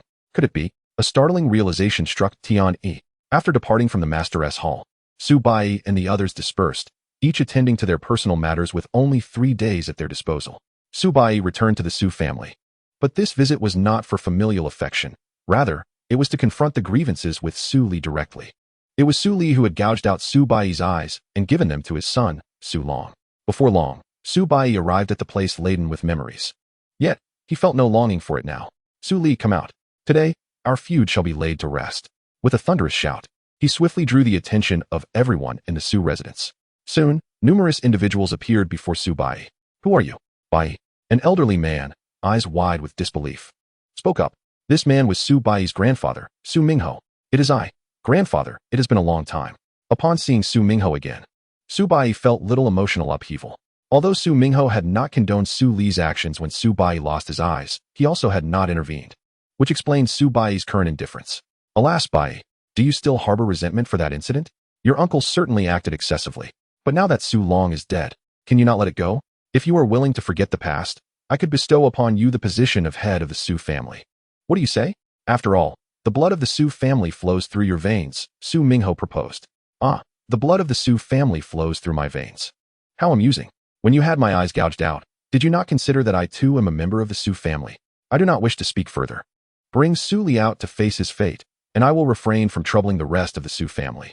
Anyone who dares to obstruct me shall face death without mercy, regardless of who they are. Though not explicitly stated, Su Bai's intent was unmistakable. He would show no mercy, even to Su Mingho should he attempt to intervene. You, Bai, I implore you, even if you disregard everything, consider your grandfather's plea. Su Long is dead. Su Li has gone mad. What more do you desire? Must you kill him before you find satisfaction? Su Mingho questioned. Just gone mad. Then he must die? Since he refuses to come out, I shall seek him myself. I shall reiterate, those who obstruct me shall perish. With these words, Su Bai began to stride forth in search of Su Li. The guards, witnessing this scene, remained frozen in place, hesitant to act. Before long, Su Bai found Su Li at his residence. Upon seeing Su Li disheveled and in disarray, Su Bai felt no trace of pity. Beside Su Li stood Chi Su, his mother, with a vacant stare. The moment she beheld Su Bai, Chi Su's eyes snapped back to life. It's you. You killed my son. How dare you approach? I want you dead. Chi Su's face contorted with rage as she charged at Su Bai. However, in his current state, Su Bai was far beyond her capabilities. With a mere flick of his hand, Chi Su was sent sprawling, blood spilling from her mouth. The sounds of their skirmish stirred Su Li from his stupor. You little beast, it's you. Madam, how dare you kill my son and injure my wife in front of me? You shall die. Seeing Chi Su lying incapacitated, Su Li, consumed by fury, lunged at Su Bai. Stop. At that moment, Su Mingho, arriving on the scene, urgently interjected. Yet, blinded by hatred, Su Li paid no heed. As Su Li charged, Su Bai's gaze turned icy. Uffed. In his current state, Su Li could not even close the distance before being repelled by Su Bai's aura, landing several meters away. You are truly weak. So weak that I lack the interest to engage. Did you ever imagine I would attain such strength? I have come today to take your life. Out of respect for our shared bloodline, I shall grant you a swift end. Die. With that, Su Bai raised his hand to strike down upon the severely wounded Su Li. No, stop. Witnessing this, Su Mingho could no longer contain himself, but it was too late to prevent Su Bai's impending action. Ha ha ha, little beast. I regret not killing you outright back then. Had I done so, none of this would have come to pass, and my son would still be alive. Even in death, I shall ensure you suffer. On the road to the Yellow Springs, I shall await you. Ha ha ha. Perhaps realizing his imminent demise, Su Li chose to self-destruct. Husband, I shall join you. Chi Su, not far off, also resolutely opted for self-detonation. Thus, Su Bai found himself caught in a pincer attack. Very well. Killing you both spares my hands from the filth. Yet, you are mistaken. On the road to the Yellow Springs, you shall not await me.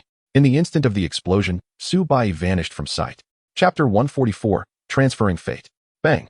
In the next moment, two tremendous explosions reverberated. When the dust finally settled, the once mighty Su residence lay in ruins, a scene of utter devastation. Except for a few individuals who had been far from Su Li's quarters, the rest were largely consumed by the aftermath of the blasts. In less than the time it takes to burn a stick of incense, the Su family's strength had been reduced to nearly nothing. From this day forth, I, Su Bai, shall have no further ties with the Su family. This fate is a price I must pay, Su Bai mused. Without lingering, he turned and departed. At last, the singular chain binding him was utterly severed. Henceforth, he would roam freely in the vastness of the world. On this day, Liutian arrived alone at Duanmu Ro's residence.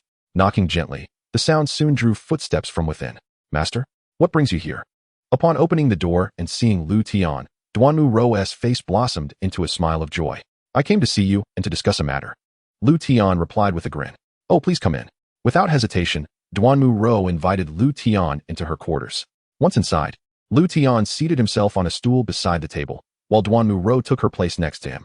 After exchanging pleasantries, Liutian delved into the purpose of his visit. Xiao Ro, your senior brothers and sisters are soon to embark on a journey to the Imperial Pass for training. You alone remain behind. What are your thoughts on this? Liutian inquired suddenly. I have no particular thoughts. Although I cannot accompany my senior brothers and sisters to the Imperial Pass, I can stay and keep you company, master. That makes me quite happy. Duanmu Ro replied after a moment's contemplation. Is that so? I am heartened to hear you express such thoughts. However, Xiao Ro, you are yet unaware of the extraordinary talents you possess. Remaining by my side would only stifle your potential. Thus, I am here to inform you that you too must go to the Imperial Pass, Liutian said earnestly. I am to go as well. But master, I have no cultivation. I would only hold my senior brothers and sisters back, Duanmu Ro said, perplexed. I am well aware of that, but you need not worry. I will help you resolve this issue. Soon, you will not only be able to cultivate normally, but will likely surpass your senior brothers and sisters in no time. However, Xiao Ro, once you leave my side, you will face perils and malevolent hearts unlike anything you have ever encountered. Do you still wish to go to the Imperial Pass? Liutian asked. Master, I am willing. I also want to contribute to you and the sect, Duanmu Ro replied earnestly without hesitation. Good. Then Xiao Ro must strive to grow stronger, so you may protect your master, Liutian said, affectionately ruffling her hair and smiling brightly. Yes, I will work hard to grow stronger and protect you, master. Duanmu Ro nodded eagerly. Observing her earnest expression, Liutian shook his head, unable to suppress his smile. After exchanging a few more words, Liutian took his leave. Throughout their conversation, Duanmu Ro did not inquire how Liutian intended to resolve her cultivation issues, nor did Liutian mention it, seemingly in tacit understanding. Duanmu Ro held absolute trust in Liutian, while Liutian wished to shield her from unnecessary concerns. System, commence. Ding. Does the host confirm this action? Once begun, the host's cultivation will revert to 0. Enough with your incessant chatter, dog system. No one can harm me now. My lack of cultivation matters little. Proceed. Understood. Since the host has made a decision, the system will refrain from further comments. Deducting 100 million reputation points, commencing the transfer of the fate that prevents Duanmu Ro from cultivating onto the host. Simultaneously transferring all of the host's cultivation to Duanmu Ro. As the system's notification chimed, in the next moment, Liu Tianbian found his cultivation rapidly diminishing. In the blink of an eye, he lost all his spiritual power, reverting once again to an ordinary mortal. Ding! Transfer complete. Duanmu Ro can now cultivate normally. However, forcibly altering Duanmu Ro's fate may lead to unpredictable consequences in the future. This, the host must prepare himself for mentally in advance. Well, the day has barely begun, and yet one worries about the future. When soldiers come, one shall face them. When water rises, one shall build a dam. Besides, don't you still have the system by your side? In the worst-case scenario, it would merely require some expenditure of prestige points. Liutian spoke nonchalantly. Yet, becoming an ordinary person once more felt indescribably peculiar. Indeed, the inability to pursue immortality and enlightenment left him feeling quite unwell, Liutian mused softly. Subsequently, he uttered no more words, simply gazing into the distant scenery. He stood in silence for an indeterminate period before suddenly turning toward the Elder Hall.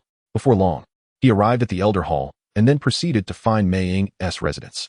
Zhongzhu. Upon realizing it was Liutian, Mei Ying's expression reflected surprise, as this was the first time he had actively sought her out. Won't you invite me in for a seat? Liutian teased, observing Mei Ying's momentary daze. Oh. Zhongzhu, please come in.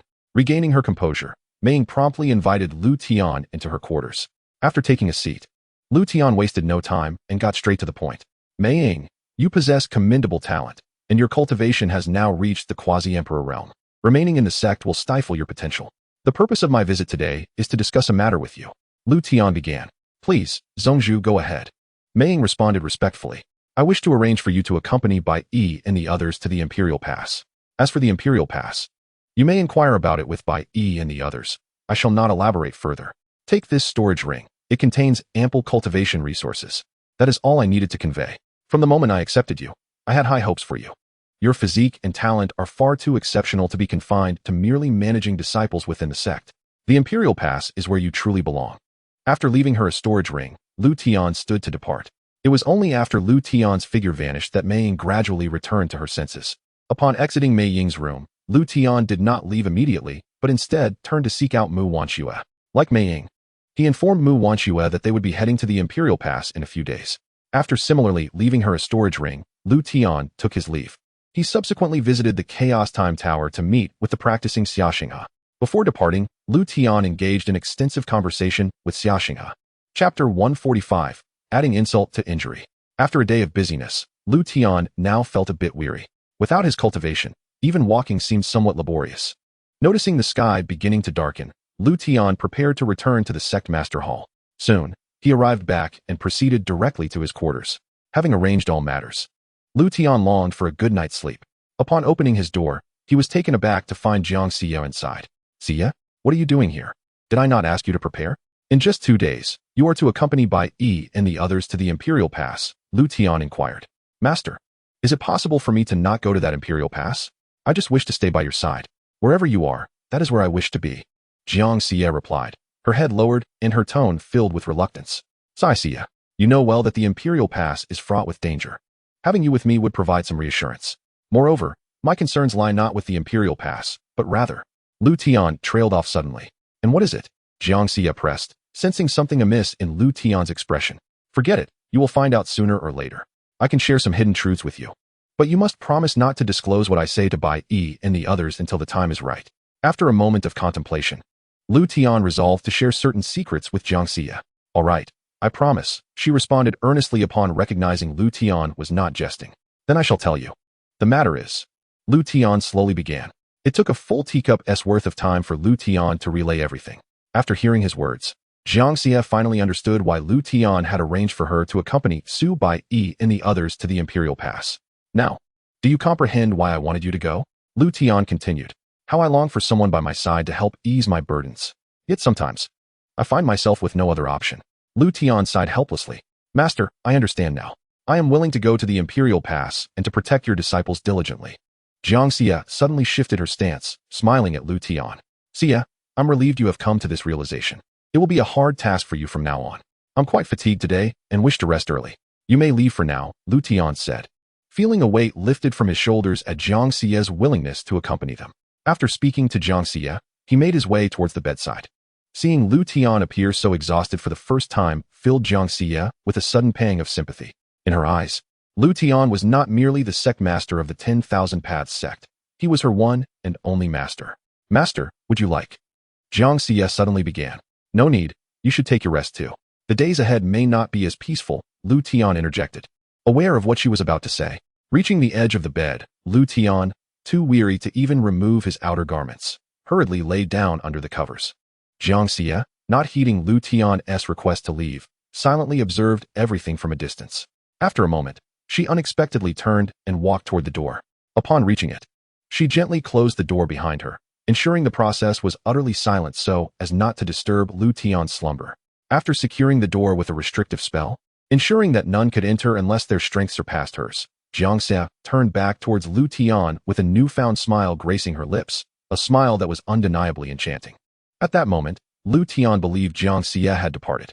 Little did he know, she was drawing closer to him. Approaching the bedside, Xianxia gazed at Liutian, whose eyes were tightly shut, her expression softening with affection. Even in their usual interactions, Xianxia had never bestowed such a gaze upon him. Yet, at this moment, it was unmistakably genuine. Master, she called out softly. What is it, Xia? What are you doing? Why haven't you left? Upon hearing a sound, Liutian instinctively opened one eye to assess the situation. To his astonishment, he found Xianxia mere inches away, causing him to jump in surprise. It is no wonder Liutian reacted this way. After all, the sudden appearance of another person in such close proximity can indeed be quite alarming. Master, on this journey to the Imperial Pass, I will be unable to see you for quite some time. Xianxia suddenly stammered. Xia, what is wrong with your tongue? Speak up. I wish to return to my slumber. I am truly exhausted today. This was the first time Liutian had witnessed Xianxia behaving in such a manner, leaving him both curious and perplexed. Oh, I have something I wish to present to you, Master, Xianxia continued, a peculiar blush creeping onto her cheeks. You wish to give me something? Very well, what is it? Hand it over. Perhaps due to his fatigue, Liutian was entirely oblivious to the unusual behavior of Xianxia. Do you truly wish for it, Master? Xianxia asked again, her face still flushed. Did you not say you were going to give it to me? Will you, or will you not? If not, I shall sleep. Liutian felt a twinge of confusion, utterly failing to comprehend the strange antics of Xianxia. All right, this is something you specifically requested, Master. It is the most precious item I possess, and I assure you, you will be satisfied. A triumphant smile suddenly graced Xianxia's lips. Upon hearing this, Liutian found himself utterly bewildered. He suddenly sensed that something about Xianxia was amiss. No, Xia, I do not want that. Moments later, Liutian's eyes widened in realization. Oh no. Unfortunately, it was already too late. Liutian's mind went blank in an instant. The ensuing long night only compounded the exhaustion that had already settled upon him. Text omitted for brevity. Chapter 146, Journey to the Imperial Pass. Time flew by, and soon the day of departure for the Imperial Pass arrived. On this day, Subai and the others gathered at the designated meeting point. Junior Sister Duanmu, are you here to see us off? Subai inquired curiously as he noticed Duanmu Ro had also arrived at the meeting place. No, senior brother. I am accompanying you all to the Imperial Pass. Duanmu Ro explained. Accompanying us? But you do not have. What is going on? Junior Sister Duanmu, how have you attained such cultivation? Subai exclaimed in surprise.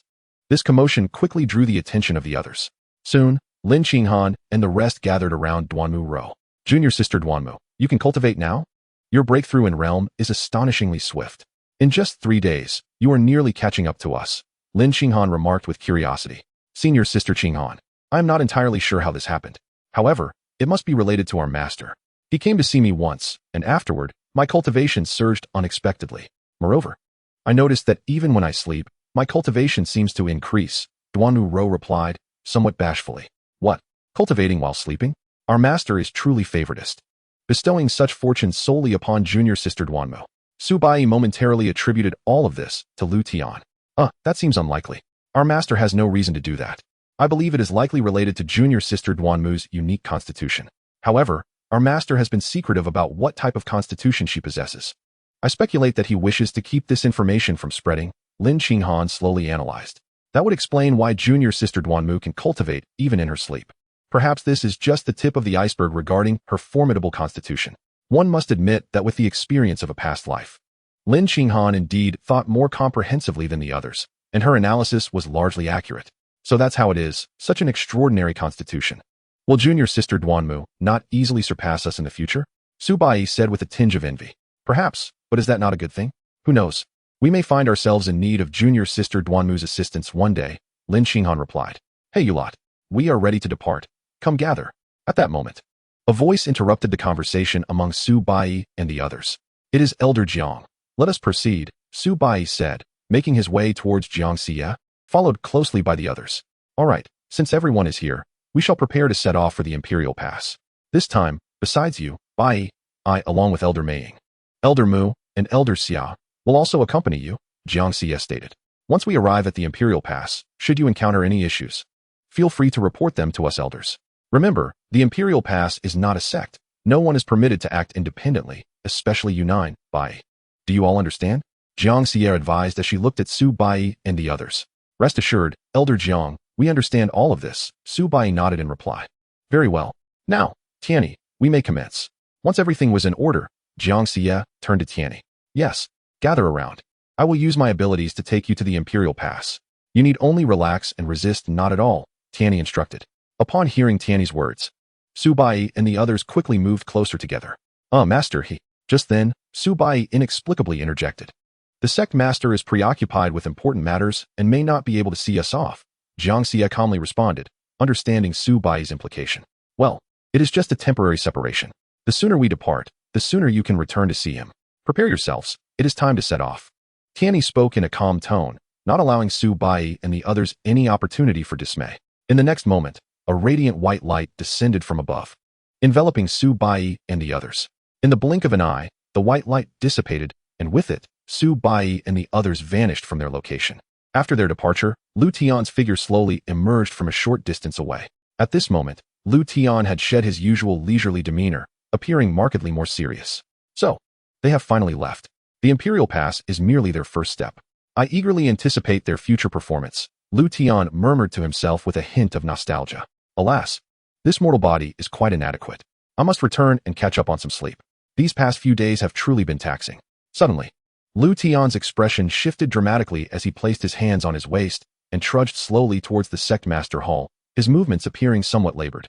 Meanwhile, only moments later, as Su Bai and the others opened their eyes again, they found themselves no longer on the Tianjin continent. Is this the Imperial Pass? Su Bai inquired curiously, surveying the unfamiliar surroundings. Indeed, but the city of the Imperial Pass is still approximately 3 kilometers away. Let us proceed. I shall first introduce you to the Lord of the Imperial Pass. Upon finishing her words, Tianni took the lead and soared toward a certain direction. The others, witnessing this, dared not hesitate and quickly followed suit. As it was their first time in such an unfamiliar place, no one was willing to act carelessly. Before long, Tianni arrived at the gates of the Imperial Pass. At that moment, the guards stationed at the gate, upon noticing Tianni and her companions, immediately perked up and surrounded them. Who are you? Produce your identification, or be treated as foreign intruders. The head guard bellowed at Tianni. Do not worry. This is a customary practice of the Imperial Pass, aimed at preventing enemies from infiltrating the city. You shall remain here without moving. I will handle everything, she instructed before stepping forward a few paces. Li Mu, come forth to meet me, Tianni called out, her voice soon echoing within the walls of the Imperial Pass. You, how dare you directly call out the Lord's name? Someone, seize this girl. The guards reacted vehemently upon hearing Tianni openly utter Li Mu's name. Halt. Just as the guards were about to act, a voice resounded from the city walls. In an instant, a figure appeared before the guards. Upon closer inspection, it was a middle-aged man emanating an air of solemnity, exuding an aura that commanded respect. This man was none other than Li Mu, the Lord of the Imperial Pass and its strongest inhabitant. Who are you? Li Mu inquired, furrowing his brow as he recognized Tianni's face. Li Mu, it has been many years. Have you forgotten me so soon? How about this? Tianni spoke coolly, and suddenly, a unique power erupted from her being. This is the power of the Heavenly Dao. Having encountered the Lord of the Heavenly Dao before, Li Mu's previous sternness dissipated, leaving only reverence in its wake. Very well, first take me to your quarters. They will accompany me, Tianni stated as she reined in her aura. Yes, this way. My lord. Everyone, stand aside. Without hesitation, Li Mu commanded the guards to clear the path into the city. Shortly thereafter, under Li Mu's guidance, Tianni and her companions, including Su Bai, smoothly entered the Imperial Pass. Before long, they arrived at the Lord's residence. Chapter 147, Settling into the Lord's Manor. Li Mu, why are you alone? Where are your 4 generals? Upon seating herself in the great hall, Tianni immediately inquired. My lord, they have gone to the front lines to engage the foreign invaders. While it is termed a battle, it is, in essence, a mutual reconnaissance. Such skirmishes occur roughly once a month. They are expected to return to the Imperial Pass shortly. Li Mu respectfully replied. We shall discuss this matter later. Li Mu, I have certain tasks to entrust to you during this visit. Tianyi proceeded without further ado. Pray, speak, my lord, Li Mu responded. You have seen those who accompanied me. What are your thoughts? Tianyi inquired nonchalantly. While Li Mu hesitated at her words. Speak plainly. Tianyi urged. Yes, my lord. They all possess strengths at the quasi-emperor level or above, with two having already reached the emperor realm, and astonishingly, one is at the pinnacle of the emperor realm. Logically, such powerful beings should not exist on this continent, Li Mu expressed, puzzled. That is of no concern to you. I am referring to the younger individuals. What do you think of them? Tianyi reiterated her question. The group of young ones? Their talents are extraordinary. To have attained the quasi-emperor realm at such a young age is truly rare. Should they mature, they would become a significant asset to us, Li Mu praised without reservation. You are quite right. They are indeed gifted individuals. Hence, I intend to entrust their training to you. I require you to help them acquire sufficient combat experience in a short span of time. Can you accomplish this? Tianyi gazed at Li Mu as she posed her inquiry. You mean for me to train their battle awareness? That can be done, but why not wait until their strength increases? They are not yet at the emperor level and are incapable of contending with the foreign invaders, Li Mu questioned, bewildered. Li Mu, it is not that I am unwilling. Time is of the essence. They must participate in the ascension trial in 2 months, Tianyi replied. What? My lord, that is utterly unthinkable. They are the future of our Tianhan continent. How can we so carelessly jeopardize their lives? You are well aware of the risks associated with the ascension trial. With their current strength, they would be stepping into a near certain death. Li Mu reacted vehemently to Tianyi's words. Li Mu, the ascension trial is indeed fraught with peril. However, they are not ordinary individuals. In these 2 months, focus solely on their training. The rest need not concern you.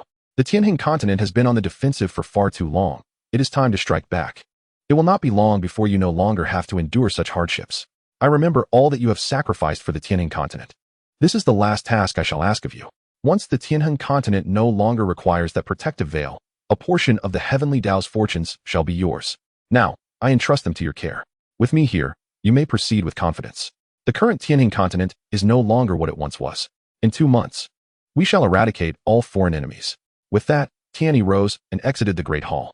After Tianyi departed, Li Mu took a moment to regain his composure. Eradicate all foreign enemies?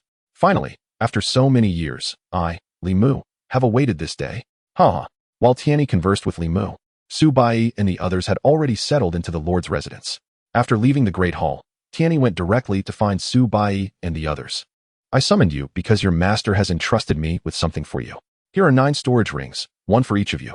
Inside, you will find the cultivation resources prepared by your master. Lingxi, since you are not from the Tianhan continent, this jade bracelet will conceal your aura, preventing anyone from discovering your identity. Furthermore, you should refrain from utilizing your physical powers as much as possible. If you must use them, ensure that there are no survivors. This is what your master instructed me to convey to you. The jade bracelet is also a gift from your master. As Tianyi spoke, she produced all the items entrusted to her by Liutian. I have already spoken with Li Mu. For the next 2 months, you are to follow Li Mu's arrangements. You have 2 days to break through to the Emperor realm. After 2 days, you will engage in combat with the foreign invaders.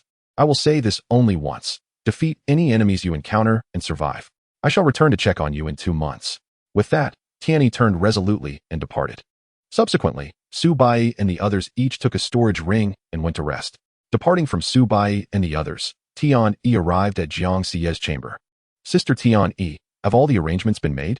Upon Tianyi's arrival, Xianxia eagerly stepped forward and linked her arm with Tianyi's. Yes, for the most part. Everything is in order. The subsequent matters will be entrusted to you. I must return to report to Liutian. I shall return to the Imperial Pass in 2 months. Although somewhat overwhelmed by Xianxia's enthusiasm, Tianyi did not withdraw her hand. 2 months? Is it possible the immortal trial will occur in just 2 months? That seems rather brief. Xianxia suddenly interjected. Are you aware of the immortal trial? Did Liutian inform you? Tianyi promptly inquired. Of course. It was my master who told me. What is the matter, Sister Tianyi? You seem a bit upset. Are you jealous, perhaps? Xianxia teased playfully. Not at all. What he chooses to tell others is of no concern to me. I have said what I needed to say. It is time for me to take my leave. Tianyi replied coolly. Sister, I was merely jesting. Don't be in such a hurry to depart. I still have some heartfelt words to share with you. Why not stay the night and leave tomorrow? Xianxia smiled, attempting to persuade her. No, I am not interested in your heartfelt words. Tianyi stated as she prepared to rise. Are you certain you don't wish to listen? It pertains to our master, Xianxia remarked with a hint of mischief. Sigh, if Sister Tian Yi is uninterested, then so be it. Travel safely, she added, feigning indifference. As Tian Yi took a few steps, Xianxia deliberately called out, "Oh, but I have something to say that involves Liutian." Instantly, Tian Yi halted. "Is that true?" She turned back to ask. "Huh, what do you mean?" Xianxia feigned ignorance. "Something related to Liutian," Tian Yi replied, slightly annoyed. "Oh, that? Of course it is true. But didn't T sister just say she wasn't interested? Why the sudden inquiry?" Xianxia asked with a teasing smile, her expression somewhat infuriating. "I've changed my mind. I will sleep with you tonight," Tian Yi stated, ignoring Xianxia's playful demeanor. "Great. I've grown quite unaccustomed to sleeping alone. 2 is definitely better than 1, he. Chapter 148, The Four Great Generals. Outside the Imperial Pass, no fewer than 100 figures slowly approached the city. Leading them were 4 individuals, 3 men and 1 woman. These 4 were none other than the 4 great generals of the Imperial Pass, named Wang Hao, Guolei, Xiaoyang, and Lu Ruoshui. Each possessed peak cultivation at the 10th level of Earth Immortal, their combat prowess slightly inferior to Li Mu. Above the Emperor tier lies the realm known as Immortal. However, the Immortal realm is further categorized from lowest to highest as Human Immortal, True Immortal, Earth Immortal, Celestial Immortal, Golden Immortal, Tai Golden Immortal, and Aluo Golden Immortal. Without the constraints of the Tianjin continent, the highest achievable realm within the Imperial Pass is Earth Immortal. To ascend further, one must venture to the higher realms. Yet, many within the Imperial Pass have long forsaken the opportunity to ascend in order to protect the Tianjin continent. That was quite unsatisfactory. I hadn't even gotten serious when those fellows retreated. Guolei expressed his frustration. "Next time, don't intervene. I want to take on all 4 of them myself." "Fine. All yours. Next time, we'll rest right in the Imperial Pass, and you can handle them alone." "What do you all think of this suggestion?" Xiaoyang asked with a grin. "I concur. I have no objections." Wang Hao and Lu Ruoshui nodded in agreement. Wait. I was only joking. Going alone? That would be tantamount to seeking death. I still wish to protect the Tianjin continent for a few more years, Guolei retorted, slightly displeased. Haha. I was just teasing you, Guolei.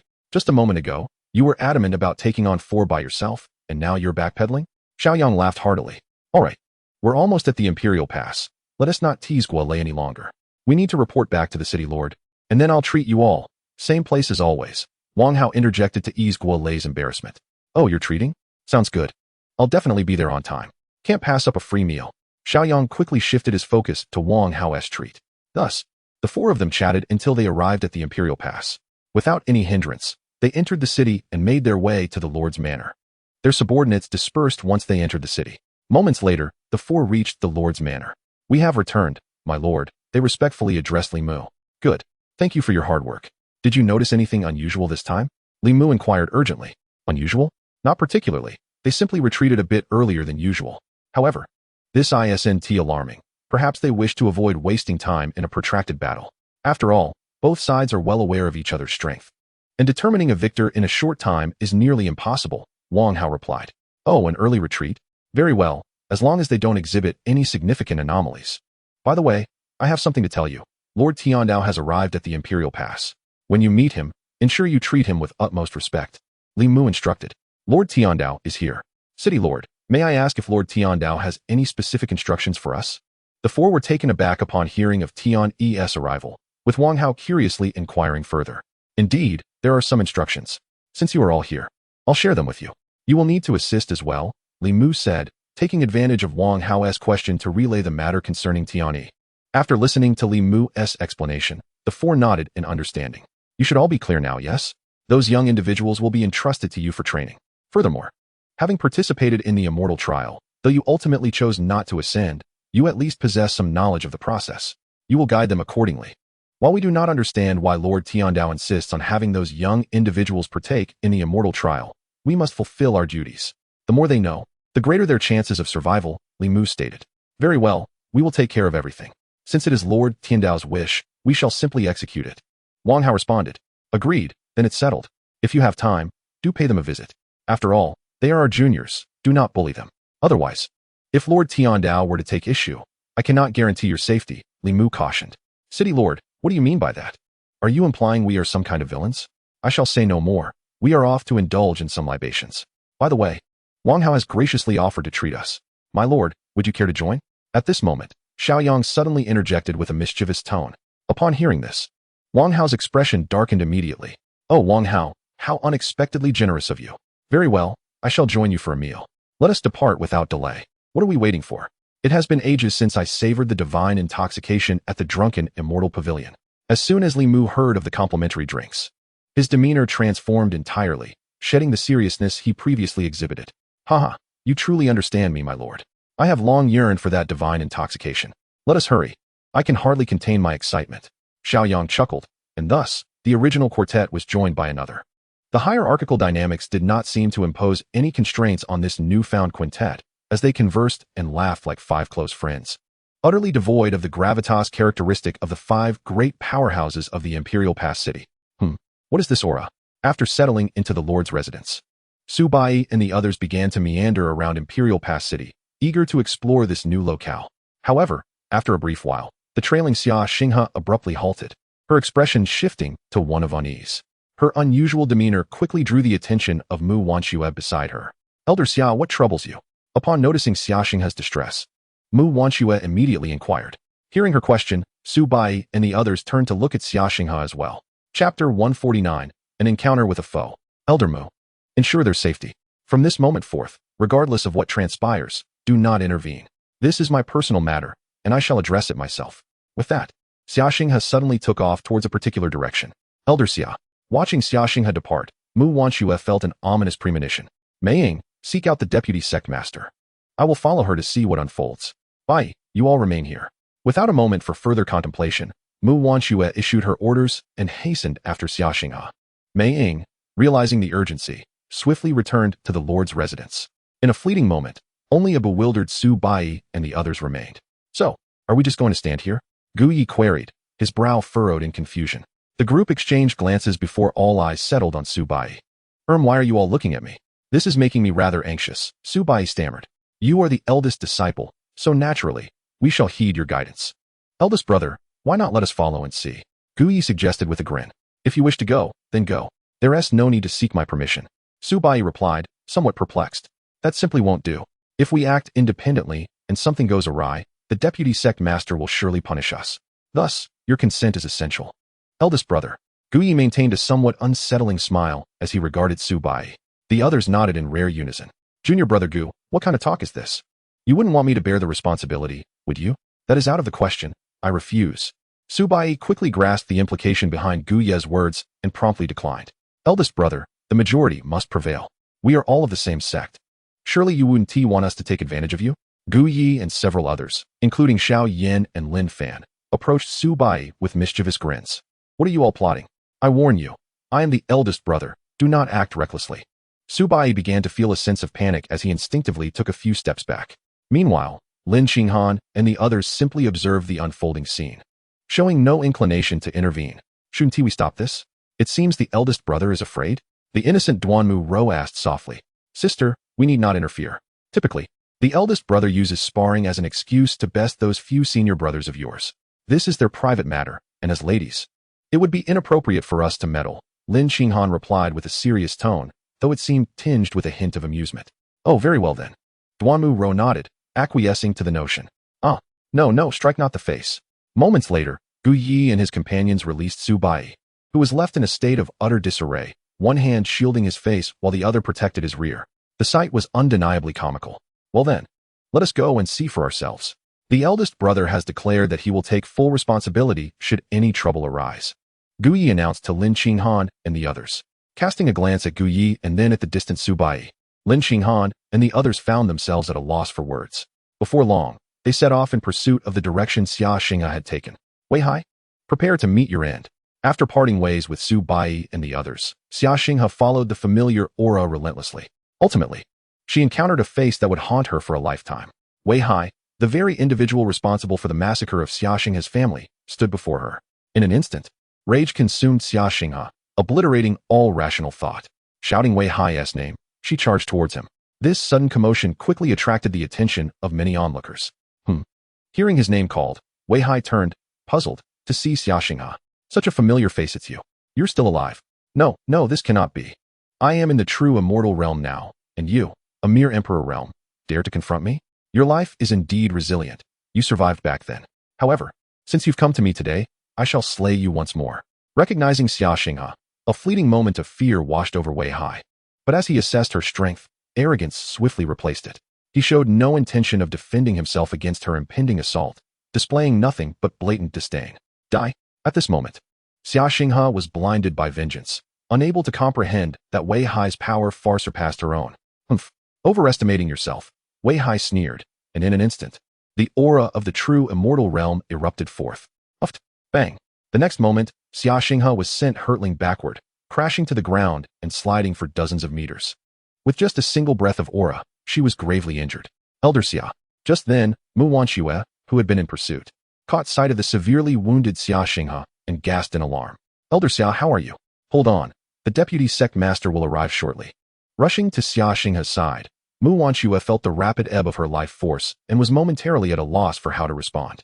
Despite desperately channeling her spiritual energy into Xianxia, the situation continued to worsen. And a beautiful maiden arrives as well.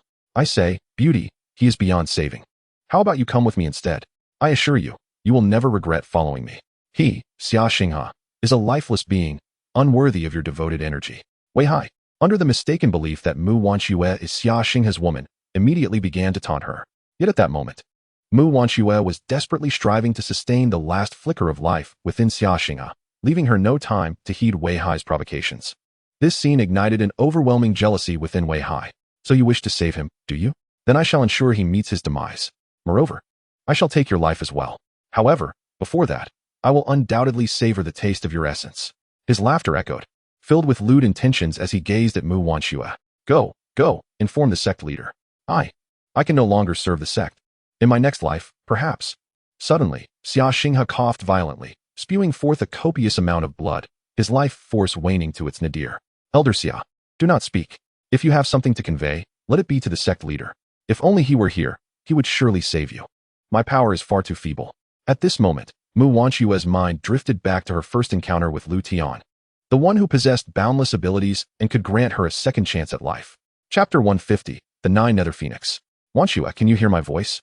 Just when Mu Wanxue felt utterly powerless, she suddenly heard a voice resonate within her. The sect leader? No, the sect leader is at the sect. This must be an auditory hallucination. She shook her head, quickly attributing the voice to a figment of her imagination. This is no illusion, it is Liutian. Wanxue, time is of the essence, and I am currently communicating with you across distances. You must heed my words carefully.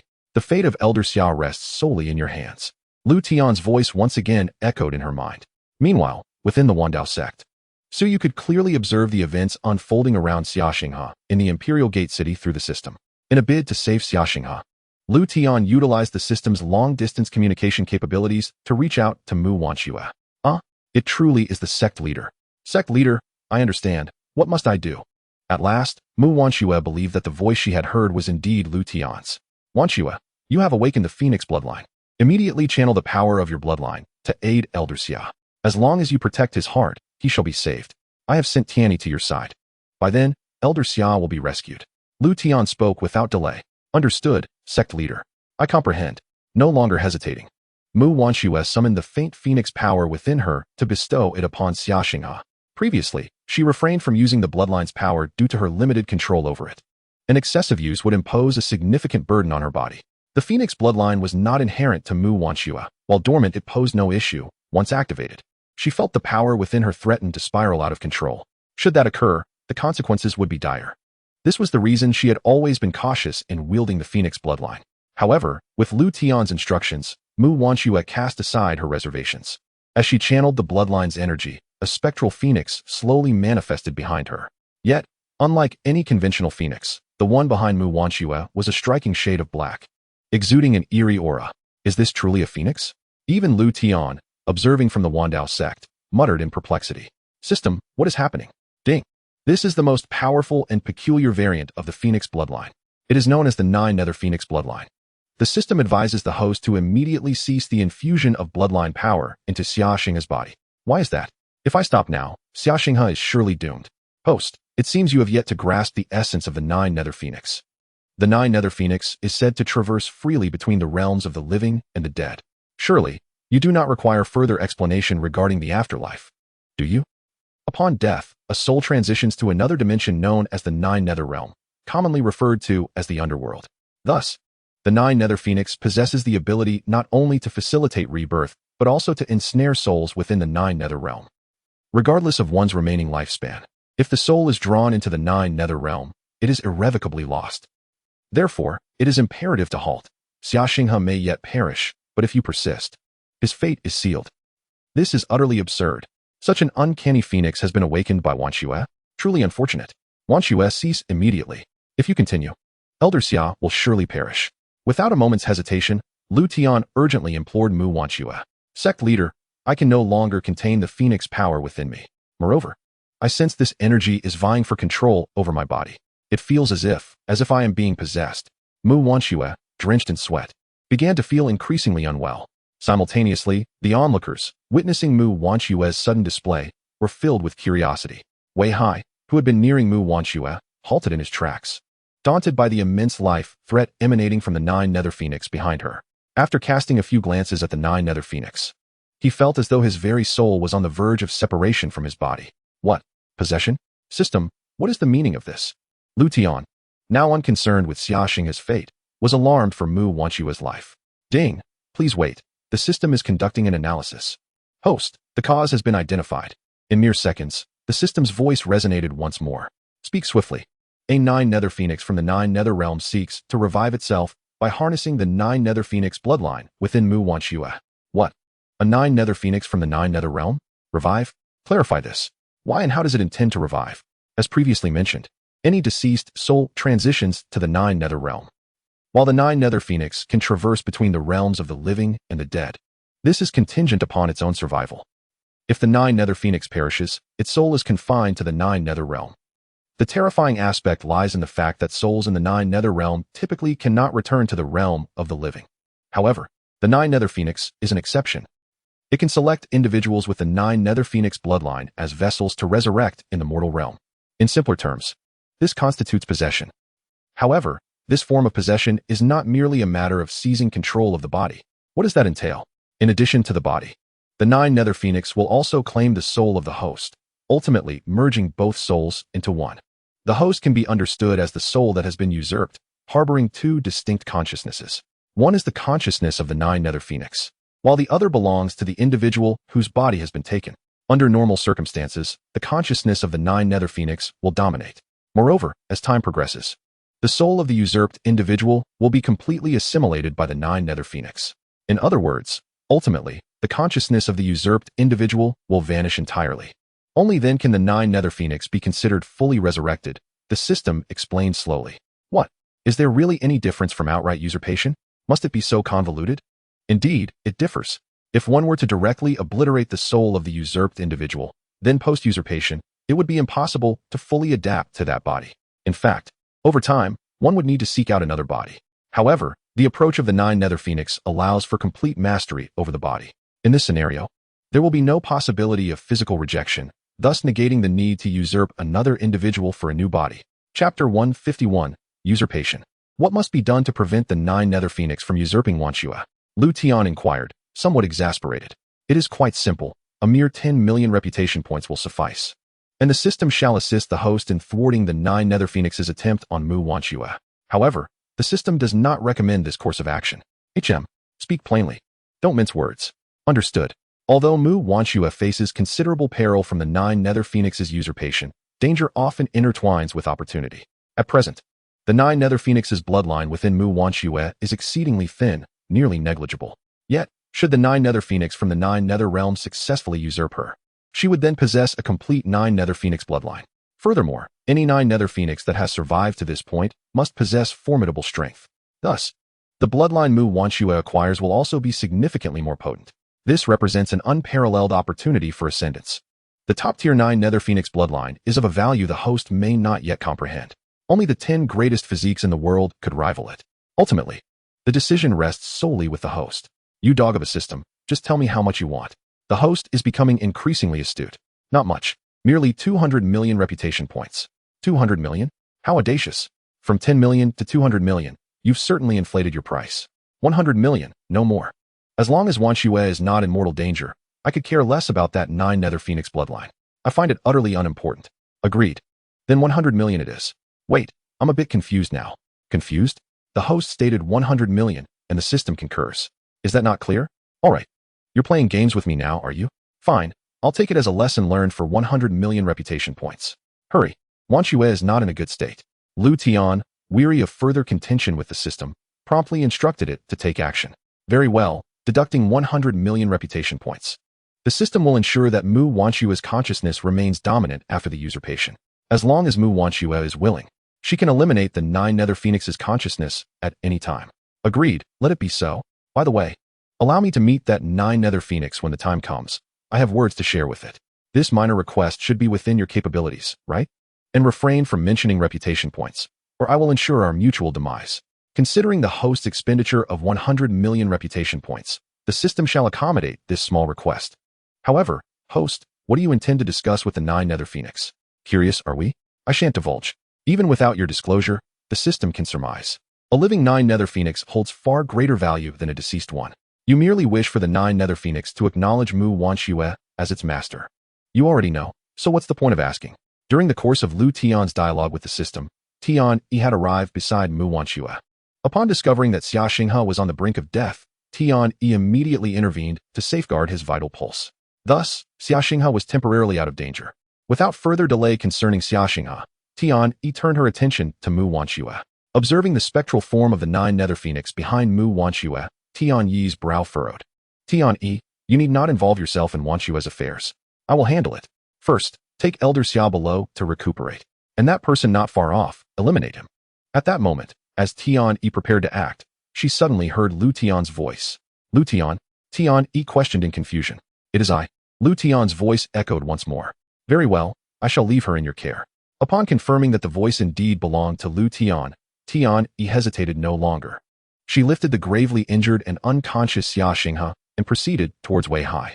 Feeling a surge of fear as Tian Yi approached, Wei Hai quickly contemplated escape. Yet, all his efforts were in vain before Tian Yi. Observing Wei Hai's flight, Tian Yi halted, showing no inclination to pursue. In the next instant, she raised her hand towards Wei Hai, and an invisible force struck him. Please, no, do not kill me. I will do whatever you ask. Realizing Tian Yi's strength far surpassed his own, Wei Hai immediately fell to his knees in supplication. You are unworthy. With those words, the kneeling Wei Hai suddenly became motionless. Moments later, he toppled forward, lifeless. After dealing with Wei Hai, Tian Yi departed with Xia Xinghe. Shortly after her exit, Su Bai and others finally arrived at Mu Wanxue's location. Is that Elder Mu? What has transpired? Observing Mu Wanxue kneeling on the ground, with the spectral form of the 9 Nether Phoenix growing more corporeal behind her, Su Bai could not help but exclaim. Wanxue! Lin Xinghan gasped, rushing towards Mu Wanxue. Junior sister, do not act rashly. Elder Mu's condition is precarious. Seeing Lin Xinghan's agitation, Su Bai urgently called out. Just then, Tian Yi returned. Do not approach. She is currently stable. Leaping in front of Lin Xinghan, Tian Yi raised her hand to block him and offered a few comforting words. Upon recognizing Tian Yi, Lin Xinghan calmed down considerably, though concern still marred his expression as he gazed at Mu Wanxue. Despite having lived a second life, the bond between Lin Xinghan and Mu Wanxue had never faded. Naturally, witnessing her in such a state elicited his deep worry. Suddenly, a sharp cry pierced the air. In the next moment, the spectral form of the 9 Nether Phoenix soared into the sky, unleashing a terrifying aura. Before long, the aura swept through the city of Diguan. Inside the Zue Xianlu, the 5 companions of Li Mu, who had only just settled down, simultaneously lifted their gazes toward the source of the aura. This force was so potent that it sent tremors through their very souls. Let us investigate, Li Mu declared, placing his wine cup down and hastening towards the direction of Mu Wanxue. The remaining 4 had no choice but to set down their chopsticks one by one and follow suit. Just as Li Mu and his companions were making their way, the ethereal image of the 9 Nether Phoenix suddenly underwent a transformation. The spectral phoenix veered, hurtling directly toward Mu Wanxue on the ground. In mere moments, the phoenix's shadow collided with her. Upon contact, the image of the 9 Nether Phoenix merged into her being. The next instant, Mu Wanxue's form was enveloped in a sphere of inky black flames. Chapter 152, A Surge in Cultivation Master. Will this truly be alright? Those black flames appear rather ominous. Lin Xinghan inquired with evident concern. I cannot be certain.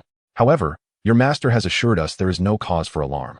Let us wait and observe, Tian Yi replied. Equally perplexed by the phenomenon surrounding Mu Wanxue, inevitably invoking the name of Liutian.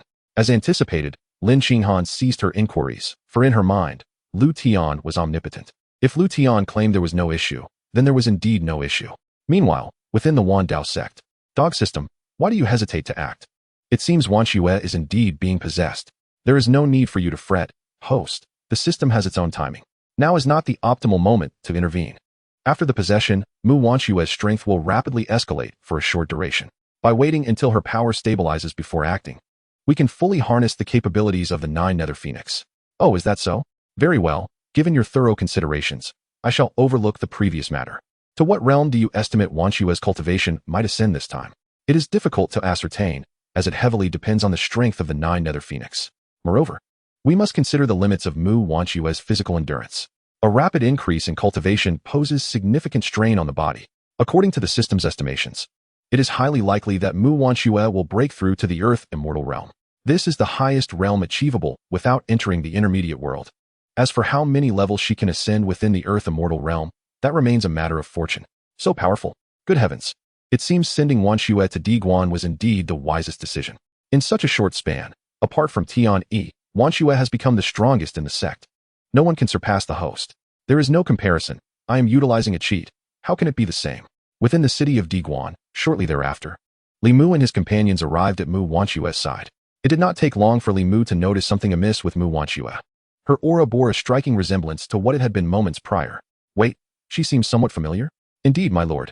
Just as Li Mu pondered where he had encountered xianxiaaudiobooks before, he suddenly caught sight of Tian Yi not far away. Without a moment's hesitation, Li Mu hastened towards Tian Yi. Greetings, my lord. What brings you here? Is it because of her? Li Mu inquired respectfully. Greetings, Lord of the Dao. At this moment, Wang Hao and the others returned. Yes, I am indeed here because of her. Since you all have arrived, let us wait together. Also, please disperse the onlookers. Should any unforeseen circumstances arise, we must prevent innocent bystanders from being harmed. Tian Yi spoke calmly. Understood, my lord. You 4, go and disperse the crowd. Instructing them to retreat 3 miles back, Li Mu commanded his companions without delay. Yes, Wang Hao and the others complied and set about clearing the spectators. While doing so, Wang Hao discovered the lifeless body of Wei Hai lying nearby. Wang Hao immediately recognized Wei Hai as one of his subordinates. In the city of Diguan, a true immortal's strength was considered a backbone force. Now, witnessing his demise here, Wang Hao felt a surge of anger. However, upon learning from the bystanders that it was Tian Yi's doing, his fury dissipated entirely. Had it been anyone else, he would have approached for clarification. But Tian Yi was not someone he dared to offend.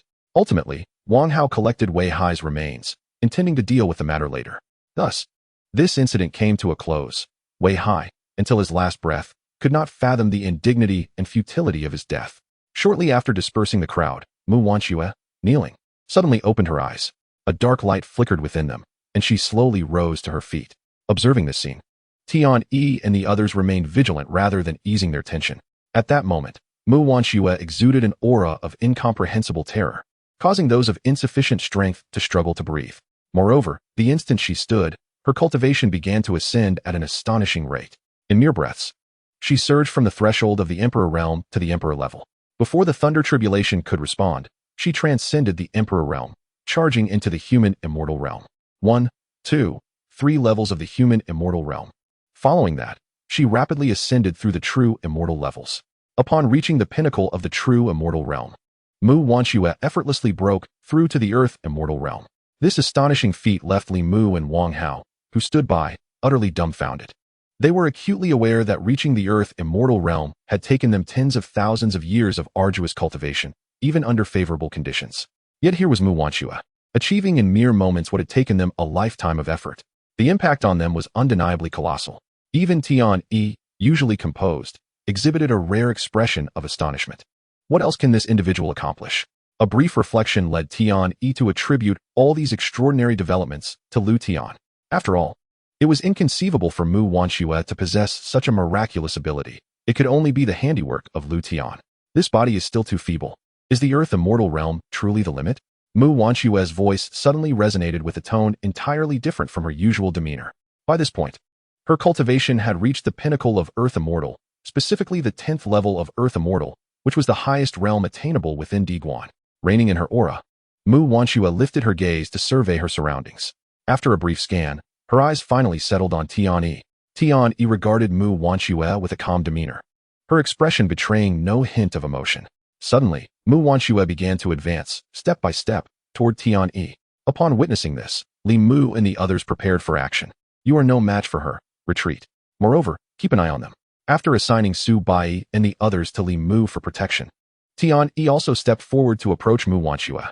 In this manner, not long after, the two came to a mutual halt, mere meters apart. Are you not afraid of me? Mu Wanxue suddenly spoke.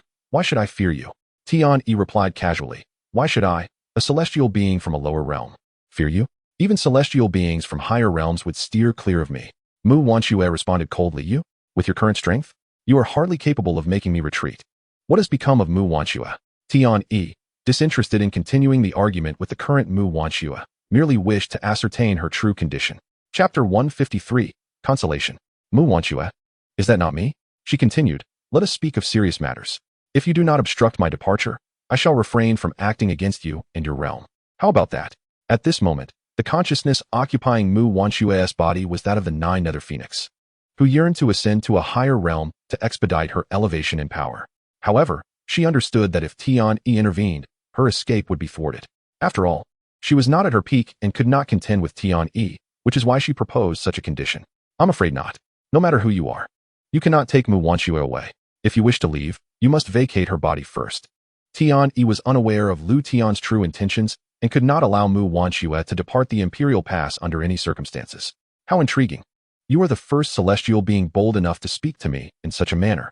Do you presume I am compromising because I cannot defeat you? I simply do not wish to squander my precious recovery time on such trivial matters. However, if you desire death, I shall oblige. Mu Wanxue coldly declared, her aura steadily intensifying. Observing this, Tian Yi furrowed her brow and prepared for battle. Tian Yi, leave the rest to me. I will enter Wanxue's consciousness space. You need only ensure that no one disturbs her physical form. I am commencing. Just as the battle was about to erupt, Liutian's voice echoed in Tian Yi's mind once more. Upon hearing this, Tian Yi finally felt a sense of relief. Although she could guarantee her own survival, she could not ensure the safety of those within the Imperial Pass if a conflict ensued. With Liutian stepping in, she no longer had to worry about this and did not need to engage. What is that expression on your face? Do you look down on me? Mu Wanxue questioned as Tian Yi suddenly relaxed her guard. You will soon find out, Tian Yi replied coolly. Does she possess a means to counter me?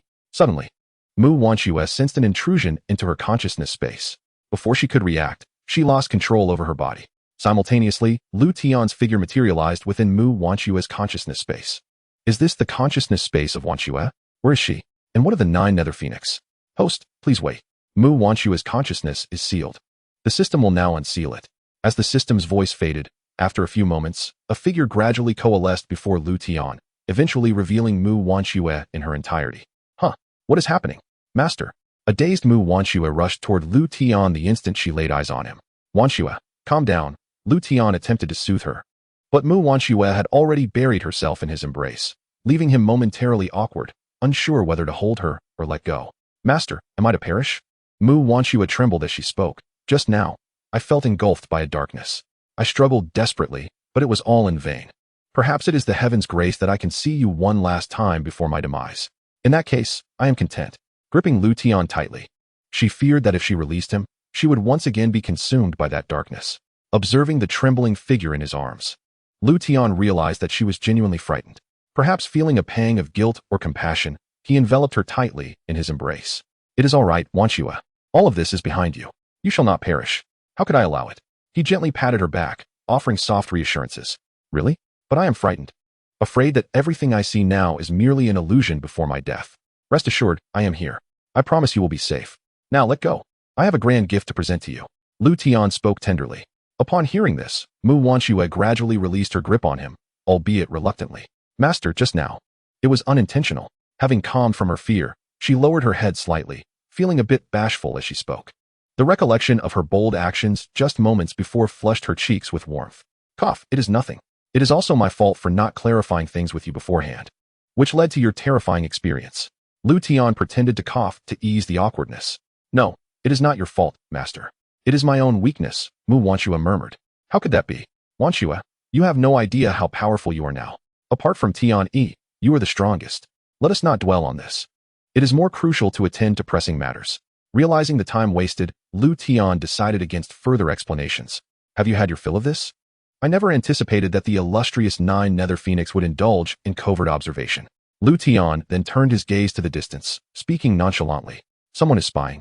Mu Wanxue immediately turned to look, having been oblivious to the presence of an observer until Liutian pointed it out. The thought of someone witnessing her intimate moment with Liutian made her cheeks flush even deeper. Humph. Who are you to evade my perception and intrude into my consciousness space? This small realm should not harbor your kind. As Liutian exposed her, the Nine Nether Phoenix ceased her concealment, revealing her form. Once fully visible, Liutian finally beheld the fabled Nine Nether Phoenix, who appeared as a woman clad in a black dress. Observing her countenance, Liutian smiled slightly. You possess a pleasing appearance, though your manner of speaking leaves much to be desired. That is quite unbecoming. Should you not introduce yourself before inquiring about others?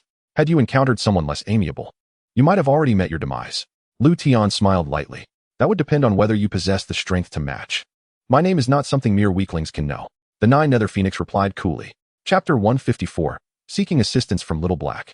Haha, truly worthy of being the Nine Nether Phoenix, capable of traversing the realms of yin and yang at will. You wish to ascertain whether I possess that strength? Then what are you waiting for?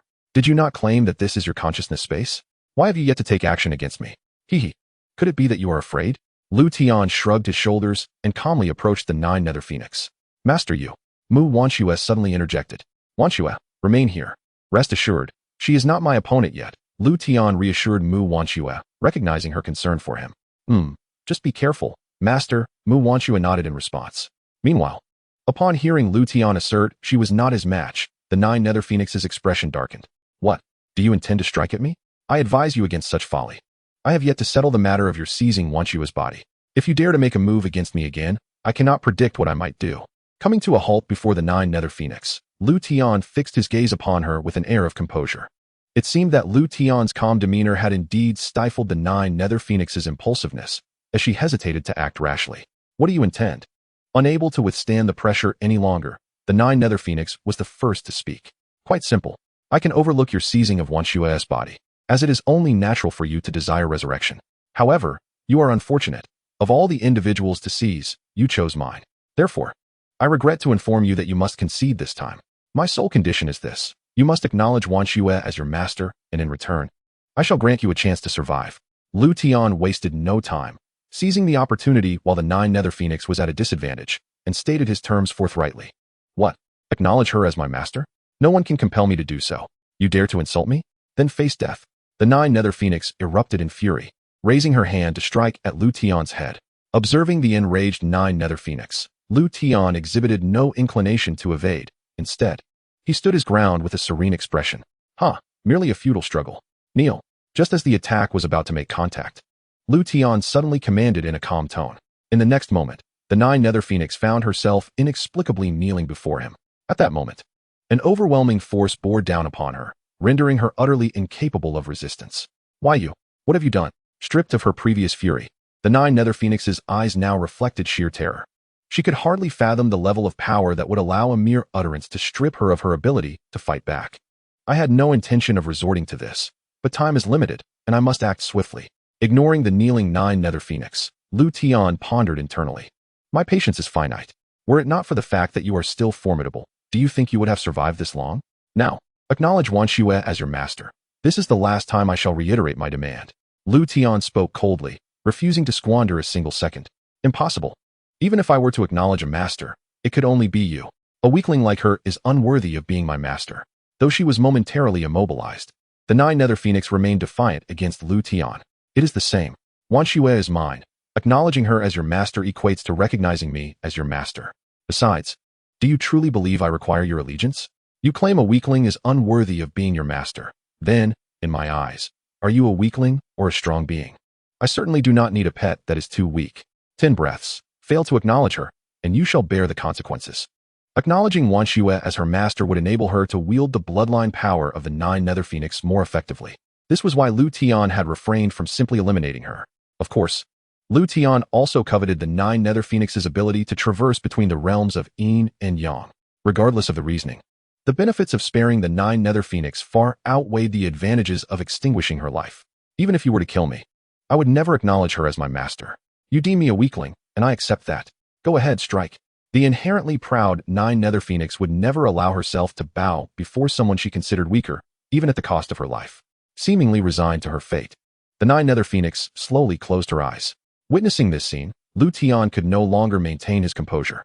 Liutian had intended to employ forceful measures and intimidate her. Yet he had not anticipated the Nine Nether Phoenix's unwavering resistance. I am truly exasperated. Why must I encounter such obstinate individuals? System, do you possess any means? Yes, host. For 10 million reputation points, the system can resolve this issue with the Nine Nether Phoenix. 10 million? Enough. Silence. Liutian retorted. You are fixated solely on my reputation points, aren't you? I refuse to believe that I cannot subdue this mere Nine Nether Phoenix today. Liutian had long since ceased to harbor any expectations of the system, which incessantly fixated on reputation points. How could I have forgotten such an important matter? Suddenly, Liutian conceived an excellent strategy to deal with the Nine Nether Phoenix. Where's this? Master. In the next moment, Liutian summoned Little Black. Upon seeing Liutian, Little Black immediately perched itself on his shoulder. Ahem, Little Black, we'll discuss that later. I require your assistance with something. I need her to acknowledge Xianxia as her master, but she is rather obstinate. Do you have any clever solutions? Liutian gestured toward the kneeling Nine Nether Phoenix. Oh. Upon hearing Liutian's words, Little Black turned its gaze toward the Nine Nether Phoenix. Oh, this aura. It resembles that of the old woman. With a sudden leap, Little Black approached the Nine Nether Phoenix, curiously examining her. So, you are a Nine Nether Phoenix. I recall that the Phoenix clan regards the Nine Nether Phoenix as a source of shame, being the only type of Phoenix lacking the ability to be reborn through nirvana, which certainly makes you seem somewhat out of place. When I used to procure a few phoenixes from that old woman, I never encountered a Nine Nether Phoenix. Later, I heard that you were expelled from Wudong Mountain and no longer enjoyed the protection of the Phoenix clan. I wonder how your flavor compares to those phoenixes. Are you more delectable or less so? Little Black rambled on incessantly, completely disregarding the Nine Nether Phoenix's feelings. Observing this, Liutian could hardly bear to watch. Oh dear, master, why do you keep hitting my head? Feeling the faint sensation on its small head, Little Black feigned innocence with a pitiful expression. Chapter 155, Acknowledgement of Master. You only know how to eat. Eat all day long. I summoned you to assist me, not to feast on phoenix delicacies. Liutian scolded, eyeing Little Black's pouting expression. Oh, right, I completely forgot about that. Hee, master, do not be angry.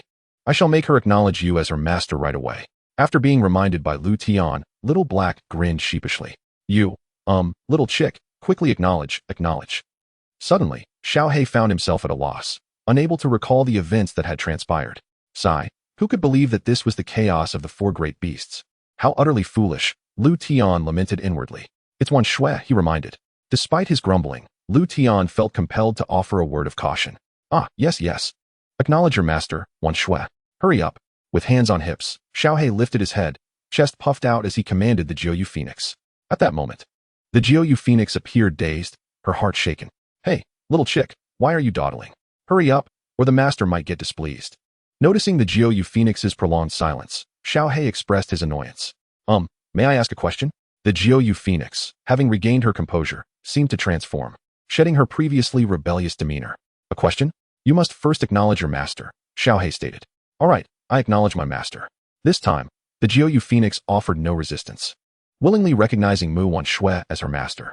As a complex seal manifested upon her head, it signified the Jiuyu Phoenix's complete submission. Xianxia, come here. Witnessing this scene, Liutian quickly called out to Xianxia, who was not far away. Upon hearing her name, Xianxia hurried to Liutian's side. Master. She softly addressed him. Xianxia, do you remember when I mentioned I would grant you a great gift? This is it. Quickly, send a strand of your soul into this seal. Henceforth, you shall be her master, Liutian explained. Oh, okay. Although uncertain why she needed to become the Jiuyu Phoenix's master, Xianxia never defied Liutian's words. Once she connected a strand of her soul with the seal atop the Jiuyu Phoenix's head, the acknowledgement ritual was finally complete. All right, can I ask now? The Jiuyu Phoenix inquired, retracting the seal. Go ahead, but I can't guarantee I'll have the answer, Xiaohei replied. Are you the Lord of Chaos? The Jiuyu Phoenix asked, a hint of excitement in her voice. You know me? Haha, splendid. I didn't realize my reputation was so grand. Just as Xiaohei was reveling in pride, he suddenly clutched his head in exasperation. My apologies, but your previous demeanor was simply too infuriating. I couldn't help myself. This time, it was Liutian who felt a tinge of embarrassment. Not only did Xiaohei fall silent, But the Jiu Phoenix and Mu Wan Shui were equally quiet. Ahem, by the way, Jiu Phoenix, do you have a name? It feels rather odd to keep calling you that, Liutian asked to ease the awkward atmosphere. Yu Qingmei, the Jiu Phoenix responded. Yu Qingmei? Very well. Do you know Xiaohei? Liutian nodded, then inquired with curiosity. Yes, I met the Lord of Chaos when I was quite young. Yu Qingmei replied. Oh, you've seen me? How come I have no recollection of you? Xiaohei asked, equally intrigued. At that time, my Jiu clan had already been expelled from Wudong Mountain. However, I once sneaked back. It was during that visit that I encountered the Lord of Chaos and the other 3 lords. But I was young and weak, afraid of being caught and devoured by you, Lord of Chaos, so I left Wudong Mountain in haste. It's only natural you wouldn't remember me, Yu Qingmei explained. Oh, so it was that occasion. No need to worry. Back then, you were so small, hardly meaty at all, definitely not worth the effort. The flesh of that old woman would surely be the most delectable, but alas, she possesses formidable strength. If given the chance, I must roast her, Xiaohei remarked, drooling at the thought. Who is this old woman you speak of, that you hold in such high regard? Liutian asked, puzzled. The ancestor Phoenix. The progenitor of the Phoenix clan, the strongest among them. I dubbed her the old woman, Xiaohei replied. The ancestor Phoenix? Are there also ancestor dragons and ancestor xianxiafan's? Liutian asked, curiosity piqued. Of course, I know them well. They are far superior to the old woman. They often invite me to their domain. In light of their thoughtfulness, I've taken them as my little brothers, Xiaohei boasted with a proud grin. Truly, you never cease to amaze, Liutian replied. Somewhat speechless. Enough of this for now. Since the matter is settled, I must take my leave. Qingmei, you will henceforth guide Wan Shui in mastering the powers of the Jiu Phoenix bloodline. As long as you diligently assist her, I assure you I will personally help you shape a new body in the future. However, should you fail to meet my expectations, your very existence may become uncertain. Do you understand? Before departing, Liutian both painted a bright future and issued a warning to Yu Qingmei. Yes, please, Yu Qingmei looked up at Liutian, seemingly seeking affirmation. From now on, you are considered a part of the Liutian Dao Sect. Just call me Sect Master, Liutian stated coolly. Yes, please rest assured, Sect Master. I shall wholeheartedly assist my master in mastering the power of the Jiu Phoenix bloodline, Yu Qingmei declared respectfully. Ever since Xiaohei emerged, Yu Qingmei had been completely won over by Liutian. To have even Chaos address him as master was something she still found hard to believe. Moreover, witnessing the intimate rapport between Xiaohei and Liutian, she gradually perceived him as an unparalleled force in the world. Opposing such an individual would be tantamount to courting death.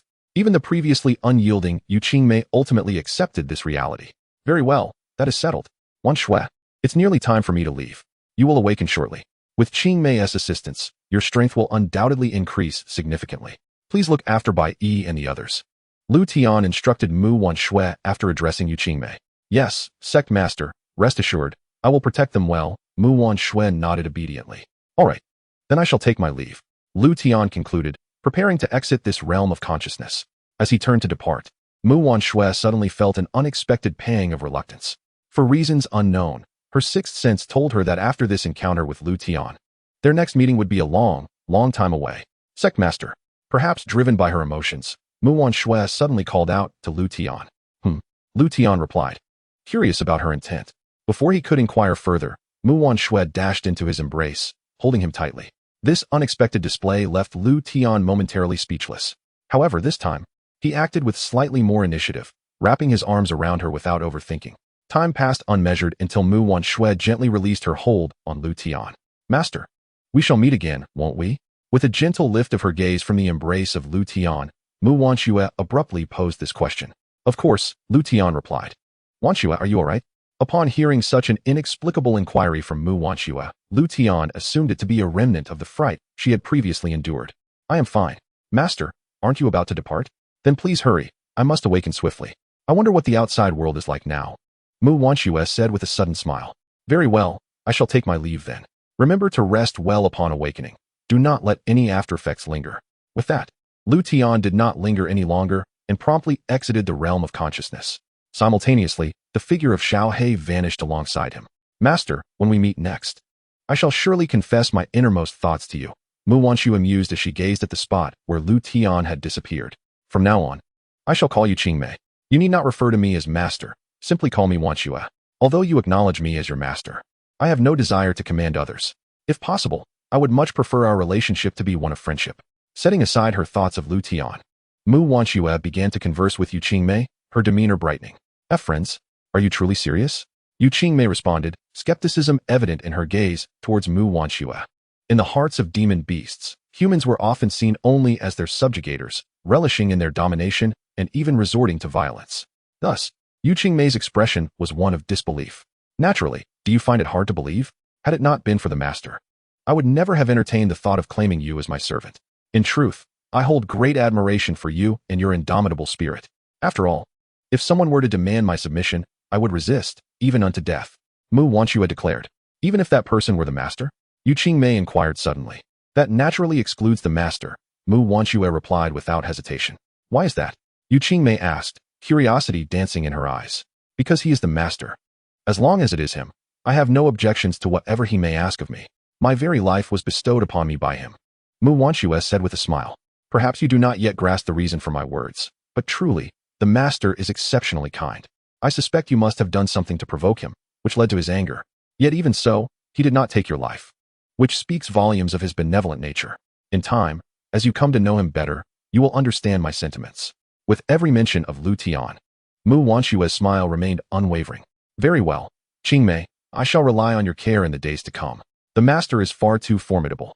I once thought him to be an emperor, yet I now realize how egregiously mistaken I was. I aspire to stand beside him in the future. Even if only behind him, I would be content. Thus, I am in dire need of your assistance. Qingmei, would you be willing to aid me? Mu Wanxue suddenly extended her right hand towards Yu Qingmei, her face alight with hope. As Yu Qingmei gazed upon the outstretched hand, an inexplicable sensation surged within her. How ironic, she mused. As members of the Phoenix clan, our capabilities have rendered us unable to coexist. Yet here stands a human willing to regard me as a friend. The memory of the 9 Nether Phoenix clan's expulsion from Wudong Mountain flickered in her mind, and she chuckled, though it was laced with self-mockery. Fear not. Although I am unclear about the circumstances, you shall henceforth be a member of the Dao Sect. The Dao Sect has never abandoned anyone, and neither shall I abandon you. Let the past remain in the past. Noticing a shift in Yu Qingmei's demeanor, Mu Wanxue stepped closer, grasping her hand in a gesture of comfort. As Yu Qingmei looked up at the caring Mu Wanxue, it felt as though a certain shackle within her heart had been suddenly released. All right, thank you, Wanxue. Yu Qingmei smiled, the first genuine smile to grace her lips. No need for thanks. I am simply relieved you have come to terms with it, Mu Wanxue replied. Also smiling. Wanxue, rest assured. While I cannot guarantee you will always stand beside the master, my bloodline as a 9 Nether Phoenix is not to be underestimated. I will assist you in mastering the true power of the 9 Nether Phoenix clan. However, I have one condition. Yu Qingmei suddenly adopted a serious expression. Speak. Mu Wanxue urged. From this day forth, whenever you encounter another Phoenix, I want you to kill them on sight. Yu Qingmei declared fiercely. Kill them on sight? Mu Wanxue was taken aback. Indeed, were it not for them, my 9 Nether Phoenix clan would not have been forced from Wudong Mountain. Leaving Wudong Mountain was one thing. But those individuals openly declared that the 9 Nether Phoenix would no longer receive any protection from the Phoenix clan. The strength of the Phoenix clan lies in the fear they instill. They are untouchable due to the protection of the ancestral Phoenix. Yet those individuals disregarded the lives of my 9 Nether Phoenix clan, unilaterally revoking their guardianship. This gave those who had long desired to harm the 9 Nether Phoenix clan the opportunity to strike. At that time, I was still a child, weak and vulnerable. I witnessed my parents and relatives perish one by one, sacrificing themselves to protect me. From that moment, I vowed that aside from the 9 Nether Phoenix, I would kill any other Phoenix I encountered. Unfortunately, I had not slain many before I was ultimately besieged and killed by those individuals. What they did not realize is that I possessed the ability to traverse between the 9 Nether realm and the mortal world at will, as well as the power to resurrect through the bloodline of the 9 Nether Phoenix. This unique ability was something I only comprehended after my demise. Consequently, within the 9 Nether realm, I relentlessly pushed myself to grow stronger while awaiting the opportunity for revenge. Many a time, I nearly dispersed my soul within the 9 Nether realm. Death in the 9 Nether realm means utter annihilation. Fortunately, fate has favored me this time, granting me a chance to revive. That opportunity is you, Wanxue. Yu Qingmei continued to speak, while Mu Wanxue listened attentively in silence. Chapter 157. The Power of the 9 Nether. I apologize, my revival comes at a cost, and that cost is the complete obliteration of your soul. Were it not for the master, perhaps you would be. Do you now understand everything and still wish to consider me a friend? Yu Qingmei asked cautiously. No, Mu Wanxue began. Not willing. Yu Qingmei replied, disappointment evident in her tone. Given how I have treated you, your reluctance is quite understandable. Not at all. I meant to say that regardless of what you have done to me in the past, I shall bear no grudges. Am I not free of any grievances now? You need not feel overly guilty. Moreover, everything you did was not out of malice. Thus, I forgive you.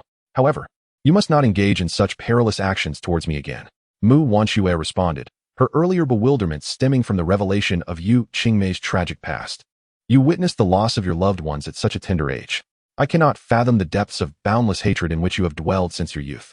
You were destined for a life filled with joy and happiness. I have acquiesced to your previous conditions. As my friend, I shall share the burden of your animosity, so that you need not bear it alone any longer. If it pleases you, consider me as your kin. You appear to be my elder. Shall I then regard you as my sister? I wonder if my sister would be willing to accept me as her little sister? As Mu Wanxue spoke. She clung to Yu Qingmei's arm, a gentle smile gracing her lips. Upon witnessing the sincerity of Mu Wanxue's expression, Yu Qingmei felt her eyes prick with unshed tears.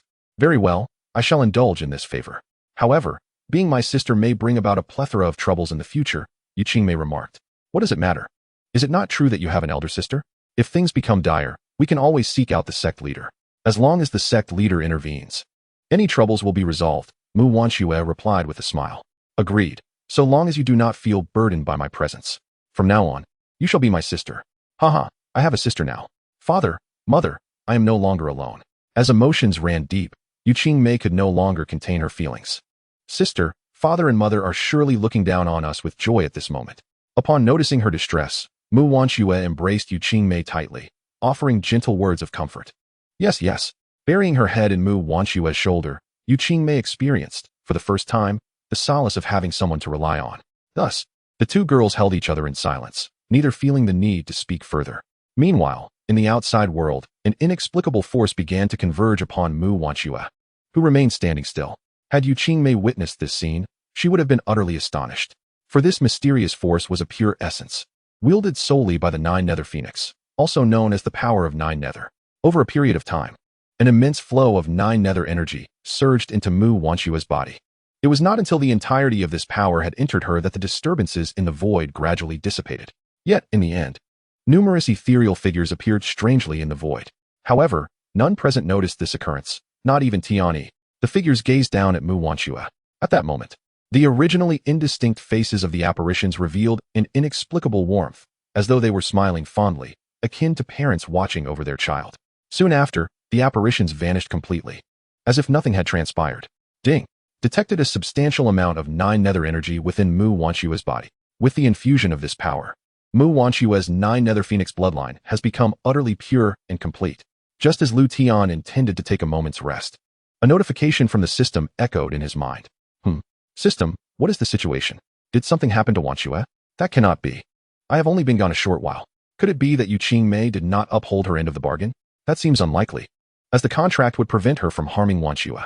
Host need not worry, Mu Wanxue is unharmed. Not only is she unharmed, but she has also gained a significant opportunity. Oh, how so? Upon hearing that Wanxue was safe, Liutian felt a sense of relief. Originally, Mu Wanxue's Nine Nether Phoenix bloodline was but a mere thread. After being possessed by Yu Qingmei, her bloodline indeed became considerably richer. However, compared to that of a true Nine Nether Phoenix, Mu Wanxue's bloodline was negligible. Yet now, by a stroke of fortune, she has obtained a complete Nine Nether Phoenix bloodline. One could say that while she was previously human, she can now be regarded as part of the Nine Nether Phoenix lineage. The host may also interpret that Mu Wanxue's bloodline has flourished to the point of being able to revert to its ancestral form. Hold on. I can barely keep up with what you're saying. So, does this mean that Wanxue not only remains unharmed, but has also gained an opportunity, correct? Indeed. Then that settles it. I shall not concern myself with anything else. So long as Wanxue is safe. I care not whether she is human or a Nine Nether Phoenix. In the future, you need not elaborate so extensively on such trifles. Understood, host. Well then, that is settled. After a day of toil, I ought to rest early. Otherwise, this mortal vessel shall not endure. As Liutian muttered to himself, he made his way back to his quarters. At this moment, Mu Wanxue slowly opened her eyes. Upon witnessing her awakening, Tianyi became cautious once more. Unaware of the events that had transpired in the realm of consciousness, she could not ascertain if the current Mu Wanxue was truly herself. Deputy Sect Leader? I am Mu Wanxue, she explained, sensing Tianyi's intense scrutiny. Upon hearing this, Tianyi's wariness gradually subsided. It is good that all is well. Since the matter has been resolved, I shall take my leave. With that, Tianyi prepared to depart. Wait, Deputy Sect Leader, regarding the previous incident. My sister has asked me to convey her apologies. Mu Wanxue called out to Tian Yi, then continued, my sister? Tian Yi inquired, puzzled. The one who previously occupied my body. I have acknowledged her as my sister. Mu Wanxue replied with a smile. Very well. I did not take the prior matter to heart. Farewell. With that, Tian Yi's figure vanished from sight. Reassured by Tian Yi's words, Mu Wanxue began to sense her own cultivation. The overwhelming power within her left her momentarily dazed. After all, suddenly acquiring such formidable strength could be somewhat disconcerting. Subsequently, Mu Wanxue returned to join Su Bai and the others, resuming their exploration of the Imperial Pass City. With Mu Wanxue, a peak Earth immortal, by their side, none dared to trouble them. After wandering for over an hour, Su Bai and the others finally returned to the City Lord's mansion. Chapter 158, The Breakthrough to Emperor. After a night of rest, Su Bai and the others had largely acclimated to Imperial Pass City. Today marked the day when Su Bai and the others would collectively break through to the Emperor realm. Though their spirits had yet to reach their peak, time was of the essence, and they could not afford to waste any. Fortunately, with Tian Yi, Mu Wanxue, and 5 peak Earth immortal experts from Imperial Pass City safeguarding them, Su Bai and the others were well protected. Given their talents, as long as no unforeseen circumstances arose, they were likely to achieve a successful breakthrough to the Emperor realm. All right, the necessary preparations have been made. From here on, you need only focus on your breakthrough. Any matters arising during the process that do not concern you will be handled by us. While breaking through to the Emperor realm may not pose a challenge for you, do not grow complacent. Once everything was in place, Tian Yi advised Su Bai and the others. Yes, Master Ant. Su Bai and the others responded in unison. Well then, let us commence. Tian Yi nodded and spoke. Upon hearing this, Su Bai and the others wasted no time, each taking their positions to prepare for the tribulation. As Su Bai initiated the breakthrough, the rest followed suit. In an instant, the sky above the Imperial Pass began to transform. Within mere moments, the heavens were engulfed in dark clouds and crackling lightning. The thunderous roars echoed deafeningly, and had it not been for prior notice, chaos would have undoubtedly erupted within the Imperial City. One might easily mistake it for a full-scale assault by foreign enemies against the city. This breakthrough persisted for over half an hour, during which no unforeseen incidents occurred. After ascending to the Emperor realm, Su Bai and the others did not immediately depart from the site of their breakthrough. Instead, they focused on solidifying their foundations. Time continued to pass, and another half hour slipped away. Is this truly the Emperor realm?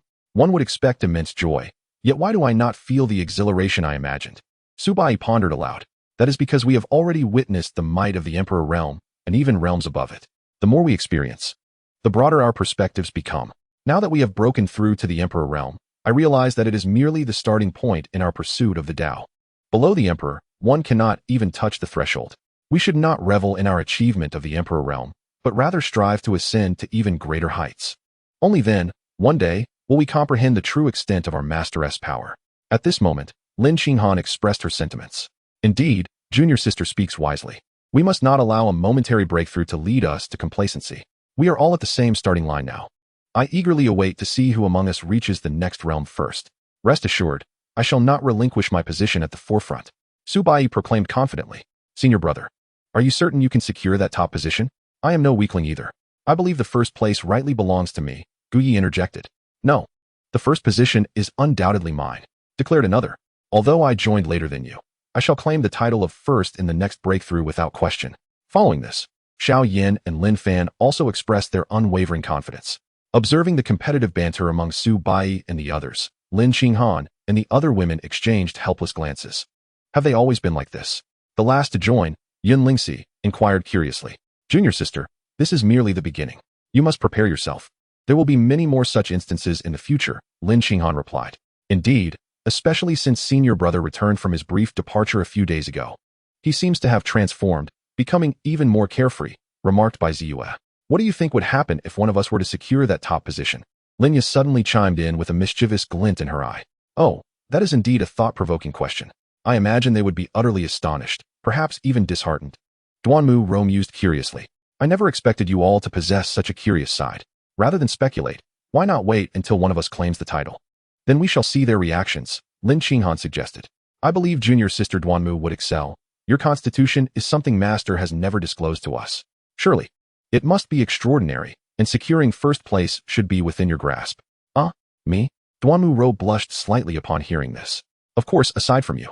The rest of us might not secure first place with certainty, Lin Qinghan affirmed. Well, if that's the case, I would like to see the expressions of the senior brothers at that time, even if it might discourage them, Duanmu Rou said earnestly. Hee, then it is settled. We shall prove that we, as girls, are no less capable than they are, Linya said with a cheerful laugh. After this brief interlude, Su Bai and the others followed Tianyi back to the city lord's mansion.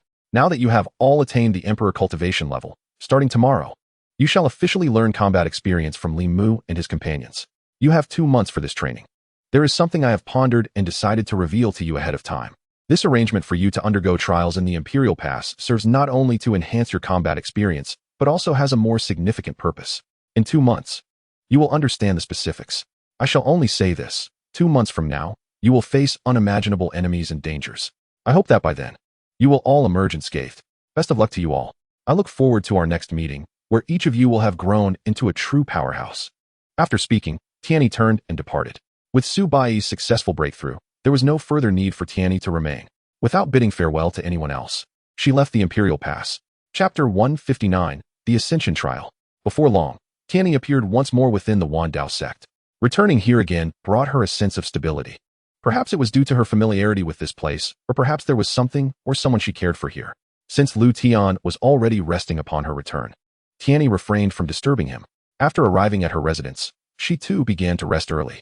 The next day, Tianyi sought out Liutian first thing and proceeded to recount the events that had transpired in the imperial city, particularly those involving Su Bai and the others. Liutian listened intently, nodding with satisfaction. Thank you for your efforts. I hope they will gain much during these 2 months. By the way, tell me about the Ascension trial. I haven't inquired about it before. Liutian suddenly expressed curiosity about the trial. The Ascension trial is held once every 1,000 years. As you may know, the Tianhe continent is merely one among many lower worlds. Above it lies the more formidable medium worlds, Tianyi explained. I see. It is the Yunming continent, correct? And then, Liutian continued to question. Yes, it is indeed the Yunming continent. For those on the Tianhe continent to advance to higher realms, they must journey to the Yunming continent. However, not everyone can venture there. Although the Yunming continent is a medium world, its resources are not limitless. While it may seem manageable for those from the Tianhe continent, there are dozens of lower worlds governed by the Yunming continent. It is precisely due to the overwhelming number of lower worlds that the Ascension trial exists. In simple terms, the trial regulates the number of individuals permitted to enter the Yunming continent every 1,000 years. With dozens of minor worlds, the number of participants in the Ascension trial can reach into the thousands, sometimes even exceeding 10,000. Yet, ultimately, only 100 slots are available. This is why the competition for the Ascension trial is extraordinarily fierce. Sometimes, for the sake of a single opportunity, individuals from the same realm can turn into bitter enemies. Previously, I would dispatch numerous participants to the Ascension trials. However, ever since several worlds united against the denizens of Tianhe continent, I have relinquished the idea of sending anyone to the trials.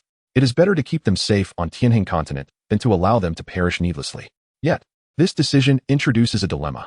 Our numbers in Yunming continent will dwindle compared to those from other worlds. Consequently, the plight of Tianhe continent becomes increasingly precarious. Do you know why the inhabitants of those worlds have not yet invaded Tianhe continent?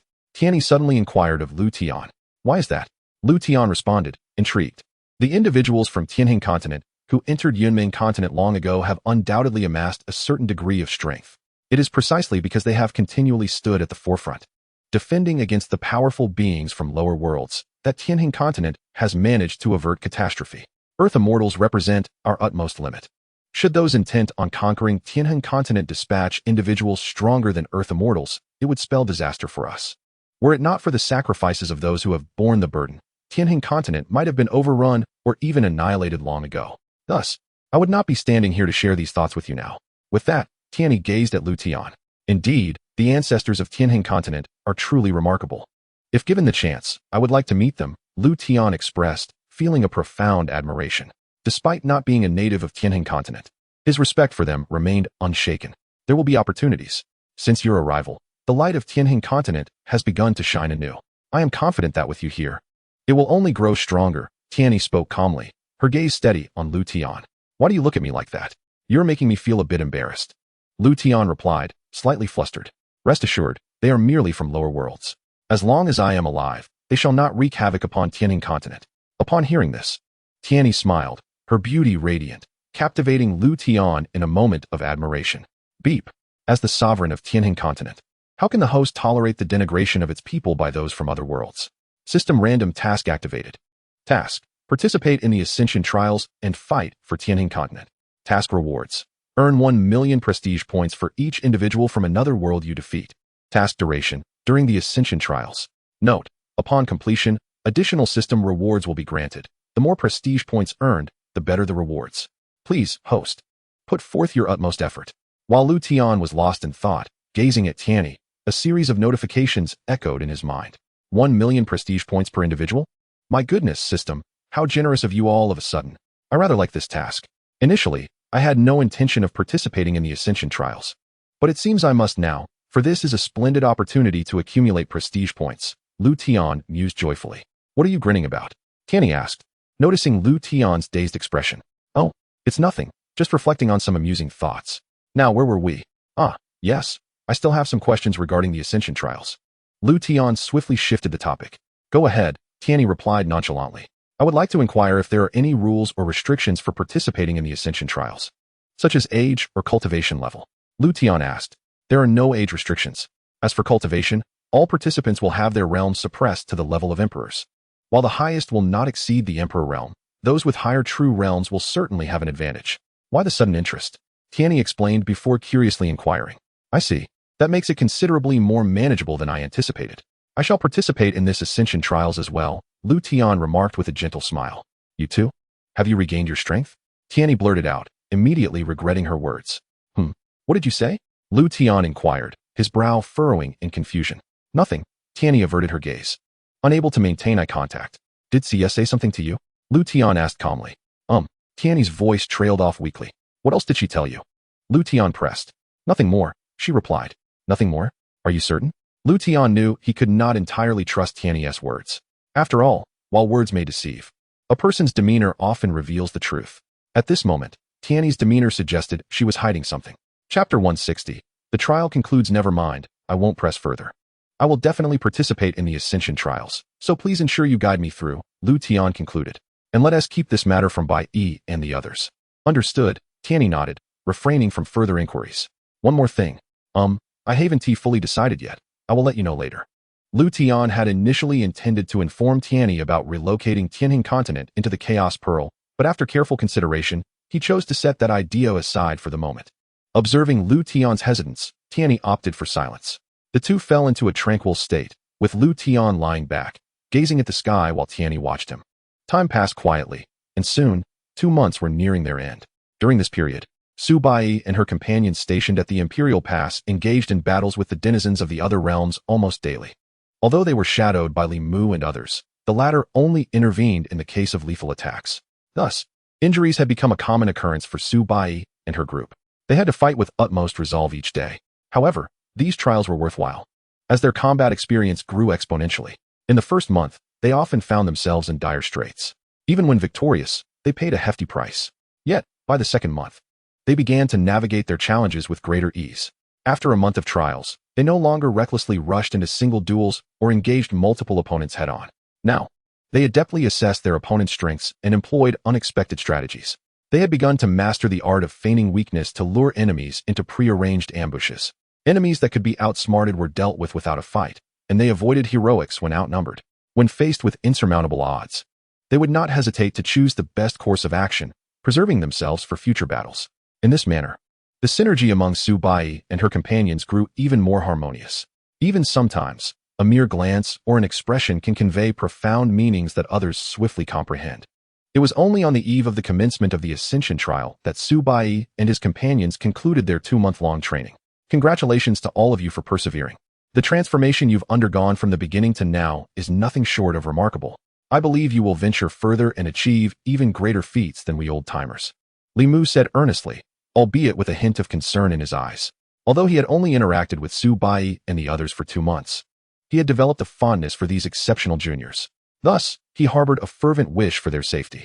City Master Li, you echo the words of our master when he departed. What awaits us tomorrow? Could you perhaps elaborate? Su Bai inquired. His curiosity piqued regarding the trials Li Mu had mentioned. However, those in the know refrained from revealing specifics, leaving Su Bai both intrigued and exasperated. I dare not. Please spare me the pressure. You shall discover it tomorrow, Li Mu hastily retorted, seeking refuge from further inquiries. I must take my leave now. There are matters in the Imperial Pass city that require my attention. You may rest or unwind within the city. With that, he hastily departed, leaving Su Bai and his companions with expressions of resignation. The following day, bright and early, Su Bai and his companions rose with vigor, having retired early the previous night. Shortly thereafter, Tian Yi reappeared at the city lord's residence. Master, you have finally arrived. We are all prepared, Su Bai exclaimed upon seeing her. Prepared for what? Tian Yi responded, momentarily taken aback by Su Bai's enthusiasm. Prepared to face the true trial, of course. What else could it be? Su Bai retorted. You are not wrong. It indeed constitutes a trial. I shall no longer keep you in the dark. Soon you will partake in the Ascension trial, Tian Yi stated calmly. The Ascension trial? What is that? Su Bai's curiosity swelled, a sentiment shared by the others. The Ascension trial, a test involving thousands, even tens of thousands, of participants. Now that the time has come, I will disclose all pertinent details regarding it, Tian Yi explained, taking around 10 minutes to elaborate on the trial's nature. So it is a competition for places to the Cloud Dream continent? Against others from different realms? Su Bai exclaimed, astonished. You are now acquainted with the particulars of the Ascension trial. Your master has but one requirement of you all, to secure a place in the Cloud Dream continent. This is the ultimate expectation from your time in the Imperial Pass. Furthermore, your master has instructed me to inform you that anyone who fails to secure a place shall sweep the floors of the sect for 3 months, Tian Yi conveyed, her tone devoid of emotion. What? Sweep the floors for 3 months? Wouldn't that subject one to ridicule from the other disciples for a lifetime? No. This is too harsh. Su Bai protested vehemently. Is that so? There is more.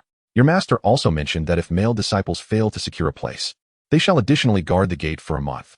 As for you, Bai, your master specifically instructed me to inform you that should you fail, you will be tasked with cleaning the sect's latrines for a month. Even the typically composed Tian Yi struggled to suppress a laugh at this point. Upon hearing this, a profound silence fell over the group. Ha, I can't take it anymore. This is too hilarious. Gu Yi was the first to erupt into laughter, quickly followed by Xiao Yan and several other male disciples. Even the usually reserved Lin Qinghan and others could not stifle their giggles.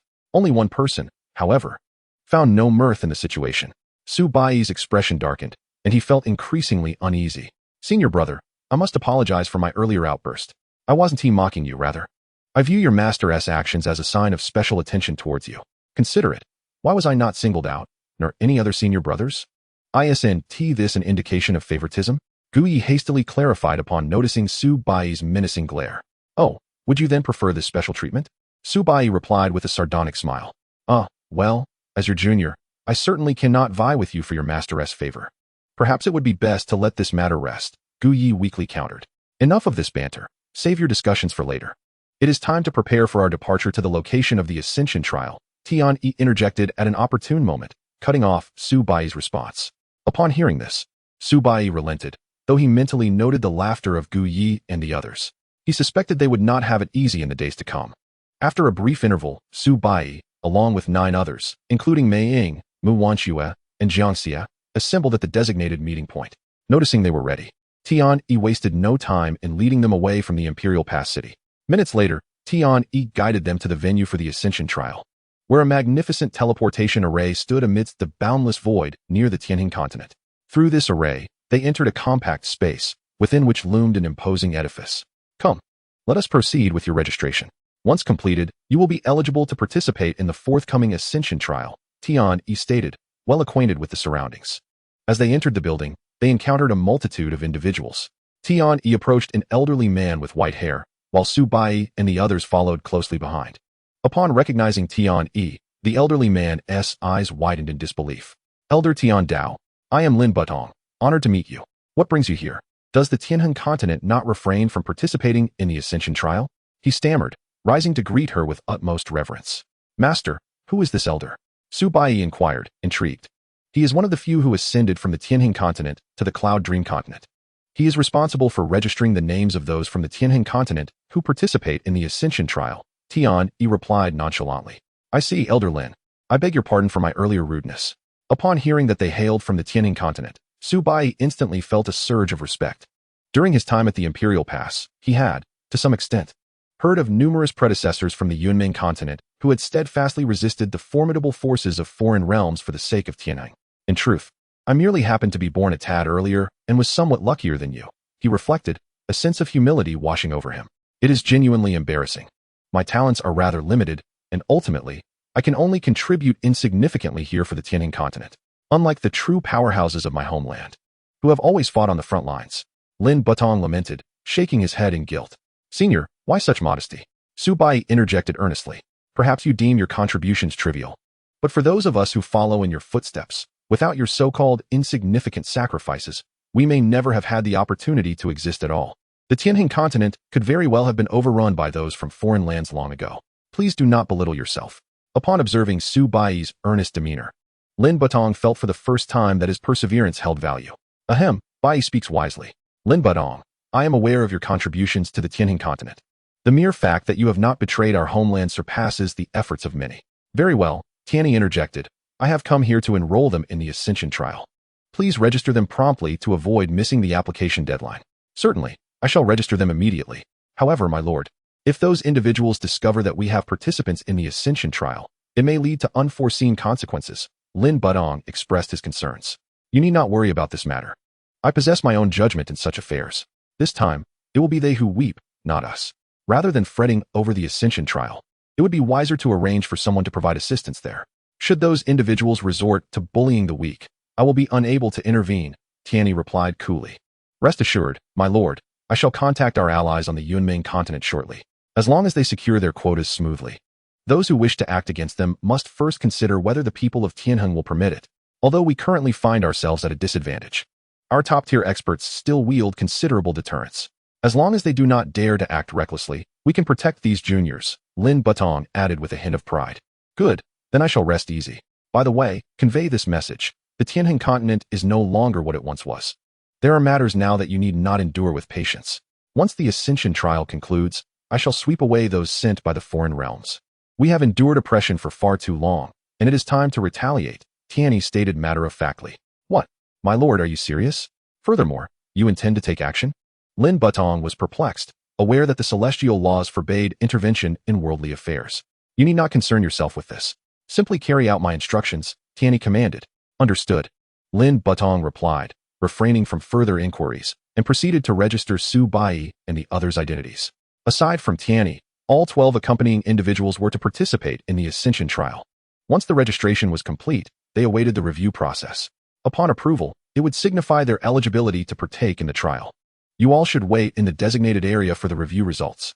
Once it concludes, you will be transported to another location, which serves as the gathering place for all participants of the Ascension trial. I cannot accompany you there. At that time, you must heed the instructions of the elders. Tianyi instructed Su Bai and the others. Understood, Master Uncle. We shall proceed there first. Once we secure our spots in the Ascension trial, we will come back to see you, Su Bai responded with a smile. Chapter 162, a deep sense of reluctance. Very well. Off you go, Tianyi replied, observing the smiling Su Bai without further elaboration. This opportunity to enter the Ascension trial meant that unless one voluntarily relinquished their spot, there would be no returning to the Tianjin continent. This implied that for a considerable duration thereafter, Su Bai and his companions might not see the other members of the Liutian sect. As Su Bai and the others walked away, Tianyi felt a blend of worry and hope. Why haven't you left yet? She asked xianxia, who lingered behind. Hee, Sister Tian. Do you truly wish for me to depart? Xianxia teased. Have you put into practice what I advised you 2 months ago? Surely by now, you must have made some progress? And no, not yet. Tianyi stammered, a hint of embarrassment creeping in. I must say, dear sister, what have you been doing these past 2 months? Could it be that the Master's cultivation has recovered? That cannot be, for when I last sensed, Xianxia mused to herself. His cultivation should not have recovered. It is I who cannot accomplish what you suggested. Tianyi spoke softly, her voice barely above a whisper. Upon hearing this, Xianxia fell into a contemplative silence. Dear sister, the Master is admirable in every way, save for his lack of proactivity in that regard. Do not blame me for not assisting you. Should others seize the opportunity before you, it will be too late for regrets. That is all I shall say. Ponder it well. I understand, Tianyi replied. Since you have finished your thoughts, you should leave promptly. The review results will be announced shortly. Sister Tian, that is rather unkind of you. After all, I have been assisting you all along. And this is how you treat your little sister? Xianxia pouted, displeased. What do you mean? Tianyi was taken aback, confused by Xianxia's words. Still feigning ignorance? I can sense the Master's aura. Quickly tell me where he is now. Is he not here as well? Xianxia asked, her excitement palpable. You must be mistaken. He is not here, Tianyi replied calmly. Sister Tian, do you know what your greatest flaw is? Xianxia suddenly remarked. What is it? Tianyi asked. Her curiosity piqued.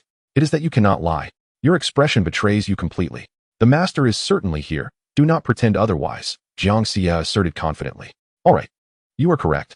However, he forbade me from disclosing his presence here to you. If he holds you accountable later, I shall not take responsibility. Tianyi finally confessed the truth. Of course, I know he would not blame me. Sister Tian, you truly are naive about these matters. No wonder you have made no progress in 2 months. Xianxia remarked with a hint of disdain. Realizing she could not refute Xianxia's claims, Tianyi chose silence.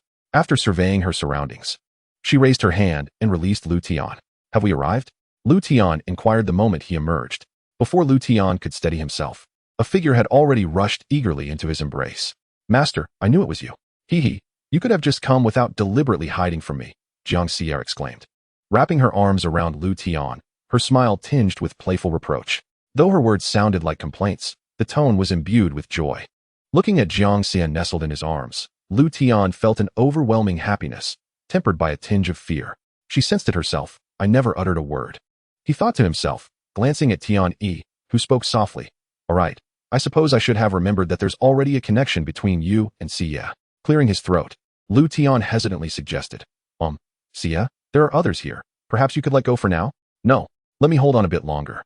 I won't know when I'll see you next, Xianxia insisted, fully aware that after participating in the Immortal Ascension trial, she would be heading directly to the Yunmen continent, making her reluctance to part from Liutian even stronger. Well, Xia, it won't be long, Liutian reassured her. Previously, I mentioned that we might not meet for an extended period due to certain reasons, but those issues have since been resolved. Perhaps in 10 days or half a month. At most a few months, I will also make my way to the Yunmen continent. You will see me then. Liutian had been concerned about not having enough prestige points, but with this task at hand, he felt confident he would amass a sufficient amount. Really? Xianxia inquired, her eyes brightening. Indeed, Liutian affirmed. That won't do. It has been 2 months since I last saw you, master. I need to hold on a little longer. Xianxia declared, showing no inclination to release him, leaving Liutian at a loss for words. Master, what brings you here this time? You didn't just come to sneak a visit, did you? Xianxia asked, curiosity sparkling in her eyes. Fine. I'll tell you, but it's just between us. Understood? Liutian, feeling the attachment radiating from Xianxia, who clung to him, ultimately decided to reveal the truth. He then shared his intention to participate in the Immortal Ascension trial with her. Upon hearing this, Xianxia's smile widened. Afterward, Liutian registered his identity with Lin Butong, albeit under a false name. Xianxia had initially planned to enter the waiting area with Liutian so they could remain together, but he firmly rejected the idea. After all, Liutian did not wish to expose his identity in front of Su Bai and the others. Discovering his identity was purely accidental. Xia, once the Immortal Ascension trial begins, I want to be walking alongside you. I have my own matters to attend to. You should follow the previous plan and accompany Bai and the others to secure a spot before heading directly to the Yunmen continent. Rest assured, it won't be long before I come to find you there, Liutian gently conveyed to Xianxia as they reached the entrance to the waiting area. Oh, I understand. Make sure to come find us quickly, master, Xianxia said, her gaze lingering on Liutian with reluctance. Be good, you go in first. I will follow shortly, Liutian replied tenderly. All right, then I shall go in ahead, Xianxia nodded before turning towards the entrance. Just as she approached it, she suddenly halted, spun around, and dashed back towards Liutian. Before he could react, he felt a soft, warm sensation on his lips. Hubby, Xia will be waiting for you in the upper realm, she whispered close to his ear before swiftly disappearing through the entrance. The entire encounter was so quick that Liutian had no opportunity to utter a single word. Once he regained his composure, he touched his lips, a smile breaking across his face. Chapter 163, The Trial Begins. Tianyi, not dwelling further on Xianxia's actions, Liutian turned to offer some words of advice to Tianyi, only to find she had already vanished without a trace. When did she leave? She didn't even inform me, he mused, shaking his head. Never mind. The Immortal Ascension trial is of utmost importance. After preparing himself, Liutian entered the waiting area. Meanwhile, Tianyi had already returned to the Tianjin continent. Witnessing the interaction between Liutian and Xianxia stirred peculiar emotions within her, prompting her to leave without a word to avoid the discomfort. After a thorough review, the number of participants for the Immortal Ascension trial was finalized. Su Bai and his companions were granted entry, and naturally, Liutian was included as well. The group was subsequently transported to a new location via a void transfer. The space was vast enough to accommodate the thousands of participants in this trial, and they all materialized in a colossal plaza. Here, the top talents and powerful beings from various lower realms gathered. Even before the trial commenced, the atmosphere in the plaza grew increasingly tense. With only 100 spots available for ascending to the upper realm, their presence in the plaza already marked them as rivals. However, unlike others, Liutian was on the verge of laughter at the sheer number of participants. Goodness, I was worried there wouldn't be many entrants. It seems I was overly concerned. 1 million prestige points. This time I've struck gold. To Liutian, everyone appeared as a potential source of prestige points. Were it not for the fact that the Immortal Ascension trial had yet to officially begin, he might have been tempted to make a move against the crowd. Of course, he excluded Su Bai and his companions from this thought. He had not let prestige points cloud his judgment. Ahem. Welcome, everyone. This Immortal Ascension trial has the highest number of participants in recent times. I trust it will be even more intense and spectacular, a middle-aged man announced. Appearing in the sky, I am Elder Chen of the Zhao Hua Immortal Sect, and you may refer to me as Elder Chen. From his words, it was evident he belonged to the Zhao Hua Immortal Sect in the Yunmen continent. You might be curious about the Zhao Hua Immortal Sect. There are 5 top forces in the Yunmen continent, and my sect is one of them. Perhaps some of you will join my sect in the future. Now, let us cut to the chase. I will explain the rules of this Immortal Ascension trial and what is expected of you. First, once the trial commences, all of you will enter a pre-prepared space. Upon entering, each of you will receive a token. Here is the crucial information. 1 token equals 1 point. I believe some of you have already guessed the rules of the Immortal Ascension trial. That's right. You will need to seize tokens from other participants. The more tokens you collect, the higher your score will be. At the end of the trial, the top 100 in scores will secure their place in the upper realm. Once the trial commences, all individuals exceeding the Emperor realm will be suppressed to the pinnacle of the Emperor stage. Within the trial, there are no other restrictions regarding the acquisition of tokens. In other words, fatalities are permissible. The duration allotted is 3 hours. Thus, the celestial trial officially begins. To the mortals of the lower realms, I wish you all good fortune. Upon concluding his words, Chen promptly vanished into the ether. In the next instant, an inexplicable force enveloped the entire plaza. Moments later, the multitude of over 10,000 individuals present vanished without a trace. Is this the space in question? Regardless, time is of the essence. I must act swiftly. Little Black, emerge and commence your duties. Without pausing to admire the surroundings, Liutian immediately summoned Little Black. Finally, I can emerge. I was nearly bored to death in that pitch-black void. Haha, Master, what shall I do next? I am now quite formidable. Little Black chattered incessantly upon emerging. In preparation for this task of obtaining prestige points, Liutian had invested considerable resources over the past 2 months, purchasing potent blood essences for Little Black to devour. At this moment, Little Black's prowess was incomparably superior to that of 2 months prior. Were it not for Liutian's current inability to leave the Tianjin continent, Little Black's strength would have soared even higher. Presently, Little Black had intentionally suppressed its cultivation. Otherwise, the Tianjin continent would have been overwhelmed long ago. It is quite simple. Encounter anyone and eliminate them. They are all from other worlds. Mercy is unwarranted. Besides, if I refrain from striking, others will not hesitate. It is better to facilitate my own advancement. Let us set forth. After a period of growth and adaptation, Liutian was no longer the naive youth he once was. He understood that to survive in this brutal realm of cultivation, one must first suppress any semblance of compassion.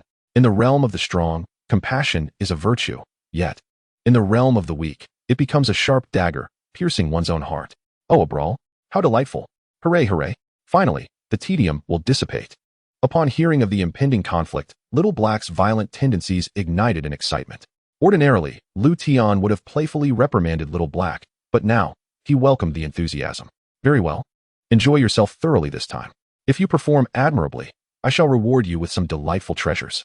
Liutian casually chose a direction and set off, speaking to Little Black perched on his shoulder. Really? Then it's settled. I want that fruit from last time. Its flavor was simply divine. Upon hearing of the reward, Little Black became even more animated. Sure, it's just a ginseng fruit, a trivial matter. Liutian responded grandly. 1 ginseng fruit costs me 30 million prestige points, and I have yet to indulge even a single bite. One must spend wisely to gain. Though he spoke casually, Liutian felt a pang in his heart. After all, 30 million prestige points is no trifling sum. Nonetheless, provided Little Black performs excellently this time, Liutian is not one to be miserly. Thus, after reaching this agreement, The duo, one human and one spirited little girl, embarked on their quest for prestige points. Chapter 164, Attracting Attention. Meanwhile, Su Bai and the others had gathered together. In such a perilous environment, banding together offers the safest approach. The 13 who united began their mission to collect tokens. Not only Su Bai and his companions, but individuals from other realms also opted for collective action initially, as it presented a greater opportunity to endure until the end. Naturally, this strategy has its drawbacks, as it also makes them susceptible to being wiped out by others from different worlds. Such a possibility is unavoidable, and it ultimately depends on who possesses greater strength. Liutian wholeheartedly endorsed this cooperative approach, recognizing that it could yield numerous prestige points in a single sweep. Scattering alone would be time-consuming, especially with only 3 hours available. Hence, Liutian naturally preferred maximum efficiency. As the trial unfolded within the spatial confines, 5 figures appeared in a void above. Among them was Qin, alongside 4 others from the 5 premier factions of the Yunming continent: Han Yingquan of the Huangji Immortal Dynasty, Wang Qi of the Fantian Academy, Zhou Junwan of the Lioli Immortal Palace, and Zhui Yu of the Taishan Dao Sect, with Qin representing the Zhao Hua Immortal Sect. Each of these top factions had dispatched an elder to oversee the celestial trial. Before them lay a vast projection displaying the ongoing events within the space. The number of participants was significant, yet it remained uncertain how many true prodigies would emerge. The strength of the demonic faction is on the rise. Should our contenders prove weak, we may find ourselves increasingly disadvantaged. Qin voiced his concerns. It is unavoidable. The demon race has unexpectedly produced a contender who can rival the immortal lords. Otherwise, would we find ourselves in such a precarious position? Han Yingquan of the Huangji Immortal Dynasty lamented. The others nodded in agreement. In my opinion, it would be wiser to cancel this so-called celestial trial altogether. If we send more individuals to the Yunming continent, we will gain additional support.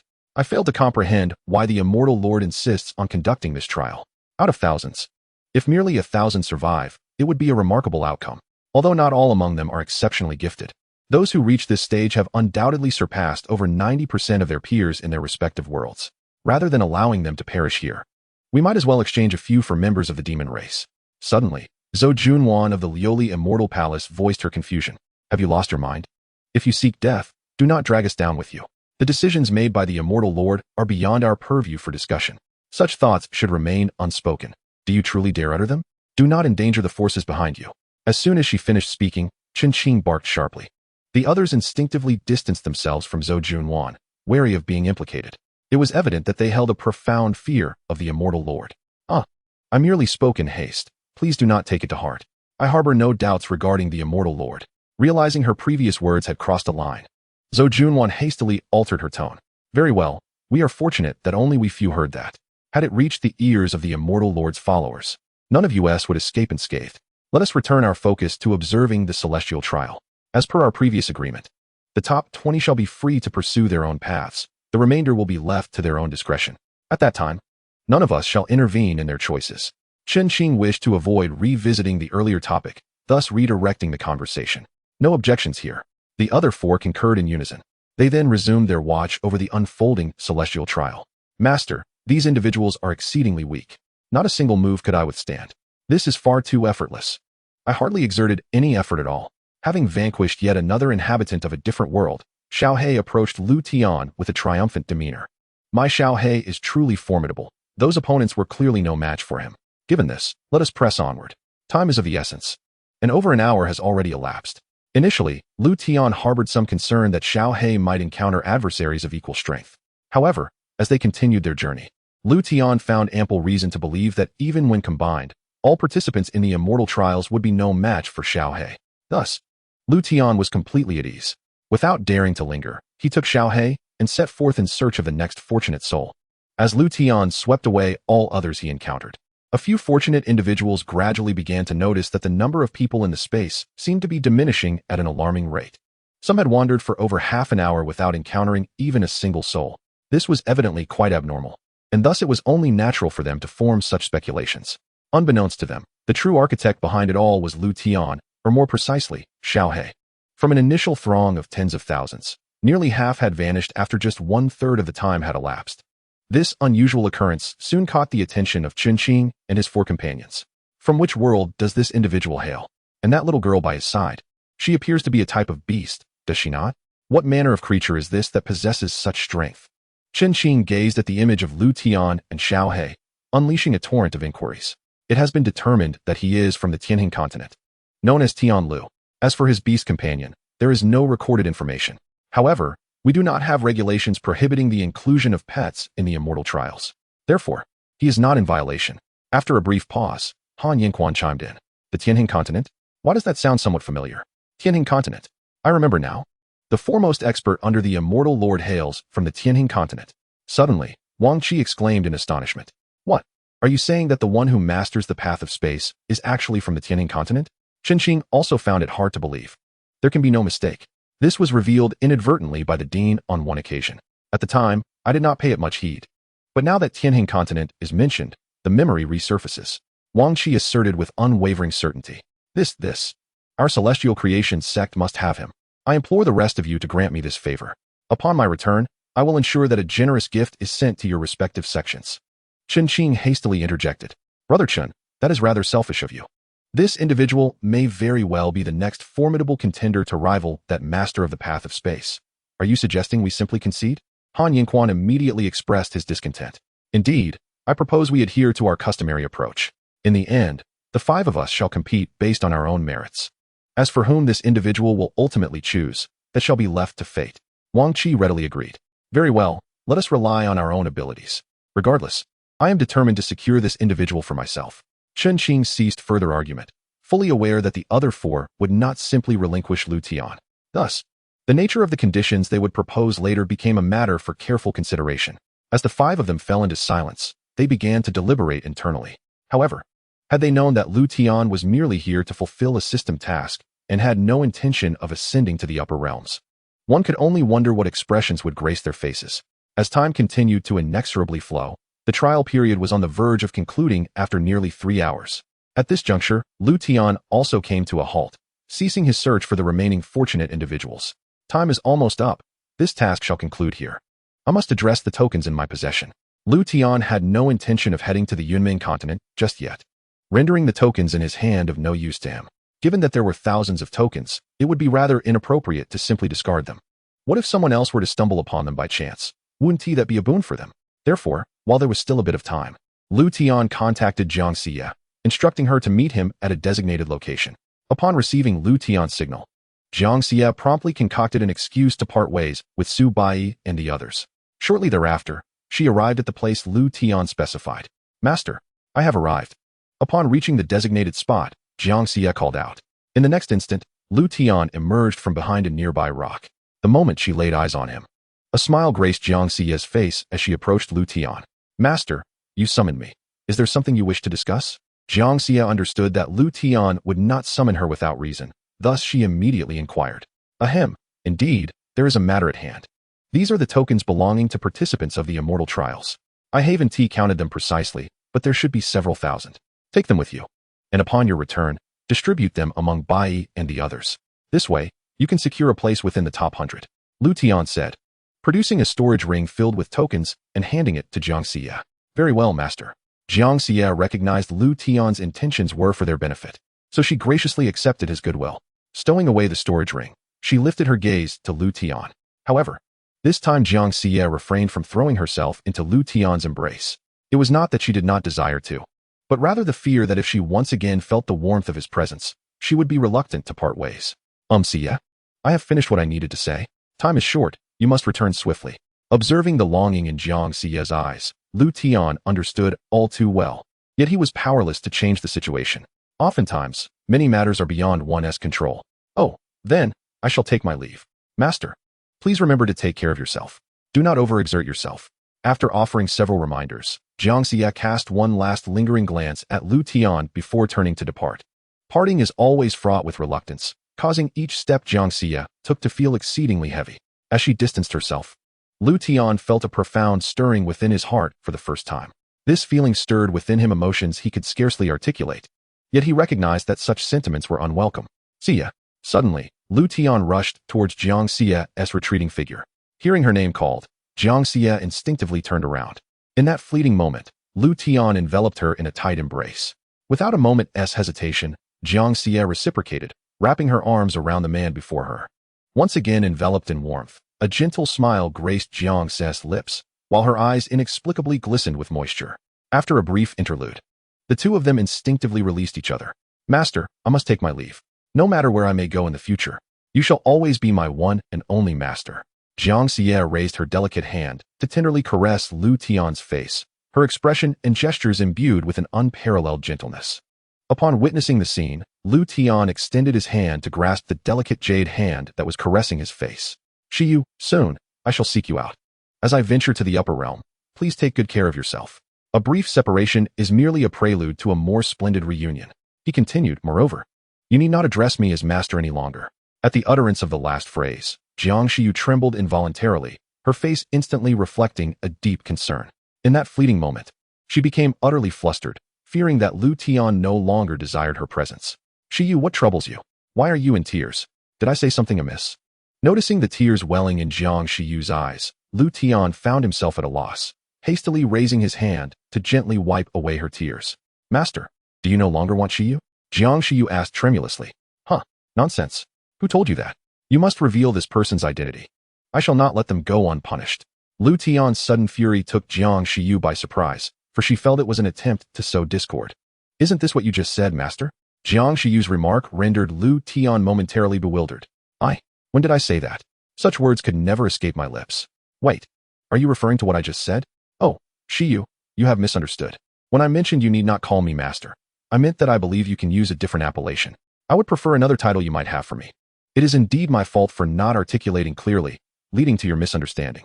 Liutian's embarrassment was palpable as he scratched his head, smiling in response. Is that truly the case? I thought. Upon hearing Liutian's explanation, Xianxiu's sorrow dissipated, and a smile once again graced her face. If I am not to call you master, what shall I call you? Xianxiu inquired with eager anticipation. Did you not call me something before? That one, Liutian replied, a hint of shyness in his tone. Did I indeed? I cannot recall, Xianxiu mused. Let me think. Oh dear, it is quite strange that I cannot remember at all. Husband, why not just tell me directly? She teased playfully. Do you truly not know? Or are you feigning ignorance?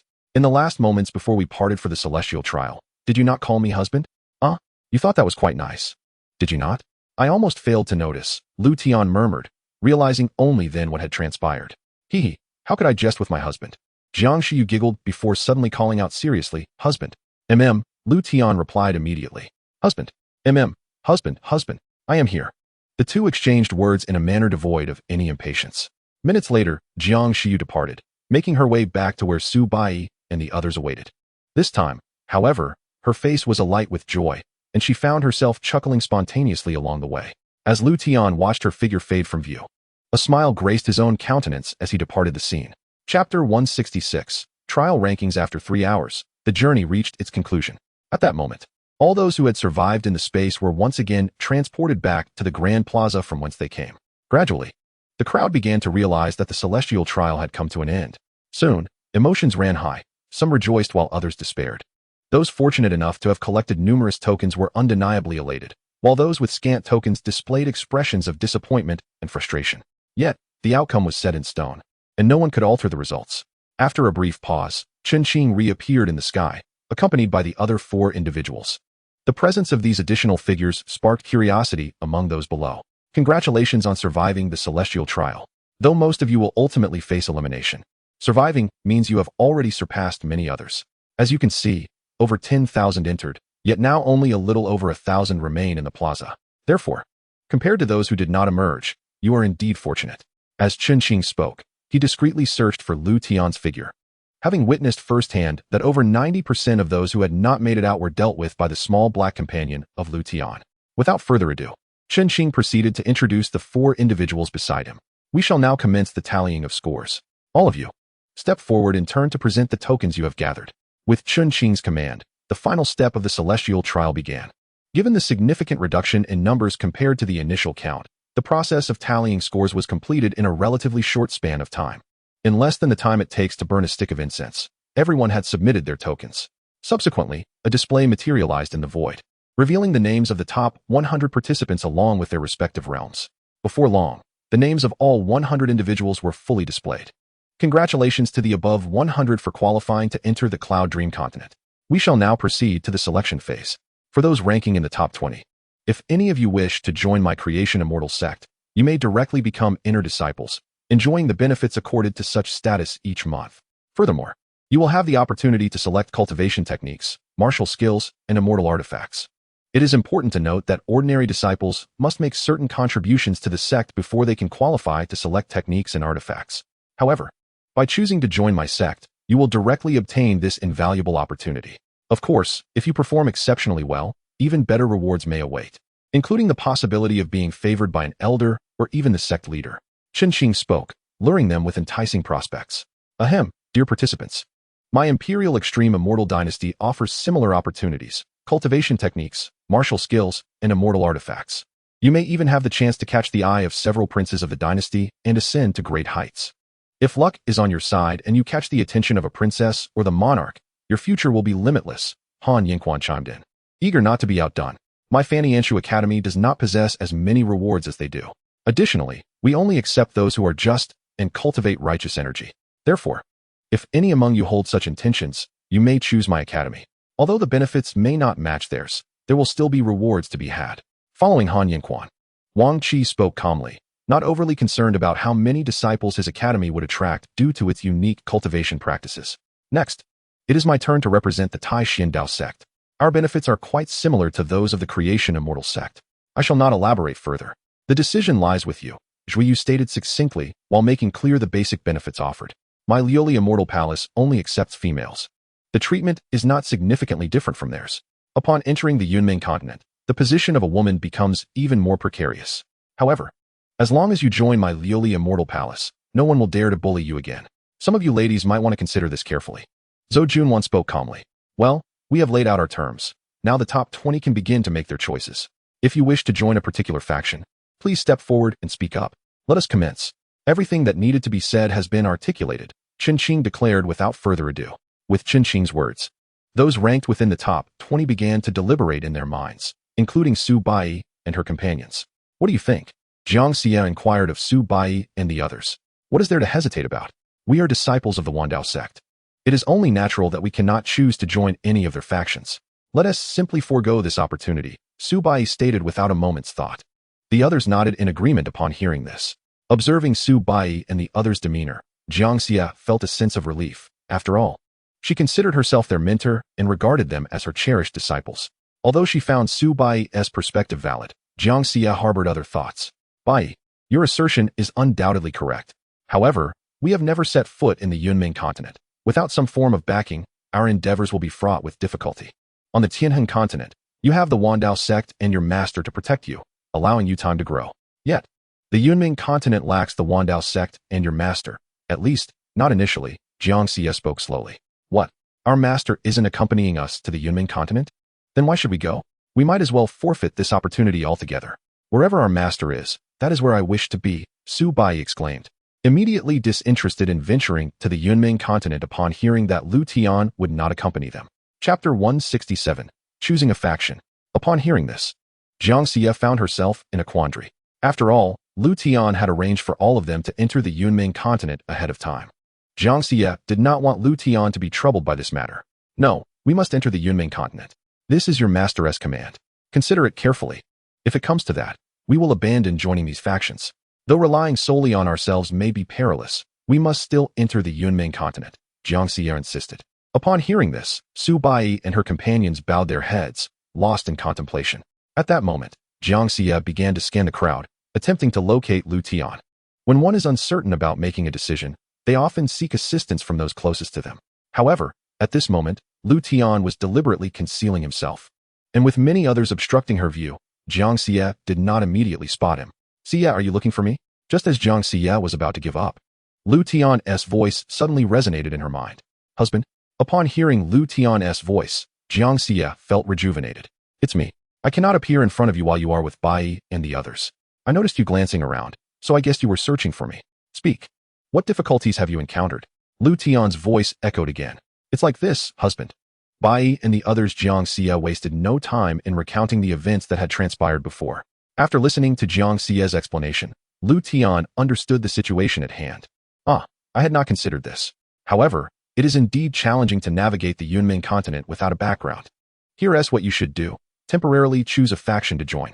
When I arrive in the Yunmeng continent, you can withdraw. These major factions likely mind a few disciples departing. After all, we have nothing to lose. We should take advantage of this opportunity, Liutian remarked, not overly concerned about whether Su Bai and her companions joined any other factions. Ultimately, once they arrived in the Yunmeng continent, the Wandao sect would inevitably unify it, and all factions would have to submit to the Wandao sect. Therefore, Liutian was indifferent to which faction Su Bai chose to join. Understood, husband. I comprehend, Xianxia replied, visibly more at ease after Liutian's words. Subsequently, she fabricated an excuse about having contacted Liutian from a distance and relayed his advice verbatim. Upon hearing that it was Liutian's directive, Su Bai and the others felt a sense of reassurance. After all, they were willing to heed Liutian's counsel.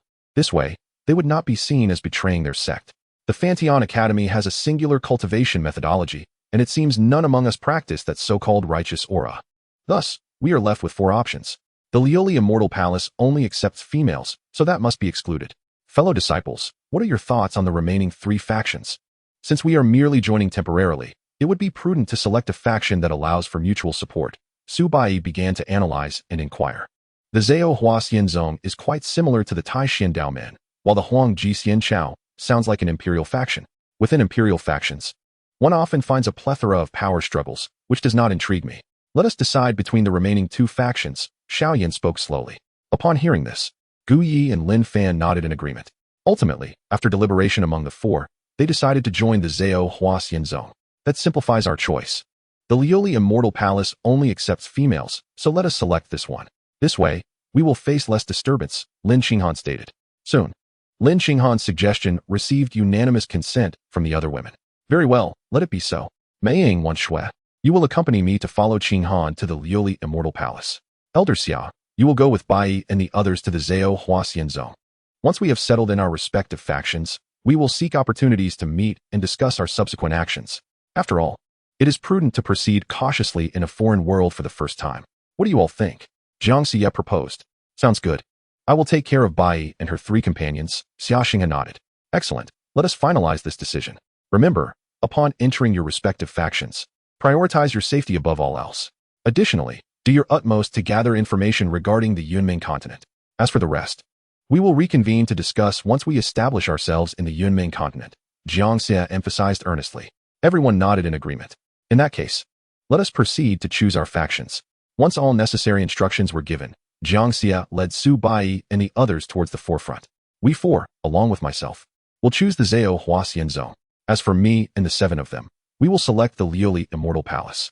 Upon reaching the front, Xiaxia and Xianxia spoke in succession. Upon seeing Su Bai and her companions, Qinqing and the others exchanged glances instinctively. Ha ha ha, my friends. This is a choice they have made themselves, so I shall not hold back. Congratulations to you, Taoist Zhou, for they have also chosen your Lioli Immortal Palace. Qinqing suddenly laughed heartily as he spoke to those beside him. There is no need for formalities, Taoist Chen.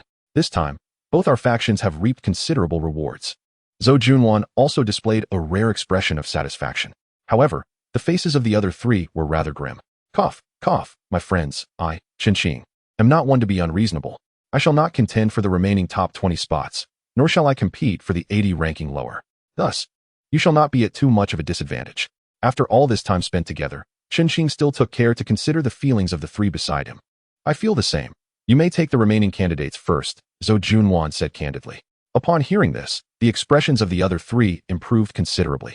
The reason they were concerned about Su Bai and the others was clear. They knew the connection between Su Bai and Liutian. They had all witnessed Liutian's process of relinquishing his token. Given that even the pets around Liutian were so extraordinary, it was evident that those closely associated with him were not to be underestimated. Coincidentally, Qinqing and the others had guessed correctly this time. Su Bai and his companions possessed extraordinary qualities and talents that would rank among the elite even in a higher realm, let alone in the intermediate world of Yunmeng continent. Chapter 168. A gesture of goodwill. Well, congratulations, you are now members of my Caofa Xianzong. Please step behind me. Subsequently, Qinqing addressed Su Bai and the others with a smile. You may also come stand behind me, Zhou Junwan added. Hearing this, Su Bai and his companions no longer hesitated, and each moved to stand behind Qinqing and Zhou Junwan. Following this, Qinqing and Zhou Junwan ceased to beckon the other top 20 candidates. They intentionally left the remaining 7 for Wang Qi and his companions. Soon, The 7 made their choices among the remaining 3 factions. Finally, it was time for the remaining 80 to make their selections. As agreed, Wang Qi and his companions were granted the exception to begin recruiting disciples first.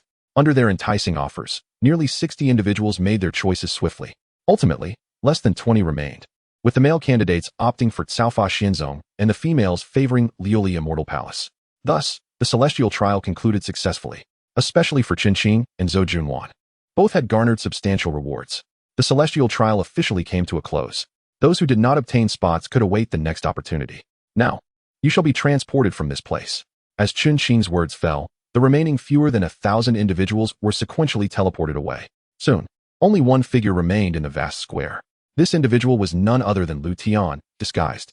At this moment, not only were Su Bai and his companions curious, but Liutian himself wore a bewildered expression.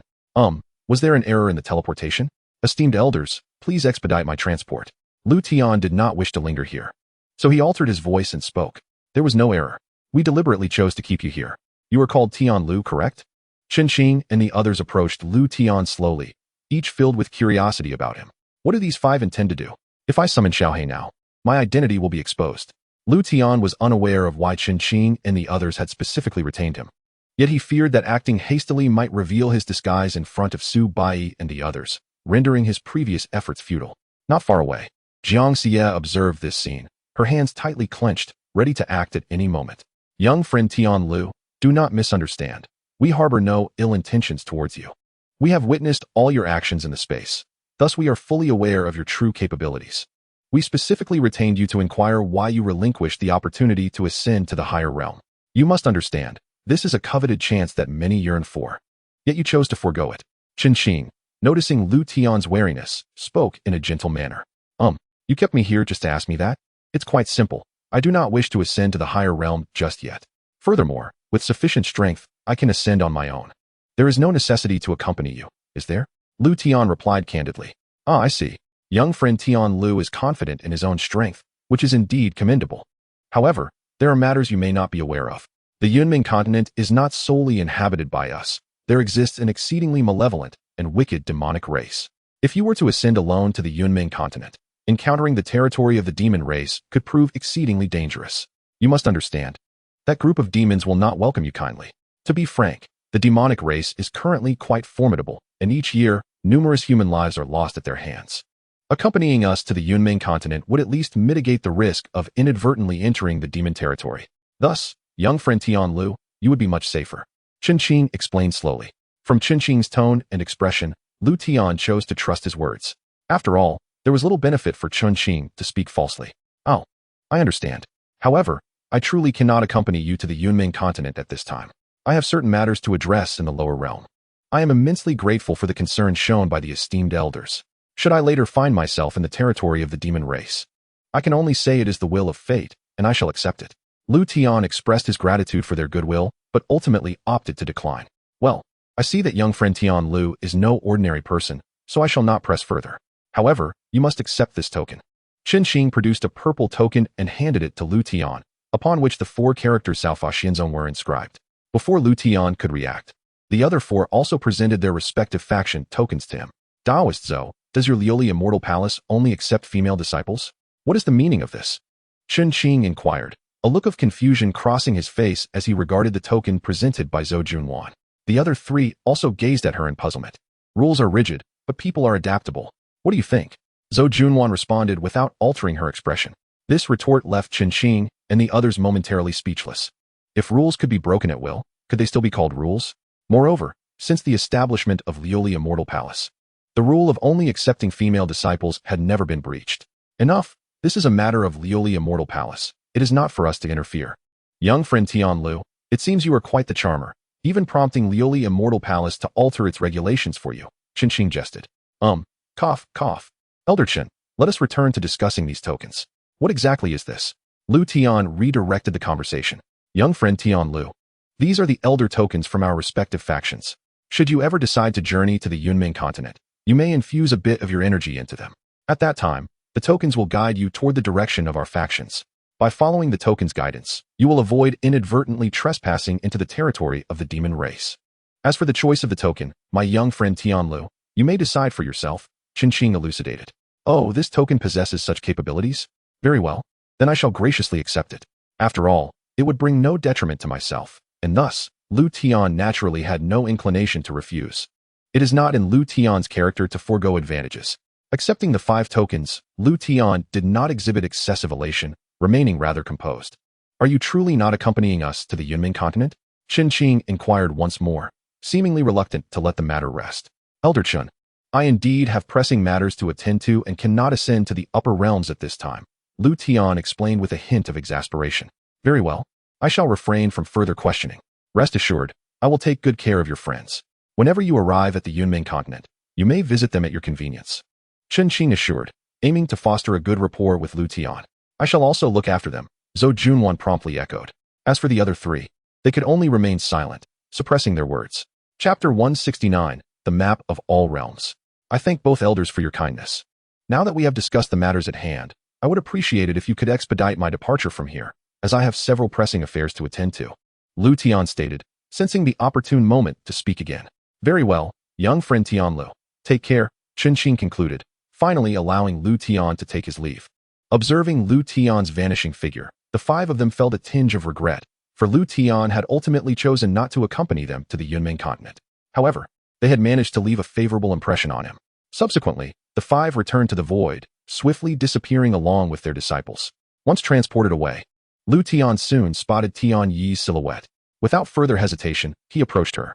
After briefly recounting the details of the Ascension trial, Liutian and Tian Yi returned to the sect. At the peak of the sect system, the Ascension trial has concluded. When shall the rewards be distributed? Hurry and calculate the tasks. I can hardly contain my eagerness to know how many prestige points I have earned this time. Liutian urged the system upon his return to the sect. Ding. Do not be anxious, host. The system will commence the tally immediately. During this Ascension trial, the host has eliminated a total of 8,200 beings from other realms. Each individual yields 1 million prestige points. Thus, the host has garnered a total of 8,200,000,000 prestige points this time. Adding the previous prestige points, the host currently possesses a total of 9 billion prestige points. 9 billion. Quite impressive indeed. It seems my previous expenditure of several billion to enhance Xiaohei's strength was not in vain. I have now accrued over 80 billion prestige points, a windfall. The sheer volume of prestige points brought a broad smile to Liutian's face. Wait a moment, system, did you not mention additional rewards? Are you not planning to withhold them? Such allegations are unfounded. It is merely that the system has yet to convey this information. Based on the host's task completion, yielding 8,200,000,000 prestige points, the host may select one from the following additional rewards. Reward 1, the Primordial Chaos Physique. Reward 2, the 3,000 Origins of Dao. Reward 3, an additional minute for the Invincibility Aura. Reward 4, the Map of All Realms. These are all the reward options. Please make your selection within the time of an incense stick, or it will be considered forfeited. 4 enticing reward options. System, kindly elaborate on the 3 rewards, excluding the 3rd, so that I may ascertain which reward to choose. Understood, host. The Primordial Chaos Physique is one of the 10 supreme physiques. The 3,000 Origins of Dao allows one to comprehend 3,000 paths simultaneously.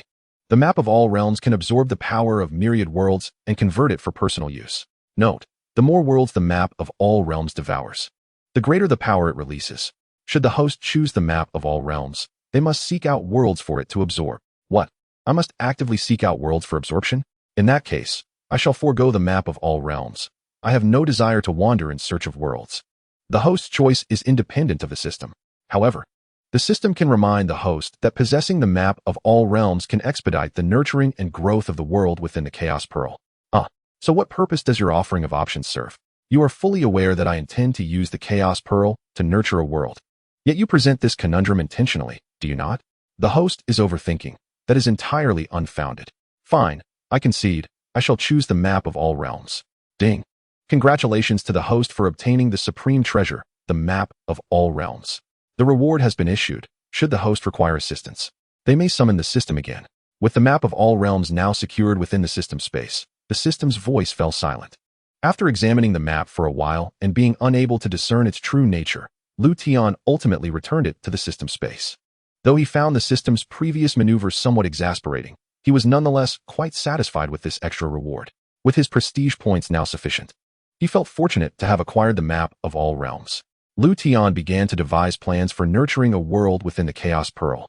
According to the system's earlier guidance, the optimal approach would be to use the Tianhe continent as a foundation, absorbing it into the Chaos Pearl and subsequently nurturing a more powerful world.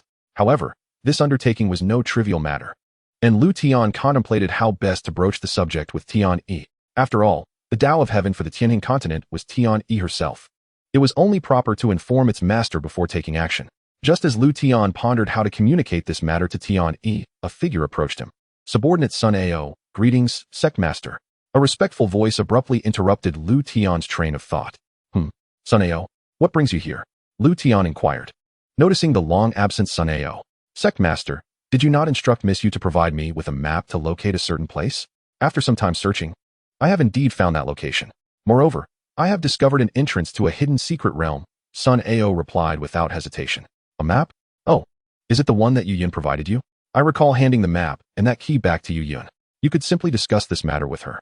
Liutian remarked, preoccupied with the affairs of the Chaos Pearl and largely indifferent to other matters. Had Sun Ao not mentioned it, Liutian would have completely forgotten about Yu Yun's request. Back to the Sect Master, I informed Miss Yu of this news a few days ago. Furthermore, she entrusted me with the key to unlock the entrance to that hidden secret realm, Sun Ao responded. Then that settles it. Ensure that all valuable items within are retrieved by your men. Is this such a trivial task that I must instruct you in it? Liutian said somewhat impatiently. Calm your anger, esteemed leader. I initially made the same decision. Furthermore, I dispatched several capable individuals to investigate the situation. However, none of them have returned. Their life tokens left within the Alliance are all shattered.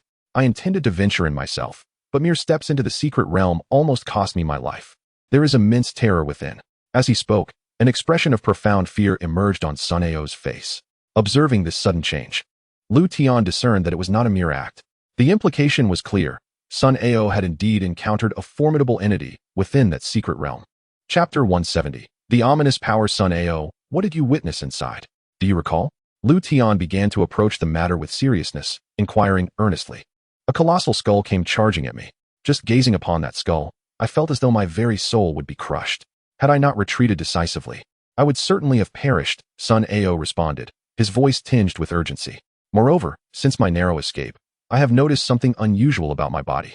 No matter what I do, this affliction cannot be dispelled. In fact, it seems to be multiplying. Sun Ao resolutely pushed aside his clothing to reveal his chest. There, an array of terrifying black markings marred his skin, appearing ghastly. Upon closer inspection, one could see that these dark patterns were gradually spreading outward. If this continued, within 3 days, Sun Ao would be entirely consumed by this affliction. Don't move, let me take a look. Liutian, recognizing Sun Ao's unwavering dedication since his submission, was reluctant to abandon any plan concerning him. Though not a saint, Liutian was not devoid of compassion. Certain matters could not simply be cast aside. Liutian approached Sun Ao, raising a hand to curiously touch the dark markings. Esteemed leader, this substance is exceedingly strange. It is best if you refrain from contact. If I must perish, so be it. I merely hope you will treat my comrades kindly after my demise. Sun Ao hastily cautioned as Liutian prepared to touch the ominous markings. Do you regard me as weak, or do you underestimate your own life? Such foul means do not intimidate me. Moreover, I require a messenger. Why should I grant you such an easy escape? Observe closely, do not interrupt me. Liutian disregarded Sun Ao's warnings and made contact with the dark patterns. The moment his fingers brushed against the black markings, they disintegrated into nothingness, as if they had encountered a nemesis. It is effective. Any external force that poses a threat to me will be nullified, including this. Liutian had initially planned to seek assistance from the system should this attempt fail. However, with this success, he would not need to expend unnecessary prestige points. Without hesitation, Liutian employed both hands, pressing against the black markings. In a matter of moments, the dark patterns on Sun Ao's body vanished entirely. Sun Ao, witnessing this transformation, was overtaken by emotion. After all, he had no desire to perish, and survival was undoubtedly preferable. System, what is this entity? It feels akin to a form of cursed power. After addressing the dark markings, Liutian inquired within his mind. Beep, the host may interpret it as such. To be precise, it is an ominous power, a composite of all negative, bizarre, and dangerous forces. Curses fall within this category. However, host, the ominous power infecting Sun Ao is of a remarkably advanced caliber, one not typically found in lower realms. Oh, how intriguing.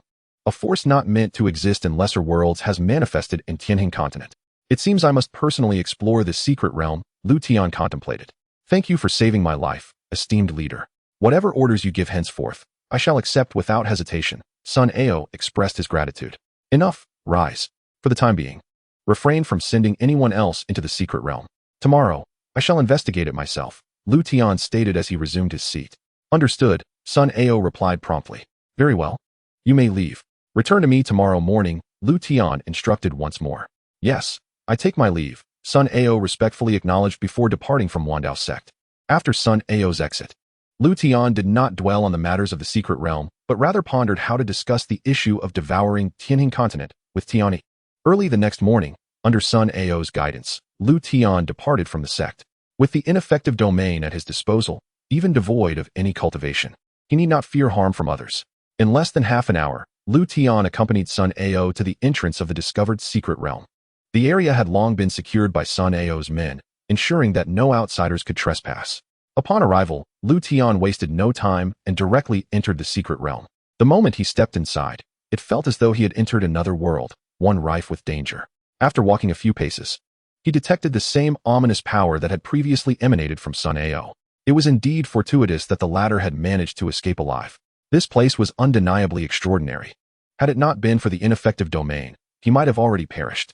What secrets lay hidden within this realm? Liutian's curiosity intensified as he gazed towards an area radiating a deep crimson light.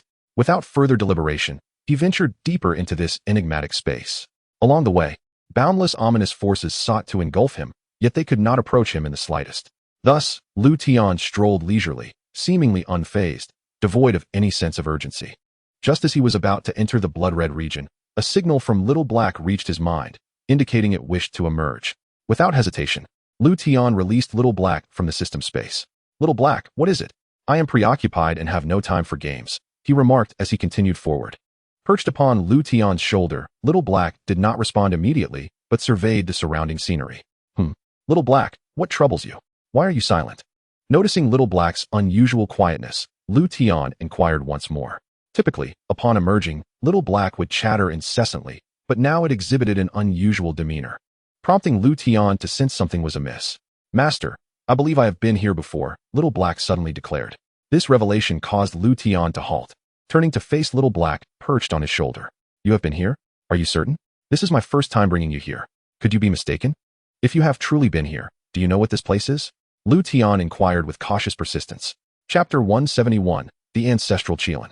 I'm not entirely certain. It seems that fragments of my memory have encountered this location before. Yet, I cannot recall precisely where this is, came the hesitant reply. Master, am I not of any use? Xiaohe said, a hint of sorrow lacing his voice. Who says that? My Xiaohe is the most capable and formidable. Liutian reassured, gently patting Xiaohe's small head. If I remember anything, I will inform you immediately, Xiaohe responded, a smile breaking through his earlier gloom at Liutian's praise. Very well, let us proceed. With Xiaohe's spirits lifted, Liutian felt a sense of relief as they ventured deeper into the blood-red expanse. Within this area, Liutian was struck by an overwhelming stench of blood. It was then that he grasped why this place appeared so vividly crimson. Both the air and the ground were saturated with the hue of spilled blood. As they ventured further, numerous skeletal remains began to emerge. Some belonged to humans, while others were the remnants of unknown beasts. Strangely, every corpse bore the taint of a dark power, a force far more potent than that which he sensed from Sun Ao. Merely from these observations, Liutian surmised that an unfathomably terrifying battle had transpired here. What could have occurred? If such mysterious forces were to be unleashed, the Tianhe continent would face utter devastation. How could such malevolence exist upon this modest realm? The more he witnessed, the more his heart filled with trepidation. Though Liutian himself was unperturbed by these horrors, the creatures of Tianhe continent lacked his fortitude. Having resided here for over a decade, he had no desire for its annihilation. Master, over there, I sense a familiar presence, Xiaohe suddenly exclaimed, pointing in a direction. Upon hearing this, Liutian wasted no time and hastened toward the direction indicated by Xiaohe. With each step, Xiaohe's demeanor grew increasingly somber. Liutian understood that Xiaohe was striving to recall something and refrained from interrupting his concentration. This aura, it resembles that of my fifth brother. Gradually, as they approached, Xiaohe discerned the true identity of the presence. Fifth brother? Who is that? Liutian asked, bewildered by Xiaohe's murmurs. Oh, I forgot to mention. Fifth brother is the ancestral Xian, and the ancestral dragon is my sixth brother. They often invite us to their domain, so I accepted them as my little brothers. Xiao He continued. Furthermore, I seem to remember a battle occurring here. I have no recollection of the outcome. The aura of the ancestral Qian? A battle? This situation is becoming increasingly intricate, Liutian mused, now more puzzled than enlightened. Contemplating. He continued towards the source of the ancestral Qian's aura not far ahead. Soon, Liutian arrived at the location Xiao He had indicated. However, he found nothing related to the ancestral Qian, only an expanse of barren, blood-red ground. Xiao He, the aura of the ancestral Qian emanates from here. Yet, it appears there is nothing. Liutian surveyed his surroundings, but found no anomalies. Xiao He, equally perplexed, dismounted from Liutian's shoulder to investigate further. After a meticulous examination, Xiao He suddenly halted. Master here, he exclaimed with fervor. Hearing Xiao He's call, Liutian rushed to his side. Where? He inquired eagerly. Below. Xiao He pointed to the ground. Below? You mean beneath the surface? Liutian grasped the implication. Yes, precisely beneath this very spot, Xiao He affirmed with unwavering certainty. Very well, let us excavate this area. Without hesitation, Liutian instructed Xiao He. Upon hearing this, Xiao He promptly began to strike the ground. Within mere moments, a deep pit emerged in the once smooth terrain. As they descended nearly 30 to 40 meters, a tremor resonated from below. Observing this, Xiao He ceased his efforts, fixating his gaze on the bottom of the pit, while Liutian maintained a calm demeanor, seemingly unfazed. With a resounding boom, something suddenly soared from the depths of the pit. What is that? A skeletal structure? Liutian's face reflected confusion as he beheld the apparition of some beast's skeleton in the air. This is it. This bone radiates the essence of my fifth brother. Xiao He exclaimed excitedly upon seeing the skeleton. What? Could this skeleton belong to the ancestral Qian? Liutian's mind raced with this unsettling notion. A horde of malevolent, otherworldly beings dares to assault my remnants. They shall perish. Suddenly, the skeletal remains emitted a voice, clearly mistaking Liutian and Xiao He for those nefarious entities. That voice. It belongs to my fifth brother. Little Wu, do you dare to strike at me? It seems you have forgotten how I once bested you. Xiao He's aura erupted as he confronted the ancestral Qian, who had threatened both him and Liutian.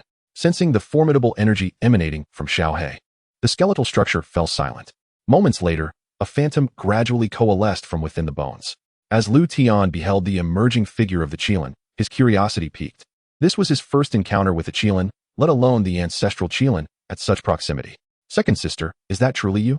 The once mighty ancestral Qian transformed upon recognizing Xiao He, adopting an unexpectedly humble demeanor. Of course it is I, but what transpired earlier? Why did you attempt to assail me and my master? And what has happened to your physical form? Why are you reduced to mere bones? Xiao He interrogated with urgency. Wait, we shall discuss my situation shortly. Second sister, did you just refer to him as your master? The ancestral Qian questioned, utterly bewildered. For how could a being of his caliber acknowledge another as master? No matter the circumstances, the ancestral Qian found it hard to accept this revelation. Chapter 172, Acknowledgement of Defeat. Oh, it is quite literal. This individual is my master. From now on, you will be my master. Little 5, why haven't you come to meet your master yet? Little Black immediately perched on Liutian's shoulder and introduced him. This is impossible. Just based on him? A mere human with no cultivation? Second sister, have you been deceived by this person? However, it matters not. I shall slay him now. And I will not speak of it to anyone. I promise that no one will know that you have recognized a human as your master, second sister. As he spoke, Zhu Qian prepared to strike Liutian. You dare. Little 5, if you take action, do not blame me for being ruthless. Naturally, Little Black could not allow Zhu Qian to harm Liutian. Furthermore, it was precisely because of their shared past that Little Black reprimanded Zhu Qian. The others were unaware of Liutian's capabilities, but Little Black, who spent every day with Liutian, understood perfectly. Although she sensed Liutian's lack of cultivation, she knew that even at her peak, she would not stand a chance against him. How much less could Zhu Qian, in his current state, hope to prevail? It would be akin to a mantis trying to stop a chariot, a futile endeavor. Ahem, may I interject? There is truly no need for violence upon first meeting. Why don't we sit down and have a proper conversation instead? Unable to bear the scene any longer, Liutian finally spoke up. The cunning human dares to deceive my second sister into recognizing you as her master. Killing you will resolve everything. Zhu Qian, wholly unyielding, viewed Liutian as an adversary who had tricked Little Black. Alas, what is the point? You are, after all, a friend of Little Black. I genuinely do not wish to resort to violence. Realizing that without convincing Zhu Qian, the situation could not progress, Liutian took a step forward toward him. As he walked, his expression gradually turned colder. Little 5, quickly apologize to your master. Otherwise, I cannot save you. At this moment, Little Black covertly transmitted her thoughts to Xianxiaaudiobooks. Although Xianxiaaudiobooks had always maintained a hostile demeanor toward Liutian, he had been defending her honor. Little Black certainly did not want Xianxiaaudiobooks to perish at Liutian's hands. However, Xianxiaaudiobooks was utterly unresponsive to her advice and appeared ready to engage Liutian. I wish to see what you are capable of. If you cannot even contend with my current self, then it will prove that killing you is justified. As Liutian drew closer, Xianxiaaudiobooks did not retreat, but instead began to gather his strength. Witnessing this, Little Black was rendered speechless. Master Little 5. Little Black wished to plead with Liutian but feared displeasing him, leaving her in a state of indecision. Fear not, Little Black. I comprehend your intentions. I shall exercise my discretion. As you can see, explanations are futile.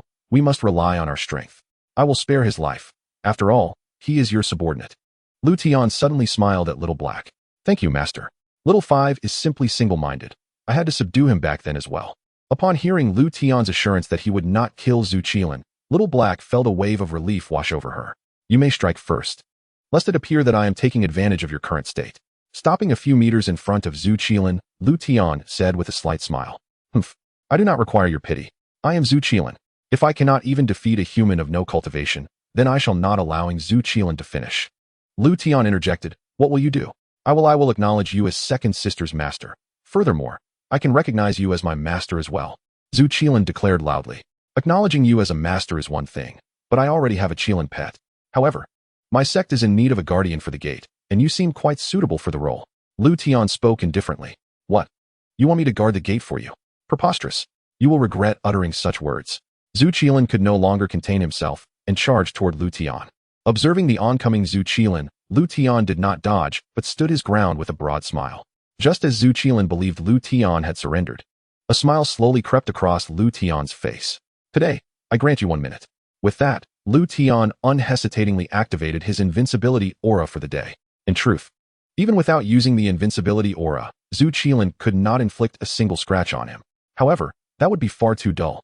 Liutian preferred the sensation of being proactive rather than merely invulnerable. The moment he activated the invincibility aura, an overwhelming aura emanated from Liutian. Xianxiaaudiobooks, who had been attacking Liutian, suddenly widened his eyes in disbelief. What a formidable being Xianxiaaudiobooks was, even as a remnant soul. He could still sense the drastic shift in Liutian's presence. At that moment, Xianxiaaudiobooks finally believed Little Black's earlier warning. Any being that opposed Liutian would have no chance of survival. Wait, Great One, I concede. I was merely joking earlier. Please do not take it to heart. I have long been aware of your strength, and this was merely to express my loyalty to Second Sister. Second Sister.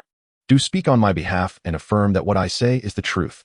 Xianxiaaudiobooks came to an abrupt halt, then immediately knelt before Liutian in supplication. The entire process was fluid, devoid of any hesitation or excess. This scene left Liutian, who had intended to teach Xianxiaaudiobooks a lesson, momentarily dumbfounded. His expression one of sheer surprise. Little 5, after all these years, why do you still maintain this demeanor? At least spar a few rounds before begging for mercy. Had Little Black not been familiar with Xianxiaaudiobooks' character, she too might have displayed an equally astonished expression. Second Sister, I simply recognize the situation. Since I cannot win, it is wiser to concede early to avoid further punishment. Xianxiaaudiobooks chuckled nonchalantly. All right, rise. Were it not for Little Black's assertion that you are Xianxiaaudiobooks, I would never have believed it. Now tell me, what is this place? What has transpired here? And how did you end up here? What is the origin of this ominous power? Liutian, uninterested in lingering on Xianxiaaudiobooks' prior actions, immediately began his inquiries. Chapter 173, The Dead Prison. What? You do not know this place? How did you enter? No, that cannot be. The Great One may not know, but Second Sister, you should be aware of where this is. Xianxiaaudiobooks was now perplexed. Refer to me as the sect master. From now on, you shall serve as the guardian beast of my sect, merely overseeing the gate and such. As for your questions, Little Black's memories are incomplete. Hence she is not fully aware of this place's nature. Liutian responded. Oh, I see. However, Master, I have no objections to the guardian beast of our sect. But to stand watch at the gate? If word of this gets out, that reckless fellow will surely mock me for a lifetime. Might you assign me a different task, Master? Upon hearing that he was to guard the gate, the Grand Xianxiaaudiobooks felt a wave of discontent wash over him, prompting him to make an immediate appeal to Liutian. Reckless fellow? Liutian queried in confusion. Master, I know this. The reckless fellow refers to Xiao Lu, also known as the ancestral dragon. The two have long harbored mutual disdain for one another. In stark contrast to Xiao Wu, Xiao Lu charges headlong into situations, preferring to resolve matters through sheer force. Thus, Xiao Wu bestowed upon Ancestral Dragon the moniker Reckless Fellow. However, Xiao Lu also dubbed Xiao Wu Coward. Little Black interjected eagerly. Coward? That is indeed an apt description. Liutian nodded in agreement, recalling the sight of Grand Qilin kneeling in supplication. Grand Qilin, overhearing this exchange, dared not display any dissatisfaction. Had it been anyone else calling him a coward to his face, he would have delivered a slap without hesitation. As for the matter of guarding the gate, there was no room for negotiation. One must understand that the gate of the Dao Sect is not a post just anyone can occupy. You may revel in your amusement. But let us now return to the pressing matters at hand, the inquiries I previously posed. Liutian found the idea of Grand Qilin standing guard at the gate rather impressive and was thus not inclined to backtrack on his decision. Noticing Liutian's unwavering stance, Grand Qilin resigned himself to his fate. Master, this location lies between the Divine Source Realm and the Alien Source Realm, a battleground of two worlds. For those from either realm wishing to traverse into the other, this is an inevitable passage. We have designated it as the Death Abyss. Within the Death Abyss, countless formidable beings from both realms have been interred. Entering here signifies a proximity to death. In that fateful battle, the mightiest from both worlds engaged. I had long believed I would perish, but unexpectedly, after that mutual destruction, I was fortunate enough to retain a fragment of my soul. Alas, in this diminished state, my strength waned considerably. I thus sealed the last remnant of my soul within the remnants of my being, burying it deep underground. My hope was that after your victory, you would come to rescue me. Unfortunately, I waited for countless eons.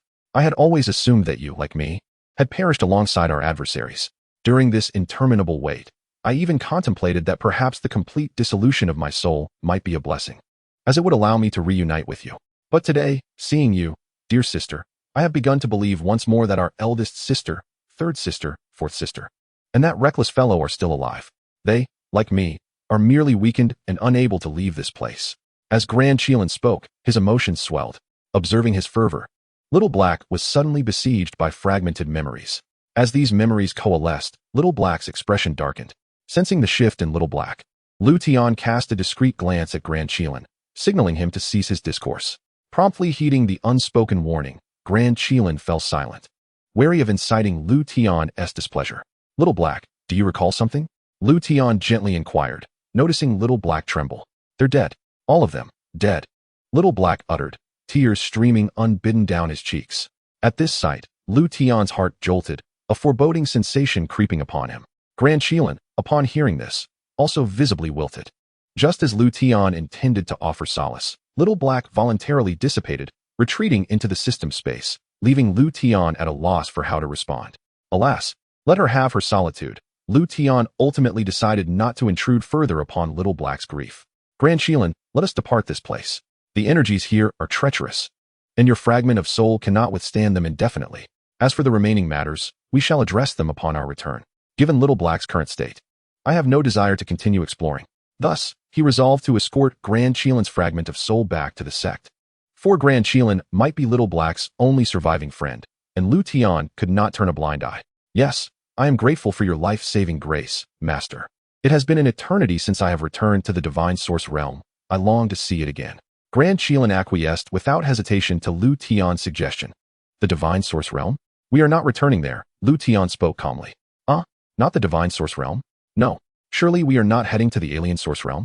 That would be tantamount to courting death. Grand Qilin's anxiety escalated. Fear not. We are bound for a lesser world known as the Tianjin continent. Stay close to me. Should anything go awry, I will not be responsible, Liutian responded tersely, setting off in the direction from which they had come. Grand Qilin, recognizing the importance of his own safety, promptly followed. Before long, Liutian successfully led Grand Qilin out of the death abyss. Upon their emergence, Sun Ao approached them eagerly. Greetings, Master. How fared things within? Sun Ao inquired without delay. It was perilous. Your survival was mere fortune. Henceforth, you need not concern yourself with this secret realm. I shall handle it personally. Liutian refrained from divulging too much, aware of the myriad secrets concealed within, which he had yet to fully comprehend. Moreover, it would serve no purpose for too many to be privy to the existence of the death abyss. Understood, my lord. Sun Ao replied with utmost reverence, subsequently stepping aside to remain silent. System, can this entrance be relocated? Affirmative. Relocating the Death Abyss entrance requires 10 million prestige points. Where does the host wish to transfer it? 10 million? Acceptable. Let it be within my master hall. Even if something escapes, I will be able to manage it at the sect. Very well, expending 10 million prestige points. Commencing relocation of the Death Abyss in trance. Relocation complete. The host will find the newly relocated entrance upon return. As the system's notification chimed, the entrance to the Death Abyss vanished from sight. A scene witnessed by both Sun Ao and the concealed Grand Qilan. Although both were taken aback, they deemed Liutian's capabilities entirely reasonable. After addressing the relocation of the Death Abyss entrance, Liutian returned to the sect. Chapter 174. Accelerating the hatching of the Qilan egg. Upon returning to the Wandao sect, Grand Qilan no longer concealed his presence. Liutian, utilizing the life and death power exclusive to the sect, successfully assisted Grand Qilan in reconstructing his physical form. The appearance of Grand Qilan swiftly piqued the curiosity of the disciples and elders within the sect. Following Liutian's proclamation of Grand Qilan as the guardian beast of the Wandao sect, the disciples and elders were left in a state of profound shock. After all, the Qilan is a legendary auspicious beast, synonymous with good fortune. Yet, this mythical creature now stood as the protector of their sect, leaving them not only astonished but also immensely exhilarated. To be able to join a sect that possesses a Qilan is a thought that fills one with unparalleled excitement. However, while the disciples and elders are brimming with enthusiasm, Liutian notices an unusual expression on the face of the ancestral Qilan. Master, I sense a familiar aura. Could it be that there is another Qilan here? The ancestral Qilan, having just regained its physical form, inquires immediately. Oh, you sensed it? Indeed, you are correct. However, it is still an egg at this moment and requires some time before it can hatch. Liutian candidly reveals the truth to the ancestral Qilan. A Qilan egg? I see. Master, might I take a look? Perhaps I could assist in hastening the hatching process. The ancestral Qilan expresses its delight at encountering a kin in this foreign realm, knowing that it will not be lonely in the sect and can find joy in mentoring the younger generation. Hastening the hatching? Such a delightful prospect? Very well, follow me. Originally, Liutian intended to use his prestige points to hatch the Qilan egg, as he currently had no shortage of them. However, if he could save resources, he would not shy away from such an opportunity. Before long, Liutian led the ancestral Qilan to stand before the Qilan egg. At that moment, the egg hungrily absorbed the surrounding rich spiritual energy, completely oblivious to the presence of Liutian and the ancestral Qilan. Indeed, it is a Qilan egg. Moreover, this one appears to be no ordinary Qilan egg. After observing it for a few moments, the ancestral Qilan suddenly spoke. Not an ordinary Qilan egg? Is there a distinction? Liutian inquired with curiosity. Certainly. The Qilan clan consists of a multitude of varieties, some of which wield unique powers. However, such extraordinary Qilans are rather rare. The most common among them are those that command the powers of the 5 elements. Compared to ordinary Qilans, they can harness one or more of the elemental forces: metal, wood, water, fire, and earth. This greatly enhances their combat capabilities. Besides the 5 elemental powers, there are also those that command wind, thunder, and even the rare dark powers. Due to the low probability of such special Qilans being born, they are granted exceptional treatment within the clan. Based on my sensing, it is highly likely that the Qilan within this egg possesses an innate talent for wielding a specific power, the ancestral Qilan explained slowly. Oh, and what about you? What special power do you command? Liutian asked, now intrigued. Me? Hee, master, I actually possess no special abilities, the ancestral Qilan replied somewhat awkwardly. Wait, are you not the ancestral Qilan? How could that be? Liutian questioned, somewhat incredulous. Cough, cough. Master, for a Qilan to gain the ability to wield other special powers, certain mutations must occur at the time of its birth. I am the first Qilan to be born in this world, thus I am the ancestral Qilan. However, that does not guarantee I can mutate to wield other special powers. Those Qilans that were born after me may include some fortunate ones who managed to mutate successfully. The ancestral Qilan clarified. Oh, I see. So, you are perhaps less fortunate than these mutated Qilans? Liutian remarked weakly. Master, you are mistaken. Although I lack other special powers, I possess a unique quality that no other Qilan has, the ancestral Qilan immediately retorted. What might that be? Liutian inquired. Naturally, it is my bloodline. As the first Qilan to be born, I am endowed with the strongest and purest Qilan bloodline. While your human race may not place much importance on bloodlines, among the beast clans, bloodline is invariably the most formidable power. As for other powers, they are merely embellishments. This is also why, despite lacking other powers, I remain one of the mightiest within the Qilan clan. Unless I perish, all Qilans in existence will bow beneath my bloodline. The ancestral Qilan proclaimed with immense pride. Indeed, that is quite remarkable. You are the true fortunate one. After all, Even the slightest chance of mutation cannot compare to your status as the first Qilin born in this realm, Liutian stated. Hee, it is all a matter of fate. I have no control over it, the ancestral Qilin chuckled, wholeheartedly agreeing with Liutian's sentiment. Enough of that. Did you not say you could hasten the hatching of the Qilin egg? Let us proceed. Not wanting to linger on the previous topic, Liutian returned to the matter at hand. Oh right, master, please wait. I shall begin at once. The ancestral Qilin wasted no time. Lifting a foot to create a wound from which several drops of blood, imbued with potent bloodline power, fell onto the Qilin egg. The moment the ancestral Qilin's blood made contact with the egg, a reaction occurred. Instantly, the Qilin egg began to fervently absorb the few drops of the ancestral Qilin's blood. Master, my blood can hasten the hatching of the Qilin egg. Based on my estimates, once it has absorbed my blood, this egg should hatch successfully, the ancestral Qilin said. Joining Liutian's side after completing the task. How long will it take to absorb completely? Liutian inquired. I cannot say for certain. It may take a few days, perhaps a few months, but it will not exceed 3 years, the ancestral Qilin replied. Very well, we shall wait a few days. If it has not hatched by then, I shall resort to my own methods. Liutian bore no ill will towards the ancestral Qilin, understanding that it was acting with good intentions. If it took only a few days, Liutian could afford to wait. However, if it extended to months or even years, he would not wish to wait any longer. With an abundance of prestige points at his disposal, there was no need for frugality. Liutian was eager to meet his little Qilin as soon as possible. Afterward, Liutian and the ancestral Qilin departed. Yet, shortly after their exit, cracks began to appear on the surface of the Qilin egg, multiplying rapidly. Chapter 175, Arrival at the Cloud Dream Continent. In the upper realm, the Cloud Dream Continent. Following the conclusion of the immortal trial, Subai and others who had qualified were successfully led onto the Cloud Dream Continent by Qianxia and his companions. Upon entering the Cloud Dream Continent, Subai and the others were captivated by the dense aura of immortality that enveloped the area. Just a single breath felt as if it could sustain their cultivation for several days in the lower realm. Once they arrived, Qianxia and his companions dispersed to attend to their respective matters. Subai and the others followed Qianxia to the Creation Immortal Sect, while Xianxia and the other women accompanied Zhou Junwan to the Liuli Immortal Palace. Thus commenced their legendary journey on the Cloud Dream Continent. My heavens! Is this the Creation Immortal Sect? It is truly magnificent and grand, Subai exclaimed as they entered. In comparison, the sects and forces of the lower realm are utterly incomparable. Haha, this is just the beginning. In time, you will discover that the Cloud Dream Continent is far more splendid than what you see now. Very well, since this is your first visit to the Creation Immortal Sect, I will take you to register your identities. As previously agreed, you will initially assume the status of inner disciples. After registering your identities, I will escort you to your accommodations as inner disciples. Regarding the opportunity to select martial arts techniques and celestial artifacts, I shall take you tomorrow, Qianxia remarked as he walked. Thank you, Elder Chen. In truth, if you merely provided us with the directions, we could have gone on our own. It is indeed a bother for you to lead us, said Xianxia at that moment. Since entering the Yunming continent, Xianxia had noticed Qianxia's exceptional warmth towards their group. However, this excessive enthusiasm made the worldly wise Xianxia instinctively cautious. For no one tends to be benevolent without reason. Having experienced the treachery of human nature, Xianxia understood this principle all too well. It is no trouble at all. I have no pressing matters, so I will accompany you, Qianxia replied. Moreover, the Zhaohua Immortal Sect is not as simple as you might believe. As newcomers, you may easily attract trouble. While my authority within the sect is limited, I am still an elder. With my presence, those individuals will think twice before causing you distress, Qianxia said softly.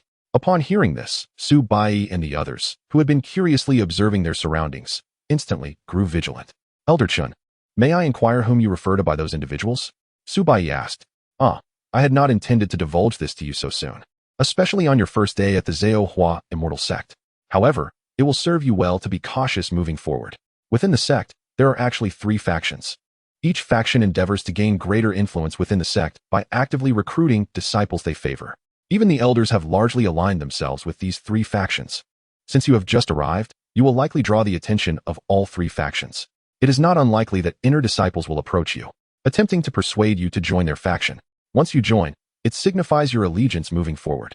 In summary, you will encounter many complications, and you may find yourselves embroiled in them, Qianxia explained, albeit cautiously, refraining from revealing too much. Elder Chen, could you elaborate on the specifics of these 3 factions? If possible, please share some details with us, Su Bai pressed on. The 3 factions can be succinctly described as 3 families: the Huang family, the He family, and the Su family. The higher echelons of the sect are predominantly composed of individuals from these three families, with only a handful of elders remaining unaffiliated. However, this is of little consequence to you at present, as you have only just joined the sect, and the covert struggles among the higher-ups are not something you will be exposed to for now. If you wish for a more tranquil experience within the sect, it would be wise to choose a faction to align with. I recommend the Su faction. In comparison to the other two, they tend to treat their recruits more favorably. However, the Su family's strength is the weakest among the three, and it has seen many of its original disciples and elders defect to the other two families. Ultimately, the decision is yours to make. I merely offer my suggestion, and you need not feel obliged to heed it, Qianxia stated. After Qianxia's elucidation, Su Bai and his companions gained a preliminary understanding of the current dynamics within the Xianxiaaudiobooks immortal sect. May I inquire which faction you belong to, Elder Qin? Of course, if it is inconvenient to share, simply disregard my question, Xianxia interjected. There is no inconvenience. This is hardly a secret. I belong to the Su family. Qianxia replied matter-of-factly, without any hint of concealment. The Su family. Thank you for informing us, Elder Qin. I possess a modicum of interest in the Su family. Might you be willing to elaborate further on the specifics of the three factions? This would aid us in making a more informed choice, Xianxia continued. Certainly. You are correct. Possessing more knowledge will facilitate your decision-making. Let me begin with the Su family. As I previously promised Liutian to take care of Su Bai and the others, so Qianxia did not refuse Xianxia's inquiry. This also served to strengthen his rapport with Liutian.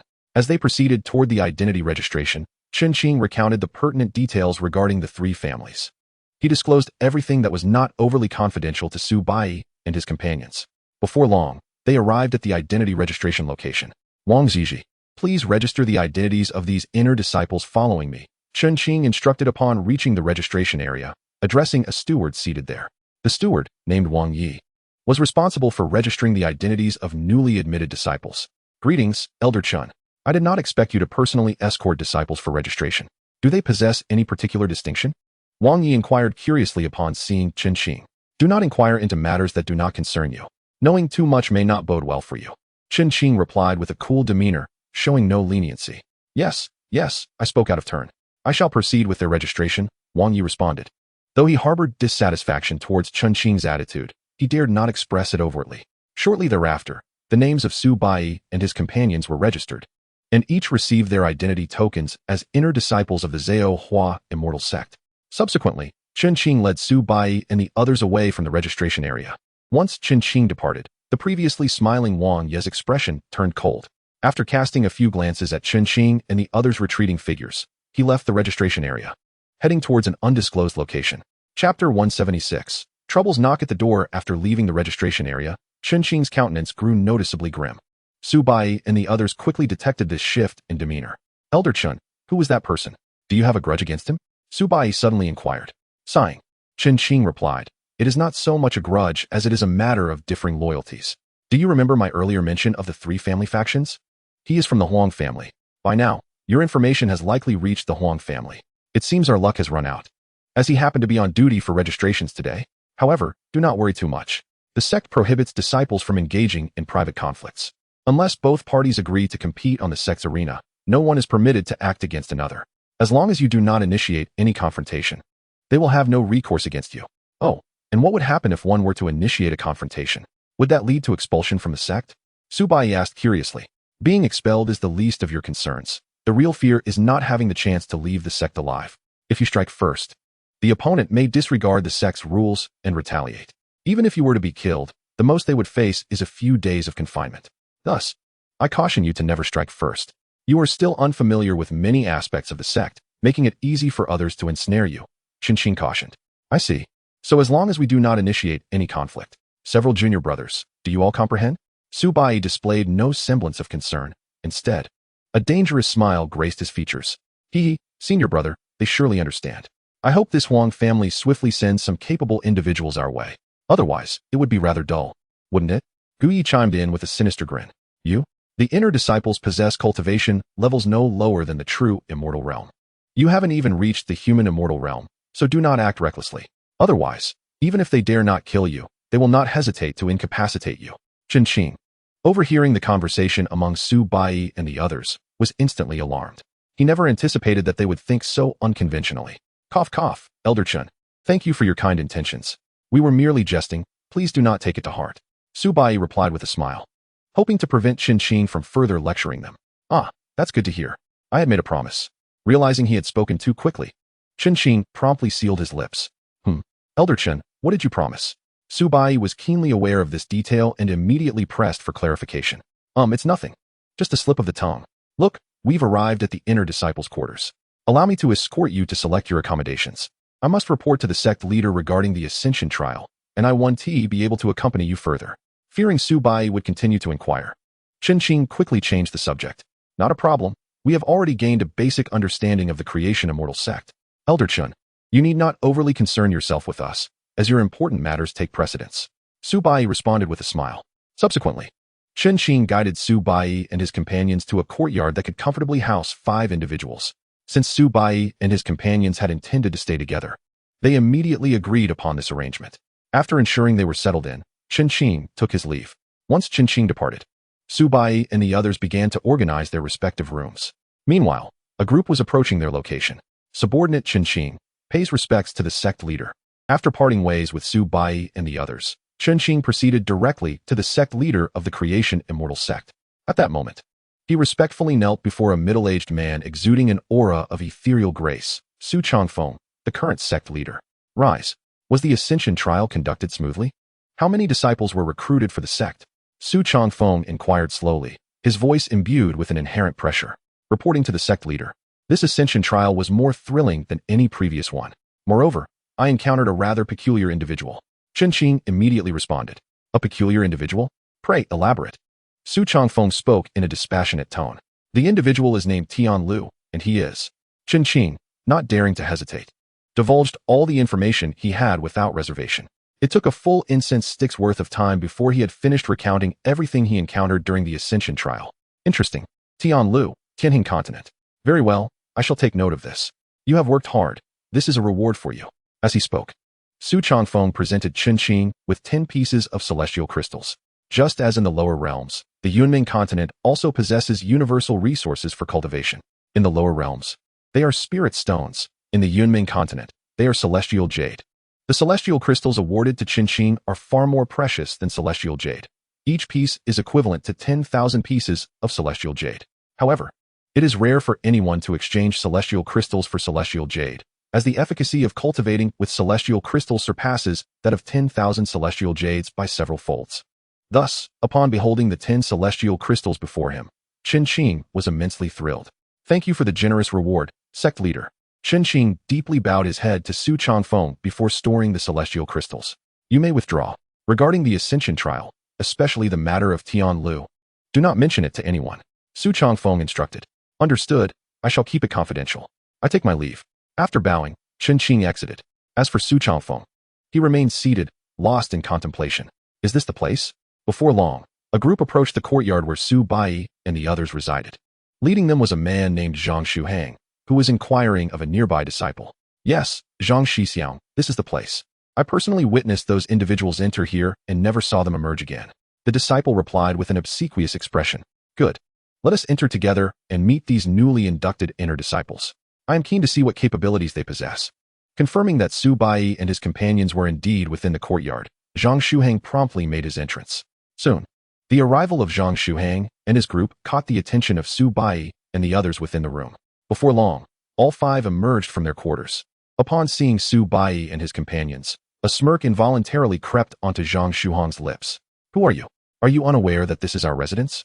Depart quickly. We require rest. Su Bai, fully aware that Zhang Shuhang and his companions had come to pick a fight, feigned a warning rather than engaging in immediate confrontation. Haha, your residence? Humph, what if I refuse to leave? What will you do? Zhang Shuhang scoffed, clearly dismissing Su Bai and the others. I expected more from you. Yet you haven't even attained the human immortal realm. How do you expect to be inner disciples?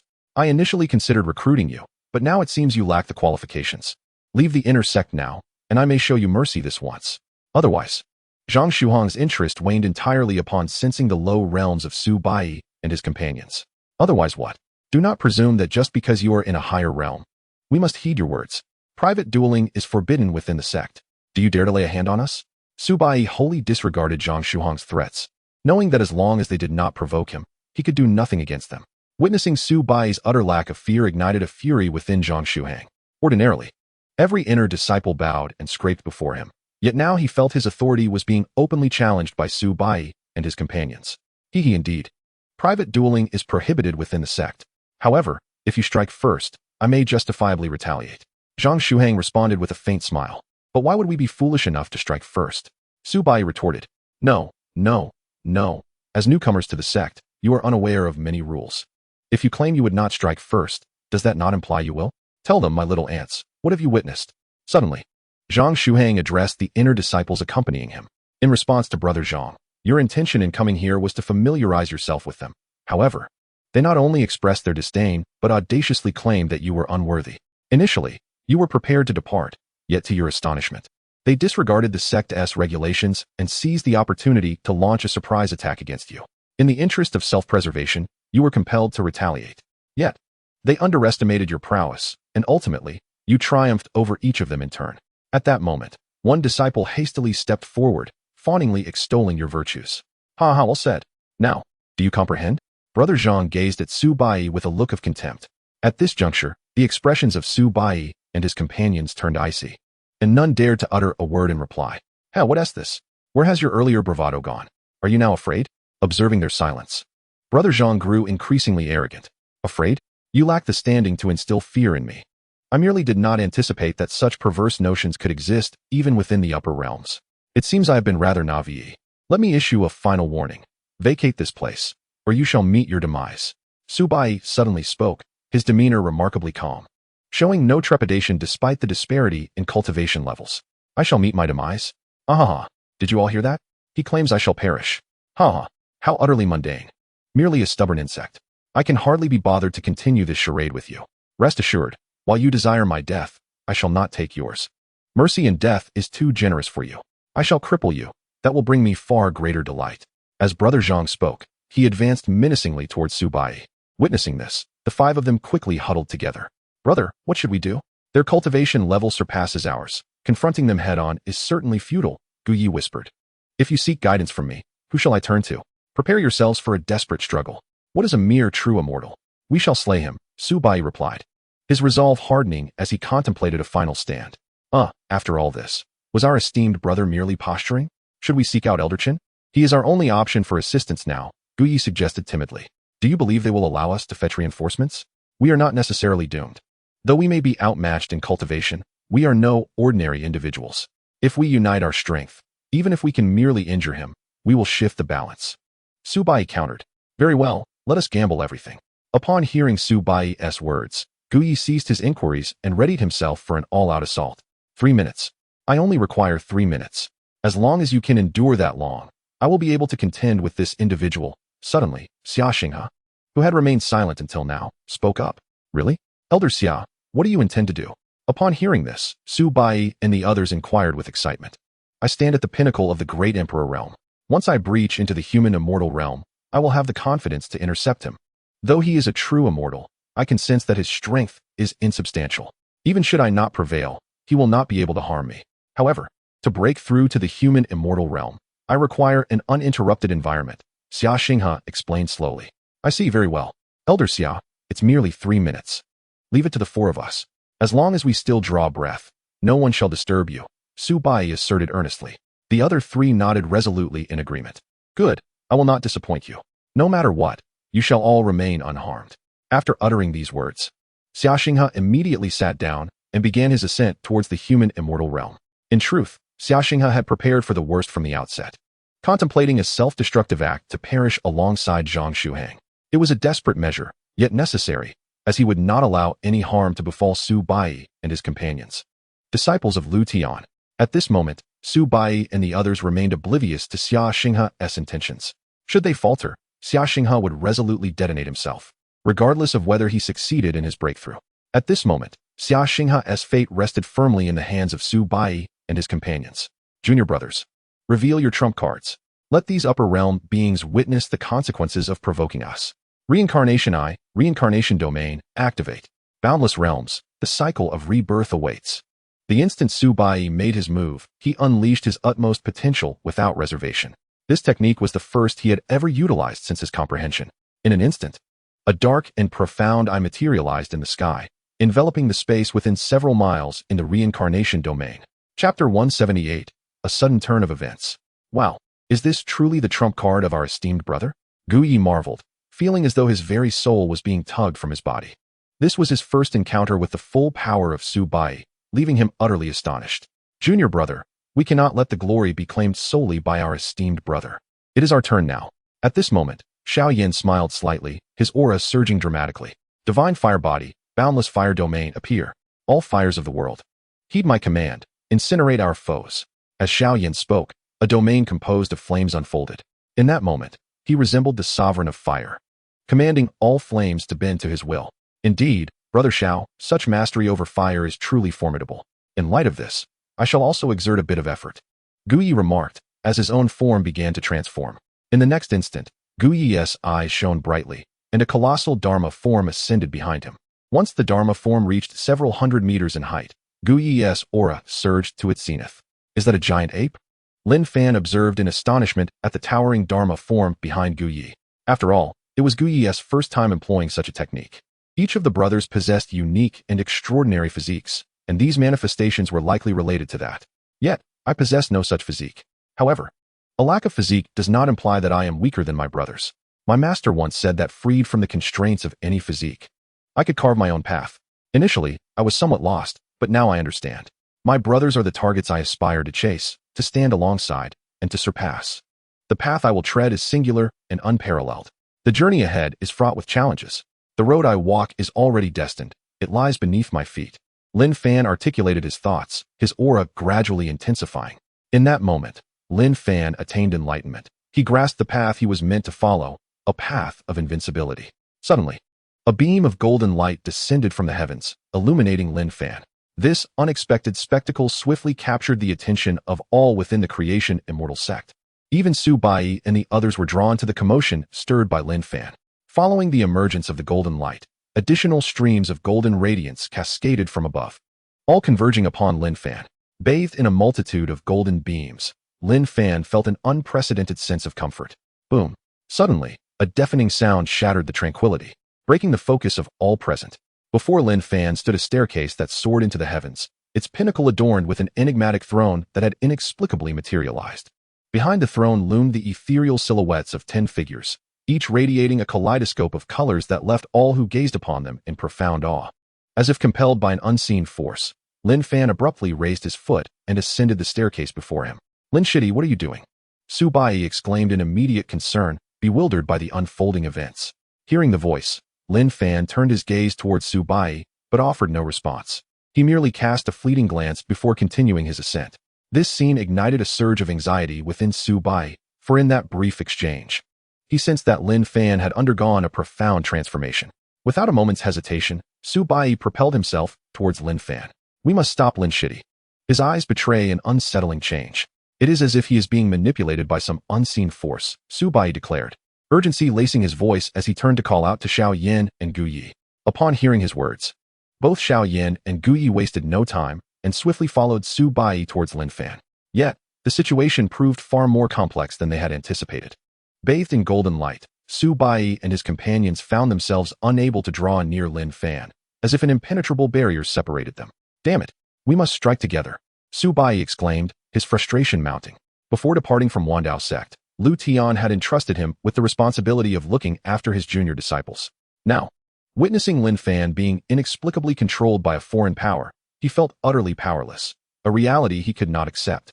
Lin Fan could face peril, but not on his watch. With a resounding boom, the combined might of the trio was unleashed upon the golden light enveloping Lin Fan, creating a cacophony that echoed through the air. Below, Zhang Shuhang stood agape, his eyes wide and mouth agape in shock and terror. He had never fathomed that Su Bai and his companions, who were not even at the immortal level, could unleash such formidable power. Without a moment's hesitation, Zhang Shuhang turned and fled. This spectacle did not escape Su Bai's notice. But at that moment, Lin Fan's safety took precedence, and he could not afford to deal with Zhang Shuhang. I will settle the score with him later. Right now, saving Lin Shidi is paramount. I have a nagging feeling that throne is no benign entity. We must not allow Lin Shidi to approach it. Su Bai quickly discerned the throne's ominous nature in the sky and promptly voiced his concern. But, senior brother, Our combined efforts have proven futile against this strange golden light. How can we prevent Lin Shidi from advancing? Gui asked, his tone laden with despair. At that moment, Su Bai found himself at a loss for words. Indeed, without a means to breach the golden light, halting Lin Fan's progress was but a futile endeavor. If only our master were here, he would undoubtedly save Lin Shidi. Xiaoyan murmured weakly. In their hour of desperation, a breakthrough occurred as Xia successfully ascended to the immortal realm. Upon opening his eyes, he found Zhang Shuhong's absence puzzling. Upon spotting Su Bai and the others high above, he leaped towards them. What transpired? Where is that person? And what is the situation with Lin Fan? He inquired, a barrage of questions spilling forth. Xiao Changlao, we can discuss this later. Quickly, join us in shattering this accursed golden light. We must prevent Lin Shidi from nearing that throne. Su Bai urged upon seeing Xianxia. Understood. Xianxia replied without further inquiry, joining forces with Su Bai and the others. Meanwhile, atop an inconspicuous peak in the back mountains of the Zhaohua Immortal Sect, Su Changfeng stood alongside an elder. Interestingly, the sect leader Su Changfeng stood respectfully behind the elder, signifying the latter's extraordinary stature. Changfeng, what are your thoughts? The elder inquired suddenly. Master, in what regard do you seek my opinion? Su Changfeng ventured cautiously. Regarding these individuals, what do you perceive of their talents? The elder continued, his demeanor calm and unperturbed. From what my disciples have observed, their talents are truly unparalleled. Even before reaching the immortal realm, they exhibit such formidable power. Their potential is boundless, Su Changfeng replied, lifting his gaze to the elder but refraining from elaborating further. And what of the future? The elder pressed. Changfeng, speak freely. Do not hesitate as you once did, the elder urged with a hint of nostalgia. Forgive my reticence, master. But I believe it is possible they may surpass you in the future, Su Changfeng admitted candidly. Ha ha ha, you share that sentiment as well?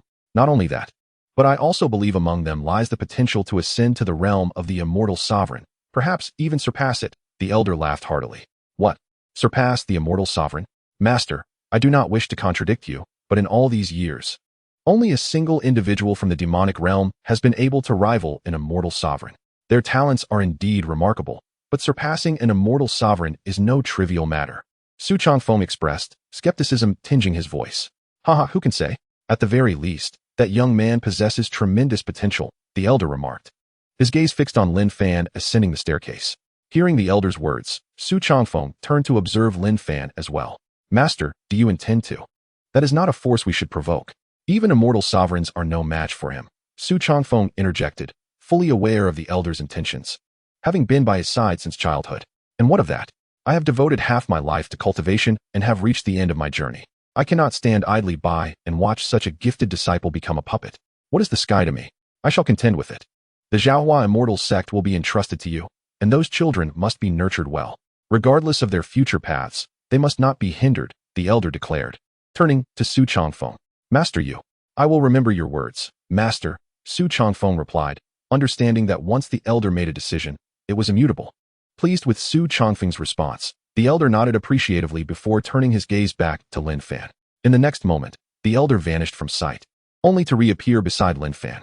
Upon witnessing the elder's sudden arrival, Su Bai and his companions, who were poised to strike again, immediately halted. Do not be afraid. I am here to assist you. The reincarnation this is my first encounter with it. In the Yunming continent, there exists a Qin family, which once boasted a powerful individual with a reincarnation the elder spoke, his tone reassuring. In the chronicles, the formidable wielder of the Rinnegan displayed an invincible demeanor from the moment of his birth. The most spectacular battle witnessed him standing alone against 5 great immortal emperors, emerging unscathed. However, following this epic confrontation, his figure vanished without a trace. Some assert that he sustained grave injuries from the encirclement of the 5 emperors, ultimately succumbing to his wounds. Others claim that during that battle, he comprehended a realm beyond the immortal emperors, thereby ascending to a higher plane of existence. Regardless of which rumor holds truth, it undeniably attests to the immense power possessed by the Rinnegan immortal emperor. It is said that the Qin family harbors a secret domain, wherein lies the legacy left by this Rinnegan immortal emperor. Should you have the opportunity, it would be prudent to investigate. You might uncover a significant fortune. The elder gazed at Su Bai and spoke slowly. Su Bai, upon hearing the elder's words, felt somewhat perplexed by his intentions. Thank you, senior, for your guidance. If the opportunity arises, I shall make a visit to the Qin family. Although uncertain about the elder's motives in sharing this information, Su Bai expressed his gratitude nonetheless. It is but a trifling matter, no need for thanks. I have already instructed the leader of the Creation Immortal Sect to nurture you vigorously. I am aware that the individual capable of fostering your growth is no ordinary person. I do not expect you to remain with the Creation Immortal Sect indefinitely. I have but one request. Should the sect face adversity in the future, and you possess the strength, I implore you to lend your aid. The elder spoke with a calm demeanor. Rest assured, Senior, should the Creation Immortal Sect encounter difficulties, I pledge to assist. With the elder's words weighing heavily, Subai felt compelled to give his assurance. Very well, my gratitude to you. The elder nodded with a smile and then ascended towards the heavens. Moments later, he arrived before the ominous throne that had materialized. Without the slightest hesitation, he raised his hand and struck. This action swiftly captured the attention of all present below. Subai and his companions observed intently, their hearts racing with anxiety. If the peculiar throne were to be destroyed, Lin Fan could be saved. At that moment, they all silently yearned for this outcome. Yet, reality is often fraught with surprises. The elder's attack dissipated mere meters from the throne. Immediately thereafter, a figure gradually emerged upon the previously empty throne. All eyes were drawn to the apparition that had suddenly appeared. The elder watched the scene unfold, his expression devoid of surprise, as if he had anticipated this development. This one, I shall protect. Choose another candidate. The elder suddenly addressed the figure seated upon the throne. Luo Xianxing, are you speaking to me? What audacity gives you the right? Depart at once. The figure slowly solidified into that of a man. This individual was none other than the embodiment of the heavenly Dao of the Cloud Dream Continent. Tianyun, since you sought to join that so-called heavenly Dao hall, do you still consider yourself the heavenly Dao of this realm? Do not presume that I am unaware of your intentions. You wish to devour your own continent and have descended into madness beyond redemption. Afraid of incurring karmic retribution, you seek to manipulate others to do your bidding? If you possess the capability, act yourself. Such petty schemes are beneath me. It is no wonder the consciousness of the Cloud Dream Continent chose the immortal sovereign. You have betrayed the Cloud Dream Continent. How could it still acknowledge you as its heavenly Dao? As the elder spoke, disdain was evident in his gaze directed at the embodiment of the heavenly Dao, Tianyun. Chapter 180. The sovereign emerges silence. What immortal sovereign? Merely a slightly stronger insect. Were it not for the opposition of the consciousness of the Cloud Dream Continent, do you think he would stand a chance against me? What do you know? For the sake of greater power, the Cloud Dream Continent is insignificant. Not only that, but I intend to consume even more continents in the future. You are right. I have indeed gone mad. Therefore, you shall meet your demise. Tianyun snarled, lunging toward Luo Xianxing with a swift strike. Kill me. And are you not afraid of facing karmic retribution? Luo Xianxing retorted without a shred of fear. Humph, merely slaying you, I can bear the consequences. Were it not for the current disapproval of the heavenly Dao Hall regarding me, I would not need to resort to such measures. Once I attain sufficient strength to join them, I shall devour even more continents without hesitation. Ha! Anyone who dares obstruct me shall perish. Tianyun laughed maniacally.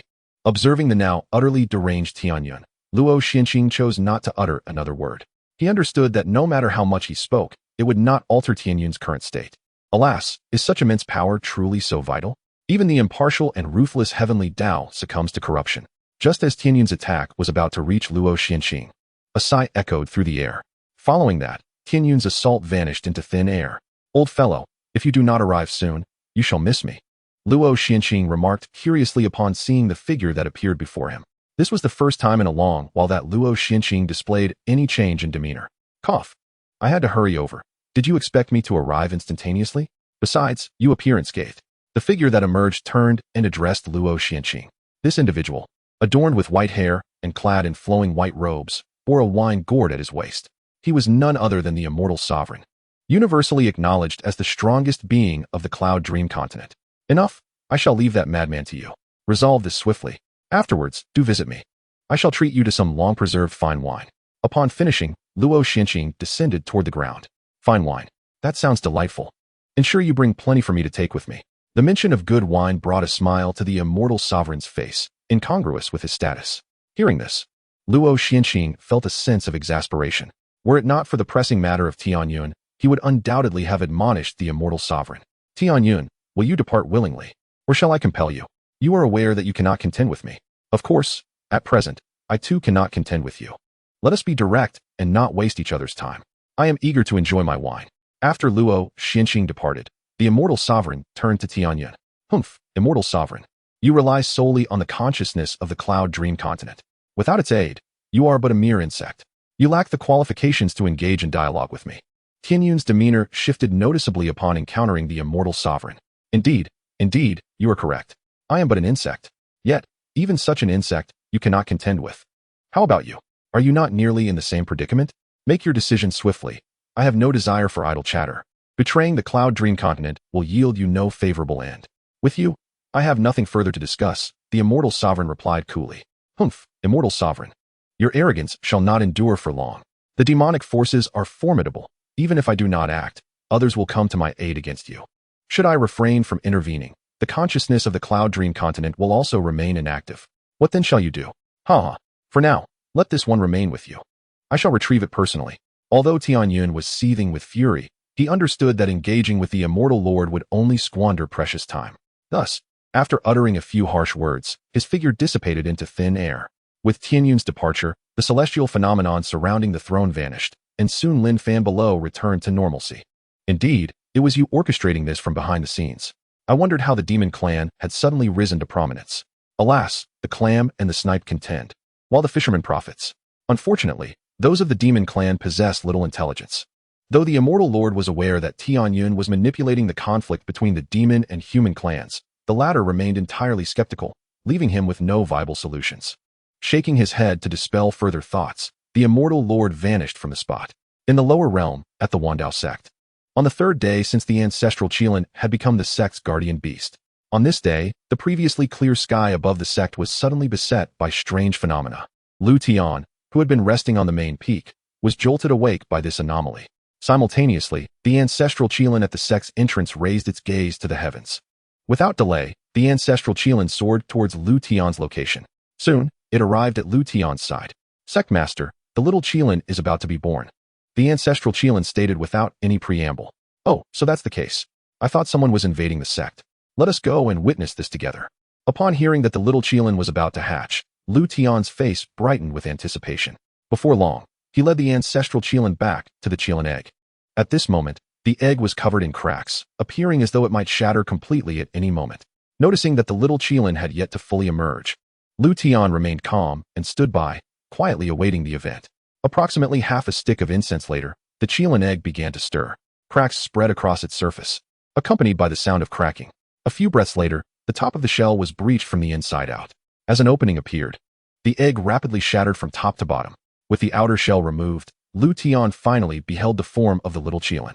To his astonishment and joy, the little Qilan had already transformed into a humanoid shape, albeit diminutive, roughly the same height as little Hay in her usual form. Is this the little Qilan? I thought. Ancestral Qilan. That Qilans only take humanoid form after a period of growth. Even little Hay required time to transform. Seeing the little Qilan born in human form, Liutian found it quite peculiar. No. Ordinarily, one should not be able to take form immediately upon birth. Could it be due to my bloodline? The ancestral Qilan was equally perplexed. This was the first time he had encountered such a situation. Perhaps. A transformation is fine. Little Hay has been feeling down lately, so let her keep the little one company. Liutian gazed at the little Qilan nestled within the eggshell, a smile gracing his face. Just as Liutian conversed with the ancestral Qilan, the little Qilan opened its eyes for the first time and curiously surveyed its surroundings. Soon, it was captivated by Liutian and the ancestral Qilan. After lingering on the ancestral Qilan for a few moments, its gaze finally met Liutian's. After a brief pause, the little Qilan suddenly sprang to its feet and dashed directly towards Liutian.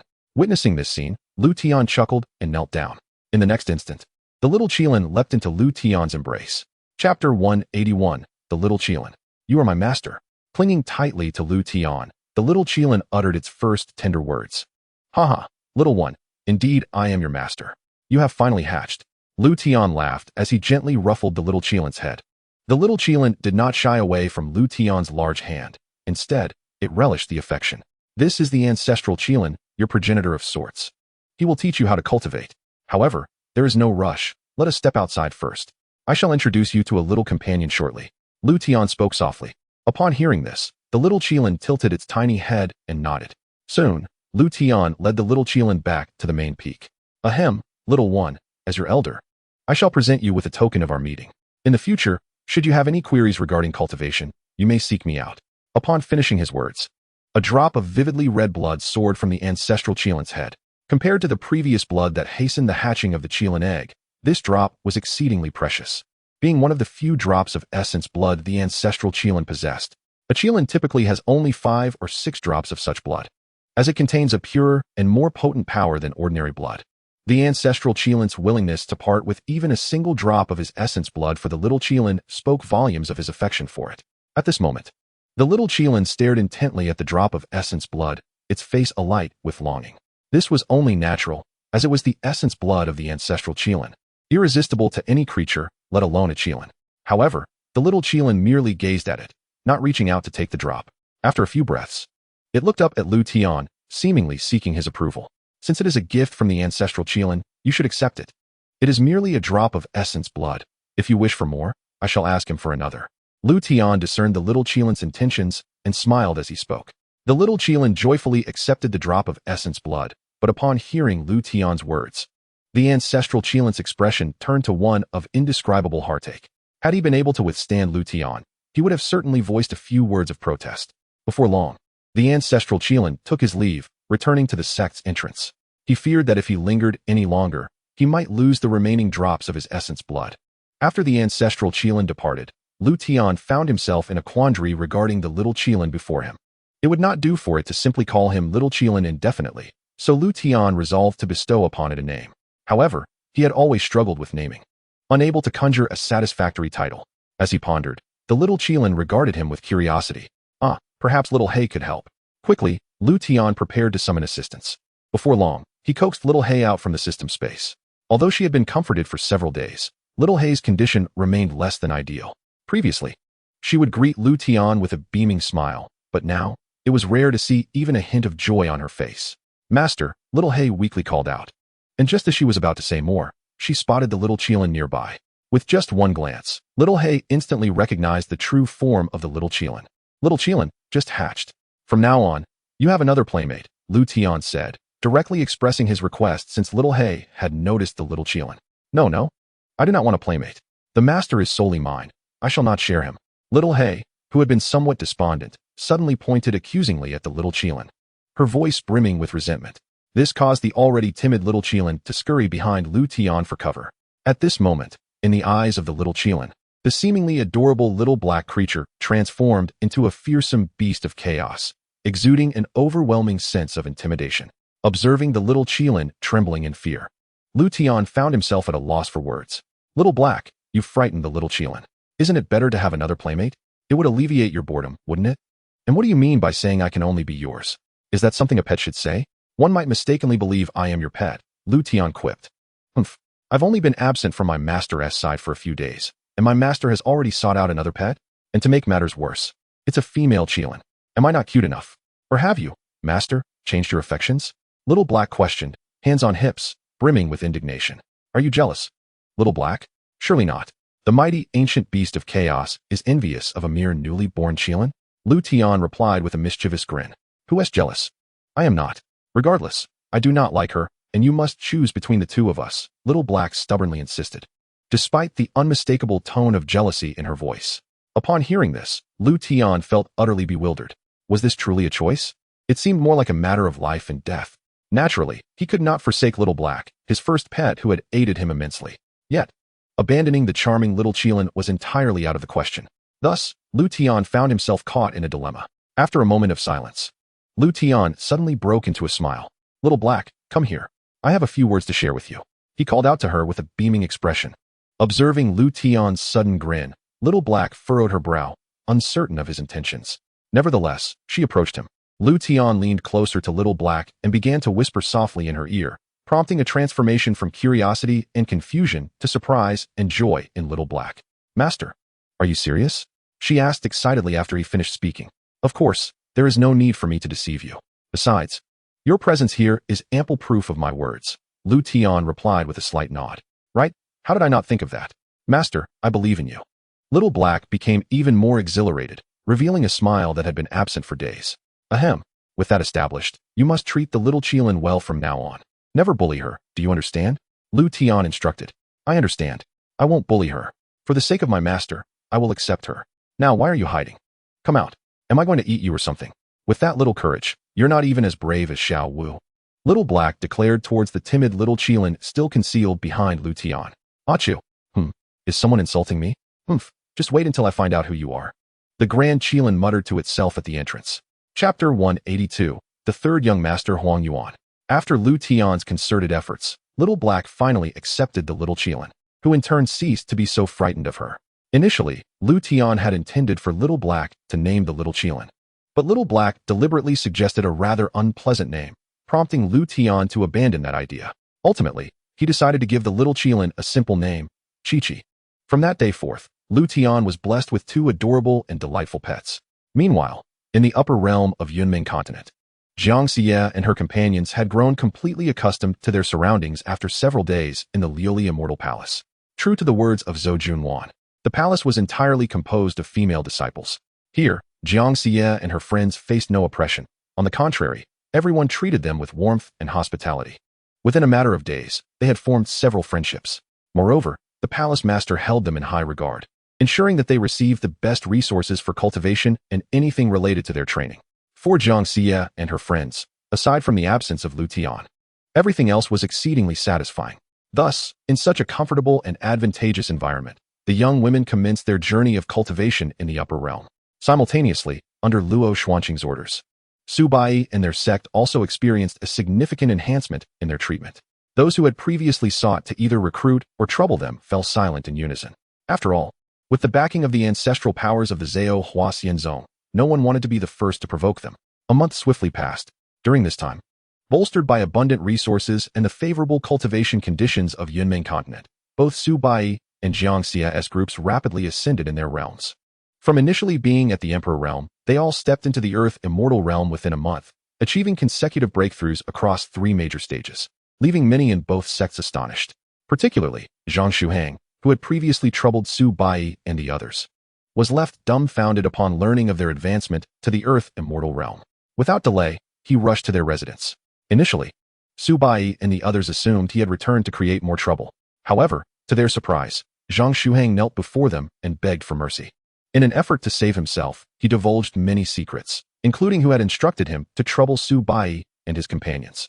Indeed, it all linked back to the 3 major families of the Zhao Huaxian Zone. The individual who had sent Zhang Shuhang was none other than a member of the Huang family. Furthermore, Zhang Shuhang revealed that the mastermind behind his actions was Huang Yuan, the 3rd young master of the Huang family. As a scion of the Huang family, Huang Yuan inherently possessed exceptional talent. Presently, he had already attained the 6th level of the celestial realm. Among his peers, he was regarded as a prodigy. Thus, Huang Yuan had always been the focus of his family's attention and indulgence, leading him to develop a disdain for anyone else. In the Zhao Huaxian Zone, few disciples were willing to engage with Huang Yuan. This time, however, he had set his sights on Su Bai and the others. To Huang Yuan, the Zhao Huaxian Zone could only have one prodigy, and that was himself. The emergence of Su Bai and his companions had garnered admiration from many disciples within the sect, a reality that Huang Yuan could not accept. Despite having Luo Xuanqing's support, Huang Yuan could not confront Su Bai and the others directly. However, while it might be easy to dodge a direct attack, it was far more difficult to guard against a covert assault. Before long, Huang Yuan found an excellent opportunity to strike. Huang Su He Tian, Su Inua. You 3 will lead the expedition to the Secret Realm Trial, as agreed upon by the 5 major factions for this annual event. As in previous years, our Zhao Huaxian Zone will provide a 6th grade immortal artifact as a prize. I will hand over this artifact to you for safekeeping shortly. Tomorrow, you shall set out with the selected disciples of the sect to the trial site. In this trial of the secret realm, the outcome is secondary. The foremost priority is to ensure the safe return of all disciples. In the Grand Hall of the Creation Immortal Sect, Su Changfeng instructed with authority. Yes, we shall faithfully heed the sect master's command, responded Huang Su and the others in unison. Su Changfeng nodded in satisfaction as he gazed upon the trio, remarking, I appreciate your efforts in this endeavor. The following day, an opulent celestial vessel ascended into the skies, departing from the Creation Immortal Sect. According to the regulations of the Secret Realm Trial, only disciples of the Celestial Immortal Realm or lower were permitted to participate. Thus, the disciples sent forth by the Creation Immortal Sect were predominantly of the Celestial Immortal rank, with the exception of Su Bai and his 5 companions. Normally, with their cultivation at the Earth Immortal level, they would be ineligible for the trial. Although the rules stipulated that participants must be no less than Celestial Immortal, the 5 major factions typically sent only their Celestial Immortal elites to secure superior results. However, Su Bai and his companions expressed their desire to partake in this trial. After considerable deliberation, Su Changfeng ultimately acquiesced to their request. Their rationale was simple. Having spent over a month on Yunming continent without venturing beyond the creation immortal sect, they yearned for the opportunity to explore other locales. Additionally, this trial was organized collaboratively by the 5 major factions, and they looked forward to reuniting with Lin Qinghan and her group. It had been over a month since they had parted ways, and both sides were unaware of each other's current circumstances. A reunion would serve as a means to convey their well-being. While Su Bai and his companions anticipated their arrival at the trial site, Huang Yuan had already set his sights on them. Since learning of Su Bai's participation, Huang Yuan had been restless for days, unable to find sleep.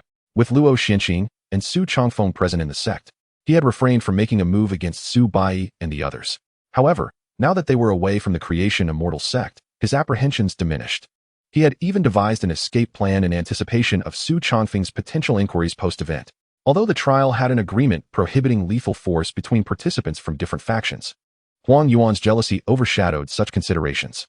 He had already concocted an excuse. The trial would involve participants from various factions, allowing him to shift the blame onto others. The mere thought of this filled Huang Yuan with an air of triumph as he gazed at Su Bai and his companions. Chapter 183, The Prince and the Princess. In less than half an hour, Su Bai and his companions arrived at the site of the Secret Realm trial. Upon their descent, they observed that individuals from other factions had already gathered. By their attire, it was quickly discerned that these individuals hailed from the Fantian Academy and the Liutian Dao Sect. Leading the group from Fantian Academy was a middle-aged man named Zhang Jihuan, while the Liutian Dao Sect was represented by another middle-aged man, Qin Yuan. As soon as they met, Huang Su and his companions exchanged pleasantries with the leaders of the 2 factions. Given that the Secret Realm trial was an annual event, they were all acquainted with one another. Just as Huang Su and his group were engaged in cordial exchanges, the remaining 2 factions also arrived. When members of the Lioli Immortal Palace appeared, all eyes turned towards them. It was undeniable. The Lioli Immortal Palace was comprised entirely of women, each possessing extraordinary beauty. The sight of so many captivating women together was simply irresistible, drawing even Huang Su's attention, not to mention the younger disciples of other sects, particularly the male ones. Cough. Cough. Such occurrences will become commonplace. You must grow accustomed to it. Enough chatter. Let us proceed, remarked Nangong Yaoi, the elder leading the disciples of the Lioli Immortal Palace. Her presence here was straightforward. Lin Qinghan and her companions were also participating in this trial. However, unlike Su Bai's group, only Mei Ying, Lin Qinghan, Duanmu Rou, and Yun Lingxi were present from the Lioli Immortal Palace, while the others remained behind. As Su Bai had surmised, Xianxia also perceived this trial as an excellent opportunity for both parties to exchange information. Consequently, she arranged for Mei Ying and the fastest-growing Lin Qinghan to meet with Su Bai and his companions. Currently, aside from Mu Wanxue, Duanmu Rou possessed the highest strength. Since Liutian altered her destiny, her cultivation progressed with remarkable ease. Even the master of the Lioli Immortal Palace, upon discovering this, sought to recruit Duanmu Rou as a direct disciple. However, the outcome was predictable. Duanmu Rou promptly declined without hesitation. In her heart, she recognized only Liutian as her master. Despite the rejection, the master of the Lioli Immortal Palace did not relent. Even after Duanmu Rou stated that she had a master in the lower realm, the palace master remained undeterred. In her view, a being from the lower realm could not possibly impart greater knowledge to Duanmu Rou. Thus, she resolved to persuade Liutian, should he ascend to the upper realm, to convince Duanmu Rou to take her as a master. Unfortunately, her aspirations were noble, but reality was harsh. She remained oblivious to Liutian's villainous nature as a cheat.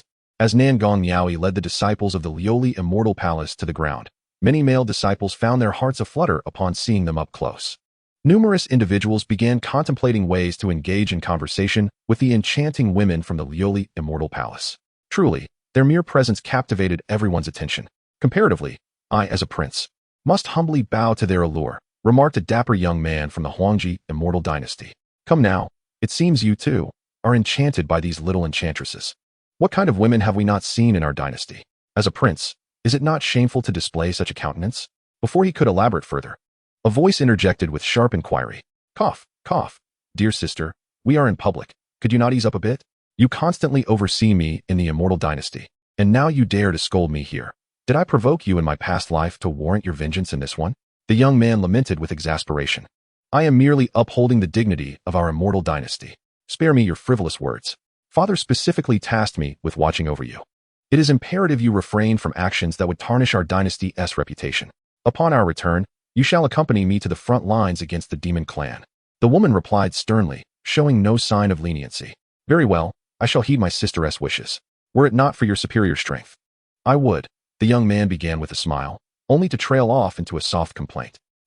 What did you say? The woman's cold voice rang out before he could finish. No. I meant, shouldn't we be descending? Otherwise, the members of the 4 factions might start gossiping about us. He quickly countered, shaking his head vigorously and seeking to divert the conversation. Go down and behave yourself. Do not provoke that group of little foxes. Otherwise, you shall reap the consequences. The woman ceased her inquiries, delivering a stern warning instead. Subsequently, at her behest, Elder Yu Hong from the Emperor's Supreme Celestial Dynasty, responsible for this trial in the secret realm, led the group downward. Following them were the earlier bickering pair, the Prince of the Emperor's Supreme Celestial Dynasty, known as Huang Gechen, and his elder sister, the Princess, Huang Yushuan. Once all representatives from the 5 great powers had gathered, the elders leading them convened. This is the reward presented by our creation Immortal Sect, a 6th-grade immortal artifact. The 9 Heavens Frost Sword, Huang Su proclaimed, unveiling the sword for all to see. Our Liutian Dao Sect offers a 5th-grade immortal technique as a prize. We from the Burning Heaven Academy present a genuine mantra penned personally by the Dean. Our Lioli Immortal Palace brings forth a Lioli Jade Lotus as a reward. And we from the Emperor's Supreme Celestial Dynasty offer a young specimen of the Baixia Spirit Bird. Observing this, the elders from the other factions promptly produced their own prepared offerings. The so-called prize indicated that the disciple from the faction that emerged victorious in the secret realm trial would claim all these treasures. The method of determining the victor was straightforward. Within the trial's secret realm, 5 unique tokens had been strategically placed, each representing one of the 5 powers. Only by gathering one of each distinct token could one access the final trial location, where a peak heavenly immortal realm beast awaited. This beast possessed a pearl, and the first individual to seize this pearl would proclaim their faction the ultimate victor. Chapter 184. One-on-one with the heavenly immortal beast soon. The rules of the secret realm trial were announced. Upon comprehending the regulations, the disciples of the 5 great powers entered the secret realm in succession. As their positions upon entry were randomized, Su Bai and his companions found themselves dispersed. However, the secret realm was not excessively vast, and within half an hour, they reconvened. After more than a month apart, joy illuminated their faces at this reunion. They exchanged stories about their experiences at the Creation Immortal Sect and the Lioli Immortal Palace. And upon realizing that neither had encountered significant troubles, they felt a sense of relief. Then, at Su Bai's suggestion, they decided to collectively search for the 5 different tokens. Though they were not particularly invested in the ultimate trial, idleness felt unbearably tedious. They had no serious intentions of collecting all 5 tokens, yet sometimes fortune favors the bold. Within the span of a single incense stick's burning, they discovered numerous concealed tokens. At times, these tokens lay brazenly on their path. Su Bai even speculated that someone must be orchestrating this behind the scenes. Yet, he was oblivious to the fact that the source of this absurdity was right beside him. The abilities of the All-Being's treasure body were no mere boast. Currently, Duanmu Ro's fortune was astonishingly high, likely nearing 8,000, if not surpassing 10,000. In contrast, an ordinary individual might be fortunate to possess a few dozen units of fortune, while someone like Su Bai had only about 1,000. This disparity rendered Duanmu Ro's fortune exceedingly remarkable. Even more astonishing was that her fortune continued to grow. Perhaps before long, she would amass tens of thousands of units of fortune. After gathering the 5 tokens, Su Bai and his companions resolved to visit the final trial location. After all, with the tokens in hand, it would be a waste not to explore. Soon, guided by the tokens' directions, they arrived at the ultimate trial site. Upon their arrival, they were immediately targeted by a peak heavenly immortal realm beast, the final challenge of this secret realm trial. What manner of beast is this? It resembles both a tiger and a lion, Su Bai remarked, gazing curiously at the creature not far away. However, the real issue is that we are numerous. Yet there is only one beast, and as for that pearl, it is singular too. There is not enough to go around. At this moment, Guyi interjected, his words provoking a chuckle. It was ironic that while others were eager to confront the beast, he was concerned about equitable distribution. Since you have such a concern, perhaps you should handle this tiger-lion creature yourself, Gushiti. What say you? Su Bai said with a mischievous grin. How could that be? Ahem. Such a precious opportunity should be reserved for you, senior brother. You know I am not one for showboating, Guyi quickly retorted, realizing the absurdity of the suggestion. Although he could engage, it seemed unnecessary. After all, this was a peak heavenly immortal realm beast, and even if it could be subdued, it would require considerable effort. Gushiti, You aren't afraid, are you? Su Bai teased. Well, if fear is the case, then I shall step up. As it is my duty to protect you, he replied, recalling their master's prior admonition. Su Bai seized this chance to further rib Gu Yi, a grin stretching across his face. Gu Yi felt exasperated but accustomed to such banter, as they often exchanged barbs in this manner. I would like to give it a try, a timid voice piped up suddenly. All turned to see Duanmu Ro stepping forward. Duanmu Shimi, are you certain? Perhaps it would be better to let your senior brothers handle it. It's not that I doubt your abilities, but what if that beast were to harm you? I can only imagine the trouble I would face with our master should that happen, Su Bai said, casting a sidelong glance at Gu Yi, who had nothing to counter. The others stifled their laughter, envisioning the scene of Su Bai being tasked with cleaning the latrines. I will be fine, senior brother. After so long in cultivation, I have grown under the protection of both you and our master. I wish to one day protect both of you, Duanmu Ro declared, her voice soft yet resolute. Upon hearing her words, the others ceased their laughter, their expressions shifting to surprise as they regarded her with newfound respect. Haha, Duanmu Shimi, since you possess such determination, I shall say no more. However, I must remind you to retreat immediately if you find yourself outmatched.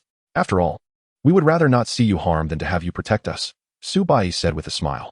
Yes, I understand, Duanmu Ro nodded. Then, senior brothers and sisters, along with the two elders, I shall proceed, she declared, her demeanor transforming from that of a timid girl to one brimming with eagerness. Seeing the urgency in Duanmu Ro, Su Bai and the others could not help but chuckle helplessly. However, despite their lightheartedness, Su Bai was not at ease with letting Duanmu Ro confront the peak celestial beast alone. We are all prepared. Should Duanmu Jr.'s sister find herself in peril, we shall strike the beast with all our might. He instructed the others as soon as Duanmu Ro departed. The rest nodded in agreement. Their spirits lifted as they focused their attention on her. In a brief moment, Duanmu Ro stood before the ferocious beast, which regarded the petite girl with intense murderous intent. Little girl, do you dare come alone? Perhaps you should summon your companions. After all, you're merely an ant at the Earth Immortal stage. It matters not how many there are. The beast sneered, suddenly articulating human words.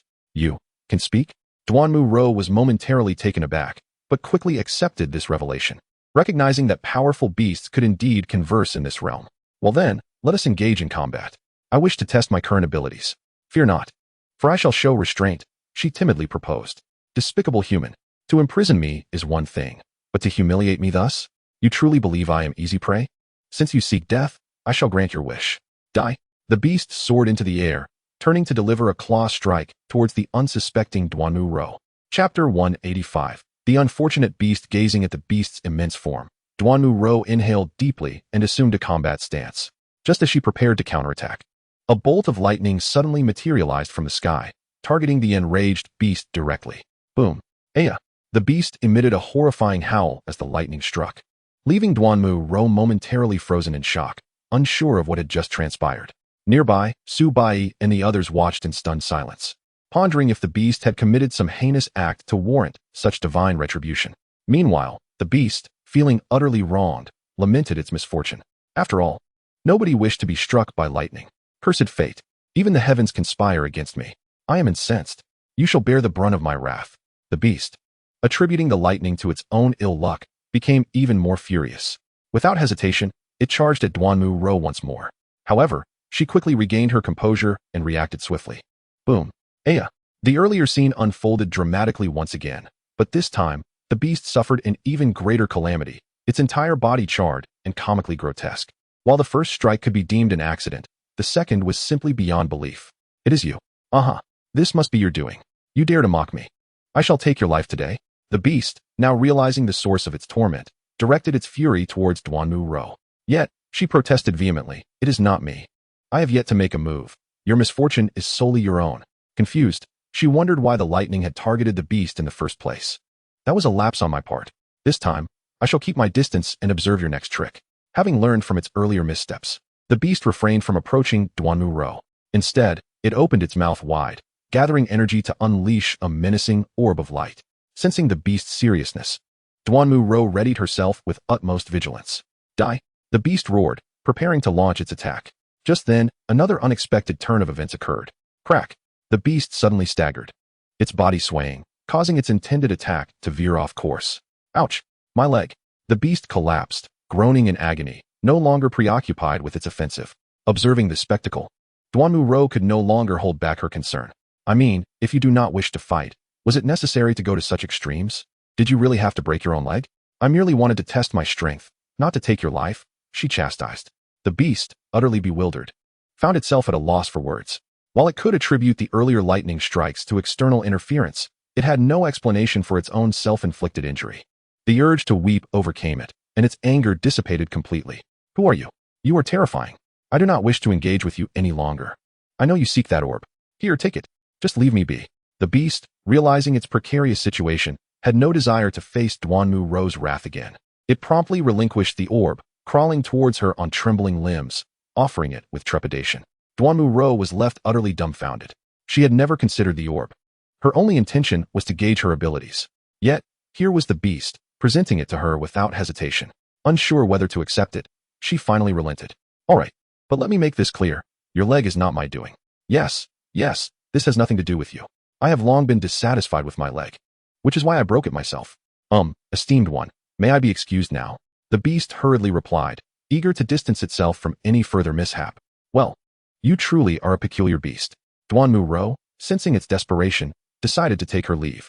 Watching her retreating figure, the beast felt an immense weight lift from its heart, relieved to still be alive. Once Duanmu Ro was out of sight, it slowly rose on its injured leg, limping back to its lair to tend to its wounds. Junior sister, are you unscathed? What transpired just now that caused that beast to kneel before you? As soon as she returned, Su Bai inquired with keen curiosity. Although Su Bai had witnessed the events that transpired with Duanmu Ro earlier, the intricate details of the conversation between the person and the beast remained unclear to him. Not only Su Bai, but the rest of the group also displayed expressions of keen curiosity as they gazed at Duanmu Ro. Noticing their interest, Duanmu Ro sighed and began to elucidate the matter. As she spoke, Su Bai and the others transitioned from initial curiosity to astonishment, ultimately arriving at a state of sheer disbelief. Had they not heard Duanmu Ro recount the tale, they would never have believed that such absurdity could exist in the world. Cough, cough, perhaps this demon beast was merely unfortunate. Well, since we have obtained the orb, let us depart. After all, the beast bears no grudge against us, and there is no need to continue our assault. After a prolonged silence, Su Bai finally spoke. Upon hearing his words, the others regained their composure and nodded in agreement without hesitation. Subsequently, Su Bai and the group made their way out of the final trial grounds. Chapter 186. The Great Battle with Huang Yuan after departing from the pinnacle demon beast of the celestial realm. Su Bai and his companions began to meander through the secret realm. After all, the trial within the secret realm was far from over. With a total of 3 hours allotted, and they had only just crossed the halfway mark. Just as they were engaged in light-hearted banter, a group suddenly appeared a few miles away from them.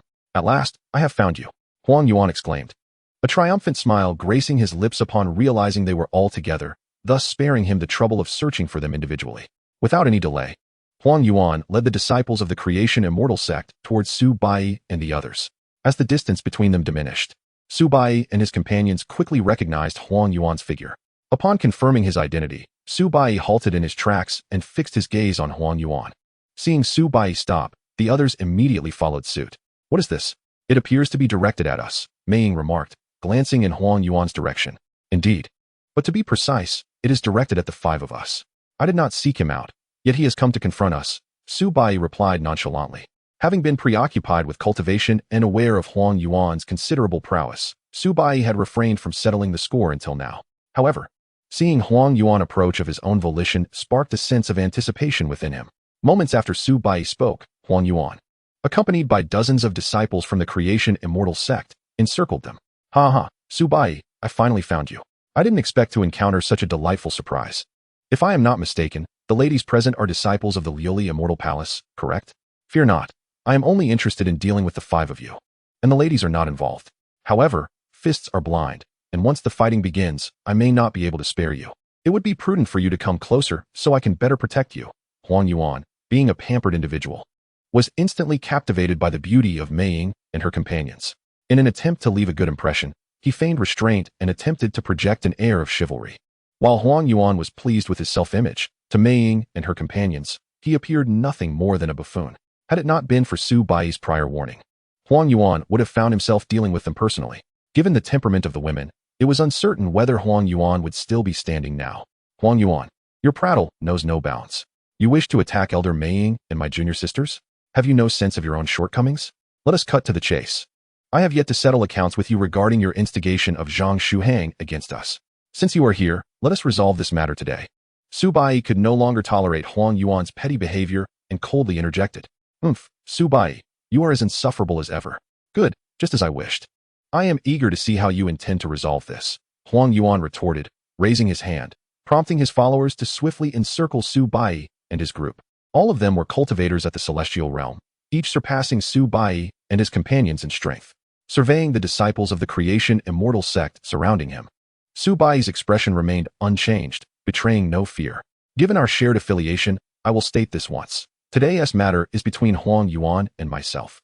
Those who obstruct me shall face no mercy. You may either depart or perish. Su Bai's countenance was cold as he regarded Huang Yuan before speaking slowly. Upon hearing his words, the disciples exchanged glances, revealing a hint of hesitation. Yet, with Huang Yuan present, they ultimately chose not to part. Very well, since you have made your choice, do not hold me accountable for the consequences. Junior brothers and sisters, elders, I leave these individuals to you. I shall confront Huang Yuan myself. Had it not been for their tenuous connection, Su Bai would not have waited this long. Thus, he had shown considerable restraint. What the others chose to do was of no concern to him. Leave them to us, Xianxia replied without hesitation, nodding in agreement. With that, Su Bai and his companions prepared for battle. Although they were confident in their ability to overcome the odds, they understood the necessity of caution given their numerical disadvantage. A mantis trying to stop a chariot, utterly delusional. Attack. Kill all the men, and for the women, let them breathe. Whoever kills one of them first will be rewarded. It must be said that Huang Yuan, though foolish, possessed a knack for rallying his comrades. The disciples of the creation immortal sect, upon hearing of such a prospect, instantaneously grew fervent and emboldened. Despicable and shameless. How utterly disgraceful. The women could no longer contain their outrage, each contemplating personally dealing with Huang Yuan. Huang Yuan, prepare to meet your end. Enraged by Huang Yuan's derogatory remarks towards his junior sisters, Su Bai charged towards him with a furious roar. The battle was imminent. Just as the disciples of the creation immortal sect attempted to intercept Su Bai, Lin Xinghan and the others sprang into action simultaneously. With the distraction of the others eliminated, Su Bai swiftly closed the distance to Huang Yuan. Thus, their confrontation officially commenced.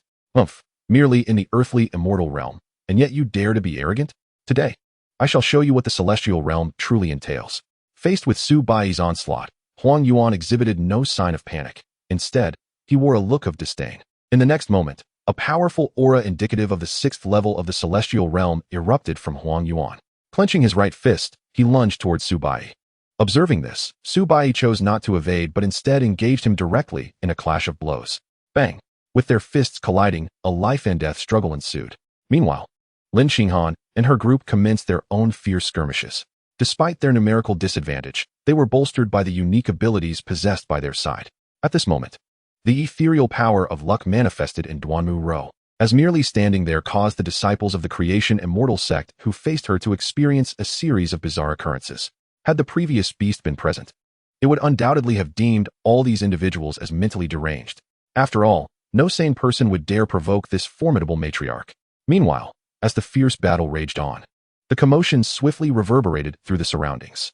Approximately 10 miles away, individuals from the Huangji immortal dynasty arrived at the scene, led by none other than Huang Guqin and Huang Yuxuan. Before long, the duo heard the tumultuous clamor caused by the ongoing conflict. Chapter 187. Intervening in battle. Sister, did you hear that? Huang Guqin halted and turned to inquire of Huang Yuxuan. Of course, I'm not deaf, Huang Yuxuan retorted with a look of disdain. Then sister, should we go and investigate? The commotion is quite considerable, and there are several powerful auras present. Surely, it cannot be merely over a few tokens? Huang Guqin pondered aloud. If you wish to know, we shall see for ourselves, Huang Yuxuan replied before turning toward the direction of Su Bai and his companions. Hey sister, wait for me.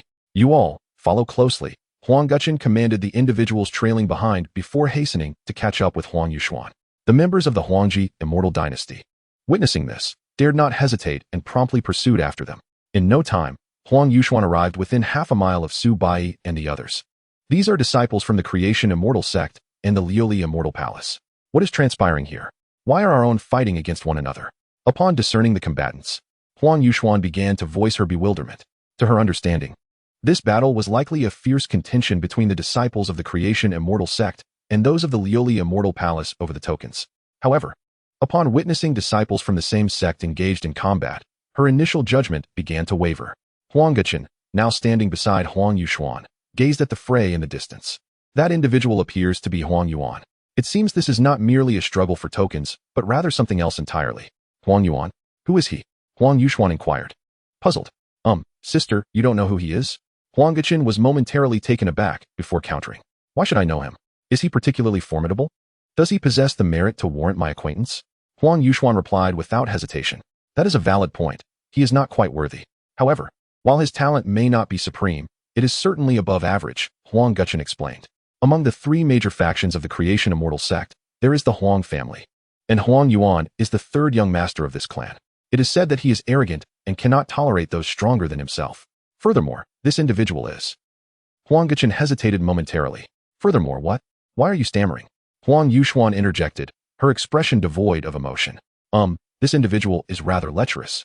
Huang Guqin admitted weakly, glancing at Huang Yuxuan with an expression of guilt.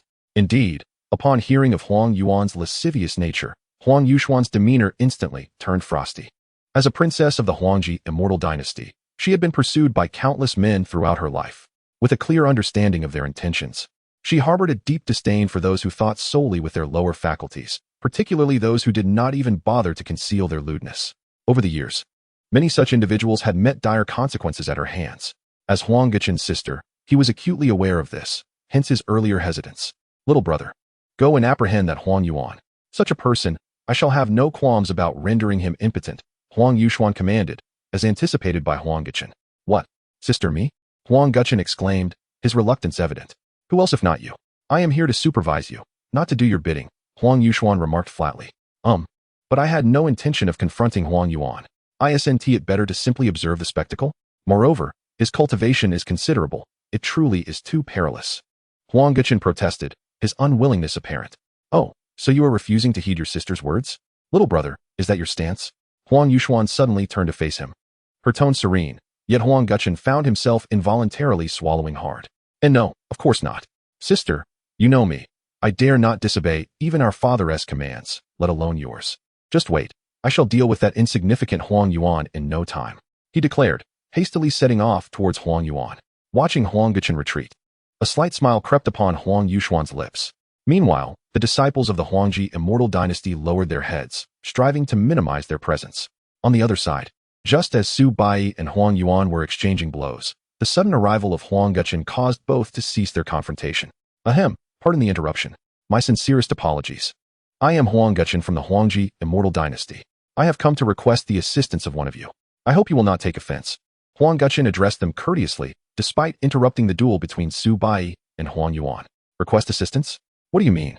Su Bai thought to himself, utterly perplexed by Huang Guqin's intentions. To put it simply, my sister wishes to see Huang Yuan. Therefore, Huang Yuan, you must accompany me, Huang Guqin stated. Oh, and feel free to resist. The more you resist, the more exhilarated I shall be. Suddenly, Huang Guqin's demeanor shifted, his previous politeness evaporating, replaced by a chilling indifference. In that moment, he appeared to embody the true essence of a prince of the Huangji immortal dynasty, in stark contrast to the submissive figure he had portrayed before Huang Yuxuan. Oh, Huang Yuan, it seems they are seeking you. Why not have a conversation first? I am in no rush and have ample time to wait for your next bout, Su Bai remarked, a look of schadenfreude evident on his face. Had it not been for Huang Guqin's presence, Huang Yuan might have erupted in fury, given Su Bai's provocatively smug expression. Huang Guqin, I believe I have heard that name before. At this moment, Huang Yuan had no time to concern himself with Su Bai, instead lost in contemplation. Who is your sister? And why does she wish to see me? Do you know that my time is precious, and not just anyone can seek an audience with me? After pondering for a while, he could not recall where he had encountered Huang Guqin's name, and thus opted to dispense with any pretense of courtesy. You are not yet worthy to know who my sister is. Furthermore, as I mentioned earlier, this is not a request, it is an order. Huang Yuan, while you may possess some abilities within the Creation Immortal Sect, to me, you are merely average. I advise you to accompany me yourself. After all, I am not one to resort to violence, particularly against someone of your ilk. Huang Guqin spoke with an air of indifference. Chapter 188. Huang Guqin takes action. Arrogant. Let me see just how capable you truly are. Huang Yuan could scarcely tolerate the audacity of another flaunting their prowess before him. Was this not an affront to his own abilities? Such insolence was intolerable, And without a moment's hesitation, Huang Yuan charged directly at Huang Gechen. As Huang Yuan approached, Huang Gechen made no attempt to evade. He stood his ground, calmly observing Huang Yuan. In this day and age, there remain so many ignorant souls. Very well. I am usually on the receiving end of my elder sister's strikes. Today, I shall experience the opposite. With those words, a formidable aura erupted from Huang Gechen. And in the next instant, a golden divine dragon manifested behind him. At the very moment the golden dragon appeared, those in the vicinity were rendered awestruck by its presence. Huang Yuan, positioned closest, felt as if he were rooted to the spot, unable to advance a single step towards Huang Gechen. What kind of power is this? Even I was momentarily taken aback. Upon regaining his composure, Su Bai immediately turned vigilant towards Huang Gechen. Though his moment of distraction was brief, in a life-or-death confrontation, such a lapse could prove fatal. Despite not being prepared, Su Bai could discern that the power Huang Gechen had unleashed was far from ordinary. Not far away, Huang Yuxuan observed the unfolding scene with a calm demeanor, her reaction subdued. Not bad. He is not entirely weak, she remarked casually. Should Huang Gechen overhear, he would likely feel a pang of inadequacy. Returning to Huang Yuan, he fixated on the golden dragon behind Huang Gechen. And it wasn't long before his eyes widened in disbelief and terror. You, this is imperial energy. How can you wield such power? No, wait. I remember now. Huang Gechen, you are the prince of the Huangji celestial dynasty. Then your elder sister, she is Huang Yuan, was utterly bewildered, struggling to comprehend why a prince and princess of the Huangji celestial dynasty would suddenly seek an audience with him. Oh, you seem to know quite a bit. However, I am afraid it's too late for you to beg for mercy now. After finally making a move, I intend to relish it. Rest assured, should my elder sister wish to see you, I shall spare your life. Huang Gechen spoke slowly, then raised his hand, commanding the golden dragon to charge at Huang Yuan. No, your highness, I admit my faults. Please, show mercy, Huang Yuan pleaded, but before he could finish, the golden dragon was already upon him. With a resounding thud, Huang Yuan was sent soaring into the air by the dragon's tail. What followed was a spectacle of the golden dragon playing with its prize. It was so captivating that further description is unnecessary. Su Bai watched the scene unfold, her mouth slightly agape, her expression one of morbid curiosity. The disciples of the Zhao Hua celestial sect, who had accompanied Huang Yuan, were at a loss, exchanging glances before hastily deciding to abandon their leader to preserve themselves. Observing the scattered disciples, Lin Xinghan and her companions opted not to pursue. They understood the wisdom in not chasing a desperate foe. Additionally, the sudden emergence of Huang Gechen was of greater concern to them, as they remained uncertain whether he was friend or foe. As time elapsed, Huang Gechen eventually withdrew the golden dragon, allowing Huang Yuan to descend back to the ground. However, now he lay there with widened eyes, a pallid complexion, and a pitiful appearance, yet true to Huang Gechen's assurance, he was still alive. Observing Huang Yuan's condition, Su Bai and the others felt no sympathy. Instead, they believed he deserved his plight. Ahem, my friends, I still have tasks to complete, so I shall take charge of Huang Yuan for the time being. You do not mind, do you? Huang Gechen turned to Su Bai and the others, inquiring. Not at all. Please proceed as you wish, Su Bai replied with a smile. Thank you, Huang Gechen said, not lingering further, and he proceeded to drag Huang Yuan towards Huang Yuxuan. Soon, Huang Yuan was unceremoniously tossed before her. Heh, elder sister. As per your instructions, I have brought Huang Yuan, Huang Gechen announced, reverting to a more subservient demeanor upon reaching Huang Yuxuan's side. Is this him? So ugly. You didn't make a mistake, did you? Huang Yuxuan observed Huang Yuan's bruised visage with a hint of disdain. After being beaten for such a duration, could he not look less disfigured? Of course, I dare only to think this in my heart, Huang Gechen thought. Elder sister, I assure you, this is indeed Huang Yuan. As for his appearance, that is simply his nature, beyond alteration, Huang Gechen replied with a smile.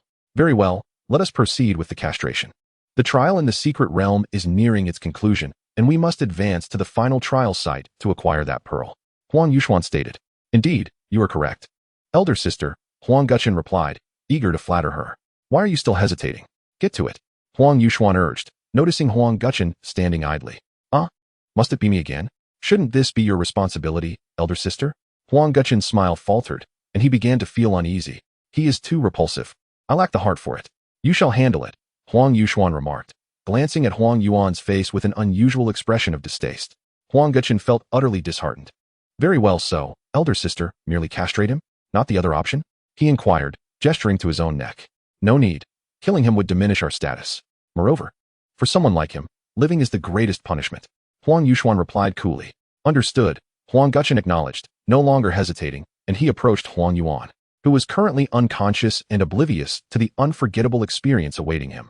After a brief glance at Huang Yuan, Huang Guqian's gaze dropped. He swiftly brought his palm down. As the attack landed, Huang Yuan immediately opened his eyes, his face contorted with pain. Yet, within mere moments, he succumbed to unconsciousness once more. The onlookers, including Su Bai and others, felt a chill run down their spines. Not only them, even Huang Guqian, the one delivering the blow, dared not look at Huang Yuan's condition for fear of the pain transferring through the air. After following Huang Yushuan's instructions regarding Huang Yuan, Huang Guqian turned back to his original position. Chapter 189, Trust. All right, let us depart, Huang Yushuan instructed, disregarding Huang Yuan entirely. Yes, elder sister, Huang Guqian replied. Huang Guqian was aware that Huang Yushuan harbored certain misunderstandings and biases regarding the Liuli Immortal Palace, which was why she was reluctant to engage with Su Bai and his companions. Subsequently, under Huang Yushuan's guidance, the people of the Huangji celestial dynasty departed from the scene. Observing the distant figures of Huang Guqian and others, Su Bai and his group showed no inclination to pursue them for an acquaintance. Senior brother, it seems those individuals did not kill Huang Yuan. Should we deliver the final blow? At that moment, Gu Yi approached Su Bai and inquired, deliver the final blow? What do you mean by that? If you were to awaken and discover that you have lost something, how would you feel? Su Bai suddenly retorted. Must it be so cruel? If it were me, I would rather die, Gu Yi replied, shivering slightly. Precisely, Huang Yuan thinks the same way. So why should we assist him in realizing that wish? However, it does seem somewhat unfair to let him off easily. I shall cripple his cultivation. This will serve as a cost for provoking us, Su Bai declared, striding towards Huang Yuan. Before long, Su Bai stood beside Huang Yuan. Without hesitation, he directly severed Huang Yuan's entire cultivation. At that moment, if Huang Yuan were to awaken, he would surely prefer death. Come, the trial is nearing its conclusion. Huang Yuan. Let him be, Su Bai said nonchalantly upon returning to Gu Yi and the others. Subsequently, Su Bai and his companions departed, leaving behind the unconscious Huang Yuan. In the lower realm, on the Tianheng continent, one day, Liutian ascended alone to the highest peak of the sect. Standing at the edge of the precipice, he slightly raised his head, gazing towards the horizon. Time slipped by unnoticed, and eventually, Liutian slowly withdrew his gaze. Indeed, time is like a fleeting shadow. From the moment he arrived in this world alone to now being the sect master of the Dao Sect, everything felt somewhat surreal and dreamlike. However, since heaven has favored me so, granting me a chance for a fresh start, I am determined to behold the scenery from the summit with my own eyes. Liutian murmured to himself, his emotions inscrutable. Yet, at this moment, Liutian exuded an aura that created an impression of distance, compelling others to look up to him in reverence. Did you seek me? Just as Liutian was lost in his thoughts, an ethereal voice resonated behind him. Upon hearing it, Liutian refocused and slowly turned around. You've arrived. What do you think? The scenery here is splendid, is it not? Liutian asked unexpectedly. The scenery is indeed beautiful.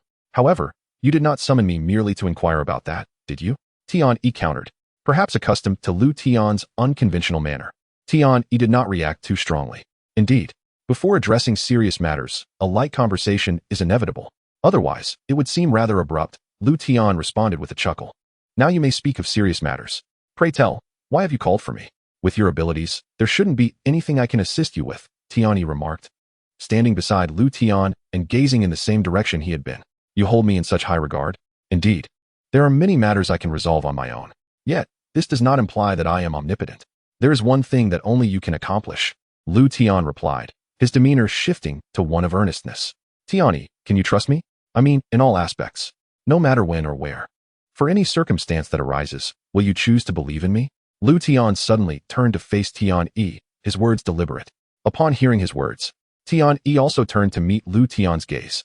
Their eyes locked for a moment, both remaining silent and expressionless.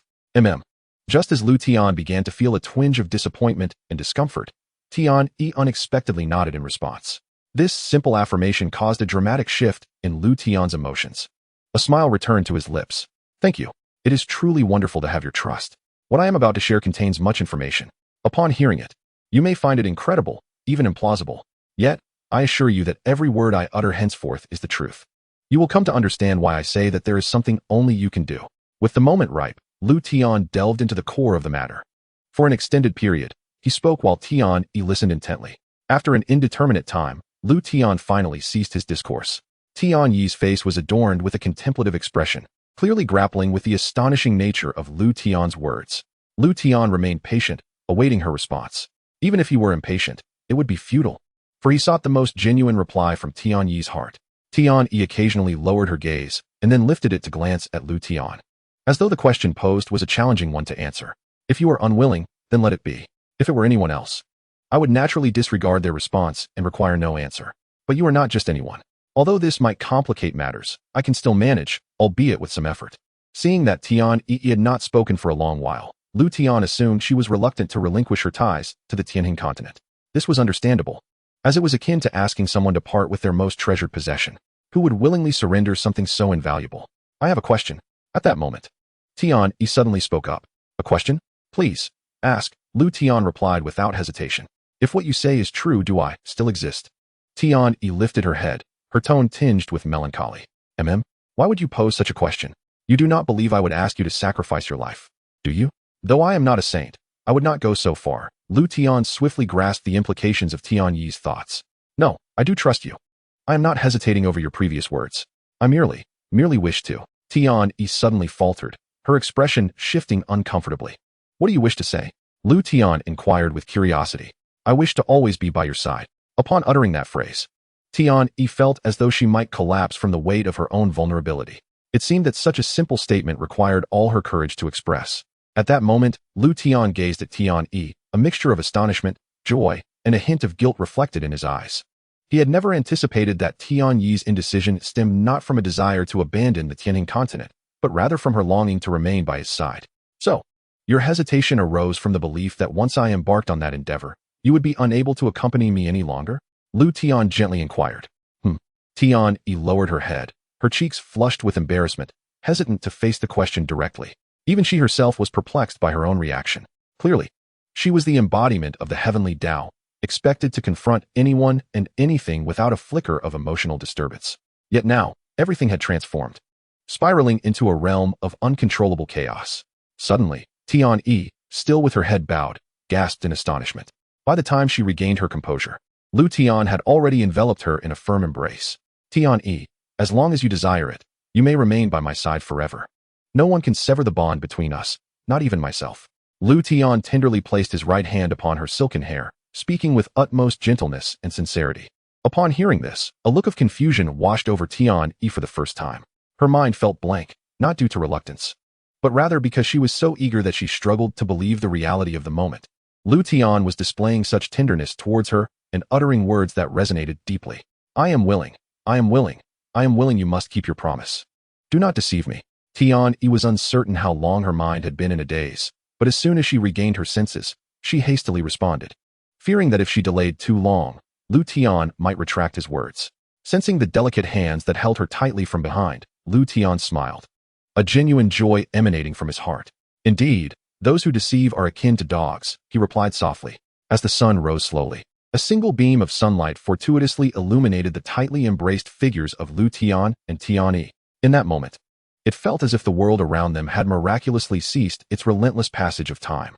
The beautiful scene bathed in sunlight became a focal point of transcendence. The trial in the secret realm concluded. Who had secured the orb? After the trial's cessation, all attention turned to discerning the identity of the first individual to successfully complete the final challenge. Soon, at the behest of Su Bai and others, Duanmu Rou stepped forward, retrieving the orb obtained from the celestial beast of the heavenly immortal realm. Upon discovering that the orb had indeed been claimed by the Liuli Immortal Palace, the elders of the other factions wore expressions of profound disappointment. Meanwhile, Nangong Miaoi's face blossomed into a radiant smile. Esteemed elders, should you not present the promised rewards? She inquired cheerfully to the nearby elders. The trial has concluded, and I must return to the Liuli Immortal Palace to report. Hearing her words, the elders felt reluctant, but ultimately surrendered the promised rewards to Nangong Miaoi. After receiving the items, she collected them with satisfaction. Esteemed elders, I shall take my leave now. Without further delay, Nangong Miaoi prepared to depart with the disciples of the Liuli Immortal Palace. Observing this, Mei Ying and others quickly bid farewell to Su Bai and his companions. Before long, the disciples of the Liuli Immortal Palace were the first to depart.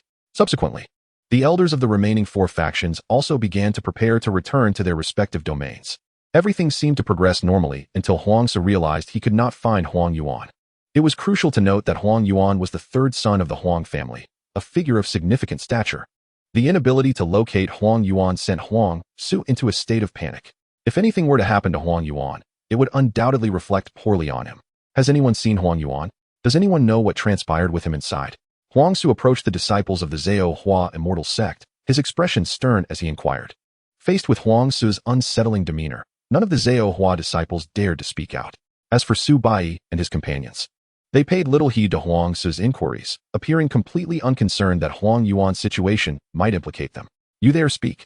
Huang Su's patience wore thin as he cast a cold glance at the disciples of the Zhao Hua immortal sect, then pointed accusingly at Su Bai. Me? Su Bai looked around, feigning confusion.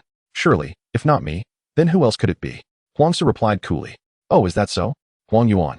Let me think. I'm sorry, but I don't seem to know anyone by the name of Huang Yuan. Could you describe him, elder? Su Bai responded with a smile. Watching Su Bai's blatant mockery, Huang Su's expression hardened. You insolent brat, do not play games with me. Do not assume that just because you have the sect master and the ancestor backing you that you are safe. I advise you to speak the truth. My patience is limited. Huang Su was fully aware of Su Bai and his companions' true identities and understood that Huang Yuan had entered the secret realm specifically to cause them trouble. However, given that Su Bai and his companions appeared unharmed while Huang Yuan was missing, it was not difficult to infer what might have transpired. Yet, Huang Su could not openly articulate these thoughts, as the news of Huang Yuan's covert attempts to deal with Su Bai could prove troublesome for the Zhao Hua immortal sect. Elder certainly has a sense of humor. Not knowing is simply not knowing. Does the elder enjoy listening to my whimsical tales? If so, I must inform you that I have a penchant for storytelling, which I assure will delight you, Su Bai said with an air of leisure, disregarding Huang Su's threats. You. Huang Su's anger flared at Su Bai's blatant disrespect. Looking for Huang Yuan. Suddenly, a voice interrupted Huang Su's rising fury. Who are you? Huang Su inquired, perplexed by the sudden appearance of the woman. That is of little consequence. You were seeking Huang Yuan, were you not? The woman, none other than Huang Yuxuan, spoke with a calm demeanor. Yes, do you know his whereabouts? Huang Su replied. Of course. He should be somewhere in the secret realm, unconscious. However, do not worry. He is not in any life-threatening danger. It's just that Huang Yuxuan began. But what? Huang Su pressed. But if you delay any longer, his life may indeed be at risk. After all, there is a peak celestial beast in there. By the way, I found him rather unpleasant earlier. So I gave him a little lesson. You wouldn't mind, would you? Huang Yuxuan suddenly asked. Chapter 191, in utter panic. A lesson? What do you mean? Huang Su felt a wave of unease wash over him. Oh, nothing much, just incapacitated his lower half. Huang Yuxuan replied nonchalantly. What? Do you know who he is? Huang Su's mind raced with dread at the thought of the wrath that awaited him upon returning to the Huang family. No, there must be a way to remedy this. If I capture you, I might mitigate some of the punishment. Come now, submit and accompany me back to confess. Determined to minimize his repercussions, Huang Su now fixed his gaze on Huang Yuxuan. She, however, discerned his intentions and remained unfazed. Just as Huang Su was about to make his move to seize Huang Yuxuan, a figure intervened. Yu Hong. Your royal extreme celestial dynasty has dared to lay hands on members of my transformation celestial sect. It would be prudent for you to refrain from meddling in this matter. Otherwise, do not blame me for my lack of courtesy. Huang Su spoke coldly. Huang Su, there is no need to threaten me. Disputes are inevitable in a secret realm. Injuries occur, and such occurrences are quite normal. Yet you choose to act against my people from the royal extreme celestial dynasty. Do you believe us to be easily bullied? Yu Hong retorted without holding back. You. Very well. The one injured is none other than Huang family's third young master, Huang Yuan. Furthermore, this individual has claimed to have rendered Huang Yuan's vital essence incapacitated. This debt will not be forgotten by the Huang family. Huang Su recognized that with Yu Hong present, he could no longer apprehend Huang Yuxuan. Thus, he ceased the standoff, uttered a few harsh words, and promptly entered the secret realm. At this moment, his only desire was to find Huang Yuan quickly, as preserving his life was paramount. Otherwise, Huang Su knew he would meet his own demise. After Huang Su's departure, Yu Hong sighed in relief. A confrontation would undoubtedly result in many unforeseen complications. Sigh, Princess, did you truly incapacitate Huang Yuan? Once his emotions settled, Yu Hong turned to Huang Yuxuan and inquired. Indeed, let us depart. It is merely a Huang family. They cannot threaten the royal extreme celestial dynasty. If we tarry too long, my father will surely worry, Huang Yuxuan replied, casting a glance towards Su Bai before turning towards the disciples of the royal extreme celestial dynasty. Observing this, Yu Hong felt it best not to press further and followed suit. Before long, the members of the royal extreme celestial dynasty departed. At this juncture, The individuals from the Transformation Celestial Sect remained, as Huangzu had yet to emerge, making it inconvenient for them to return directly. Senior brother, I never anticipated that the lady would openly admit to attacking Huang Yuan. We had no intention of revealing this. Is she not courting trouble? Gu Yi whispered to Su Bai. Who should I ask? Perhaps she does not regard the Huang family with any measure of respect. Regardless, how does this concern us? There is no need to overthink it. Su Bai replied nonchalantly. Indeed, Sai, having a powerful backing is truly delightful. When will our master return? At that point, we would not need to tread so cautiously. If we cannot prevail, we can simply call for master to save us. Gu Yi reminisced about their days on the Tianjin continent. Although their cultivation was low back then, life was much freer and unencumbered. Yes, it has been over a month. Hasn't it? Sai, master, when will you ascend? Su Bai echoed his sentiments with a hint of nostalgia. Achoo! In the Wandao sect, Liutian, reclining on his bed, suddenly sneezed. My lord, what troubles you? A concerned voice inquired. Nothing. It must be that brat Bai speaking ill of me. The next time I see him, I shall concoct an excuse to have him clean the latrines for several days, Liutian replied, while embracing Tian Yi. Oh, I am relieved to hear that. Tian Yi's gentle voice chimed in. My lord, you have rested sufficiently. Since all is well, shall we continue? Suddenly, Tian Yi raised her head to gaze at Liutian. Ah, that. Ahem, perhaps we should postpone until tomorrow? It is nearly dawn, and we ought to rest. Liutian, who had initially appeared relaxed, turned pale at her words. It was not that he lacked appreciation. Rather, he was genuinely intimidated. Who could maintain such exertion from morning until midnight? Therefore, Liutian could not be blamed. After all, even the most diligent ox cannot plow indefinitely. Oh, very well. However, that sensation was simply too exquisite. This is my first time experiencing such a feeling. My lord, I wish to indulge in that sensation every day henceforth. Tian Yi spoke with an entranced expression. At this moment, Liutian began to question his existence. He had never envisioned that the typically serious Tian Yi could possess such a side. The mere thought of facing her insatiable desire daily left him trembling in trepidation. On the Yunming continent, after entering the secret realm, Huangzi successfully located the unconscious Huang Yuan. However, after a thorough examination, panic gripped him. Huang Yuan was not only rendered impotent in his lower regions, but his cultivation had also been completely obliterated. Such a state would inevitably incite the wrath of the Huang family. As the one responsible for overseeing the sect's disciples, Huangzi bore an irrefutable share of the blame. Presently, all he could hope for was that the Huang family would spare his life. Any potential punishment had become inconsequential to him. After hastily addressing Huang Yuan's injuries, Huangzi departed the secret realm with him. Upon exiting, he discovered that the members of the Transformation Celestial Sect had already departed. Under normal circumstances, Huangzi would have been furious. However, this time, he lacked the spirit to contemplate other matters. Without lingering, he set off towards the Transformation Celestial Sect with Huang Yuan in tow. Shortly after Huangzi's departure, a shadow stealthily emerged from the secret realm's entrance. This figure was none other than the peak celestial beast that had been captured within the secret realm. All of this transpired due to Huangzi's hasty exit, as he had neglected to seal the entrance to the secret realm, allowing the celestial beast to seize the opportunity to escape. By the time the 5 major factions realized the beast was missing, several days had already passed. Yet, as it was merely a celestial beast, the 5 factions did not pay it much heed. Before long, the creature faded from memory, while its opportunities were only just beginning. Chapter 192, Su Bai in Peril. Everything unfolded precisely as Huangzi had anticipated. Upon returning to the Transformation Celestial Sect, the head of the Huang family erupted in a fit of rage upon learning that his son had been incapacitated. Consequently, Huangzi nearly met his end at the hands of Huang Liang, the head of the Huang family. Furthermore, on the very day Huangzi returned to the sect, Huang Liang accompanied several elders to the Royal Extreme Celestial Dynasty, clearly seeking an explanation. However, the Royal Extreme Celestial Dynasty was not easily intimidated. Faced with Huang Liang's provocative visit, the current emperor, Huang Wujia, was not one to tolerate such affronts. Thus, a fierce battle erupted between the two parties. Yet, in his fury, Huang Liang acted rashly, and being on foreign ground, he sustained severe injuries during the clash. It was only through Huang Wujia's deliberate restraint that Huang Liang emerged with his life. Otherwise, his injuries would have been far graver. Ultimately, it was Su Changfeng's timely arrival that quelled the storm. Although Su Changfeng harbored considerable dissatisfaction towards Huang Liang, he recognized Huang Liang's significance within the Transformation Celestial Sect. Thus, he intervened to save him. Of course, there was a cost. Huang Liang was compelled to apologize to Huang Wujia and provide compensation in the form of spirit crystals. Thus, this farce came to a formal conclusion. However, Beneath the surface, Huang Liang remained unyielding in his desire for retribution against the royal extreme celestial dynasty. Had it not been for Su Changfeng's stern warnings, Huang Liang would likely have already led a third of the forces of the Zhao Hua immortal sect to the imperial extreme celestial dynasty once again. It is worth noting that Huang Liang possesses the capability to mobilize one-third of the Zhao Hua immortal sect's power. Such strength, even if not sufficient to rival the imperial extreme celestial dynasty, would certainly be enough to give them a considerable challenge. Su Changfeng is fully aware of this truth, which is why he makes it a point to caution Huang Liang every few days.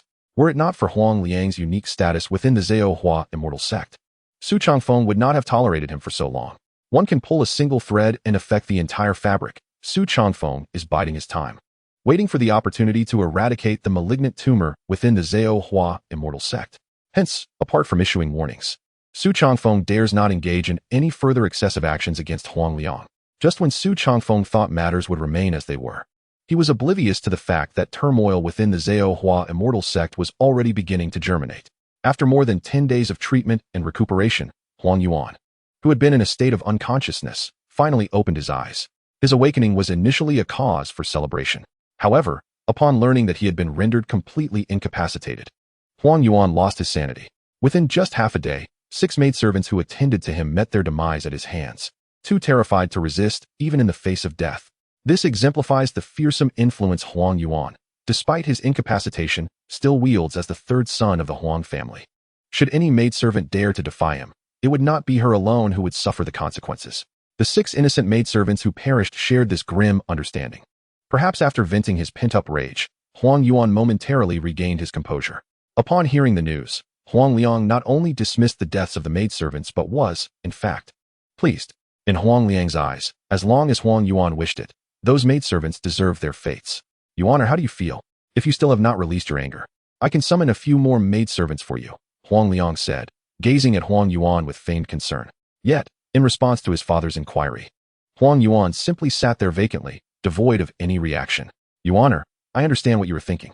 Rest assured, I will avenge this grievance on your behalf. What does the imperial extreme celestial dynasty matter? Were it not for that Su Changfeng constantly obstructing me, I would have long since marched upon the imperial extreme celestial dynasty. Currently, the Zhao Hua immortal sect is not solely under my command, so you will need to wait a little longer for your revenge. Soon, very soon. Once I have completely grasped control of the Zhao Hua immortal sect, we shall wage war against the imperial extreme celestial dynasty. At that time, I will ensure they pay dearly for their misdeeds. As for your cultivation and your body, I will spare no effort in seeking a remedy for you. You will undoubtedly return to your former state, I promise you. Huang Liang spoke earnestly to the dazed Huang Yuan. Perhaps these words truly had an effect. As Huang Yuan's eyes gradually regained a hint of clarity, can I really restore my cultivation? Can my body truly return to its previous state? Huang Yuan lifted his gaze to Huang Liang and calmly inquired. Of course, though it may be difficult, there is someone who can undoubtedly accomplish it. You may have heard of her. She is the renowned healer, Nalan Lingshuang, known for her 3 prohibitions. She does not treat men. She does not treat those she finds displeasing, and she does not treat the living, Huang Liang explained slowly. Nalan Lingshuang, she does not treat men. Huang Yuan murmured softly upon hearing the name. Your Honor, you need not worry excessively. Though Nalan Lingshuang adheres to these rules, such rules are typically established for the weak. As long as we can locate her, I believe she will provide you with the necessary treatment. However, she is notoriously elusive, so finding her will require some time. But for me, this is not an insurmountable challenge. Your Honor, you need only patiently await my news, Huang Liang reassured him. I understand. I shall trouble you then, father. Hearing that there was still a chance for his recovery, Huang Yuan's spirits stabilized considerably. At that moment, he suddenly recalled something. Father, besides the princes and princesses of the imperial extreme celestial dynasty, there were others who acted against me, Huang Yuan promptly conveyed to Huang Liang. What? Others? Which faction? Was it the Taishan Dao Sect? Or the Fan Tian Academy? Perhaps the Liuli Celestial Palace? Huang Liang immediately inquired. I don't remember very clearly. After being rendered incapacitated by that Huang Gichin, I fell into unconsciousness. However, I seem to have awakened once more, though not of my own volition. Perhaps I was stimulated by some external force. Wait, that sensation, Huang Yuan said, his eyes suddenly shining with clarity. Yes, I remember now. It was the shattering of my dantian. And it was Su Bai. It was him. He is the one who incapacitated my cultivation, whether by fortune or misfortune. Huang Yuan suddenly recollected everything. What? It was Su Bai who incapacitated your cultivation? Are you certain? Huang Liang stood up abruptly, his demeanor turning cold. I am certain. Although it was just a fleeting moment, I clearly saw Su Bai's appearance. It must be him. Father, I want Su Bai dead. No, death would be too merciful. I want him to experience my suffering. I want him to be rendered powerless, then to witness him endure humiliation and live in torment. Huang Yuan declared vehemently. Very well. I will do as you say. A mere disciple of a small sect dares to cripple my son's cultivation. This matter will not even be resolved by Su Changfeng's intervention. Yuaner, you should rest for now. I shall personally go and bring Su Bai here. Huang Liang thought to himself, filled with an overwhelming desire to directly annihilate Su Bai and then dismantle him limb by limb. For only then could he release the fury that burned within him. Without further delay, Huang Liang turned and left Huang Yuan's side, making his way straight to Su Bai's residence, unaware that danger was looming over him. Chapter 193, Transferring the Tianhe Continent. Ear, are you ready? Liutian softly asked Tianhe, who stood beside him. Yes, my husband, I am prepared, Tianhe replied with a hint of a smile, nodding in affirmation. Seeing this, Liutian also nodded in response to her. System, we can begin. Receive. This transfer of the Tianhe Continent will require 18 billion prestige points. Once the transfer process begins, it cannot be easily halted. The prestige points expended will not be refunded. Therefore, the system inquires once more, host. Shall we commence the transfer of the Tianhe Continent? Yes, commence the transfer of the Tianhe Continent. Understood. We shall now begin the transfer of the Tianhe Continent into the Chaos Pearl. The system detects that the heavenly Tao of the Tianhe Continent voluntarily relinquishes its governance over the Tianhe Continent. The transfer of the Tianhe Continent officially begins. As the system's prompts echoed in succession, the Chaos Pearl, long since refined by Liutian, soared from his dantian. Tianhe looked on in curiosity at the sudden appearance of the Chaos Pearl. This is the Chaos Pearl. It is a treasure I stumbled upon by chance. Soon, the heavenly continent will be transported into this realm. Upon observing Tianhe's expression, Liutian promptly offered a brief explanation. Well, everything is at my husband's discretion. I am merely curious, Tianhe replied with a gentle smile. At that moment, her sole focus was on Liutian, indifferent to the fate of the heavenly continent. Witnessing Tianhe's understanding demeanor filled Liutian's heart with an inexplicable sweetness, akin to the taste of honey. Unconsciously, he raised his hand and pulled Tianhe into his embrace. Tianhe, far from resisting, leaned into him willingly. Meanwhile, as Liutian and Tianhe indulged in their affection, the system had already begun to control the Chaos Pearl to engulf the heavenly continent. Approximately 5 to 6 minutes later, the heavenly continent was entirely consumed by the Chaos Pearl. At this point, Liutian had also parted from Tianhe. Husband, it's truly gone. What kind of Chaos Pearl possesses such formidable power? Although the heavenly continent is merely a lower-tier world, it is certainly not insignificant. Yet, it vanished in such a brief span of time. Had I not witnessed it with my own eyes, I would never have believed it, Tianhe exclaimed, her face a portrait of astonishment, devoid of any concern for the heavenly continent. Liutian merely smiled in response, choosing silence. After all, did she not comprehend the value of the system? A moment of exhilaration is but fleeting. Perpetual exhilaration is the true delight. Shortly thereafter, Liutian stored the Chaos Pearl back within his dantian. At that moment, the system's notification chimed in. Ding! The transfer of the heavenly continent is complete. Congratulations, host. You now possess a world that is uniquely yours. The system has detected that the host has begun to leave the novice village. All functionalities will now be fully unlocked. There are numerous unlocked features. Would the host like to receive them now? Not at the moment, he replied. Understood. Should the host wish to access the unlocked features in the future, simply communicate with the system again. All right, noted, Liutian responded internally. Soon, the system's voice fell into silence. The reason Liutian chose not to accept the newly unlocked information was due to the inopportune timing. He decided it would be best to explore those details when he had more leisure time. Ear, do you wish to visit the heavenly continent? With his thoughts set aside, Liutian turned to Tianhe with a smile. Oh, can we? Tianhe asked in return. Of course. Why would you feel hesitant with me? Come. I shall take you there. Liutian grasped Tianhe's delicate hand, and, with a swift motion, they vanished from their location. In the next moment, they found themselves within the heavenly continent, now engulfed by the Chaos Pearl. Upon returning to the heavenly continent, everything before them had undergone a dramatic transformation. The most notable change was that the once lower-tier world, characterized by its scant spiritual energy, had now been replaced with an abundance of ethereal essence. Consequently, the previous limitation of cultivation to the Emperor realm was no longer applicable. This meant that transcending the Emperor realm on the heavenly continent would now be remarkably effortless. What have you done, husband? Is this truly the heavenly continent I once knew? It feels as though I have stepped into an entirely different realm, one far more potent than the heavenly continent. Tian Yi was left utterly astonished by the scene before her. Were it not for the faint connection she still felt with the heavenly continent, she would have never believed this was the same land. To be honest, I too was taken aback. While I was somewhat prepared, I did not expect such a significant change. Moreover, I seem to sense that I can perceive everything about the heavenly continent, its essence, its thoughts, and its fate, Liutian proclaimed, spreading his arms wide, as though he were the sole sovereign of this world. The host is indeed making a mountain out of a molehill. This is simply because you have become the master of this world, the very creator. Thus, it is entirely normal for you to feel this way. Just as Liutian reveled in his self-importance, the system finally interjected with a sarcastic remark. You insufferable system. Must you be berated a few times before you settle down? Your concern for my feelings is unwarranted, Liutian retorted, somewhat irked. Host, the system was merely providing clarification. Now, close your eyes and carefully attune yourself to this world. You will discover extraordinary things. The system guarantees you will be immensely satisfied. Oh, I am eager to see what it is that will bring me such satisfaction. Upon hearing the system's words, Liutian's interest was piqued. Though the system often provoked irritation, it had always proven reliable. Hence, he did not perceive this as a trick. Here, I need to verify a few matters. Please wait for me a moment. To assuage Tian Yi's concerns, Liutian turned and instructed her. All right, I understand, husband, she nodded in response. Observing this, Liutian wasted no time and promptly closed his eyes to begin his first experience of this world. Tian Yi took a few steps closer to him and became vigilant. Though danger was virtually non-existent in this realm, she still prepared to protect Liutian. Meanwhile, Liutian swiftly entered a peculiar state.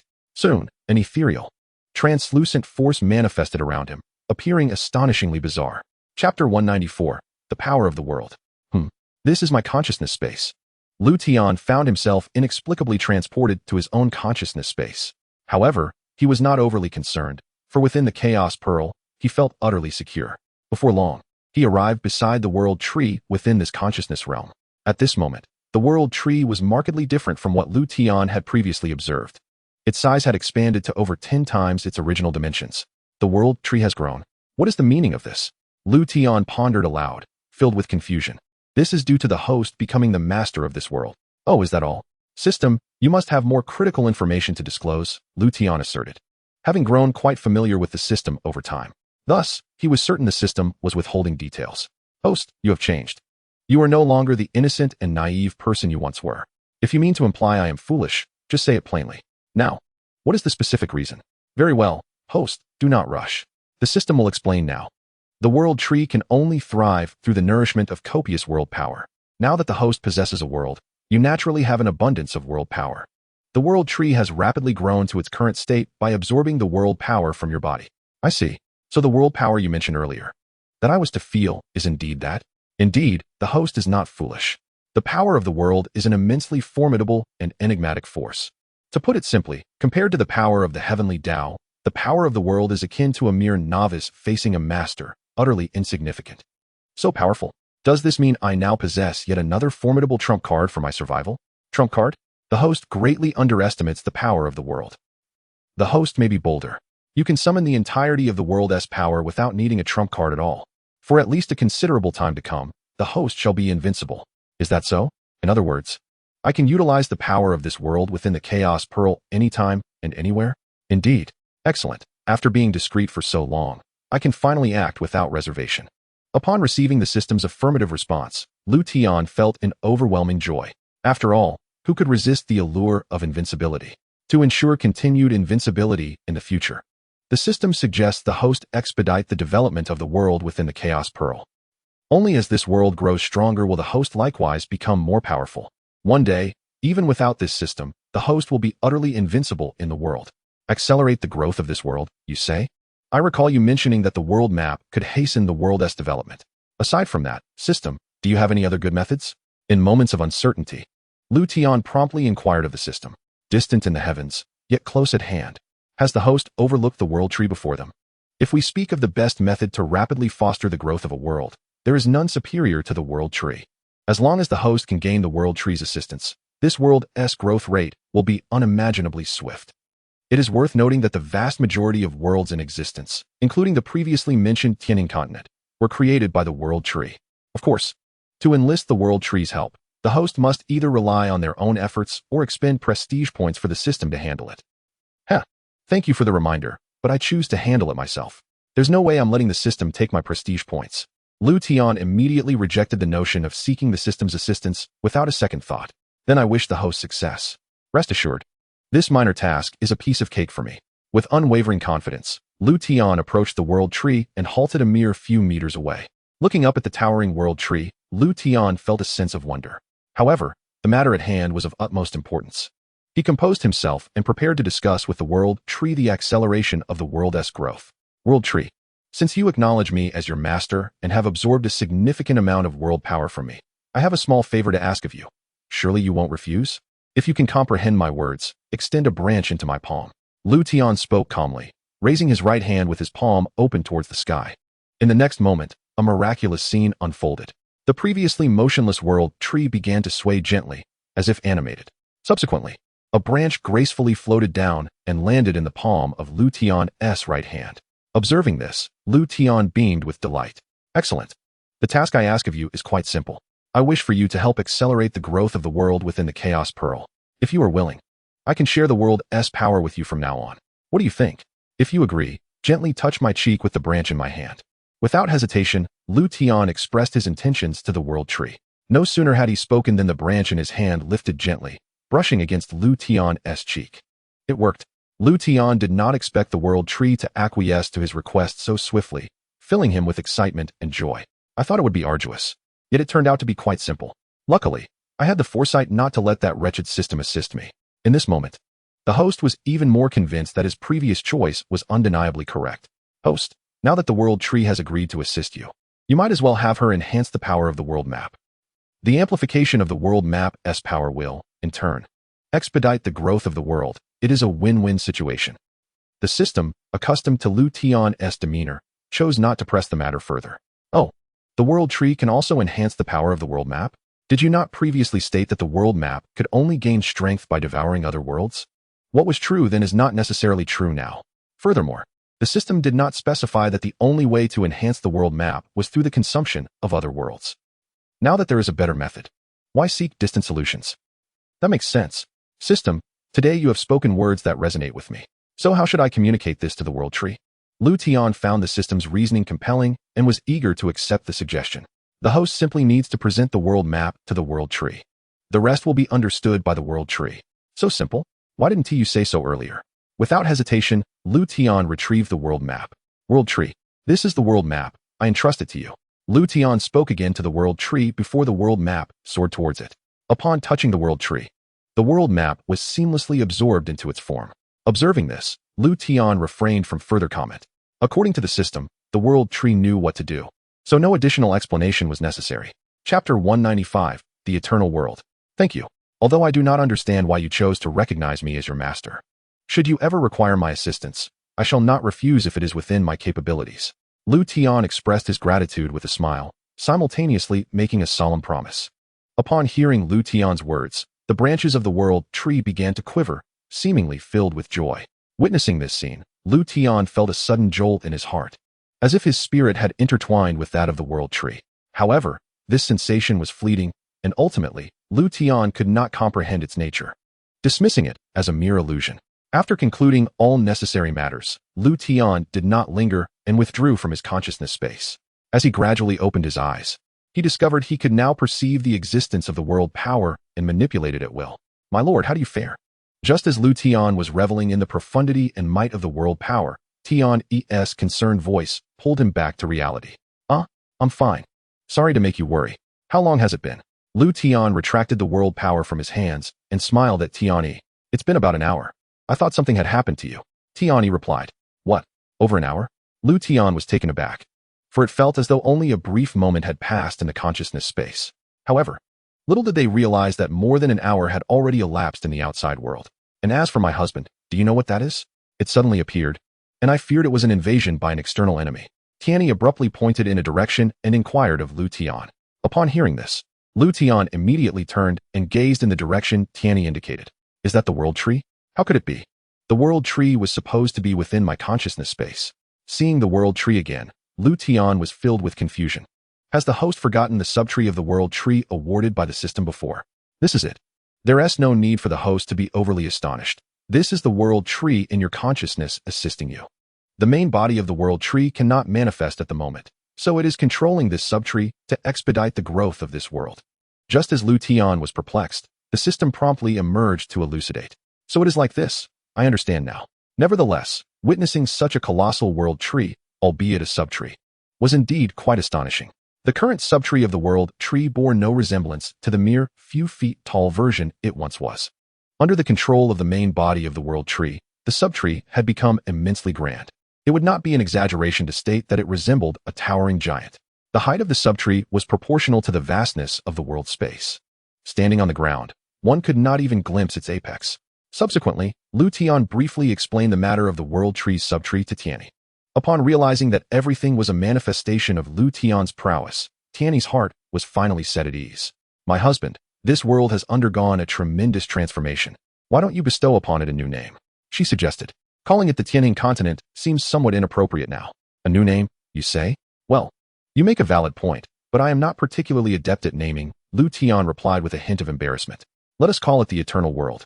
This world shall endure eternally, and I shall forever remain by your side, Tianni said with a smile, gazing at Liutian.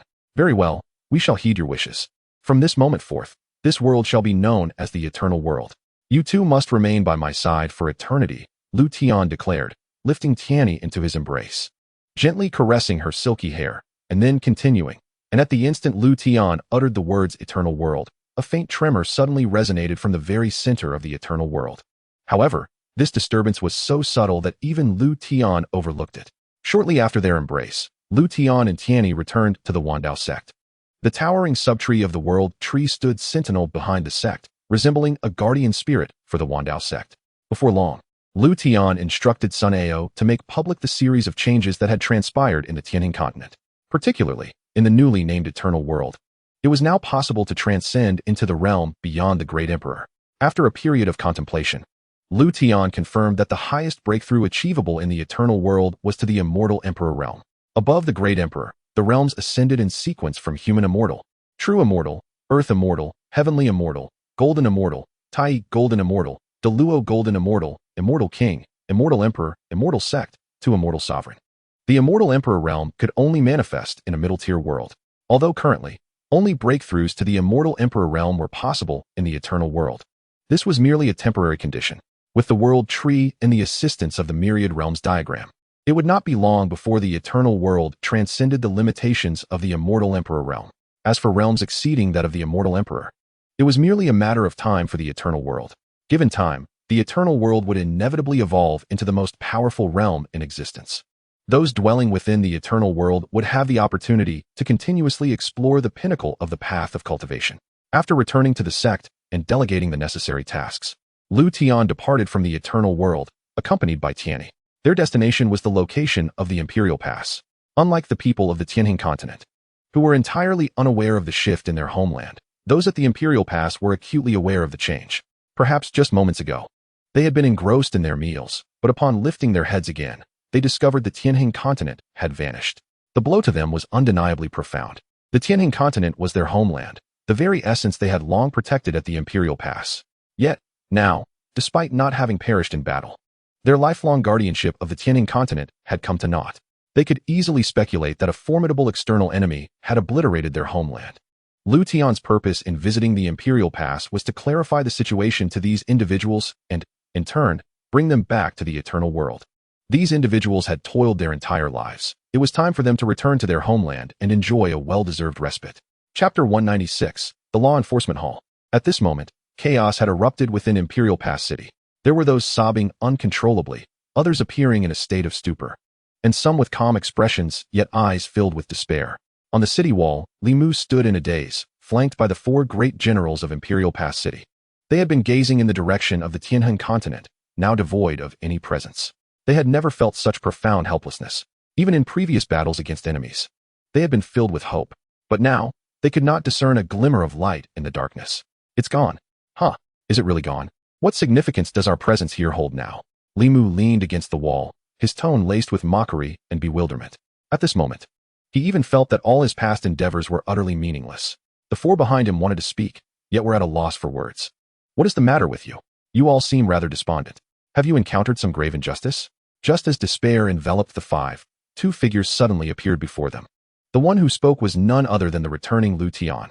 Upon hearing Liutian's voice, the five of them looked up. Since it was their first encounter with Liutian, they regarded him as a stranger at first. However, the moment they noticed Tianni beside him, their eyes instantly sparkled, as though they had glimpsed a final glimmer of hope for survival. My lord, you are still here? Li Mu gazed at Tianni, his heart gripped with fear that this might merely be an illusion, causing him to stammer as he spoke. Li Mu, do you wish for me to be absent? Tianni replied coolly. No, I wouldn't dare. Then since you are here, what of the Tianhing continent? Li Mu immediately inquired with renewed hope. Ah, I see. You believed the Tianhing continent had perished? No wonder upon my arrival, I found you all in such a morose state. Fear not, the Tianhing continent is safe and sound. Moreover, it has transformed beyond recognition. Liutian swiftly responded, realizing the situation. As long as it still exists, Li Mu repeatedly affirmed, tears beginning to flow as he recalled the last time he had wept. How rare it was for one to experience such overwhelming joy. It is evident that Li Mu is genuinely elated to hear that the Tianhing continent still exists. My apologies for my earlier lapse in composure. May I inquire who you are? Having regained his calm, Li Mu wiped away his tears and turned to Liutian to ask. Haha, Li Mu generally. You may not know me, but I am well aware of you. Allow me to formally introduce myself. I am Liutian, the leader of the Dao Sect. The individuals who came to the Imperial Pass for training last time were all my disciples, along with some elders of the sect. Liutian harbors great admiration for Li Mu. After all, who can fail to respect someone who resolutely relinquishes the opportunity to ascend to the upper realms in order to dedicate their life to safeguarding the Tianhing continent? So they are all your disciples. It is an honor to meet the sect leader Liu. I never anticipated that such remarkable talents would emerge from someone who appears so youthful. Observing the young Liutian, Li Mu expressed his admiration. Haha, you flatter me. Generally, shall we proceed to discuss the matter at hand? We have ample time for further conversation later. Liutian did not forget the purpose of his visit to the Imperial Pass. Thus, after exchanging a few pleasantries, he swiftly transitioned to the main topic. Upon hearing that there was serious business to address, Li Mu promptly invited Liutian to the city lord's manor. Moreover, Li Mu felt a peculiar sensation that the revered Tian seemed to have always regarded Liutian as her superior. This left Li Mu both curious and hesitant to inquire further. Upon arriving at the city lord's manor, Liutian began to inform Li Mu about various matters and changes concerning the Tianhing continent. Initially, Li Mu found it hard to believe, yet he soon accepted this new reality. After all, everything paled in comparison to Tian, calling Liutian husband right before him.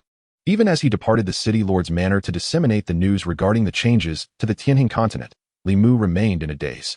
Within the span of a single incense stick, word had spread throughout the entirety of the Imperial Pass about the Tianhing continent's relocation. Shortly thereafter, everyone within the Imperial Pass would be able to return to the Tianhing continent, now known as the Eternal World. This news undoubtedly thrilled the residents of the Imperial Pass.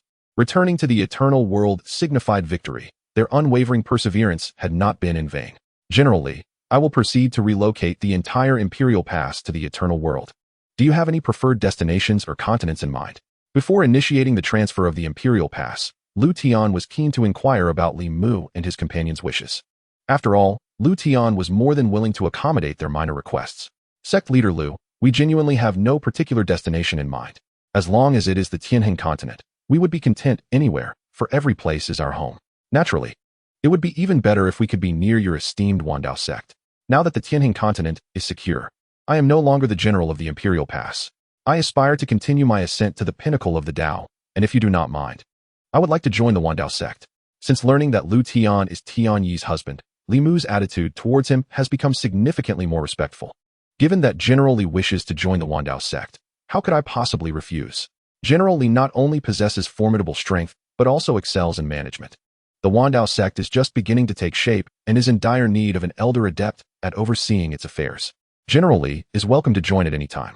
When the time comes, the disciples of the sect will be entrusted to your care. How about this? I shall establish the position of sect enforcement elder and concurrently set up the enforcement hall. General Li, you will be appointed as the head of the enforcement hall. You will have the authority to deal with any violations of sect discipline, ranging from outer disciples to the highest elders. What do you think? In order to better harness Li Mu's capabilities, Liutian made a spontaneous decision. Thank you for your trust, sect leader. I, Li Mu, will surely live up to your expectations. Upon hearing this, Li Mu expressed his unwavering willingness without a hint of hesitation, kneeling in affirmation. Very well, generally, or rather, I should now refer to you as elderly. Elderly, I entrust the future matters of the sect to you. Unless it is something insurmountable, you may handle the rest as you see fit. Do not be misled by my title as sect leader. I have little interest in managing the sect. Henceforth, elderly, I shall rely on you to alleviate my burdens as well as those of the sect. Liutian remarked with a smile. Rest assured, sect leader. I guarantee there will be no issues in managing the sect. However, sect leader, handling everything alone may prove somewhat taxing. There are 4 individuals, along with some of my subordinates, who possess commendable strength and management skills. I wonder. Li Mu gestured towards Wang Hao and the others, suddenly speaking up. You wish for them to assist you? No problem. As long as they remain loyal to the Dao Sect, they are welcome to join. In the future, they will all serve as enforcement elders to help relieve your burdens. Elderly, Liutian replied. Chapter 197. Mastering the 3,000 Paths. Thank you, sect leader. You 4. Why aren't you coming over to meet the sect leader? Seeing that Wang Hao and the others did not react, Li Mu immediately called out. We greet the sect leader. Thank you for your trust. We will not let you down. Wang Hao and the others hurriedly approached and knelt, expressing their gratitude. Enough, enough. Rise. You 4 will henceforth serve as enforcement elders of the sect. As for the others, elderly, you may select them at your discretion. Just ensure to report the final list of names. For those willing to join the Dao Sect, they can participate in the monthly recruitment meetings. As long as they meet the requirements, they may join. Liutian stated. Yes, I understand, replied Li Mu promptly. Now that we have discussed enough, let us commence the transfer. The Imperial Pass will be relocated to the outskirts of the Emperor's Tomb, Forbidden Zone, and at that point, you will be able to see the location of the Dao Sect. Having said all that, Liutian ceased to delay and began the transfer of the entire Imperial Pass. Now Liutian could accomplish this feat with merely a thought. No sooner had he spoken than the entire Imperial Pass vanished from its original location. When the Imperial Pass reappeared, it was already situated within the Eternal World. After taking care of everything, Liutian nodded in satisfaction with a smile. Husband, I had previously promised them that I would bestow some fortune upon them. At that moment, Tian Yi suddenly spoke up, albeit with a hint of hesitation in her tone. Oh, then grant it to them. It is but a small fortune, and they deserve it. What? Are you concerned that I might blame you for it? Liutian, well aware of Tian Yi's apprehensions, deliberately inquired with a smile. After all, the Eternal World now belongs to you. I should not casually utilize the fortunes of the Eternal World. Tian Yi nodded slightly in agreement. What is mine is yours. In the future, let us refrain from discussing matters that could affect our relationship, shall we? Liutian feigned an angry reprimand. Do not be upset, husband. I will not mention it again in the future. Seeing Liutian's serious demeanor, Tian Yi immediately became flustered. Ha ha ha, you little fool, so easily deceived. Come, we must head to the Yunming continent. It has been several months since I last saw Bai Yi and the others. I must admit I missed them a bit. Liutian playfully pinched Tian Yi's nose, and then turned to dash away. My lord, you did that on purpose. My lord, wait for me. Tian Yi pouted as she regained her composure and hurried after him. At the same time, an enchanting smile inadvertently graced her lips. In the Liuli Immortal Palace, within the Grand Hall, an ethereal and elegant woman sat gracefully. This woman was the current master of the Liuli Immortal Palace, Dantai Ruoshui. Below her stood Nangong Miaoi, who had previously led the disciples of the palace to participate in the secret realm trials. Reporting to the master, as per your instructions. I have dispatched individuals to secretly follow them, Nangong Miaoi said respectfully.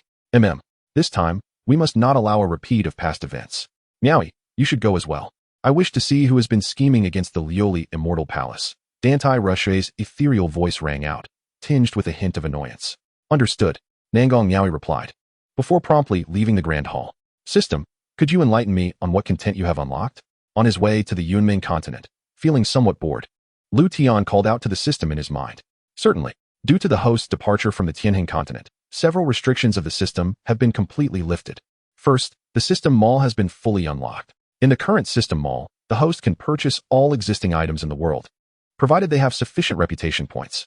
Second, the host's cultivation restrictions have been removed. The host's cultivation will no longer be bound by any system constraints, including the previous limitations preventing Duanmu Rou from cultivating.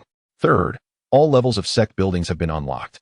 The functions added by the unlocked building levels can be reviewed by the host. Note, the lifespan restrictions within the Chaos Time Tower have been lifted. From now on, cultivation within the tower will see normal passage of time, aligning with the outside world. Fourth, the host has been awarded a reward for leaving the novice village. The reward is prepared. Would the host like to accept it now? Yes. Congratulations, host. On receiving a system reward. Reward details. The host will master the 3,000 paths of the world and reach a state of perfection. As the system's voice faded, an overwhelming surge of power and comprehension flooded Liutian's mind. In an instant, he grasped the profound truths of the 3,000 paths. At that moment, Liutian felt his head spinning. The sudden influx of insights would have overwhelmed him had it not been for the system. However, this dizzying sensation lasted only a brief moment before a smile broke across Liutian's face. Wow, system, have you lost your mind? Is this the same system I know? When have you ever been this generous? Honestly, you don't have some unmentionable plans for me, do you? Is that why you're being so magnanimous this time? Liutian teased the system, excitement bubbling within him. You're overthinking it. It's merely a small reward. You're still as naive as ever, lacking in experience. So you have even better rewards? Then hurry and grant me some. Liutian replied directly. That can be arranged, but it will cost reputation points. As long as you have enough reputation points, I can procure anything for you, even Panga's kidneys. All right, you can stop talking now. After all this, it's still about my reputation points. The system is just not good for anything, Liutian thought. Choosing to ignore the system as he immersed himself in the understanding of the 3,000 paths he had just acquired. He was particularly intrigued by the more prominent paths, such as time, fate, and cause and effect. Chapter 198, Yin-Yang City. Is this the Yunming continent? Truly deserving of its status as a medium world. It seems to be at least 10 times the size of the Tianjin continent. As time passed, Liutian finally arrived at the outskirts of the Yunming continent. Gazing at the expanse before him and thinking of Su Bai and the others, he felt a surge of excitement within his heart. My lord, perhaps I should return to the eternal world first. Staying by your side may attract the attention of this world's heavenly Tao, which could cause you trouble. Just as Liutian was contemplating the Yunming continent, Tianyi suddenly spoke up. Upon hearing her words, Liutian turned his head, a flicker of happiness crossing his eyes. It is rare to encounter a woman who constantly thinks of him. Liutian felt that this must be the fortune he had accrued over 8 lifetimes. No need. With me here, there will be no trouble. If this world's heavenly Tao does not behave, we can simply replace it with a new one. Come, I can hardly wait for my first venture into another world. Liutian said with a smile, taking Tianyi's delicate hand and stepping forward into the Yunming continent. Tianyi felt a warm sensation fill her heart. Moments later, as Liutian reappeared, he found himself within the Yunming continent. What rich immortal energy! It is even denser than that of the eternal world. However, it won't be long before the eternal world catches up, perhaps even surpassing the Yunming continent. Liutian remarked, taking a deep breath. My lord, I sense that someone is watching me, Tianyi said nervously. Do not worry, I am here. Moreover, this world seems somewhat unusual. Wait a moment while I investigate. Liutian closed his eyes after speaking. In the next instant, invisible forces radiated from Liutian's body. These powers were drawn from the cause and effect laws of the 3,000 paths. Cause and effect is profound and mysterious. Everything in the world exists within its web. Thus, by probing the cause and effect of the Yunming continent, Liutian could discern all that transpired within it. Before long, Liutian slowly opened his eyes. Oh, I see. How interesting. This is the first time I have encountered a heavenly Tao abandoned by its own world. With clarity of the situation, Liutian displayed an expression of amusement. Abandoned by the world? Tianyi, intrigued, inquired. Liutian then relayed all he had uncovered to Tianyi. After hearing Liutian's explanation, Tianyi finally understood. Once again, it is the heavenly Tao palace. My lord, we must exercise caution. The heavenly Tao palace is far more terrifying than we perceive. Even the heavenly Tao of a medium world is unworthy of joining the heavenly Tao palace, which implies. Tianyi regarded Liutian with concern. Haha, it is merely the heavenly Tao palace. I have slain heavenly Taos before. Do not worry, I have everything under control. I would never embark on a venture without certainty. Liutian chuckled. Let us go. It is my first time here, and I wish to explore thoroughly. We shall first visit the Zhaohua Immortal Sect to find Bai and the others. There is no rush. We can enjoy the journey. Liutian declared, taking Tianyi down to the ground, and thus began their sweet adventure together. Yin-Yang City. In a seemingly ordinary city, standing tall upon the Cloud Dream continent. With a population of around several tens of thousands, Yin-Yang City transformed into something extraordinary on this particular day. The catalyst for this change was none other than Liutian, who happened to pass by the city. Husband, there is a city ahead. Tianyi remarked to Liutian as they approached Yin-Yang City, a mere few hundred meters away. Since we've encountered it, let us take a look. Liutian replied with a faint smile, glancing up at the city. Before long, the pair arrived at the gates of Yin-Yang City. In the next moment, Liutian noticed a throng of people gathered near the gate, murmuring amongst themselves. Intrigued, he instinctively stepped forward towards the crowd, with Tian promptly following his side. I wonder, can those two possibly survive this? One voice queried. Who knows? Alas, perhaps it is simply their fate, another replied. Let us not speak of the little girl. We advised that young monk to refrain from meddling, yet he would not heed our counsel. Who can we blame for that? As Liutian drew closer, he could discern the hushed whispers of the onlookers. Initially, Liutian had little interest, merely intending to glance and move on. However, upon hearing their discussion, his curiosity was piqued. A little girl, a young monk. How intriguing. He halted, gazing into the crowd, where he beheld two figures suspended in the air, the very subjects of the crowd's speculation, the little girl and the young monk. Both bore numerous injuries, and blood continued to drip from the young monk, indicating he had been wounded recently. My young sir, your attire suggests you are not a resident of Yinyang City. Have you also been drawn to these two? An elderly voice inquired, interrupting Liutian's thoughts. He turned to regard the elder. Indeed, you surmise correctly, good sir. I happened upon this place and merely stopped to rest. Might I inquire what trouble these two have stirred? They appear to be no more than 10 years of age. Yet they have suffered such a fate, displayed here for all to see. As the elder engaged with him, Liutian found no need to expend his causal powers to investigate further. It was not that he was unwilling, but rather that it seemed unnecessary. Each use of his causal powers required effort, and while the expenditure was minimal, he preferred to conserve his energy when possible. Alas, it is a pity, the elder lamented. The root of the matter lies with the little girl. You must be aware of the demon race, my young sir.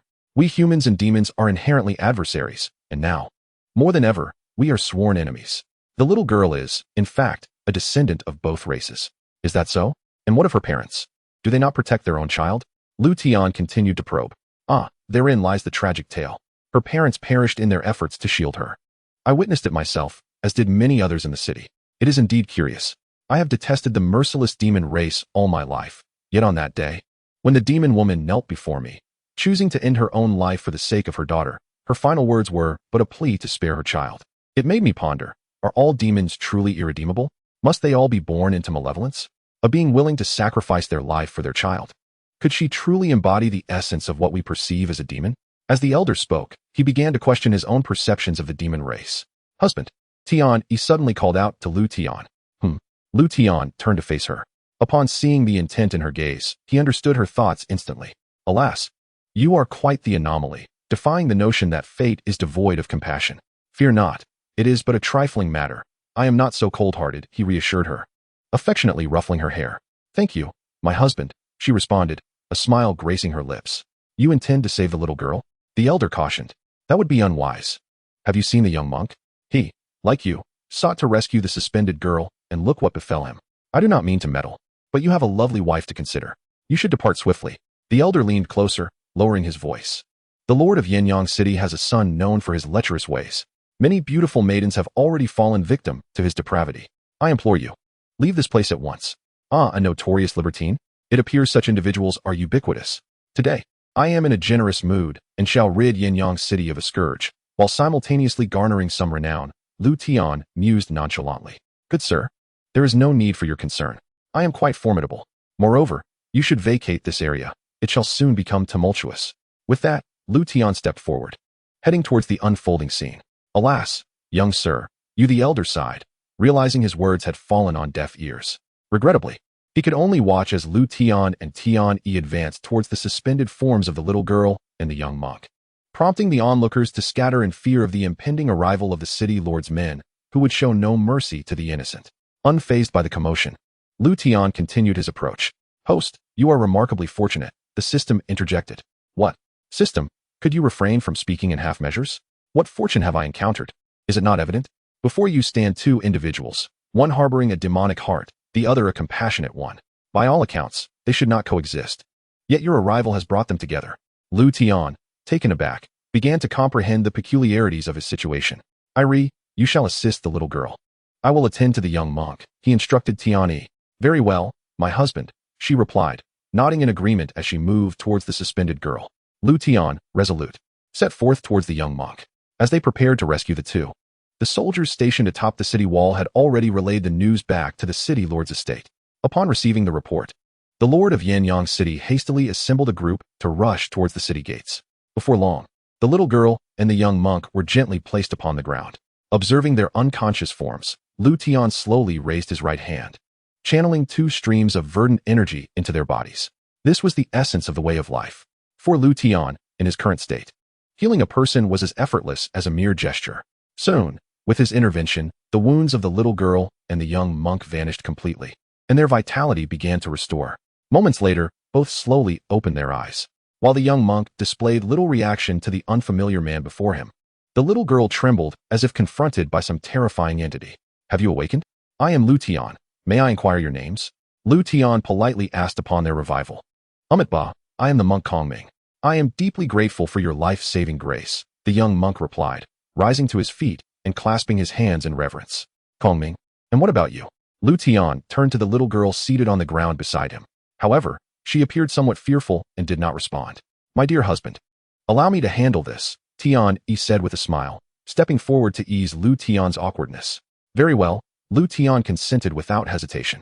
He then shifted his attention back to Kongming, who felt increasingly uneasy under Liutian's gaze. "Why do you persist in staring at me, my lord? Do I remind you of someone dear to you?" Kongming could no longer contain his curiosity and inquired. "Haha, it is nothing of consequence. Young monk, I simply possess a question that I hope you would be willing to answer," Liutian replied with a sudden smile. Ba, please proceed, my lord. I speak freely." Kongming responded. "Indeed, it is said that the realms of Buddha and demon cannot coexist. I am intrigued as to why you chose to save this little girl. Surely, someone must have informed you of her lineage and advised against meddling," Liutian expressed with genuine curiosity. Ba, I am aware of her circumstances." "You speak truly, my lord. Historically, Buddha and demon have been at odds," Kongming replied.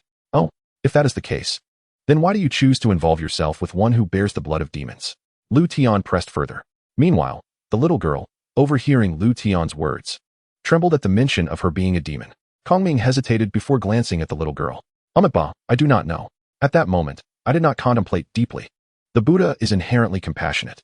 I could not bear to witness her suffer and perish," he finally answered after a moment of reflection. "Even if she is a demon, does that not render your claim of Buddha and demon being irreconcilable mere rhetoric? Or perhaps, you harbor no true understanding of Buddha?" Liutian shook his head, addressing Kongming. Kongming faltered at this, uncertain of how to respond. Chapter 200, A Good Deed to the End, Delivering the Buddha to the West. "Haha, do not overthink it. I was merely inquiring. Trouble approaches, and once it is resolved, we may continue our discussion."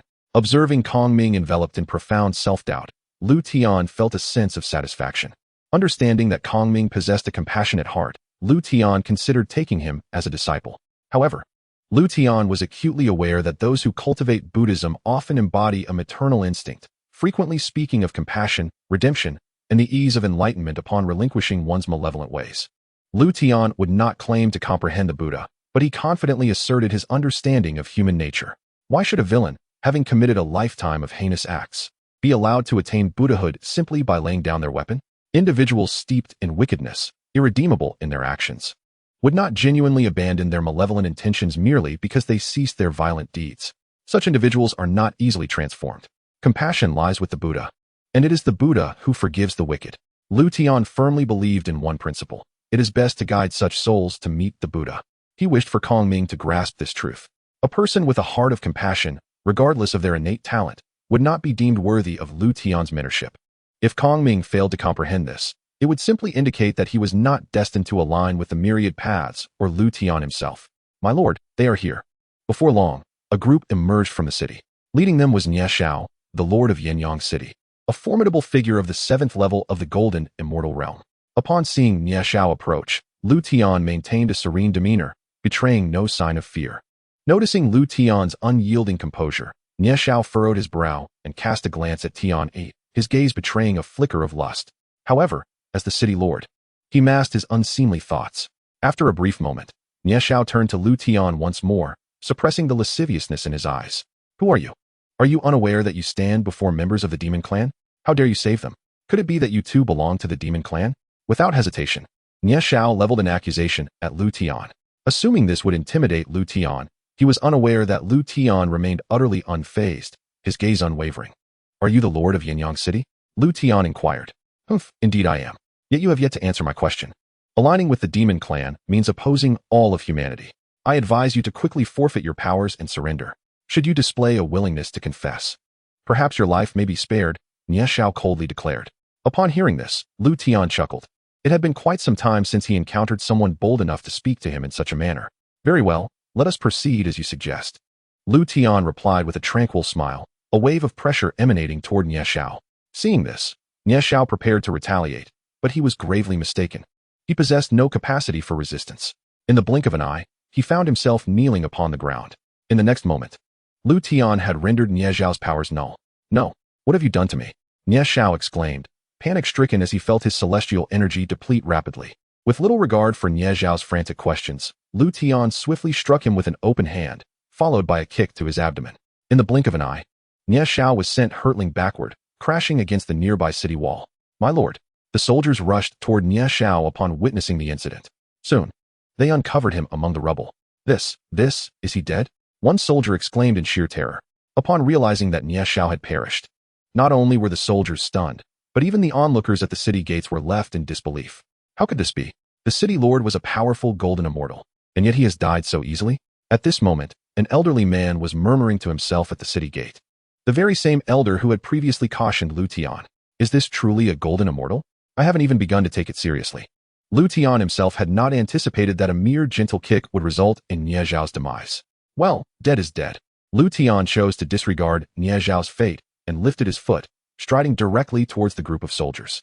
Upon witnessing his approach, the soldiers began to tremble in fear. With Xiao dead, they were even less a match for Liutian. I heard this man has a son with a notorious penchant for debauchery. Where is he now? Liutian inquired casually, addressing the soldiers before him. I know, a soldier stammered. The young master Niahai is at the Lord's mansion. Very good. Remember in your next life to follow the right people. Liutian responded with a smile before turning to enter the city. Instantly, the soldiers collapsed, breathless and lifeless.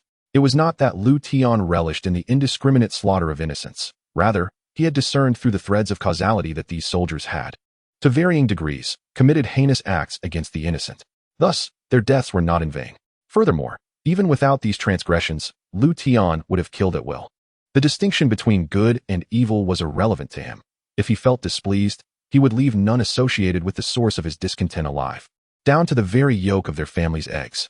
What is this called? It is called being a good person to the end, sending the Buddha all the way to the west. On the other side, when Tian noticed Liutian walking towards Yangyang City, she promptly took the little girl by the hand and hurried to follow. After their brief interaction, the little girl had fully accepted Tian and had come to trust her. Although still somewhat frightened, her demeanor had improved significantly since their first encounter. Kong Ming observed this situation and hesitated for a moment. Just moments ago, he had witnessed Liutian slay those men. According to Buddhist teachings, this was an act of indiscriminate killing. Yet seeing the smiles of many at the city gate, especially among the elderly and children, left Kong Ming bewildered. He could not comprehend whether this act of slaughter was truly justified. If it was, it contradicted the Buddhist principles he had long practiced. However, if it was unjustified, why did those people smile upon witnessing Xiao's death? Only when Liutian had completely vanished from the city gate did Kong Ming slowly withdraw his thoughts. He gazed skyward, clasped his hands together, and then entered Yangyang City. Young master, I previously underestimated you, the elder said, stepping forward with warmth upon seeing Liutian enter Yangyang City. As I grow older, my judgment falters. Please do not hold it against me. By the way, young master, you are heading to the Lord's mansion, right? This way, I shall guide you. Ah, then I must trouble you, sir, Liutian replied, feeling a pang of sorrow for Xiao. He had not expected that there would be someone more eager than him to escort the individuals in the Lord's mansion to meet Xiao. Not only the elder, but many others eagerly followed Liutian, wishing to witness the fate of those inside. Before long, Liutian arrived at the entrance of the Lord's mansion, guided by the elder.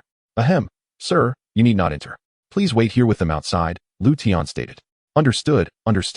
Young master, be careful. Apart from Xiao, there are several golden immortal experts within the Lord's mansion. The elder assumed Liutian was concerned about being harmed inadvertently and nodded vigorously. Liutian acknowledged, then stepped into the Lord's mansion. The onlookers, having heard the elder's words, obediently waited outside. Chapter 201, True Compassion. Before long, Tian arrived at the Lord's mansion with the little girl in tow. The elder immediately recognized Tian and approached to inform her of Liutian's entry into the mansion. Tian smiled and nodded, saying nothing further, choosing not to enter the Lord's mansion. Such trivial matters did not concern her regarding Liutian's safety. A little while later, Kongming also arrived at the Lord's mansion. Like the others, he stood quietly outside, patiently awaiting Liutian's return. At this moment, Liutian had advanced further, arriving before a tightly shut door. Within the entire Lord's mansion, this was the only room left with living souls inside. Even before entering, Liutian could hear the unbearable sounds emanating from within, interspersed with faint cries. Without hesitation, he pushed the door open. The next moment revealed an indescribable scene before his eyes. "You fool! How many times must I tell you? Do not disturb me while I am conducting business," Niahai bellowed, not even glancing at Liutian as he unleashed a tirade of curses. Just as Niahai was about to continue, Liutian could no longer tolerate the noise. He seized Niahai by the neck and twisted, instantly silencing him. Liutian then tossed him aside onto the floor. Gazing at the disheveled scene on the bed, Liutian remained expressionless. "You will all merely sleep it off." With that, he turned and left. At the very instant Liutian turned, the several women huddled in the corner of the bed, trembling, swiftly fell into a deep slumber.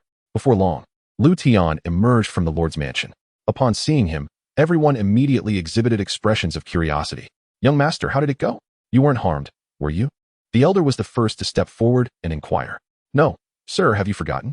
I am quite formidable," Liutian replied with a smile. "Indeed, how forgetful of me. Ha ha ha. And, young master, what of the situation inside?" The elder chuckled, but his tone carried subtle implications. "All resolved. Sir, I have a matter for you to assist with," Liutian suddenly stated. "Assistance? Please, young master, speak freely. I am more than willing to help with whatever I can." The elder responded without hesitation. Seeing this, Liutian softly conveyed his request to the elder. "Ah, such unfortunate souls," the elder lamented. "Rest assured, young master, I shall take good care of them." "Thank you, sir. I have already ensured they forget certain things. With your kindness, I believe they can begin anew. Since the matter is resolved, I shall take my leave," Liutian concluded, striding towards Tian-yi, who was waiting not far away. The elder watched him depart with a tinge of reluctance, yet more so with gratitude. "Resolved?" Tian-yi inquired with a smile as Liutian approached. Let us continue onward. By the way, did she tell you her name?" Liutian suddenly asked, glancing at the little girl holding Tian-yi's left hand. "Yes, Xiaoyu," Tian-yi replied. "Xiaoyu?" Liutian expressed surprise. She mentioned that her mother named her this. Her mother hoped she would be as free and joyful as a fish in water, swimming through the vast ocean. Tian-yi explained. Let us depart. It is time to leave." Liutian refrained from further inquiries, for he noticed that the mention of her mother caused Xiaoyu's eyes to redden. "My lord, what of that little monk? He seems to have been waiting for you," Tian-yi remarked, gesturing towards Kongming in the distance. Upon hearing this, Liutian turned to look. "Please wait a moment. I shall return shortly," he instructed Tian-yi before striding towards Kongming. "Ba, I have the honor of meeting you, young Master Liu." Kongming greeted with a respectful gesture of his hands together. "Kongming, I am about to leave this place. To be frank, your talent is remarkable. My true identity is that of the sect master of the 10,000 Ways sect. Initially, I intended to take you as my disciple. Yet due to the uniqueness of your cultivation, I had reservations. However, it appears you remain quite confused at heart. Here is my sect's token. Additionally, within this, I have inscribed a phrase for you. When you comprehend the meaning of my words, you may come to find me with this token. If you cannot grasp it, then there is no need to come. Until we meet again." After leaving behind a token and a silk pouch, Liutian returned to Tian-yi's side. Subsequently, he departed Yinyang City with Tian-yi and Xiaoyu. It was not until Liutian's figure was entirely out of sight that Kongming turned his gaze towards the token and pouch in his hands. After a moment, he slowly opened the pouch, revealing a note with some words inscribed upon it. "Forgiveness is the matter of the Buddha. Sending them to meet the Buddha is true compassion." Well said, Kongming murmured softly. At the highest peak of the rear mountains of the Creation Immortal Sect, two individuals sat cross-legged at a low table. "I say, Brother Luo, are you truly not going to intervene?" The one inquiring was the Immortal Lord, while the one responding was Luo Xianxing, the venerable ancestor of the Creation Immortal Sect. "Intervene? Why should I? I am not the sect master. Why expend such effort? I fear if you do not step in soon, the Creation Immortal Sect will descend into utter chaos. With Chongfeng's strength, he cannot suppress those individuals, can he? Would you like me to lend a hand? But I must warn you, my help does not come cheap. 10 jars. The Immortal Lord spoke leisurely. "What? 10 jars? Why not just rob me outright? That wine takes a millennium to brew a single jar. I rarely allow myself even a sip. Moreover, who asked for your assistance? As far as the Creation Immortal Sect is concerned, they are free to do as they please. Let them perish if they wish." Luo Xianxing retorted, clearly displeased. "I see you are speaking contrary to your true feelings. Do not think I cannot see through you. Wait for a good opportunity, will you? Are you certain that individual is a match for those three? Should they join forces, I fear you will find no advantage. The immortal lord remarked, seemingly with intent. Without trial, how can you declare it impossible? Those three old fellows have long awaited an opportunity for me to act first, so they have reason to eliminate me. Yet, I am not foolish. The Creation Immortal Sect must not become their tool. If I wager correctly this time, the Creation Immortal Sect shall truly become what it is meant to be. Luo Xuanqing's gaze suddenly gleamed with intensity, and he became markedly more serious. Yet, should I intervene, I could assist you in realizing this ambition. I am curious, given our relationship, why do you persistently reject my goodwill? The Immortal Lord had posed this question before, but each time, he received no satisfactory answer. This time, he held little hope for a different outcome. You do not understand. You are the Immortal Lord. Let us not speak of whether this will bring you trouble. Furthermore, this is an agreement I made with my revered master. I vowed to resolve the long-standing issues of the Creation Immortal Sect with my own hands. The time has come. Only the favorable winds are lacking. Among the three, the old fellow from the Huang family is the strongest. Yet, it was the Huang family that provoked the disciple of that individual. If that person can compel the Huang family's elder to act, the other two families will certainly not remain idle. Though they often quarrel, they are surely aware of the principle of mutual loss. Once those three are eliminated, even without me, Xianfeng can completely seize control of the Creation Immortal Sect. At that point, the Creation Immortal Sect will truly be the Creation Immortal Sect, no longer a tool in the hands of a certain individual or family. Luo Xuanqing spoke with a measured tone. Sigh, I understand the reasoning, but must it be so complicated? The Immortal Lord sighed, posing the question. It is necessary. Those three, regardless of their shortcomings, have contributed significantly to the Creation Immortal Sect. However, they have now become detrimental to its future development. Thus, I desire their demise. Yet they must not perish at the hands of rather, the Creation Immortal Sect's own people. Only if they are slain by outsiders will the elders and disciples not rebel. Should they fall to their own, it would dishearten the sect's disciples and elders. This is something I wish to avoid. Luo Xuanqing stated expressionlessly. Even if that individual truly kills them, do you believe he would let you off the hook after your schemes? The Immortal Lord suddenly inquired. Perhaps he will. Perhaps he will not. Yet, this is no longer of consequence. I have said it before. Once those three old fellows are dead, even without me, Xianfeng can achieve what I envision. Having lived this long, my cultivation has reached its limits. I have experienced all there is to experience. Death is but a trivial matter. What is there to fear? Luo Xuanqing laughed heartily. As their conversation unfolded, Liutian was making his way towards the Creation Immortal Sect. At this moment, Liutian was alone, having already absorbed Tian Yi and Imo Xiaoyu into the eternal world. The reason for Liutian's actions stemmed from a desire, mere minutes prior, to check on Su Bai and the others.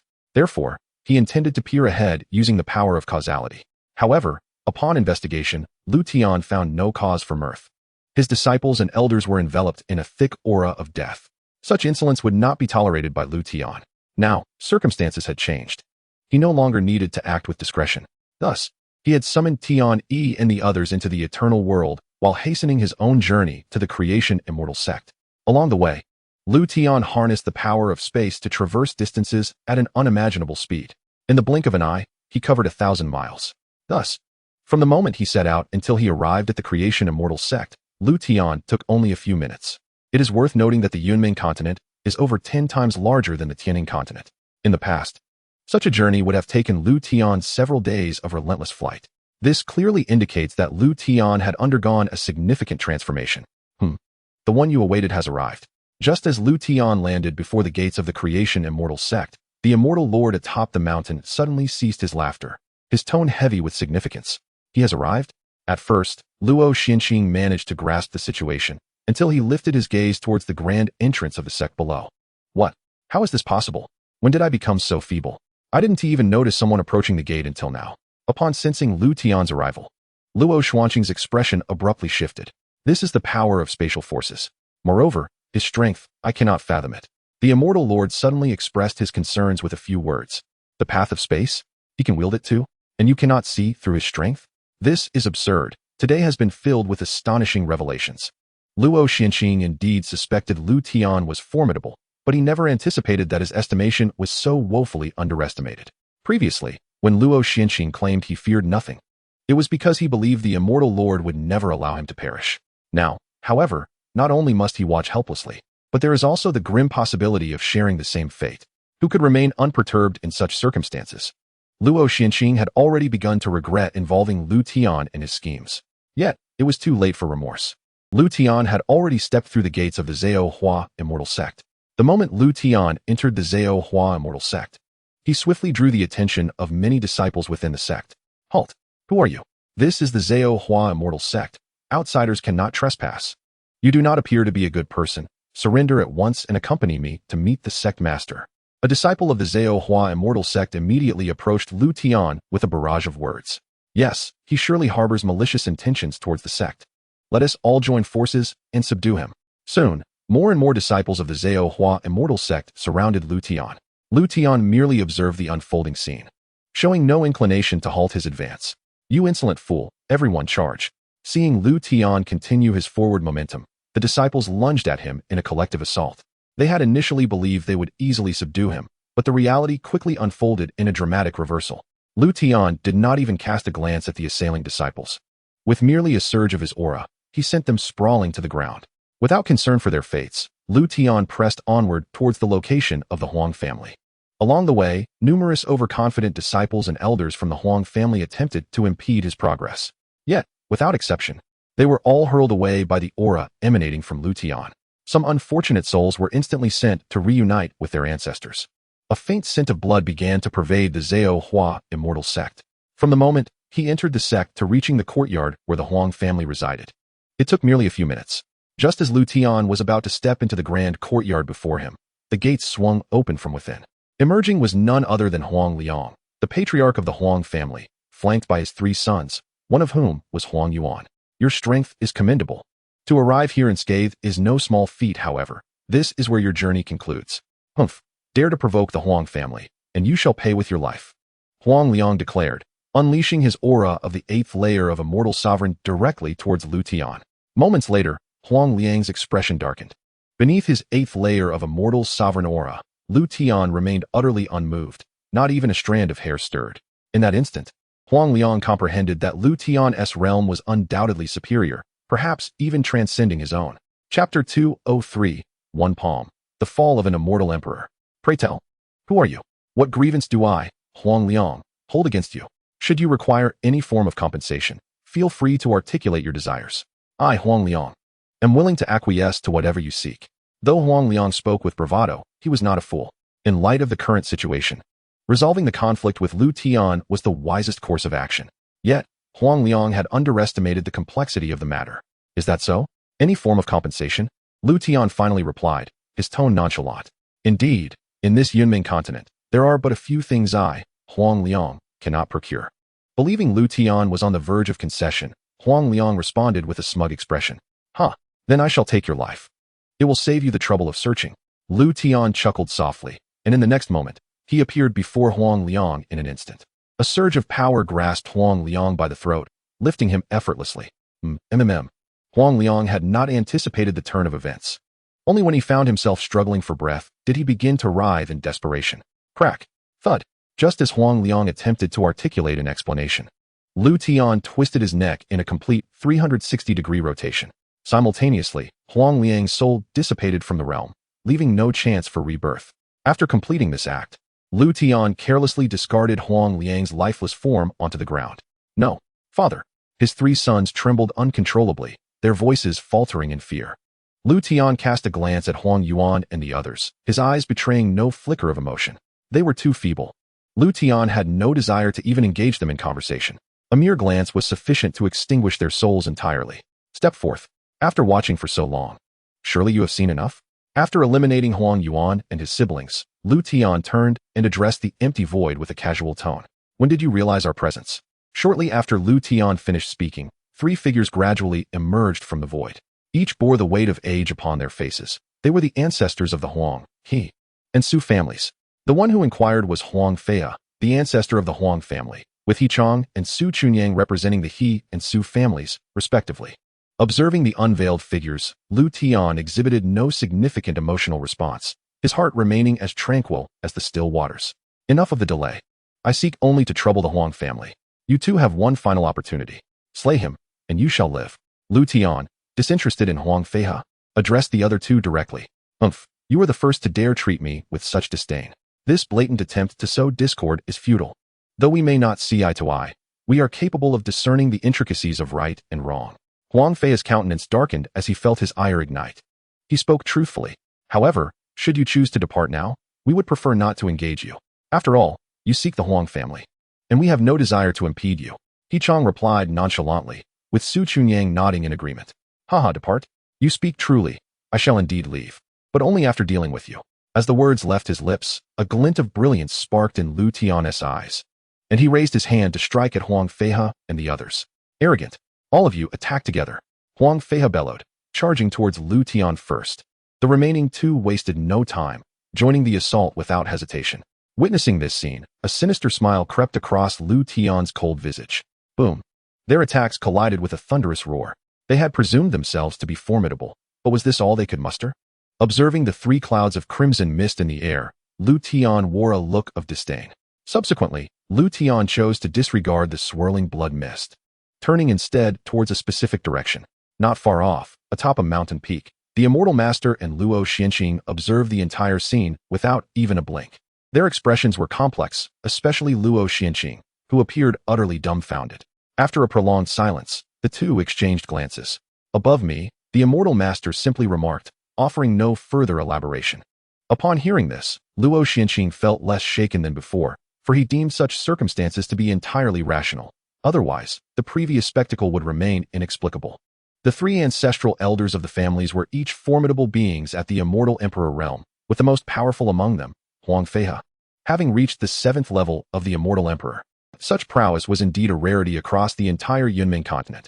To effortlessly slay such a powerful being with a single strike was a feat that even the pinnacle of the Immortal Emperor, the Immortal Master, would hesitate to claim.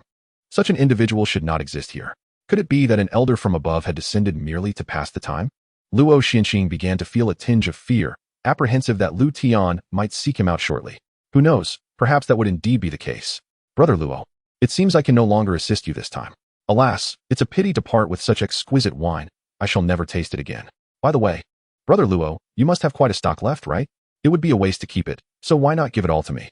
Rest assured, in our relationship, I will safeguard the chaotic immortal sect for you after you depart.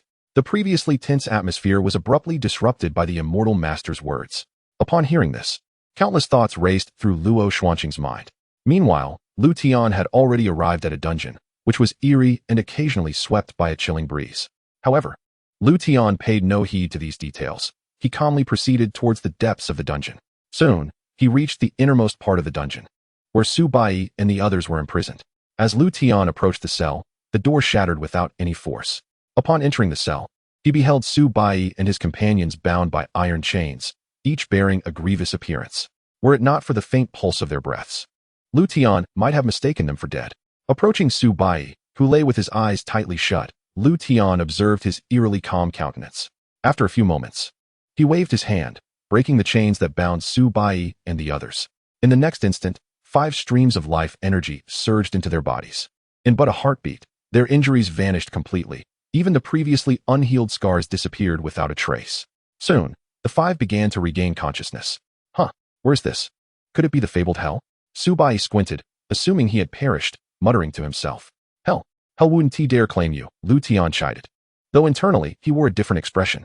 Nevertheless, he could not reveal his true feelings, lest he tarnish his image as a master. Master? Hearing the familiar voice, Su Bai abruptly opened his eyes and sprang to his feet. It truly is you, master. At last you have come. I have waited for you with great longing. You cannot imagine the horrors I endured at the hands of those people. They were inhuman. I can scarcely articulate the depth of my suffering. Upon confirming that the figure before him was indeed Liutian, Su Bai rushed to his side, kneeling and seizing one of Liutian's legs to lament his plight. Liutian had intended to offer some words of comfort, but Su Bai's fervent display rendered him speechless. Soon, Su Bai's outcries roused the other 4. Upon recognizing Liutian, their faces lit up with excitement. Master, you have finally arrived. You cannot fathom the series of inhumane treatments I have endured. They echoed Su Bai's sentiments. Enough. You two have failed to express your grievances. I see. Liutian rolled his eyes, speaking with exasperation. Truly, master, you possess the ability to discern my unspoken thoughts. Gui chuckled, having been in a stupor before and unaware of Su Bai's earlier declarations. As Gui laughed, Su Bai rubbed his forehead, pretending not to recognize him. The others, including Xiao Yin, averted their gazes, signifying their disassociation from Gu Yi. What is it, master? Have I said something amiss? Your expression seems somewhat off. Gu Yi inquired curiously. I should not have come to see you all first. Never mind, we shall discuss it another time. Come now. It is time to return to the eternal realm. You need not linger any longer. The Huang family has been eradicated by me. Do you have anything further to add? If not, I shall send you back to the eternal realm. I must also proceed to the Lioli Immortal Palace to rescue your senior sisters, Liutian declared. Have something happened to the junior sisters? Subai questioned with alarm. What do you think? You truly give me no respite, Liutian replied, exasperated.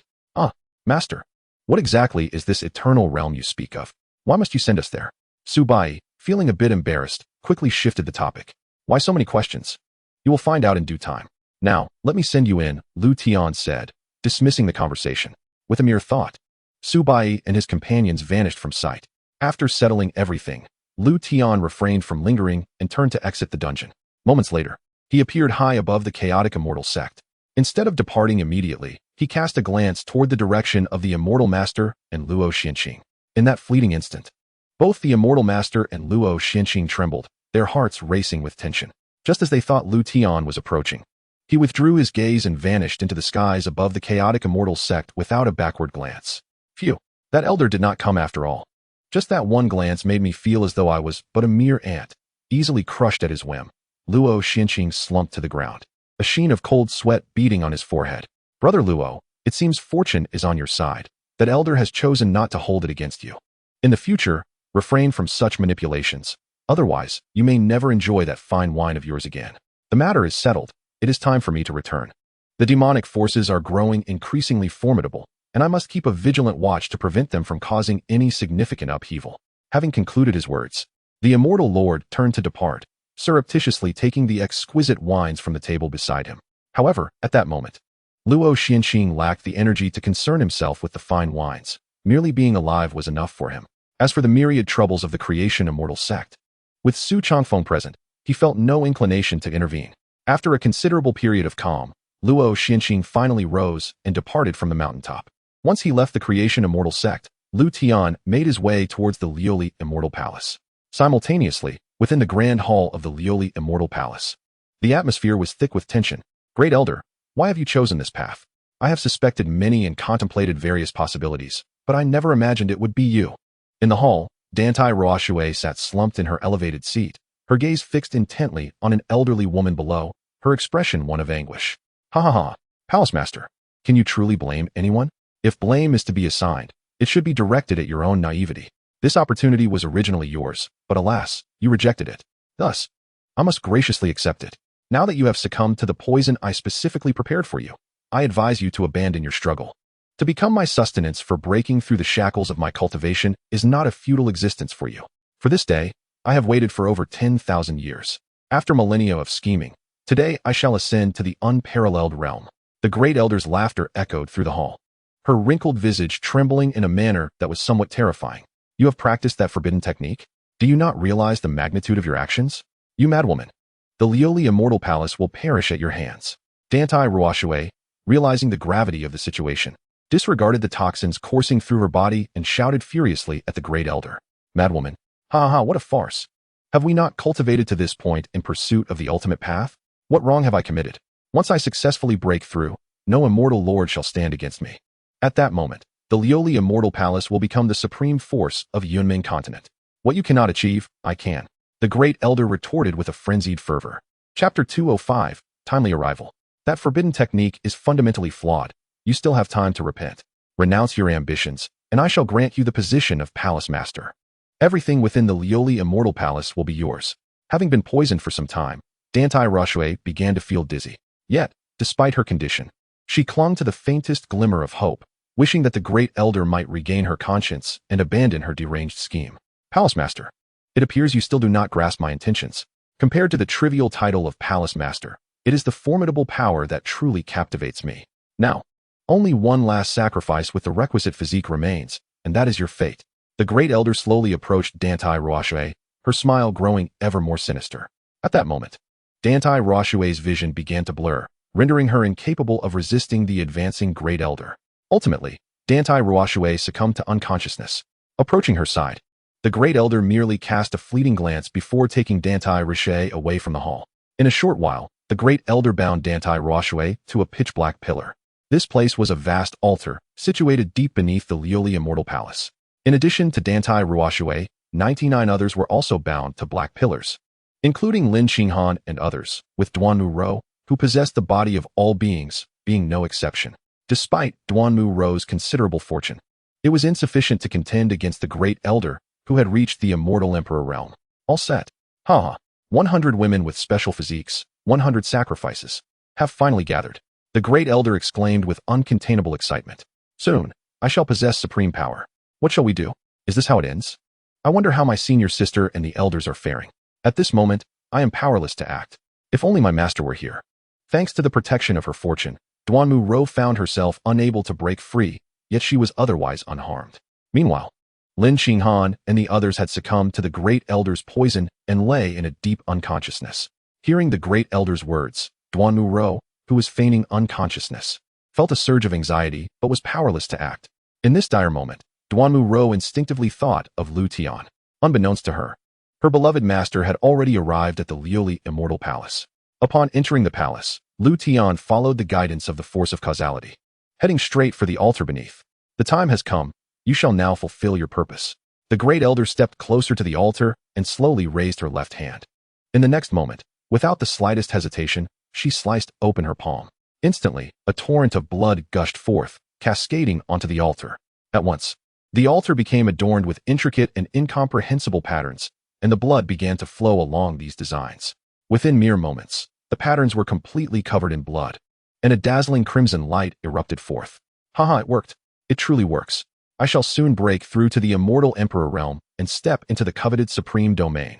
The great elder's face twisted into a maniacal grin as she beheld the radiance. Just then, Liutian arrived. The great elder, who had been overjoyed, sensed movement behind her and turned to look. Upon spotting Liutian, the smile on her face vanished, replaced by a visage of murderous intent. Who are you? No man is permitted to enter the Liuli Immortal Palace. Moreover, how did you find this place? Few know of it, and as an outsider, you should be unaware of its existence. Having been a schemer all her life, the great elder did not immediately attack Liutian. The mere fact that Liutian had entered unnoticed indicated that he was no ordinary individual. Thus, she deliberately posed these questions to buy herself time. As long as the sacrifice was completed and she obtained supreme power, she was confident she could eliminate the suddenly appearing Liutian. Is it truly so difficult to comprehend? I am more curious about your purpose here, Liutian replied coolly. Master, please stop her. She intends to sacrifice us all. At that moment, feigning unconsciousness, Duanmu Ro, upon hearing Liutian's voice, excitedly opened her eyes. Confirming it was indeed Liutian, she immediately shouted. Not good. She has awakened. You brat. Do not even think about tampering with the altar. Die. Upon hearing Duanmu Ro's voice, the great elder's heart sank. With no path of retreat remaining, her expression darkened. Seizing the moment Liutian turned to Duanmu Ro, she unleashed her most powerful strike towards him without hesitation. Be careful, master. Upon witnessing this scene, Duanmu Ro called out loudly to Liutian.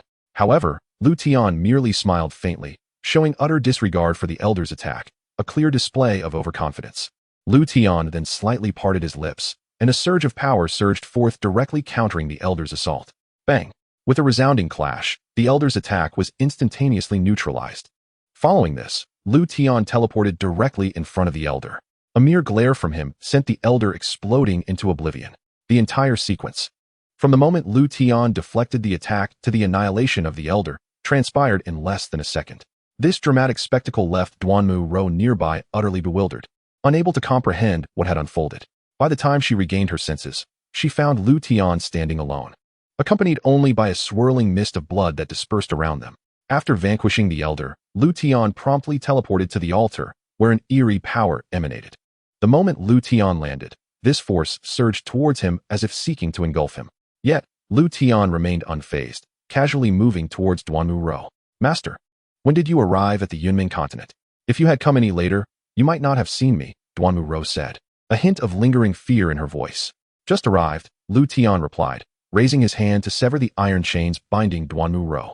Master, what about sister and the elders? Please save them, Duanmu Ro urged as soon as she was freed. Liutian, without hesitation, swiftly proceeded to rescue Lin Xinghan and the others. Moreover, he effortlessly liberated the remaining disciples of the Lioli Immortal Palace. With the sacrifices no longer present, the altar became unstable almost immediately. Observing this, Liutian led everyone away from the altar before decisively smashing it into powdered remnants. Thus, this perilous ordeal was successfully brought to a close. Chapter 206. Early resolution. Upon returning to the ground, Liutian expeditiously purged the poison from within everyone's bodies. It wasn't long before Lin Xinghan and the others gradually regained consciousness.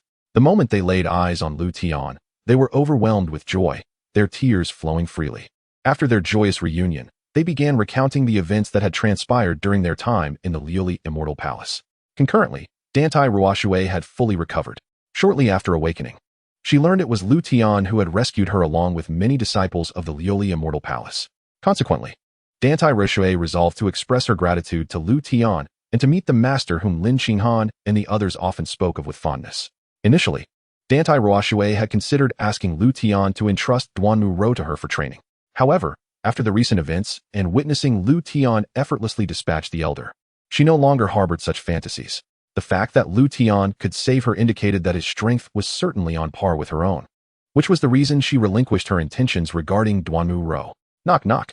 Before long, a sound interrupted the nostalgic conversation between Liutian and Lin Xinghan. Palace Master? Upon seeing Dantai Ruoxue, Lin Xinghan and the others exchanged puzzled glances. You have all awakened. This time, it was my mismanagement of the Lioli Immortal Palace that led to this situation, so I have come to check on you and offer some compensation. There isn't much, so please don't think it too little.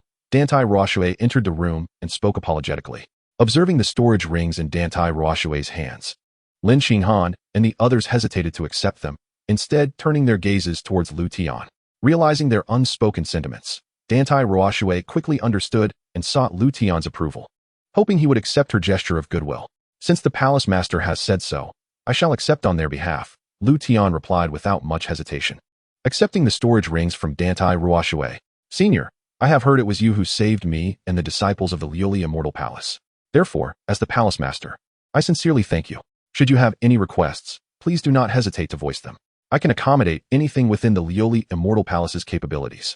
From the moment she entered, Dantai Ruoxue had assessed Liutian's strength, ultimately concluding that it was entirely inscrutable.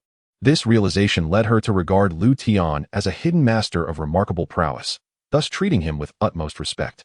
Palace Master, you flatter me. It was merely a small deed, unworthy of mention. Moreover, I have heard from Xinghan that you have been quite attentive to them. Hence, rescuing you was the least I could do, Liutian replied with a smile. Palace Master, the matter has been resolved, and I must take them away now. This is the token of the Dao Sect. Please keep it safe. Should the Lioli Immortal Palace encounter difficulties in the future, you may invoke my assistance using this token, Liutian stated, rising to his feet and presenting a token to Dantai Ruoxue. She promptly accepted it with a raised hand. Senior, are you leaving now? Perhaps you could stay a few more days? It would allow me to properly host you to express my gratitude, Dantai Ruoxue said, feeling a tinge of disappointment at Liutian's impending departure. There's no need. It was merely a trifling matter, so do not dwell on it. Besides, I have matters to attend to. Liutian shook his head, politely declining her invitation. Very well. Since you have affairs to handle, I shan't press further. If I wish to find you in the future, where should I go? Dantai Ruoxue inquired. Looking for me. I plan to wander around the Yunming continent for a while. So, unless necessary, there's no need to seek me out. Should any external threats invade the Lioli Immortal Palace, simply channel a strand of celestial energy into the token I just provided, and I will respond immediately, Liutian replied. Understood, I will remember that, Dantai Ruoxue nodded. With that, I bid you farewell, Liutian concluded, turning to exit the room. Lin Xinghan and the others promptly bid farewell to Dantai Ruoxue before hastily following Liutian out. Before long, Liutian escorted Lin Xinghan and the others away from the Lioli Immortal Palace. On a lofty peak, Dantai Ruoxue stood in silence, her gaze fixed on the receding figure not far away. She did not turn away until that figure completely vanished from her sight. Meanwhile, Liutian, having departed from the Lioli Immortal Palace, soon transported Lin Xinghan and the others into the eternal world. Except for Xianxia, the others ceased to maintain their composure. Xianxia immediately took Liutian's arm, her face radiant with uncontainable joy. Husband, do you have any idea how much I've missed you these past few months? We agreed on just 1 month, and yet you made me wait so long. Tell me, what will you do to make it up to me? Xianxia complained, resting her head on Liutian's arm. Cough, cough. What kind of compensation do you desire? Liutian feigned indifference as he inquired. For compensation. You must accompany me these days. And at night too. Xianxia's face flushed crimson as her voice trailed off. Ahem, well then, Xia. I have no objections to accompanying you during the day. However, when it comes to the evening, Liutian hesitated, unsure of how to articulate his thoughts. After all, Xianxia was not yet aware of his relationship with Tiani. Liutian feared that as soon as he spoke, Xianxia might immediately change her demeanor, leading to considerable troubles for him. He could kill without a flicker of his brow, but to placate an irate woman was an entirely different matter, a daunting challenge indeed. What troubles you in the evening, my husband? You are not lacking in that regard, are you? Xianxia suddenly inquired softly. Nonsense. How could I possibly be lacking? I could go for 3 days and nights. Liutian caught himself, realizing he had perhaps said too much. In any case, it's not an issue of that nature. He declared with conviction. Who would admit to such a thing? That would be absurd. Hee. Then what is the reason? You are not secretly seeing someone behind my back. Are you? Xianxia teased, a playful smile gracing her lips as she deliberately probed. Well, Liutian was rendered speechless upon hearing this. Is there truly someone? Who is she? Do I know her? Xianxia had already discerned Liutian's apprehensions and understood that he was concerned about her reaction. In truth, Xianxia did not care about such matters at all. She had even surmised who that person might be. She merely wished to gauge Liutian's feelings towards her. If he were utterly indifferent to her emotions, though she would not voice her disappointment, she would certainly feel a pang of sadness. Nevertheless, witnessing Liutian's current indecisiveness brought her satisfaction. At least it indicated that he harbored some guilt in his heart, hence his reluctance to speak. Otherwise, why would he be so hesitant? Alas, it is a confrontation that must be faced eventually. The sooner one speaks, the sooner one is liberated. Liutian steeled himself, deciding to reveal everything about his relationship with Tian to Xianxia. Either he would remain silent, or he would share without any concealments. Soon, Liutian confessed everything to Xianxia. However, to his bewilderment, Xianxia did not react with anger. Instead, she wore a radiant smile. Why do you gaze at me so, my husband? Xianxia asked, perplexed by the look of confusion on Liutian's face. Xia, you are not angry? Liutian queried. Angry? Why would I be angry? My husband, do you think I would change my demeanor upon learning of your connection with Sister Tiani? Xianxia retorted. Isn't it so? Liutian thought, as he believed no woman would tolerate such matters lightly. It is only natural for someone as remarkable as my husband to have admirers. As for why I am not angry, it is sufficient for me to know that you hold me dear in your heart. That alone brings me contentment, Xianxia replied. Do all women think like this? Liutian asked, his confusion deepening. Of course not. The hearts of women can be quite complex. You must exercise caution in the future. Not everyone shares my perspective. Should you encounter trouble, do not blame Xia for not forewarning you, Xianxia said with a mischievous grin. Let us not dwell on this any longer. Let us continue our journey. Liutian relinquished any further attempts to decipher the intricate thoughts of women. Rather than tormenting himself, he chose to embrace a more relaxed approach, allowing things to unfold naturally. Very well, my husband, where shall we go next?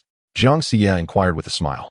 Naturally, we shall seek out the most formidable warrior in the Yunming continent, Liutian replied, a slight smile gracing his lips as he gazed towards a particular direction. In the northeastern part of the Yunming continent stood an immensely towering peak, the abode of the immortal master. This majestic mountain was widely known as Feixian Peak. After several days of leisurely exploration, Liutian finally arrived at the base of Feixian Peak. Throughout this time, Xianxia had remained closely by his side. It was only as they approached the peak that Xianxia returned to the eternal world. Gazing at the ethereal Feixian Peak, Liutian did not linger, swiftly making his way towards the summit. Before long, he stood before a magnificent palace. As Liutian had not made any effort to conceal his presence, the immortal master had already sensed his arrival. At this moment, the immortal master stood at the entrance of the palace, seemingly awaiting Liutian's arrival. Once more, we meet. I hope you do not mind my uninvited presence. Liutian approached the immortal master with a friendly smile. Not at all. It is an honor to welcome you. Esteemed senior, if you would not mind, please, come inside. The immortal master replied with utmost respect. In this secluded place, there were no outsiders. Otherwise, onlookers might question their understanding. For everyone in the Yunming continent knew that the immortal master was the strongest of them all. The concept of respect seemed entirely unrelated to one so powerful. Very well, I shall impose upon you, Liutian said. By the way, I have heard that you have a formidable disciple who commands the path of space.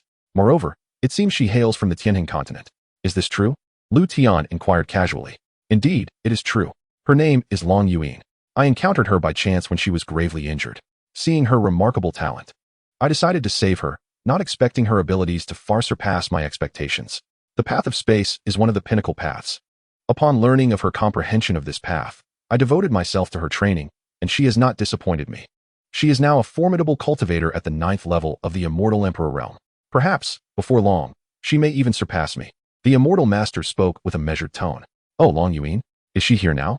I would very much like to meet such a talented individual, Liutian remarked. Alas, I fear I must disappoint you. She is currently on the front lines of the conflict between the demon and human clans. However, if you are willing to wait a while longer, I can summon her back right away, the Immortal Master responded. In that case, I shall forego that. I will visit her myself at a later time, Liutian said. Subsequently, Liutian followed the Immortal Master into the palace. Shortly thereafter, the Immortal Master presented an array of exquisite treasures to entertain Liutian, while also conveying information about Liutian to Long Yuan in the distance, especially cautioning her of Liutian's strength, advising her not to offend him. Immortal Master, we have exchanged pleasantries long enough. I have come today with a request for your assistance, Liutian stated as he recognized the time had come to address the main topic. Feel free to speak. Esteemed Senior, the Immortal Master replied without hesitation. Very well. Allow me to formally introduce myself. I am Liutian, the sect master of the Dao Sect. I plan to hold a grand disciple recruitment event in the Yunmen continent. However, as I have only just arrived, the people here are unfamiliar with the Dao Sect. Even if I announce my intention to recruit disciples, I fear few will attend. Thus, I thought of you, Immortal Master. Surely, there is no one in the Yunmen continent who does not know of your esteemed name. I merely require the Immortal Master to assist in publicizing the existence of the Dao Sect, while concurrently promoting the recruitment of disciples. What does the Immortal Master think of this? Liutian spoke slowly. In truth, the recruitment of disciples was secondary. Liutian's primary objective was to harvest prestige points from the Yunmen continent. In the eternal world, everyone was already aware of the Dao Sect, thus yielding minimal prestige points. To amass a substantial amount of prestige points in a short time, it was imperative to publicize the existence of the Dao Sect in other realms. The greater the number of individuals aware of the Dao Sect, the more prestige points would accrue. Presently, an opportunity to garner a significant quantity of prestige points had arisen, which Liutian naturally would not overlook. Although he was invincible in the Yunmen continent, Liutian was not one to rest on his laurels. There were undoubtedly more formidable worlds beyond the Yunmen continent, where he would encounter even stronger opponents. Only with an ample reserve of prestige points would Liutian feel secure. Furthermore, spending prestige points could expedite the growth of the eternal world system. Hence, the need for prestige points was even more pressing. Certainly, this is a trivial matter. The senior need not worry. I assure you that within 3 days, the entire Yunmen continent will be aware of the Dao Sect's existence. The Immortal Master had expected a far more daunting task, but found it to be quite straightforward. Thus, he readily acquiesced. In that case, I am most grateful. In the spirit of reciprocity, since the Immortal Master is willing to assist me, I too can lend a hand with your concerns regarding the demon clan. Observing the Immortal Master's amiable demeanor, Liutian felt compelled to reciprocate in kind. Are you serious, Senior? However, I do not doubt your abilities. But the situation with the demon clan is not as simple as it appears. I fear that. The Immortal Master hesitated. I know what you are about to say. It pertains to the Heavenly Dao lending assistance, correct? Rest assured, it is merely the Heavenly Dao, one that has already been forsaken by the Yunmen continent. Liutian replied nonchalantly. You are already aware? Indeed, I was being overly cautious. May I boldly inquire about your true strength?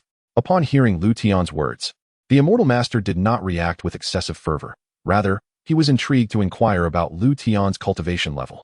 My strength? Ha. I can only inform you that I am invincible in the Yunmen continent. Is there anything else you wish to ask? Liutian chuckled before continuing. Invincible. The Immortal Master, upon hearing Liutian's declaration, not only did he not harbor doubts, but he was also filled with unwavering conviction. At that moment, the Immortal Master's expression fell into contemplation, as if pondering something profound. Senior, there is a matter for which I would like to request your assistance. With your prowess, perhaps the outcome this time may differ. Suddenly, the Immortal Master spoke with a grave countenance. Really? Given the Immortal Master's solemn demeanor, I am curious about what you are about to propose, Liutian replied, intrigued. Indeed. Are you familiar with the Divine Source Realm? The Immortal Master inquired. The Divine Source Realm? I believe I have heard of it somewhere, Liutian mused, soon recalling that it was the world where Xiaohe resided. He remembered the last time the ancestor Qilin had mentioned matters concerning the Divine Source Realm. I see. You wish to discuss something related to the Divine Source Realm? Given the significance of the Divine Source Realm, Liutian could not afford to be indifferent. Yes, in fact, I have long been aware of matters regarding the divine source realm. My cultivation has already met the conditions for ascending to a higher world, yet I have been unable to leave the Yunming continent. Do you know why? The immortal master spoke slowly. I do not possess extensive knowledge of the divine source realm. Please, proceed directly, Liutian replied coolly. Indeed, beyond the Yunming continent, there exists a higher world. The world one ascends to from the Yunming continent is the divine source realm. Ordinarily, as long as one's cultivation is sufficient, one can enter the divine source realm via the cross-realm bridge. However, for reasons unknown, the once existing cross-realm bridge has now been destroyed.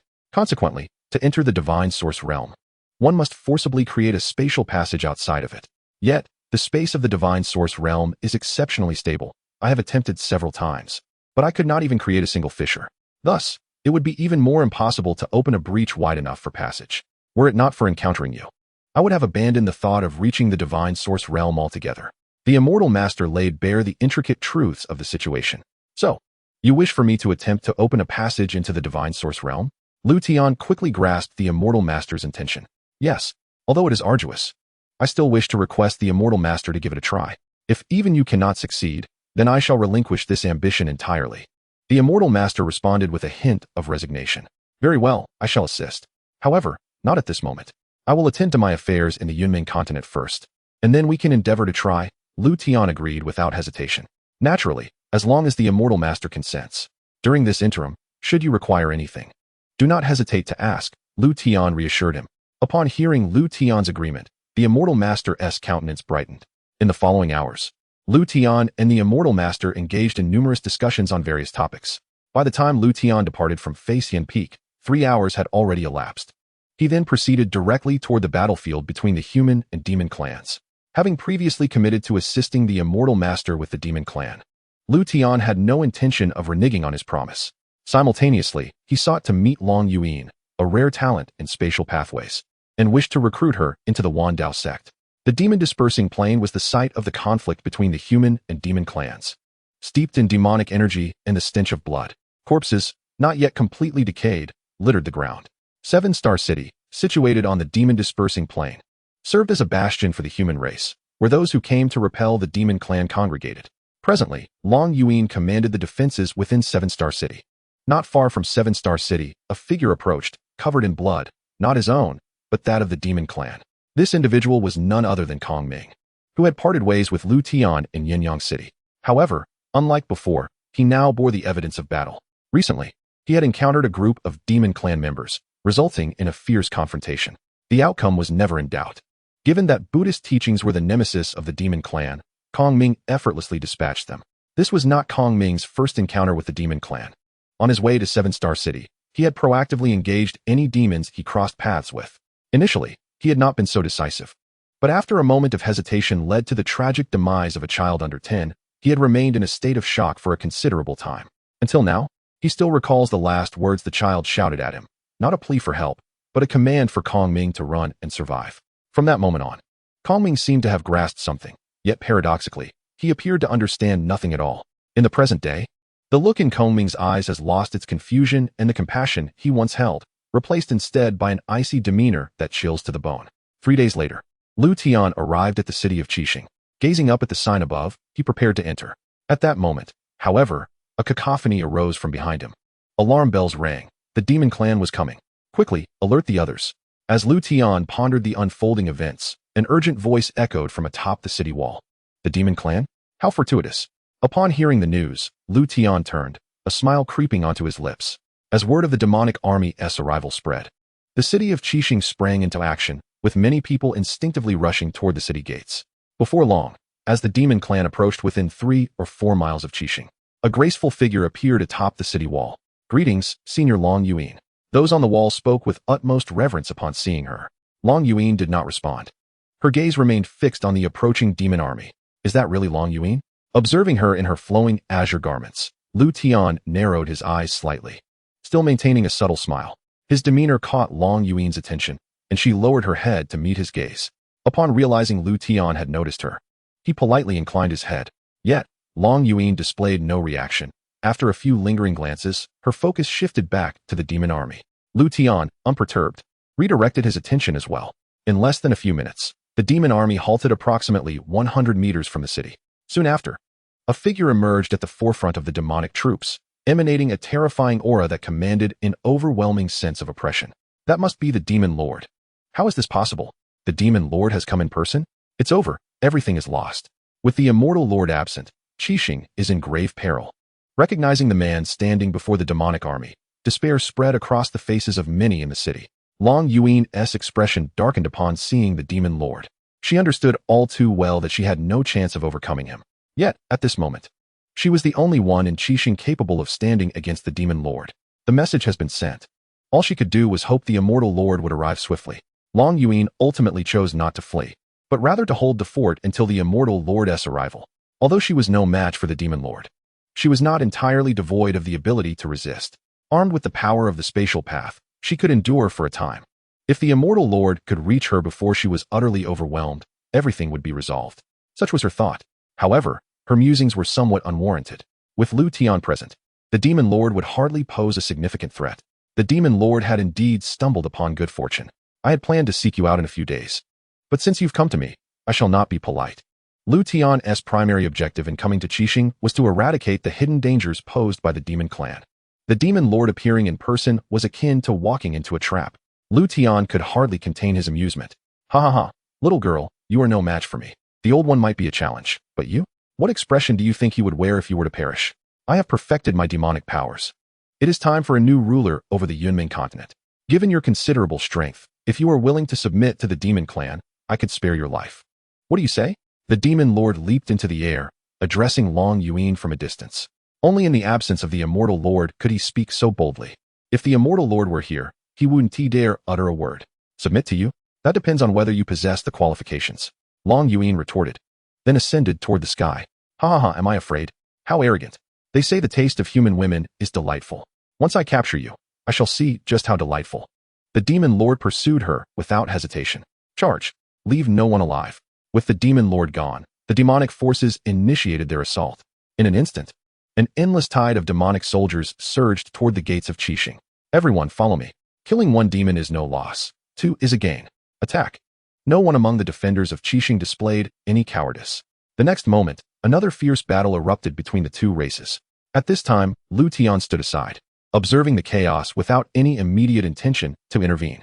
After all, for Liutian, the only remaining entity worth engaging was the Demon Lord. The rest of the demonic army was simply too weak to pique his interest. Suddenly, Liutian sensed a familiar aura. He turned to see Kongming, radiating an intense Buddhist energy, cutting through the ranks of the demonic army like a wrathful deity, striking fear into their hearts. Interesting. It seems he is on the verge of losing himself to the darkness. Yet, his awareness remains sharp. This must be the influence of his Buddhist heart. Liutian quickly discerned Kongming's current predicament, though rather than worry, he found himself pleased by the sight. Should I lend a hand now? After all, he is somewhat of a prospective disciple. Liutian contemplated. Ultimately, he decided to assist Kongming, but not just yet, as Kongming was in the throes of battle. Interrupting his momentum would not be wise.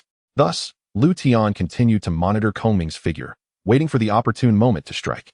Gradually, the battle raged on for a duration akin to the burning of a stick of incense, and both the demons and the humans began to show signs of fatigue. Continuous exertion of their celestial energy was taking a toll. Kongming's situation was even more dire. He had been unleashing his full power without reservation to eliminate as many demons as possible. This rapid consumption of energy left him at a distinct disadvantage. Hurry. He cannot hold on much longer. Everyone, focus on killing that monk. Soon, some among the demons recognized Kongming's precarious state and decided to combine their efforts to take him down. Slaying a practitioner of Buddhist arts like Kongming was deemed far more valuable than eliminating others.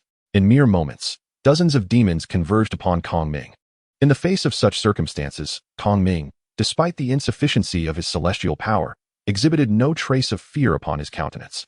Amitba, before coming here, I inquired of the abbot regarding how to resolve the enmity between the human and demon races. The abbot advised that compassion would be the key to reconciliation. At that moment, I wholeheartedly believed in his words. However, on my journey to Seven Star City, I encountered a senior. Can you guess what that senior imparted to me? Suddenly, Kongming began to converse with himself, ultimately addressing the group of demons before him. What nonsense from that so-called senior.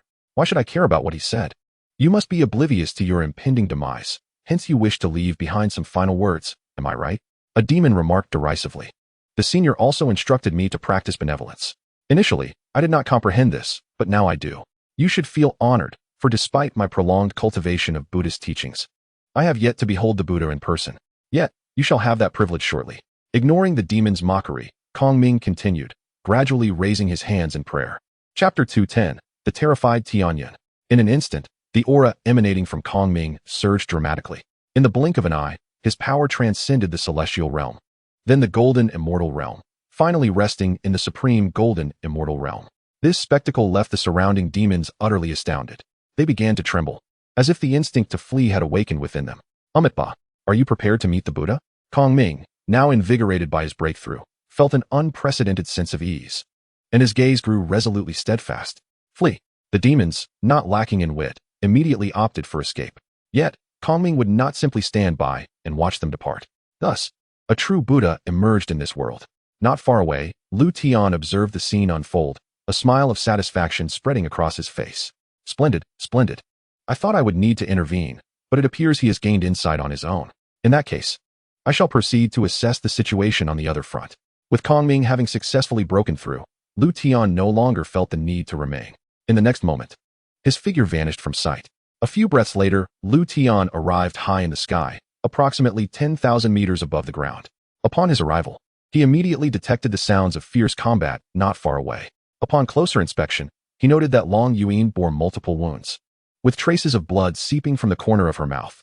In stark contrast, the demon lord remained unscathed, toying with Long Yuan as if she were a mere plaything. Haha, I told you, you are no match for me. Are you certain you will not submit to my will? To be honest, I am aware that you have been stalling for time. You must have already alerted the Celestial Lord, haven't you? You thought I would not notice? TSK, TSK, TSK. In truth, I have been waiting for his arrival. Once the Celestial Lord appears, it will be his doom.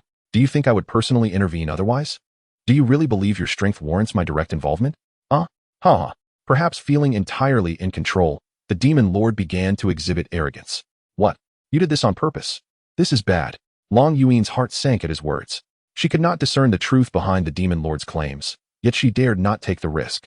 If the Celestial Lord were to meet with any misfortune, the Yunming continent would fall entirely into the demon lord's hands.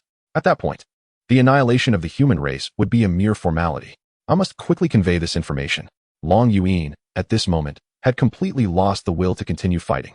Do not waste your efforts. Do you think you can still send him a warning? Do you truly believe I, the demon lord, am merely a decoration? My patience has worn thin. I shall ask you one last time. Will you submit to me? The demon lord, seemingly reading Long Yuan's thoughts, offered her no chances. Even if it leads to my death, I will not yield. Moreover, you underestimate me far too much. I admit I am not your opponent. But do you think you can stop me from leaving? As she spoke, waves of spatial power began to emanate from Long Yuan. Spatial power, indeed a formidable force. I cannot hinder your escape, yet that does not imply you can depart unscathed. The demon lord stood his ground, making no effort to obstruct Long Yuan. It was as if, even without his intervention, her exit was impossible. Yet, it was indeed the case. Just as Long Yuan attempted to utilize her spatial power to traverse away, a force directly shattered her spatial energy, subsequently seizing complete control over her. Who? Long Yuan exclaimed in alarm, calling out.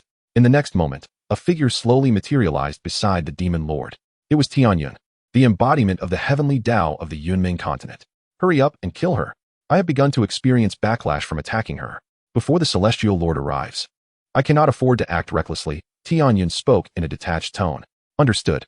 What a pity. Her strength is commendable, yet she is so oblivious to the situation. With Tianyun's command, the demon lord had no choice but to eliminate Long Yuan. Not far away, Liutian observed this scene with a calm demeanor, his emotions remaining largely unchanged. Finally emerged. This must be the heavenly Tao of this realm. Now, it is time for my entrance. Liutian smiled slightly, then ceased to conceal his presence. In the next moment, both Tianyun and the demon lord instantly sensed Liutian's aura and turned their gazes toward him simultaneously. Even the immobile Long Yuan looked in Liutian's direction. Meanwhile, Liutian strolled leisurely toward Long Yuan. When? Did you arrange for this person? The demon lord inquired, turning to Tianyun. In his view, unless Tianyun intervened, no one could approach him undetected. Not at all. Be cautious. This individual eludes my understanding, Tianyun replied, his expression grave. You cannot comprehend him? Are you jesting? The demon lord was taken aback, his expression shifting as he registered the gravity of the situation. While the demon lord and Tianyun exchanged words, Liutian had already swiftly appeared before Long Yuan. With a gentle wave of his hand, the bindings that restrained her dissipated. After rescuing Long Yuan, Liutian turned to face Tianyun and the demon lord. Who are you? You are the first individual I have encountered who eludes my perception. You cannot possibly be from the Yunming continent, Tianyun stated directly. I am Liutian, the leader of the Wandao sect. Indeed, I am not of the Yunming continent. However, that is of little consequence. There are matters I wish to inquire about. How much do you know about the Hall of Heavenly Dao? Liutian smiled and posed his question. The Hall of Heavenly Dao? I am indeed aware of certain details, but why should I divulge them to you? Though I cannot see through you, this is the Yunming continent, and you cannot harm me here, Tianyun replied, unperturbed. Oh, is that so? A heavenly Dao cast aside by the world dares to be so arrogant? Never mind, my time is precious. I shall come in person. Liutian remarked with a serene smile, speaking in a calm tone. Upon hearing these words, both Tianyun and the demon lord instantly tensed with apprehension. Still wishing to resist? You underestimate yourself. With a single step, Liutian appeared before Tianyun in an instant. Realizing what was happening, Tianyun attempted to retreat. But Liutian would not grant him such an opportunity. In the next moment, the power of the world erupted from Liutian, directly ensnaring both Tianyun and the demon lord beside him. This power is impossible. How could you possess such strength? Who are you? As he felt the overwhelming force of the world, Tianyun's eyes widened in terror as he questioned Liutian in a panic. Enough of your prattle. Liutian disregarded Tianyun's frantic reactions, raising his hand to grasp the latter's head for probing. In the next instant, memories pertaining to Tianyun began to materialize in Liutian's mind. Chapter 211. The Defeat of the Demon Clan. In the external realm, Tianyun exhibited an expression of immense agony, his face contorting in distress. Observing this scene, the demon lord was rendered dumbfounded. If even Tianyun was so easily subdued, he certainly had no chance of escape.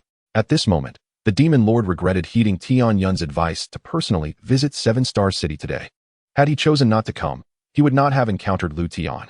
But now, it was too late for regrets. Within the span of a mere incense sticks burning, Liutian had thoroughly examined Tianyun's memories, ultimately gleaning a fragment of valuable information. I expected to uncover a wealth of knowledge, yet this is all there is? Since you hold no further value, you shall dissipate, Liutian declared, preparing to obliterate Tianyun. No, save me, Cloud Dream Continent. I realize my mistakes. At the last moment, Tianyun summoned all his strength to scream desperately. In the next instant, the heavens and earth underwent a dramatic shift. Liutian paused. His hand, which was poised to extinguish Tianyun, halted abruptly. Soon after, bolts of lightning streaked across the sky, seemingly aimed at Liutian. Begone! Should you dare trouble me again, the Cloud Dream Continent shall cease to exist. Liutian raised his gaze to the rolling thunderclouds and coldly spoke. As soon as his words fell, the lightning withdrew, and tranquility returned to the realm. This spectacle not only astonished Tianyun, but also left Long Yuan nearby, gazing in a daze at Liutian's back. You see, the Cloud Dream Continent seemingly does not wish to rescue you? Liutian quipped lightly before effortlessly resolving the will of a world. As for the demon lord, he was completely obliterated before he could utter a word. Having concluded all matters, Liutian slowly turned to face Long Yuan. What met his gaze was her expression of astonishment, her lips slightly parted in shock. Are you all right? Approaching Long Yuan, Liutian waved his hand in front of her, then inquired. I am fine.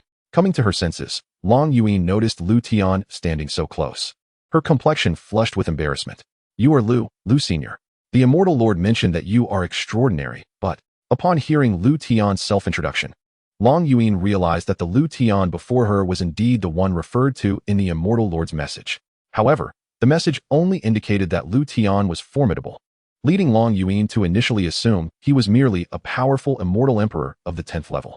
Yet the events that had just transpired completely altered her perception. Oh, the immortal lord has spoken of me. Then he must have informed you of my purpose in coming here, correct? Liutian smiled slightly and continued. Yes, he did. I initially thought you would take longer to arrive. I did not expect you to come so swiftly and with such formidable strength. Long Yuan replied with a nod.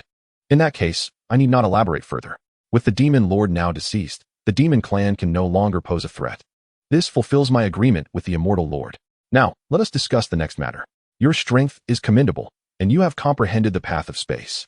My second purpose for visiting is to inquire if you would be willing to join the Wandao sect. Liutian wasted no time and swiftly posed the question to Long Yuan. Join the Wandao sect? This Senior Liu, please forgive me. But my life was saved by the immortal Lord. I must serve him and, therefore, cannot join. Long Yuan replied apologetically. What if the immortal Lord were to agree to your joining the Wandao sect? Liutian suddenly asked. If the immortal Lord consents, I would, of course, be willing to join your sect, senior. Long Yuan responded. Very well. From now on, you shall be a member of the Wandao sect. When you return, inform the immortal Lord of this matter. He will agree. By the way, also let him know that 7 days hence, a disciple recruitment event for the Wandao sect will be held at his Feishan Peak. Here is the sect's token. Take good care of it. Liutian proficiently produced a sect token and handed it to Long Yuan. She instinctively reached out to accept it, though her expression remained somewhat dazed.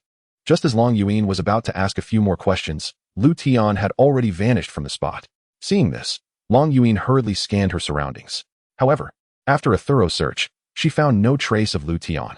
Finally, with no recourse left, Long Yuan had to stow away the token and descend. As Long Yuan's figure reappeared atop the city wall, the battle below curiously came to an abrupt halt. Both the demon clan and the human clan looked up to the suddenly materialized Long Yuan. Regaining her composure while observing the grim scene below, Long Yuan resolved to put thoughts of Liutian aside. The demon lord is dead. In 3 days, all members of the demon clan who do not submit to the human clan shall be executed without mercy. In the next moment, Long Yuan proclaimed from atop the city wall. As her words echoed, an overwhelming silence enveloped the area below. All right, we have won. Ha ha ha, the demon lord is dead. We have triumphed. Suddenly, an incredibly excited voice shattered the stillness. Immediately, the ranks of the human clan erupted in exuberance. On the other hand, the members of the demon clan were all stricken with terror. In the span of mere moments, they lost all fighting spirit. The death of the demon lord signified the complete defeat of the demon clan. Subsequently, the members of the demon clan fled in disarray. Within half a day, the news of the demon lord's demise spread throughout the entirety of the demon clan. In the following days, the once formidable demon clan had utterly fragmented. After parting ways with Long Yuan, Liutian returned directly to the eternal world. Concurrently, he delegated the task of the disciple recruitment event at Feishan Peak to be held in 7 days. Such time-consuming matters were not something Liutian would personally oversee. Additionally, Liutian announced the unlocking of all architectural content within the sect. Particularly, the Chaos Space-Time Tower would no longer be bound by lifespan restrictions. In tandem, considering the current issue of the disciples' low strength, Liutian commanded that all disciples could enter the Chaos Space-Time Tower for cultivation at any time, and all resources within the sect were to be made available for their training. In the present day, the Chaos Time Tower has been entirely unlocked across its 7 levels. Not only that, but Liutian possesses the ability to manipulate the flow of time within each level at will. Of course, this is contingent upon the tower receiving sufficient power to maintain its operations. Unlike the previous reliance on spirit stones, the current iteration of the Chaos Time Tower can absorb any form of energy to regulate the flow of time within. This is undoubtedly advantageous for Liutian, as he can now harness the world power of the eternal realm. The world power of a realm is more than adequate to sustain the tower's operations with ease. According to Liutian's experiments, the world power of the eternal realm can accelerate the flow within the Chaos Time Tower by up to 10,000 times. Thus, a single day outside the tower equates to 10,000 days within.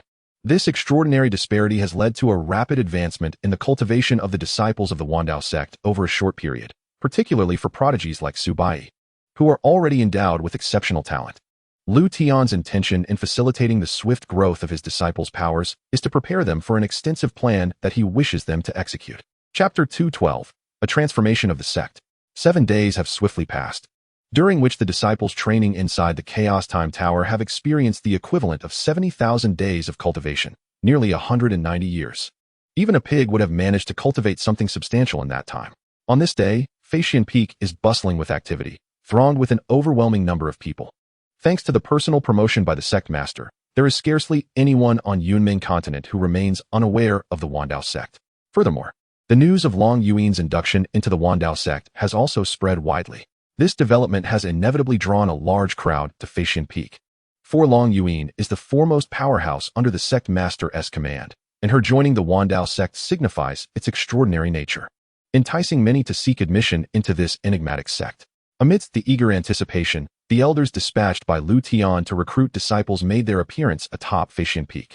Under the guidance of several elders, the recruitment assembly commenced in earnest.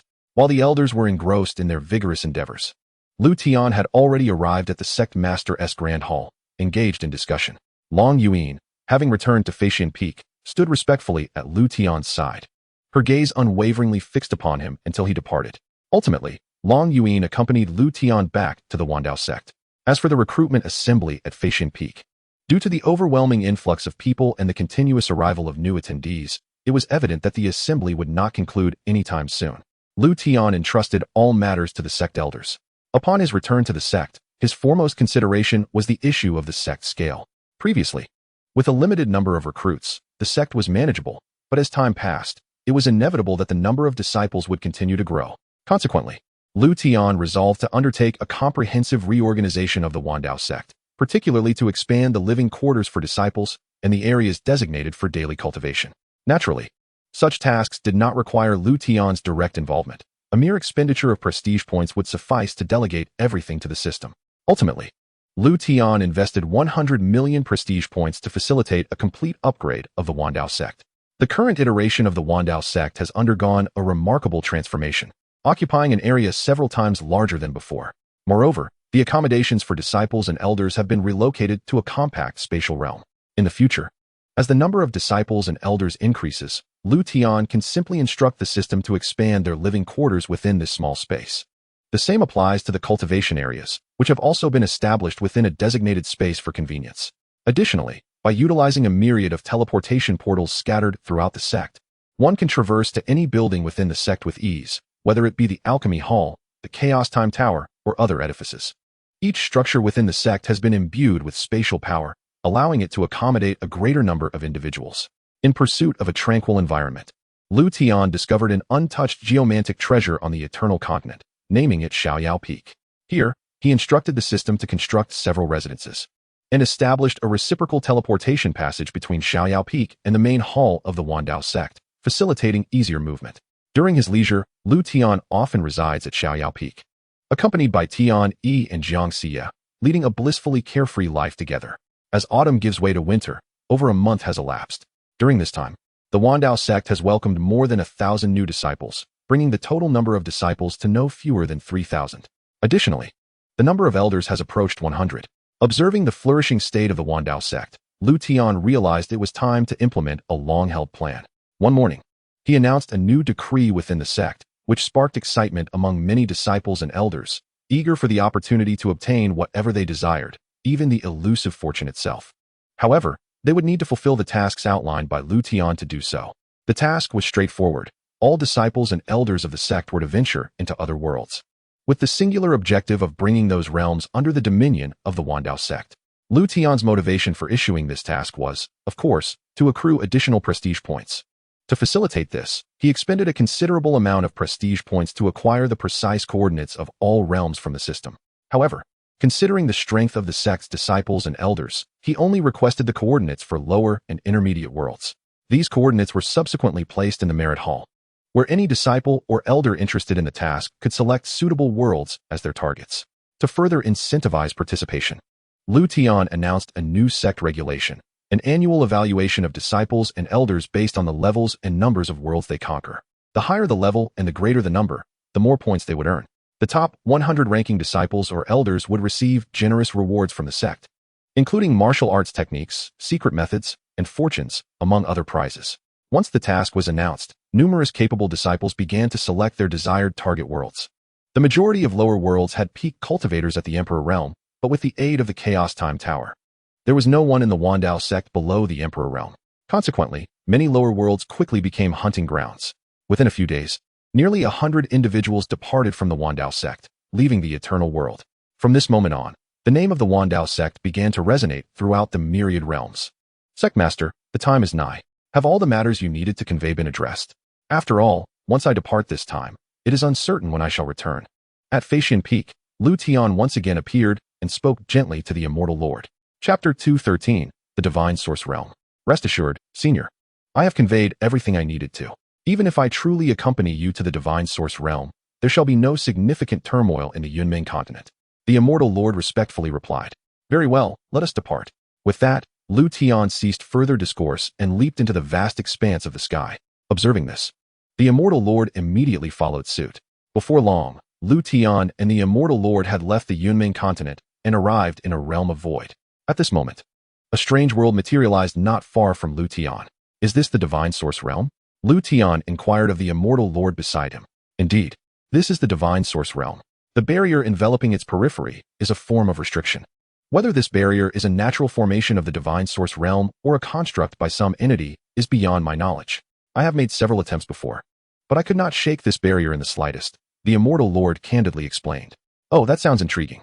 Allow me to make an attempt, Liutian responded, moving closer to the divine source realm. After a few breaths, Liutian stood before the barrier surrounding the divine source realm. Host. This barrier has been deliberately established by someone. Only those who have received permission may pass through this barrier into the divine source realm. Before Liutian could examine it further, the system promptly informed him of the specifics regarding the barrier, deliberately set by someone, and permission is required to pass through. System, this barrier should not be able to impede me at this moment, correct? Liutian inquired nonchalantly. The barrier will indeed not hinder the host. However, the individual who established this barrier possesses strength surpassing that of the host. Surpassing me? What is their cultivation level? Also, please elaborate on the realms within higher worlds. Upon hearing this, Liutian's brow furrowed, a grave expression crossing his face. That individual, like the host, is a master of a world, and moreover, a master of a higher world. Thus, their strength has transcended the boundaries of higher world cultivation. Like the host, the classification of strength for ordinary world masters primarily depends on the rank and number of worlds they govern. For now, the host can simply understand that the one who established this barrier possesses the strength of a higher world. Once the host ventures to even higher planes, they will comprehend the specific classifications of world master strength. However, the system can still inform the host about the realms of higher worlds. Taking the divine source realm as an example, its realms, from lowest to highest, are divine origin realm, divine soul realm, divine spirit realm, divine thought realm, divine sea realm, divine domain realm, divine king realm, divine emperor realm, and divine sovereign realm. This individual is also a master of a world, and furthermore, a higher world.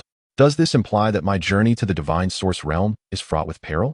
What could their intent be in establishing this barrier? Could it be? Contemplating this, Liutian's heart suddenly grasped a shocking answer. The host has not erred. That individual seeks to devour the divine source realm.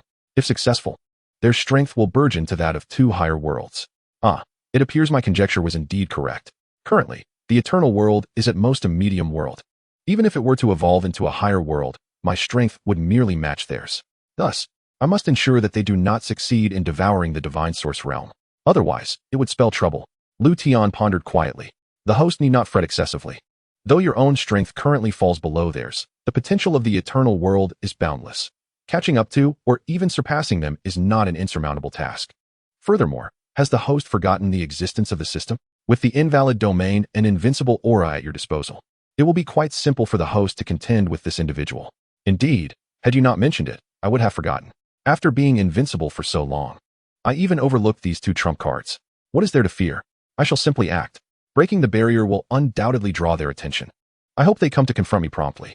As a master of a higher world, the world power they wield must be exceedingly potent. By consuming their power, the eternal world can accelerate its growth. It is as if a pillow arrives just when one feels sleepy. How delightful. Hee. No, it should be a sinister chuckle. A smile suddenly graced Liutian's face. Upon witnessing this, the immortal lord nearby felt a jolt of trepidation. Cough, cough. Let us return to the matter at hand. This trifling barrier shall yield to my might. Break for me. Liutian raised his right hand and struck fiercely against the barrier before him. Bang. Crack. In the next moment, the sound akin to shattering echoed from the barrier. Liutian retracted his hand, gazing at the place where the fracture appeared.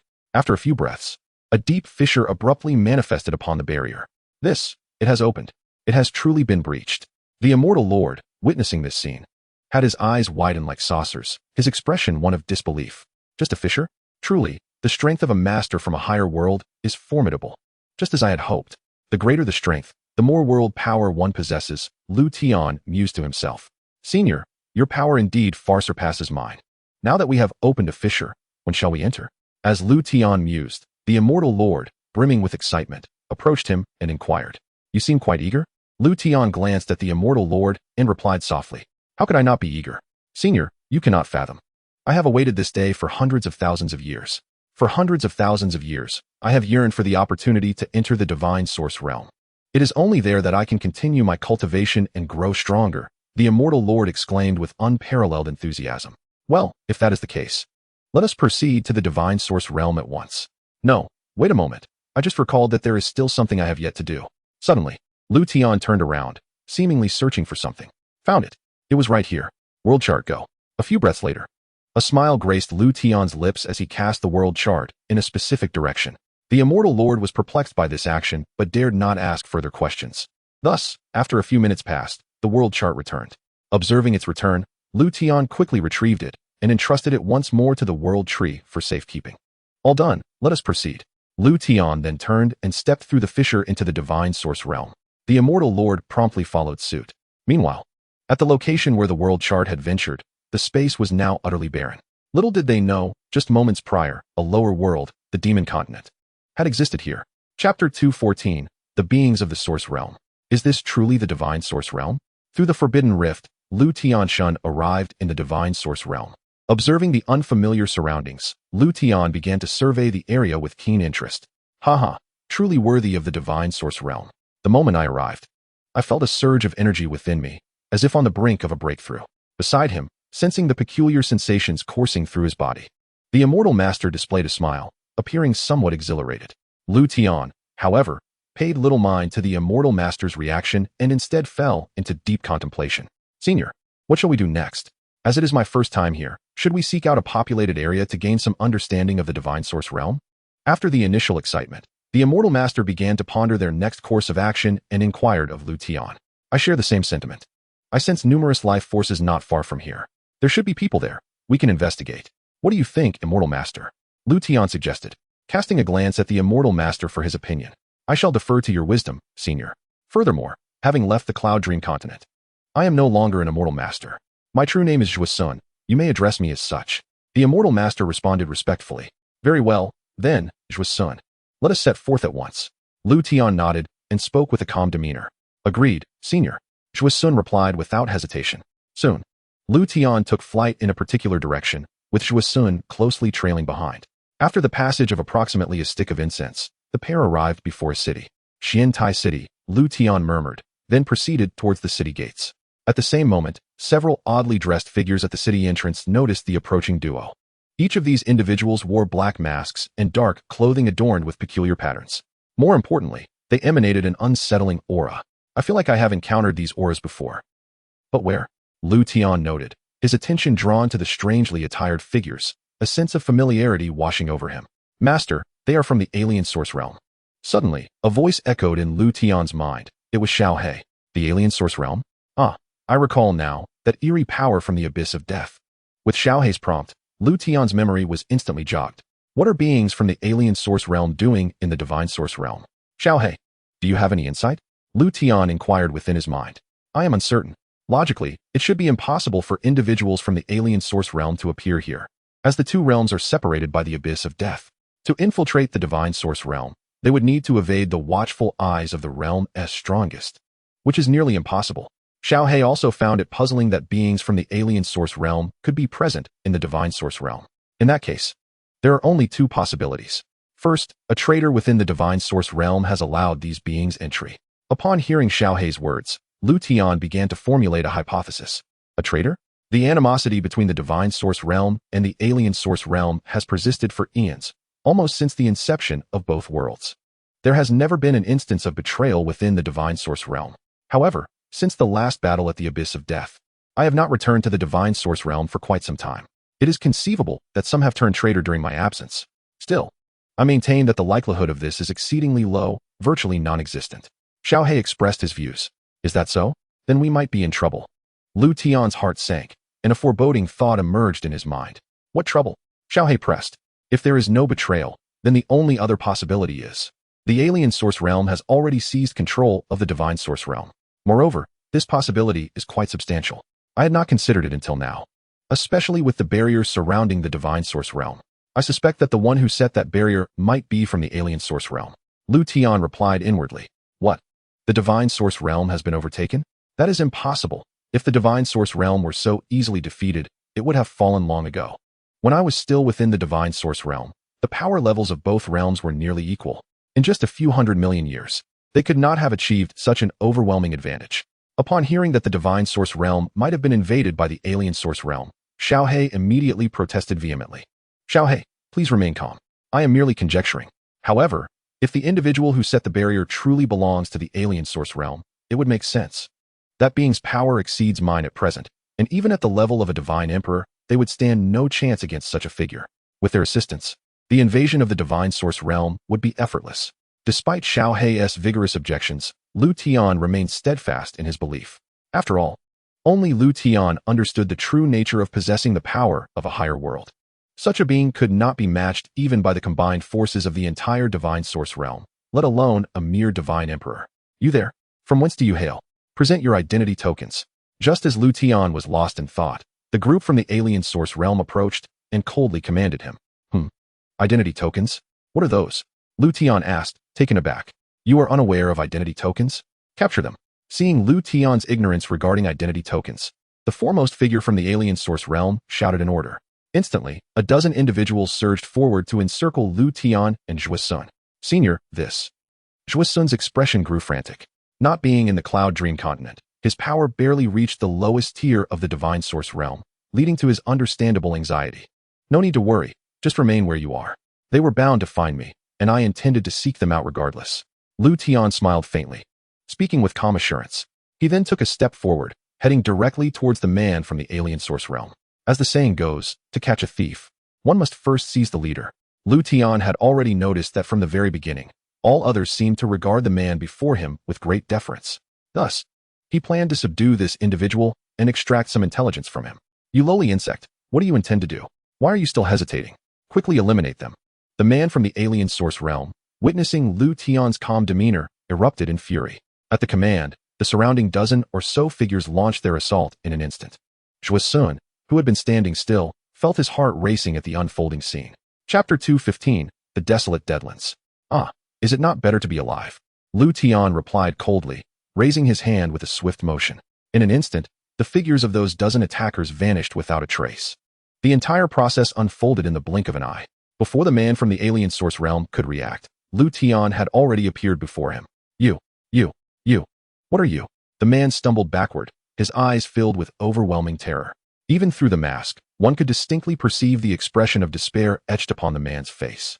In stark contrast, Liutian remained impassive, raising his hand to firmly grasp the man's head.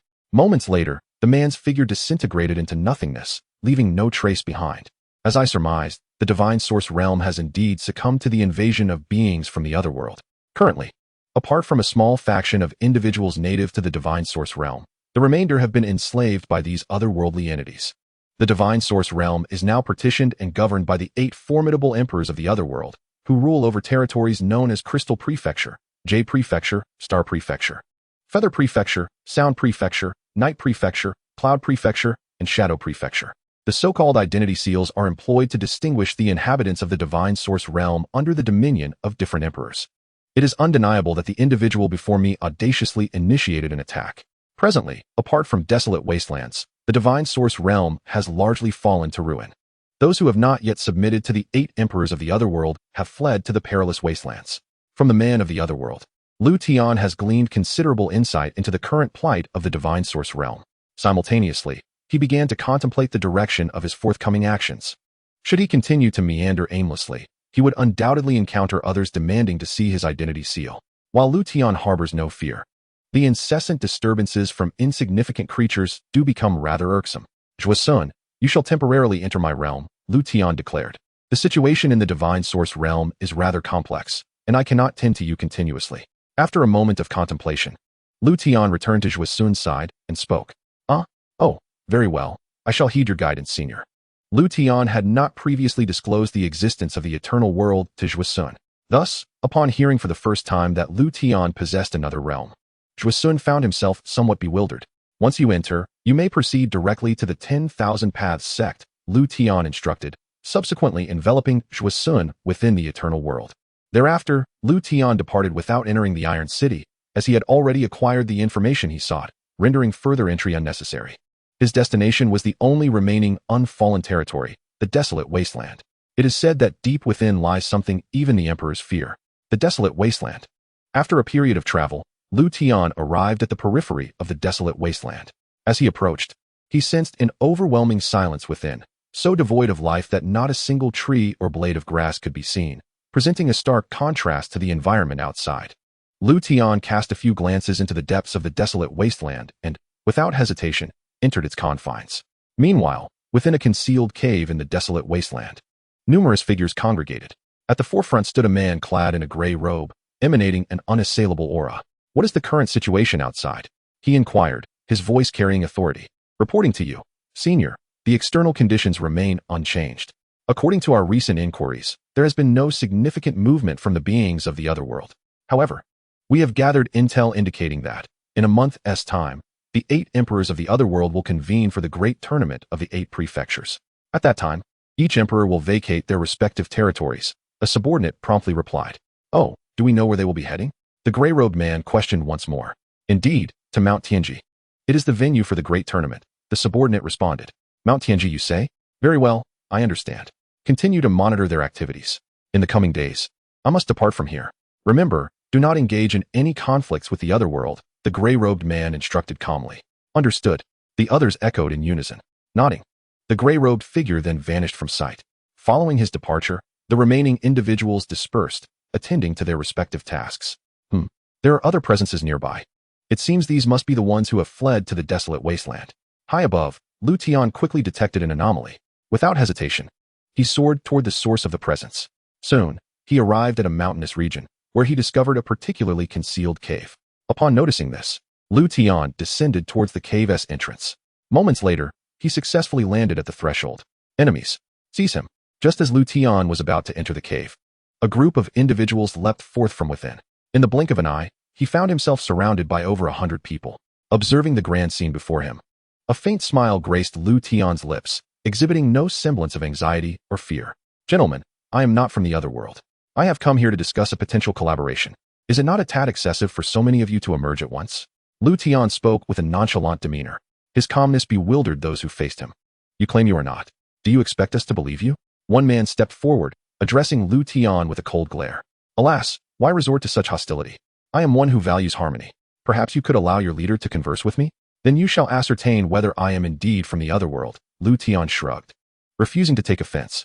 After all, these individuals were akin to startled birds, having been thoroughly intimidated by the beings from the otherworld. Liutian understood their apprehension. The man who had initially spoken furrowed his brow at this remark. Though he could not be certain Liutian was not from the otherworld, the latter's composure gradually instilled a modicum of trust in him. "Very well, wait here. Should he exhibit any suspicious behavior, eliminate him." Before departing, the man cautioned. Liutian merely smiled, unbothered by the warning. Chapter 216, Fushan. Shortly thereafter, the man returned, accompanied by the previously mentioned gray-robed figure. "You sought me?" the gray-robed man asked directly. "I am Liutian. May I inquire your name?" Liutian queried after scrutinizing the gray-robed man. "Fushan," the man replied after a moment of silence. "Ah, so it is you, Taoist Fu. I have come with matters to discuss," Liutian remarked. "Wouldn't Taoist Fu invite me in for a seat?" Liutian added with a smile. "Taoist?" Fushan was momentarily taken aback, then narrowed his eyes to appraise Liutian. In the realm of cultivation, strength reigns supreme. Only those of comparable prowess are deemed worthy of such camaraderie. Fushan pondered that he was indeed a formidable being at the Divine Emperor realm, yet this Liutian had the audacity to address him as a fellow cultivator. Thus, Fushan began to meticulously assess Liutian's cultivation level. However, to Fushan's astonishment, he found himself utterly unable to perceive Liutian's strength in the slightest. This realization compelled Fushan to reconsider his initial underestimation of the suddenly appearing Liutian. "Of course, esteemed Taoist Liu, please enter." Fushan suddenly broke into a faint smile and invited Liutian into the cave. "But, Senior, this individual has appeared out of the blue, and his identity remains ambiguous. What if he hails from another realm?" A man who had previously sought Fushan interjected upon hearing the invitation. "He bears no aura indicative of beings from other realms. Thus he is unrelated to them. Moreover, with my presence here, should he be a threat, I shall personally eliminate him." Fushan appeared to respond to the man, yet his gaze remained fixed on Liutian, his intent unmistakably a warning for Liutian to refrain from any peculiar actions, lest he find himself unable to depart from this place alive. "Haha, Fu Taoist, your confidence is truly commendable. I admire individuals like you." Liutian chuckled heartily, and then stepped towards the cave's entrance. Observing this, Fushan made no attempt to intervene, instead following Liutian into the cavern. Before long, Liutian arrived at the depths of the cave. Although it was a mere cave, it was furnished with all essential amenities, leading one to mistakenly believe they were within a grand palace. Taoist Liu, you mentioned coming to discuss matters with me. Now that we are alone, please feel free to speak, Fu Xin said calmly, gazing at Liutian seated across from him. Indeed, I can. However, before we delve into business, I wish to request an audience with someone. Afterwards, we can discuss the pertinent matters at our leisure, Liutian replied, placing his teacup down with a nonchalant demeanor. An audience? With whom? Fu Xin inquired, somewhat perplexed. Just as Fu Xin was about to articulate further, a figure materialized beside Liutian. The individual Liutian referred to was none other than Xiaohe. The moment Xiaohe appeared, Fu Xin sprang to his feet, his eyes fixated on Xiaohe, his body trembling slightly. Lord Chaos, you are still alive. Fu Xin exclaimed, his voice brimming with exhilaration, as if he had stumbled upon a monumental surprise. Oh, you know me? Yet, despite your cultivation at the Divine Emperor realm, I have no recollection of you. Xiaohe scrutinized Fu Xin, a hint of confusion evident in his tone. It is entirely understandable that you do not remember me. At that time, I had yet to attain the Divine Emperor realm, and thus lacked the opportunity to connect with you. Ever since you and the other Divine Emperors departed from the Divine Source realm, I lost all contact. For many years, I believed you had vanished. You see, after your disappearance, the Divine Emperors from the other realm invaded the Divine Source realm. Those who resisted were largely exterminated. Only by relinquishing dignity and submitting to them, becoming their lackeys, could one retain their life. Now, apart from myself and a few fortunate survivors, the majority have succumbed to the other realm. Fu Xin spoke slowly, as if burdened by untold grievances. Indeed, that battle must have entailed significant turmoil. Yet, I cannot recall anything now, Xiaohe mused, his expression contemplative. Lord, now that you still live, there remains hope. Might you know the whereabouts of the other Divine Emperors? If they were to return, we would no longer fear the Divine Emperors from the other realm. Fu Xin hastily inquired about the status of the remaining Divine Emperors in the Divine Source realm. The ancestor Qilin is still alive. However, his power has greatly diminished, and he requires time to recuperate. As for the others, I am uncertain, Xiaohe responded. Upon hearing this, the glimmer of hope that had recently ignited in Fu Xin's eyes extinguished abruptly. Cough. Have you both finished your conversation? From what I gather, I have gleaned a fair understanding of the situation in the Divine Source realm. I wish to know, aside from you, are there any other surviving Divine Emperors? Liutian interjected unexpectedly. There are. Besides myself, there are 5 others in the Divine Emperor realm. However, they have all submitted to the other realm. With the assistance of those from the other realm, their strength surpasses mine. They have likely forgotten their true identities by now. Many in the Divine Source realm have perished at the hands of these 5 traitors. Had I not been at such a disadvantage, I would have dealt with these 5 betrayers long ago, Fu Xin replied, his words laced with barely contained rage. Oh, 5? Adding to the 8 from the other realm. That totals 13. Not too shabby. Though, the numbers are rather scant, lacking excitement, Liutian remarked nonchalantly. Taoist Liu, what do you mean by that? Fu Xin's expression shifted to one of confusion upon hearing Liutian's audacious statement. Nothing much. Fu Taoist, gather your people. Soon. You will need to lead them to clean up the aftermath, Liutian stated without elaboration. Clean up the aftermath? Taoist Liu, what precisely does that entail? Could you clarify? Fu Xin's confusion deepened with each word. Why the plethora of questions? When the master instructs you, you simply obey. Keep questioning, and I shall reward you with a fist. Xiaohe interjected coolly before Liutian could respond. Yes, I shall do so immediately. Fu Xin, sensing the gravity of the moment, turned and departed to summon those within the cave. Seeing this, Liutian merely shook his head in resignation. Half a stick of incense later, Liutian departed the cave accompanied by Xiaohe, followed by Fu Xin and those from the Divine Source realm who had yet to submit. Chapter 217. In the depths of desolation, Senior Liu, what shall we do next? Fu Xin approached Liutian, speaking with utmost respect. Previously, Fu Xin had regarded Liutian as merely a fellow cultivator, yet now, he would not dare to entertain such thoughts. Especially after having heard Xiaohe address Liutian as master. Do not be overly anxious, Fu Taoist. In truth, you need not concern yourself with too much. Shortly, I shall eradicate all those from the other realm within the Divine Source realm. Naturally, I will also deal with those 5 traitorous Divine Emperors. Afterwards, Fu Taoist, you will lead the effort to restore order to the Divine Source realm. After all, on the surface, you will be recognized as the strongest in the Divine Source realm. Thus it is fitting that you assume the role of managing it, Liutian stated with a smile, turning to face Fu Xin. Clear the realm of those from the other realm? Alone? Fu Xin momentarily struggled to comprehend, having envisioned many scenarios, yet never one where Liutian would utter such words. What? You believe you cannot manage it? Liutian inquired pointedly. And no, I have no issue with it. I merely worry for your safety, Fu Shan quickly replied. As long as you have no objections, that suffices. The rest, you will know in due course. Before Fu Shan could finish his sentence, Liutian interrupted directly. Xiaohei, just stay here for a moment. I will be back shortly. After giving a brief reminder to Xiaohei, Liutian's figure vanished in an instant. In the next moment, he reappeared high above the clouds, soaring at an altitude of 10,000 meters. Gazing down upon the vast land of the divine source realm, Liutian's expression remained indifferent, marked by an air of tranquility. Master of Chaos, what is Lu Senior attempting? Fu Shan inquired, somewhat perplexed, addressing Xiaohei beside him. You ask too many questions. Just observe, Xiaohei replied with evident impatience. Yes. Seeing Xiaohei's irritation, Fu Shan quickly complied. How would I know what the master intends? I am not a parasite within his body. With Fu Shan ceasing his inquiries, Xiaohei lifted his gaze back towards Liutian, his mind quietly pondering. High above, Liutian took a deep breath and gradually raised his right hand. In the next moment, the profound power of causality manifested in his palm. Without the slightest hesitation, Liutian unleashed strands of causality, dispersing them in all directions. His intention was straightforward, to eradicate the intruders from the alternate realms within the divine source realm. Searching for them one by one would be dreadfully inefficient. Liutian lacked both the time and energy for such a task. Thus, he conceived of a brilliant strategy to capture them all at once by utilizing the power of causality to lock onto every intruder present. The subsequent actions were remarkably simple. With but a single thought, Liutian could harness the power of causality to eliminate these individuals.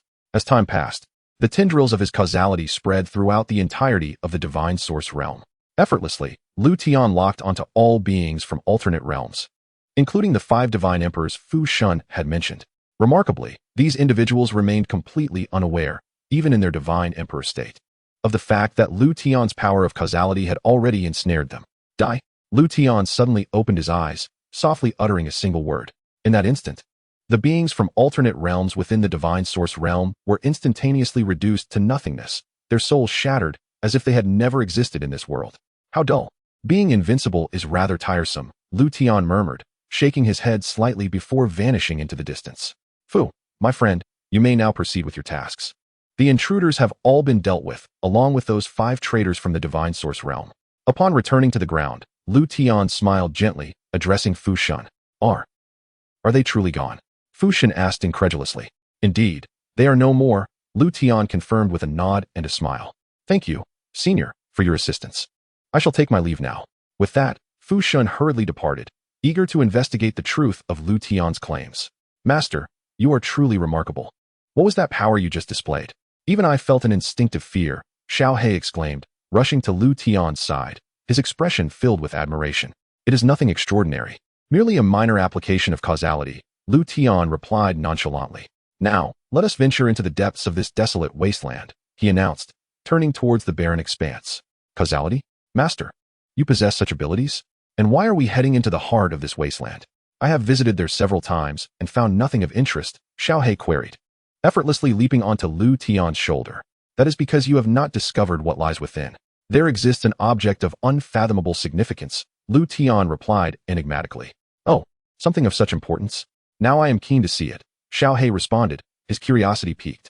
Before long, Liutian led Xiaohei deep into the wasteland, following his prior intuition towards a specific direction. Soon, they arrived at the edge of a towering cliff, overlooking an expansive plain below. Standing prominently upon the plain was an object that caught Liutian's eye. Found it, he said, a smile gracing his lips as he gazed at the distant object. What is that? Why have I never noticed it before?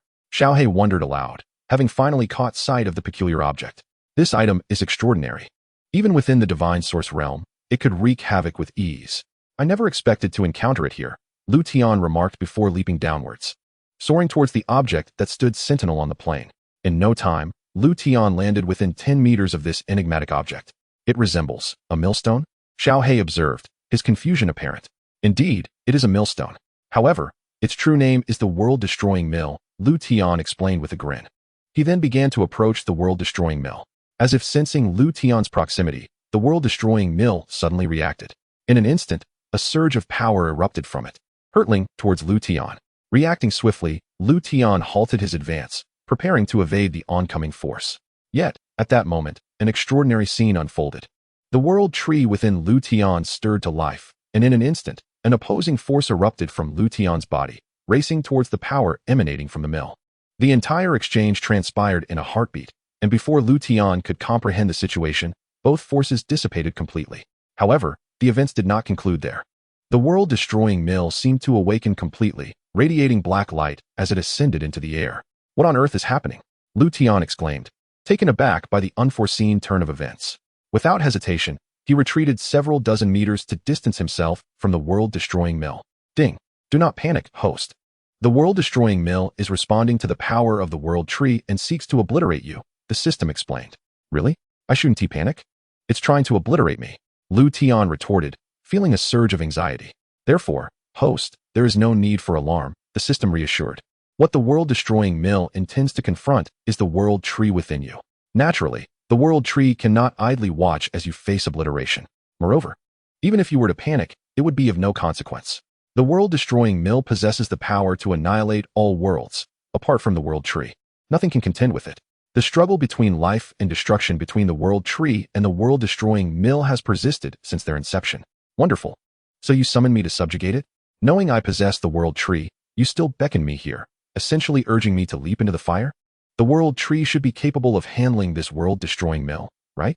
If it cannot, then I am doomed," Liutian lamented inwardly, regretting his decision to heed the system's advice to venture into the depths of the desolate wasteland. After all, Liutian had barely savored the sensation of invincibility before meeting his untimely demise here, which was indeed a profound frustration. "Host, you underestimate the world tree too much, don't you?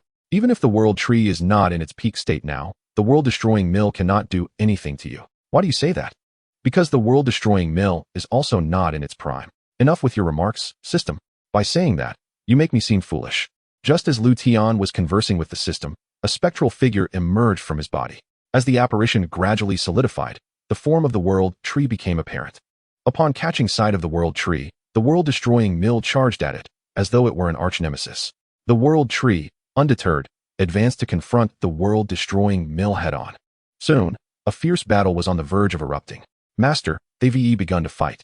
What is that tree? How did it suddenly appear?"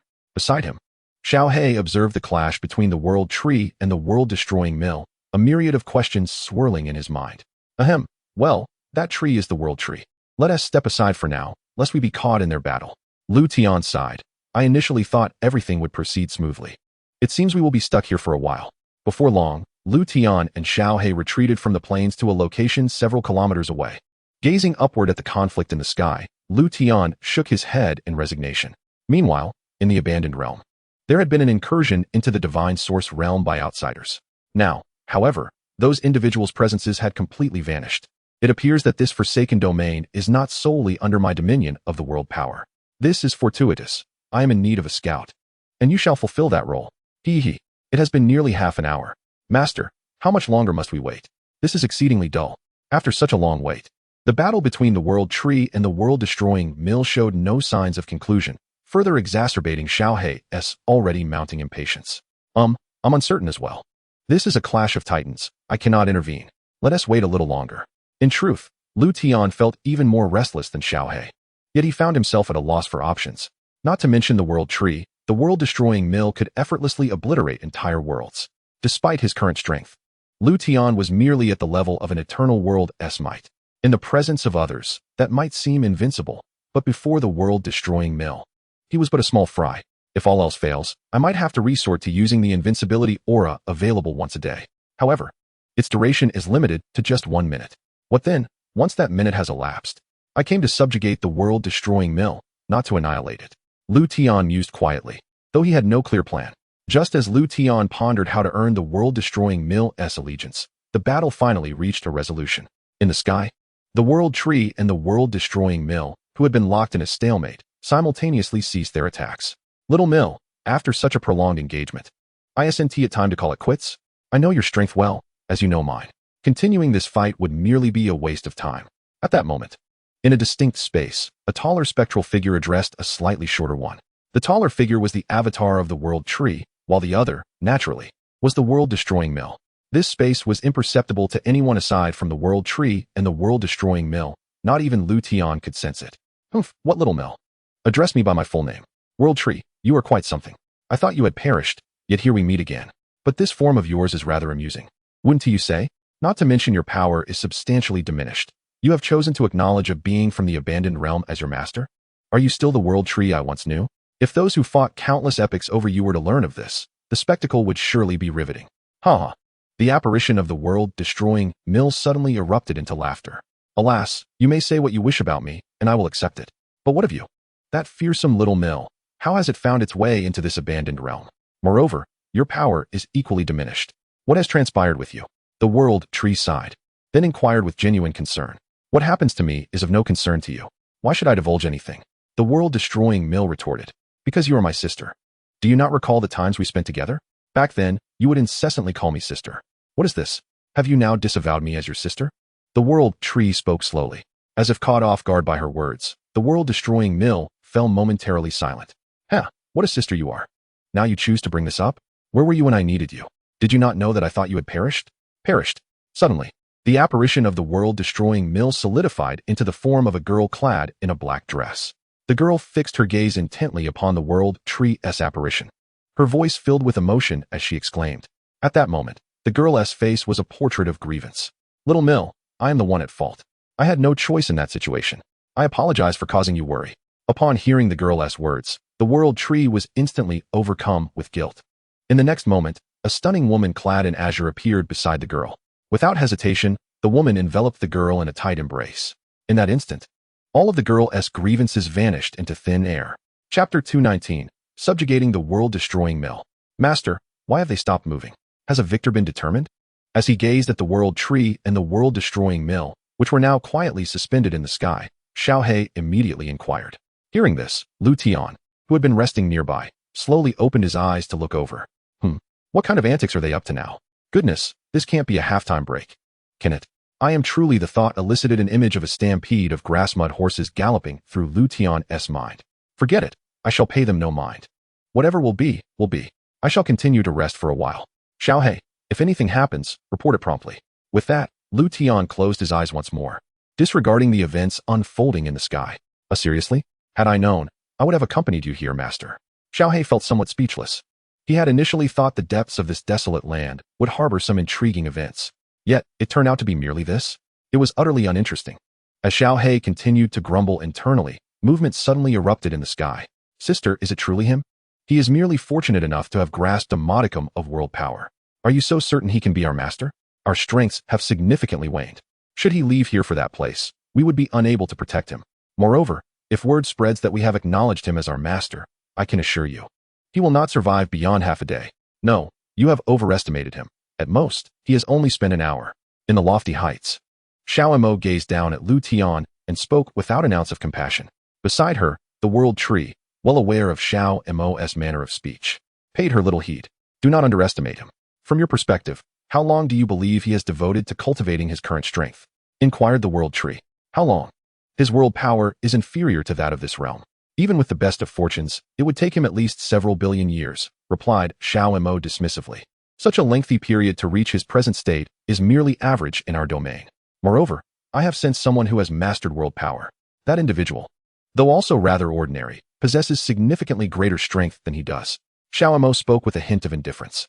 No, this time you are mistaken, countered the World Tree, shaking its head and revealing a mysterious smile. Mistaken? Have I overestimated him? Surely it cannot take hundreds of billions of years to achieve such meager strength? Xiao thought, shaking her head vigorously. No, it is you who underestimate him. I have been by his side, and thus I am acutely aware that having him as our master is a privilege. From having no cultivation to becoming the sovereign of a realm. He accomplished this in less than a year. A year, what an astounding concept. Even those individuals would find it impossible to achieve such a feat. His future is boundless. Xiao, sister would not deceive you. If you miss this opportunity, you shall regret it for a lifetime, the World Tree said with deep emotion. What? Less than a year? How is that possible? Xiao exclaimed, looking up at the World Tree in disbelief. I know what you wish to ask. No. Everything is his own doing. My mere assistance was but a feather upon an already laden branch. In fact, I did not even realize it when he comprehended the world power on his own. Sometimes I ponder, he is so enigmatic, so mysterious that even I cannot discern what secrets he conceals, the World Tree elaborated slowly. Upon hearing this, Xiao Mo fell silent, lowering her gaze to the resting Liutian below. Very well, I shall trust you this time, sister. However, if he proves too weak to protect us, I shall not intervene. After a moment of silence, Xiao Mo spoke suddenly. Agreed. However, your concerns are unfounded. He will not disappoint me, the World Tree replied. Smiling rather than chastising Xiao Mo, firstly, the World Tree had faith in Liutian. Secondly, it understood Xiao Mo well enough to know that she merely spoke out of concern. When the time came, should Liutian encounter trouble, it was uncertain who would be the first to show anger. Then let us proceed. I am curious if he truly possesses the prowess you claim, Xiao Mo stated, preparing to descend to meet Liutian. Ahem, Xiao Mo, for now, let us present our true form before him. Remember, do not appear in your current guise, and do not engage him in conversation. Just then, the World Tree quickly grasped Xiao Mo's arm, offering a stern reminder. Why not? My true form is rather unappealing. Since we have already acknowledged him as master, why not reveal my transformed appearance? She protested. Indeed, who would expect a young girl to be the essence of a grinding mill? Normal individuals could never associate the two. Just trust me on this. It is but a temporary measure to use my true form. When he grows stronger, we can meet him in our transformed state then, the World Tree insisted, an unusual expression crossing its face. This sight left the naive Xiao Mo momentarily stunned. Very well, the true form it is. I suppose I am not overly concerned. Xiao Mo acquiesced without further inquiry. Master, they are coming. Suddenly, Xiao Hei's voice rang out in alarm. Liutian, jolted awake, sat up and looked around. Moments later, the World Tree and the grinding mill of destruction appeared before him. The World Tree did not linger, promptly returning to Liutian's body. What is this? Have we won? Liutian mused, observing the stable state of the grinding mill of destruction with confusion. At that moment, the grinding mill stirred again, startling Liutian once more. Goodness, is it coming again? Liutian's body quivered, instinctively preparing to evade. However, in the next instant, he realized he had been overly anxious, for the grinding mill merely manifested complex patterns upon its surface without attacking Liutian. What is this? Liutian pondered, gazing at the inexplicable grinding mill of destruction before him. Host, this signifies acknowledgement of master. It requires a drop of your essence blood. Simply let it fall upon the patterns. Acknowledgement? We are acknowledging master already? I thought it would require more effort. Has it been subdued by the World Tree? Regardless, as long as I can acknowledge it as mine, what does it matter? Liutian thought, harboring some doubts, but choosing not to dwell on them. For him, this journey was merely about subduing the grinding mill of destruction. As long as that was accomplished, the rest was inconsequential. Without further hesitation, Liutian swiftly let a drop of his essence blood fall upon the patterns of the grinding mill. After acknowledging him as master, the grinding mill of destruction paid little attention to Liutian and directly entered his body. What is the meaning of this? Am I being ignored? Liutian thought, slightly miffed. Nevertheless, the matter is settled. It is time to depart. Liutian presumed the grinding mill of destruction was merely being rebellious after having been subdued, which he could understand. After all, such a treasure might possess a temperament. However, Liutian was mistaken. The grinding mill of destruction was simply questioning his strength. Subsequently, Liutian departed the area with Xiao Hei. Chapter 220, Embarking on a New Journey. With Liutian's intervention, the divine source realm began to gradually restore its former state. Naturally, the next step was the traditional harvesting of reputation points. However, these matters no longer required Liutian's direct involvement. Currently, the disciples and elders of the 10,000 Ways sect were far more competent than when they first began. Liutian had essentially assumed the role of a hands-off manager. Unless the elders faced insurmountable issues, he could hardly be bothered to inquire. More than a month passed. One day, Liutian ascended to the heights of the divine source realm. After a month of significant investment in reputation points, the eternal world had successfully evolved into a higher realm. Now that I possess the grinding mill of destruction, I need not fear that individual any longer. Resolute, Liutian no longer hesitated, immediately shattering the outer barrier of the divine source realm. Just as he had asserted, he no longer needed to fear the architect of that barrier. Not only that, but rather than feeling fear, Liutian was determined to seek out the source himself. Previously constrained by insufficient strength, he now resolved to pursue his desires unimpeded. Through the threads of causality, Liutian effortlessly discerned the silhouette of the mastermind lurking in the shadows. The subsequent events unfolded with simplicity as he unleashed a lethal strike from the void. In an instant, the mastermind perished at Liutian's hands, devoid of any reaction. Concurrently, Liutian absorbed a substantial amount of world power from this individual. Within mere moments, the eternal world surged in strength, growing even more formidable. Such rapid advancement was indeed remarkable. Was this not more effective than mere prestige points? I surmise that if I were to absorb 100 or so more of these world leaders, the eternal world would ascend to an entirely new echelon. Alas, one can only wonder if such fortune is attainable. After consuming all the world power from the mastermind, Liutian mused, feeling a lingering desire for more.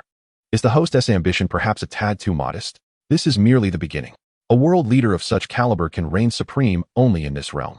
In that place, this level of strength is merely pedestrian. Rewards may arrive belatedly, yet the system's banter is ever present. Oh, that place? What could it be? Could it possibly be a new world, a tier beyond the divine source realm? Upon hearing the system's words, Liutian's interest was piqued. Prolonged invincibility breeds loneliness, and enduring solitude fosters the longing for more formidable adversaries. Hearing that even the world leaders of higher realms are but commoners, Liutian felt not fear, but rather a surge of excitement. Embarking on the path of cultivation, he aspired to be the foremost among all at the end of the great Tao. This was his intention, and he was resolute in his pursuit. Do not rush. Soon you shall enter the true sanctum of cultivation. With this system at your side, host, you shall remain invincible. Even one day, in the absence of this system, host, you will still stand unmatched in the world. Ha ha system. After all this time, I have realized that today's words resonate with me. Invincibility has never merely been an adjective. I, Liutian, am the embodiment of invincibility. Onward. Liutian laughed heartily, then leaped into the air, swiftly departing from the divine source realm. Following the call of his heart, he made his way eastward, where an entrance to other worlds awaited.